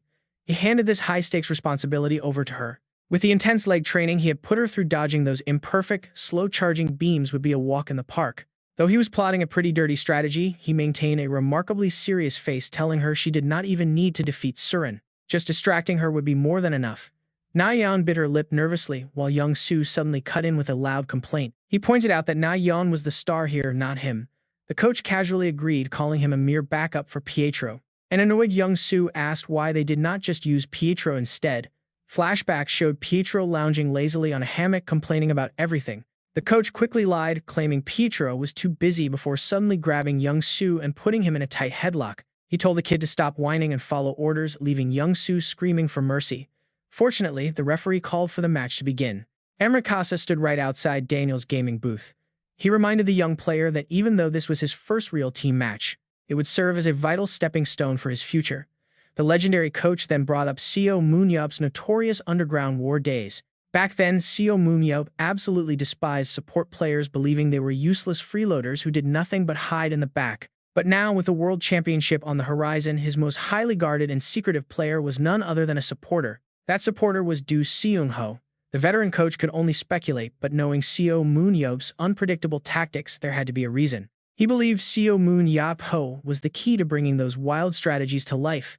Emrakasa solemnly admitted his personal dislike for his old rival. They had always clashed, but he could never deny that the man's battlefield instincts were always incredibly sharp and accurate. He issued a clear challenge to Daniel: go out there and witness firsthand what kind of lessons had been engraved into Seo Moon-yeop.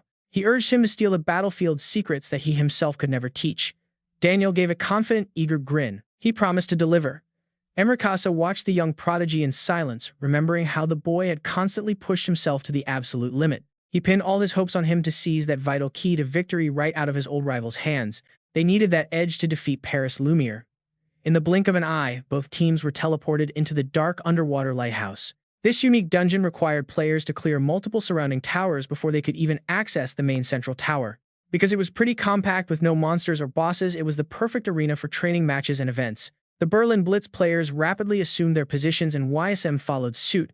Seo Moon-yeop strapped on a massive backpack, stretching his limbs. With a completely calm expression, he declared he was heading out, scaling the towering walls with absolute ease while his teammates watched in shock. Check out this new ability. He is incredibly fast. Or wait, is he? It is almost like his movements contradict themselves. No, he is not that fast. Actually, wait, he is fast. He completely ignores the monsters clinging to the wall below him, scaling up to the very top in the blink of an eye. Reaching the summit, Seo Moon-yeop lowers his stance and closes his eyes. It is not that he possesses godlike speed, he realizes. Rather, he is just incredibly efficient at climbing. An onlooker notes that while the young man was never slow, these moves are on another level. How is he moving like that? The observer asks, Gabriel, pointing out that the team is not even discussing tactics. Gabriel coldly replies that they do not need to.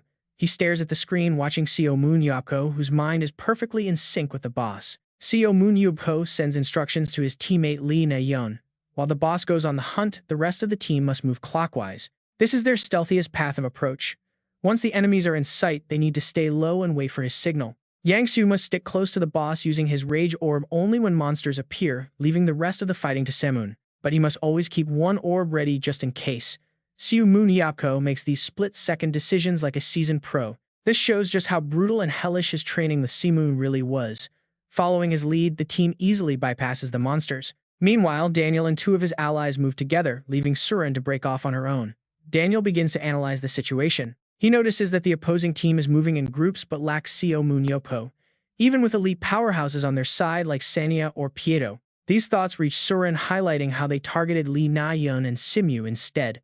The reason for this choice is obvious. It is all because of Surin. Daniel is smart enough to see right through Seo Moon's scheme, urging everyone to proceed with extreme caution. Suddenly, a massive beam of light detonates right in front of the trio. Daniel smirks, whispering that they will stall him. Seo Moon immediately mocks them, asking if they honestly thought his team was just sitting idle while they made their grand plans. He signals Lee Na-yeon to strike. Instantly, a shadow blurs in the distance. Lee Na-yeon draws her bow and fires, but her targets are ready. Every single arrow is effortlessly deflected by one man. Lee Na-yeon gasps in shock, wondering how he managed to block every shot. Then she notices something is wrong. Wait, where is Surin? By now, Surin has already lunged straight toward her real target. Did Seo Moon really think he was the main target? Surin scoffs at his stupidity, launching a vertical beam high into the sky. With a wave of her hand, two purple orbs materialize. Her actual target is Seo Moon-yeop. She fires her death ray, triggering a massive blast. Just minutes earlier, Seo Moon had already predicted this exact move. He knew Surin would track Seo Moon-yeop down using her positioning skill. Yangshu was stunned, asking why Seo Moon remained so incredibly calm despite knowing his teammate was walking straight into a trap. He argues that they invested heavily in Seo Moon-yeop as their key player, so leaving him alone makes no sense. But Seo Moon just laughs. Surin would only bite if the bait was this juicy. She is obsessed with ruining his plans. Yangshu presses for more details, asking if they are really just going to let Seo Moon-yeop and Surin battle it out solo. Seo Moon responds with a confident smirk. That was the whole point of his training. He then issues further orders. While Seo Moon-yeop stalls Surin, the rest of the team will flank and eliminate her. Meanwhile, Surin is left utterly shell-shocked. Seo Moon-yeop is breathing heavily, but he is completely unharmed. Suddenly, a sharp pain shoots through her eyes and her vision fractures. What is happening to her sight? Seo Moon-yeop, wearing a smug grin identical to Seo Moon, tells her she is going to have a hard time hitting him. Surin freezes in absolute panic. She has no idea why her line of sight is suddenly being warped away. Her brow furrows as she realizes her perception was manipulated right before she unleashed her attack, throwing her aim completely off. She never imagined visual sharing could be weaponized like this. Back on the other side, Seo Moon tells Yangshu and Lee Na-yeon to back Seo Moon-yeop up. Lee Na-yeon is bewildered, noting that she definitely just heard a death ray blast. Is Seo Moon-yeop seriously still drawing breath? Yangshu listens closely, pointing out that no death announcement has popped up yet. Seo Moon urges them to stop stalling and capture Surin. The story flashes back to 2 months ago when Seo Moon first recruited Seo Moon-yeop, inviting him to become his personal subordinate. Because of his unique position under the savior, Seo Moon-yeop bypassed normal channels to receive special one-on-one training. He was to be trained personally, completely skipping official matches. Seo Moon gestures for him to follow closely. They step into a room containing 2 advanced pods. Seo Moon-yeop is relieved, recognizing them as standard arena simulators. He feels a wave of relief, realizing his boss had everything planned. He never expected his training would take place inside a simulator. He was worried for nothing. But he has no idea what kind of monster Seo Moon truly is. Seo Moon suddenly slams a spear into the floor. The sudden crash startles Seo Moon-yeop. While the arena is a marvel of modern tech, a growing sense of dread creeps over him. Seo Moon grins wickedly and without warning hurls the spear straight at Seo Moon-yeop. Luckily, the kid has fast enough reflexes to react. He barely dodges and crashes onto the floor in utter shock. Seo Moon ignores his confusion, stating that true warriors never stop fighting, as if his life was hanging by a thread. His face is dead serious as he tells Seo Moon-yeop that back in his day, they could forget about some safe game arena. Everyone fought with their lives on the line, which was how he returned from the depths of hell 17 years ago. His expression shifts, drawing a line across his throat to show that a superhuman must risk everything in order to get stronger. Seo Moon-yeop stammers, asking if his boss is just joking, but he has no idea Seo Moon holds a special legal immunity that allows him to kill without consequence. It is an absolute privilege. Seo Moon's wild expression says it all. Do I look like I'm joking? Right then, Seo Moon-yeop realizes those eyes are completely manic and dead serious. Seo Moon reassures him, saying not to worry. Even if he is slow, the attacks will be placed so they can be dodged. He holds up a timer. A 10-minute countdown begins, and it is time to play hide-and-seek on the mountain behind them. Seo Moon-yeop does not even wait to hear the end. He bolts like crazy into the woods, desperately trying to dodge incoming spears. Thinking he is a dead man, Seo Moon-yeop scrambles. Seo Moon watches and praises him, noting that using the trees as cover is a smart move. The dense rocks and trees make it hard to land a hit. Seo Moon-yeop's average stats are actually climbing steadily under this pressure. During these brutal days, Seo Moon-yeop gets zero sleep and only runs. For an entire month, Seo Moon monitors him from afar with binoculars. He smiles, seeing that real-world training works best as the kid's stats skyrocket. Deciding it is time to wrap up, he prepares a throw. With one final throw, a flash of light streaks right over the fleeing target. Instantly, Seo Moon teleports directly into Seo Moon-yeop's path. Unfortunately for the kid, Seo Moon's warnings were entirely accurate. As a spear flies straight at his face, Seo Moon-yeop panics, thinking he is finished. After surviving weeks of hellish training, he cannot believe he is about to die here. But survival skills are meant to keep you alive. To survive a monster like Seo Moon-yeop finally triggers his defensive skill, just as the deadly spear tip grazes his face. The weapon stops inches away. Good seaman notes ending the training. He explains that supreme agility is not actually required to avoid an incoming attack.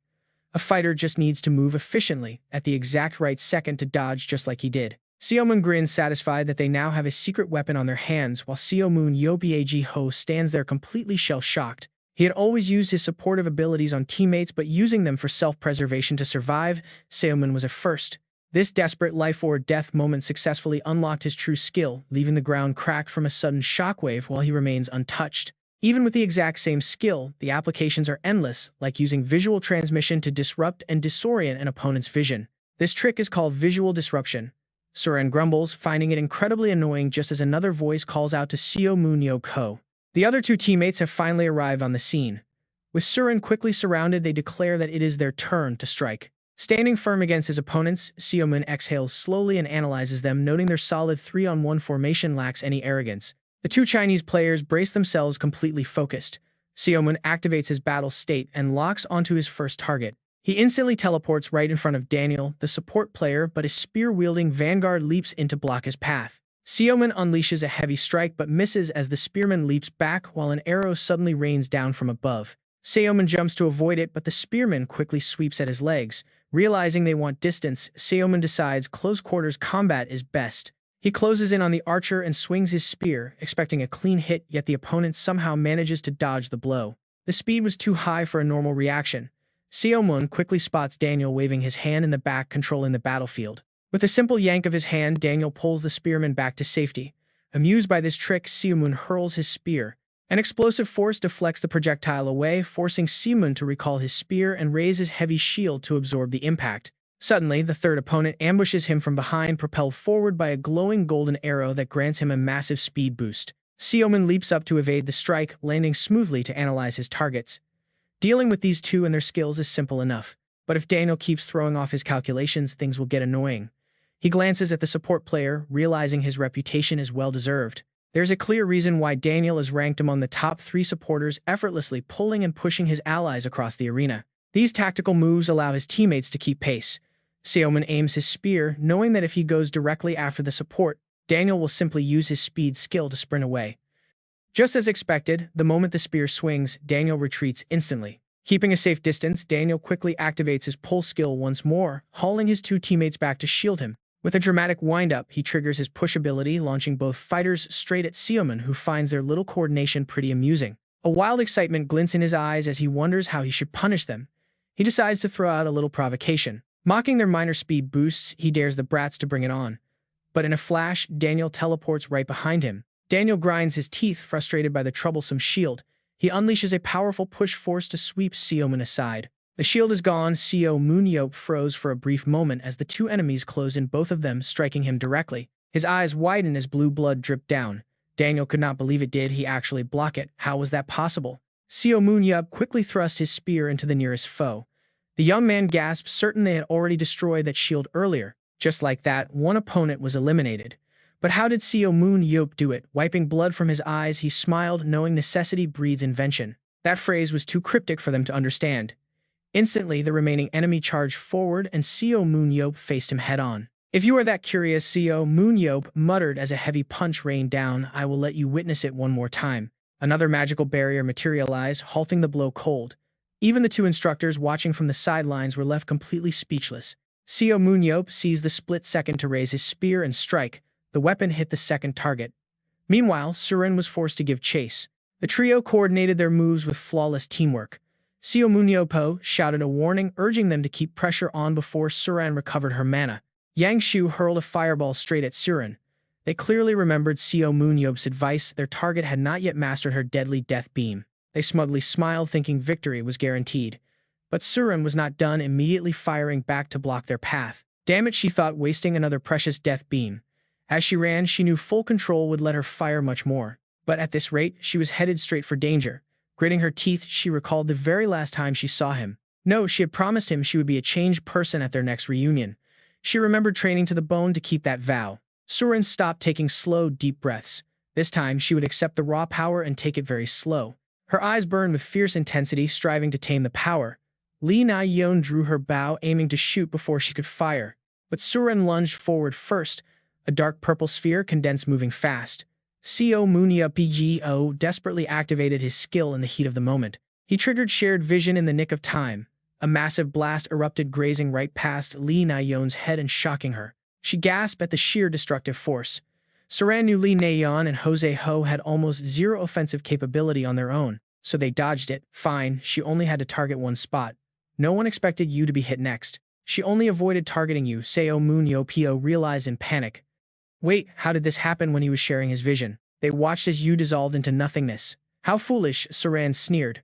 With cold, sharp eyes, she prepared to unleash her ultimate death beam. No aiming was needed because the death beam simply vaporized everything in its path. Instantly, a massive strike slammed down. Lee Na-yeon was promptly eliminated from the match. Back with Seo Moon-yeop, he smirked, noting only the support class was left. Daniel tried to stay calm, admitting he had no idea Seo Moon-yeop had such a skill. Seo Moon-yeop simply shrugged, acting totally unbothered. After all, it was his first time trying it out. Daniel remained skeptical, questioning if that thing could block Surin's death beam. Seo Moon-yeop playfully replied that they would soon find out. Suddenly, Daniel accelerated, lunging forward with his hand outstretched to strike. He unleashed a powerful kinetic push. The amplified force sent Seo Moon-yeop flying backward before he could even react. What is with this kid? Suddenly, a crimson beam shone from above. Cloaked in raging fire, Surin screamed his name. He was forced to face her lethal death beam head-on. Months ago, Seo Moon-yeop had sat down for a chat with Pito. As she meditated to refine her aura, he asked for a training method to push past the limits of human capability. Pito questioned his resolve, and Seo Moon-yeop frankly admitted his frustration. Using the ancient priest's secret domain as a training ground was fine. As long as it boosted his physical stats like strength and agility beyond their normal thresholds, it would yield excellent results. But while physical muscle was easy, he wondered how to train to significantly boost his internal mana capacity. Expressing his confusion, he admitted he had no idea where to start. Was he supposed to use mana to boil sweet potatoes like her? At that, Pietro looked at him with a strange expression, telling him he had already broken past those human limits long ago. Why ask that, Seo Moon-yeop? She explained that she did not install an aura absorber in the training grounds for no reason. She pointed out the unique environment of the chamber. If he struggled to keep his mana from completely draining, he would unconsciously discover how to control his energy. In fact, he was already manipulating his mana without realizing it. An ordinary person could never do that subconsciously. That was exactly why she had advised him to meditate inside. The next step was simple. Pietro raised a single finger, tracing a glowing circle in the air. She explained that this was not a standard skill used by humans, but rather a method of making mana rotate much faster and stronger. Still, ordinary humans could never pull it off. Underground dwellers like her simply called it a magic shield. Thanks to his intense focus and relentless training, Seo Moon-yeop could now control the magic shield to block Surin's death beam. He gritted his teeth, holding his ground as another devastating blast slammed into him, pushing him backward. He tumbles backward. The two opponents hold their breath, wondering if he is dead. Suddenly, Seo Moon groans. It actually hurts. He spits, a mouthful of blood. Daniel stares in shock, seeing him still completely in one piece. Seo Moon grumbles, asking how he looks fine when he's clearly bleeding. If he had taken that hit directly, he would have been history. Right now, even moving a finger is a struggle. Just then, Surin lands right next to Daniel, preparing for another strike. Seo Moon is running extremely low on mana himself, meaning there is absolutely no way he can block this next move. Surin smugly claims her victory, but Seo Moon asks if she is absolutely sure about that. Suddenly, a lightning-fast spear pierces straight through Surin's stomach. Out of nowhere, Seo Moon-yeop appears with his mana fully charged. Seo Moon smiles slyly, gesturing for his spear to return using his special size manipulation skill. He grins with pure joy, relieved he decided to use his enlargement skill on the spear beforehand, which was only possible because his mana had fully recovered. Suren is left completely speechless, wondering how Seo Moon-yeop got here when she was sure she eliminated him along with Lion. Seo Moon-yeop just grins, saying it is a secret. Seo Moon scowls, calling him an idiot and reminding him not to use that move. Seo Moon-yeop scratches his head awkwardly, arguing that Seo Moon would be much angrier if he were left to die. Still, Seo Moon admits some of the blame is his. He never expected someone as mentally fragile as Suren to achieve so much in such a short time. She controlled her deadly beam with unbelievable precision. Suddenly, the system announcement echoes through the arena, confirming that Suren is officially eliminated. Little did they know their hellish training was far from over. Even after mastering the visual transmission skill, Seo Moon's demonic voice continued to haunt the dense forest, calling out for him. Seo Moon-yeop's simple desire to escape from Seo Moon has now officially turned into absolute soul-crushing despair. Seo Moon shouts toward a massive trembling tree, demanding Seo Moon-yeop show himself. Smiling nervously, the poor guy cautiously pokes his head out, confirming his location. But then that despair turns into reality. Seo Moon-yeop suddenly vanishes into thin air. Where did he go? He feels completely and utterly helpless. After all, he cannot just confess that he unlocked this stealth skill by almost dying at his leader's hands. Yet that brutal training is exactly how Seo Moon-yeop mastered invisibility. His teammates look at his pale face with deep sympathy, wondering just what kind of torture he went through. Daniel sighs and raises his hands, admitting that since he is the last one standing, there is really no other choice. But before he can finish saying, he forfeits, a sharp flash of light cuts right past his face. Seo Moon laughs, spear in hand, shouting that there is no giving up here. He relentlessly hunts down the poor guy, making it clear that they only stop when he says so. The mock battle wraps up with a chaotic, one-sided chase. The referee clears his throat, announcing that ISM has won the training match. Daniel stammers in utter horror, staring right at Seo Moon's downright devilish smirk. He backs away in sheer terror from a bowl filled with a foul-smelling bizarre concoction, asking what that monstrosity is. Seo Moon replies, with his signature smugness, explaining that it is a penalty cocktail made specially for the losers. He shoves it closer, claiming it is a special recipe, just for him. Daniel instinctively blocks the biohazard in front of him, questioning how anyone could possibly drink such poison. Seo Moon just looks confused and points to the knocked-out bodies behind them, noting that everyone else already drank their share. Daniel looks around, realizing even the Chinese princess had to gulp it down. Why did the winning ISM team have to suffer too? Seo Moon pressures him, asking if he is really going to back out. Trapped by peer pressure, Daniel stammers that he never said no. Seo Moon raises an eyebrow, mocking when the great Daniel became such a chatterbox. He cracks a sly smile, preparing to use some psychological tricks to push him over the edge. Daniel pulls a miserable face, slowly lifting the biohazard of a drink. Driven mad by Seo Moon's hysterical cackling, Daniel loses his mind, decides to just wing it, and chugs the entire thing before instantly passing out. Seo Moon licks his lips and starts whipping up another batch, muttering that everyone is overreacting over a perfectly fine superhuman supplement. Just then, Amilcasa and Gabriel walk in holding glasses of wine, commenting that his legendary cocktails are as lethal as ever. Seo Moon asks his old friends where they have been hiding all this time. Amilcasa grimaces in pure disgust, making it clear that he would rather face a dungeon boss than touch that liquid garbage. Gabriel quickly chimes in, completely agreeing with him. Seo Moon, however, looks incredibly proud of his creation, arguing that this drink is the ultimate peace offering, bringing bliss and ISM together. Giving up on the argument, Amilcasa changes the subject, asking about the strange shield Seo Moon used to block Suren's ultimate attack. Seo Moon blinks a few times before remembering, extending a single finger to manifest a tiny energy shield right before their eyes. The two veteran trainers stare in absolute shock, wondering if he has already mastered Aura. It makes perfect sense now why he stayed behind. Seo Moon casually downs his own drink, rests his chin on his hand, and lets out a long, heavy sigh. He warns them that this technique is strictly exclusive to him, so they should not waste time trying to replicate it. The trainers nod, finally letting their curiosity rest. Seo Moon shows them how the shield struggles to maintain a solid, permanent shape. Since it is still a work in progress, maintaining even a small shield drains a massive amount of his aura. He smirks, asking if they are disappointed that their star player's ultimate move got completely shut down. Amilcasa just scoffs, walking away. Indeed, he is quite deep. Everyone is born with entirely different talents, but the ability to break through that wall and push past limits is what proves humans are extraordinary. Right now, I am figuring out how to defeat you in the upcoming finals. Does Seo Moon-yeop, knowing his rival's thoughts, truly believe Berlin Blitz can win? Emre Casa pauses in deep thought before speaking. If you have time to despair, remember what you once said. You should use that time to figure out how to win instead. He smirks, noting those were his exact words. Seo Moon-yeop chuckles in amusement and snorts, admitting that was exactly what he wanted to hear. The two clink their glasses together. The next day, Seo Moon-yeop sees everyone off at the door saying goodbye for now. Emrikasa is slightly surprised, admitting he never expected him to see them out. Seo Moon-yeop shrugs off the compliment, saying, "It is fine." He then glances at two guys fooling around nearby. "What are you doing?" Do Sung-ho. They cheer together. "We will definitely meet in the finals," Daniel shouts while making a finger heart. The world's top support and Seo Moon-yeop make a ridiculous duo, while Seo Moon-yeop tries to quiet him down. Then he suddenly remembers something and calls out to Surin. Muffling Seo Moon-yeop, he offers Surin some warm encouragement, praising her performance and noting how much she has improved recently. She controlled the death ray incredibly well. Surin's heart flutters slightly. She confidently replies that they will defeat Paris and reach the finals. Blushing, she playfully threatens to kill him if he fails to make it. Seo Moon-yeop looks thoroughly confused, noting he is immortal and cannot die. She pouts, saying it was just a figure of speech, before coughing to clear her throat. "Just wait," she adds with a playful wink. "I have something to tell you after we beat you." Following the incident at ISM, the training room is buzzing as intensive preparations for the main stage of the World Championship go into absolute overdrive. Seo Moon-yeop switches on a megaphone and loudly announces that their first opponents are Gerald Walker and his East American team. Through the crackling speaker, he breaks down the strengths of the New York Lee Nayans to prepare his squad for what lies ahead. They possess immense physical strength and use it to dominate the field.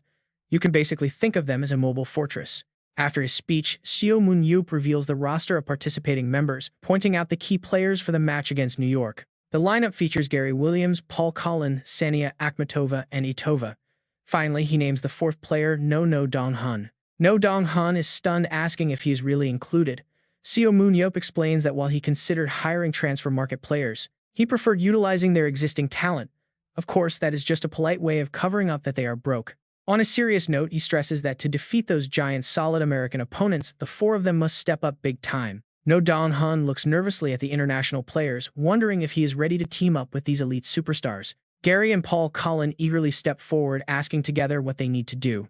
They know they must be fully prepared. There is absolutely no room for error in the customized training regimen designed by Seo Moon-yeop.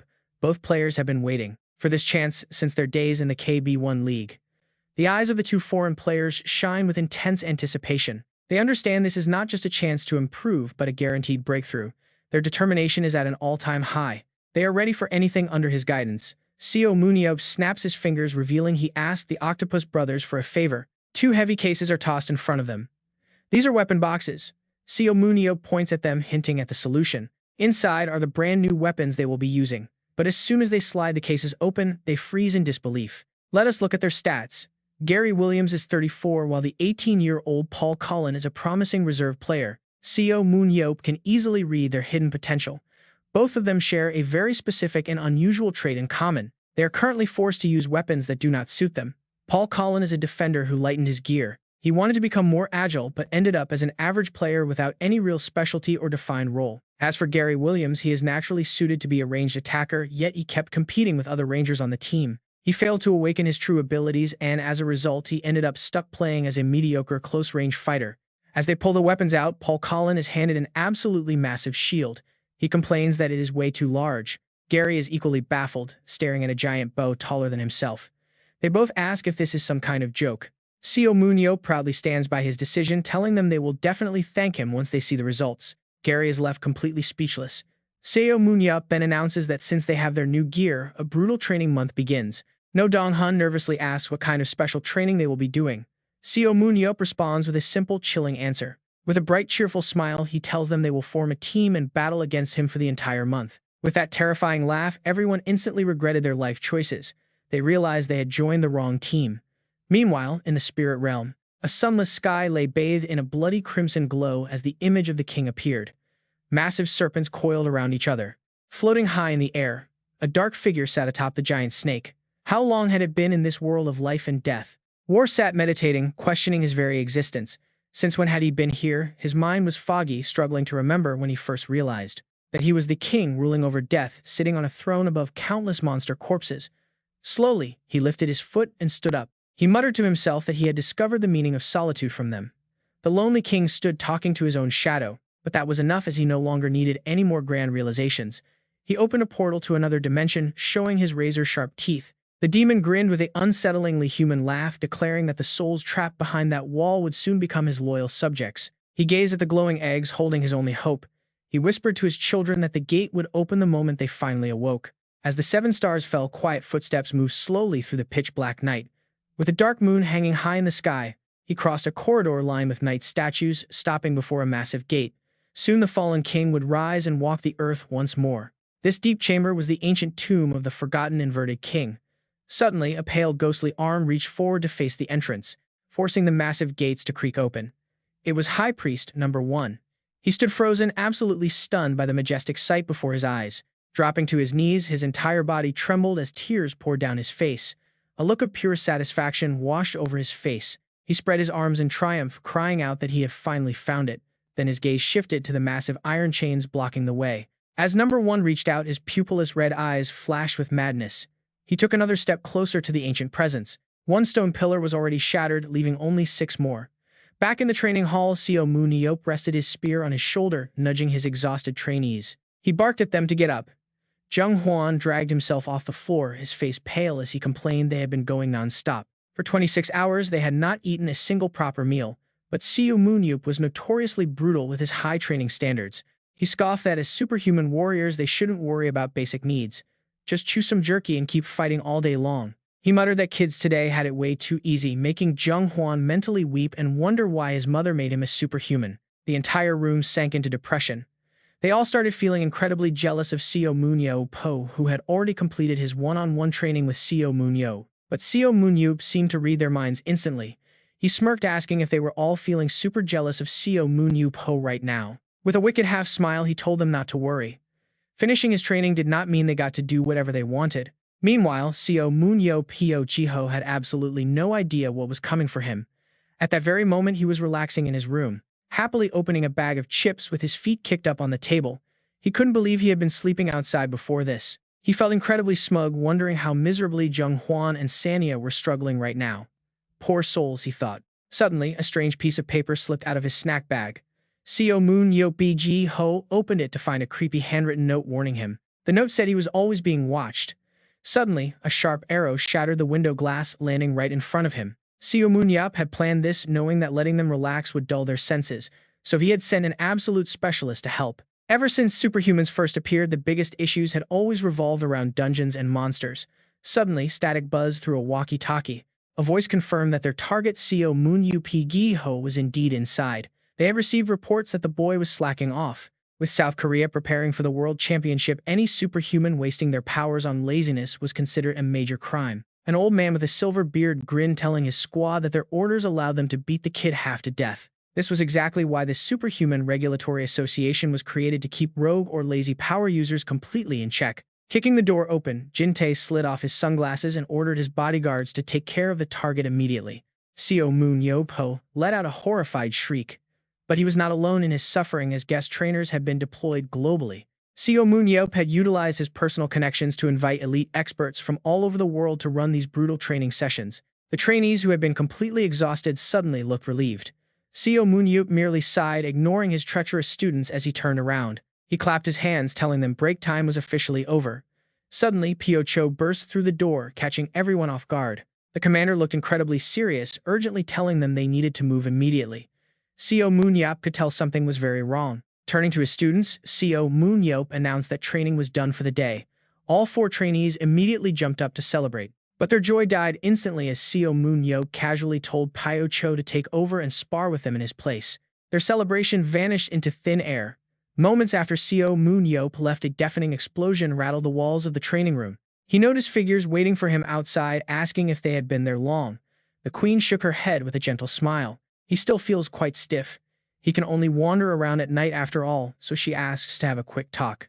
Moon-yeop is led into a private room guarded by 2 burly men outside. He asks what is wrong and if the door has opened yet. The queen denies it, saying not yet. However, the high priest finally found the seal, earning a compliment from him. Not bad, he says. The queen sits across the table from him, explaining that the fallen high priest vanished completely after the last battle, making tracking him nearly impossible. That is why she came to find him. She rubs her arm, looking anxious. Hoping Moon-yeop can verify something with his own eyes, confirm what he wonders, the queen then leads him to another chamber where he spots a familiar machine. Is this the arena entry device, he asks. She nods, explaining they reconstructed it from the priest's memories. Specifically, she is talking about Warren. Hearing that name makes Moon-yeop's eyes widen. He sits down, activating the device immediately. He spawns inside a dark, gloomy cave. Honestly, this place gives off an incredibly creepy vibe right from the start. Suddenly, he hits a dead end. Moon-yeop wonders what lies ahead, staring at a massive wall blocking his entire path. It is blocked.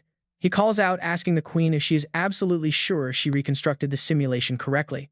The queen remains silent. For a moment before her voice transmits inside, she tells him to look very closely at what is standing right in front of him. That is no wall. Moon-yeop squints. The queen says with a heavy sigh that this is Warren, the multi-headed serpent itself, the same beast that broke his shield in their last battle. She asks if he can analyze its power even just a little, since he has his unique analysis skill right. But the incoming data is highly distorted, scrambled into absolute chaos, yet it still displays an insanely high number. He lets out a heavy sigh. The queen explains that the high priest entered the lost world as a spiritual form monitoring the king's movements. Using that data, she successfully built a physical vessel. She modeled it exactly on what Pietro saw. Moon-yeop recalls the high priestess, who always seemed to be taking a vacation. He always thought she was just lounging around, but she must have been incredibly busy behind the scenes. The queen continues. Even without replicating the monster's mind or personality, its sheer power is fully intact. Suddenly, the massive snake flicks its tail. Before Moon-yeop can react, he is blasted completely out of the simulation. The queen bows her head, mentioning the fallen high priest. She quickly corrects herself with a glimmer of hope. No, they will find him somehow. She then places a heavy responsibility on him. He must prepare to face Warren. With a dead serious face, she urges him to build his strength to withstand the king. Yet she still feels deeply apologetic, admitting it is terrible to ask for such a miracle from someone who just died. Moon-yeop simply cuts her off, telling her to forget it. He chuckles, asking if that is not exactly why. They call him the savior. This is a job only he can pull off. Later, he is greeted by a strange figure, kneeling submissively before him. The creature grovels, saying it is an honor to meet the legendary human Moon-yeop. The servant adds that he has heard stories of him brutally slaughtering their kind. Moon-yeop sits back with a twitching brow. He asks if the creature is trying to pick a fight. The servant quickly rubs his hands, pleading that he is just a loyal subject. With shifty eyes, the creature introduces himself as Hen. Moon-yeop raises an eyebrow. The queen promised to send someone to teach him aura control, yet she sent a low-class servant. Hen awkwardly nods, thinking only a true powerhouse would talk like that. Wait, is he actually serious with that insult? Moon-yeop wonders if the queen has some sort of personal grudge against him. Hen's posture is incredibly bizarre as he hunches over. He gasps, saying that is impossible. He explains that since Moon-yeop only needs to learn the absolute basics, he is the perfect guide. Still, the man's weird behavior creeps him out. Fine, whatever. He asks what he needs to do first, while Hen sweats buckets and politely gives his response. He says they must start by learning their language. Moon-yeop instantly feels insulted. Who has time for vocabulary lessons right now? Apparently trying to master the underground language with a human brain is enough to drive anyone completely insane. Meanwhile, the virtual reality system keeps simulating the king as a terrifying multi-headed serpent with overwhelming destructive power. For a solid month after wrapping up training with his teammates, he wipes his sweat and jumps right back into the simulation. He attempts the boss fight hundreds of times, desperately searching for a weakness. Some might wonder why he wastes time training others, especially when nobody knows when the king will strike. Shouldn't he just focus entirely on his own preparation? But the real problem is not his combat strategy. The king is simply too strong. A single flick of that tail instantly turns Moon-yeop into dust, kicking him right back to reality. He sits up, cursing under his breath. Damn it, he growls, how is he supposed to beat that? A direct attack is not even needed, a mere graze is fatal. Even with his immortality skill active, he gets wiped out. He clutches his head, frustrated that his cheat skill is useless here. He takes his growing frustration out on the virtual training machine, demanding to know if the device is broken, but the queen quickly speaks up. She explains that Warren's body is constantly enveloped in a dense aura so overwhelming that even before getting whipped by his massive tail, the sheer pressure kills his opponent. Furthermore, his passive immortality skill only triggers in response to physical attacks. Since this aura is magical, his cheat-like skill is completely useless. Seo Moon-yeop turns red with anger at her ancestors. He furiously complains that not even the tyrannical emperor possessed this level of absolute unfair strength. The queen bows her head in sincere apology to him. He processes her words, realizing the passive aura blast killed him before the actual strike landed. Well then, what now? Seo Moon-yeop adjusts his helmet and prepares for another round. As the giant serpent tail whips toward his position, he fiercely grits his teeth. Instead of a massive shield, he decides to match the blow using his own concentrated aura. He resists. He channels every ounce of raw energy into a protective barrier. Unfortunately, the barrier cracks and shatters, sending him flying backward instantly. He crashes hard against the wall and coughs up blood. The giant serpent watches his collapsed body waiting, yet his fingers begin to twitch. He stubbornly drags himself back up, proud that he survived a direct hit. He glares coldly at the beast. He quickly corrects himself, shouting that he meant a damn snake. The tail lashes out again, but he feels proud of this progress. Throwing himself into danger over and over will grant him the experience needed. The answer is simple: he must expand his own aura. Hearing his inner thoughts, the queen offers an intriguing proposal to learn their underground aura control methods. He is quite skeptical of this foreign concept, but the queen gently reminds him that he has already mastered the absolute basics. She promises to dispatch a personal instructor to guide him. This leads directly to the rather awkward situation they face today. Seo Moon-yeop loses his patience, demanding to know how long the instructor plans on groveling. The teacher bows lower, sweating under his intense gaze. Hen explains that his body instinctively folds whenever he stands before someone with this level of supreme strength. In front of the hunter, he is so overwhelmed that he literally cannot straighten his back. He nervously tries to crack a joke. Even when facing the queen, he only bows 90 degrees. This is a complete first. Seo Moon-yeop stares blankly. Unimpressed by the dramatic explanation, he tells the man to just stand up. Hen sighs, admitting that his natural instincts make that impossible. Suddenly, a sharp spearhead pricks Hen's hand. He screams in agony, rolling on the floor and questioning his client. The teacher demands to know what he is doing. Seo Moon-yeop glares coldly, asking if he looks like someone who wants a cowering teacher. If he cannot stand up straight, he will simply hire someone else. His voice is dangerously calm and quiet. Hen begins to panic, realizing he might get fired. He cries out that the hunter is extremely cruel and promises to behave. He vows to overcome his natural reflexes. The hunter shrugs and tells him to do whatever he wants, moving on. He asks if they can finally begin learning the underground language. Hen, plastering on a professional smile, says they will start. First, they must practice communicating through aura. Hen demonstrates transmitting sound waves directly into his mind. Seo Moon-yeop is absolutely stunned, feeling the thoughts land right in his brain. Hen closes his eyes and chuckles in satisfaction. He remarks that it is rather sad for such a powerful warrior to rely on spoken words like beasts. He even calls verbal communication an incredibly primitive habit, which instantly gets him grabbed by the collar by a very annoyed student. He asks what the man just said. Hen quickly corrects himself, praising the hunter's incredible potential and greatness. Seo Moon-yeop releases him but remains deeply suspicious, asking if this mental training will drive him completely insane.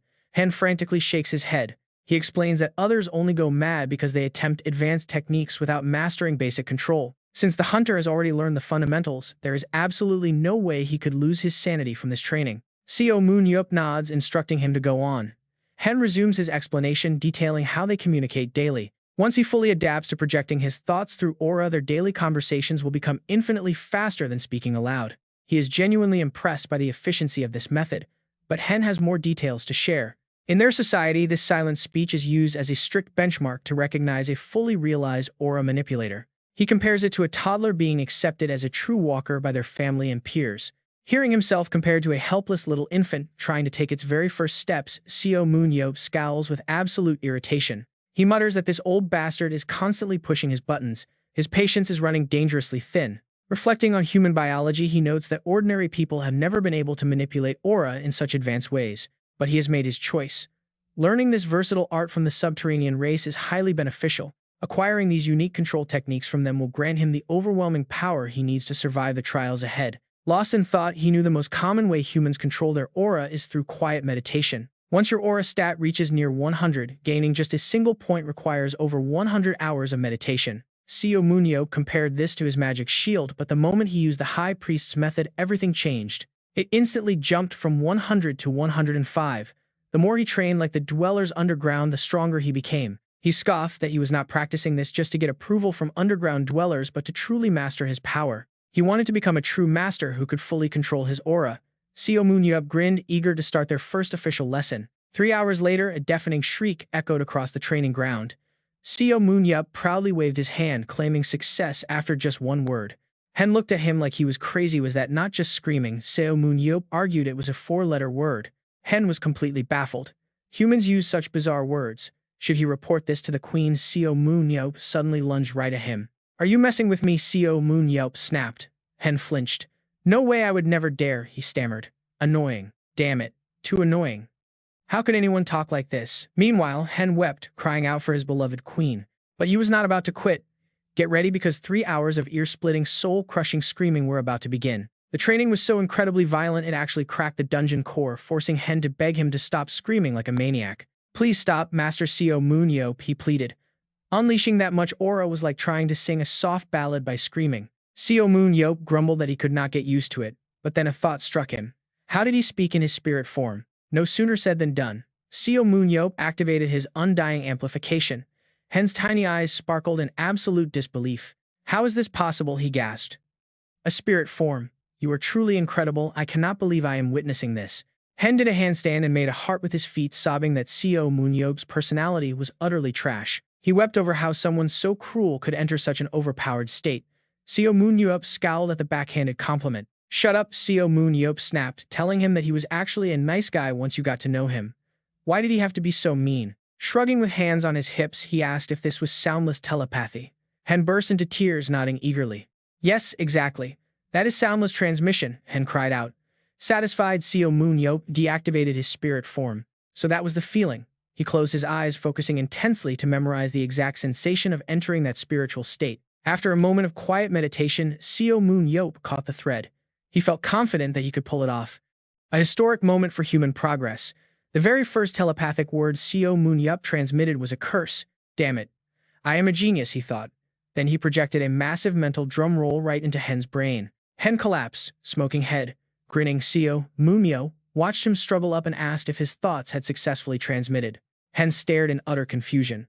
A second later, he gasped in shock as a massive projection suddenly materialized. Stunned by the giant mental shape Seo Moon-yeop had sent, Hen quickly turned around, bowed deeply, and clasped his hands. He praised Seo Moon-yeop, completely amazed that the master could project such a vivid, lifelike image of him. He was known as one of the weakest underground dwellers, yet he could not help but admire Seo Moon-yeop's sheer cruelty. So brutal. Hen felt beaten 100 times over. Hearing that, Seo Moon-yeop burst into loud laughter. Of course he laughed, it was a huge success. If you thought that was wild, Hen was just getting started. Mastering this so fast, he was simply focused on his absolute best skill, raw, brutal violence. He had barely learned telepathy, yet he was already using pictogram projection. Seo Moon-yeop casually pointed out his smoking hands. Hen ignored his burning hands, insisting that even though Seo Moon-yeop only projected scenes of brutal beatings, it was still amazing. It was still an incredible achievement. Seo Moon-yeop blinked in curiosity, asking if this was truly what he called pictogram language. Did the images in his mind project directly into Hen's head? He had only been testing to see if it was possible. Hen nodded respectfully, explaining that normally he would guide him step by step, but Seo Moon-yeop was just too fast. Since he already mastered it, Hen held up 3 fingers to explain the deeper concepts of underground communication. Their people use 3 distinct languages, starting with soundless telepathy, which use aura instead of sound. Seo Moon-yeop listened intently. He was still riding a massive high, gloating internally that those monsters stood absolutely no chance against him now. Hen continued, explaining that the second tier is pictogram telepathy, projecting direct images into another mind. Finally, there is empathic transmission, which forces raw knowledge, physical sensations, and deep emotions directly into another soul. This divine language is a high-tier skill that only high priests, kings, or the chosen ones could ever hope to master. It relies on an ideographic language. Normally, humans who cannot perceive this language will fail to grasp it entirely. They cannot understand higher dimensional concepts because their weak human brains would fail to process it, driving them completely insane. Hen looks at Seo Moon-yeop and says that since he has rare talent, they might skip straight to ideographic language. Seo Moon-yeop puts his hands on his hips, feeling incredibly smug as he boasts about being a genius among geniuses. He asks if using aura to speak felt completely natural to him, and Hen respectfully gives his reply. Hen flatters him, calling him highly gifted and placing his skills at the level of a 2-year-old underground dweller. Seo Moon-yeop instantly grabs Hen by his collar, growling to ask what he just said, as Hen stammers in sudden regret. Shaking and sweating in pure terror, the creature apologizes for forgetting to consider fragile human emotions during their lesson. He quickly adds that Seo Moon-yeop's progress is incredibly amazing by human standards, but a sudden punch cuts him off. The heavy blow lands squarely on Hen's face, caving it in as he screams not to use pictograms as weapons. Seo Moon-yeop glares back with a menacing threat, asking if he wants a real fight, making Hen beg for mercy. He squeals that unlike the mental image, a real punch would kill him instantly, then suggests moving to their next lesson. Since they are ahead of schedule, they should try the ideographic language while Seo Moon-yeop keeps a tight grip on his neck. Seo Moon-yeop mocks Hen for having such a silver tongue despite being choked, then finally lets go of his collar. He agrees to proceed, questioning if a mere servant can use this high-level tongue, but Hen claims he can. He recalls once receiving a message from the queen, and suddenly a mysterious voice echoes deep inside Seo Moon-yeop's mind. The voice speaks of preventing further world destruction, showing chilling visions of countless desperate hands reaching out toward him. A pleading plea echoes to protect what little remains, desperately calling out to him as their ultimate savior. Seo Moon-yeop shudders, feeling as though someone else's memories are invading his own mind before Hen breaks his trance. Hen paces around, explaining that transmitting pure thought is the absolute final stage of the ancient underground language. Turning back, he describes it as communication between souls, leaving the young hero in deep, serious contemplation. His status window flashes, showing his aura has increased by 3 points, reaching 108 out of 109. Later in New York, the team gathers inside a quiet break room before their highly anticipated matches. Seo Moon-yeop Ji-ho and Ji-hoon pack their gear while chatting with Seo Moon-yeop, Ji-ho admitting he never expected to have sightseeing time. Ji-hoon reminds him that their boss promised some free time after the matches, so they need to focus. Their very first opponent is a massive threat, the formidable New York Bears, led by Gerald Walker. No Dong-hun chimes in confidently, telling them there is no need to worry after all their intense preparation. Young-soo cuts in while blowing a pink bubble gum, scanning the room with a completely careless look. He lazily asks who they are even fighting right before Baek Jae-ho opens the door and walks inside. Baek Jae-ho notices Seo Moon-yeop is fully geared up, and Seo Moon-yeop nods, admitting the New York Bears bring back memories.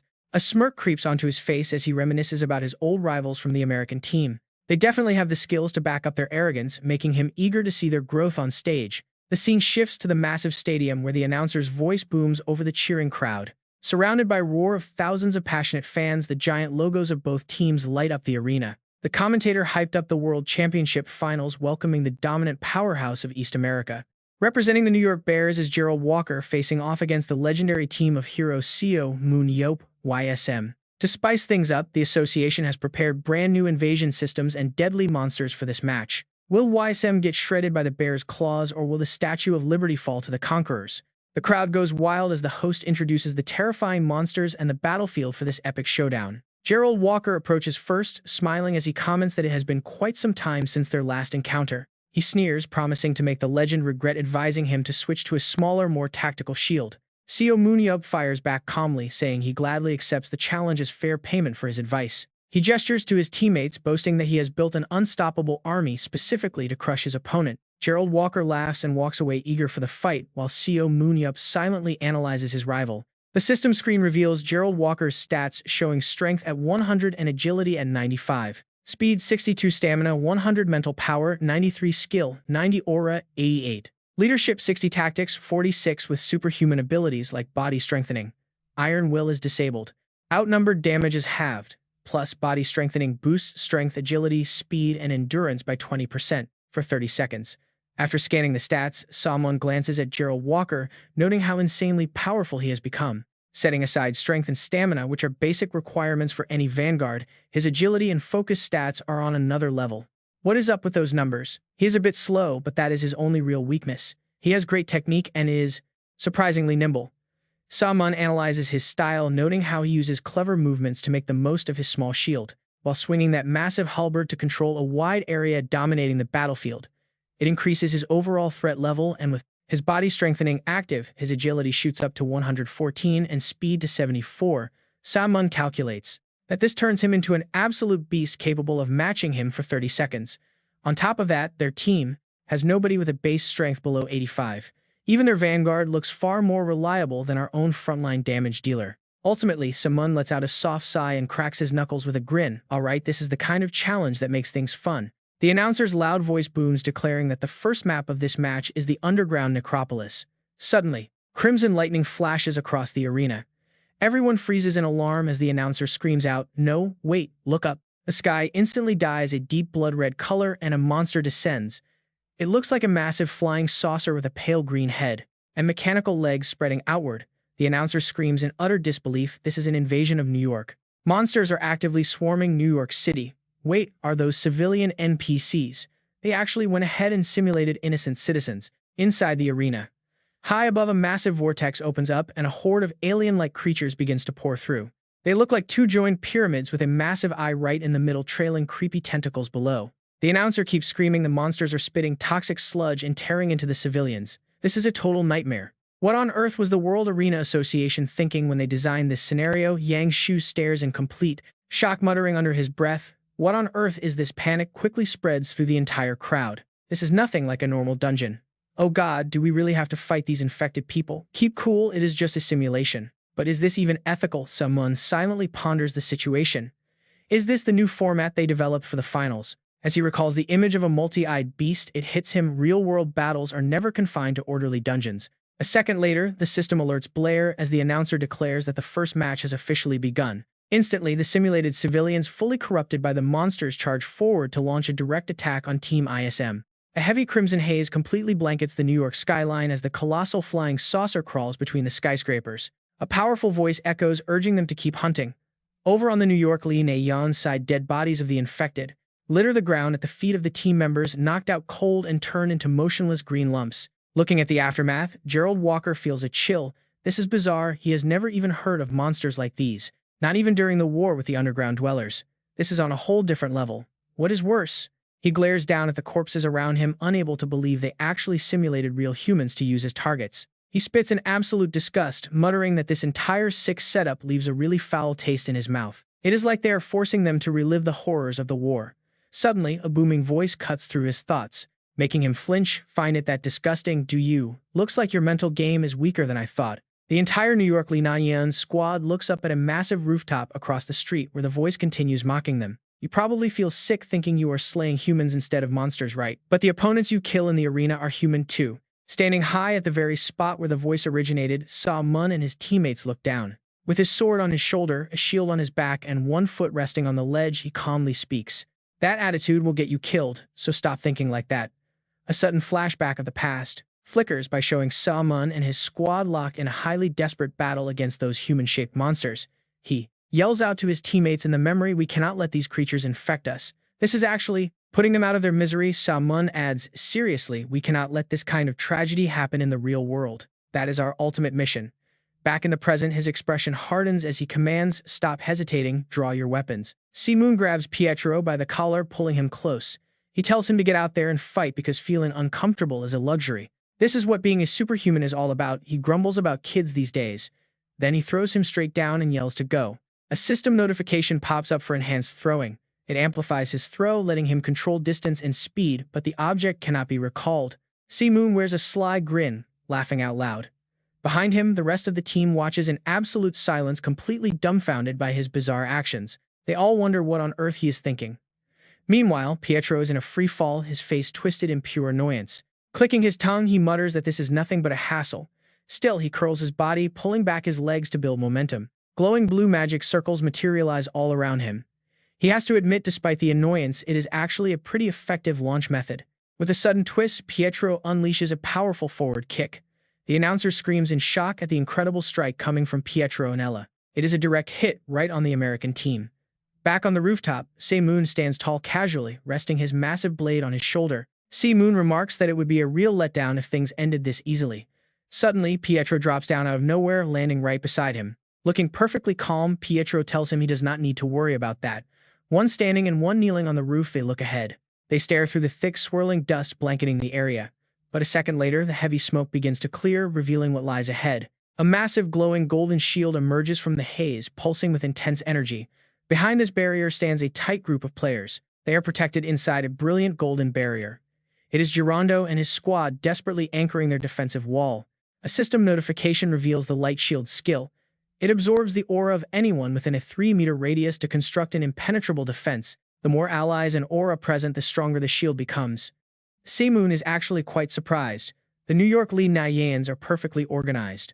They stand in a tight 3-man vertical line. Girondo is in the center with allies shielding him on both sides, leaving no openings.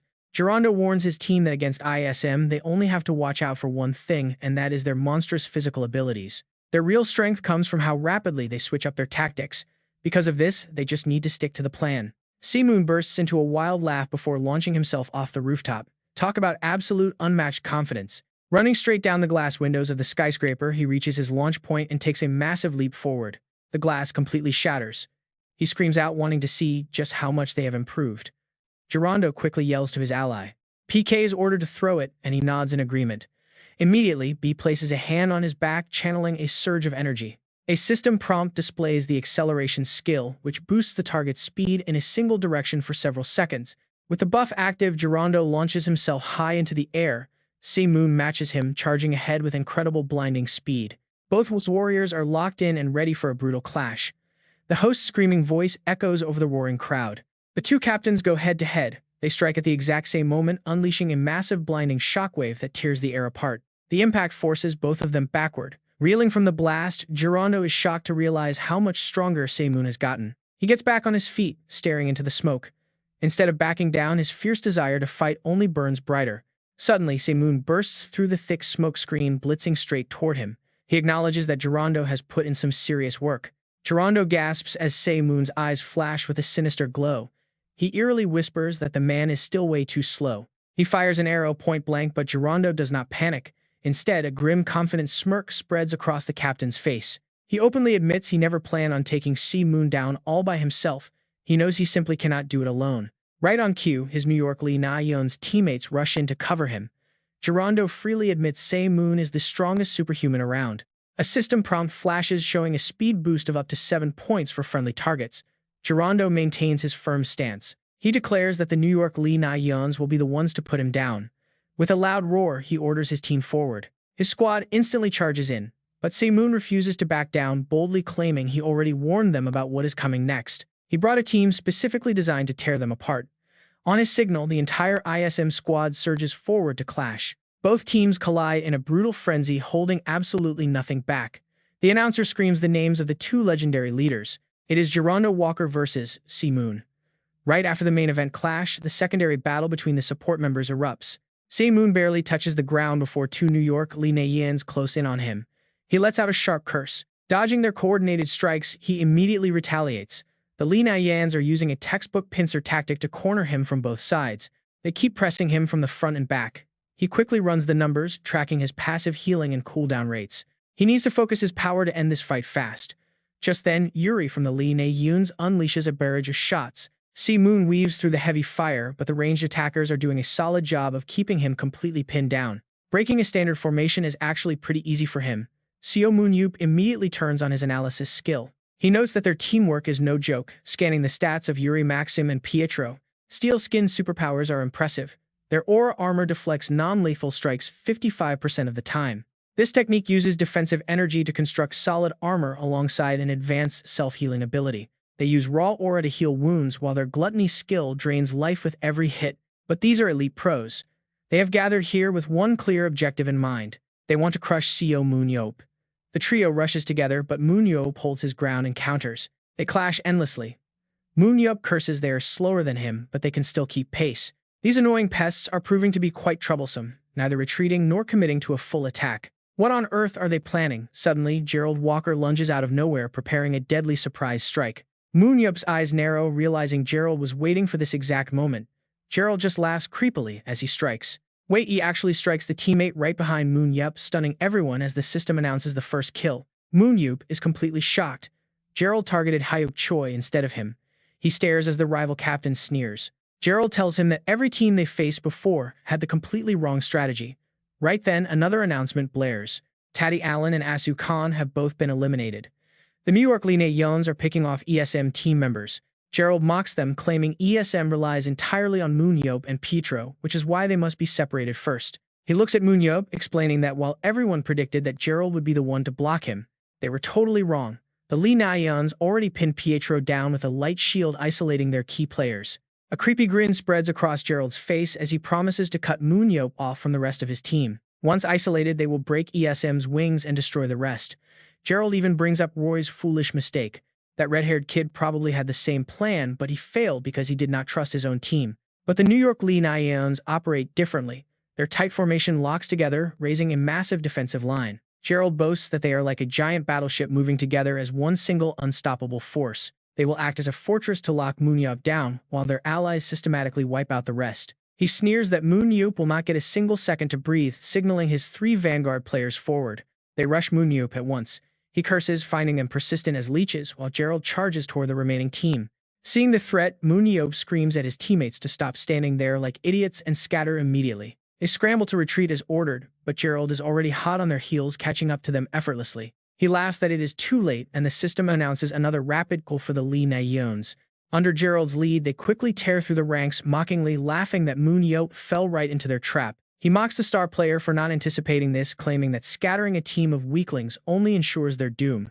The New York Lee Na-yeons march forward in unison as Gerald loudly boasts about their group's overwhelming physical superiority. He raises a weapon aiming directly at Sanya. Once the rest are dead, Moon-yeop will be all alone. He promises that Moon-yeop is saved for last. But Moon-yeop just sighs, asking if he is finally done talking. Now watch as Gerald swings at Sanya. Moon-yeop just smirks, wondering if he is actually some tactical god. A flashback reveals their tactical meeting where Moon-yeop held up Gerald's figure to warn his team about their strength. They are no pushovers, meaning their biggest threat is not some clever trick, but a brutal direct assault. Looking at his team's current stats, he realistically points out that they would easily get overwhelmed in a clash. So instead, they must lure them in. One of his teammates immediately questions this, pointing out the obvious contradiction. Clashing directly with such physically dominant opponents sounds like suicide, but Moon-yeop simply points at their target layout. He explains that while he can handle it, they would get crushed, especially against Gerald in a straight fight. They would stand absolutely zero chance one-on-one, and a few of them would easily get knocked out right away. Placing his own miniature figure between three enemy pieces, he predicts that he will be heavily isolated too. But the real game begins after that. He calls on Nungen and Paul Cullen, telling them their turn is next. Once Gerald jumps into the trap, they will have their chance.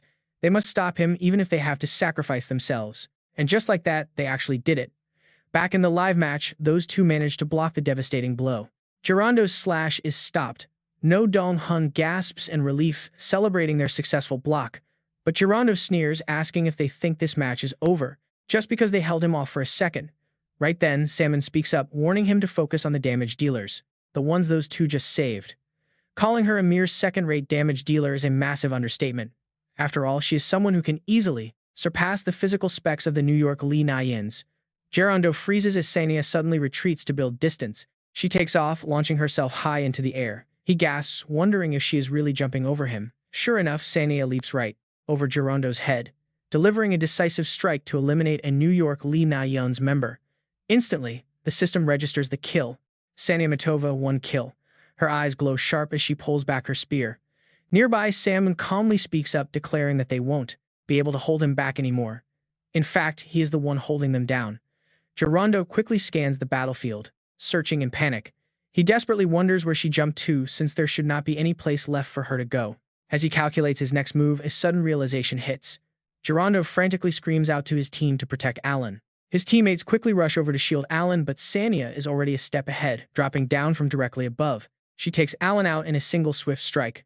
The system announcer blares again. Sanya Matova kills the light shield has been broken.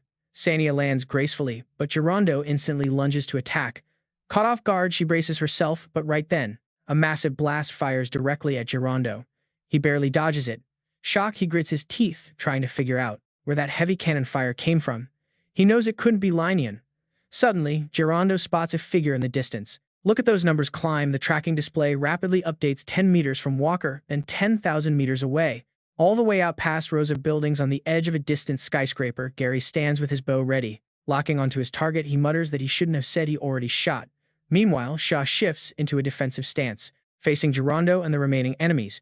She calmly tells him that he can leave the defense entirely to her. She managed to make it this far, so now is his turn to shine. Just then, Piero steps up. Right behind Gerondo, a massive pillar of blue light erupts, freezing him in place. Piero strides forward past them, without looking back. He calmly tells Shaw that she handled the distractions well. Suddenly, the system announcement blares out. Piero and Ella gets a kill. The entire stadium watching live goes wild, utterly stunned by the play. The commentator shouts that ISM's active roster has dropped from 11 down to 7. Yet they fully capitalized on the golden opportunity created by No Dong-hun and Pao Cullen. They did not waste it, successfully taking down Light Shield Allen. The tables have officially turned in favor of ISM. The crowd's cheers ring in Gerondo's ears. He still cannot comprehend where things went wrong. Nearby, Salmon is absolutely tearing through the New York Lee Na-yeons. Every single strike is clean and deadly. As if reading his opponent's mind, Salmon finishes them off, then speaks. It started back at that exact moment when he felt victory was guaranteed. He turns around with a grin, telling Gerondo that if they hadn't stopped him then, they would have lost. The system announcement suddenly rings out, Seo Moon double kill. Without slowing down, Seo Moon unleashes another attack, muttering that he shouldn't have let his guard down. Gerondo snaps back, vowing he won't repeat his mistakes. Their shadows blur past each other. Seconds later, the system announcer declares Seo Moon got 4 kills, ending the first set. ISM wins. Inside the team's waiting room, everyone is absolutely ecstatic, celebrating their hard-earned victory. Seo Moon-yeop is amazed that they actually beat the New York Lee Na-yeons. Pao Colin is also deeply moved by the results, wondering if they can somehow take the second round as well. Hearing this, Yu smirks with absolute confidence, leaning back and bragging that those guys talk so much trash about winning. In the end, Walker was nothing. Suddenly, a fist strikes. With a loud thud, Seo Moon delivers a ruthless chop to Yu's head, warning him about his smug attitude. Yu squeals in pain, dropping down to hold the growing red bump on his head. The others watch on completely, utterly speechless. Seo Moon-yeop puts his hands on his hips, warning the group not to get arrogant just because of one victory. This first round was actually a guaranteed win. Linium looks up in surprise, asking him what he means by guaranteed. Seo Moon pulls Piero closer, explaining that it is because Walker was only ever worried about him and this guy. No Dong-hun asks why the second round would be any different since both of them are still playing. Now that they know the opponent's strategy, Seo Moon cuts him off. He explains that Walker did not lose the first round because their strategy failed.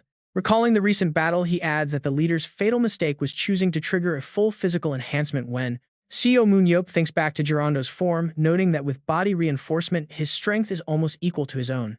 Now, Gerondo will target the rest of the team with that insane power. He coldly asks who here could actually defeat him, leaving everyone completely silent. Seo Moon-yeop warns them that the second round is the real start of the war, so they must prepare themselves. In the second round, titled Invasion New York, a massive flying saucer monster appears once again and begins to attack the city. Over on Gerondo's side, he is fighting like a man possessed, unleashing devastating attacks while screaming out to himself. He tells himself to show no guilt during this invasion and to look right into their eyes, quietly remembering his past. Seo Moon-yeop once told him that they are actually bringing peace back to those poor people who were turned into monsters. Right on cue, the mutated human monsters swarm Gerondo all at once. In that moment, judgmental rumors from his past resurface. Echoing words mock him for trading his giant shield for a smaller one, all because of a single comment from Seo Moon-yeop. They called Gerondo Walker a man with zero self-respect, saying he is far too easily swayed by what others tell him. Glowing red hands corrupted by the monster virus reach out from all sides, desperately trying to drag Gerondo down. But Gerondo scoffed at his pride, muttering that self-respect means nothing to him as he swings his massive halberd and roars. He screams that he will do absolutely anything to get stronger, even if it means taking advice from some warzone trash. His face darkens with sheer malice as he vows to use every ounce of his power to hunt his prey down. Looking off into the distance, Gerondo laughs like a lunatic, ordering his targets to become the stepping stones for his victory. Meanwhile, Seo Moon-yeop orders his team to pack up and quickly move out to the next designated sector. Seo Moon-yeop, Yu Ho, and Linon look down from a high ledge, spotting a brilliant blue light flickering from a chaotic battle below. Seo Moon-yeop reports spotting 3 enemy players 400 meters away, suggesting the New York Lee Na-yeons are hunting in small groups. Seo Moon-yeop wonders if they changed their strategy from the first round quickly, realizing they must be plotting something sneaky. He orders his team to scan the other areas and Linon complies, but suddenly, a New York Lee Na-yeons player appears. The system voice rings out with announcements of rapid kills, leaving Seo Moon-yeop and the rest of the team utterly stunned. Turning toward a sudden voice, the team spots Gerondo smugly, asking if they are shocked by their teammates getting eliminated. With a cocky smirk, Gerondo mocks them for being so easily rattled, while Seo Moon-yeop stammers in absolute disbelief. Seo Moon-yeop wonders if the crazy bastard showed up alone, just as Gerondo spreads his arms wide amidst a massive explosion. Gerondo boasts about being far better prepared this time before leaping into the air and vanishing in the blink of an eye. Seo Moon-yeop yells at the bald lunatic to get back down, only to notice a familiar halberd flying straight at his throat. Gerondo launches a vicious ambush, snidely telling Seo Moon-yeop to keep his eyes on him as the deadly blade closes in. Reacting with lightning reflexes, Seo Moon-yeop leaps backward, letting the missed strike shatter the ground and send debris flying. Landing safely, Seo Moon-yeop mutters a harsh curse under his breath, thoroughly annoyed by the bald madman's relentless aggression. Looking around, he sees massive boulders crashing down, completely sealing off the lower path with absolutely no way through.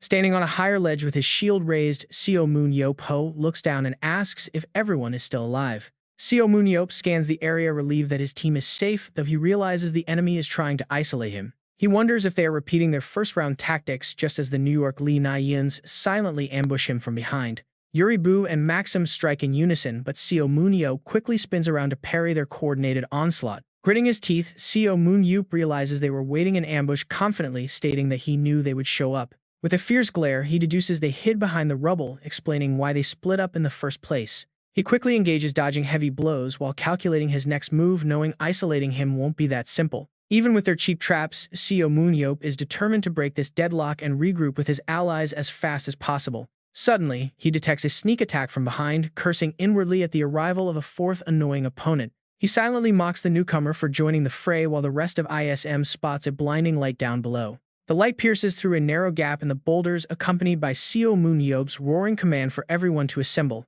Taking charge, Seo Moon-yeop barks out orders, stating they must end this clash before the rest of the enemy team can assemble. Girondo suddenly blocks their path, calling their plan troublesome, but Pietro immediately steps forward and raises his hand. 3 glowing purple magic circles materialize in front of Pietro, who calmly asks if Girondo plans on stopping them all alone. He fires the magical bursts forward, but Girondo simply sneers, stating he is far from being alone as his teammates arrive. Girondo suddenly appears right behind them. The system displays info on his light shield, which absorbs everyone's aura within range. It drains power in a 3-meter radius to fuel the shield. The more people and aura present, the stronger it grows. 3 massive energy blasts from Pietro strike the light shield of the New York Lee Na-yeons, creating a violent, explosive impact. His face contorts into a terrifying, creepy grin. Girondo and his squad immediately drop into their battle stances. Girondo sneers that if they want to leave, they have to get past him first, or rather get past his entire team. Thaddeus looks on. Thaddeus is completely stunned by the scene. Their roster just increased by 3 fighters in an instant. Girondo laughs, mocking their math. 3 of the Lee Na-yeons jump up to attack. Girondo brags that closing a distance of 400 meters takes them less than 10 seconds. Meanwhile, Girondo actively reinforces his body. The system announces that his physical strength and agility are about to skyrocket. His speed and endurance will increase by 20% for 30 seconds. His acceleration skill boosts target speed in a single direction. Friendly targets get a massive speed boost of up to 7 points. Girondo's face twists into a hideously deformed sneer. He declares the 30-second countdown has begun, then leaps into the air to attack. Girondo swings his sharp blade directly at Yu's arm. Suddenly, the system's arena announcement rings out loud. Zero Walker secures a kill. Another strike is prepared to blast Girondo, but his teammate's shield deploys to cover him. The defensive barrier blocks the incoming hit perfectly. This light shield absorbs aura from anyone within a 3-meter radius. Gathering surrounding energy makes the shield completely unbreakable, while targeted acceleration lets them burst forward with insane speed. B stays in the rear, feeding pure energy directly to Girondo. Absorbing the power, Girondo surges forward instantly. His fighting spirit and destructive energy seem to multiply. He charges straight toward the frontline fighters. He barrels towards Sonia Bao's and Thaddeus. The trio shares the same thought, recalling how they blocked him before. They firmly raise their heavy shields and concentrate their aura, confident they can hold him off once more. But before they can finish, Girondo's brute force sends all 3 flying. The system notification rings out, Zero Walker be out. Only Sonia is left standing. Watching Girondo charge her with furious eyes, her mind panics. They cannot stop this monster. In the next instant, Girondo delivers a brutal kick that takes her down. The announcer's voice echoes again, Zero Walker be eliminated. Girondo mutters that his 30 seconds are up. He turns to the remaining ISM members. He claims the pests are dealt with, leaving only Pietro to handle. Everyone's faces are filled with absolute dread. Girondo keeps mocking them, confident Pietro cannot crack their shield. He asks if it is not a pity. Pietro stays silent. Only then does Pietro finally take a slow step forward and speak calmly. He remarks that up until now his only real job was to buy some time. He looks at the shielded New York Lee Na-yeons. Looking over at the New York Lee Na-yeons basking in their glowing defensive barrier, he notes that things have finally gotten interesting. This is a shield that gathers aura to break past normal limits. He stares at the glowing light shield with a terrifying smirk. He gladly accepts their challenge. Instantly, a massive glowing magic circle begins to materialize right behind Pietro. He dares them to try and block his next attack, promising to shatter their precious shield. Years ago, in the final dungeon, the High Priestess met her end and was reborn as an undead being resurrected by high-ranking priests. Stripped of her sacred power and cut off from the primordial light, her noble soul refused to answer her call. Ultimately, she died and was reincarnated into a human vessel. She managed to recover some power by summoning old undead soldiers, who once served under the Emperor. Yet it was still not enough to unleash her ultimate soul-quieting technique. Still, the restless spirits no longer doubt her devotion.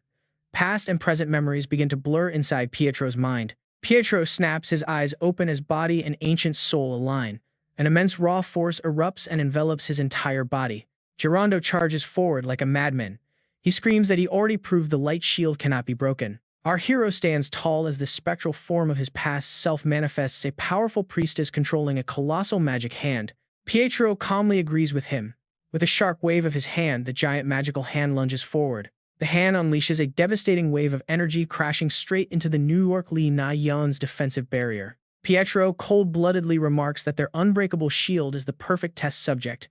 Facing the sheer, terrifying pressure, Gerondo's squad stands firm behind their light shield, having absolute faith in their defense.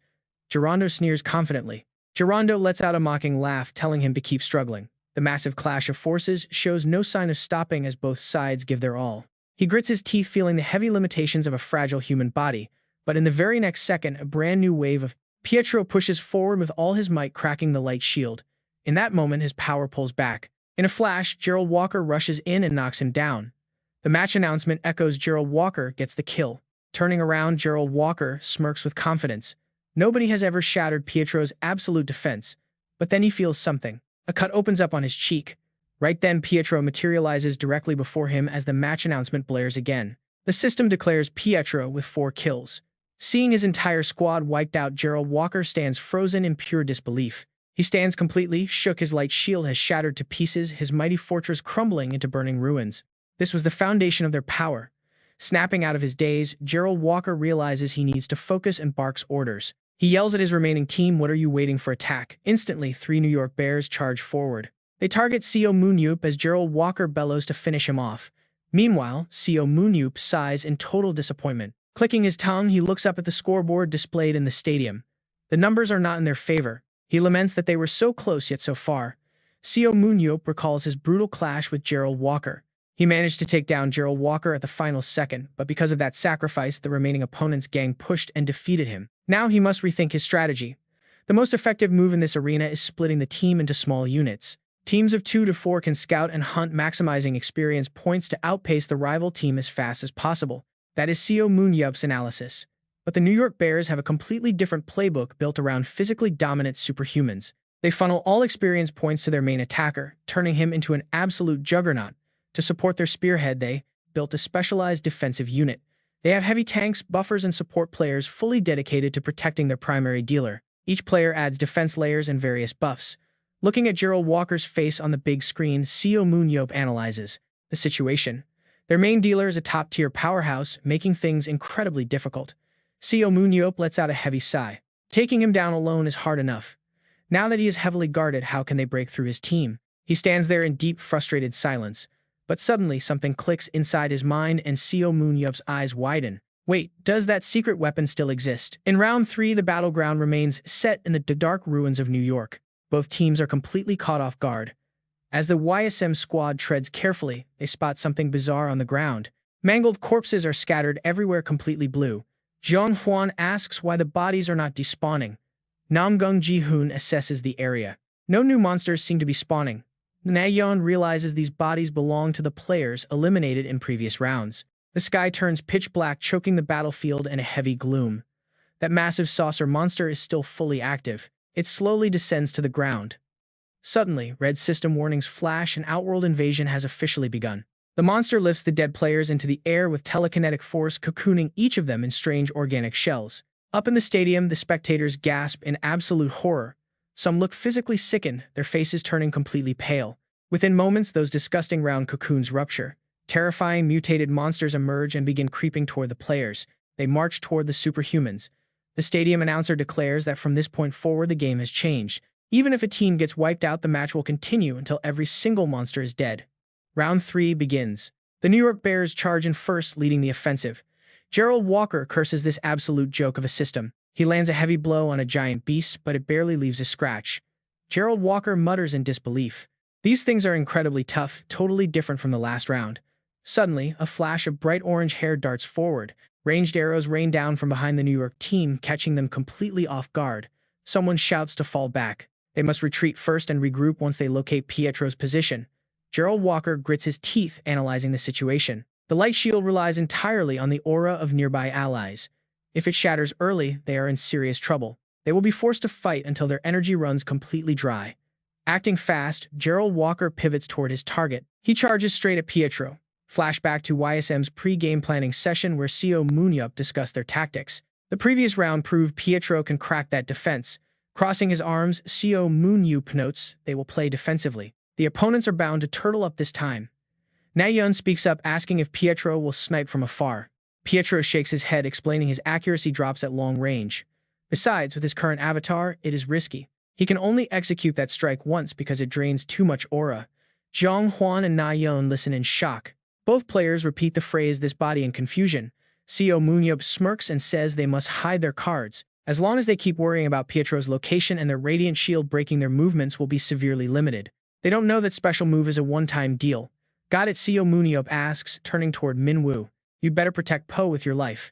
Yoon Min-woo jumps back into the match as Po takes her female form. Min-woo stands ready with his sword to defend her. On the other side, Gerald Walker and his team group up asking if he really thinks he can stop them all alone. Walker glares at Seo Moon-yeop, completely losing his patience. Walker reminds him that even someone as strong as him struggled when their entire squad launched a coordinated assault. He silently curses his bad luck for running into him. Seo Moon-yeop calmly responds that he has a brilliant idea. A split second later, Seo Moon-yeop charges, driving a heavy strike right down toward Gerald. The match system announcement rings out. Seo Moon-yeop at 1 kill. Yet Gerald stands completely unharmed, utterly confused by what just happened. He suddenly hears a heavy thud from behind. Turning around, he spots his teammate collapsing onto the cold ground. Gerald mutters in absolute disbelief, wondering how that attack hit his teammate instead. Seo Moon-yeop just smirks, highly amused. Even though Seo Moon-yeop usually only thinks about beating people up, nobody expected him to master the sacred language. The caster is screaming in pure disbelief, and honestly, we are just as confused about what just went down. Seo Moon-yeop simply threw his spear, yet not a single player from the New York Lee Na-yeon's team could even react. What kind of insane magic did he just pull off? He stands there calmly, asking if they have heard of sacred language. Gerald barks out orders for his squad to fall back into a defensive formation and cover each other immediately. He spots Lennon to his right while Gary Williams holds the left flank after barely surviving that heavy strike. Seo Moon-yeop stands directly in front of him, and Gerald calculates there are still several other players nearby. He wonders if they are trying to pave a path, cursing his inability to move freely because of Po. Suddenly, a flying sword drives straight toward Gerald, but he manages to raise his heavy shield just in time to block. Immediately after, Seo Moon-yeop charges straight ahead, catching Gerald off guard by exploiting his blind spot after the throw. He realizes he can block by targeting his left leg quickly, thrusting his shield forward to stop the incoming thrust. But Gerald completely miscalculated as Seo Moon-yeop easily dodges, driving his spear deep into the defender's shoulder and wounding him. Landing smoothly, Seo Moon-yeop mockingly remarks that he still hasn't quite returned to his peak form just yet. He watches Gerald clutch his bleeding shoulder, teasingly, adding that he was actually aiming for a vital spot there. The two clash once again, with Gerald desperately defending while Seo Moon-yeop keeps dodging and counterattacking effortlessly. His teammates desperately raise their shields to block the spear strikes. Feeling the immense pressure, Gerald curses under his breath. Damn it, those thrusts are coming from completely different angles than where they started. What kind of trick is this? What is this bizarre style? Gerald's eyes flash with resolve as he decides to stop holding back his aura. The protective barrier of the radiant shield flares to life. Seo Moon-yeop leaps high, noting the shield with a smirk. Inside the barrier, his squad members shout that they are in position. At those words, Gerald bellows out. Gerald yells for them to strike now, catching Seo Moon-yeop off guard as he gets pulled inside the barrier. He realizes they use the shield as a trap, looking around at the surrounding squad with an amused grin. He mockingly asks what they plan to do if Pietro attacks, but Gerald tells him to stop being so arrogant. He claims they already figured out that Pietro Anella is nowhere near their current location to support him in battle. Elsewhere on the battlefield, Zero and his squad are actively hunting down opponents while feeding back vital status reports. They confirm that Pietro is nowhere in sight just as the system announces another elimination by their teammate Alan. Alan surveys the empty field, declaring the zone cleared, while back at the shield, Gerald prepares to strike. A sudden call over the comms that they found her stops Gerald dead in his tracks. A cold realization hits. Even though everything seems to be going perfectly, his gut is screaming that they are walking into a disaster. The plan was simple: surround this monster and take him down. But his combat instincts scream of danger. His years of combat experience warn him that attacking now will only lead to instant defeat. This is no opportunity. Seo Moon-yeop readies his stance, looking at the hesitating captain and asking why he suddenly stopped moving. Gerald overthinks, realizing he must have missed a crucial detail. In his mind, he sees a deadly quicksand pit, a deadly trap pulling everyone down into the abyss designed by Seo Moon-yeop himself. What is he really planning here? What could it be? Suddenly, a realization flashes in his mind. Meanwhile, elsewhere, Pietro, currently disguised as a girl, is being guarded. Yang Min stands guard as Pietro asks him if he is ready to take down the massive boss once and for all. The colossal eye cave boss lies flat on the ground with its massive eyes wide open. Bro watches closely and quickly warns Yang Min. He warns that monsters near the boss heal from almost any normal attack, meaning Yang Min must use a flaming sword. Burning the wounds is the only way to stop its regeneration. Yang Min grips his weapon as blazing energy surges through it. Yang Min nods confidently, fully prepared. Meanwhile, Zerondo's speculation is confirmed as he finally pinpoints Pietro Anel's exact location. He gasps in shock. There is no way anyone would challenge the boss alone. Seo Moon-yeop simply smirks, hinting at another ally. Suddenly, the light shield dome overhead shatters. Zerondo freezes in absolute shock, staring up at the crumbling defense in disbelief. He stammers in panic, wondering how the shield broke, but then his own teammate, the key barrier user, suddenly betrays him. Seo Moon-yeop delivers a swift, decisive blow from behind, knocking him out cold. Instantly, the system announcement echoes across the battlefield. Do Seo Moon-yeop gets a kill. The announcer screams the news as the crowd learns the support player from ISM just secured a takedown. The entire crowd watches with their jaws dropped. Seriously, can you believe this crazy turn of events? What is going on? Seo Moon-yeop has somehow materialized right in the middle of the New York Lee Na-yeon's formation, his profile flashing across the big screen. The host notes that this is his first kill since his debut, wondering if he has awakened a fourth superpower. Seo Moon-yeop just looks around blankly, his innocent expression showing he has absolutely no idea what the big deal is. Suddenly, a system notification pops up, body reinforcement activated, boosting his strength, agility, speed, and endurance by 20%. The buff lasts for 30 seconds. Sensing the threat, Zerondo and his squad immediately charge forward to strike back. Another notification rings out. Walker gets a kill. Fuming with rage, Zerondo grits his teeth and curses under his breath. He realizes they were completely played, having wasted all their energy just trying to keep the light shield from shattering. Their original plan was to eliminate Seo Moon-yeop while Pietro was away, then slowly pick off the rest of the team. He looks back to when Pietro first cracked their defense. If only that shield had held, they would still have the advantage. Even if Pietro took down the boss, losing Seo Moon-yeop would have ruined everything. Now a single overlooked player has ruined it all. Now the tables have turned. You know things are about to get wild when the hunter suddenly becomes the prey. Even if they manage to hold out, Pietro will definitely secure the boss kill. He cannot let that happen. Refusing to accept defeat, Zerondo yells for his team to retreat as a system notification grants them a massive speed boost. With their movement speed buffed by 7 points, the New York Lee Na-yeons fall back, desperate to save themselves from the trap. Someone shouts to regroup and fall back immediately.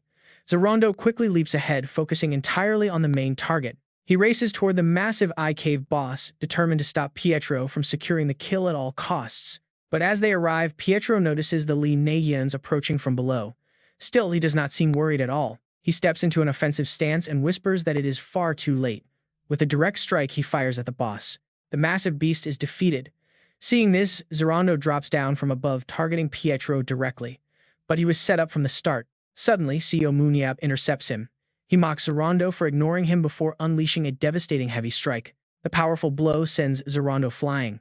He crashes into the rubble, left completely motionless with a spear driven through his torso. Before his avatar dissolves and his consciousness fades, Zerondo desperately wonders where exactly his perfect plan went wrong. Where did he make his mistake? Darkness slowly consumes his vision as his eyes close for the final time. With the fight over, Seo Moon-yeop asks Pietro if he is okay. Pietro shakes his head, but a sudden projectile cuts through the air. Seo Moon-yeop barely reacts in time, dodging a lethal strike from behind. He looks down at the weapon embedded in the dirt. It is a massive halberd, Walker's signature weapon.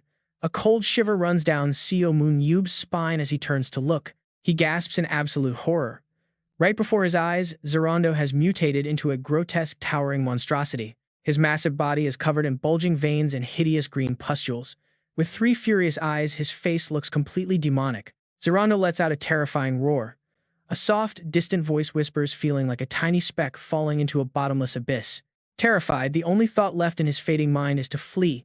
Zerondo looks completely drained, his eyes filled with dread. Echoes of horrific demonic faces merge into a massive wall of spirits, screaming in unison for everyone to run away. Suddenly, a massive eye snaps open. The humanoid monsters are absorbed, sacrificing themselves to fuel the terrifying resurrection. The Eye Cave boss has been fully resurrected as a colossal nightmarish giant. Suddenly, the system blares a final warning. The boss has officially resurrected. Seo Moon-yeop looks up at the beast and curses, first a parasite, now a full revival. Pietro gets tense. These monsters evolve over time, making their abilities impossible to fully predict. The system voice rings out once more, warning everyone that the boss has resurrected. Seo Moon-yeop asks if this beast is different. Is this monster completely different from anything they have faced before? Suddenly, a shadow whips past, freezing both Seo Moon-yeop and Jae-ho. High up in the air, Jinsu is caught in one of the monster giant tentacles, his face completely pale as he stammers out for desperate help. The match system blares a warning: if the boss is not defeated, both teams will receive a loss on their record. This means both teams will be disqualified from the World Championship. Then another system notification pops up: Gerald Walker has high kills. Pietro tells Seo Moon-yeop that the parasitized Walker must share a similar core weakness. He asks Seo Moon-yeop to buy him some time to recover his mana, and Seo Moon-yeop agrees when a sudden voice cuts in, telling them to wait. The New York Bears form a defensive shield wall in front of the monster, and one of them speaks up. He declares that since Gerald is still a teammate, they must go through them first. They plan to handle Walker after defeating everyone else, making Seo Moon-yeop scowl at their sheer stupidity. Meanwhile, a flashback begins. A young Gerald Walker appears wearing blue pajamas with a bright red cape on his back, pretending to be a legendary hero. He proudly yells that he is the American hero Gerald Walker, protector of the Earth. Laughing as he plays, he shouts that the villains have surrounded him, needing an entire army just to capture one hero. Young Gerald winds up his arm to unleash a massive swing, yelling that he will punish them using the power of justice. The past and present blur. As young Gerald swings, the monster mirrors his strike. This massive beast unleashes a direct blow on the players, and the system announces that Gerald Walker has secured 4 kills. A painful cry echoes for Walker, while others wonder why the system is flagging team kills. But the monster is not stopping. It swings its other massive arm, aiming directly at a stunned, frozen New York teammate. Suddenly, Seo Moon-yeop flashes in to save him, blasting the beast back with a heavy strike before turning to scold the survivor. He snaps, calling him an idiot, asking if he cannot see that Walker can no longer distinguish friend from foe in this state. Did they really think they could get a free win off an out-of-control monster? If they die by his hands, now their journey ends right here, asking if they even understand how dire this is. Turning their backs on a wild beast is incredibly foolish, demanding to know why they are still dragging their pride around. He is visibly annoyed by these brainless muscleheads, while the player asks why he helped. Seo Moon-yeop sighs, muttering that since he has to explain every basic thing, it is a miracle they are still alive. With a serious look, he tells everyone to forget the match for now, order a regroup, and handle the tournament later. Glancing at the beast, he states they need to put this monster down first. He says he always wanted to deliver a cool line in this exact situation. Seo Moon-yeop grunts as both teams gather. Ready for battle, Seo Moon-yeop grunts that they have no choice but to form a temporary alliance to survive. Watching the beast attack in waves, the commentator screams in absolute shock. The boss and Gerald Walker have fused into one massive beast, and now both teams are uniting their strength to fight. As the monster strikes, Seo Moon-yeop yells to dodge, while the system alerts announce Gerald Walker has 5 kills from team kills. With 3 team kills recorded, everyone scatters as Seo Moon-yeop warns them to dodge instead of blocking. They must hold out until Pietro charges his mana. In the first squad, Ryan, Yuri, and Gary are assigned their positions. These range dealers are tasked with drawing its attention while the beast rampages. He instructs the tankers to protect the ranged attackers if they get targeted.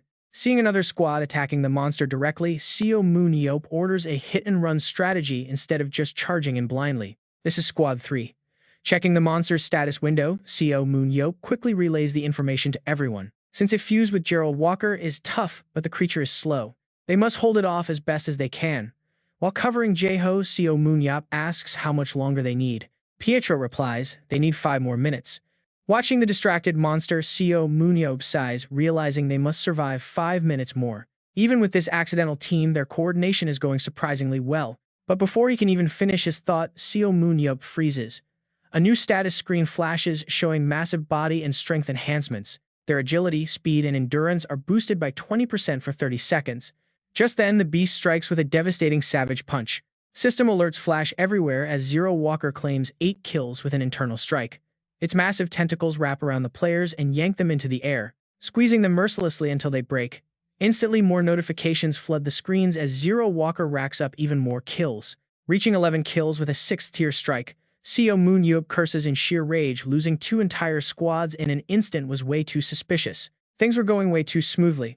Piero calls out that he still needs 4 more minutes, leaving Seo Moon-yeop to grit his teeth and reply that he understands. With things going to hell, Bao asks their leader what the plan is, but the boss warns them to stay back and monitor its movements from a safe distance. Meanwhile, Seo and Pao regroup. Infuriated that nothing ever goes smoothly, Seo calls out to Pao, calling him a meatbag and ordering him to follow. Leap high into the air together as they launch a relentless barrage of attacks, but Seo Moon-yeop quickly realizes the sheer strain they are under. Maintaining the aura shield is eating up way too much energy. He desperately needs to optimize it. He vows to grit his teeth and hold the line. For the next move, Seo Moon-yeop activates his magnified throw skill. In an instant, massive boulders respond to his command, hurtling straight toward the giant beast. Lucas rushes in carrying heavy steel girders, and Seo Moon-yeop wastes no time unleashing another magnified throw to launch the metal beams. The iron bars pierce straight through the monster's legs. The beast retaliates with a massive swing, forcing Seo Moon-yeop to block as he prepares a 100-centimeter throw. He leaps high, bringing himself eye to eye with the Colossus. It spots him instantly, lunging forward to crush him, but Seo Moon-yeop is just too fast. Slipping out of its grasp, he retaliates while screaming across the battlefield to Piero, asking if he is finally done, only to hear just a bit more. Going toe-to-toe with this behemoth has completely drained his stamina. Seriously, the guy looks like he's about to pass out.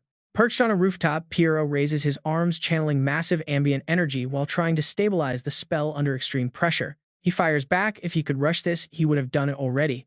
He tells Seo Moon-yeop to shut up and keep the monster pinned down. But just as they argue, the giant notices the massive magic circle glowing right above Piero's head. Seo Moon-yeop yells out in pure panic.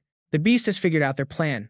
Cursing under his breath, Seo Moon-yeop watches in horror as the giant shifts its focus directly toward Piero. He screams a frantic warning that the monster is ignoring everyone else and heading straight for the rooftop. Piero grits his teeth, holding his ground. Pushing his limits, the mage tells himself that he just needs a few more seconds. But right then, the Colossus unleashes a devastating strike. Luckily, Seo Moon-yeop manages to throw himself in front of the blow, just in time protecting Piero while struggling under the massive pressure. Forced to activate his final trump card, he warns Piero that if this attack doesn't completely vaporize the beast, there will be hell to pay. Bracing himself, Seo Moon-yeop channels every ounce of his strength to absorb the giant's raw fury, groaning as the impact rattles his entire body. He gets slammed violently into the dirt, taking the full brunt of the cataclysmic blow but refusing to let his guard down. Up in the commentary booth, the announcer screams that Seo Moon-yeop has somehow managed to hold off the monstrous assault, if only for a second. Yet, despite utilizing his impressive new defensive skill, the sheer raw power of his mutated opponent still sends him flying helplessly backward, leaving everyone wondering if both teams are about to be eliminated right here. But Piero's voice suddenly cuts through the static, reassuring Seo Moon-yeop that he did an incredible job holding the line. Extending his hand, a massive wave of magical energy erupts forward, slamming directly into the giant. Standing amidst the swirling magical winds, Piero smiles with absolute confidence, promising to end this with a single blow. At sunset, the stadium erupts into deafening cheers for the massive showdown between Team ISM and the New York Lee Lions. The host takes the microphone to announce the final results, and the main scoreboard flashes the name of Team Seo Moon-yeop, marked clearly as the winner. Team ISM has officially claimed victory, securing their spot in the World Championship round of 16. The entire crowd goes wild, with Lion literally jumping for joy. Seo Moon-yeop reflects on the exhausting match that has finally come to an end. But the players aren't the only ones celebrating, as the entire gaming world is absolutely stunned by this underdog team's historic qualification, earning their ticket straight to the prestigious round of 16.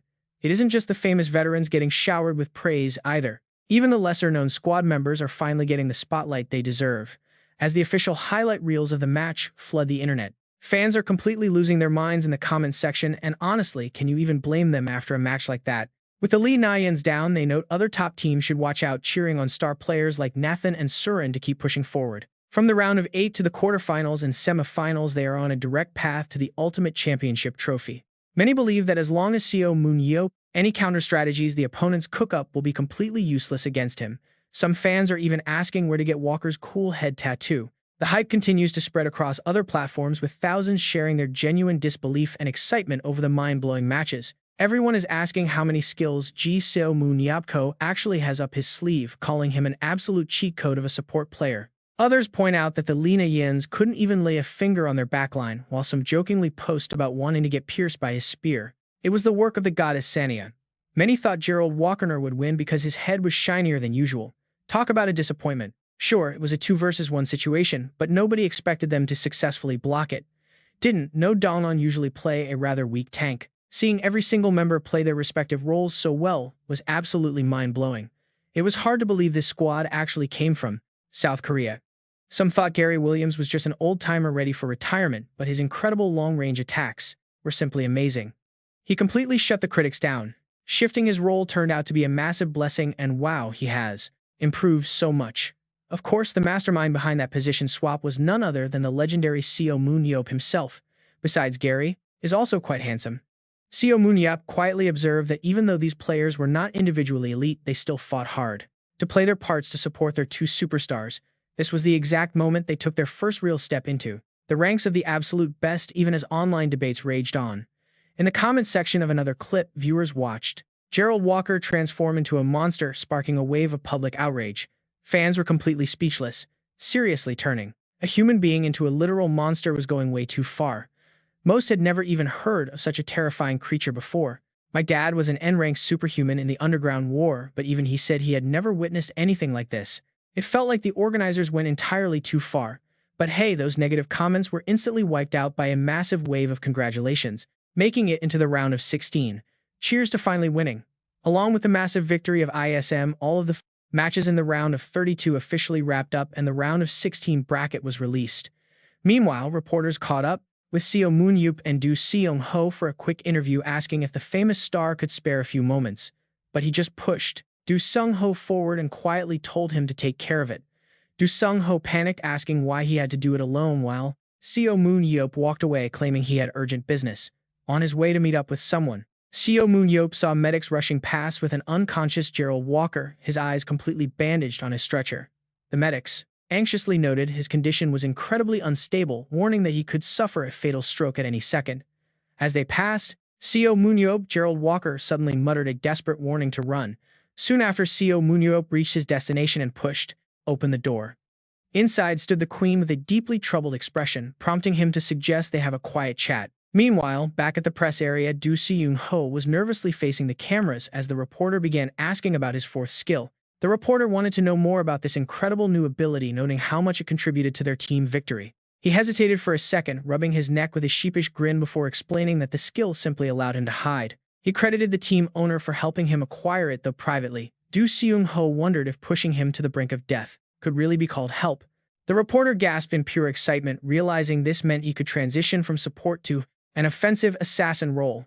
Do Seung-ho just offered an awkward laugh, his mind drifting back to their private conversation earlier.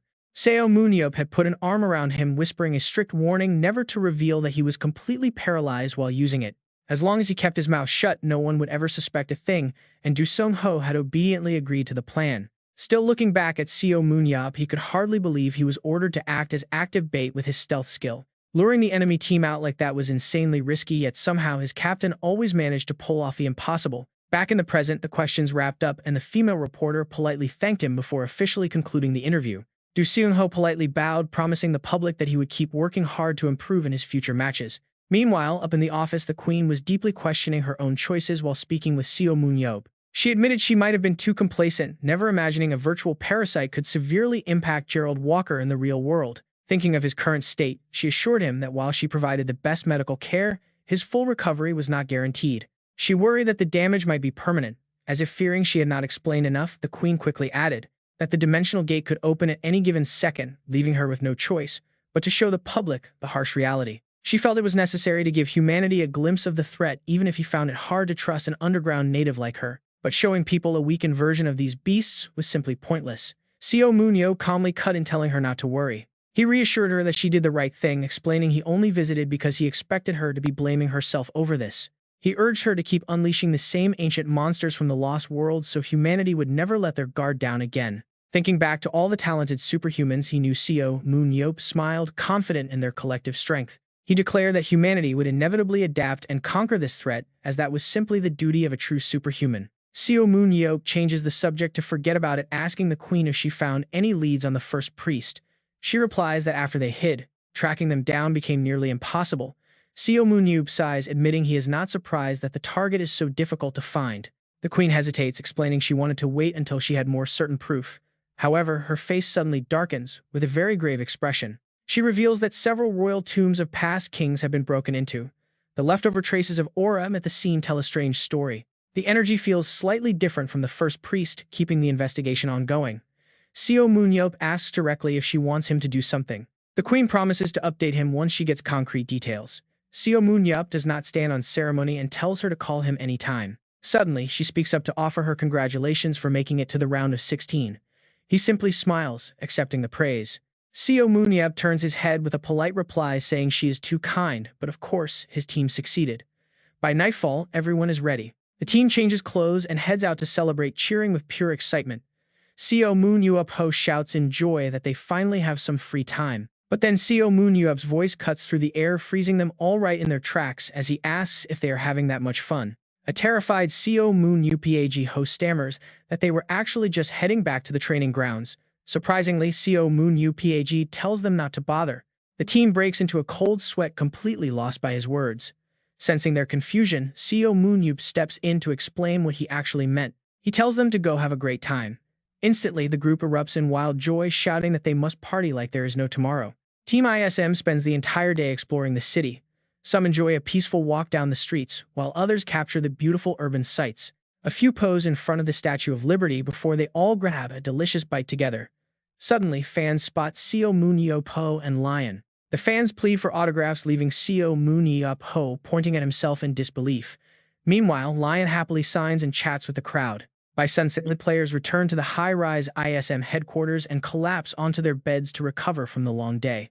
No Dong-hun sighs happily, wishing every single day could be this relaxing. He still cannot believe their progress as a team. They went from the absolute bottom of the second tournament to defeating the powerhouse New York Lee Na-yeons. It feels just like a dream. Remembering the intense training before the match, he lets out a quiet sigh of relief. That hellish training was not in vain. Jin-soo remarks that he spent most of his time dying. But that is simply the brutal reality of playing the tank role. Hyuk proudly points out that everyone played incredibly well, especially when Jin-soo and Pao managed to block Walker's heavy attacks. No Dong-hun recalls the intense moment and nods. However, remembering all the times he got wiped out brings him right back to reality. With a heavy sigh, he decides he has no more time to waste. It is time to get back to training, and Hyuk agrees. Soon after, No Dong-hun changes his gear and opens the door. He is stunned to find the entire team already gathered and waiting. Baek Jae-ho holds a stack of files, smugly asking if he was right. Seo Moon-yeop lets out a curse, clearly annoyed by the surprise. He demands to know why they are all there.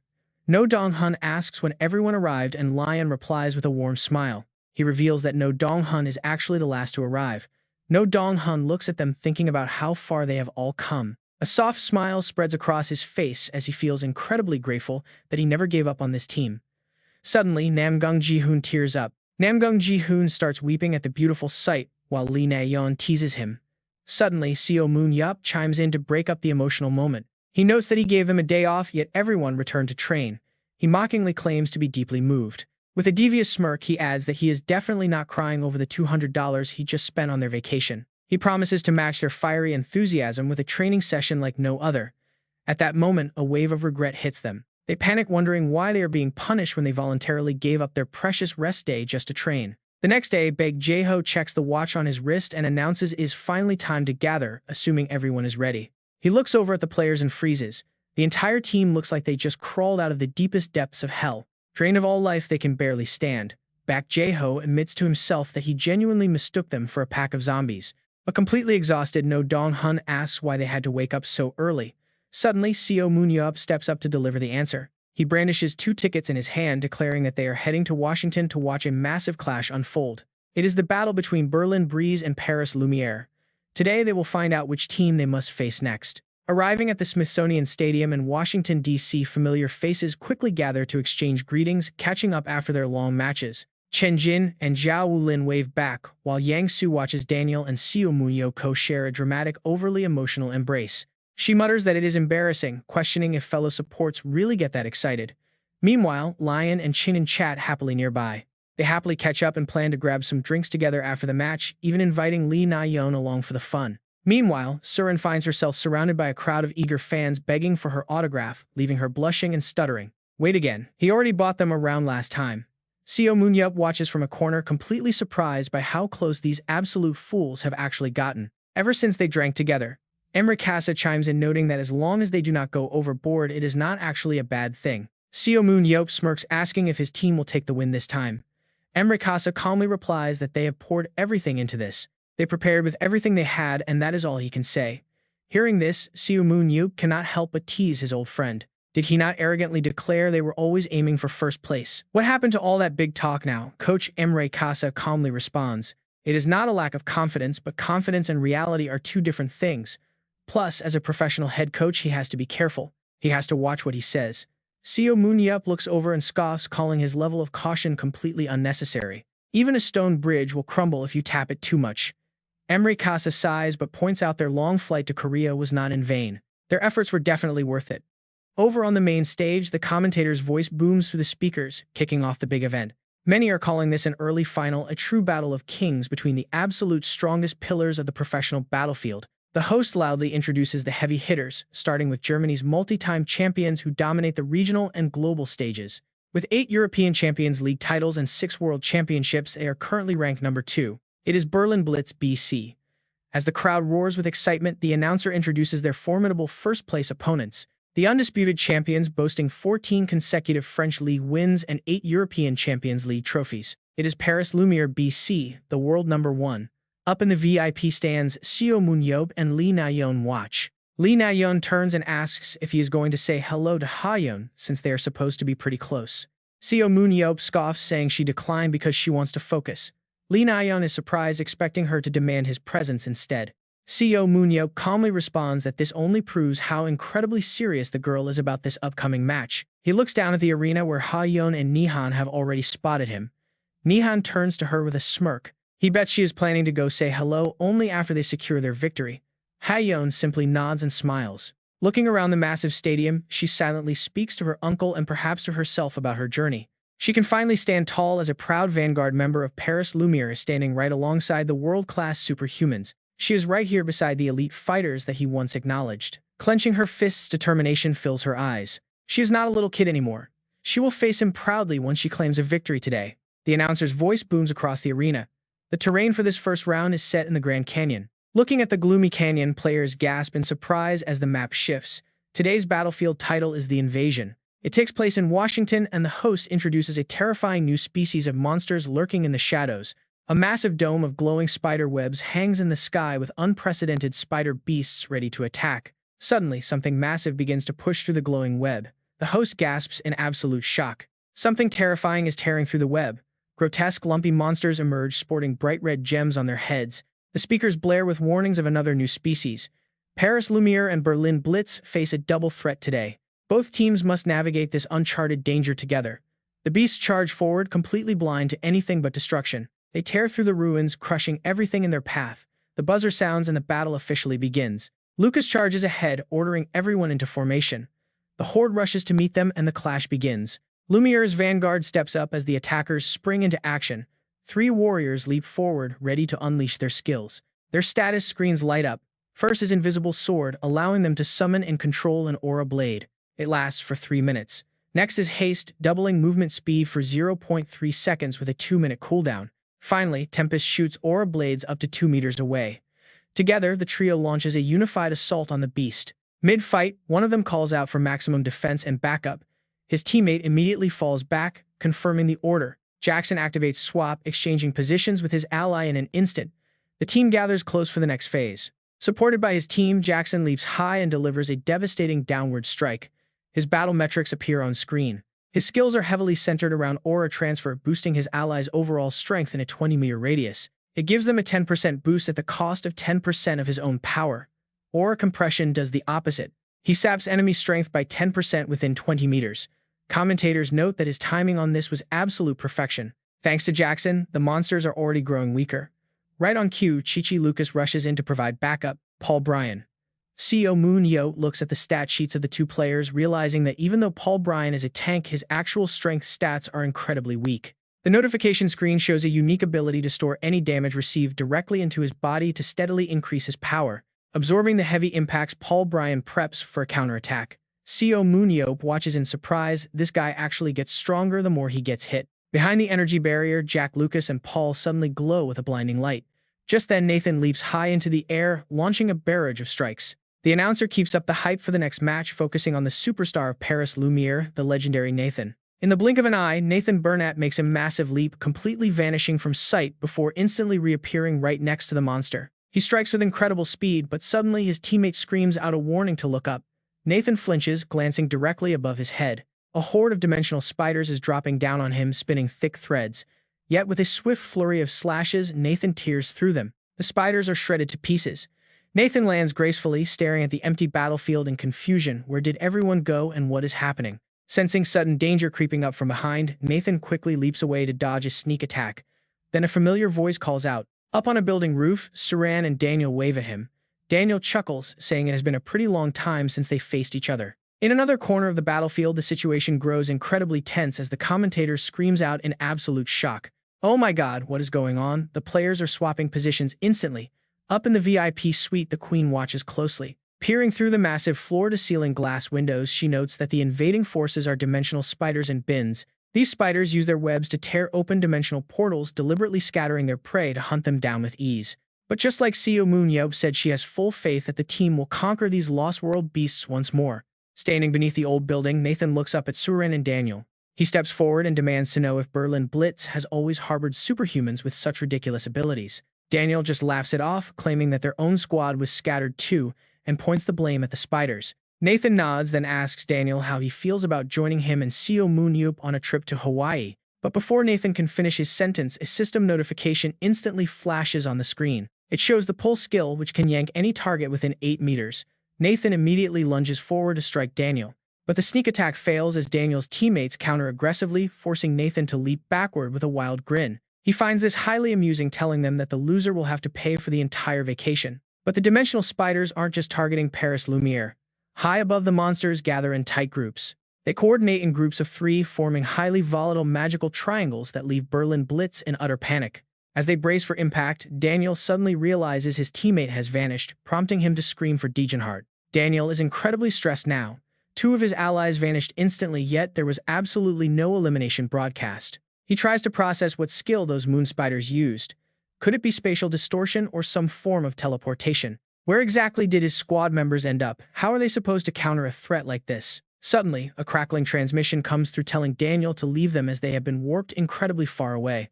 Daniel quickly pieces the situation together. The spiders must possess a random spatial teleportation ability. The interface pops up detailing the pull skill with an 8-meter range and the push skill covering 2.5 meters.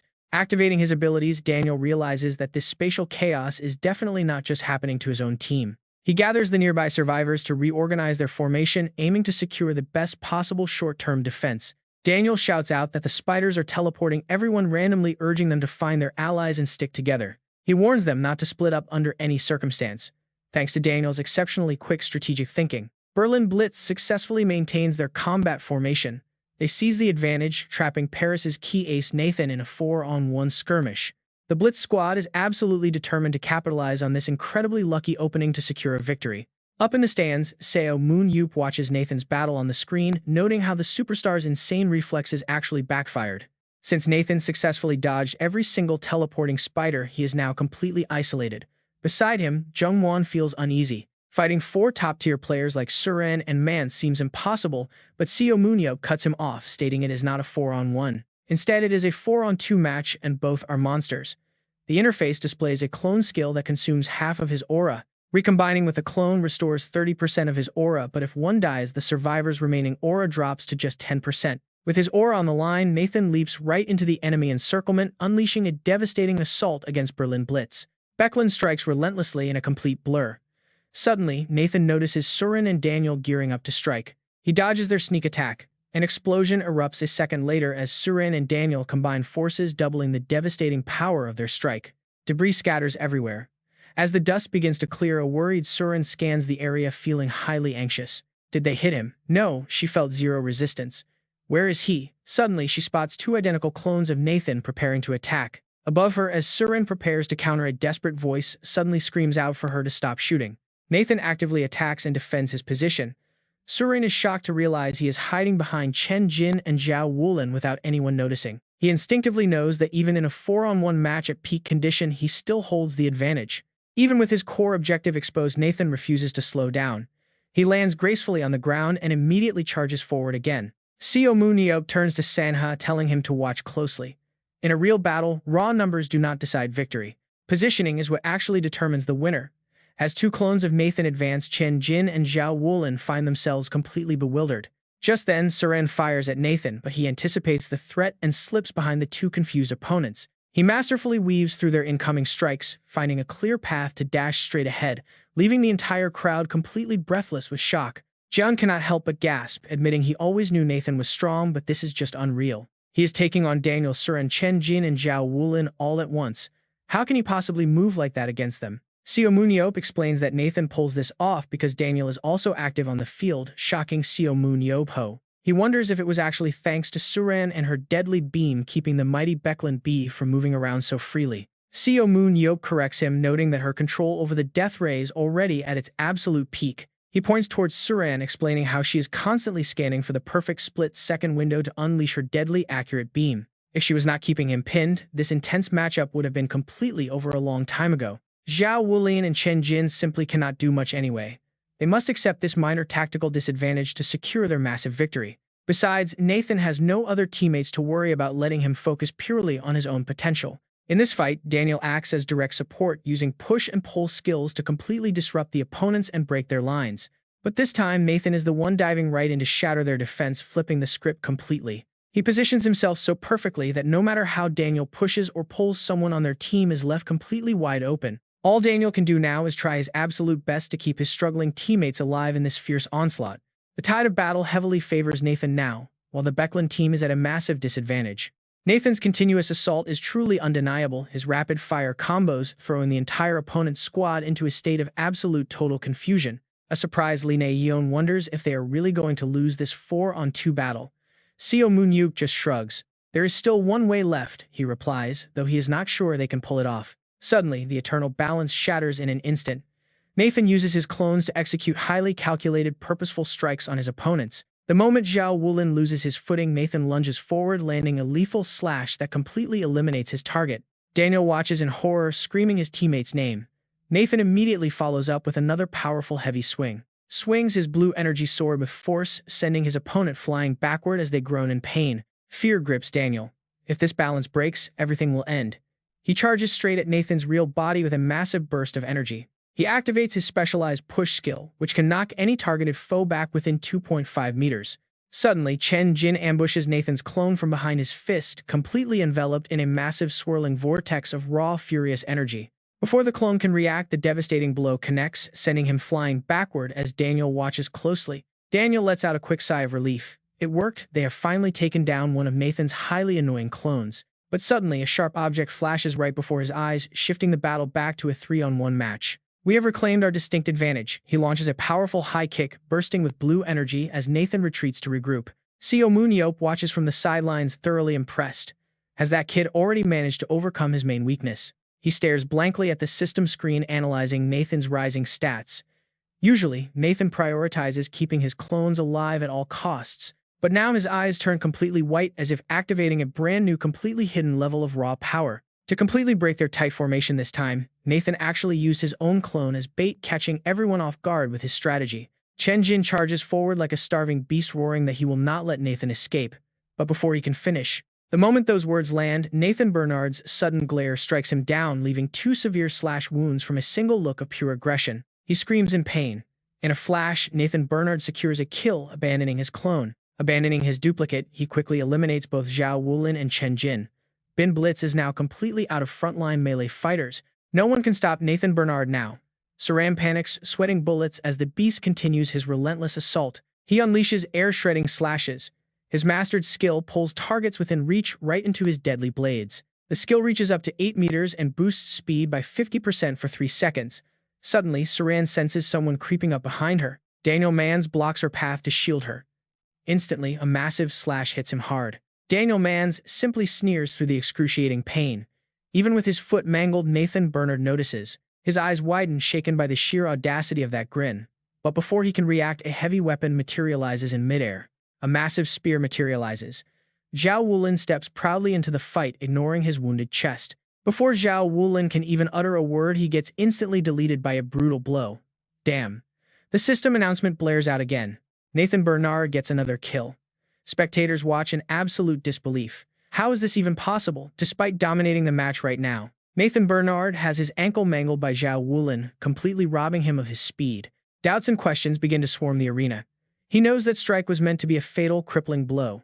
Judging by the impact on the blade, it should have been a crippling hit. Yet Daniel Manns stands tall, defying all logic. Watching Daniel Manns, everyone wonders what he just did.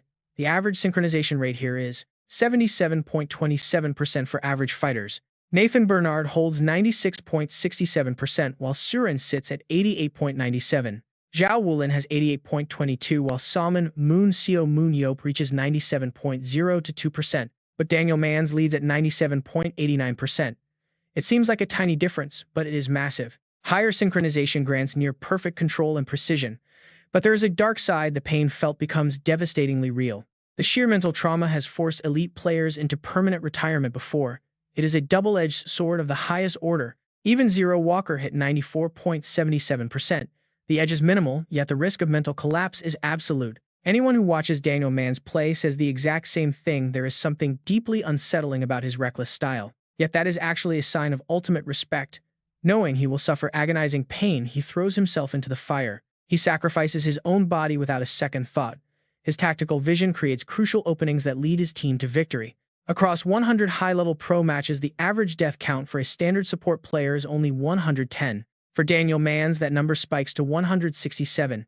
He is a self-sabotaging anomaly on the virtual battlefield. He is the king of chaos, generating wild, unpredictable variables. He is the ultimate support. Watching this, Emery Casa is stunned. He quietly respects a man who endures unbearable pain just to lift his team.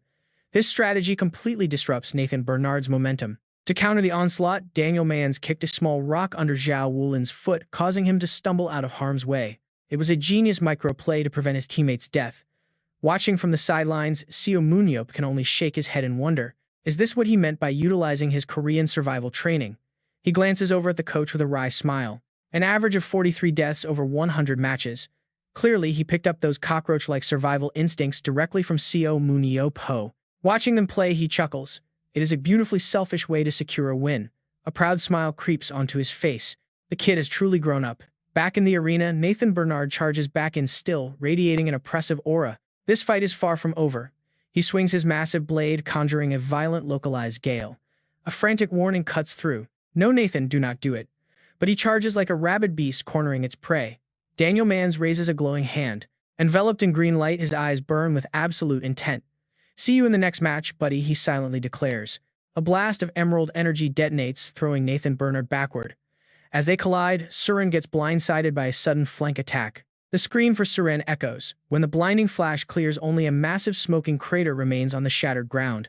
The announcer confirms Surin secured a crucial kill. Panting heavily, she stands victorious.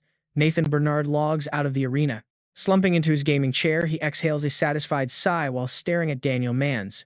Well, he is not the only one. Both of them have conquered their deepest limits. He realizes that Daniel Manns, once a reckless decoy, has completely evolved. The self-sacrificing support is gone, replaced by a true tactical mastermind. The next showdown is going to be bloody. One match at a time, he promised himself to only focus on what lay right in front of him. Still, Paris Lumiere disbanded despite trying their hardest. They fought desperately to survive, but simply could not last. Standing nearby, Ha suddenly gasps and looks ahead, staring blankly at the sight before her. What on earth is that? Suddenly, a chilling voice echoes out from the shadows. Found you. One by one, players are ruthlessly wiped out. Yet Berlin Blitz kept their roster safe, all thanks to the brilliant strategy of Daniel Manns. Down 6-0, Baek Ha-yeon stands completely unfazed. The arena screen flashes the devastating scoreline: Berlin Blitz 6, Paris Lumiere 0. The first round officially wraps up with a sweeping blowout. Berlin Blitz secures an overwhelming victory. Back inside the quiet locker room, a dejected voice rings out with a heavy apology. Daniel looks down, deeply disappointed in himself for putting Chen Jin and Guren in such a tough spot without even discussing it first. He admits he was just too desperate to win. Hearing this, Chen Jin snaps back, demanding to know what Manns is even talking about. He recalls their fierce combat, how they actually managed to shut down Nathan Bernard and Paris Lumiere. His teammate steps in to reassure him. They tell him that as long as they win, they will happily play any role and serve as his ultimate support. Clenching his fist with a warm smile, Daniel thanks them both, admitting that his mood has suddenly taken a major turn for the better. He urges them to keep up this incredible momentum. Toppling Nathan and Paris Lumiere, they roar in unison, ready to seize the championship once more. Paris Lumiere ranks first in the entire world, having crushed Berlin Blitz 5-0 in their last matchup. The gap seemed absolutely massive, but right now the sheer force of Daniel Manns has completely shattered those limits, threatening to shake up the very top of the leaderboards. Their dominant crown is officially slipping. Right on cue, a man approaches them with a wide grin, clapping his hands in mock celebration. He shouts how excellent it was, spreading his arms wide. Berlin Blitz truly put on an absolute masterclass of dominance in that opening round. Paris Lumiere coach Dubois shrugs it off while Nathan Bernard sits quietly on the sidelines, offering a calm smile at the praise. He tells them they all played amazingly, offering comforting words. He chalks it up to their opponents simply having slightly faster reflexes this time. Suddenly, a sinister smirk creeps onto Coach Dubois' face. He reminds them that the war has only just begun. Nobody is discouraged, right? Clapping his hands, he cuts the chatter short to focus on their comeback strategy for round 2. But before he can even finish speaking, a hand shoots straight up into the air. Baek Ha-young quickly steps forward, eager to share a brilliant counter strategy for the upcoming second battlefield. It is another full-scale invasion, this time set in a ruined Washington, D.C. overrun by dimension spiders and deadly bosses. Just like before, monstrous beasts loom directly over both squads.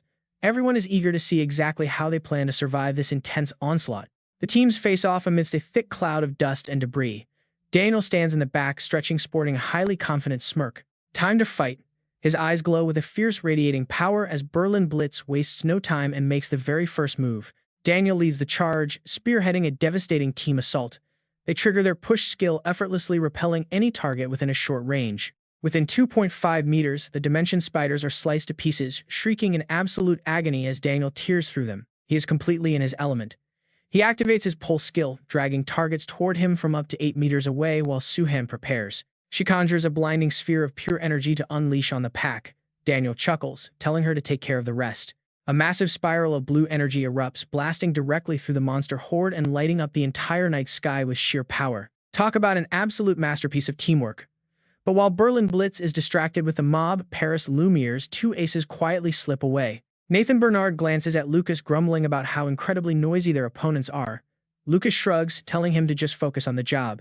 A sharp flash of blue light suddenly slices through the air like a razor-thin blade, cutting down everything in its path. Waves of dimension spiders are instantly blindsided by their stealthy, coordinated strike as Nathan and Lucas systematically clear the area together. By executing them fast enough, they prevent the monsters from using teleportation to divide and conquer. This is top-tier professional play. Moving with perfect synchronization, the deadly duo lands gracefully amidst the swirling dust, leaving only crushed remnants of their foes behind. Nathan Bernard suddenly senses approaching footsteps from behind. His team has finally arrived, fully regrouped and ready for action. A menacing grin spreads across his face as he signals to begin their real plan. Meanwhile, Berlin Blitz slowly clears their path forward. After 15 long minutes of combat, they have barely traveled a single kilometer from where they first spawned in the zone. It looks like they are deliberately playing a slow, ultra-cautious strategy. What exactly is Berlin Blitz planning with this crawl? Suddenly, Jez halts the group and points toward the horizon, warning them to look. The power duo Lucas and Nathan have arrived. After completely wiping out the monsters in their sector, they stand directly in front of Berlin Blitz with smug, mocking expressions. Berlin Blitz has 11 active players, making this move incredibly reckless. Are they seriously trying to pull off a 2 versus 11 showdown? Daniel stares at them in absolute shock, but deep down, he immediately deciphers their obvious play. They are acting as bait. Nathan and Lucas are putting on a remarkably blatant show. Daniel gazes back with a completely calm, unbothered stare. Why did those two suddenly decide to act as bait? Daniel smirks.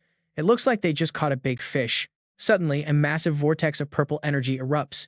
The duo leaps high, cutting straight through layers of sticky spider webs to dodge. Nathan, Bernard, and Lucas charge forward like a perfectly synchronized duo. But suddenly, Lucas glances back with a look of pure confusion. Why are Jiaguren and Chenjin behind us? Just a second ago, they were flanking Daniel, but now they are right here. There is no way they had enough time to move. Lucas charges ahead, slamming his shield to blow the enemies back. He yells at Nathan to get out of the way. Down below, Daniel just smirks. Everything is going exactly to plan. His squad left the dimensional spiders alive on purpose. They mapped out their teleportation spots, turning the entire zone into a trap. Watching Lucas walk straight into the snare, Daniel cannot help but sneer at his opponent's utter lack of awareness. He gloats that they fell right into the trap and it is all over. Lucas stands there, trembling, breaking into a sweat. A sharp metallic clang echoes through the air. Just like that, Chi-Chi is eliminated. He warns the team to stay calm. Even though the opponent is alone, he is no pushover. Paris Lumi sent Nathan and Chi because they knew this would happen. They are not going to let this end without a fight. Daniel speaks up from the back, warning his team to stay alert. He notes they must surround the enemy slowly to win.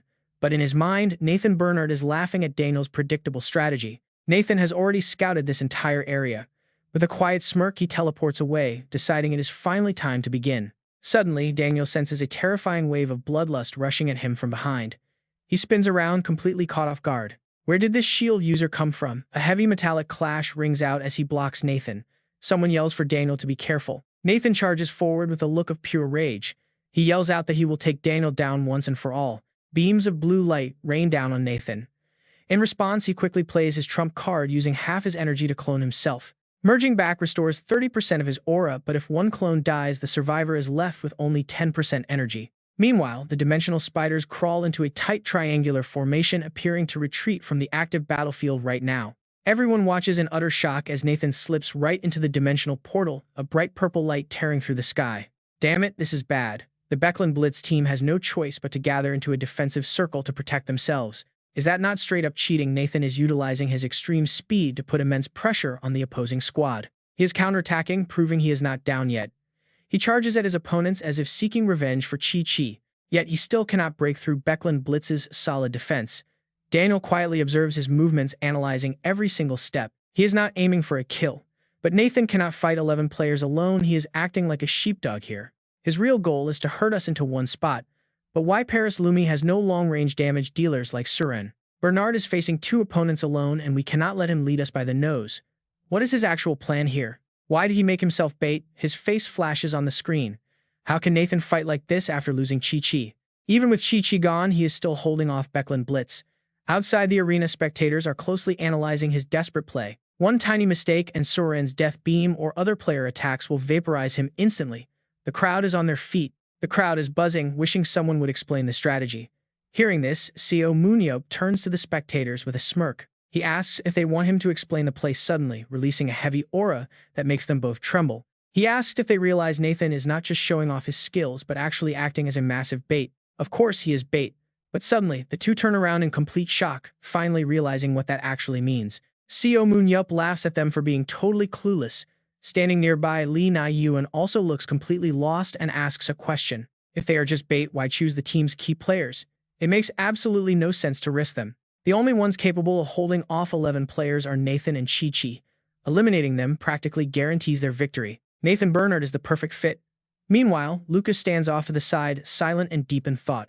But with one of their key players already eliminated, does that not mean the entire bait strategy has failed? Seo Moon-yeop leans in, asking if they are even watching. He sighs and tells them they might as well go home. He points toward the arena. Soon they will finally witness the ultimate reason why Nathan had to become the bait. Back inside the arena, an arrogant voice booms, claiming this is going to be an incredibly easy victory for them. If they can eliminate Nathan, the match is over.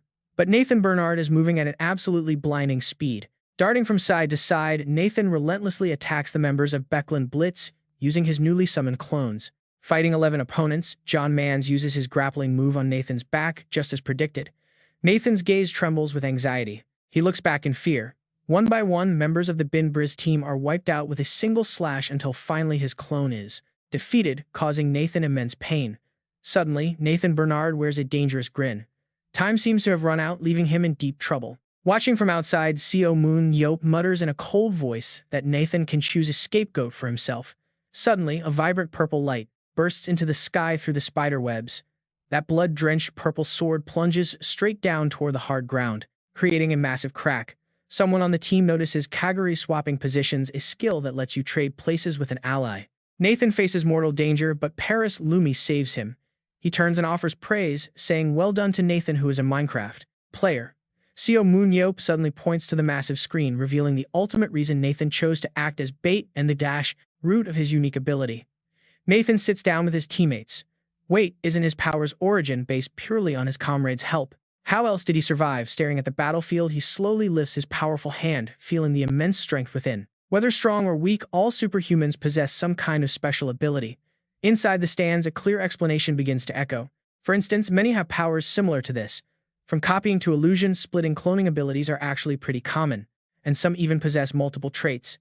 Nathan Bernard truly commands high respect.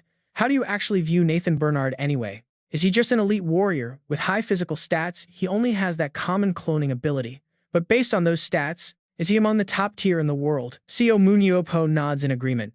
You are absolutely right, just look at a few top 3 rankers like Anom and Roy Mayer, who both have incredible abilities. Nathan loses his aura when his clone dies, but he remains the ultimate top player, all thanks to that ordinary cloning skill. Every single clone of Nathan is his real body, meaning whichever one dies first simply becomes the duplicate. Hearing this, the two look completely stunned. Seo Moon-yeop continues to explain further. A perfect clone of a top-tier physical fighter basically grants 2 lives, making it a truly legendary and unique skill. The clone that Nathan Bernard uses is a legendary SSS rank survival ability. His team is ready to move at any moment utilizing that SSS survival skill. Meanwhile, Daniel grumbles internally about how they finally lost to Nathan. They wasted way too much time trying to defeat their opponent's ace, and Paris Lumi still ended up losing. Chi. Mike, what are you calculating, Nathan? Suddenly, a massive noise echoes from the distance, shaking the entire earth. He turns in complete confusion, wondering if it is an earthquake. The deafening sound is massive enough to terrify him. Before he can even process the loud noise, a massive swarm of dimensional spiders rushes forward, led by a stampeding herd of Finvos. Daniel looks back in horror, wondering if he was waiting for this mob lore. It is up to Chen Jae-in. But Nathan, sacrificing Chi and Mike, might not be worth it. Chen Jae-in steps forward, activating his anti-gravity skill, allowing him to temporarily eliminate gravity and float freely in midair. His eyes turn completely white as he begins to summon a black hole, pulling in everything that gets close. Even that massive horde of monsters cannot escape the powerful pull. Daniel watches in absolute shock as the massive horde is dragged into the vortex, helpless against the crushing gravity. Thousands of monsters are instantly sucked in, leaving Daniel completely bewildered. Standing nearby, Surin turns to him and asks, "What's wrong?" Daniel's voice trembles as he asks why there are suddenly even more of them just as a bright light flashes. What is happening? The Finvos monsters suddenly swell up as if they are about to explode, looking exactly like miniature atomic bombs detonating with a deafening blast. Actually, did you know that if a tuna stops swimming, it can literally cook itself due to its extremely high body temperature? That is exactly why those Finvos monsters were running so frantically without ever stopping. They have a special internal organ that stores intense heat, meaning if they do not cool down, their body temperature keeps rising, causing them to detonate like a ticking atomic time bomb. The entire battlefield is thrown into chaos, leaving a massive crater. The blast leaves a bottomless pit in its wake. Choking on the thick dust, Daniel struggles to stand back up. He gathers his remaining strength after the explosion. Suddenly, Nathan Bernard appears from the smoke, pointing his sword directly at Daniel's face. Standing up in his tattered clothes, Daniel speaks calmly, admitting it was their mistake for not knowing the Finvos' biological traits. But Nathan Bernard ignores his words, completely pressing the attack. Perhaps they would have never figured it out either, if not for Baek Ha-yeon being by his side. Right as the second match begins, Baek Ha-yeon is shown watching her teammate closely. She watches as her teammate extracts a strange item from the Finvos, presenting a giant glowing red spherical object. It must be similar to other monsters with explosive internal organs. Staring at the item in her hands, he asks in confusion how she discovered it. With a small chuckle, Baek Ha-yeon explains that she happened to spot it during their very first battle. First, their bodies seem identical to other monsters with exploding internal organs, but after seeing them just once, she already figured it out.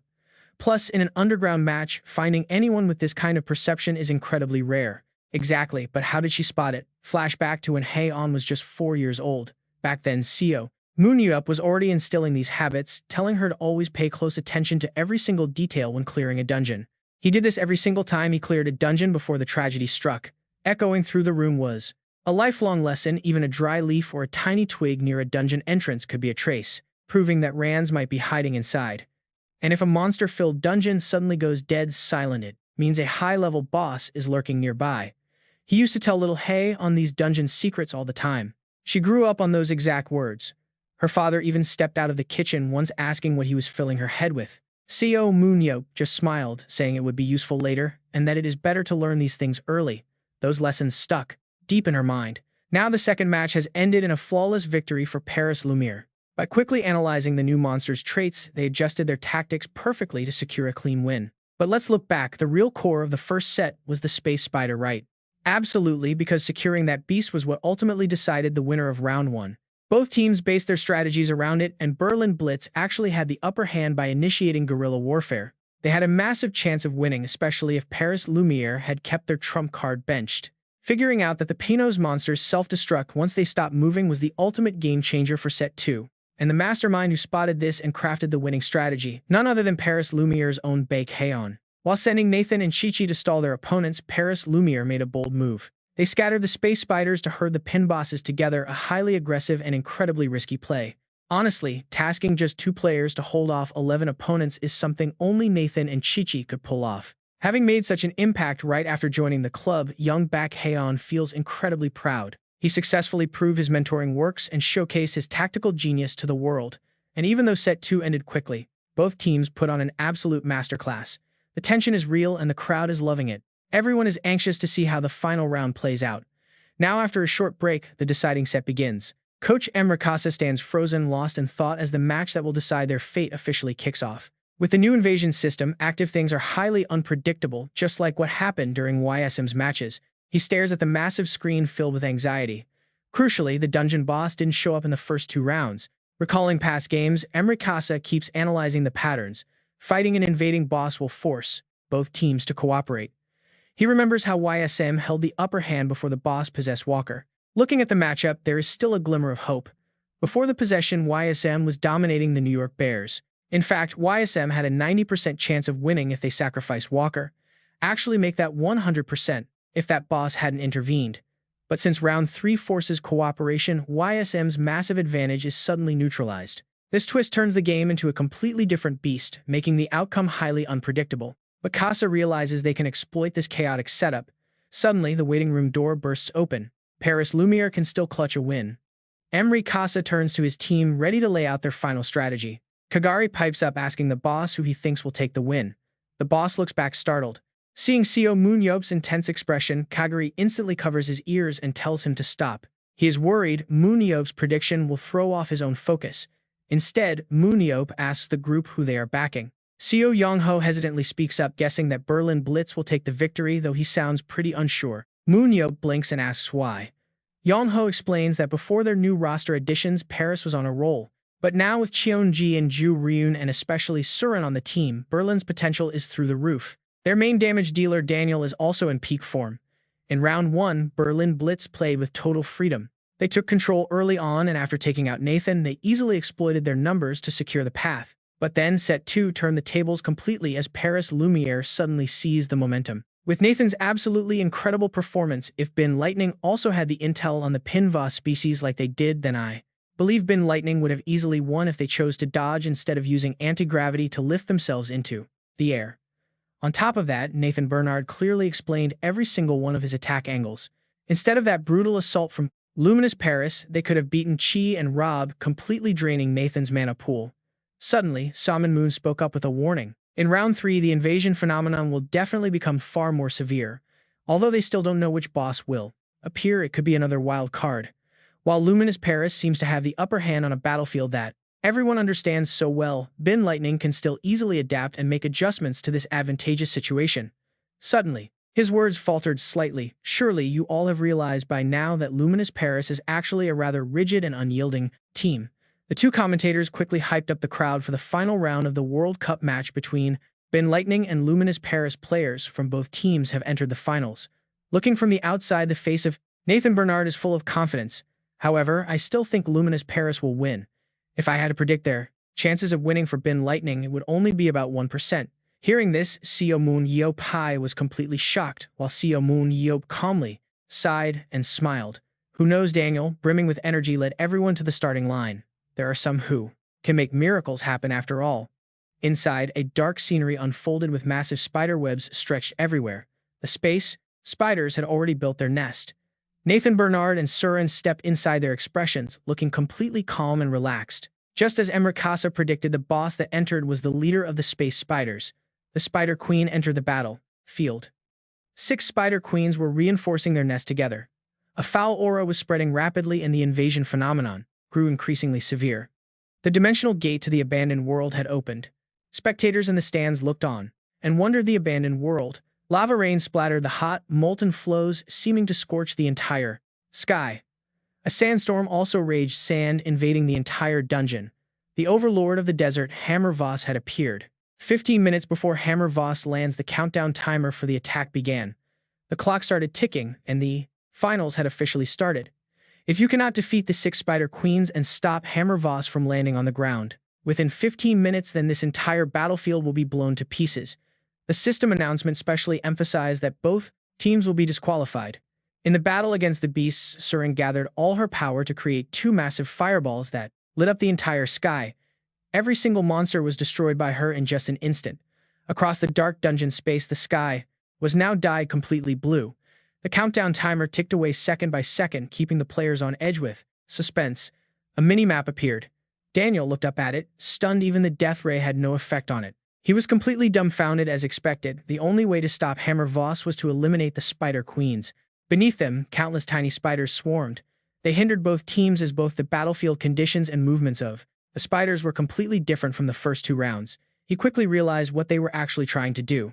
They are protecting the Spider Queen. Just as Daniel spoke, a giant blue sphere rose. "Show us what you've got, Surin." She created a massive vortex surrounding the towering Spider Queen's body. Suddenly, Surin flinched as she realized something. Her eyes filled with panic. The Spider Queen roared like a fierce beast, and Daniel broke into a cold sweat, utterly terrified. Who knew that even the Spider Queen could withstand Surin's death ray? Absolutely unbelievable. Meanwhile, on the countdown timer, the numbers kept ticking down. Elsewhere, as soon as Luminous Paris saw the death ray strike Hammer Voss, they split into 3 groups to clear out the spiders, but both teams still kept their eyes glued to the Spider Queen towering high above them. The map continuously tracked the movements of Luminous Paris. Lucas threw his body forward, delivering a powerful slash, but he quickly noticed something strange. A dense magic barrier of power stood in his way. That shield was incredibly thick, making it impossible for him to shatter. It was exceptionally sturdy and perfectly covered all sides. Perfectly. Lucas leaped up to attack but failed, forcing him to land back on the ground. This Spider Queen was incredibly strong. His face contorted as he thought deeply. Usually a magic barrier of this scale can only cover one side, since covering all directions would require an immense amount of mana. He carefully observed the Spider Queen. He needed to think carefully if he treated this beast like any other monster he had previously faced. Then, a durable shield that neutralized all attacks from every direction was impossible for a single Spider Queen to maintain entirely on her own.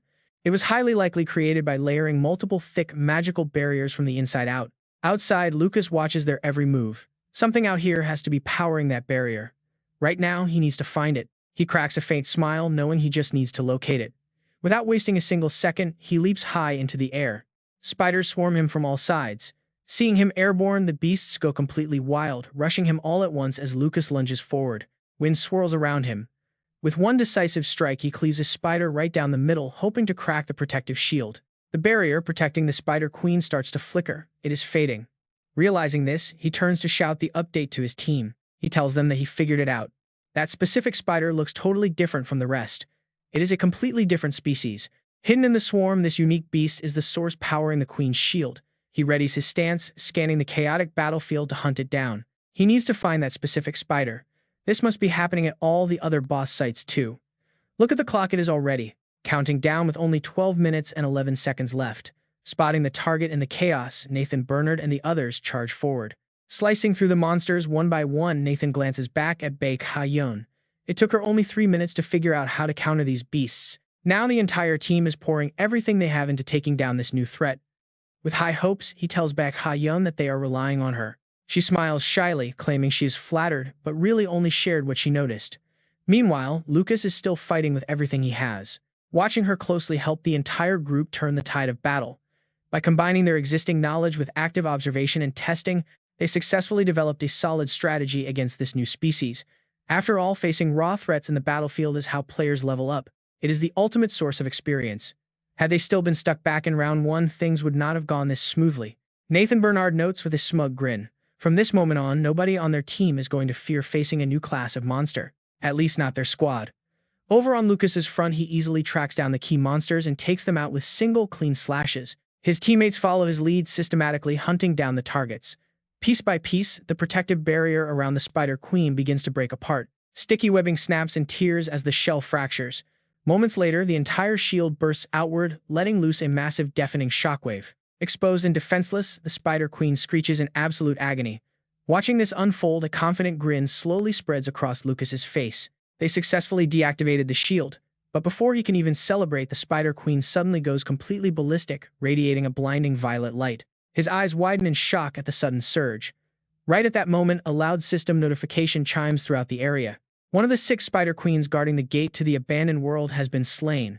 The credit for the kill goes to Surin. She strolls in with an incredibly smug look on her face. Lucas is completely baffled, wondering why her squad split up to hunt separately. Another player suddenly appears, holding up a heavy shield to protect Surin. Any ally standing within a 5-meter radius enjoys half mana consumption. Flames erupt from Surin's hand as she stares ahead with a cold, focused expression. Without hesitation, she unleashes her full elemental power. Lightning bolts and magic blast forward, forcing Lucas to dodge frantically. He barely escapes the deadly discharge, yelling out in frustration. He shouts at her, asking if she honestly thought they wouldn't anticipate her arrival. But Surin is in for a surprise of her own. Nathan Bernard and Baek Ha-yeon suddenly materialize right behind her. Surin whips around, a look of sheer bewilderment washing over her face. She wonders how they got there. Suddenly, Daniel steps in, activating a powerful knockback skill to shove them away, warning them it won't work. The sudden arrival of another challenger turns the standoff into a suffocating 4-way clash. Daniel chuckles, looking highly amused by the chaos. He tells them they aren't the only ones who came prepared. Nathan Bernard's eyes widen as he recognizes the familiar face. He can't believe Daniel is here too. The force of Daniel's strike has sent Nathan flying backward over an incredible distance. Another loud system announcement echoes through the ruins. Surin Hills secures another kill, standing coldly amidst the complete devastation. Daniel slowly gets back up, complaining that these guys always manage to complicate things. Standing nearby, Nathan Bernard just laughs it off. He casually notes that they aren't even trying to play nice. Looking at those bloodthirsty faces, he knows they mean business. Tensions rise as they glare at each other with pure killing intent. Nathan asks if Daniel could please leave the Spider Queen to us. If they keep stealing kills, they risk elimination. Daniel scoffs, telling Nathan that he should be the one saying those exact words. He taunts Nathan to just stand there and listen to the system announce their kills. Suddenly, static crackles in Nathan's ear receiver. A voice commands Nathan and Baek Ha-yeon to hurry over. Then a chilling notification updates the scoreboard, announcing 2 kills for B. Snyder and 1 for Bigo Asti. The updates put Nathan Bernard on high alert. He wonders if Team 3 is already sweeping the area. He expected as much. Turning back to Daniel's crew, he asks if Berlin Briz is up to something highly entertaining over there. He questions if they can even pull it off with so little time remaining. Daniel shoots back with absolute confidence. He boasts that 15 minutes is more than enough time to wipe out the remaining Spider Queens. They have a secret weapon. They have Surin handling everything. Smirking with pride, Daniel warns them not to get in her way or cause any trouble. Before the match, Emre Casa solemnly laid out his strategy. They would use every tactic possible to secure a victory, capitalizing on the opponent's threat of elimination. Jared turned in confusion, asking what elimination meant, prompting a quick explanation. Just like during the ISM match, round 3 would feature a boss monster. Daniel spoke up with doubt, asking for actual proof. The first 2 rounds did not reset the dungeon. Pointing to his tablet screen, Emre Casa explained that if they compared the spider nest in the first 2 matches, its size was expanding closer to the arena. Daniel was stunned. Realizing the pattern, Emre Casa explained this was typical spider behavior, meaning a massive threat would likely appear in round 3. But here is the real kicker: he had already figured out the entire setup. This particular round required both teams to cooperate, in failing to defeat the boss meant instant elimination. Emre Casa's eyes narrowed with cold calculation. They would turn this rule into their greatest weapon. Back in the dungeon, the countdown kept ticking under the heavy smoke. Daniel quickly analyzed the battlefield. Nathan Bernard and Big Baek Ha-yeon stood together while Team Paris broke away to handle the Spider Queen. That left 2 in the center. Without wasting a single breath, Nathan Bernard lunged forward to strike. Daniel calmly stepped back, gathering his energy. His eyes flared with sudden light. This was exactly what he wanted.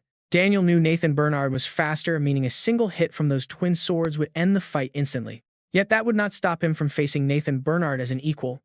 Daniel focused all his strength into his arms. This move caught Nathan Bernard completely off guard, prompting him to quickly activate a high-speed movement skill. Sprint skill activated. Speed increased by 50% for 3 seconds.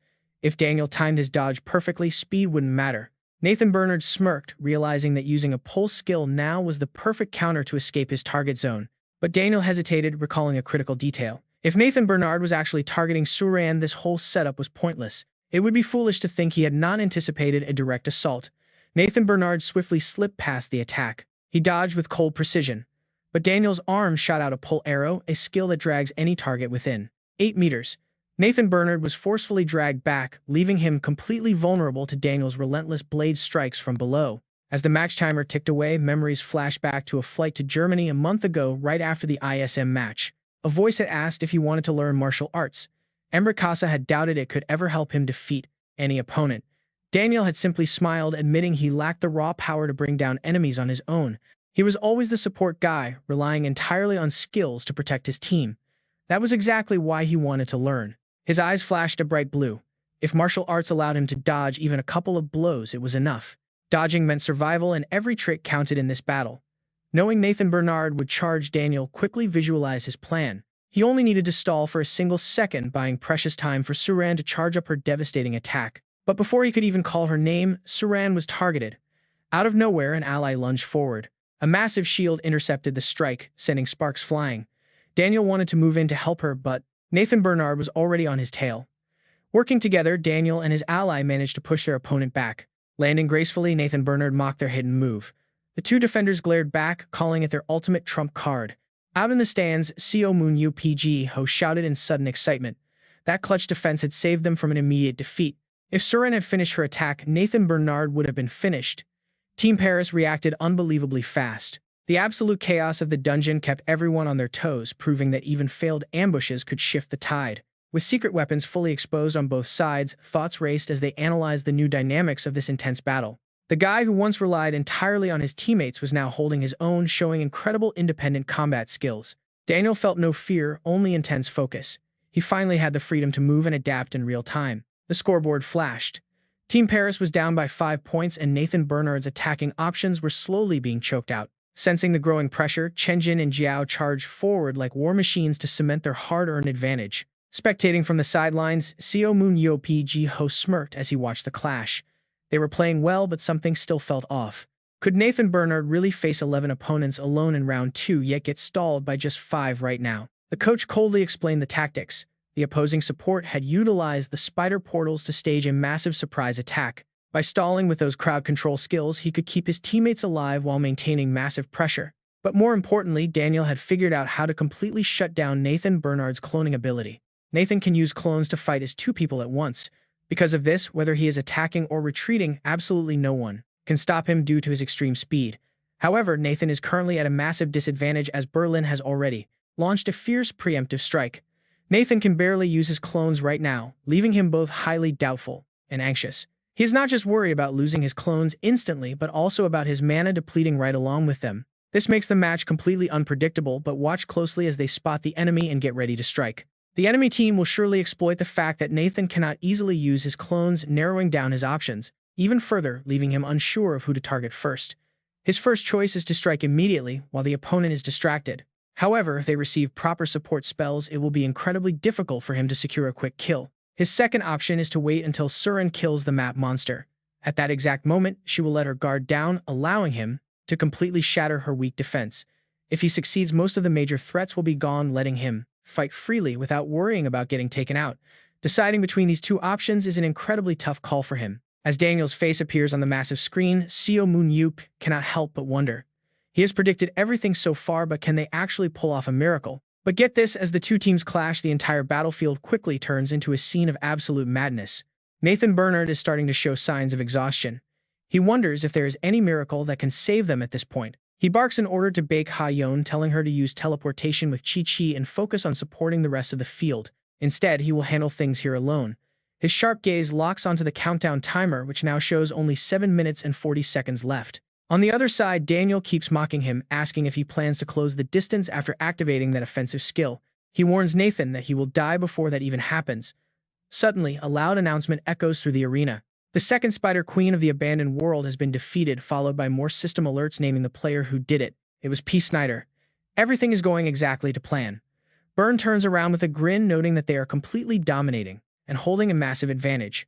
But Guang Min of Paris Lumiere does not think it is going to be that simple. He issues a calm warning to Byrne, telling him not to get too excited because the match is far from over. Byrne nods and yells to the team, urging them to move fast and eliminate as many enemies as possible before regrouping. But just as Guang Min finishes his warning, a massive dark shadow suddenly hurtles straight down from the sky.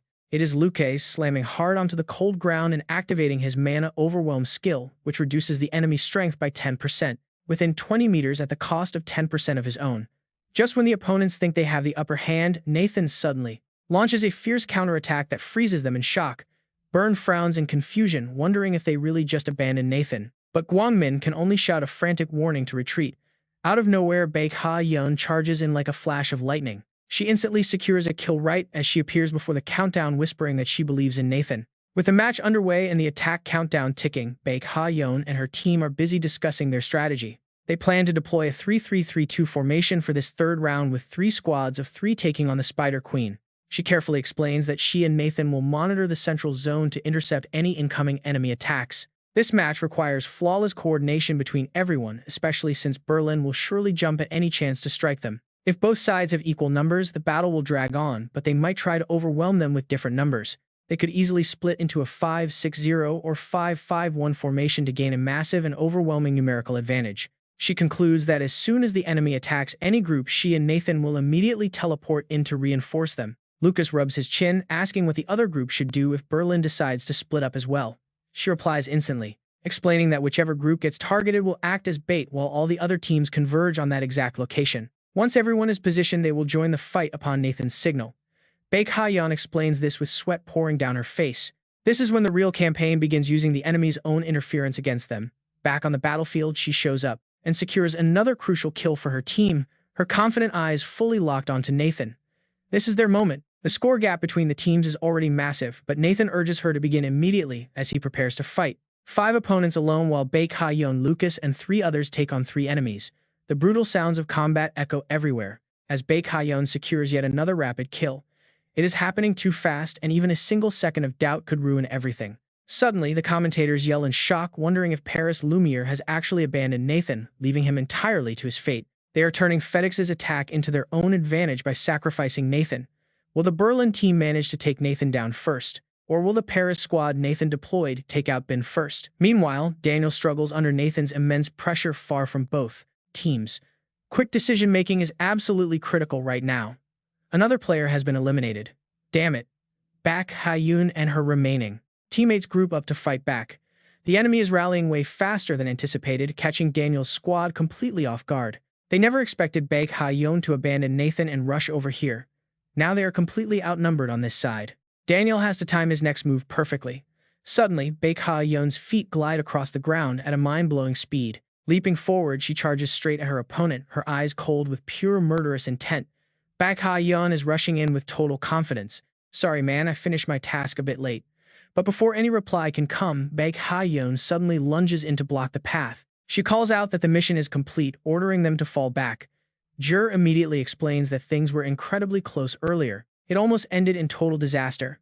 Meanwhile, Baek Ha-yeon charges ahead once more, executing an incredibly beautiful aerial maneuver. Mid-air flips and striking combos light up the screen. As the countdown timer ticks down, Nadia recalls their strategy. To beat the Spider Queen, they have to eliminate the mutated variants hiding among the normal space spiders. Daniel stands there in deep, silent thought. Suddenly, he snaps out of it and issues a direct order to Nadia and Jur. Crouching down and lifting a giant spider leg, he commands them to clear out all these mutated variants to disable the barrier. Once the shield is down, they must regroup. Since all the Spider Queens are within Suran's ultimate range, the plan is set. They will unleash Suran's long-range bombardment to finish them off.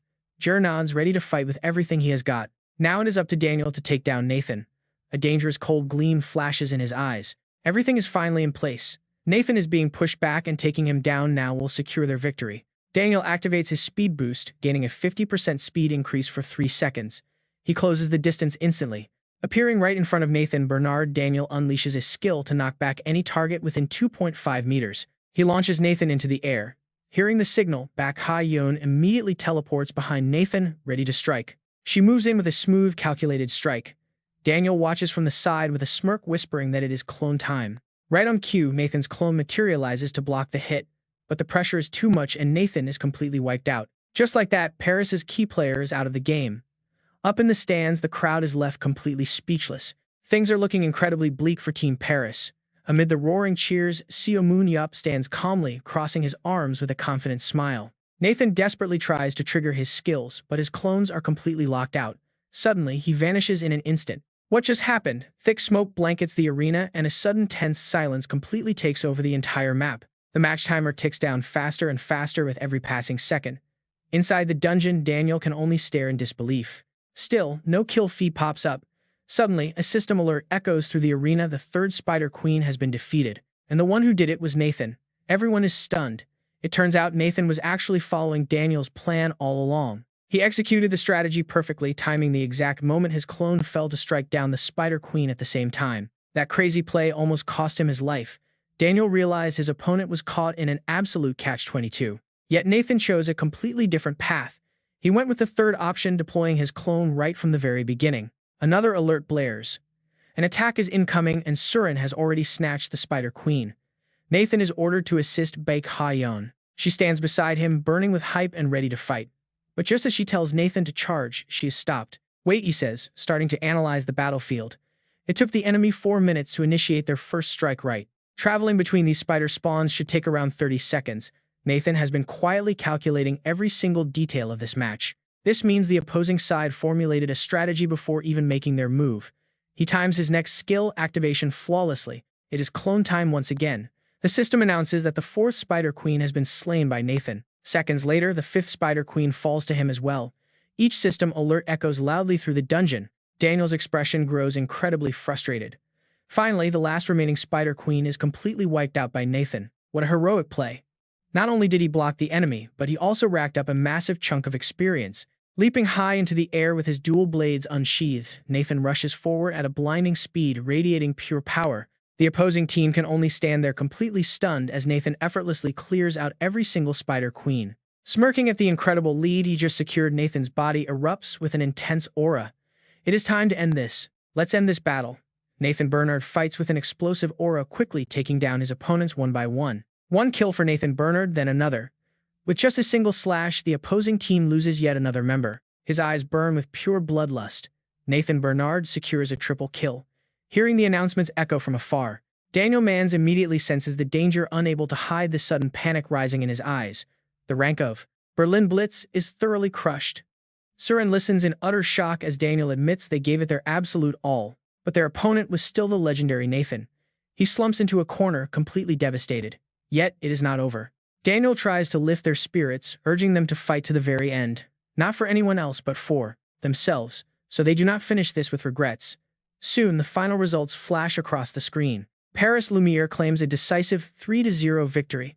The defeated members of Berlin Blitz walk off looking utterly miserable. Daniel stops in his tracks as Nathan, speaking on the broadcast, boastfully claims he always knew they would win. He stands on the interview stage with a smug, arrogant grin, calling their triumph a completely natural outcome. The crowd looks on in stunned silence as he fields more questions, explaining that while his own squad is already fully complete, Berlin Blitz is still merely in the middle of a massive rebuilding phase. Though his tone carries a hint of mockery, he genuinely acknowledges that they are transforming into something brand new. After all, a butterfly that has learned to fly will naturally soar much higher than any cocoon ever could. He looks forward to facing his top 30 rival Daniel Manns once his team is fully evolved.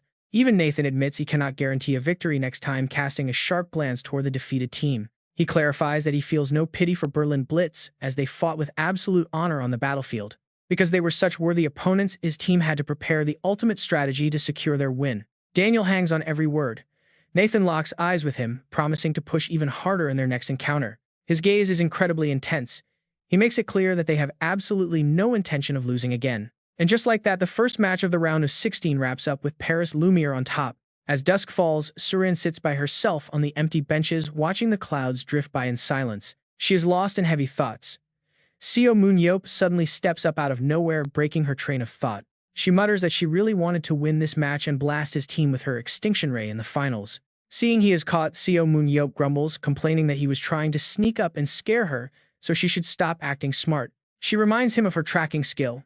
But quickly, her playful smirk fades back into deep, painful disappointment. They could have won if only she had practiced controlling her extinction ray more or fired it with more confidence. The self-doubt eats away at her as she laments that they were so close to reaching the very top. Frustrated, Surin literally burns with anger, wishful that she had performed better. Seo Moon-yeop just sighs at her complaints. He leans in incredibly close to her face, telling her to just calm down and stop whining. His words offer some comfort as he adds that whatever she is trying to prove, he is definitely watching. Hearing that makes Surin blush furiously, her eyes snapping wide with pure embarrassment as she quickly shoves him away. She tells him not to change the subject, but he reveals that Paris Lumiere, Berlin Blitz, and ISM are having dinner together. The sunset fades as he urges her to hurry up, saying the entire group is already waiting outside. They cannot leave because of her teasing that she is always as slow as a snail without someone to guide her. He walks off, leaving Surin to chase after him while he notes that he wants her as his right hand. He admits there is simply no long-range player as talented as her. Soon night falls and the restaurant lights up. The three teams walk in, greeted by an incredibly lavish and mouth-watering feast laid out beautifully before them. Every dish on the table looks absolutely delicious, but Seo Moon-yeop stands in the back with a very grim expression. He demands their attention, his face serious as he warns everyone that tonight is not just a casual gathering. Pointing his finger up, he explains that this dinner is actually hosted by their ultimate rivals, Paris Lumiere. This means it is their golden opportunity to deal a massive economic blow to the enemy first. He orders everyone to charge, shouting that this meal is completely free courtesy of those two bald brothers. They cheer in agreement as bottles are popped open and the drinks flow freely, starting a wild night of drinking. Overdrinking causes strokes, memory loss, or even dementia in ordinary people. Worse, drinking during pregnancy heavily increases birth defect risks. Seo Moon-yeop downs half the bottle in a single massive gulp. Turns out social gatherings definitely need a bit of alcohol to feel right. Exactly. While holding his bottle, another glass suddenly clinks against his. Seo Moon-yeop blinks in confusion only to see the gorgeous Baek Ha-yeon appearing. She looks absolutely stunning. Looking up with bright sparkling eyes, she eagerly asks her uncle if he saw how well she did. She rapidly asks about her performance and score. Smiling, Seo Moon-yeop steps closer, gently patting her head to take things one question at a time. He praises her transition speed, saying she did pretty well.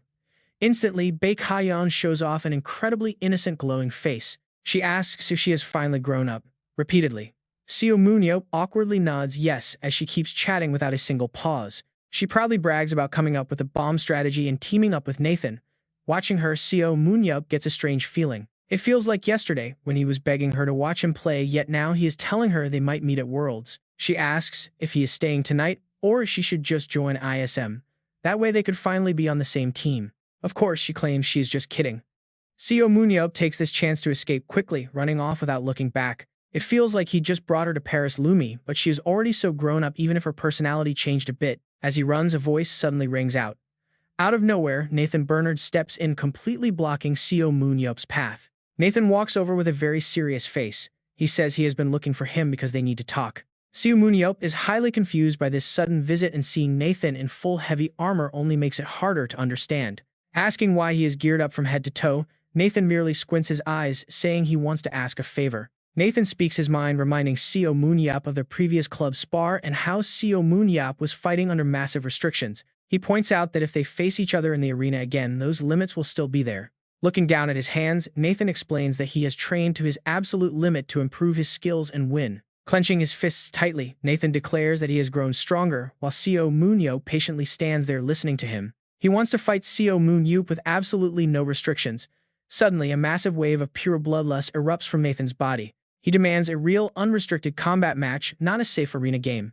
Suddenly, the scene shifts over to Surin. Looking down at her hand, she is startled and angry to see the number 3 glowing there. Who will emerge victorious? Meanwhile, lights are still shining bright at the Washington, D.C. branch as Seo Moon-yeop and Nathan enter a secure walled room. Seo Moon-yeop tries to get used to his gear after a long break. He notes this is his first time fully geared up. It feels more like actual armor than a simple uniform, while Nathan stands right next to him, warming up his knuckles. Nathan explains that while regular uniforms offer solid protection, this specific combat gear is designed for raw, unrestricted battles. It is mostly for extra precaution. Looking around the massive open space, Seo Moon-yeop finally asks where they actually are. Nathan explains this is a training ground lined with shock-absorbing material heavily reinforced to handle immense damage. It is made of a titanium alloy harder than diamond, providing a perfect mix of extreme durability and high flexibility. Without wasting words, Nathan demonstrates, explaining they use this room to test out brand new techniques and powerful skills.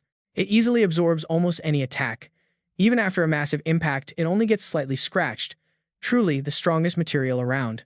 Seo Moon-yeop secretly wonders if he can break it, but Nathan warns that the absolute only drawback is the high cost. Deciding to pass on that idea, Seo Moon-yeop listens as Nathan explains the association discovered this material inside the dungeons. Realizing it is tech from the queen and her race, Seo Moon-yeop watches as Nathan suddenly points his sharp sword at him. Nathan confidently notes that no matter how hard they clash, this room won't budge, leaving Seo Moon-yeop a bit hesitant. Seo Moon-yeop asks if this is really fine, pointing out they are already scheduled to face each other in the finals anyway. Nathan brushes that off, appreciating the thought but emphasizing that their official tournament match will have too many rules. He earnestly begs Seo Moon-yeop for a genuine duel, but Seo Moon-yeop calmly declines, saying he has a completely different worry. He casually admits he is actually afraid of accidentally killing his opponent, causing Nathan's expression to instantly sour. Nathan snaps back that he has a clone so he won't die easily, demanding to know the true gap between them. Seo Moon-yeop decides to ask directly, questioning if Nathan truly understands that he is completely immortal in the real world. Without showing a single hint of fear, Nathan crosses his swords, stating that immortality is exactly why he must try. After all, immortality does not mean someone is undefeated, and he believes he can subdue Seo Moon-yeop without killing him. Shaking his head at this sheer stubbornness, Seo Moon-yeop finally gives in, agreeing to show him his absolute true power. Seo Moon decides to show him. He releases a massive wave of power mixed with a heavy bloodlust as his spear begins to glow. Power radiates from Seo Moon's weapon. He tells Nathan to go all out, leaving the challenger completely shaken by this overwhelming pressure. Nathan feels crushed by sheer force, wondering if his opponent is even human as his sword hand begins to tremble. He quickly suppresses the shaking, letting out a soft sigh before suggesting they finally begin the fight. Seo Moon gives a thumbs up. A cold sweat rolls down Nathan's cheek, but his eyes still burn with fierce determination. As his sweat hits the ground, he resolves to give this clash everything he has got, his eyes flashing with intent. He lunges forward at maximum speed to launch a surprise attack, but Seo Moon casually dodges the strike. The clash of their weapons rings out, echoing sharply through the massive training hall as they trade blows. Nathan spreads his arms like an eagle and charges again, chasing his opponent across the wide room. Looking at Seo Moon's spear, he is completely shocked by how different this is from their previous sparring match. His rival has grown vastly stronger, showing incredible power in his attacks, unreal speed, and absolute calmness. Seo Moon's blank expression frustrates him, prompting a furious shout about how much stronger he can possibly get. He throws his weapon straight at Seo Moon. Meanwhile, Seo Moon calmly wonders if this material is durable enough to withstand the strikes. He considers buying some of it at a discount if they can negotiate with the Queen and the Observer. Nathan's eyes burn with rage as he demands to know if Seo Moon is actually trying his hardest right now. Furious, Nathan continually unleashes his special skills to launch a relentless assault against what is actually Seo Moon's clone. The clone absorbs half of his mana to split. Merging restores 30%, but if one half falls, the other suffers. A defeat leaves only 10% mana. Nathan's blade cuts through the air like a spiderweb, breaking the room's tense atmosphere. He reminds himself never to reveal his ultimate trump card, while his opponent's eyes glow a powerful crimson red. Nathan charges forward like a hungry predator, launching a relentless offensive and attacking from every single angle. Seo Moon effortlessly slips past every strike, his face remaining completely blank as Nathan decides to end this now. He pours everything into one final strike, unleashing a brilliant blue light that tears through the air with a roar. The blast rushes forward, but Seo Moon is completely unharmed. Nathan taunts him, claiming he won't lose this easily. Suddenly appearing right behind his opponent's back, Nathan unleashes a sharp, terrifying wave of murderous intent. Seo Moon asks if he truly wants to see his unrestricted power, activating his immortal amplification skill. His overwhelming presence terrifies Nathan as Seo Moon looks down on him with a cold, piercing glare. A brilliant blue light descends with immense force, leaving Nathan absolutely stunned by the scale of this power. The strike cuts through the air, freezing Nathan in his tracks before a massive explosion erupts around them. Debris flies everywhere while he stands there in complete disbelief. In an instant, the clone is utterly defeated. The training field is destroyed, and Nathan realizes he could not even react, feeling a deep sense of dread. The gap between them is absolutely insane. Suddenly, a voice calls out through a newly blasted hole in the wall. Moonlight shines through the gap, illuminating Seo Moon's panicked face as he yells at the designer for lying about shock absorption. Facing financial ruin, he hears a calm voice telling him not to worry as the Queen suddenly appears. With a dark expression, the Queen notes that thankfully no one died, promising to repair the field once they get materials. Her tone is casual yet threatening, pointing out how difficult those rare building blocks are to secure. It seems the miners will have to work tirelessly for months, leaving Seo Moon feeling absolutely helpless inside. He bows repeatedly in apology. Later that night, Nathan sits beneath a tree, deeply lost in his thoughts. Someone tosses him a drink. Seo Moon approaches, asking if he is doing all right, noting his gloomy expression. Nathan looks down, admitting he honestly thought he had finally gotten close to catching up to him. But after today, he realized a harsh truth. Even if he gets stronger, matching Seo Moon is impossible. Seo Moon simply responds that it is only natural, a statement that leaves Nathan completely stunned. Seo Moon admits that while Nathan is definitely the strongest among humans, his own path lies elsewhere. Opening his drink, he declares he will surpass humanity entirely to become the strongest in the universe. Nathan sighs at the sheer arrogance, standing up with a wry smile and fully accepting his total defeat. Then Seo Moon casually asks if Nathan would take a chance to gain even greater power, making him frown. He claims he will do absolutely anything if such a method exists, taking a sip of water and reaching his hand out. All right, Nathan Bernard, become my loyal subordinate, he says. The two shake hands and the number 4 glows on his hand.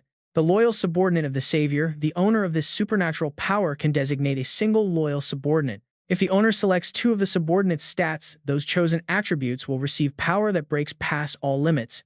Once a loyal subordinate is officially designated, that special choice is completely locked and can never be changed. The remaining slots show the number 2. Done. And with that, YSM's US tour is over, making Lee Na-yeon scream with joy.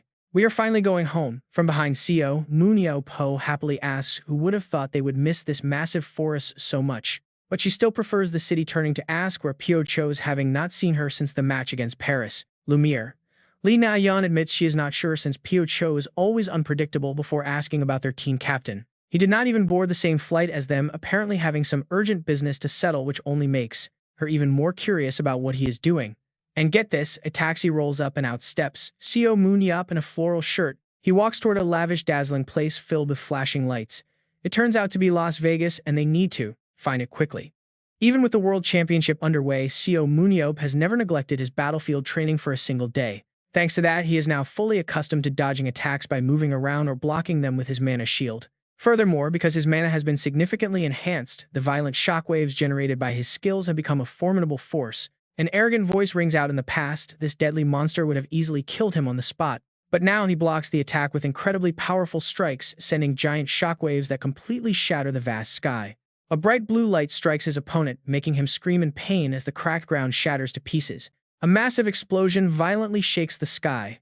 Narrowing his eyes, he finally gets through and leaps high into the air, thrusting his spear down, but it shatters completely, piece by piece.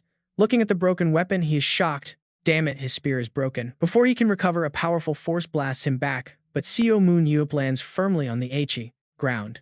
How incredibly frustrating. Kill 1 in a second comes kill that, and a third appears in a never-ending wave. But with his weapon ruined, the most urgent issue is dealing with his paper-thin spear while facing the immediate deadly threat of a massive venomous serpent. Back in the highly glamorous city of Las Vegas, the reason Seo Moon-yeop is here is not to gamble. The city of sin and pleasure attracts those seeking instant wealth, though only a few succeed. Most end up drowning in massive debt. And Las Vegas, a place with no room for losers, has brought them down. Here, at the entrance, Seo Moon-yeop stands for a moment. He looks at a piece of paper and wonders how to navigate this incredibly complex place. Should he search one by one? From behind, a mysterious figure walks up. Living long brings many types of experiences, but this is no place for tourists. Seo Moon-yeop turns around in confusion to see who spoke. A group of thugs approaches, asking if the gentleman has any money, demanding his briefcase if he wants to live. Watching them draw weapons, he remains silent. Calmly, he takes off his glasses. This might be the fastest way. His words are arrogant. You guys seem like locals, so you must know this entire place pretty well. The two thugs stand dazed, completely clueless. Seo Moon-yeop's eyes suddenly turn menacing. Con Aryan is in town, right? Even if they have to use force, they must bring him here. Hearing this, the thugs freeze in terror. The scene shifts to a vast field filled with the sweet scent of flowers, where footsteps slowly approach the area. Her long hair flutters in the wind, releasing a faint fragrance. Peo Cho walks gracefully through the gentle breeze. She steps onto a golden glowing magic circle and gently closes her eyes, fully embracing the drifting petals. Peo Cho realizes she has searched for clues too far away, her eyes glowing with the magic circle she had failed to recognize right before her. Suddenly, the massive snowy mountain shoots a towering pillar of light into the sky. Peo Cho's entire body emits a mysterious energy. It swirls tightly around her body, and then the power suddenly erupts within her soul. Before her, a glowing circle appears. Now let us talk, she says, as a faceless being slowly manifests.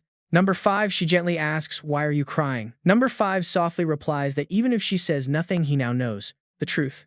High Priestess Peo Cho remains cold and silent. He suddenly reveals that the nature of what the first priest and she served was never the primordial light itself. That is indeed right. In an instant, a strange green light flashes. You ask why I'm crying? I was drawn in by the primordial light, bringing shame upon our entire civilization. A great soul. He spoke of serving the light but breaking sacred laws to create a despicable monster, and only after becoming a phantom did he realize his grave mistake, with tears streaming heavily from his hollow, empty eye sockets. How could tears not fall? Number 5's voice is thick with regret, noting that even the very first priest was no exception. Even after dying and losing his physical body, he refused to abandon his faith, leaving Peo with a strange, heavy feeling inside. Number 5 continues, admitting that until he saw the raw truth with his own eyes, he also believed in that primordial light. He explains that the High Priestess sought him out for one reason despite his spectral form and urges her to go. She must head to the tomb of the first emperor to uncover the truth, and she nods in understanding. But Pio calmly tells number 5 to stop crying, leaving the weeping spirit completely dazed by her words.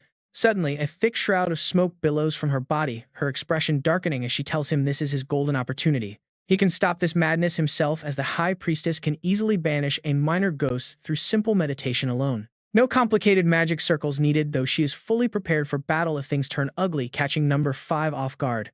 She steps forward, asking him to lend her his power once more, while Seo Moon-yeop grows highly annoyed elsewhere. Seo Moon-yeop snaps at two local thugs, asking if they think he is joking and ordering them to get lost immediately. The thugs look hesitant, muttering that regular guys like them dragging the 7 heroes over here is a bit much. He fires back, asking if robbing those same heroes at knife point is somehow fine, leaving them stammering an apology. Since they refuse to leave, he has no choice but to teach them a quick, painful lesson with his bare fists. Annoyed at their utter nonsense, he looks at his hands and complains that his fists smell absolutely terrible after the fight. They ask if cleaning themselves up would stop them from being useless, earning a sarcastic maybe from the bored hero. Suddenly, he senses a strange presence and looks up, prompting the groveling thugs to follow his gaze in confusion. Down the road, a massive crowd is gathering, led by a group of menacing men in suits and sunglasses. The reflection in their dark glasses locks onto 3 targets, identifying Seo Moon-yeop and the thugs as mere street rats. Scrambling back to their feet, the terrified thugs warn Seo Moon-yeop that these newcomers are part of the notorious Noma gang. This ruthless mafia family controls the Las Vegas underworld, and the thugs confess they were only acting on their orders. One of the suited mobsters steps forward, loudly demanding if Seo Moon-yeop even knows who they are dealing with in Las Vegas. He sighs with absolute boredom, casually asking why he would ever care about the nickname of some low-level street trash. The mafia members ignore the insult, proudly declaring they are the mole patrol sent to clean out the sewers. Seo Moon-yeop mockingly calls them upstanding citizens, which only infuriates the thugs, who desperately try to clarify the situation. They explain that the mafia is actually planning to purge the slums and throw everyone out onto the streets. He gets annoyed by their stupidity, pointing out that kicking out annoying thugs makes the mafia look like the good guys. The 2 thugs look at each other, completely speechless, as they realize his blunt logic actually makes total sense. They suddenly drop to their knees, begging for help because being evicted means they will have absolutely nothing left. Seo Moon-yeop snaps that it is none of his business, but they beg him to help Ken Arian instead. Tyranny from the upper city has peaked, with innocent people getting fired and exiled over the most ridiculous excuses. Many have fallen victim to the ruthless Noma gang, which now wants to sweep the sewers clean of survivors. These heartless monsters are clearing out entire districts without mercy, leaving the helpless citizens at the very bottom of society completely terrified. They despair over their fate, knowing that even one of the legendary 7 heroes might not survive this onslaught. Ken Arian knows he was never chosen for his combat prowess, earning his heroic title solely through his scouting skills. Indeed, his decision to join the 7 heroes had absolutely nothing to do with noble chivalry or protecting the weak. Ever since the Underground War erupted, he has been plagued by a crippling gambling addiction, witnessing endless fights over bets. Vicious arguments constantly break out over cash, with gamblers screaming threats, while others desperately try to keep the peace. When he was on a hot streak, he would recklessly go all in, occasionally winning but usually losing everything. His reckless behavior inevitably led straight to bankruptcy, though he used to recoup his losses quickly by raiding dangerous dungeons. After successfully clearing the final dungeon, he actually became a global tycoon overnight thanks to a massive prize payout. Unfortunately, half his fortune was swallowed by gambling, while the other half was completely drained by a messy divorce settlement. He holds the official world record for the fastest bankruptcy in history, and yet he still has not learned his lesson. Still completely clueless, he carries his suitcase, knowing the weapon he took from his last dungeon run is worth a fortune. It was actually an Indian national treasure, and pawning this rewarded weapon landed him an absolutely massive pile of cash. Sure, the interest rate was crazy high, but his gambling addiction made Ken Arian risk it all anyway, thinking he just needed to win. He convinced himself he would hit the jackpot and buy his treasure back, so he headed straight to the bright lights of Las Vegas. He stepped into the casino, promising himself this would be the final time, only to get the shock of his life. He actually hit the jackpot and won a mind-blowing amount of money. Looking at the cash, he thought his life had finally turned around. He could easily buy back his weapon now, but a dangerous, greedy thought crept right back into his brain. What if he won big again, struck gold twice, and reconciled with his ex-wife? Ken Arian simply could not break free from the addiction. Just one more play, he promised himself, but then a heavy hand tapped him gently on the shoulder. It was the Noma cartel asking if he was Ken Arian, and they had absolutely no intention of letting him keep that jackpot. They took every single cent to cover his ridiculous interest rates, which is exactly how he ended up down in this filthy sewer. He was bitter, but without his weapon he stood zero chance. He was beaten down, thrown out, and left with nothing. Countless questions raced through his mind, wondering why things turned out like this, and if he should just pack up and run. Even the protection money he squeezed out of the sewer dwellers was completely gone when suddenly a panicked scream echoed nearby. What the hell was that, he wondered as a massive shockwave slashed right toward the corner, where he was shivering in fear. Staring into the rising smoke, the terrified sewer people scrambled to their feet, recognizing the signature entrance of the Noma cartel. A tall, imposing figure stepped out from the thick haze, radiating pure power as everyone present shook in absolute terror. But before the big guy could act, Seo Moon-yeop ambushed him from behind, effortlessly knocking him cold before turning his gaze to Arian. Seo Moon-yeop complained about the insanely complicated sewer design, while the terrified gambler could only stare back at him in utter disbelief. With paper stuffed up his nose to block the stench, Seo Moon-yeop loudly called out, asking if Con Arian was there. He asked with clear disdain, and Con Arian looked away in shame, asking if he actually planned on fighting the entire gang. Seo Moon-yeop immediately lost his temper and scolded them, calling them absolute idiots for trusting a divorced, degenerate gambling addict. The sewer dwellers stammered in response, pointing toward a battered body on the ground and asking about the thug Seo Moon-yeop knocked out. He glanced down casually, explaining that the guy picked a fight with him at the entrance, so he beat him to a pulp. Right on cue, several others rushed over in a panic, shouting that the elite superhumans hired by the Noma cartel were defeated. Everyone was in shock, realizing that Seo Moon-yeop had single-handedly wiped out the entire force of elite superhumans. He clicked his tongue, saying he did not care, and ordered them to hand over Con Arian just as a sudden flash of light shot toward them. A smug-looking group of thugs approached through the dark, mockingly praising him for dodging the attack, calling him a talented beggar. Seo Moon-yeop let out a low, menacing chuckle that sent a cold shiver straight down the spines of everyone nearby. You could practically hear his patience snap as veins bulged on his forehead, his body trembling from pure, suppressed rage. Rewinding a bit to a small cottage in a flower field, the queen had frowned, realizing his blood carried a deadly poison. Seo Moon-yeop replied in a low voice that simply dodging the blood splatter would not save anyone from the toxic mist. Once exposed to air, his blood turns into a lethal toxic mist, meaning they desperately needed an antidote to survive. The queen recalled a solution and summoned a slender man who introduced himself as an apothecary serving her commands. Seo Moon-yeop quickly analyzed the underworld apothecary, scanning stats, showing 44 strength and 31 agility. Speed 66, mental power 90, and max skills at 99. His aura sat at 77, granting him superhuman chemical analysis and custom potion brewing. He could synthesize cures for viruses, pathogens, and unknown poisons by identifying and breaking down any compound. When asked if he could cure an unidentified poison, the chemist confidently agreed, bringing a huge smile to Seo Moon-yeop's face. But the apothecary quickly added a major catch, warning that the antidote would not work back in the real world. A battlefield antidote only functioned on the battlefield, making it completely useless once they stepped outside. To make a real-world cure, he needed the actual real-world poison, which he had tried and failed to acquire multiple times. Seo Moon-yeop ground his teeth in frustration at the harsh reality, while the queen looked on with growing worry. Realizing there was only one choice left, Seo Moon-yeop grabbed Con Arian by the face to initiate a scan. The system display popped up, showing Arian's stats of 79 strength and 88 agility. His stats are speed, 80 stamina, 64 spirit, 85 skills, 79 leadership, 48 tactics, 60. His superhuman powers include Silent Kill, a completely silent, deadly poison, and combining weapons with lethal toxins. Noticing his intense stare, Arian asks why he is looking at him like that, but Seo Moon-yeop just counters with a question of his own. Can you replicate that poison? Arian says yes, as long as you do not die. Seo Moon-yeop nods, ready to move. He hoists the boy onto his shoulder, promising to cure his addiction, while the crowd watches the legendary hero in utter shock. Wait, they plead, dropping to their knees to beg Seo Moon-yeop for help, causing the hero to slightly knit his brows. He scowls, telling them he is too busy. They desperately plead, saying the Norma gang will bring more superhumans, promising they will pool their money if he saves them. But Seo Moon-yeop sneers, asking how much money a bunch of beggars could possibly have. They admit they do not actually live here, having ended up in this dump after gambling away all of their wealth. Hearing this, Arian flinches on his shoulder. He knows all too well how many innocent people were tricked by the mafia. The Norma family, who controls the city, took everything they owned and brought them here, so they beg for his strength, so they can reclaim their former lives. But Seo Moon-yeop remains completely unmoved, telling them to solve their own problems. That is not my business. Just because you took the wrong path, you cannot rely on others to save you. You must solve things yourselves and stop waiting for a hero to save you. With that, he turns around, leaving them completely speechless. They stare at his departing back as he swiftly moves ahead. Carrying him, Arian asks if he really intends to abandon those people. Seo Moon-yeop counters by asking if that is how he makes money. When Arian agrees, he asks if any of those people are actually superhumans. Hearing this, Arian gasps in shock. Will any of them stand up and fight with you? No, they won't, he says seriously.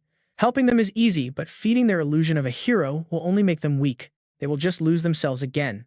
They have to learn to stand on their own before they can build their own future. Before long, he exits the basement.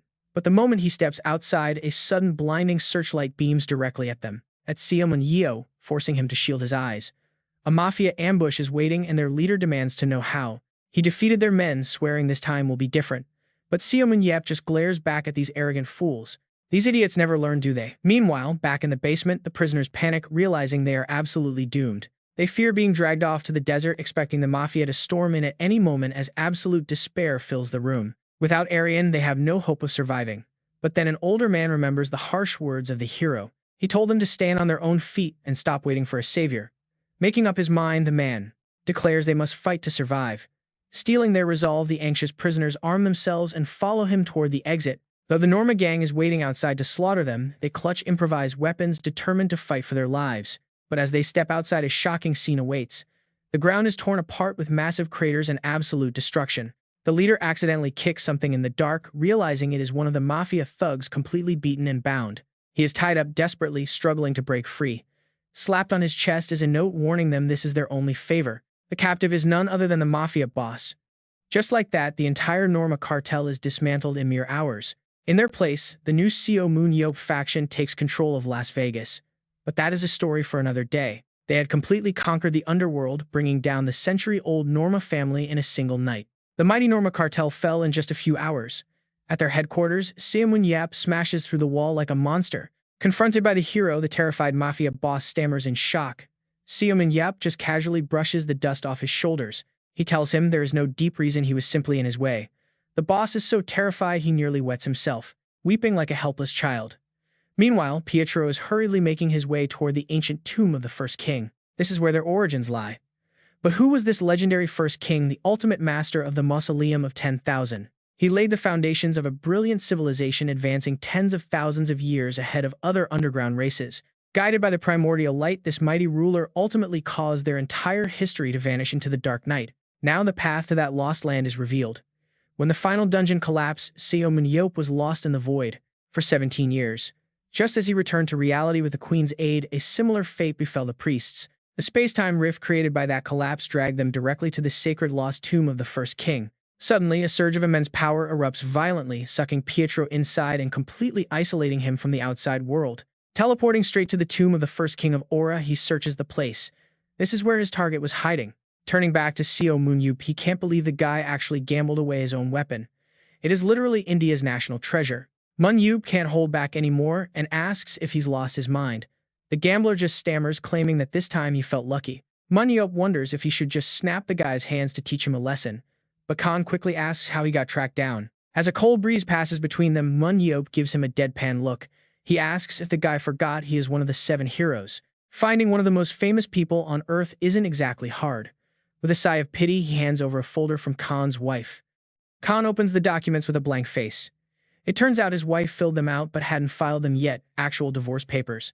Since the kids are already grown, if Khan gets a real job and pulls himself together, he can tear the papers up and finally go home. He remembers how many times he made empty promises to his wife. He kept telling her that if he won just once more, he would quit. He swore it would be the absolute end of it, telling her not to nag since he risked his life for that cash. Just one last ride. Tears begin to stream down Khan's face. He quickly covers his eyes with the papers as Moon-yeop watches with a slight grin on his face. He teases the crying man, asking if his wife isn't basically a saint. Khan quickly wipes his face, his playful and anxious attitude suddenly vanishing. He looks up with pure determination, asking what needs to be done.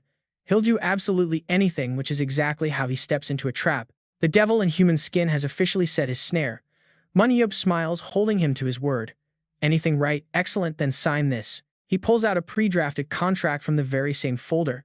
He guarantees this deal will let Khan return to his wife with pride. That pen stroke seals the deal. But there is a tiny hidden clause in that contract that Khan has completely overlooked, one that will haunt him. He walks straight into the lion's den, and there is no turning back. Now watch, here's where things get completely wild. Khan screams in absolute terror, asking if Moon-yeop has lost his mind.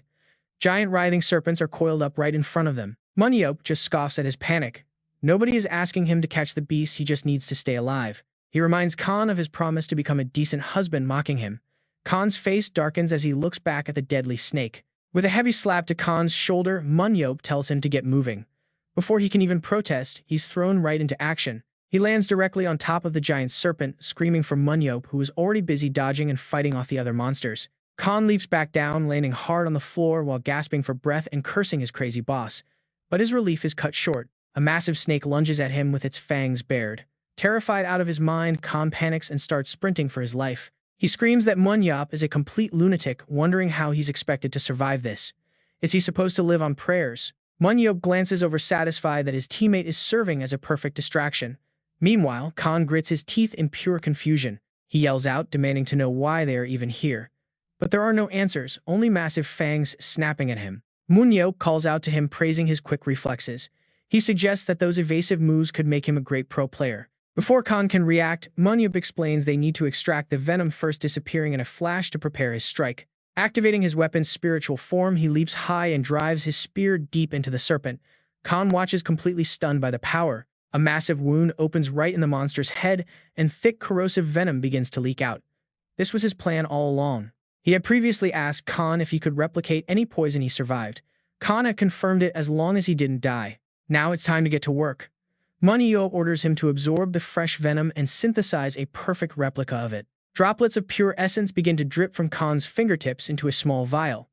Moon-yeop inspects it, satisfied with the results. The stench is absolutely unbearable, taking Khan back to the day he first awakened his supernatural abilities after a snakebite. Moon-yeop stands up completely unimpressed. He complains that he went through all this trouble just for a single tiny vial of poison. Khan defends himself, stating that his body can't produce an infinite supply.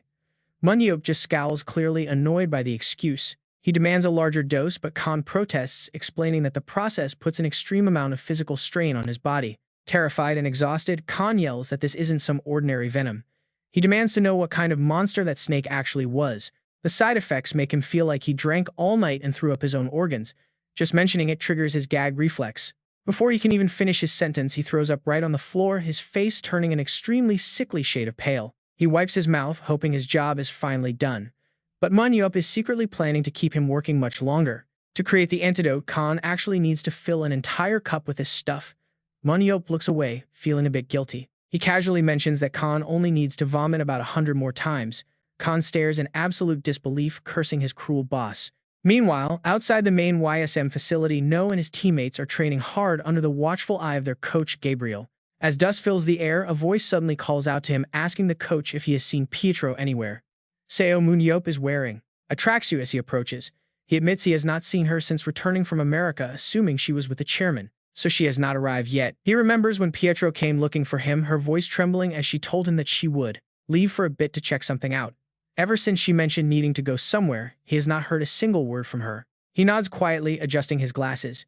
He admits he does not talk to her much, but he knows one thing for sure. She is not the type to do anything reckless. Leaving after telling him means she definitely has her own reasons. A small smile creeps onto his face. Honestly, worrying about her is like worrying about a meteor striking Earth.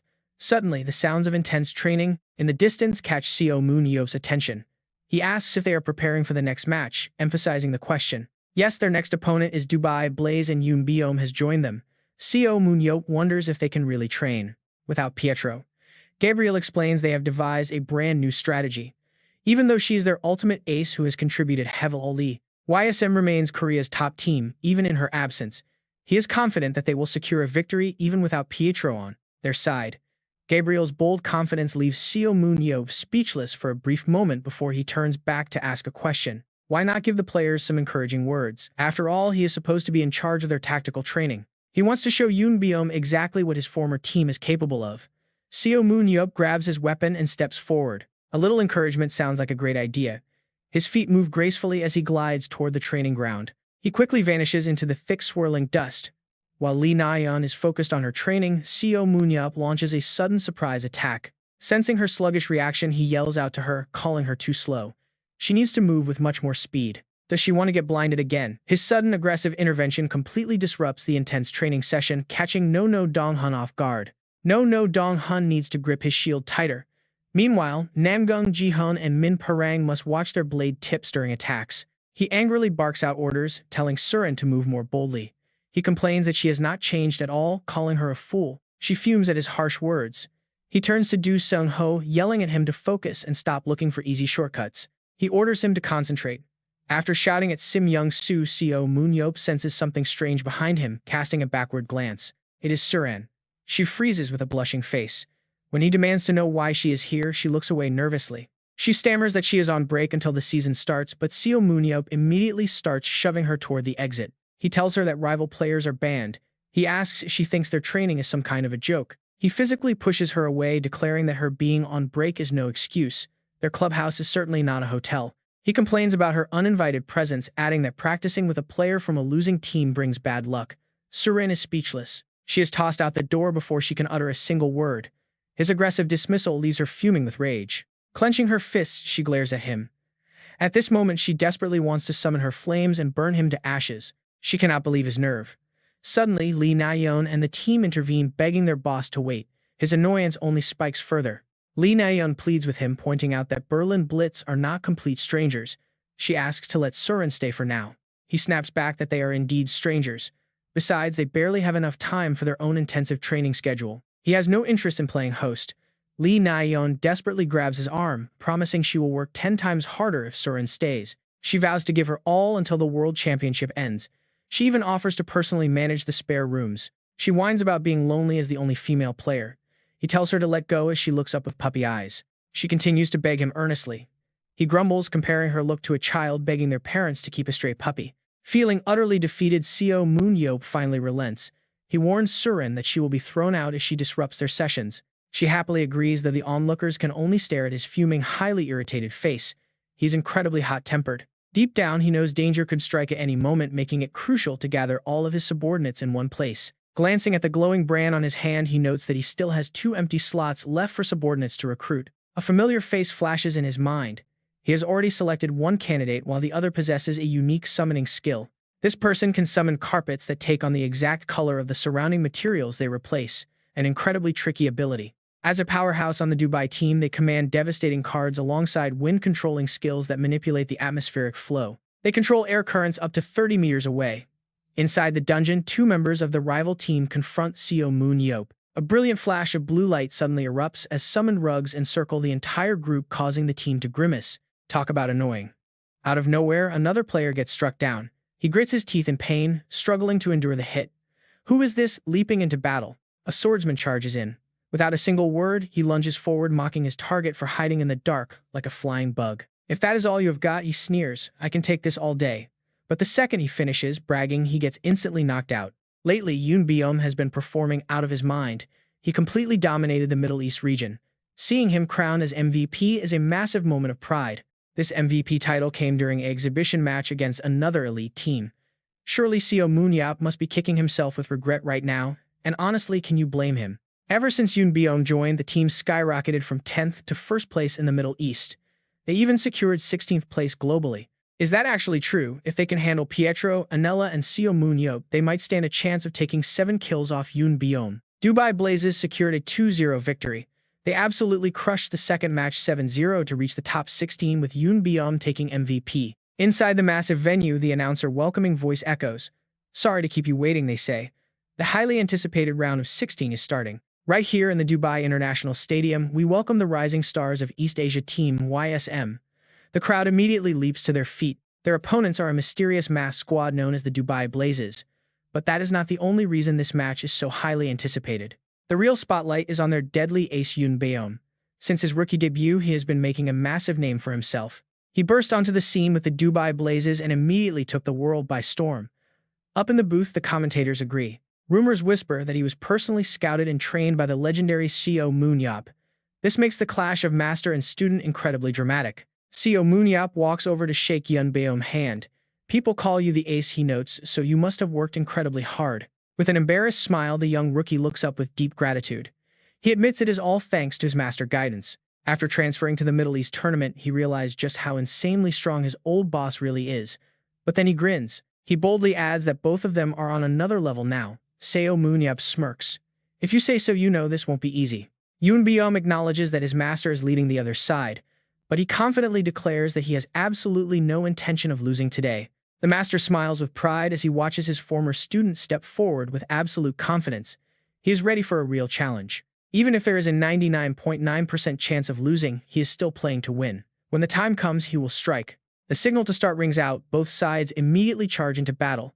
Inside the dungeon, a massive red stone golem emerges from the thick smoke. Charging straight ahead, Seo Moon-yeop shouts to his team, "Don't let this round drag out to a third game," he orders. He wants a clean 2-0 victory. Striking first, he launches a devastating blow that shatters the stone golem arm into pieces instantly. As the limb explodes, his sharp eyes spot an opening. He immediately unleashes a blinding, powerful burst of light from his weapon. The energy beams strike the monster critical spots. Seeing the opening, the rest of the YSM squad quickly charges in to finish it. A massive explosion echoes throughout the dungeon, unleashing a blazing wall of fire. It completely consumes the giant creature in an instant. The notification announces the battle is complete, but Seo Moon-yeop just smiles. Even though they cleared it, he seems unsatisfied. He mutters that even for a first-round monster, this raid is pretty boring. Usually there is some kind of twist. His teammates look at him in surprise, wondering what he means. But get ready, because right on cue, the shattered pieces begin to move. The stone rubble pulls back together, rebuilding itself piece by piece. The giant golem is literally resurrecting right in front of them. The stone golems are combining. His prediction was completely right. He scoffs with a smug, knowing grin, satisfied with his own intuition. The giant unleashes earth-shaking punches. The opponents believe that no matter how skilled Seo Moon-yeop is, he cannot break their combination. Suddenly, glowing blue magic chains erupt from the ground. They wrap tightly around the massive monster to lock it completely in place. The spell binds any target within a 25-meter radius. Seeing this, an arrogant opponent charges forward with a smug grin on his face. Since Pietro Anella of YSM isn't playing this round, the enemy team is confident that victory is easily within their grasp. But Nayeon charges in from afar. The enemy decides to target the weaker players, first catching her completely off guard. Startled, she quickly dodges to the side as a blinding white light nearly swallows her whole body, forcing her to retreat. That was a close call. But the moment she lands, a bizarre, giant carpet-like entity appears, floating right there behind her. Staring at the strange object, Nayeon feels a surge of panic. She leaps from the ground, attempting to kick right through it. As she strikes, a chilling realization hits her. Panic floods her eyes, and she frantically scrambles to dodge from side to side. She swiftly moves to avoid the attacks, shocked to realize who is targeting her. It is none other than her former teammate Yunbeom. He whispers an apology as his blade strikes, taking Nayeon down instantly. That is one kill on the board for Yunbeom. Meanwhile, Seo Moon-yeop's squad rallies their spirits. Let's go, it is time to bring down the Dubai team. Leaping off the shattered fragments of the golem, he charges forward with his shield raised high. YSM is pushing hard at incredible speed. With unbelievable momentum, the hyped-up team members charge straight ahead, completely slaughtering the golems in their way. But then Seo Moon stops dead in his tracks, catching everyone behind him off guard. Something feels incredibly off. Out of nowhere, massive flying carpets sweep in as the Dubai team springs an ambush. They yell out to watch for traps. The enemy laughs arrogantly, knowing no one can easily dodge attacks while suspended high in midair. One by one, the rest of the crew gets surrounded and slammed into the cold dirt. Soon, Seo Moon is bound tight. Surprisingly, he is not even mad. His teammates look up at him, wrapped in ropes, as he casually remarks that he got caught. Panic instantly washes over their faces as they scream to protect the boss. Massive carpets soar into the sky like cards. Yang Zhu is left utterly speechless with terror, while the others grow dizzy watching the flying carpets spin around them. With three of them completely cornered, Yunbeom suddenly swoops in like a fierce gust of wind, and a prompt rings out. The announcements echo as Yunbeom gets a double kill, then a triple, and finally a quadra kill, wiping them out. Gliding effortlessly through the air, he easily takes down everyone before charging straight towards Seo Moon with massive power. Feeling a brief pang of regret, Yunbeom whispers goodbye as he plunges his sharp blade directly into Seo Moon's chest. Seo Moon gasps in pain as Yunbeom looks up at him with shining, confident eyes, declaring that it is finally over. But suddenly Yunbeom freezes in sheer shock. The sword is completely stuck and he cannot pull it out. Seo Moon flashes a mocking smirk, asking if he seriously thought he could pull the blade out with such weak strength. Down below, the enemy team starts pulling the ropes, binding Seo Moon even tighter to keep him pinned down. Yet with one powerful flex, Seo Moon easily breaks completely free. Yunbeom gasps, unable to believe he escaped with pure muscle. With a terrifying glare and a cold smile, Seo Moon asks if anyone is still wondering why they cornered Yunbeom. His eyes glow with intense power as he calmly states that it is time to explain everything once and for all. Seo Moon suddenly lunges forward, violently shoving Yunbeom back before executing a lightning-fast landing right on the solid ground. Yunbeom's face turns totally pale as panic sets in. Knowing he must escape, he scrambles to run away. He bolts at full speed, realizing that getting caught means facing the most brutal, painful death imaginable. But Seo Moon is hot on his heels. Yoonbam leaps into the air amidst a flash of vibrant purple light. Feeling utterly suffocated, Yoonbyeom closes his eyes in absolute defeat, bracing himself for the incoming final strike. After waiting a moment with nothing happening, he looks around wondering why he has not been impaled yet. Looking back, Seo Moon has completely vanished. Yoonbyeom stands alone, totally confused as Seo Moon suddenly leaps high above. Seo Moon locks onto two opponents below who are firing paralyzing poison darts. He knew they were hiding there. Those venomous darts instantly debuff any target, explaining why a regular player like Yoonbyeom could easily overpower them. Seo Moon effortlessly dodges the darts, giving a mock compliment to their clever tactics of hiding in the shadows. They put on a flashy show while secretly receiving support, but Seo Moon easily spots a hand reaching out. He smiles coldly, muttering that it does not matter if they are main attackers or just support players. He declares that they are all dead, and right on cue system notifications ring out with consecutive kills. Having finished them off, Seo Moon turns his gaze. Crouching in a corner, Yoonbyeom desperately looks for an escape route. He wants to regroup and draft a new plan, but he cannot escape Seo Moon's intense tracking gaze. Seo Moon instantly cuts him off, asking with a smug grin if that is really as far as he could run. Approaching with mock friendliness, Seo Moon praises their team coordination, noting they actually built a pretty decent lineup. Yoonbyeom stutters in absolute terror, his face completely pale, which only seems to irritate Seo Moon even further. He tells him to lose that pathetic tearful look before securing a triple kill by completely finishing him off. Seo Moon chuckles, noting that whoever raised Yoonbyeom certainly did a stellar job of bringing up such a kid. That puts ISM up 2-0. After losing their key player, Yoonbyeom, and two ranged attackers so cheaply, the Dubai Blaz team dropped the first round. However, they refused to quit, giving everything in round 2. A massive clash of energy erupts across the arena, but Seo Moon just casually glides high above the chaotic battlefield. Within moments, the area is reduced to pure chaos, securing another effortless victory for ISM in the second round. With Yoonbyeom completely broken mentally, their defeat is finalized. As Seo Moon exits, someone hands him a bottle of water. Suren suddenly appears to congratulate him, leaving him completely baffled as she blushes and avoids his gaze. She looks him dead in the eye, complaining about being left alone. And behind the wall, Lee Na-yeon and the crew are watching every single second. They witness the embarrassing moment completely stunned. She cannot help but think those two make an incredibly perfect couple. Inside the luxurious hotel lobby, Seo Moon-yeop walks around grumbling about how empty the place is. Where is everyone? Just 30 minutes earlier, Lee Na-yeon was trying to butter up the boss, begging him to treat them to a delicious dinner. Seo Moon-yeop gave a cold shrug and agreed. But fast forward to the present and he is staring at a completely abandoned lobby. Suddenly, someone approaches from behind. He calls out to the boss, trying to explain something, but he gets cut off immediately. Before he can finish, he gets violently dragged away. Seo Moon-yeop blinks, wondering if he just heard Coach Gabriel or if his mind is playing tricks. Another teammate rushes in, reminding the boss about the promised feast, but right on cue, the shadows creep in. Hands reach out from the dark, snatching him away too. Seo Moon-yeop looks around for Lena and the rest, only to witness something bizarre. The four of them are literally carrying their comrade away on their shoulders. Seo Moon-yeop is absolutely fuming at their ridiculous behavior. In a flash, they vanish, leaving behind empty space with a quick excuse about needing to go train. He turns to Suran, whose face is already as red as a ripe tomato. Well, since they all bailed, it is just the two of them. Just the two of them. Suran freezes up in pure embarrassment, unable to take a step until Seo Moon-yeop asks if she is coming. From afar, Lee Na-yeon cheers them on. Suran struggles to keep up, looking so flustered that Seo Moon-yeop asks if she is already tipsy. She quickly denies it. Inside the beautiful, dimly lit restaurant, Seo Moon-yeop gently cuts the steak with a soft smile on his face. Suran's cheeks are still burning red, and his playful grin only makes her feel 10 times more self-conscious. Stuffed and satisfied, they head outside. But before they can head back, Suran timidly speaks up, calling out his name. She asks if they can walk together for a bit. He agrees, and they stroll beneath a gorgeous canopy of stars. There is still some distance between them. Realizing she cannot let this chance slip, she stops him, determined to finally confess her feelings. She gathers her courage to speak, but before the words can leave her mouth, a horde of monsters suddenly ambushes them. Seo Moon-yeop reacts instantly, moving like a flash of lightning to grab Suran and pull her out of the danger zone. She lands safely in his arms. He looks down at her with genuine concern, asking if she is hurt. Look at that sudden shift in the atmosphere. Seo Moon-yeop notices some strange glowing spheres nearby and freezes.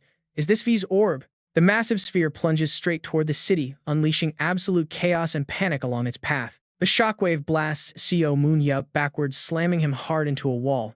He groans, realizing his magic shield reacted too slowly. He gently taps Suran's cheek, calling out her name. Fortunately, her expression is peaceful, and she seems unharmed. He lets out a sigh of relief, seeing she is still breathing. but dread sinks in that spiritual entity could easily kill her. Thinking back to the blast, the collision of magic had triggered a devastating shockwave that tore through the area. He holds her close, relieved he managed to shield her, though his expression remains incredibly grim. Trying to fight while protecting an unconscious teammate is a nightmare. As the beasts close in, he prepares for the worst.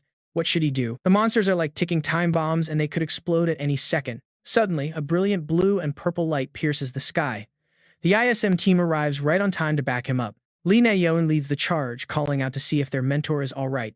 Seo Moon-yeop stares in complete disbelief. Leaping off the rock, Seo Moon-yeop demands to know how they even found them. The group exchanges incredibly guilty looks. They awkwardly explain they were just passing by when the crisis hit. He turns to Yoonbi asking for his excuse. Yoonbi mutters something about running into Illumini, leaving Seo Moon-yeop completely speechless. But then the real truth comes out. They actually follow them to spy on their date. Lee Na-yeon quickly changes the subject, pointing at the nearby threats. Aren't these the exact same creatures from the battles in Paris and Berlin? The situation is getting seriously complicated. Seo Moon-yeop quickly hands Su-ran over, telling them to guard her while he handles the rest. But before he can even finish, the trio immediately takes off running to hide. Unbelievable. These guys do not have a single shred of loyalty. They yell back that their presence wouldn't change a thing anyway. With his cowardly squad retreating, Seo Moon-yeop prepares to fight alone. He charges forward with absolute confidence, eager to see what these beasts can do. He weaves through them like a shadow. With one clean fluid strike, he slices right through his targets. Seo Moon-yeop swings his mighty spear to clear the path. He unleashes a devastating beam of energy that obliterates the remaining beasts. But as the smoke clears, his face darkens. The monsters vaporize one by one under the blinding light, but the real threat is far from over. Back to the action. After clearing out those pests, Seo Moon-yeop steps down through the heavy smoke but suddenly notices something strange. A massive pair of wings is heading straight for him. It roars like a dragon, lunging from the rift. Glaring at that crack, Seo Moon-yeop groans in annoyance. Seriously, he complains, do I have to keep fighting until this thing closes? Monster after monster swarms out of the rift, quickly filling up the sky. With the sky blanketed, Seo Moon-yeop has zero time to waste. He moves to strike. Waiting for them to land would be a fatal mistake. He leaps up with blinding speed and drives his spear straight into the beast's skull. A smirk plays on his lips. All right, let's go. Lead the way, you oversized lizards. The target is that rift. But suddenly the beasts look elsewhere and charge like rabid beasts. Screams echo through the vast open space. Hey, stop, I said stop. It totally ignores him and flies even faster. Are you completely deaf? Seo Moon-yeop panics slightly. If he shifts into his spirit form, he could fly, but that drains far too much mana. No choice then, he has to switch tactics. Seo Moon-yeop zips from one side to the other, weaving a massive web across the sky. Sitting right on top of its head, he curses under his breath. Damn it, they just keep coming. He has to carve his own path. Suddenly, a wave of pure killing intent erupts from Seo Moon-yeop. He gathers his strength once more, rocketing up toward the heavens. He carries a brilliant green energy that shines like a spiritual sword. The spear in Seo Moon-yeop's grip quickly flares with intense aura. Seo Moon-yeop charges like a maniac, faster and stronger with every passing second. His cold eyes lock onto his prey with deadly intent. The spiritual energy swells, but it is still not enough. Not even close. The tip of his spear finally grinds against the monster's hide, but in an absolute flash, the weapon in his hand completely shatters, bursting into a million tiny useless pieces. Seo Moon-yeop can only stare in absolute shock at his broken weapon. Sensing his vulnerability, the beast roars and violently flings him away. The impact is brutal, sending him crashing hard onto the ground. Why did it fail? Their skin is not even as thick as reptiles. Damn it, then it hits him. The issue is not his piercing power, his physical weapon just could not handle the spiritual energy. Could the Morrow brothers not make something sturdier? If he had known, he would have bought way more spears beforehand. Should he just grab a random stick and start swinging? While lost in thought, a hand suddenly grabs Seo Moon-yeop and pulls him back. He gasps when he recognizes her face. Out of nowhere, Pietro appears like a savior. I am late, she says calmly. I brought you a little gift. The two quickly hit the dirt, sliding to a rough halt. Pietro sighs, looking pretty guilty. Sorry, I am late. Where on earth have you been? Tracking down. Number 1, Seo Moon-yeop grumbles.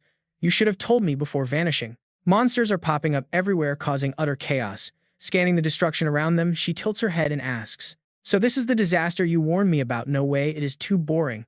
I confirm there are 7 seals. 3 of them are already gone, and with some routes blocked, others might be destroyed too. It is a side effect of the weakening seals.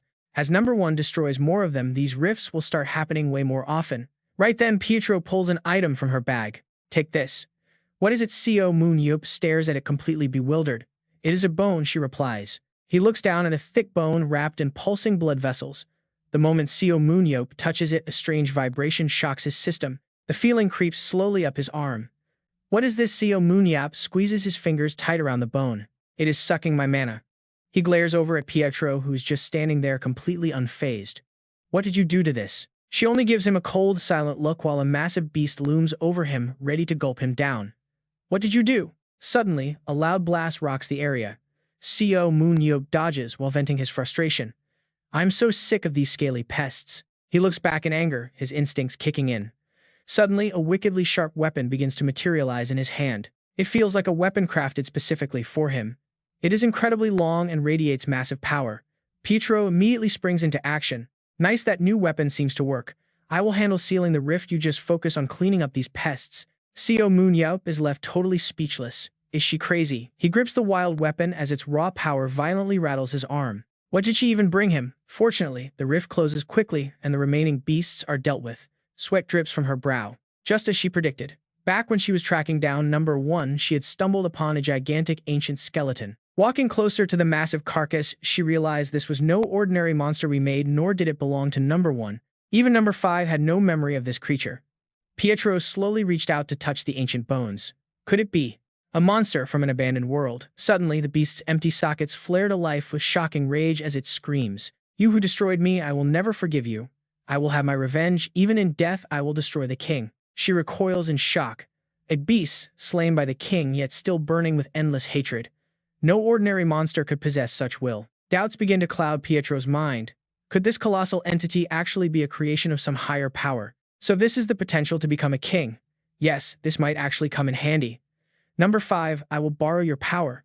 Biological manipulation activate. The mana required to manipulate the gene sequences of living organisms drastically decreases. Now those gene sequences can be combined to create brand new life, to create entirely new creatures. Meanwhile, Seo Moon's body erupts in a blazing fiery light. Even mid-battle, he cannot help but marvel at the difference. He feels his physical form shifting. The change is real. It seems his bone spear is primed for action, fully embracing its form as a deadly weapon. Suddenly, a dangerously sharp, invisible force surges right towards Seo Moon. He reacts instantly, dodging to the side before unleashing a powerful blast of energy. The blast crashes into the ground. Watching this, Pietro looks up in sheer admiration of his power. It is impressive, but she must act now. With a calm mind, she prepares to seal the gate. Below, a massive monster crawling out of the rift roars furiously. Pietro quickly channels her magical powers. She uses her spell to seal the rift shut, catching the beasts completely off guard. One by one, the monsters witness the massive magic circle taking form. Pietro's expression turns deadly serious. Standing right behind Seo Moon, she unleashes a blinding flash of brilliant purple light. Seo Moon pours every ounce of his strength into a devastating slash, cutting the monster clean in half. A wild shockwave tears through the air past his face. Pietro suddenly screams out, telling the scaly reptile to stay put while she closes the door. Under her immense pressure, the rift slowly begins to shrink. Under Pietro's control, it is finally over. Seo Moon stands amidst the silence, completely drained of energy. Gasping for breath, he tells her he is absolutely exhausted. He asks her what their next move is now that this wave is dealt with. They both look out at the massive ruins before them. They agree to keep this incoming disaster a secret until they are fully prepared. If word leaks out, it will unleash absolute chaos upon the world. To make matters worse, the toxic fumes rising from the monster corpse make the air completely unbreathable. But Seo Moon realizes this could work as a cover-up. He reassures her not to worry, saying he has a plan. Suddenly, the weapon in his hand begins to vibrate before flying forward on its own. Wait, what? Beneath the dark storm clouds, the spear glows with an ominous red light. It seems to be absorbing something from the battlefield. Pietro wonders what on earth is happening as the weapon feeds on the monster carcass. But Seo Moon is not surprised by this strange sight. He notes that it is exactly how the spear drained his mana before. Looking up at the weapon, Pietro wonders if it is actually alive. Just because a discarded part moves on its own, does that really make it alive? He tells himself that, hoping it will make things feel better. But deep down, he knows the truth: the weapon is alive. Meanwhile, under a clear sky, a tense meeting takes place at the local battlefield branch. An official announces that the scene is fully cordoned off. Everyone is gathered around the table. Since they are all witnesses to the event, they are stuck. No one is allowed to leave the building until the government delivers a final verdict. Hearing this, Jun Seo-mun and Lee Na-yeon can only sit in frustration. They are visibly exhausted. One of them snaps, asking why they were not informed first, complaining that they have been trapped here for over 5 hours. Fatigue is clearly setting in. They demand to know when they will get their phones back, insisting that they need to contact the outside world. Seo Moon speaks up, telling them to just explain everything to the public and let them go. His patience is officially wearing thin. He argues that the public will find out sooner or later, so hiding what has already been witnessed is useless. Suddenly, another voice cuts into the conversation. Out of nowhere, the Queen appears. She agrees, stating that it is indeed time to inform the superhumans about the looming disaster. She proposes an idea. She explains they must do their best to contain the threat. Addressing Seo Moon, she warns him that if they let this panic spread too early, things will spiral. Eventually, everyone on the surface will learn the truth. However, they cannot afford to reveal it until they have a solid plan in place. This is a calculated choice made by the three leaders to prevent global panic. But the expressions on the listeners' faces tell a very different story. They are stunned to learn that the association president is actually a subterranean. What is more, the person next to her is one too. Terrified by the revelation, they instantly retreat to the corner of the room, warning them not to get any closer. Seo Moon sighs at their extreme reaction. He casually glances at their pale faces. Even the team leader does not seem shocked by the news, putting the pieces together in his head. They realize he is not human either, which explains his violent nature. The mystery is finally solved. The Queen and Pietro look on in utter disbelief. Frustrated by their sheer stupidity, Seo Moon winds up and delivers a swift chop to each of their heads. He raises his hand to silence them. He tells them that this exact overreaction is why he kept quiet in the first place. Raising his voice, he demands that they listen closely to his explanation. He lays it out once. After hearing the explanation, their faces go pale. The subterranean forces are actually their allies now. With a massive disaster looming, they ask why he would keep something so critical a secret. One wrong move now could mean total annihilation. Seo Moon's expression darkens. He fires back. If elite superhumans panic this easily, how does he expect regular citizens to react? The very subterraneans who once slaughtered humanity are alive and running Battlefield. And now they want to team up. It sounds completely insane. He asks who would ever believe such a story. Seo Moon leans down, casting a threatening glare as he warns them to keep their mouths shut. They will make the public announcement only when the preparation is complete. But what happens if they run out of time before they are ready? Sure, knowledge is power, but blind panic is a death sentence. If they rush things without being fully prepared, humanity faces total destruction. The entire world will dissolve into pure chaos. Seo Moon scratches his head in annoyance, muttering that letting people die in peace might actually be better. Is he just being lazy? Either way, they are now at serious risk of being exposed. Actually, they are already busted, and it is a massive headache. Suddenly, Seo Moon-yeop senses a strange energy shift outside. What could possibly be happening out there? He has been completely isolated since the incident first went down. Seo Moon-yeop turns and winks at the Queen. She quickly hands her phone over so everyone can check the latest news. On the screen, there are 127 missed calls. What on earth is this? The three of them are completely startled. Ha-yeon, are you okay? Everything has gone totally crazy. Why are you not answering? No, Dong-hun's complaining voice blares through the speaker. Last night around 9 p.m., a video of a monster in Dubai went viral across the globe. Meanwhile, the UAE government has kept completely silent. Wait, really? A monster in Dubai? That is massive news. Isn't ISM over there? The footage has spread like wildfire. Is it? The vile sphere is that not the monster from the World Championship. People are even theorizing that Battlefield is actually underground technology. But that is just a conspiracy theory. It is obviously fake, yet, looking closely, this does not seem like a simple conspiracy theory at all. It is even on TV. What nonsense is this? No way is it real, but they are all dead. Seo Moon-yeop already dealt with it during the World Championship. Are the underground people invading again? The comments on the phone are absolute chaos. What are they supposed to do now? Things are totally spiraling out of control. But Seo Moon-yeop just looks at the calm Queen beside him, completely unbothered. He asks her if she has a way to stop this madness. The other three hide behind his back, urging her to speak. She hesitates, unsure if he will give his permission. Of course, if it calms things down, she should do it immediately. Wait, that fast? Seo Moon-yeop stares at his phone screen, suddenly turning to him. Boss, look at this. What is it? The words "breaking news" flash on the screen. A video analyst is breaking down the editing frame by frame, questioning if the Dubai monster was just a big hoax. They claim the Dubai monster is fake and present the real video. CGI experts weigh in on the footage, urging people not to believe in monsters. They show proof that the gas explosion footage was heavily edited. Who is behind these threats? Was the Dubai incident staged from the start? Some ask if it was AI generated. Others insist there was a real explosion, but there were absolutely no monsters. Comment sections erupt into fierce arguments.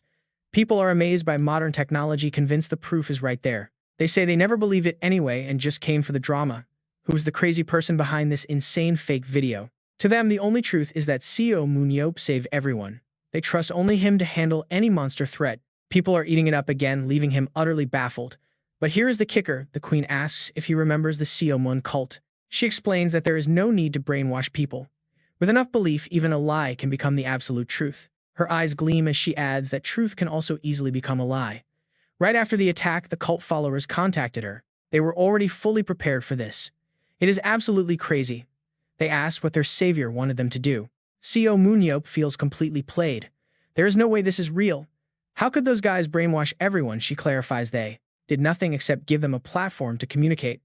Her lips curve into a slight smile. Now, with his permission, they will instruct them to cover it up. They will announce that the savior's time has not come, making Dubai disappear from history. Everything is getting incredibly complicated. Talk about a major twist. The queen explains the cult is made up of people he previously saved, ranging from everyday citizens to top government officials, kings, and presidents. Naturally, they wield immense global power to pull this off. Furthermore, they receive help from the Battlefield Association's security forces. Every trace has been wiped clean. He yells in frustration, demanding to know if she created it since it is her corporation. She denies it, saying they formed after he vanished. They believe that whenever chaos returned, Seo Moon-yeop would reappear to protect them. Her group merely helped maintain the cult for 17 years. Seo Moon-yeop is completely flabbergasted. This is too wild to be true, and he still doubts her story. Normally, such insane influence could never exist. But when he returned and dismantled a minor cult, their numbers actually skyrocketed. Her explanation only frustrates him more. He mutters in anger, wondering why on earth it feels like he is pulling the strings. As a result, the Dubai attack is officially labeled a gas explosion, with ISM praised for saving lives during the accident. Thanks to his and ISM's intervention, the crisis resolved smoothly. All of the actual evidence has been completely erased by the Seo Moon cult and their network, effectively preventing global panic. Meanwhile, at a prominent warrior club, a man watches the footage of Seo Moon-yeop on his computer with sheer amazement. He clearly harbors deep admiration for the legendary hero. This heroic pose proves he is the absolute strongest on Earth. Even mid-match, he threw himself into danger to save lives. Seo Moon-yeop quietly walks up and pulls out a chair. He thanks him for the praise, but his voice drops as he reveals that it was no gas explosion. The man turns around in shock. With his hands suddenly igniting into flames, Seo Moon-yeop urges the man to follow him, warning that they are out of time. Deep in the shadows, an ominous thought begins to take shape. Where are they taking him? Suddenly, a voice echoes through the dark. He can take off his blindfold now, Roy Mayer. The blindfold comes off and harsh light floods in, revealing a highly modern room. Roy looks around, completely dazed and confused. He pulls the covering away, his eyes widening in shock at the familiar faces staring right back at him. It is Nathan and Seo Moon-yeop. They sit on opposite sides of the room with Suren by their side. Roy wonders who the other woman next to them could be. Roy has no idea what is happening or what this meeting is even about. Nathan smiles warmly, calling for Roy to come sit down. When Roy asks about the meeting, Nathan admits he has no clue. Just then, Seo Moon-yeop walks into the room, greeting the group. Seo Moon-yeop arrives alongside the queen, thanking everyone for gathering so quickly despite their packed schedules. Roy immediately questions him about the sudden summons. Holding an emergency meeting right during the World Tournament seems crazy. Seo Moon-yeop clears his throat, admitting it is an incredibly serious matter. His serious tone makes Nathan instantly skeptical. Seo Moon-yeop wastes no time and cuts straight to the point of their urgent gathering. He asks if they remember 17 years ago, when the 7 heroes first infiltrated the final dungeon to stop the catastrophe. Besides Seo Moon-yeop sits in a gloomy silence, while the rest of the team realizes they have been gathered to fight once again. The queen steps up to explain that a massive catastrophe is coming to destroy their world. Suren and the others freeze in shock. It sounds completely unbelievable. Nathan speaks up with doubt, unable to believe that Pyocho and the association president are actually from the underground. Suren looks toward the queen in utter disbelief, asking if that is Grim, the high priest they encountered in the final dungeon. Seo Moon-yeop walks over and pats her head, reassuring her that Grim died and was reborn into this new harmless form. Roy rubs his temples, asking how they could possibly predict when this world-ending disaster is going to strike. The queen warns that if they do nothing, every seal will shatter in 6 months or less, leaving them completely speechless. Seo Moon-yeop cannot hold back his frustration any longer. He stands up abruptly, slamming his hands onto the table to stop the conversation. He yells out in protest, asking why he has to be the one when Seo Moon-yeop could easily summon Daniel instead. Seo Moon-yeop refuses, explaining that while Daniel was considered, his extreme self-sacrificing nature would only get him killed trying to save others. Seo Moon-yeop, on the other hand, always prioritizes his own survival, which makes him the perfect fit. Surin wonders if that is even a compliment. Seo Moon-yeop's expression darkens as he tells them this is not a choice. Fighting the upcoming catastrophe is mandatory for everyone. If they lose, the entire world will be overrun, leaving absolutely nowhere left to hide.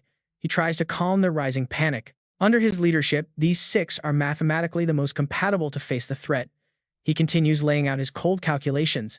If anyone dies, he will simply pull in replacements to form a reserve team.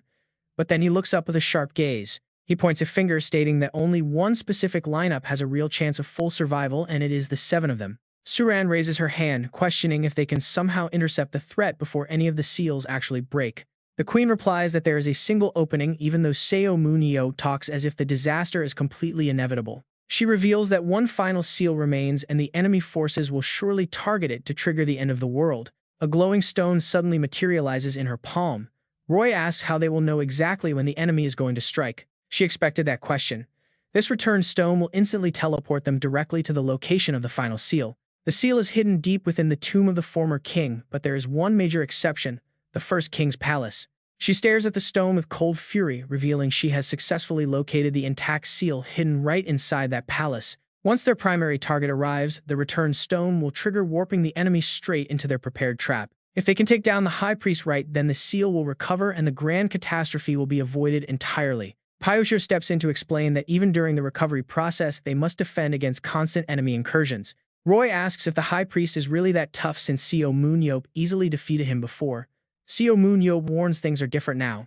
The open portal keeps drawing immense energy from the catastrophe, making the enemy far more powerful than their last encounter. The queen outlines their best battle strategy, though she is already prepared for the absolute worst-case scenario. Stopping them beforehand is their only real shot. Seo Moon-yeop looks around the table, asking if everyone is ready to save the world. Knowing there is still a way, the heroes stare down in tense, heavy silence, the weight of the world resting on them. Seo Moon-yeop sighs heavily, knowing it is never easy to ask people to risk their lives. He resolves to lead the charge himself. Suddenly, Suran crosses her arms, her face flushing as she snaps that she made her decision 17 years ago. Her fierce resolve deeply moves him.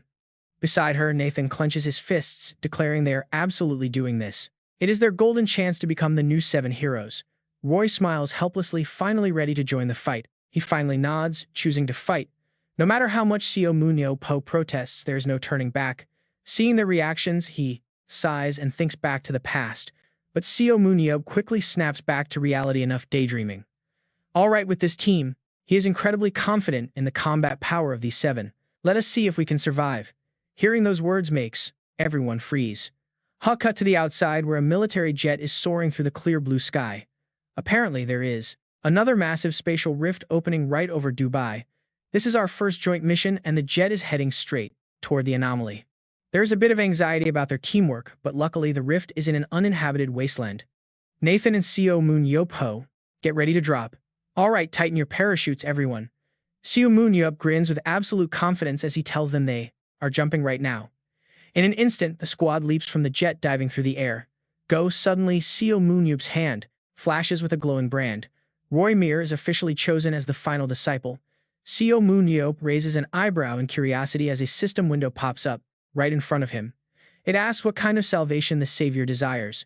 He stares in absolute shock. This never happened before. Salvation. As the word quietly leaves his lips, a massive, overwhelming shockwave hits his mind, shaking him to his very core. Seo Moon-yeop is instantly teleported into a vast, endless space surrounded by countless floating holographic screens. The system announces that all of the Savior's disciples have been successfully selected. The interface glows a brilliant gold.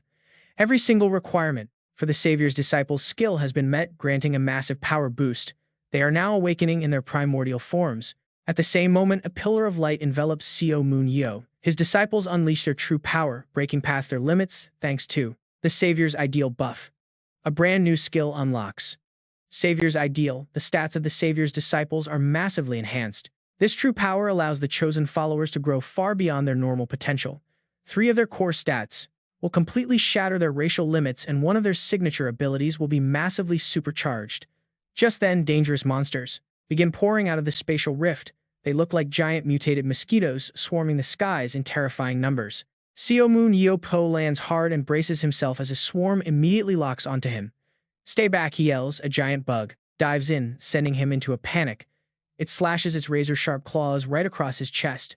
Yet Seo Moon-yeop stumbles back completely unscathed. He sighs in relief. First disciple Seo Moon-yeop.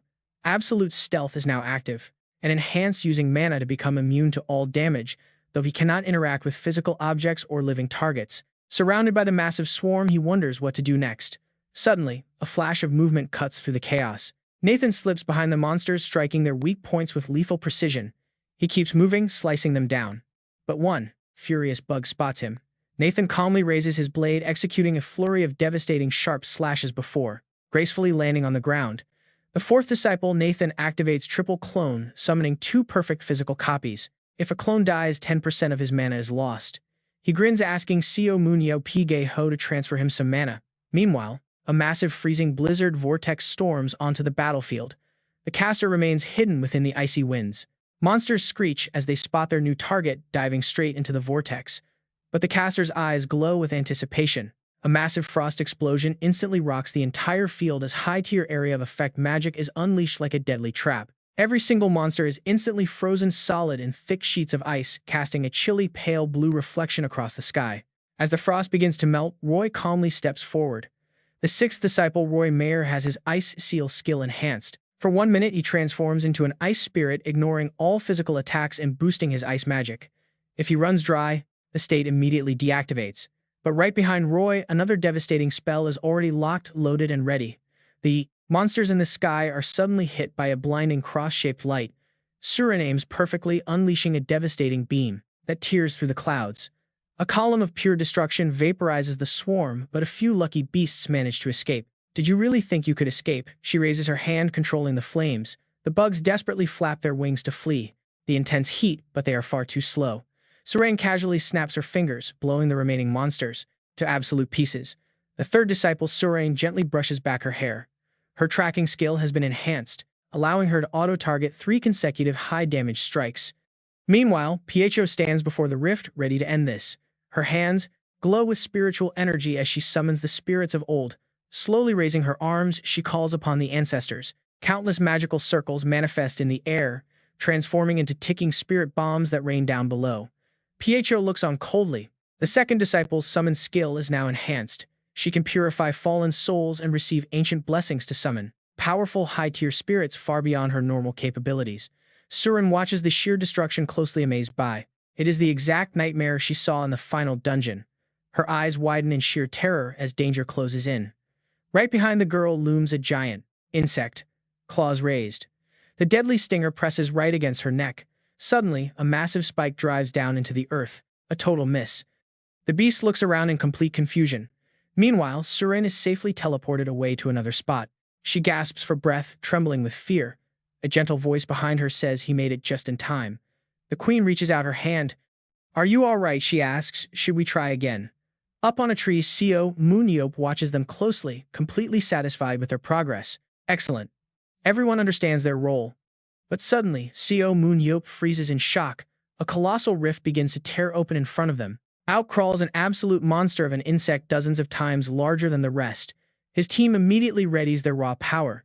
They strike all at once. Yet the beast emerges completely unscathed. Seo Moon-yeop draws his spear. Finally, it is his turn. His eyes glow pure white with intense focus. With a few swift, brutal thrusts, he punches gaping holes right through the creature. "Just mindless bugs," he mutters, challenging them to fight like real monsters. Outside the rift, the city remains entirely peaceful. But deep down in the putrid city sewers, a foul stench fills the air. A bizarre creature lurking in the dark has just been discovered. The worker breaks into a cold sweat. What on earth is that, he whispers, staring into the dark in sheer disbelief. He needs to report this immediately.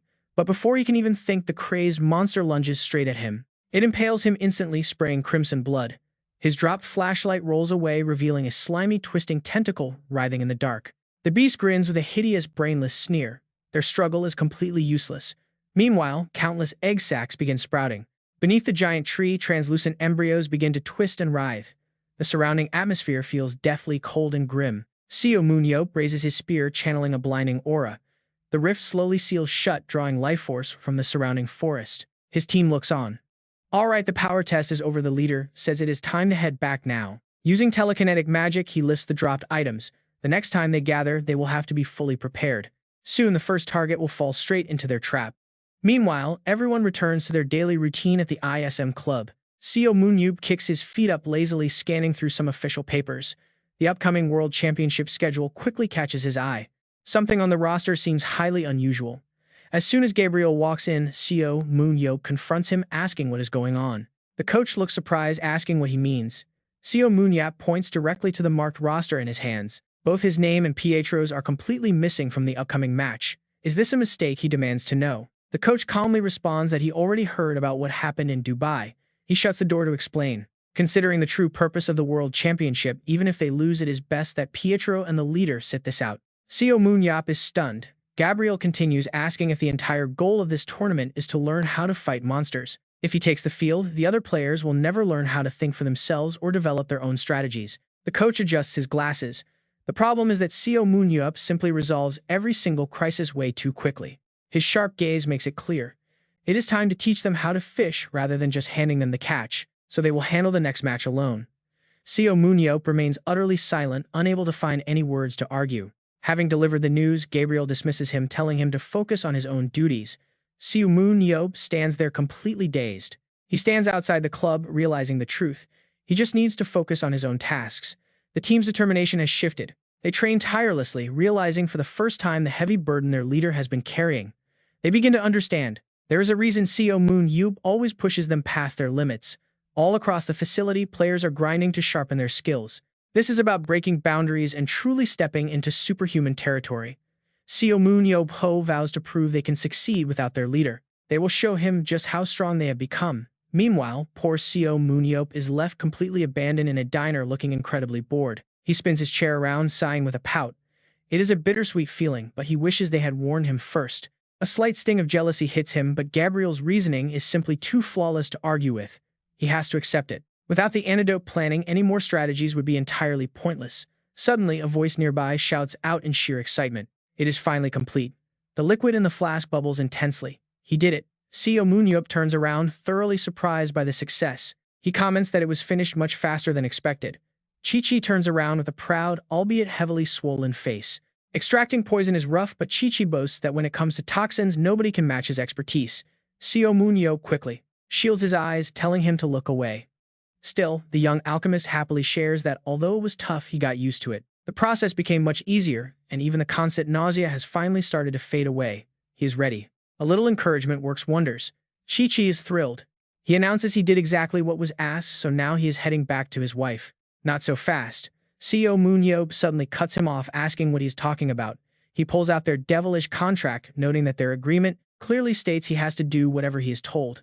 The poor guy's entire body begins to tremble. There is no expiration date on this thing. Checking the potion bottle, Seo Moon-yeop smugly points out he never set a deadline. He then orders him to brew another batch and go help the kids with their training. Chi-Chi's devastated face is reflected through the glass as he is told to clean the room and wipe down the desk. Only then will he truly let him go see his wife. In a flash, Seo Moon-yeop teleports to a lush, grassy space. A resentful voice rings out, calling Seo Moon-yeop a total devil. Pietro appears on the spot to scold him. Even though she is no longer the high priest, he still dares to summon and dismiss her whenever he pleases. It makes her regret ever teaching him their language. But Seo Moon-yeop just teases her, reminding her that she lost her life to him in defeat, so she shouldn't talk so much. Annoyed, she asks what he wants. Seo Moon-yeop simply requests her help with something. While she stands there completely confused, he explains that Nathan has his clones to rely on while the others can all fight from a safe distance. This means the current antidotes are more than enough for them. Reaching out for the glowing vial, Seo Moon-yeop explains that he must use his own body to directly face the poison.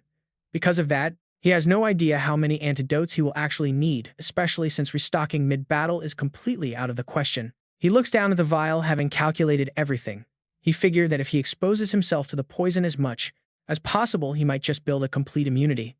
Pietro looks at him with pure skepticism, calling his plan absolutely insane. She warily asks what he wants her to do.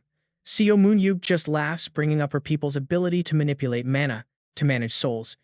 Handing over the deadly liquid, he tells her to keep him from actually dying. Pietro conjures up a magic cube while Seo Moon-yeop eagerly pours the fluid.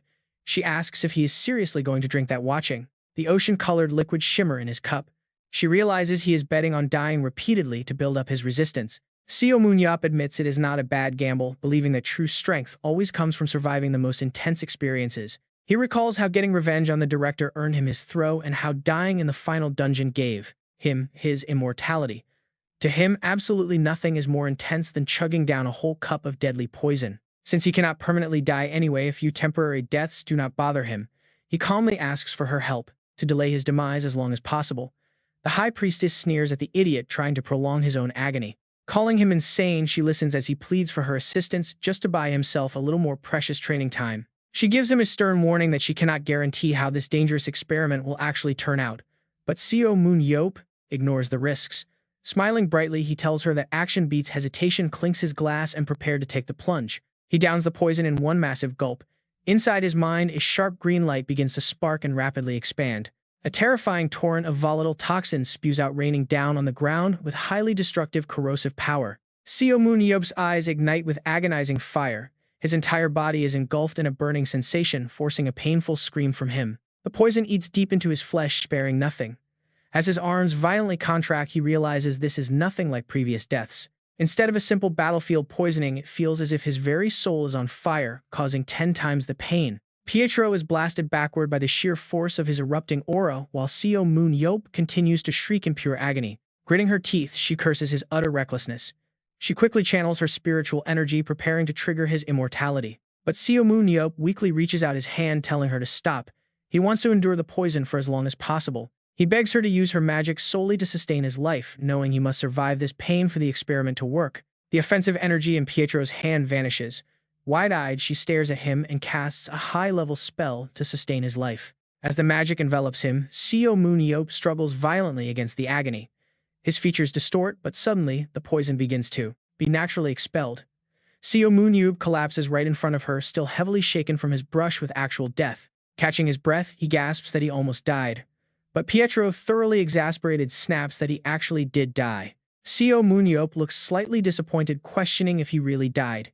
He insists something must have triggered right before his demise. Pietro frowns, explaining there are limits to anchoring his soul to a dying vessel when his death was entirely guaranteed. She asks if he has any idea how exhausting it is to fight fate.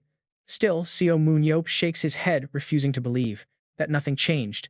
Suddenly, one of his eyes glows purple, analyzing his own vitals as an unexpected notification pops up. He gains extra stat points. Seo Moon-yeop excitedly shouts that his stats have actually gone up, proving he can pull this off even without immunity. Pietro is utterly confused, asking him if that is really true. It sounds like he wants to keep doing this incredibly stupid thing. He reaches for the poisonous chalice again, calling her crazy for calling it stupid.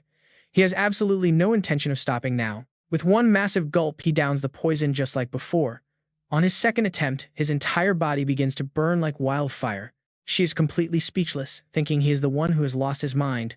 Meanwhile, over in Sydney, Australia, the stadium is packed. During major international matches, the team captain does not always take the field, but commentators note his crucial role. In critical moments, the captain is always there.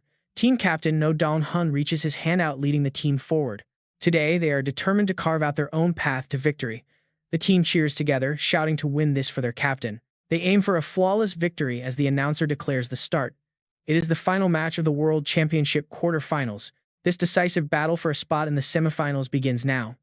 Meanwhile, Seo Moon-yeop looks absolutely withered, like a dried-up corpse. He checks and compares his stats. During the first 2 attempts, his attributes actually grew stronger, proving the method worked. But by the third dose, there is no improvement at all, only terrible physical decline. The poison is almost completely gone. Only 1 dose remains in the bottle. Pietro reminds him that while he used to revive instantly, it is different now. Now it takes 24 hours for him to resurrect. Instead of building immunity, his recovery time is only dragging out longer. He is basically wasting rare poison without getting any stronger. It is sheer foolishness, leaving him feeling incredibly frustrated. Is she mocking him? Seo Moon-yeop scratches his head in frustration. The first test was brutal, but each subsequent trial gets harder. It drives him crazy. She explains that even with his immortality skill, this poison is simply too overwhelming to endure. The physical toll is clearly piling up. Pietro advises him that since he knows it is foolish, he should stop immediately. He has already achieved some results, so stopping now is perfectly fine. Yet his stubbornness refuses to let him back down. He asks if she is seriously telling him to quit. With only 1 dose left, he has to see the final outcome. She firmly scolds him, stating this is completely unlike his usual self. Seo Moon-yeop, looking incredibly exhausted with dark circles, is puzzled. He is acting far too rashly, risking everything on blind luck, which is completely out of character for him. Seo Moon-yeop looks back on a previous strategy. He recalls a critical moment during a past battle against a deadly enemy. The main body of that terrifying beast had begun to move. Its cold, expressionless gaze locked onto him as the poison slowly set in. Injured and slowly dying from the toxin, Seo Moon-yeop had realized the beast was merely acting like a mindless combat puppet. Suddenly, the monster slipped behind him. He had believed he could hold his ground for a while even without a clear victory. Instead, the beast violently slammed him onto the floor, completely shattering his weapon with a single devastating strike. That initial assault smashed his shield to pieces. Clinging only to his spear, he crashed heavily onto the hard ground. The giant creature gaped its mouth open right above him, startling him into a desperate backstepping dodge to avoid the next bite. Before he could fully recover, it lunged forward, delivering a brutal punch straight to his stomach that left him reeling in agony. A devastating third strike tore right through him, finishing him off as his defeated body slowly dissolved into thin air. For the first time, he had no idea how to fight back. Pietro asks if his reckless poisoning is born from sheer desperation. He goes quiet for a moment, deep in thought. He quietly ponders if desperation is indeed the word for his actions. Maybe it is, he admits, not caring if it fits his character. His signature sly smile returns as he declares his resolve. He is simply refusing to give up. Overcoming deadly hunting challenges is the only time he truly feels alive. Dusting himself off, he rises.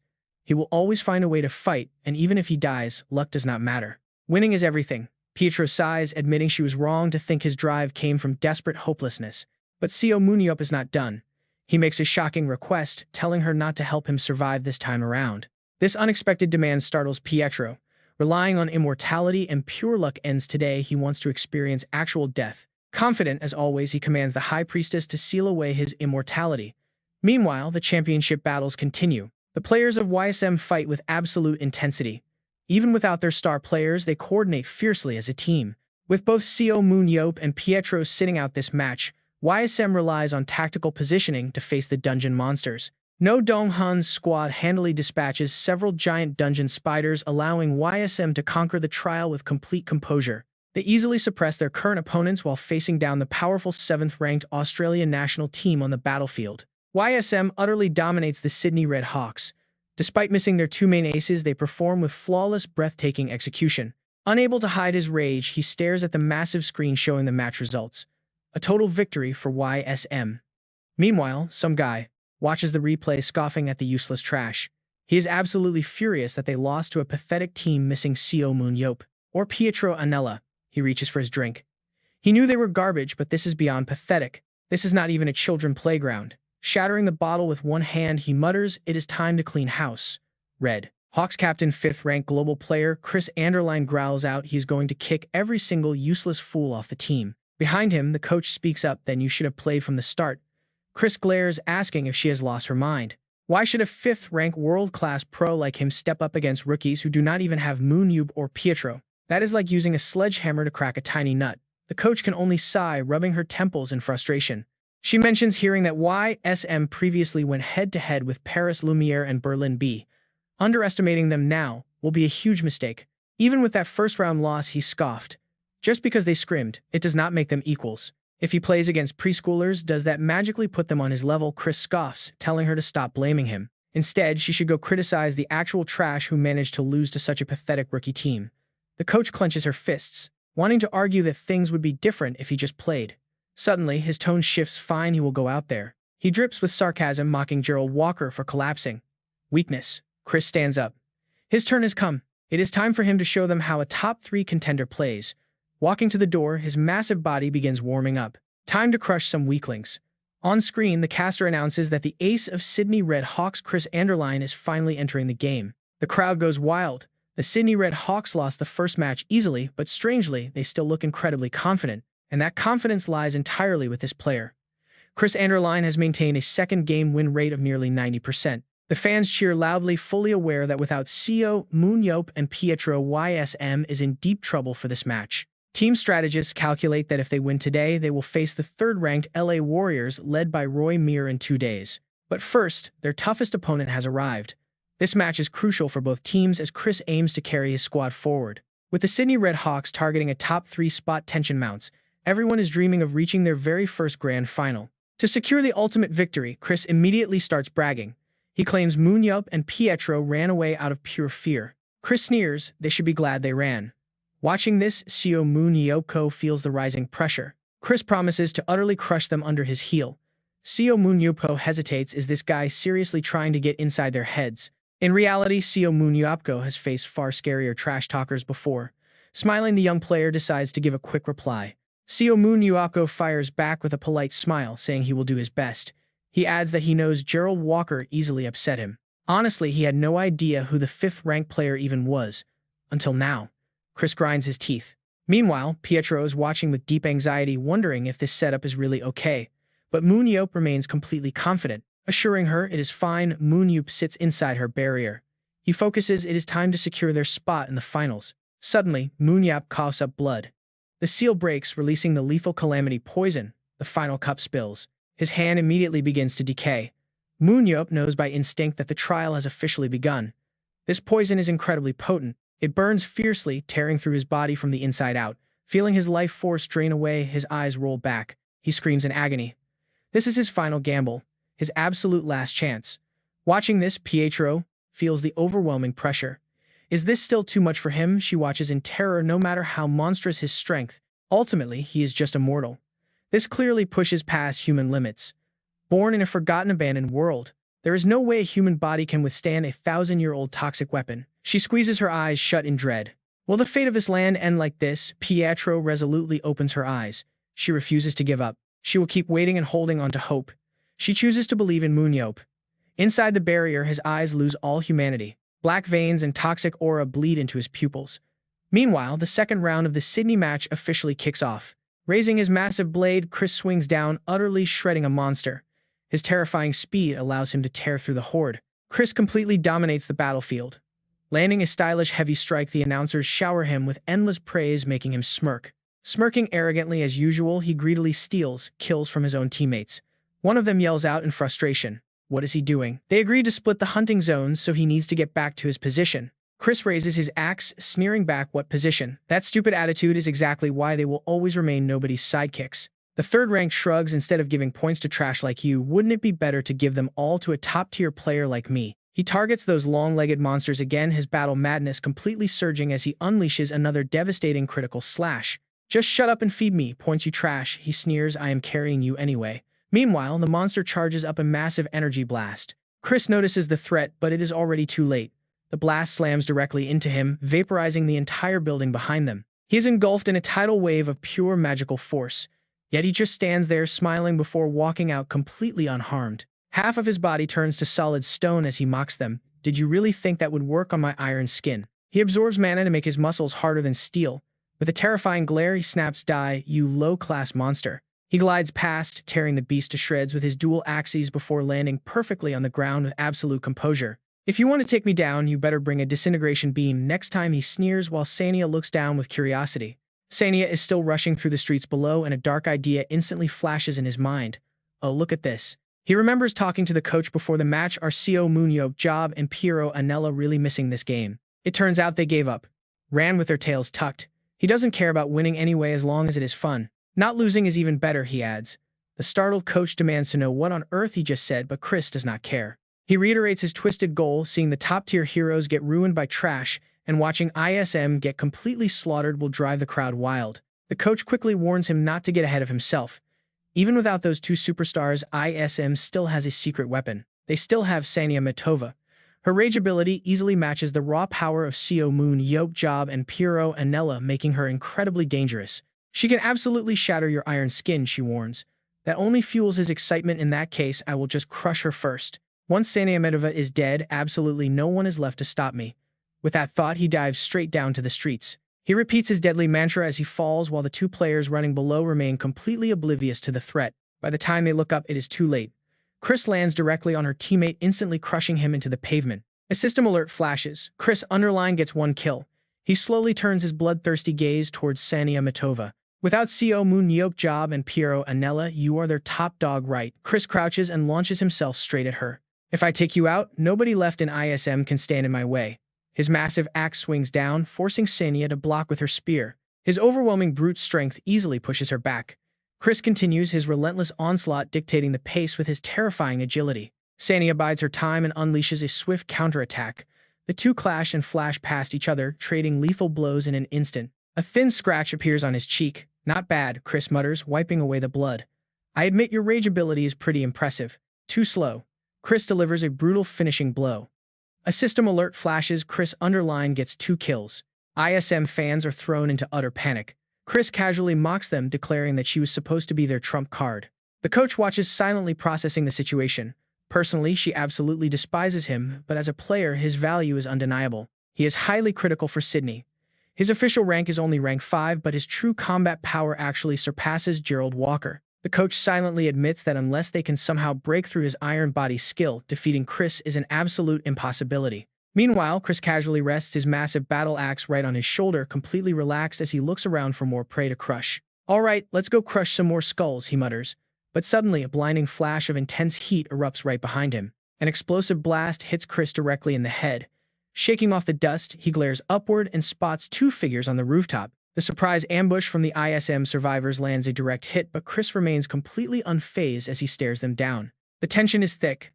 ISM is at a massive disadvantage after losing Sania so early. Can they actually pull off a miracle? Chris points his weapon up at them with a smirk. What do you think you are doing when your ambush completely failed? Those useless ranged attacks can't even scratch me, he laughs. Instead of running, you fools are just jumping straight to your graves. Seo Moon-yeop steps up to answer, snapping back. Run away. Losing Sania and Piero so early hurts, but she isn't our only player. Chris sneers at him. You are just bluffing like always, boy. No matter what desperate scheme you have, it will not work. Seo Moon-yeop cuts him off completely. No time for talking. Before we start, I have one question. Seo Moon-yeop looks down with a completely deadpan expression, asking him in the most casual voice, wait, what was your name again? We only play with actual top-tier pros, so we don't bother remembering names below rank 5. Was it Kring or something? Chris is absolutely furious, swinging his massive axe with everything he's got as he roars at the insolent brat. The entire rooftop takes a devastating, earth-shattering blow, exploding violently as the building beneath them begins to collapse. It is absolute chaos. Young-soo and Seo Moon-yeop run for their lives after provoking the beast. Meanwhile, Chris grits his teeth, roaring Seo Moon-yeop's name and promising immediate death. He vows to kill them all, leaving the team in a panic, wishing they had brought a tank to absorb the hits. How is he so fast? Seo Moon-yeop admits he has a plan, but he definitely did not expect the beast to be this strong. Young-soo screams in despair. We are dead. Together, they leap into the air, desperately running along the building walls to escape. Run faster. Chris continues to roar, calling them worthless cowards, while Seo Moon-yeop desperately tries to analyze the situation on the fly. He realizes the truth. The beast is targeting him instead of Chimyu. In this critical moment, running away is not his style. But suddenly, Seo Moon-yeop kicks his teammate far away. The shocked ally yells at him to run, while Seo Moon-yeop prepares to hold the line. He is terrified. Still, Seo Moon-yeop promises to handle things here as Chris begins channeling a massive destructive aura into his weapon. Using shared vision, Seo Moon-yeop barely dodges a massive swing.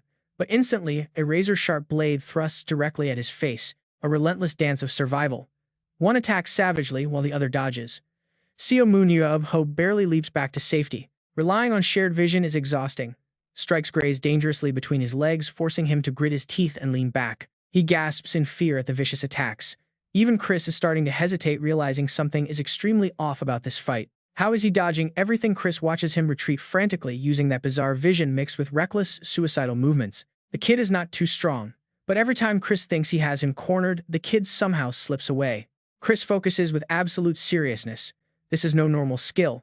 He stops relying on his weapon and directly charges forward. He realizes Seo Moon-yeop is stalling him while the team handles his allies. But Chris laughs it off, calling the plan useless. One blink. Suddenly, Chris appears right beside Seo Moon-yeop, boasting that nobody alive can penetrate his ultimate iron skin anyway. Seo Moon-yeop gulps at that terrifying speed. Suddenly, a massive explosion rips through the entire area with a deafening roar. But before the battle, Seo Moon-yeop had actually gathered his team. He told them to listen closely to the strategy. The key is taking down Chris. He possesses the insane strength of Nathan combined with Walker's legendary defense. He is also extremely fast. Anyone who meets him will die instantly. None of us can fight him one-on-one. So Seo Moon-yeop took the responsibility himself. He promised to distract Chris using his evasive shared vision and absolute stealth. He can hide right before Chris attacks. No Dong-hun raised his hand, questioning how they would actually hurt the monster. What if Sha, the only one who can pierce that iron skin, gets taken down first? Silence fell over them. They remained silent. Then a plan was formed. Seo Moon-yeop thoroughly explained every single detail to his team. The teammates found it hard to believe. No Dong-hun even asked if he was being serious, and Seo Moon-yeop firmly confirmed it. "Run," he said. That was the signal. Back in the present, a fiery blast suddenly explodes on Chris's head. It is a 3-hit fire combo. Young-soo appears again, declaring he could never just abandon his friends in battle. Chris shrugs off the damage, gritting his teeth in fury. With Young-soo's distraction complete, he retreats quickly. The monster is completely fine. Realizing this, Young-soo runs away while Chris roars like a wild, wounded beast. He screams that their rage spells cannot hurt him, shifting focus back to hunting Seo Moon-yeop with murderous intent. Seo Moon-yeop and Young-soo regroup, preparing another spell. It is time to use the Rage Orb to finish him. Chris charges blindly, yelling that their trash skill is useless. But Seo Moon-yeop infuses his own mana this time. With direct mana transfer, the spell's power multiplies. Chris freezes in his tracks as the bright light blinds him. Something is wrong, he realizes. A blinding light erupts within the building, followed by a devastating apocalyptic explosion. A massive fire pillar shoots into the sky. Chris is trapped inside the inferno, completely helpless as he burns. He is roasted alive. Suddenly, old memories flood Seo Moon-yeop's mind, recalling a voice asking what he just did. Seo Moon-yeop had stared blankly at the ice block. Roy defeated all the monsters, leaving Seo Moon-yeop feeling totally confused. His companion pointed elsewhere, confirming the snow spirit skill was used, but he was referring to something else. Horror had washed over Seo Moon-yeop's face. The man admitted he always wondered why Seo Moon-yeop chose him over others. He had doubted if Seo Moon-yeop truly belonged among the 7, since he had not proven himself yet. A massive ice path had frozen the air. But in that moment, he finally understood why Seo Moon-yeop chose him. His snow spirit skill combined with his mana is incredibly strong. Those words of praise still echo clearly. "You are an ultimate support hybrid, boasting both defense and offense, a powerhouse equal to Daniel Manns himself." Back in reality, a charred Chris slowly falls, his consciousness fading. The pain is unreal, making him wonder when his defense failed. Was his gear just shattered? His eyes remain wide in disbelief, but destroying the equipment does not inflict any serious physical damage to his body. He can still move. Trying to calculate his next move, he remembers the opponent fired 5 Wrath Spheres.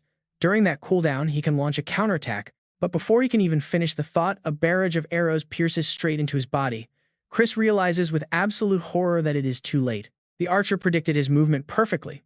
Judging by his face, the hit was clean. No single player should have been able to bypass his gear. As his vision begins to blur, he mutters that his opponent is still just one man. But Seo Moon-yeop is quick to shut that down. He confidently declares that they are a team. Back in the real world, a helmet is slammed violently onto the floor. Chris Anderline is absolutely furious. Slamming his fist onto the chair, he screams in rage. Losing to that absolute trash is completely unacceptable, and he will never let this go. His face contorts with pure hatred. Just then, the official match results pop up on the screen, showing the outcome of Game 2. ISM defeats winner. It is a stunning triumph of pure teamwork, and with this massive win, Team ISM officially secures their spot in the semifinals. Gabriel wears a satisfied smile, remembering how he told Seo Moon-yeop to just focus on his job as the guild leader, which Seo Moon-yeop easily agreed to. But Gabriel still admits it is a massive shock. Seo Moon-yeop asks what is so surprising about it, since the opposing team has a top-tier player. They had Chris Anderline, the 5th-ranked player in the world, yet Seo Moon-yeop benching the guild leader for a risky match seemed like madness. Gabriel figured he would at least be nervous. But Seo Moon-yeop calmly asks if he would say the same thing if they had put in Daniel Manns. "That would not be a surprise at all," Gabriel exclaims in utter shock. It turns out Seo Moon-yeop was not just watching carefully from the sidelines. He truly believed ISM would win. Seo Moon-yeop confirms it. Of course he did, since he poured so much time into building this team. He tells him to call when they reach the finals. Gabriel walks away with a grin, wondering if Seo Moon-yeop already saw this victory coming. Did he really believe making it to the semi-finals was already guaranteed? Suddenly, a blaring announcement echoes through the arena. There is breaking news. The crowd is told to pay attention. The upcoming matchup between the Law Warriors and Team ISM has already been decided due to a forfeit. The Law Warriors have dropped out, sending ISM straight to the finals. But why would they forfeit so suddenly after playing so well before? Endless questions flood the media. Roy calmly sits before a massive wall of microphones, ready to address the chaos with absolute confidence. He states clearly that now is not the time to discuss details. He can only share one minor detail with the crowd. They withdrew because they have much more urgent unfinished business to take care of. Meanwhile, out on the streets, Chris Anderline is wandering around. He is chugging alcohol like water. Stumbling down the sidewalk with a bright red face, he curses the absolute embarrassment of his recent loss. Losing to those complete amateurs makes absolutely no sense, but when he notices random pedestrians staring at him, his temper instantly flares up. He spins around and snaps at them. What are they looking at? Have they never seen a drunk man before? Gritting his teeth, he mutters that nothing can calm his rage and he will beat anyone who crosses him into a pulp. Suddenly, he spots a bus parked across the street. It features the Team ISM logo and the players are just starting to step off. Watching from a distance, he immediately recognizes them. Chris Anderline glares as the group of young players makes their way into a nearby building. Realizing this is their team lodging, a sinister, plotting smile slowly creeps onto his face as he hatches a dark plan. Late that night, long after the building has closed up, Chris Anderline sneaks back to the location, carrying his dual weapons. Dressed in dark, easy-to-move-in clothes with his collar pulled up to mask his face, he whispers his vile plan to himself. If the hotel collapses and a few of them end up dead or badly injured, they will not be able to play anymore. He promises to personally take care of Seo Moon-yeop first, but as he stands before a dark alley, his eyes suddenly turn incredibly serious. He senses a strange presence. Snapping his head around to look, he only spots the tiny shadow of a cat sitting in the darkness. Yet an overwhelming invisible pressure suddenly weighs heavy in the air. Looking closer, it turns out to be nothing but a harmless orange cat. The cat lets out a soft meow, letting Chris lower his guard. Tense, he turns back around, muttering that it is just a cat. Little does he know that cute orange cat has just transformed into a massive, monstrous mouth. Chris stands completely unaware of the danger. The horrific entity creeps up behind him, closing the distance step by step. Just as the massive jaws open wide to swallow him whole, Chris reacts just in time, spinning around and raising his axe to block the strike, but the massive jaws snap shut right on his weapon. He gasps in absolute shock, wondering what on earth this thing is. Unleashing a powerful counterstrike, he manages to knock the creature backward. The beast crashes face first into the dirt. Panting heavily from the sudden clash, Chris tries to make sense of what just happened. He has never seen a monster with this kind of terrifying power and bizarre form. Confusion washes over him as he stares at it. But before he can recover, the creature's mutated tongue shoots out like a whip, piercing him directly in the eye. Chris screams in agonizing pain. The hideous mouth retracts its hook-sharp tongue, leaving him clutching his face in absolute panic. He frantically wonders how this happened when he clearly had his iron skin skill active, leaving him bleeding out of one eye. He channels his magical power to reinforce his body, making it hard as steel. Calming his racing heart, he knows he must escape this place first. But suddenly, something moves right behind him. A grotesque crimson lump of flesh is writhing, letting out bizarre, high-pitched meowing sounds. The creature looks absolutely stomach-turning. Chris Anderline glances back at the maw behind him. It is still there, blocking his path. Trapped from both the front and the back, he scrambles for a plan, but the humanoid flesh mass behind him moves first. It whips out two fleshy tentacles from its body, tightly wrapping around his head. Terror completely consumes him in an instant. What kind of monstrous power is this? That hideous, terrifying face looms close, followed by a relentless barrage of heavy strikes. The blows rain down on Chris Anderline. The mass beats him half to death, leaving him bloody on the cold ground as he whimpers for mercy. "Please spare me," he begs. But the monster only emits unintelligible gurgles while wrapping itself around Chris Anderline's leg. A thick trail of dark blood smears across the pavement of the dark alley. It leads straight down into a nearby sewer manhole. Deep inside, an eerie blood-red glow shines upward. Meanwhile, a distant city is suddenly engulfed in raging flames and thick black smoke. Space itself warps and countless people lie unconscious on the ruined streets. Time seems to stretch on forever, this nightmare showing no end. In this living hell stands a solitary figure. He turns. His eyes flash with brilliant light. Back in the real world, the queen suddenly collapses to the floor from overwhelming dizziness. Her two guards rush forward in a panic, calling her Majesty. Her eyes shimmer with a strange glow. Looking down at her trembling hands, she whispers that fate itself has just been rewritten. A system notification pops up. The Eye of Destiny has glimpsed the future of another, throwing the queen into absolute panic. What on earth is going on here? Outside the glass, she watches the bright blue skies suddenly warp and darken into thick clouds. Meanwhile, Seo Moon-yeop stands on his balcony watching the storm roll in while on a phone call. "Roy, why did you give up?" Roy replies from the other end of the line, reminding him that they both received that special assignment from Seo Moon. Seo Moon-yeop agrees. Right before heading over to Sydney, Seo Moon had tossed a strange object over and told him to take it. Catching it, Seo Moon-yeop asked what it was. Seo Moon simply pointed and said it was written right there, homework. He was totally stunned. Homework. Seo Moon explained that he and the high priest would be pretty busy for a while, so this would be a temporary task. This assignment is linked to the high priest Pietro. It seems things are getting complicated as this mysterious figure is about to make a move. He is indeed a key player. Now just plug that device into the tactical battlefield module and everything will start to make sense. Once connected, the simulation begins. The mysterious USB drive sits on the table and suddenly massive crimson serpents manifest in the air. Their scales are covered in countless blinking, horrifying eyes that glare down at the room. This looks like a real horror show. Seo Moon-yeop gasps in utter shock. What on earth is that? Are we seriously supposed to fight these monstrous things? Right then, allies materialize. Three familiar faces appear right next to him: Roy, Nathan, and Surin. At the same time, the Queen flashes onto the main screen. Everyone is fully logged in. Welcome to Seo Moon's special training session. She announces that she will be guiding them through this trial. She wishes them luck in surviving the apocalypse and becoming true heroes. But suddenly, an unexpected figure looms right behind the group. He sighs, "Cut the posing when the world is ending." Seo Moon-yeop spins around and gasps. Wait, is this the training boss? Turns out their legendary instructor has arrived and he does not look pleased. The training boss is fed up. Stop standing around, get moving, an attack is coming. Without warning, the entire ground crumbles beneath them, sending everyone plummeting into an endless void. Seo Moon-yeop looks down, absolutely terrified. Yet the training boss easily floats right alongside them, holding a megaphone to deliver instructions while they fall. He yells that he is going to drill the tactics for beating that damn giant snake straight into their heads.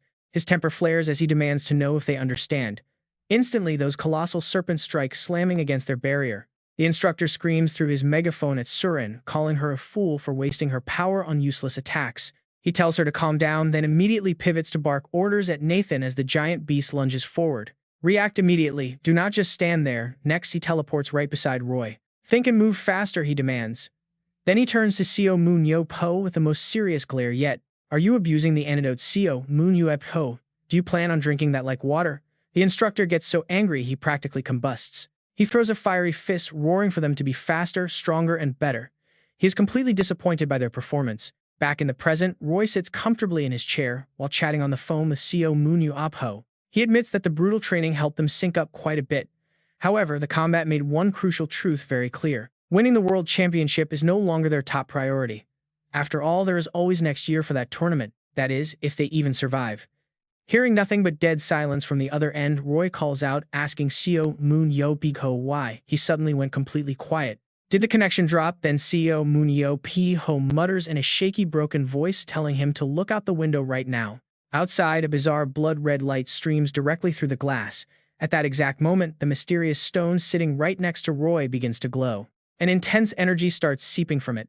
The power surges, rapidly growing stronger by the second, forcing him to freeze in sheer disbelief. His eyes widen as he senses the gravity of the situation. Roy rushes over to peer outside, only to see something terrifying in the sky. A massive crack has split the protective barrier wide open. Suddenly, the entire sky across the city begins fracturing into a web of broken glass. Roy stands completely frozen in absolute horror. He quickly grabs his weapon and reaches out toward the glowing stone once again. The swelling energy urges him forward, refusing to stop. In the blink of an eye, Roy is instantly pulled into an entirely different dimension. Clad in his protective suit, he glances over and notices Seo Moon-yeop and Surin have also been summoned right alongside him. Now inside the tomb of the first emperor, a colossal foot stomps violently onto the ground, triggering massive earthquakes and deep fractures. Feeling the terrifying tremors, the four of them immediately turn toward the source. The creature revealing itself is none other than the fallen high priest. Grotesque mutations now protrude from his body. His eyes gleam with malice as a booming, enraged voice echoes through the tomb. He sneers that the pests have finally arrived to interrupt his grand ritual, declaring that he is just one step away from finishing them. With a menacing laugh, the fallen high priest hurls a devastating attack directly at the group, but right before it can hit them, another force intervenes. A massive explosion erupts, completely blinding the battlefield. When the dust begins to settle, a familiar figure stands guard. The enemy hesitates in surprise as Anela appears, shielding the four heroes and deflecting the lethal blast. She casually remarks that she almost arrived too late. The fallen high priest grinds his teeth in pure rage at her sudden interference. He asks if that piece of trash finally decided to crawl out. Anela merely stares back with a chillingly cold expression. Behind her, Nathan quickly asks the high priestess where Seo Moon-yeop is, wondering why he did not arrive alongside her. Without turning around, she simply replies that it is not that Seo Moon-yeop refused to help, but rather that he literally cannot make it. Hearing this, Nathan jumps up in utter disbelief, questioning if Seo Moon-yeop is seriously not coming to aid them. Anela keeps her eyes locked on the enemy, promising to explain the details later since they must focus on the threat ahead. The fallen priest scoffs at their confidence, mocking them for thinking a mere group of 5 could ever hope to stop him. Anela calmly reminds him that in the past they only needed 2 of them to hold him back, completely silencing his arrogance. Furious at being reminded of his past defeat, the priest vows to show them the absolute gap in their current power levels. He lunges forward with a devastating punch, blasting Nathan back with immense force and triggering another massive explosion. As the thick smoke clears, Nathan is left lying completely motionless inside a deep trench carved out by the impact. The high priest sneers that one is already down. But suddenly his gaze turns heavy as he looks down at his own hand. He notices countless fine lacerations covering his skin, realizing he let his guard down. Nathan slowly sits up and wipes his face. Nathan smirks, remarking that this guy is not nearly as tough as the serpent they faced. But then a dark energy flows. In an instant, the priest's wounds seal up completely, leaving his hand totally unscathed. Gritting his teeth in frustration, he clenches his fist. "This is getting interesting," the priest mutters. Meanwhile, Anela begins casting multiple glowing magic circles, summoning ancient spirits. Roy matches her pace, swinging his sword to unleash a devastating slash. Their combined attacks surge forward in a blinding display of power. Yet as the smoke clears, the fallen priest stands completely unharmed, confidently laughing off their futile attempts. He declares that it is absolutely useless, but Anela is not done, channeling a lethal death beam into a swirling vortex of energy. The dark priest freezes, stunned by the sheer pressure. Anela launches the newly formed spell high into the air. In an instant, the magic expands into a colossal pillar of destructive force, dwarfing the priest as it rains down. A razor-sharp energy blade slices across the chamber, carving a massive abyss into the temple floor. But the slippery priest vanishes, reappearing right behind Suran and Seo Moon-yeop with the clear intent to eliminate them first. The two gasp in horror, but Nathan moves like lightning, intercepting the deadly strike just in time. Gritting his teeth, Nathan pours all his strength into blocking the blow before immediately launching a fierce counterattack. The high priest is forced back. Seizing the opening, Nathan splits into 2 illusions to strike from both sides simultaneously. With 2 blades closing, and the priest recovers his composure, raising his hands to halt both incoming strikes. The weapons clash in a blur of blinding speed, but as the priest struggles to hold them off, the trap is sprung. While he is completely occupied, 2 more illusions of Nathan materialize from the shadows directly behind him. A vortex of power erupts, followed by 2 intersecting slashes. The fallen high priest is forced to flip through the air to evade those razor-sharp strikes.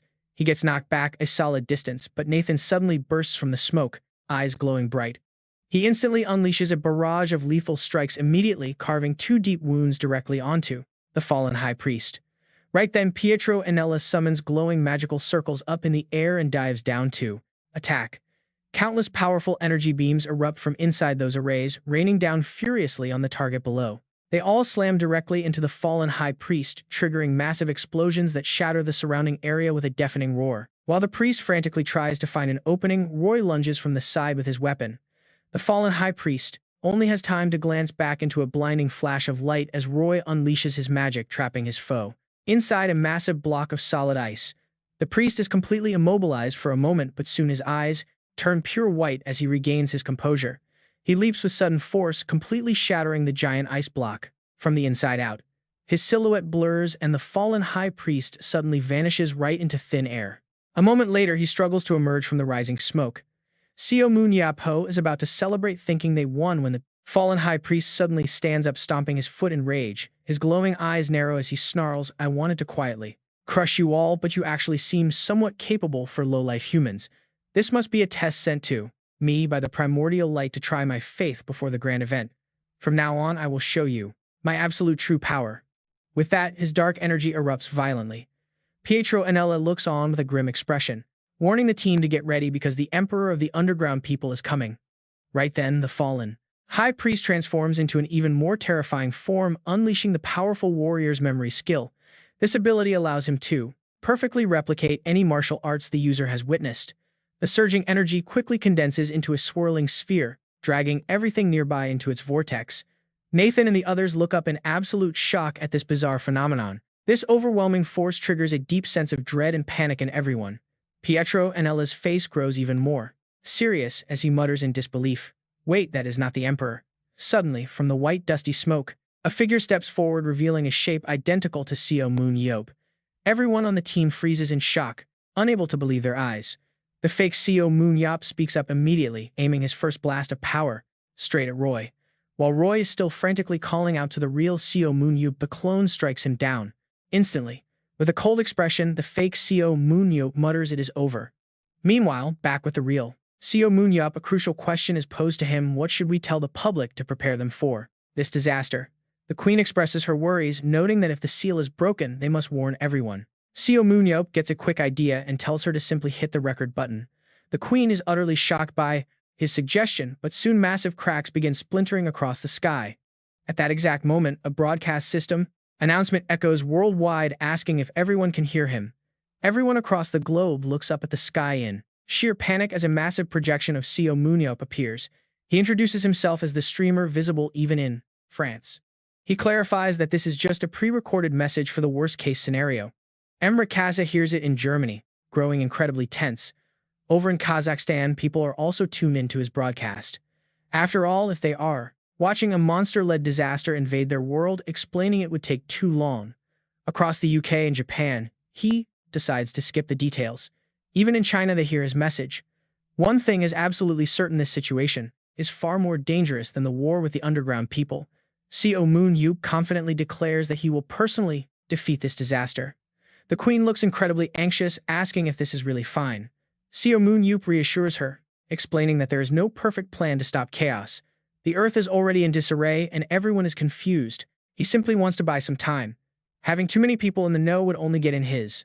The absolute priority right now is securing a victory.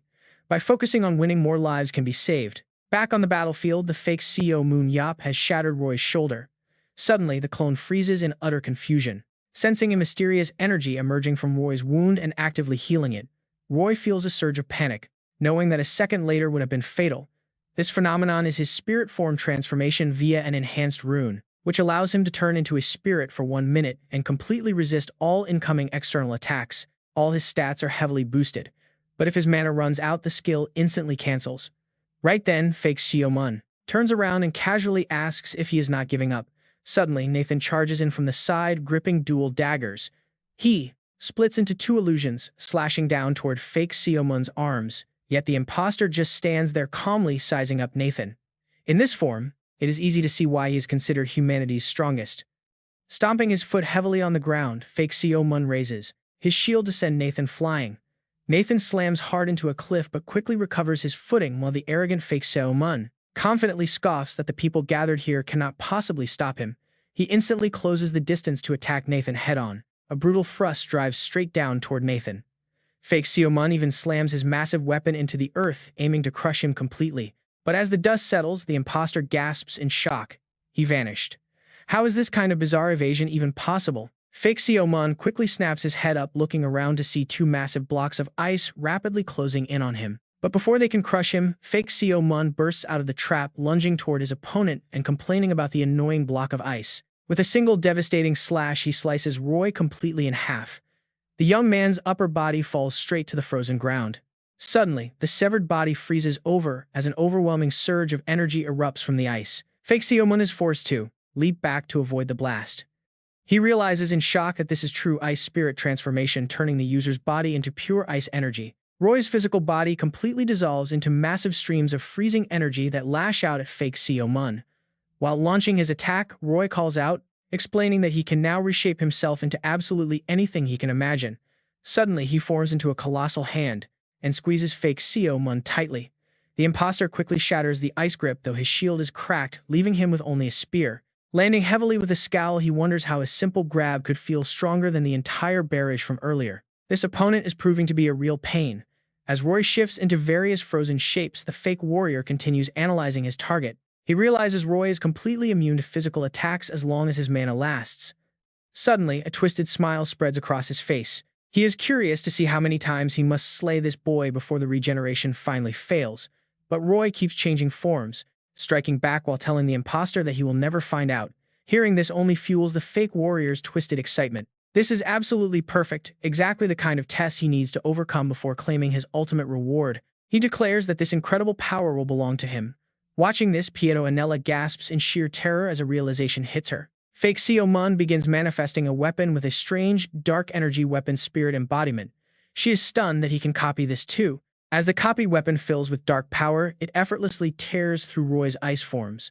The relentless speed of the attacks is simply too fast for Roy to regenerate, pushing the young mage into a corner. Raising his weapon, fake Seo Moon prepares to strike a final blow, unleashing an attack that seems completely unstoppable. He puts his entire weight into one final devastating thrust. Roy is forced back into his human form, lying defenseless among the shattered ice as the blow descends, but suddenly his silhouette begins to fade away.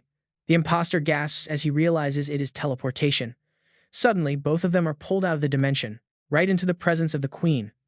Fake Seo Moon sneers as he looks around mockingly, stating that he finally found her hiding spot. He accuses her incompetence of ruining their fate, claiming she is now relying on humans to get in the way of their mission. He demands she pay for her sins with her life before ruthlessly driving his weapon straight through the queen's chest. The sharp spearhead is coated in a dark, ominous aura. Fake Seo Moon shows absolutely no mercy as he pushes the blade deeper. Wait, let's step back in time slightly. Seeing the dangerous state Roy was in earlier, the queen was filled with immense worry. Realizing he was in grave danger, she desperately reached out her hand to summon him back to safety. But that act unexpectedly dragged fake Seo Moon right along with him, leading back to the moment the imposter sneered at her hiding spot. The queen realizes with horror that he traced her mana signature directly to this location, and now she is skewered on his spear. Grunting in pure agony, her face turns pale as the weapon pierces through. Surin and Nathan both rush outside to witness the horror. Boiling with rage, Nathan immediately lunges forward to attack fake Seo Moon, but the villain casually brushes off the incoming assault. Declaring the queen is already finished, he mockingly refuses to play with weaklings before flashing a sinister grin. Still, Nathan keeps pushing. The imposter effortlessly deflects each strike coldly, stating he never cared about fighting humans in the first place. Pointing toward a giant door bound by massive chains, he reveals his true purpose is opening it. But suddenly, a voice interrupts him. Startled by the sudden intrusion, he looks up as countless magic circles begin forming and glowing across the sky. Terrified by the overwhelming scale of the spell, fake Seo Moon turns to flee, cursing under his breath. But Anella stretches out her glowing hand, shouting that it is far too late to run as her massive power floods the entire area. Up in space, a sudden explosion blocks out the view completely. Down below, those ominous red cracks are still spreading across the sky. High above, the crowd looks down with absolute dread on their faces. Right then, a sudden system warning blares. The system tells everyone to prepare for battle, and right on cue, hordes of monsters swarm from those dark portals. The vanguard stands tense, grips tightening on their weapons. Out of nowhere, a massive pillar of raw energy crashes down, followed by countless beasts. They slam directly into the planet's defensive barrier, a chaotic mix of monsters, both giant and small. Unable to break through, they just swarm the exterior. Moments later, dead bodies and black blood start piling up below. Disgusting monster fluids coat the ground. Yang Shu grits his teeth, hacking away at the beasts while venting his frustration. He curses that this nightmare is never ending, but his comrade urges him to pace himself since they know their patterns. Still, Yang Shu worries because there are just too many of them. Suddenly, Li Nian stares toward the horizon in shock. He gasps, "Wait, what is going on over there?" The massive portals are actually starting to shrink and vanish. Everyone looks up, holding their breath as they watch. Within seconds, every single crack in the sky seals shut. A clear, beautiful blue sky returns, allowing the exhausted survivors to finally let out a collective sigh of deep relief. Jinsu cheers that she was actually right. The commander and Anella did it. Slowly, the thick dust cloud parts, revealing Anella with Seo Moon-yeop hiding closely behind her. Nearby, the fake Seo Moon-yeop has been sliced completely in half. His upper torso is nowhere to be found. Anella looks around coldly, asking if the threat is finally over. As the crowd starts celebrating their hard-won survival, Yang Shu notices something in the far distance and freezes in absolute terror. He gasps, "What is that?" A massive rift has torn open the horizon with a heavy voice echoing from within. Mumbling about the primordial light, the half-body of that fake Seo Moon drags itself toward a heavily chained gate. Seo Moon-yeop panics at the sight. Anella quickly steps in front of him, warning Seo Moon-yeop to stay behind her. The massive chains begin to snap. Using his remaining upper body, the fake Seo Moon shatters the gate, laughing in triumph. He screams that the gate has finally opened. A terrifying shockwave erupts from the opening, blowing Pia and Seo Moon-yeop back. The two watch in horror as the path stands wide open. A massive tear in space begins expanding rapidly. The rift stretches wider by the second, and that satisfied laugh on his face is honestly pure nightmare fuel. He prays for the primordial light to guide them to eternity, and right then terrifying shapes emerge from the crack.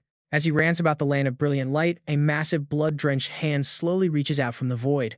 A dark voice murmurs about something staining its hand, and suddenly massive red serpents slither into view. Riding atop the largest snake is a shadowy figure, flicking a long tongue as black blood drips down. He mutters that it does not matter, standing proudly among the beasts as he declares that he has finally returned. Flashing a sinister grin, his arrival triggers an emergency siren warning all citizens of an active national security crisis. The automated broadcast from the Disaster Management Agency blares, announcing an immediate full-scale air raid warning across the country. The siren echoes through every city, ordering people to seek shelter immediately as the skies begin to burn. Suddenly, a massive explosion rocks the entire area, and the giant blood-soaked serpents begin coiling together in the sky. People run for their lives in pure chaos. The newly arrived monster chief sighs, disappointed by how we humans look. He crosses his arms, looking down at the fleeing crowd with a deeply smug and mocking expression. He mutters that they are nothing but fools who have forgotten how to fight, making this whole invasion incredibly boring. On his command, the massive serpents open their jaws, gathering devastating spheres of pure energy to launch downward. The energy blasts detonate in midair, triggering chain explosions that completely obliterate the landscape below in a thick cloud of dust. The devastation is total, leaving nothing but ruin. Meanwhile, far away under a clear sky, a helicopter flies toward the zone. Inside, the queen stares at the monitor showing the serpent threat, realizing that the ancient seal has finally shattered. As a healer treats her badly wounded shoulder, they warn her that this quick fix is only enough to keep her alive. They caution that her condition is critical, making any immediate travel or teleportation completely out of the question for now. Looking at her remaining allies, she apologizes, admitting she should have been more careful instead of dragging them into danger. Nathan reassures her, saying they had no other choice and can still survive if they work together in this battle. Right on cue, the remaining two allies finally arrive on the scene to back up the struggling team. A collective shout of absolute shock rings out, calling out Seo Moon-yeop's name in disbelief. Pietro Anella frantically delivers the grim news. They couldn't stop him despite trying their absolute best, as his obsession ran far deeper than anyone ever feared. The seal was broken, forcing them to flee for their lives. Seeing her panic, Nathan immediately steps up to ask about the missing legend. He presses Pietro Anella about her warning that Seo Moon-yeop wouldn't show, and she nods. This makes Nathan wonder if something terrible happened to him. Pietro Anella drops a bombshell that leaves everyone frozen in shock. Their powerhouse has met a tragic fate. Seo Moon-yeop swallowed the calamity's deadly poison, which is why he is absent. Hearing this, Nathan calls it highly unfortunate, catching her completely off guard. What does he mean by that, she wonders. Nathan sighs and explains he briefly doubted Seo Moon-yeop when he first heard the man was missing. He originally assumed their leader saw this battle as entirely unwinnable and ran away, but knowing he did not flee changes everything. That man is the type to claw his way back from the depths of hell even if it kills him. That leaves them with only one clear option. They must buy as much time as possible until he returns. Suddenly, 5 warriors stand tall beneath a massive swarm of giant snakes. They lay out their plan to hold back the calamity on their own. Listening closely, Pietro Anella notices Nathan's hand trembling uncontrollably. He is clearly forcing himself to look tough. As the person who literally confirmed Seo Moon-yeop's death, she finds his unwavering faith hard to comprehend. Still, with the end of the world looming right over their heads, clinging to a desperate hope like this might be their only option. Suddenly, a warning shout cuts through the air, shouting that the beast is here. Instantly, a horrifying creature crashes down right in front of them. Nathan leaps backward, his heart pounding in utter shock at the beast's impossible speed. There's no time to think before the creature unleashes its fury. It launches a relentless assault on everyone in sight. Just then, memory of the training instructor flashes back, reminding them that these serpents are incredibly fast. Yet there is a way to dodge. A bullet is fast, but if you watch the gun barrel and the shooter's finger, you can predict its path. The same rule applies to the giant snake. Even with its multiple heads, reading its movements is entirely possible if you understand its massive anatomy. Once you decode how that massive body moves, no amount of speed can hide its next strike. You can read it like an open book. In the memory, Seo Moon-yeop raises his hand with a crucial question. What happens if the main body of the calamity starts moving itself? The instructor boss explains that is highly unlikely. It is a polymorphic entity, meaning it can take the shape of both human and serpent simultaneously. Because of this, when the snakes strike, the human form remains completely still. It is like having leg muscles stronger than your arm muscles. No one is foolish enough to strike with their legs anyway. Recalling this valuable tip, Nathan instantly maneuvers across the snake's massive scales. As long as they do not make a single mistake, they can avoid being taken down in one hit. Nathan moves like a shadow. He weaves through the deadly swarm with supernatural agility. The monstrous serpents snap their massive jaws wildly, but they cannot land a single hit. Nathan's eyes flash with intense focus as he executes his next move. Moments later, a massive cloud of smoke erupts between the snapping heads. They call this true arrogance. Nathan's eyes widen as a sudden realization hits him, causing him to scream internally at the sudden shift. He finally sees the truth. Without Seo Moon-yeop by his side, he is forced to face a suffocating, overwhelming pressure all by himself. Around him, the other warriors unleash their absolute strongest abilities, combining their might to strike back at the towering horror. They are fighting. They are risking everything, clinging onto what seems like baseless hope. Creating a massive cloud of dust, they leap backward to gain some distance. Nathan grits his teeth, pushing his limits. They cannot afford to stop here. Fueled by raw determination, he knows they must keep going. He urges them to stall for as long as possible. Three warriors flash past a serpent's head, repeating the word trust like a sacred mantra. Trust, trust, trust, trust. With absolute faith burning inside him, Nathan gives it everything he has, refusing to doubt his missing friend for a second. Right on cue, the giant head of the serpent completely explodes. The three-man team swiftly dodges a barrage of incoming counterattacks. They immediately pivot to strike another head. In a high-stakes battle like this, even a single second of hesitation could shatter their resolve. Facing this towering abomination is terrifying, but Nathan manages to land a devastating slash right across the monster's thick neck. He sliced it wide open, he thinks. Just when it seems the beast impales him, Nathan vanishes and reappears completely unharmed elsewhere. Once again, a crucial memory of the training instructor flashes through his mind. The instructor warns of one final absolute rule. If the main body actually starts moving, run away at all costs because staying behind means instant death.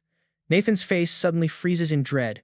This nightmare mirrors the chaotic raids Seo Moon-yeop used to lead. Covered in blood, Nathan's battered body is violently thrown to the ground. Meanwhile, the monster stands tall, staring up at the massive nest of serpents. Surely the threat will vanish once the primary serpent is destroyed. Yet the suffocating tension in the air remains dangerously high. Standing in the crowd, Betty frantically types on her phone. Her face is pale with worry. A text on her screen tells her to find shelter immediately, but she responds that she is terrified. The reply promises that if she waits there, he will definitely come rescue her. Despite the comforting words, her anxiety only grows. Suddenly, a harsh shout cuts through the noise. An angry man points his finger, demanding to know when they will finally arrive. He yells that they are incredibly lazy and always show up late.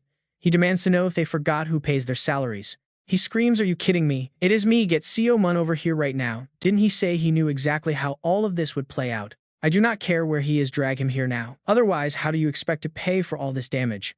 But as the man continues to scream, a bizarre stone with an embedded eye suddenly materializes right before him, freezing him in terror. "Get this thing off me, please," he shrieks in panic, desperately trying to fling the creepy object away. And watch this, the flying stone hits Be Pretty directly, sending a sudden jolt of raw, mysterious energy surging right through her. Another massive wave is coming. The emergency alarms blare as inspectors scan the area on high alert. Then, without warning, another colossal beast emerges directly behind Park Jin-tae, ready to tear him apart. Relying on his lightning-fast reflexes, the veteran quickly dodges the strike, though Park Jin-tae's anxiety is clearly reaching its limit. He demands an immediate update on the situation, and the incoming report is grim. After that, giant serpents surfaced, chaos erupted. Countless gates across the globe have merged into one massive portal, and major cities worldwide are now under brutal, relentless attack. Completely shaken, he frantically asks about the status of the civilian shelters, desperate to hear some good news. The operator reports that the evacuation rate is only 58%, but there is still a small silver lining. Because the bunkers are located on the outskirts of Seoul, casualties are surprisingly low, giving Park Jin-tae a brief moment to breathe. He asks about the giant serpent next, only to learn it has remained completely still since its initial strike, almost like it is waiting. Suddenly, a frantic voice screams through the comms. Nathan, Bernard, Surin Roy, Mayer, and the others are engaged. Along with Seo Moon-yeop, Ji-ho, they are currently fighting that monster. Park Jin-tae gasps in shock. How did they even get there? He silently wonders if Rob is with them, but quickly shakes his head to focus on the immediate crisis. "We need to save as many lives as possible," he orders. "While they buy us time, mobilize every single superhuman we have. Not just the arena fighters, everyone." But just as they prepare to move out, the doors suddenly burst open. Yang Min rushes over after pulling Be Pretty to safety, checking if she is okay, while a massive announcement echoes across the area. Every single arena fighter and registered superhuman has joined the rescue operation, fighting through their own confusion to save lives. Amidst the chaos, Yu and Jinsu slash through hordes of beasts, but then Seo Moon-yeop senses a crushing pressure. He turns around slowly and freezes. A grotesque, towering nightmare of a creature has appeared. Down below, amidst the ruins of a devastated building, two figures stand tall, their hair fluttering wildly in the harsh wind. Currently, about 230 million superhumans are registered, and Sanya steps forward to shield her allies from the threat. She positions herself perfectly between Yang Min, Be Pretty, and the terrifying monster. Among these millions, only the top 1,000 truly stand out. These elite few hold unofficial ranks of power, and Sanya is one of them, ready to show exactly why she belongs. With absolute ease, she obliterates a massive beast. This is Sanya Medeva, the newly ranked 448th superhuman. But as another beast begins its rampage, a door slams open, revealing Choi Hyuk, the newly ranked 643rd. Standing entirely alone against a grotesque towering titan of a monster, he fearlessly prepares to charge headfirst into battle. But a crushing shockwave of raw power suddenly pushes him back. For Bae Hayeon, combat is about rhythm, not just brute strength. She leaps into the fray, gripping her whip tightly as she effortlessly dissects a giant beast with a single fluid strike. Ranking at 33rd, Bae Hayeon stands far above millions, proving that these elite warriors are absolute monsters compared to normal humans. They are monsters fighting other monsters, pushing themselves to the absolute limit just to keep humanity from crumbling. And yet, even humanity's ultimate shield is reaching its limit. Can they really survive this? Take rank 244 Seo Moon-yeop Ho, for instance. The young warrior is currently badly wounded, forced to take cover behind a massive shattered boulder. Next is rank 33 Pacho Anela. She sits bleeding against a cracked stone, utterly exhausted. Even rank 7 Suren lies completely unconscious on the cold ground. Even rank 3 Roy Mayer is down, his face buried in the dirt beside his shattered, broken weapon. The monster sneers, "Is this truly all humanity can muster? Yet you still dare to stand in my way." Only the top-ranked fighter Nathan Bernard remains on his feet, though his heavily battered body is visibly trembling from exhaustion. Despite the pain, he leaps forward, launching a desperate strike. The creature easily blocks it, questioning why he refuses to accept defeat. Gasping heavily for air, Nathan Bernard wheezes out a simple reply: "He will come." The beast stares back in pure confusion. Stomping his foot down to crack the earth, Nathan Bernard raises his blade one last time, yelling with absolute conviction. "We believe he will come," he roars, but the giant monster ruthlessly drives a devastating fist straight into his stomach. "I am completely bored of you pests," the monster mutters, sending Nathan Bernard crashing backward with a brutal explosive blow. It creates a massive explosion. His body slams hard into a giant boulder, shattering it to pieces, and worst of all, his arm is completely severed. His severed arm is gone. His dagger flies, spinning through the air before dropping straight down, stabbing deeply into the ground. It lands right in front of the monster. It is over.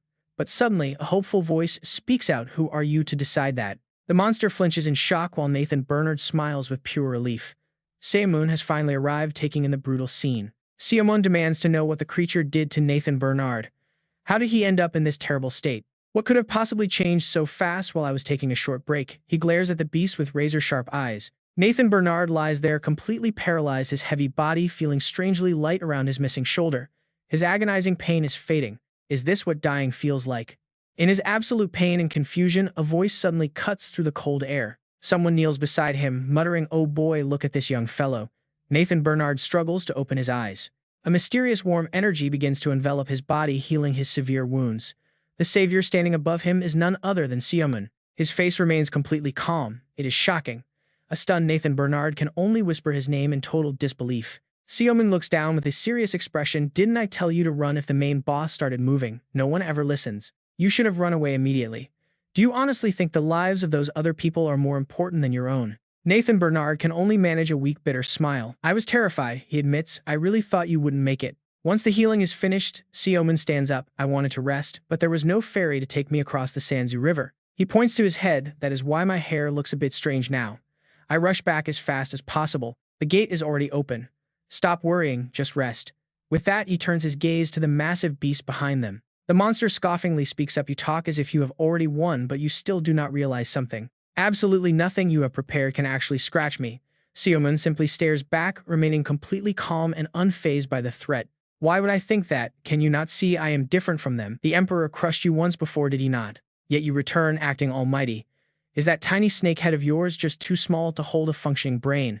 He drops the insult right as he teleports directly in front of the beast. The monster gasps. When did he get here? Moving with lightning speed, Seo Moon unleashes a devastating blow that triggers a violent explosion right on the massive creature. Stepping back, he continues to throw shade. "What I meant earlier was that all 5 of my subordinates combined are still weaker. Try to understand that, idiot." The monster shrugs it off mockingly, praising the ambush and acting completely unfazed. "That was a decent surprise attack, but you barely left a scratch." Seo Moon knows the true power of his blow, though. Hearing him, Seo Moon laughs. A scratch. Right on cue, the monster's massive frame staggers and collapses to the dirt. "Before you run your mouth, look behind you," Seo Moon warns. Sure enough, the horde of snakes behind has a massive gaping hole. The monster struggles to stand firm again. Seo Moon strikes once more. "Do you finally understand the reality of your situation now?" But the monster simply nods.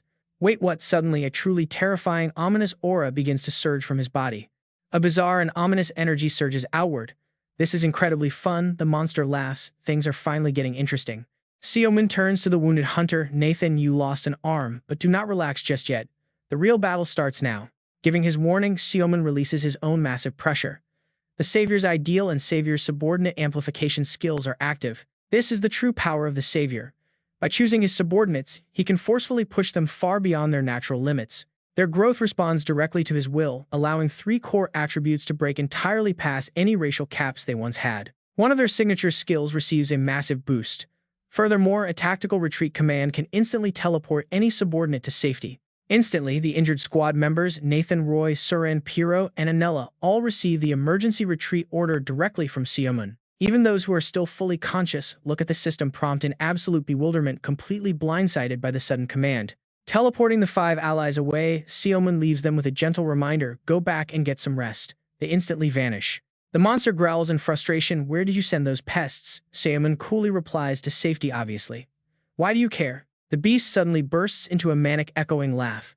The more I look at you, the more fascinating you get, Seo Moon. But all of this is utterly useless. As long as I can manifest my true form, this outer snake skin is nothing. It was merely a burden to hold me back. A massive foot suddenly slams down, generating a shockwave that forces Seo Moon to shield himself. Raising his arms to block the blast, Seo Moon listens to the monster, mocking him how absolutely pathetic. Your weak attacks only made me lighter. He charges forward like a meteor, ready to strike Seo Moon down while screaming, I will tear you to pieces. Every living creature on this land is marked, and I will start with you. Just you wait, human, I will slowly play with you before I end your life. Above them, a swirling vortex of energy forms as a heavy body is flung directly into a massive boulder, shattering it to pieces. So Moon lets him gloat for a moment before speaking up, you talk way too much. Left in the rubble, the monster is completely baffled, wondering how his opponent managed to actually injure his true body. Pointing his weapon, So Moon warns him to stop babbling. If he wants to fight, then bring it on. Meanwhile, the beast cannot believe that a member of the lowest race on Earth could possess such a level of power when even the Emperor could only banish him. Yet this absolute insect is standing before him, possibly even stronger than the Emperor. Suddenly, both of them leap high into the air. The beast plunges downward in pure frustration while Seo Moon charges straight up, his eyes glowing with power. A split second later, a violent collision shakes the area. Everything nearby is instantly shattered into a million tiny fragments, and the 2 combatants turn into dual beams of energy, fiercely chasing each other in non-stop combat. Still fighting from a high vantage point, the giant monster commands his massive snake heads to spit out destructive orbs of energy directly at Seo Moon. But watch this, a brilliant blinding light once again blankets the area. Seo Moon teleports with ghost-like speed, appearing right behind the beast, and they instantly clash in another fierce round. How amusing, the monster thinks, should he enjoy this battle just a little longer. Right now, they are locked in a tight struggle before a massive shockwave blows them apart, sending shattered stones raining down through the sky. Using his towering body to his distinct advantage, the massive monster starts overpowering, Seo Moon pushing him back relentlessly. For now, Seo Moon is forced onto the defensive, narrowly dodging the heavy blows as the fight moves further away from their starting spot. Fist meets shield with a resounding boom. Meanwhile, the action cuts over to the eastern coast of Gangwon Province, where their relentless clash has dragged them. Seo Moon is pushed back, sliding hard across the sandy beach. The beast lands nearby, loudly gloating and warning him that the 3 special eggs he personally created have already hatched somewhere across this world. Yes, those eggs have hatched, and they are his absolute masterpieces, born specifically for this grand moment. And guess what? One of them has already awakened nearby as a terrifying milky white beast suddenly appears. It hovers in the sky of another distant city where helpless citizens have had no time to escape. The monster sneers that in a place Seo Moon cannot reach, those people will be brutally crushed and turned into easy prey. But hearing this, Seo Moon just laughs out loud, leaving the massive beast completely dumbfounded. The highly irritated monster demands to know what is so funny. Seo Moon simply scoffs and replies right back that he already told him they were sent to a safe place. Far from the war, the Noithan group is safe. Just then, a bald man with a familiar marking appears, muttering about being put to work right after waking up. Gerald Walker stands resolutely in front of the crowd, blocking the white monster, and asks if they are all right. But suddenly his very soul feels like it is being swallowed up by a bottomless dark abyss. We see a foot step forward, and then Gerald Walker closes his eyes tight, holding out his hand in despair. He wonders if he will simply vanish like this as his vision fades, but suddenly a strong hand clasps his tightly. Looking up in utter shock, Gerald Walker finds Seo Moon standing there with a warm smile. Wake up. Seo Moon tells him now is not the time to sleep. A brilliant light shines down on Gerald Walker. Standing together in a vast ocean void, Seo Moon asks when he plans to wake up, as they have work to do. Back in reality, Gerald Walker is still lying on his hospital bed, but a numbered crest now glows on his hand. A system notification registers him as the fifth subordinate. This is fine since she will not be directly involved in the war and will not need it. The Queen nods and Seo Moon laughs, noting that the bald guy cannot join the main raid, but he will definitely be useful later. Meanwhile, the white monster has already breached the castle. Gerald Walker quickly dons his armor, standing firmly in front of the civilians. He tells them to recover and return to the fight while he buys some time. Back with Seo Moon, the young hero grins to himself, fully satisfied. He knew that Bald Head would awaken right on cue. Wearing a provocative smirk, he locks eyes with the monster, telling him to focus on their battle as he charges. His power is poised to make a direct hit. Confronted by this terrifying speed, the massive monster, the beast cannot dodge and takes the powerful strike head-on. As his body flies back, Seo Moon excitedly leaps after him. Then he suddenly vanishes into thin air. The extremely confused monster looks around, searching the empty sky for him.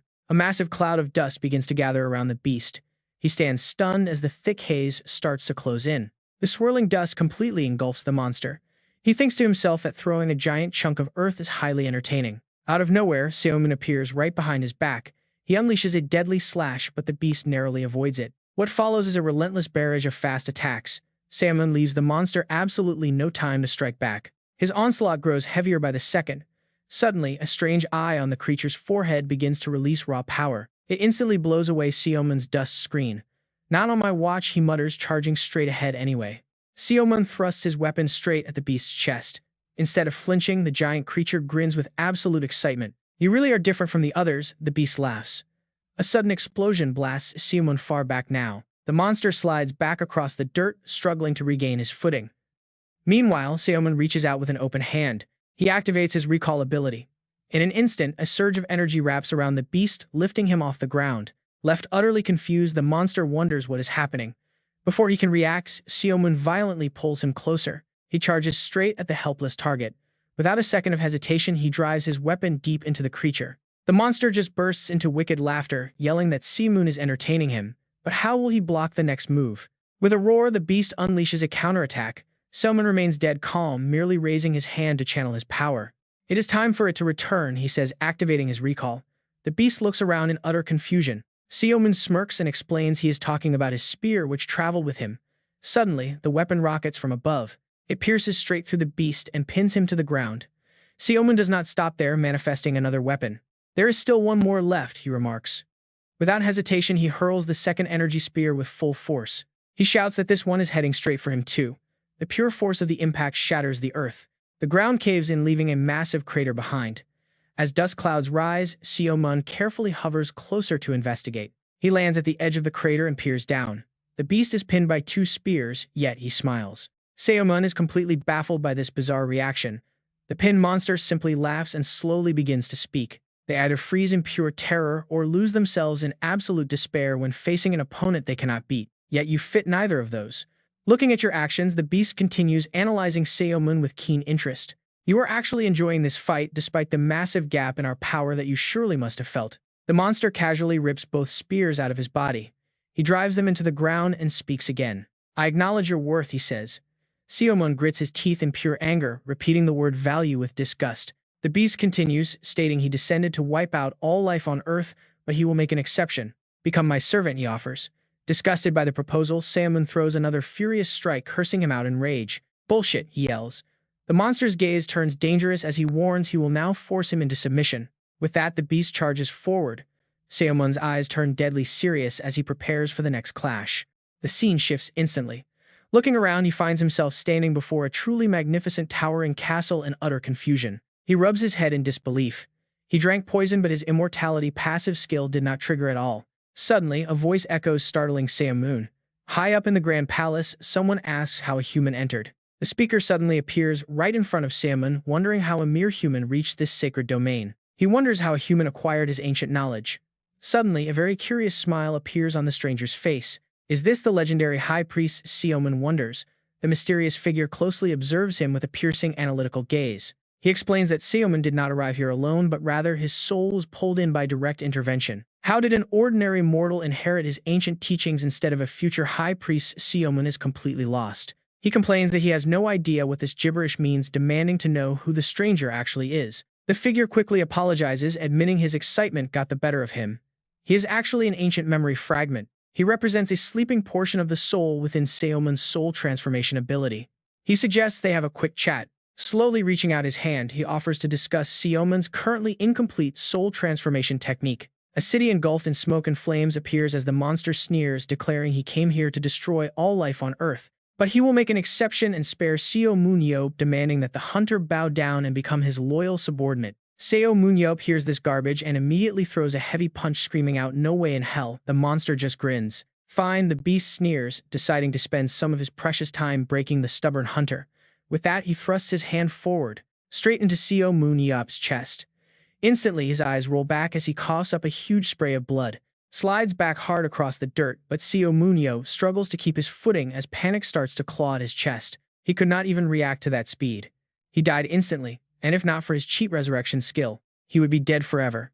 It is a broken ability. As long as his mental power holds, he can revive infinitely. The beast looks down and speaks again, pointing out that Seo Moon-yeop is completely different from the other trash. He officially offers to let him serve, but Seo Moon-yeop just spits blood right in his face, scoffing at the ridiculous offer. He activates his analysis skill and instantly a glowing system screen flashes to life, showing his newly upgraded status. Every single stat is hovering near absolute perfection. Seo Moon-yeop realizes he is stronger right now than he has ever been. But then a second screen pops up displaying numbers so massive they make absolutely no sense to him. It is the status window for the snake monster Taji, showing strength at 60,318. Agility 1200, aura 40,000. Seo Moon-yeop wonders if fighting this godlike entity is even possible. Meanwhile, the white monster launches another relentless attack. Gerald Walker steps up to block it, their massive collision, sending shockwaves tearing through the entire battlefield. Gerald Walker leaps high, striking downward with incredible force, but the beast easily matches his strength, forcing him to freeze. The white monster completely vanishes, instantly reappearing right behind his back, its deadly strike already mid-swing. Just as the blade is about to pierce Gerald Walker's forehead, Nathan flashes in, parrying the blow just in time. Nathan looks over with a smirk, teasing his partner, looking a bit rough there, Walker. But Gerald Walker just looks worried. Gerald Walker worriedly asks if he is still okay, warning him that losing an arm might cost him his top 3 rank. Nathan quickly snaps back, telling him to dream on because even with one arm he still has 3 phantom limbs. Besides, I still have 3 more phantom arms. He grins confidently, instantly summoning a dozen illusory clones around him. Gerald Walker chuckles, calling him a loudmouth, but their banter is cut short as a massive blue beast emerges. Now there are 2 identical monsters standing right in front of them, but backup is already on the way. Friendly forces are coming through the underground portal, meaning they just need to clean up the right flank. Gerald Walker agrees to the plan, noting they have 6 hunters against 3 targets and promises to wipe them all out. They will wipe them out and head straight to Seo Moon-yeop. Meanwhile, Seo Moon-yeop is locked in a brutal deathmatch. The boss fights like a psychopath, kicking Seo Moon-yeop through the air while screaming for him to show him more strength. The devastating blow sends Seo Moon-yeop flying backward as a barrage of multicolored spectral fists rains down on him. The fight has lasted 2 hours and 32 minutes. Seo Moon-yeop suffered his very first death at minute 23.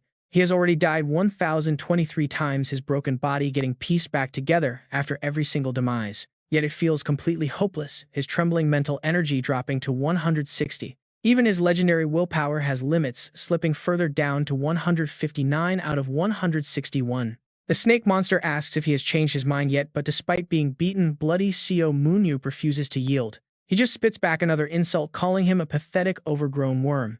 Enraged, the beast unleashes another terrifying wave of power. At 2 hours and 47 minutes, Seo Moon-yeop has now died 1,339 times. A tense battle update reaches the association president. Seo Moon-yeop is still barely holding off the massive snake monster. Meanwhile, on the eastern coast, more beasts emerge, but Nathan and Gerald Walker are holding the front line. Other hunters focus entirely on evacuating civilians, desperate to secure a safe defensive line for the survivors. But the endless waves of monsters are only growing stronger, pushing the exhausted defenders to their absolute limit. Without a miracle, there is a very real chance none of them will survive to see tomorrow's sunrise. President Parenti slams his fist against the wall in sheer frustration. Everyone is barely hanging on out there. If these frontline defenders fall, the future is completely over, leaving absolutely no world left to save. We must hold the line at all costs. Standing amidst the ruins, he looks around in utter despair and asks Seo Moon-yeop, "My friend, what should we do?" Suddenly, a warning shout cuts through the air as they arrive. Giant bizarre arms erupt from nowhere. Monsters are raining down. Below, every awakened hero rallies together, desperately trying to block the flying beasts from descending. The weaker beasts are blasted straight out of the sky, but the stronger ones press on, crashing through the defense line. The top-tier heroes charge to the front lines, and two of them unite, raising their shields to hold back a massive monster. The giant beast hits them hard. Its strength is overwhelming, forcing them to grit their teeth just to stand their ground. Damn it, even if they know how to kill these things, they are just too numerous. For every single monster down, more swarm in to take its place, making the struggle even worse. Suddenly, Namgung Ji-hoon dashes right past them. Despite the terror gripping his heart, he pours every ounce of his strength into a single clean slash through the beast. Landing on his feet, his teammate cheers him on. Great job, Namgung Ji-hoon. But immediately, an even more massive monster emerges. Here they come again. Someone yells out a warning to dodge. Luckily, both of them jump aside just in time, avoiding a fatal strike. Regrouping, they catch their breath. Man, that was close. Hook, are you okay? While his comrades quickly discuss his strategy, Namgung Ji-hoon starts doing the math in his head. How many have they killed by now? 1,000, 2,000. He can barely even feel his grip on his sword anymore. When will this nightmare end? His trembling hands tighten around the hilt. No. Suddenly, a strange calm washes over him. Watch closely now. Namgung Ji-hoon makes his decision. He cannot just freeze up here. He refuses to let this be his end. A sudden burst of raw power erupts from his body. Initiating his movement skills, he dashes forward with a blinding slice. He splits the beast right down the middle, then continues to flash from one spot to the next, slaying one with every leap. Keep moving, do not stop, he tells himself. Just keep moving. But suddenly, his body locks up. An overwhelming surge of foreign energy forces its way into Namgung Ji-hoon's system, warping his very form as he collides with a solid barrier. The massive backlash blows him backward, dragging him across the ground in a shower of sparks. His worried teammates rush over. They scream out his name, Namgung Ji-hoon. Utterly exhausted, he gasps out that this is the end. His hands shake uncontrollably. Even in his despair, he keeps calculating. If they kill 100, 1,000 more will just rise up to take their place. Kill 1,000 and 10,000 more arrive. He can no longer feel his hands. What are they even fighting for? 6 hours have dragged on since this brutal battle began. Seo Moon-yeop's death count has already reached a staggering 4 digits. His current count stands at 9,985. Seo Min lies bleeding on the ground, surrounded by his own blood. This endless struggle is pure madness. Mocking his resolve, the monster asks why he refuses to surrender after dying so many times. Pushing forward will only bring more endless failure. At the end of this impossible battle, nothing awaits him but eternal death. What is he even fighting for? The monster reminds him that his defeat is already set in stone. If he submits and becomes his servant, all this agonizing pain will finally stop. He would actually get to live, and isn't that the only thing that truly matters? But even with only a faint spark of life remaining, Seo Min just spits back a cold "go to hell." Losing all patience, the beast's expression turns terrifying as he growls that he is completely done playing around. Since Seo Min can resurrect infinitely, the monster grabs him by the head and hurls him high into the air. Rocketing upward, the beast follows him and unleashes a brutal barrage of fists, hammering Seo Min mercilessly. He vows to shred him into so many tiny pieces that his body will never be able to regenerate. Seo Min's body is full of holes. Death count 9,997, focus 131. Death count 10,112, focus 111. Death count 11,789, focus 100. Focus 99. Namgung Ji-hoon looks on in sheer hopelessness, muttering that everything has gone completely wrong. Yet even more than dying, there is one thing he fears more: getting chewed out by their boss. Bandaging his injured hands, he prepares himself. Enough is enough. As the sun dips below the horizon, Namgung Ji-hoon grips his sword tight and charges at the monsters once more, plunging his blade deep into a beast. He reasons that if he dies after giving it his absolute all, maybe the boss won't yell at him. Suddenly, a grotesque hand reaches out from the gate. Namgung Ji-hoon recoils in confusion, and a blinding light erupts, obscuring everything. Nobody can see what is happening. A moment later, Namgung Ji-hoon is pulled straight into a dark void. He looks around in pure confusion, stammering what on earth is happening, but the ally beside him steps up to say the sun has set. You surface dwellers fought well, but now it is our turn, as a mysterious group in pointed wizard-like hoods suddenly emerges. Dropping his phone in absolute shock, Chairman Baek Jin-tae blurts out, "Is it the underground people? Are they really here to help?" Behind him, the Queen softly speaks, telling the shocked World Arena Association chairman that his surprise is completely natural. She urges him to let his exhausted fighters rest, promising they will take over the battle as night falls, leaving him utterly stunned. But there is no time to process this. High above, a massive rift tears open in the sky, revealing a terrifying white beast. Down below, only 2 defenders remain to face the threat as the creature swoops down, unleashing a flurry of lethal crushing blows. Gerald Walker struggles to block the onslaught, silently cursing as he realizes just how insanely fast this monstrous enemy truly is.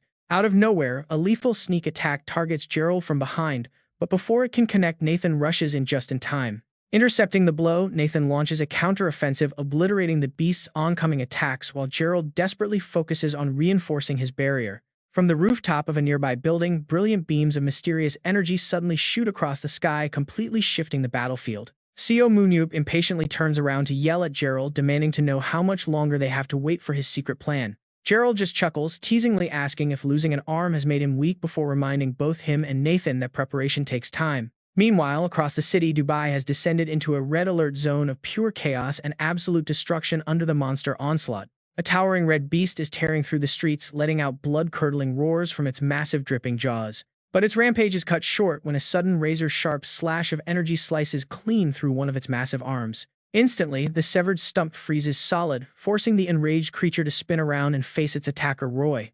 Standing tall despite his bloody face, Roy throws out a blatant provocation, calling the beast a brainless giant to draw its full fury.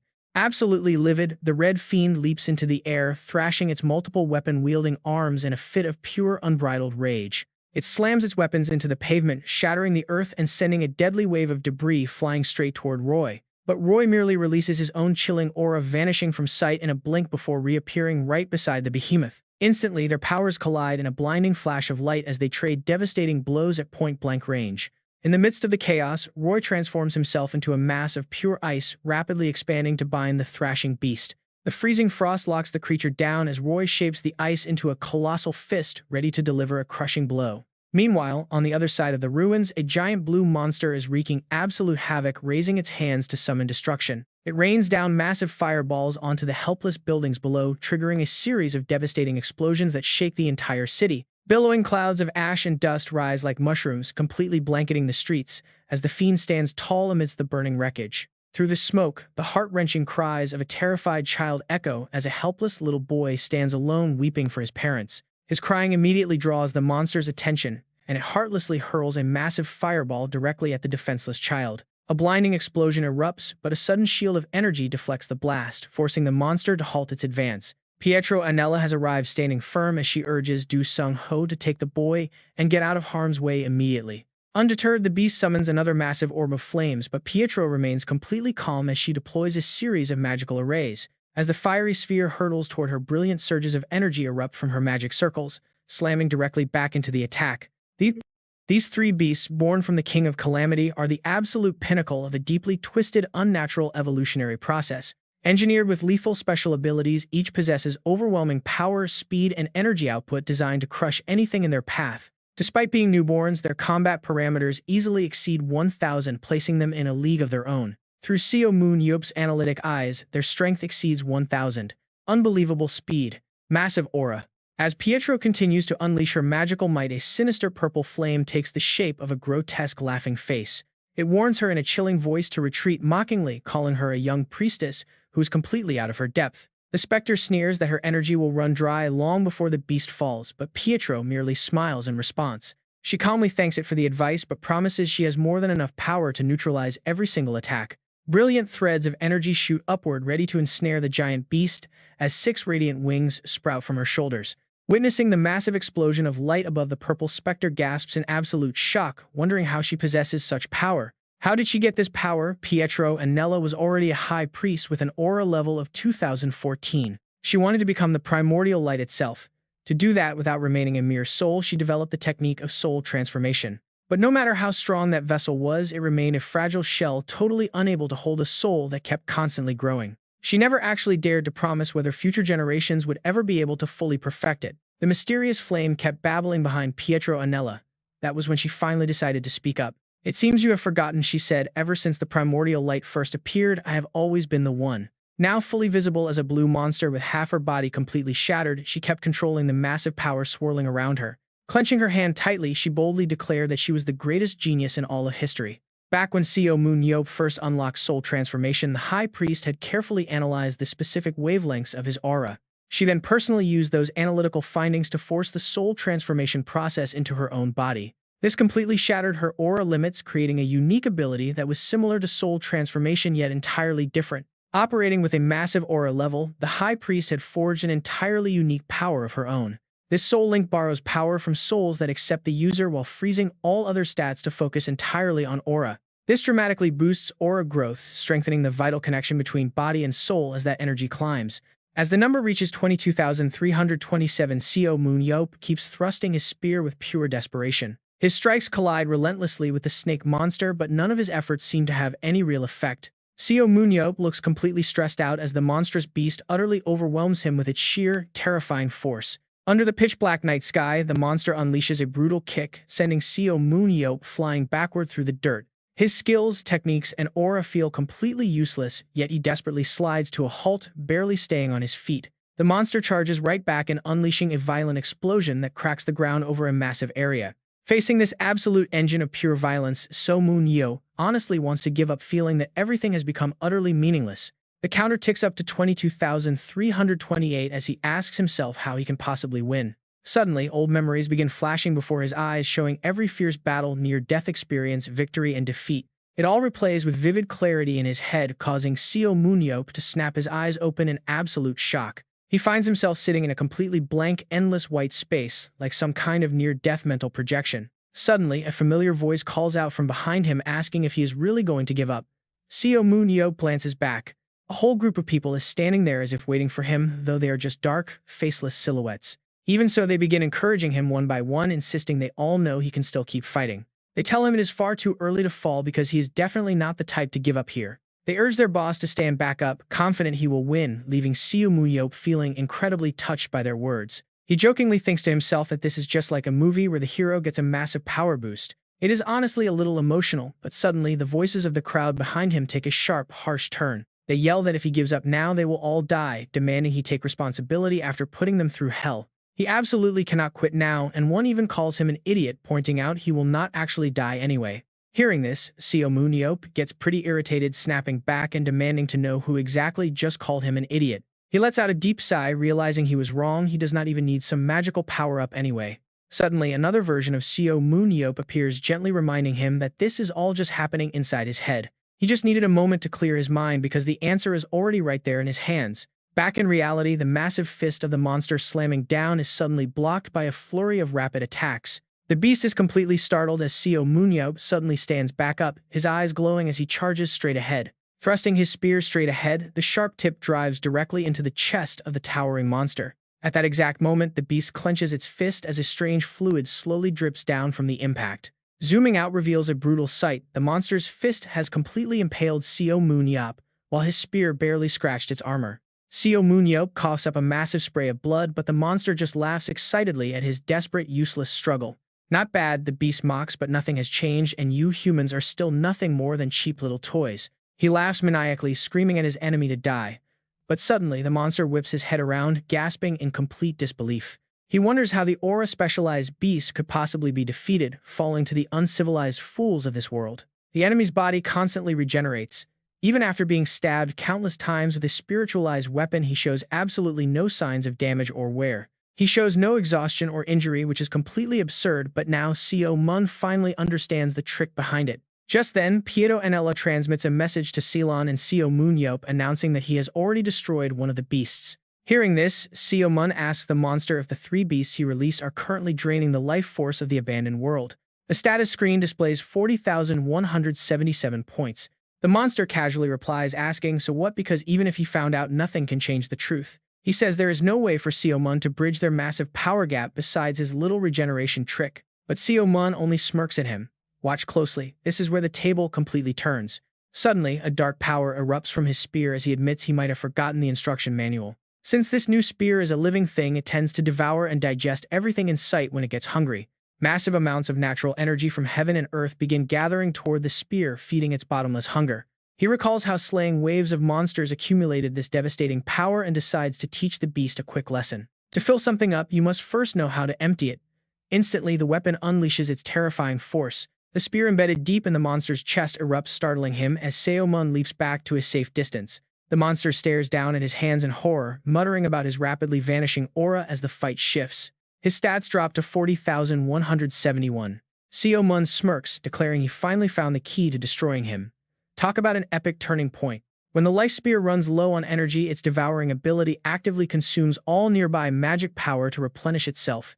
Gripping both spears tightly, he unleashes his devouring power and hurls them straight toward the startled defensive monster. The beast is thrown back, his aura falling to 40,171. With every direct hit, his power continually plummets, dropping down to 40,168. As the enemy absorbs Seo Moon's relentless devouring strikes, the hero keeps thrusting his spear forward without pause. The furious beast leaps forward with a mighty roar, unleashing a heavy punch that sends Seo Moon crashing down. The monster gathers his power again, fully confident that cutting off his supply of magic won't save his opponent. He boasts that disconnecting his link to the abandoned world cannot bridge the massive gap in their strengths. As that immense energy explodes, Seo Moon still stands his ground, making the monster suddenly hesitate in pure suspicion. Tightening his grip, Seo Moon activates his devouring skill once more, draining the beast's precious energy with every jab. His aura drops to 40,166 as the beast helplessly wonders what is happening. Seo Moon grins with pure excitement, causing the monster's eyes to glow as he spits out a venomous threat. He asks how he dares look so triumphant when his speed and power remain completely limitless, charging forward blindly. Seo Moon calmly replies that as long as humans believe a path is possible, they can achieve absolutely anything. He compares it to a tiny snake hatching from its egg, starting out as nothing more than a fragile piece of flesh. That fragile creature was once the weakest thing alive, yet it possessed a sharp consciousness and will to survive. To avoid being eaten, it had to devour others, constantly evolving to swallow up creatures far larger than itself. Developing a deadly venom, it grew larger and stronger until it transformed into the ultimate cold-blooded apex predator. Every waking second until death was a brutal battle, yet the beast climbed to the very top of the world. He constantly sought whatever lay beyond the sealed gates until one day he finally encountered another conscious, powerful being. That encounter turned him from hunter to prey, forcing him to taste absolute bitter humiliation for the first time. Fueled by those memories, the monster charges forward, reminding himself how hard he trained to leave that past behind. He believes his power, speed, and magic are unmatched, having even absorbed the ability to block any incoming strike. Yet Seo Moon continuously drives him back, leaving the beast to grind his teeth in pure, frustrated anger. Why is a mere toy giving him so much trouble? Suddenly, Seo Moon leaps high into the air, preparing to strike. He dives straight down at the monster, who is still lost in his thoughts, wondering how things went so wrong. How is he being hunted? He throws thousands of slow strikes, confident he can easily dodge. But right then, Seo Moon-yeop thrusts his spear. The strike lands. The beast's hand instantly pierces straight through Seo Moon-yeop, yet he cannot ignore a blow thrown with a dying man's entire life. Seo Moon is so heavily injured his very presence is fading, yet his face shows absolutely no sign of surrender.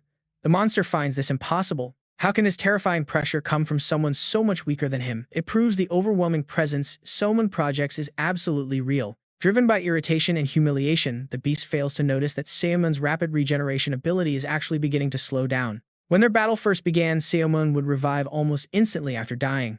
But after dying countless times, his recovery is taking much longer. His revival speed has clearly dropped. Yet, because Seo Moon refuses to give up after dying so many times, the beast's focus begins to shatter. With the monster's senses dulled, a sudden breakthrough occurs elsewhere. Over where the red beast was frozen by the whip voices echo. The final phase is finally here. The frontline squad of Roy Surin, Seo Moon-yeop, and Pietro have successfully grouped back up. Pietro seriously tells the team that only one target remains, so they need to crush it quickly and group up with Seo Moon. The beast now views the warrior before him as an absolute threat.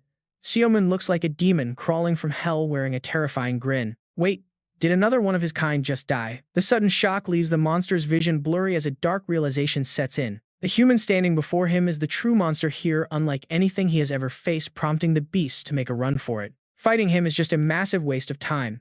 Suddenly, Seo Moon appears right behind him like a dark ghost, whispering a chilling question. Where do you think you are going? Terrified, the monster scrambles away, desperately trying to put some safe distance between them. Moving at absolute top speed, the beast flees, focused entirely on survival. Behind him, Seo Moon simply has no strength left to give chase. He barely keeps himself standing, feeling a massive weight lift from his shoulders.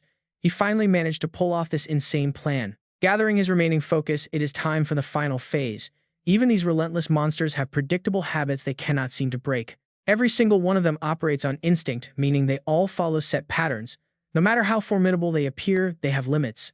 They might be absurdly fast, but their actual movements are incredibly rigid, repeating the exact same path over and over. It is childishly simple. Exploiting that weakness is the only reason they have managed to hold it off for this long. Gerondo suddenly shouts that he is ready, and Nathan wastes no time conjuring multiple clones to rush the enemy. The clones charge ahead to engage the young beast in close combat before Nathan falls back, lining up shoulder to shoulder with Gerondo. Nathan turns to him with deep worry, noting that all Gerondo did was gather some extra mana, which does not seem any different. He asks if Gerondo is actually ready, prompting the older warrior to shout back, demanding he cancel his clones immediately. Once the clones vanish, the beast will charge right at them, allowing Gerondo to use his own body as a shield.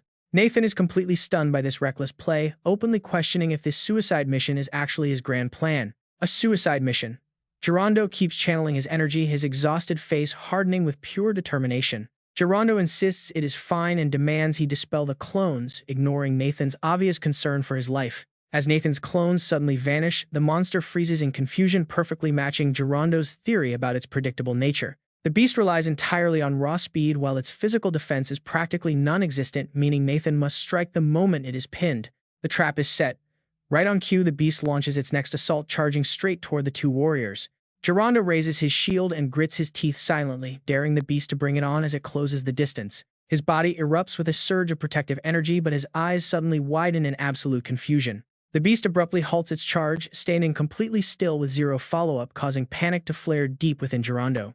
Did it somehow figure out their strategy? Before he can finish that thought, the boss monster suddenly materializes directly behind them. Unleashing a suffocating wave of pure bloodlust, the main beast swings its grotesque hand, aiming a deadly strike straight at Nathan. Nathan reacts instantly and rolls back to safety, but Gerondo takes the full force of the blow right through his shield. Gerondo collapses to the ground motionless. The boss turns a cold gaze toward Nathan, speaking with absolute malice. There is no need to rush, as you will be sent to the grave next, promising to end their pathetic resistance right here. The beast lunges forward to deliver the finishing blow, but a sudden flash of light in the sky halts him in his tracks. A shockingly familiar voice echoes from above as a massive pillar of light crashes directly into the battlefield with a deafening boom. The resulting explosion kicks up a massive cloud of dust, revealing Seo Moon casually dusting off his clothes while perched atop a giant boulder. Too late. He looks down, declaring the beast missed its chance as the giant boulder crushes the young monster flat.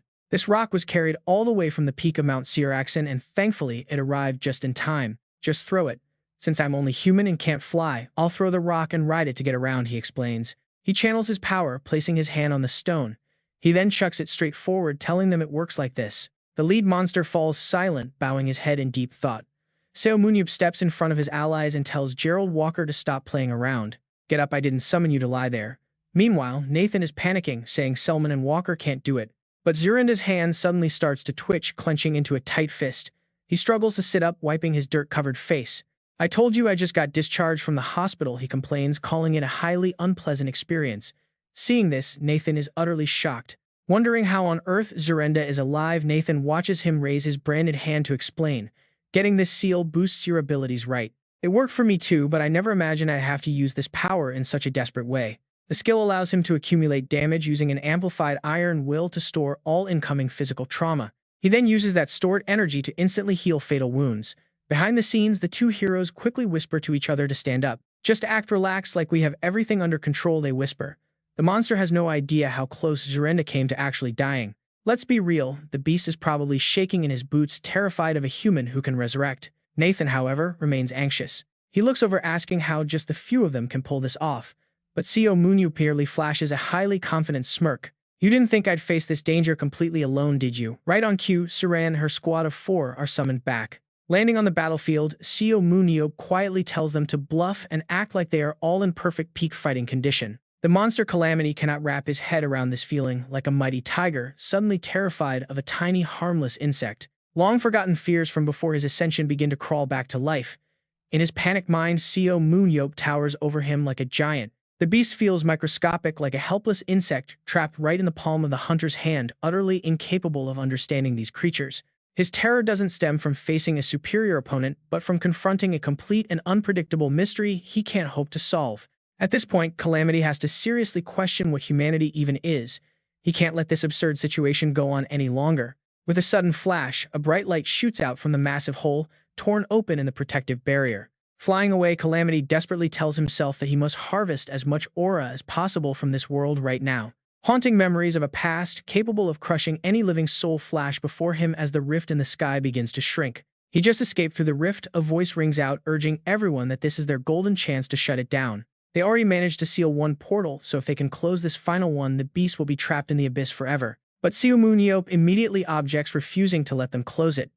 Hearing his madness, Pietro-Anella gasps in absolute disbelief. She asks if he has lost his mind, demanding to know if he genuinely wants to keep fighting that monstrous threat. Tightening his grip on his spear, Seo Moon-yeop firmly explains that even if they close it, the beast will eventually reopen it. And when that happens, he will return far stronger. Pietro-Anella panics, arguing that they still absolutely must shut the gate. Getting this far was already a massive gamble, and absolutely no one else here can survive a clash with that thing. The rest of the team remains silent, anxiously holding their breath as they wait for the final critical decision. Looking over his shoulder, Seo Moon-yeop tells her she has got it all wrong, as he never said they shouldn't seal the portal. Confused, she asks what he actually means. You've got to love his confidence when he says it's time to update his legendary biography. Saran gasps in shock at his words. Smiling slyly, Seo Moon-yeop points at his teammates and makes a bold claim. They will definitely have to add an epic new line to his biography after today, but Surin desperately begs him to stop. Ignoring her, Seo Moon-yeop decisively leaps straight through the closing portal. Surin cries out in absolute despair, begging him not to go. A peaceful, bright blue sky eventually returns above, while Seo Moon-yeop safely lands right in the heart of Calamity's desolate domain. Spotting the hero's arrival, the beast sneers, asking if this suicidal plan was his grand strategy from the very beginning. But he warns that the human made a fatal mistake, as this is his true ultimate form. Crafted by draining the infinite aura of this world, he promises to completely erase Seo Moon-yeop from existence, turning this place into hell. Panting heavily, Seo Moon-yeop scoffs, telling the beast that he talks way too much before standing up to face him directly. He asks if the monster just mentioned hell, recalling how countless people in his past used to curse him with the same destination. They always wanted him to burn there, and they would probably be thrilled to see this, but he points out a minor issue. He declares that they still have to find out which one of them is actually going to be dragged down into this hellish pit. Flashing a wild, excited grin, he challenges the beast to go all out in this abandoned world. Calamity, so that is the monster's name. Soon the two clash in a brutal life-or-death struggle. He drives the disaster monster back, but Moon-yeop also takes a hit. He grits his teeth, heavily wounded by its raw power. Meanwhile, back on Earth, a message from an unknown sender begins to broadcast. The letter is dedicated to Moon-yeop. Thanks to him, peace returns. The surviving residents of the upper world have begun rebuilding from the ruins. Those from the lower realm who once had to hide in the shadows are finally recognized for their bravery in fighting alongside them. Deep-seated grudges still remain between the two realms, meaning their relationship cannot possibly be fixed overnight. Even so, it is incredibly encouraging that they are now at least standing at the starting point of trying to understand one another. Our connection was once forged in blood and attempts to kill one another. Because of that, finding common ground will not be easy. So opening a path to truly care for one another will take time. Previously, we could only dream of the open sky. We were trapped forever beneath the heavy barrier. But now we finally have the opportunity to gaze upon it in total freedom. Reconciliation is not impossible, it will just take time. But as the years pass and his heroic deeds slowly fade into history, a grand statue of Moon-yeop is erected to honor him alongside a memorial flag raised to remember his legendary sacrifice. The banner marks the memorial of Seo Moon-yeop. I truly believe that both races will naturally find harmony over time. Meanwhile, as Pietro-Anella is walking, someone calls out there, "You are Pietro. The ceremony is starting soon and we must prepare." She turns around from the railing where she was enjoying the view. The person calling her is Nathan, who now sports a new look. He has been fitted with a mechanical arm. She asks if he has gotten used to it yet, and Nathan raises his new hand. He replies that it is all thanks to her, explaining that while it was tough initially, he can now use it naturally. She smiles, saying she's glad to hear it. As long as he channels enough mana, the arm will last a lifetime. In fact, it holds more magical energy than his original limb, meaning he can strike even harder than he ever did before. She tells him not to worry about it malfunctioning since she is leaving, but the queen can always repair it for him. Nathan is completely startled, asking if she is actually leaving as Pietro-Anella quietly walks past him. She calmly states that she will not be attending the memorial. Nathan is shocked, pointing out she contributed the most after Moon-yeop. She explains that while the ceremony is meant to honor Moon-yeop's sacrifice, its core purpose is to foster peace. It is the first step toward unity between their species. She points out that although she looks like them, she has a dark past. She was a high priestess who once slaughtered countless humans, so appearing at a peace gathering just would not be right. She refuses to ruin their chance at harmony. The villain needs to vanish, leaving the future in the hands of the survivors. With those final words, she vanishes into thin air. Meanwhile, the crowd gathers at the ceremony with deep respect. The memorial formally begins. Looking around the crowd, everyone is processing the loss in their own unique way. Some weep openly while others stand in silent, heavy grief, but the collective sorrow in the air is undeniable. Both rookie and veteran superhumans pay their respects to Moon-yeop, whose ultimate fate remains a mystery to them all. Looking down from a high balcony overlooking the Grand Avenue, Pietro Enola reflects on the hero who saved them. She figures the great disaster will not return for generations. She silently notes how selfishly he always seemed to act. He used to call the world barren, making her wonder why he chose to sacrifice himself. What drove that sudden responsibility? Even so, she must admit that he successfully guided them all to a bright and incredibly hopeful new future. She believes he is still out there fighting the disaster. For an immortal entity to experience a true final death, both the disaster and that entire dimension must be completely erased. For the peace of their homeland, she chooses to believe. She trusts in the victory built on his sacrifice, but let's see how he is actually doing in that brutal dimension. The duel between Moon-yeop and the Beast has completely pulverized the battleground. Suddenly, system notifications begin to flash on screen. His strength, agility, and mana have plummeted to just 1 point. His golden spear remains firmly embedded in the monster's crumbling remains as a final system window pops up. It confirms the massive disaster monster's mana has officially dropped to 0. 17 years later, a scruffy and completely exhausted Moon-yeop sighs in pure relief, yelling out that it is finally over. He lets out a massive roar, throwing off years of heavy burden, wearing nothing but some rather funny-looking boxers. His limp hand drops to his side as he collapses onto the ground, gasping that the nightmare is finally done. The intense battle completely drained the magic holding this dimension together. Soon, this entire pocket world will collapse. He traveled 17 years back in time to slay the ultimate boss, finally defeating the true mastermind after a grueling 17-year struggle. He finishes the battle. Honestly, a grand finale like this is not bad and he can finally rest. But then a sudden voice startles Seo Moon-yeop. Personally, I think it is a bit too early for you to retire. He is completely bewildered by the voice, drifting from above as the spatial barrier peels open. Struggling to pull himself up, Seo Moon-yeop gasps out, "High Priest." The gateway opens even wider. From the other side, Pietro Enola calls out, 17 years might feel long to humans, but for those of us in the underworld, it is quite brief. Still, I occasionally missed your sharp tongue. Seo Moon-yeop, looking thoroughly messy and disheveled, grumbles in annoyance. What on earth does that mean, and how is everyone else? Her voice echoes back by everyone else. You mean the rest of humanity, right? They are living in relative peace, though minor conflicts are always impossible to avoid entirely. Sighing in frustration, Seo Moon-yeop clarifies, I do not mean them, I am talking about the people I actually know. Reaching her hand through the rift, Pietro Enola replies, why not see for yourself? Come here first. If this space collapses, even I cannot save you. Seo Moon-yeop quickly leaps up another 17 years. Adjusting to the human world all over again is going to be extremely exhausting. But as warm rays of light envelop him, Pietro Enola reassures him, do not worry, this time you do not need to adjust. Let me clean up your hair because this abandoned world is not where you belong. Instead, your place is back, home. 17 years ago, her body had started dissolving. I am glad I could meet you one last time, she whispered now. Please return to where you belong, my savior. Pietro Enola left him with one final tender smile. The scene shifts back to life on Earth. Inside a quiet hospital room, a weary voice breaks the silence. I am truly sorry about this. Association President Park Jin-tae sighs from his bed. Getting injured during the invasion was a disaster, and now I have dumped a mountain of association work right onto your shoulders.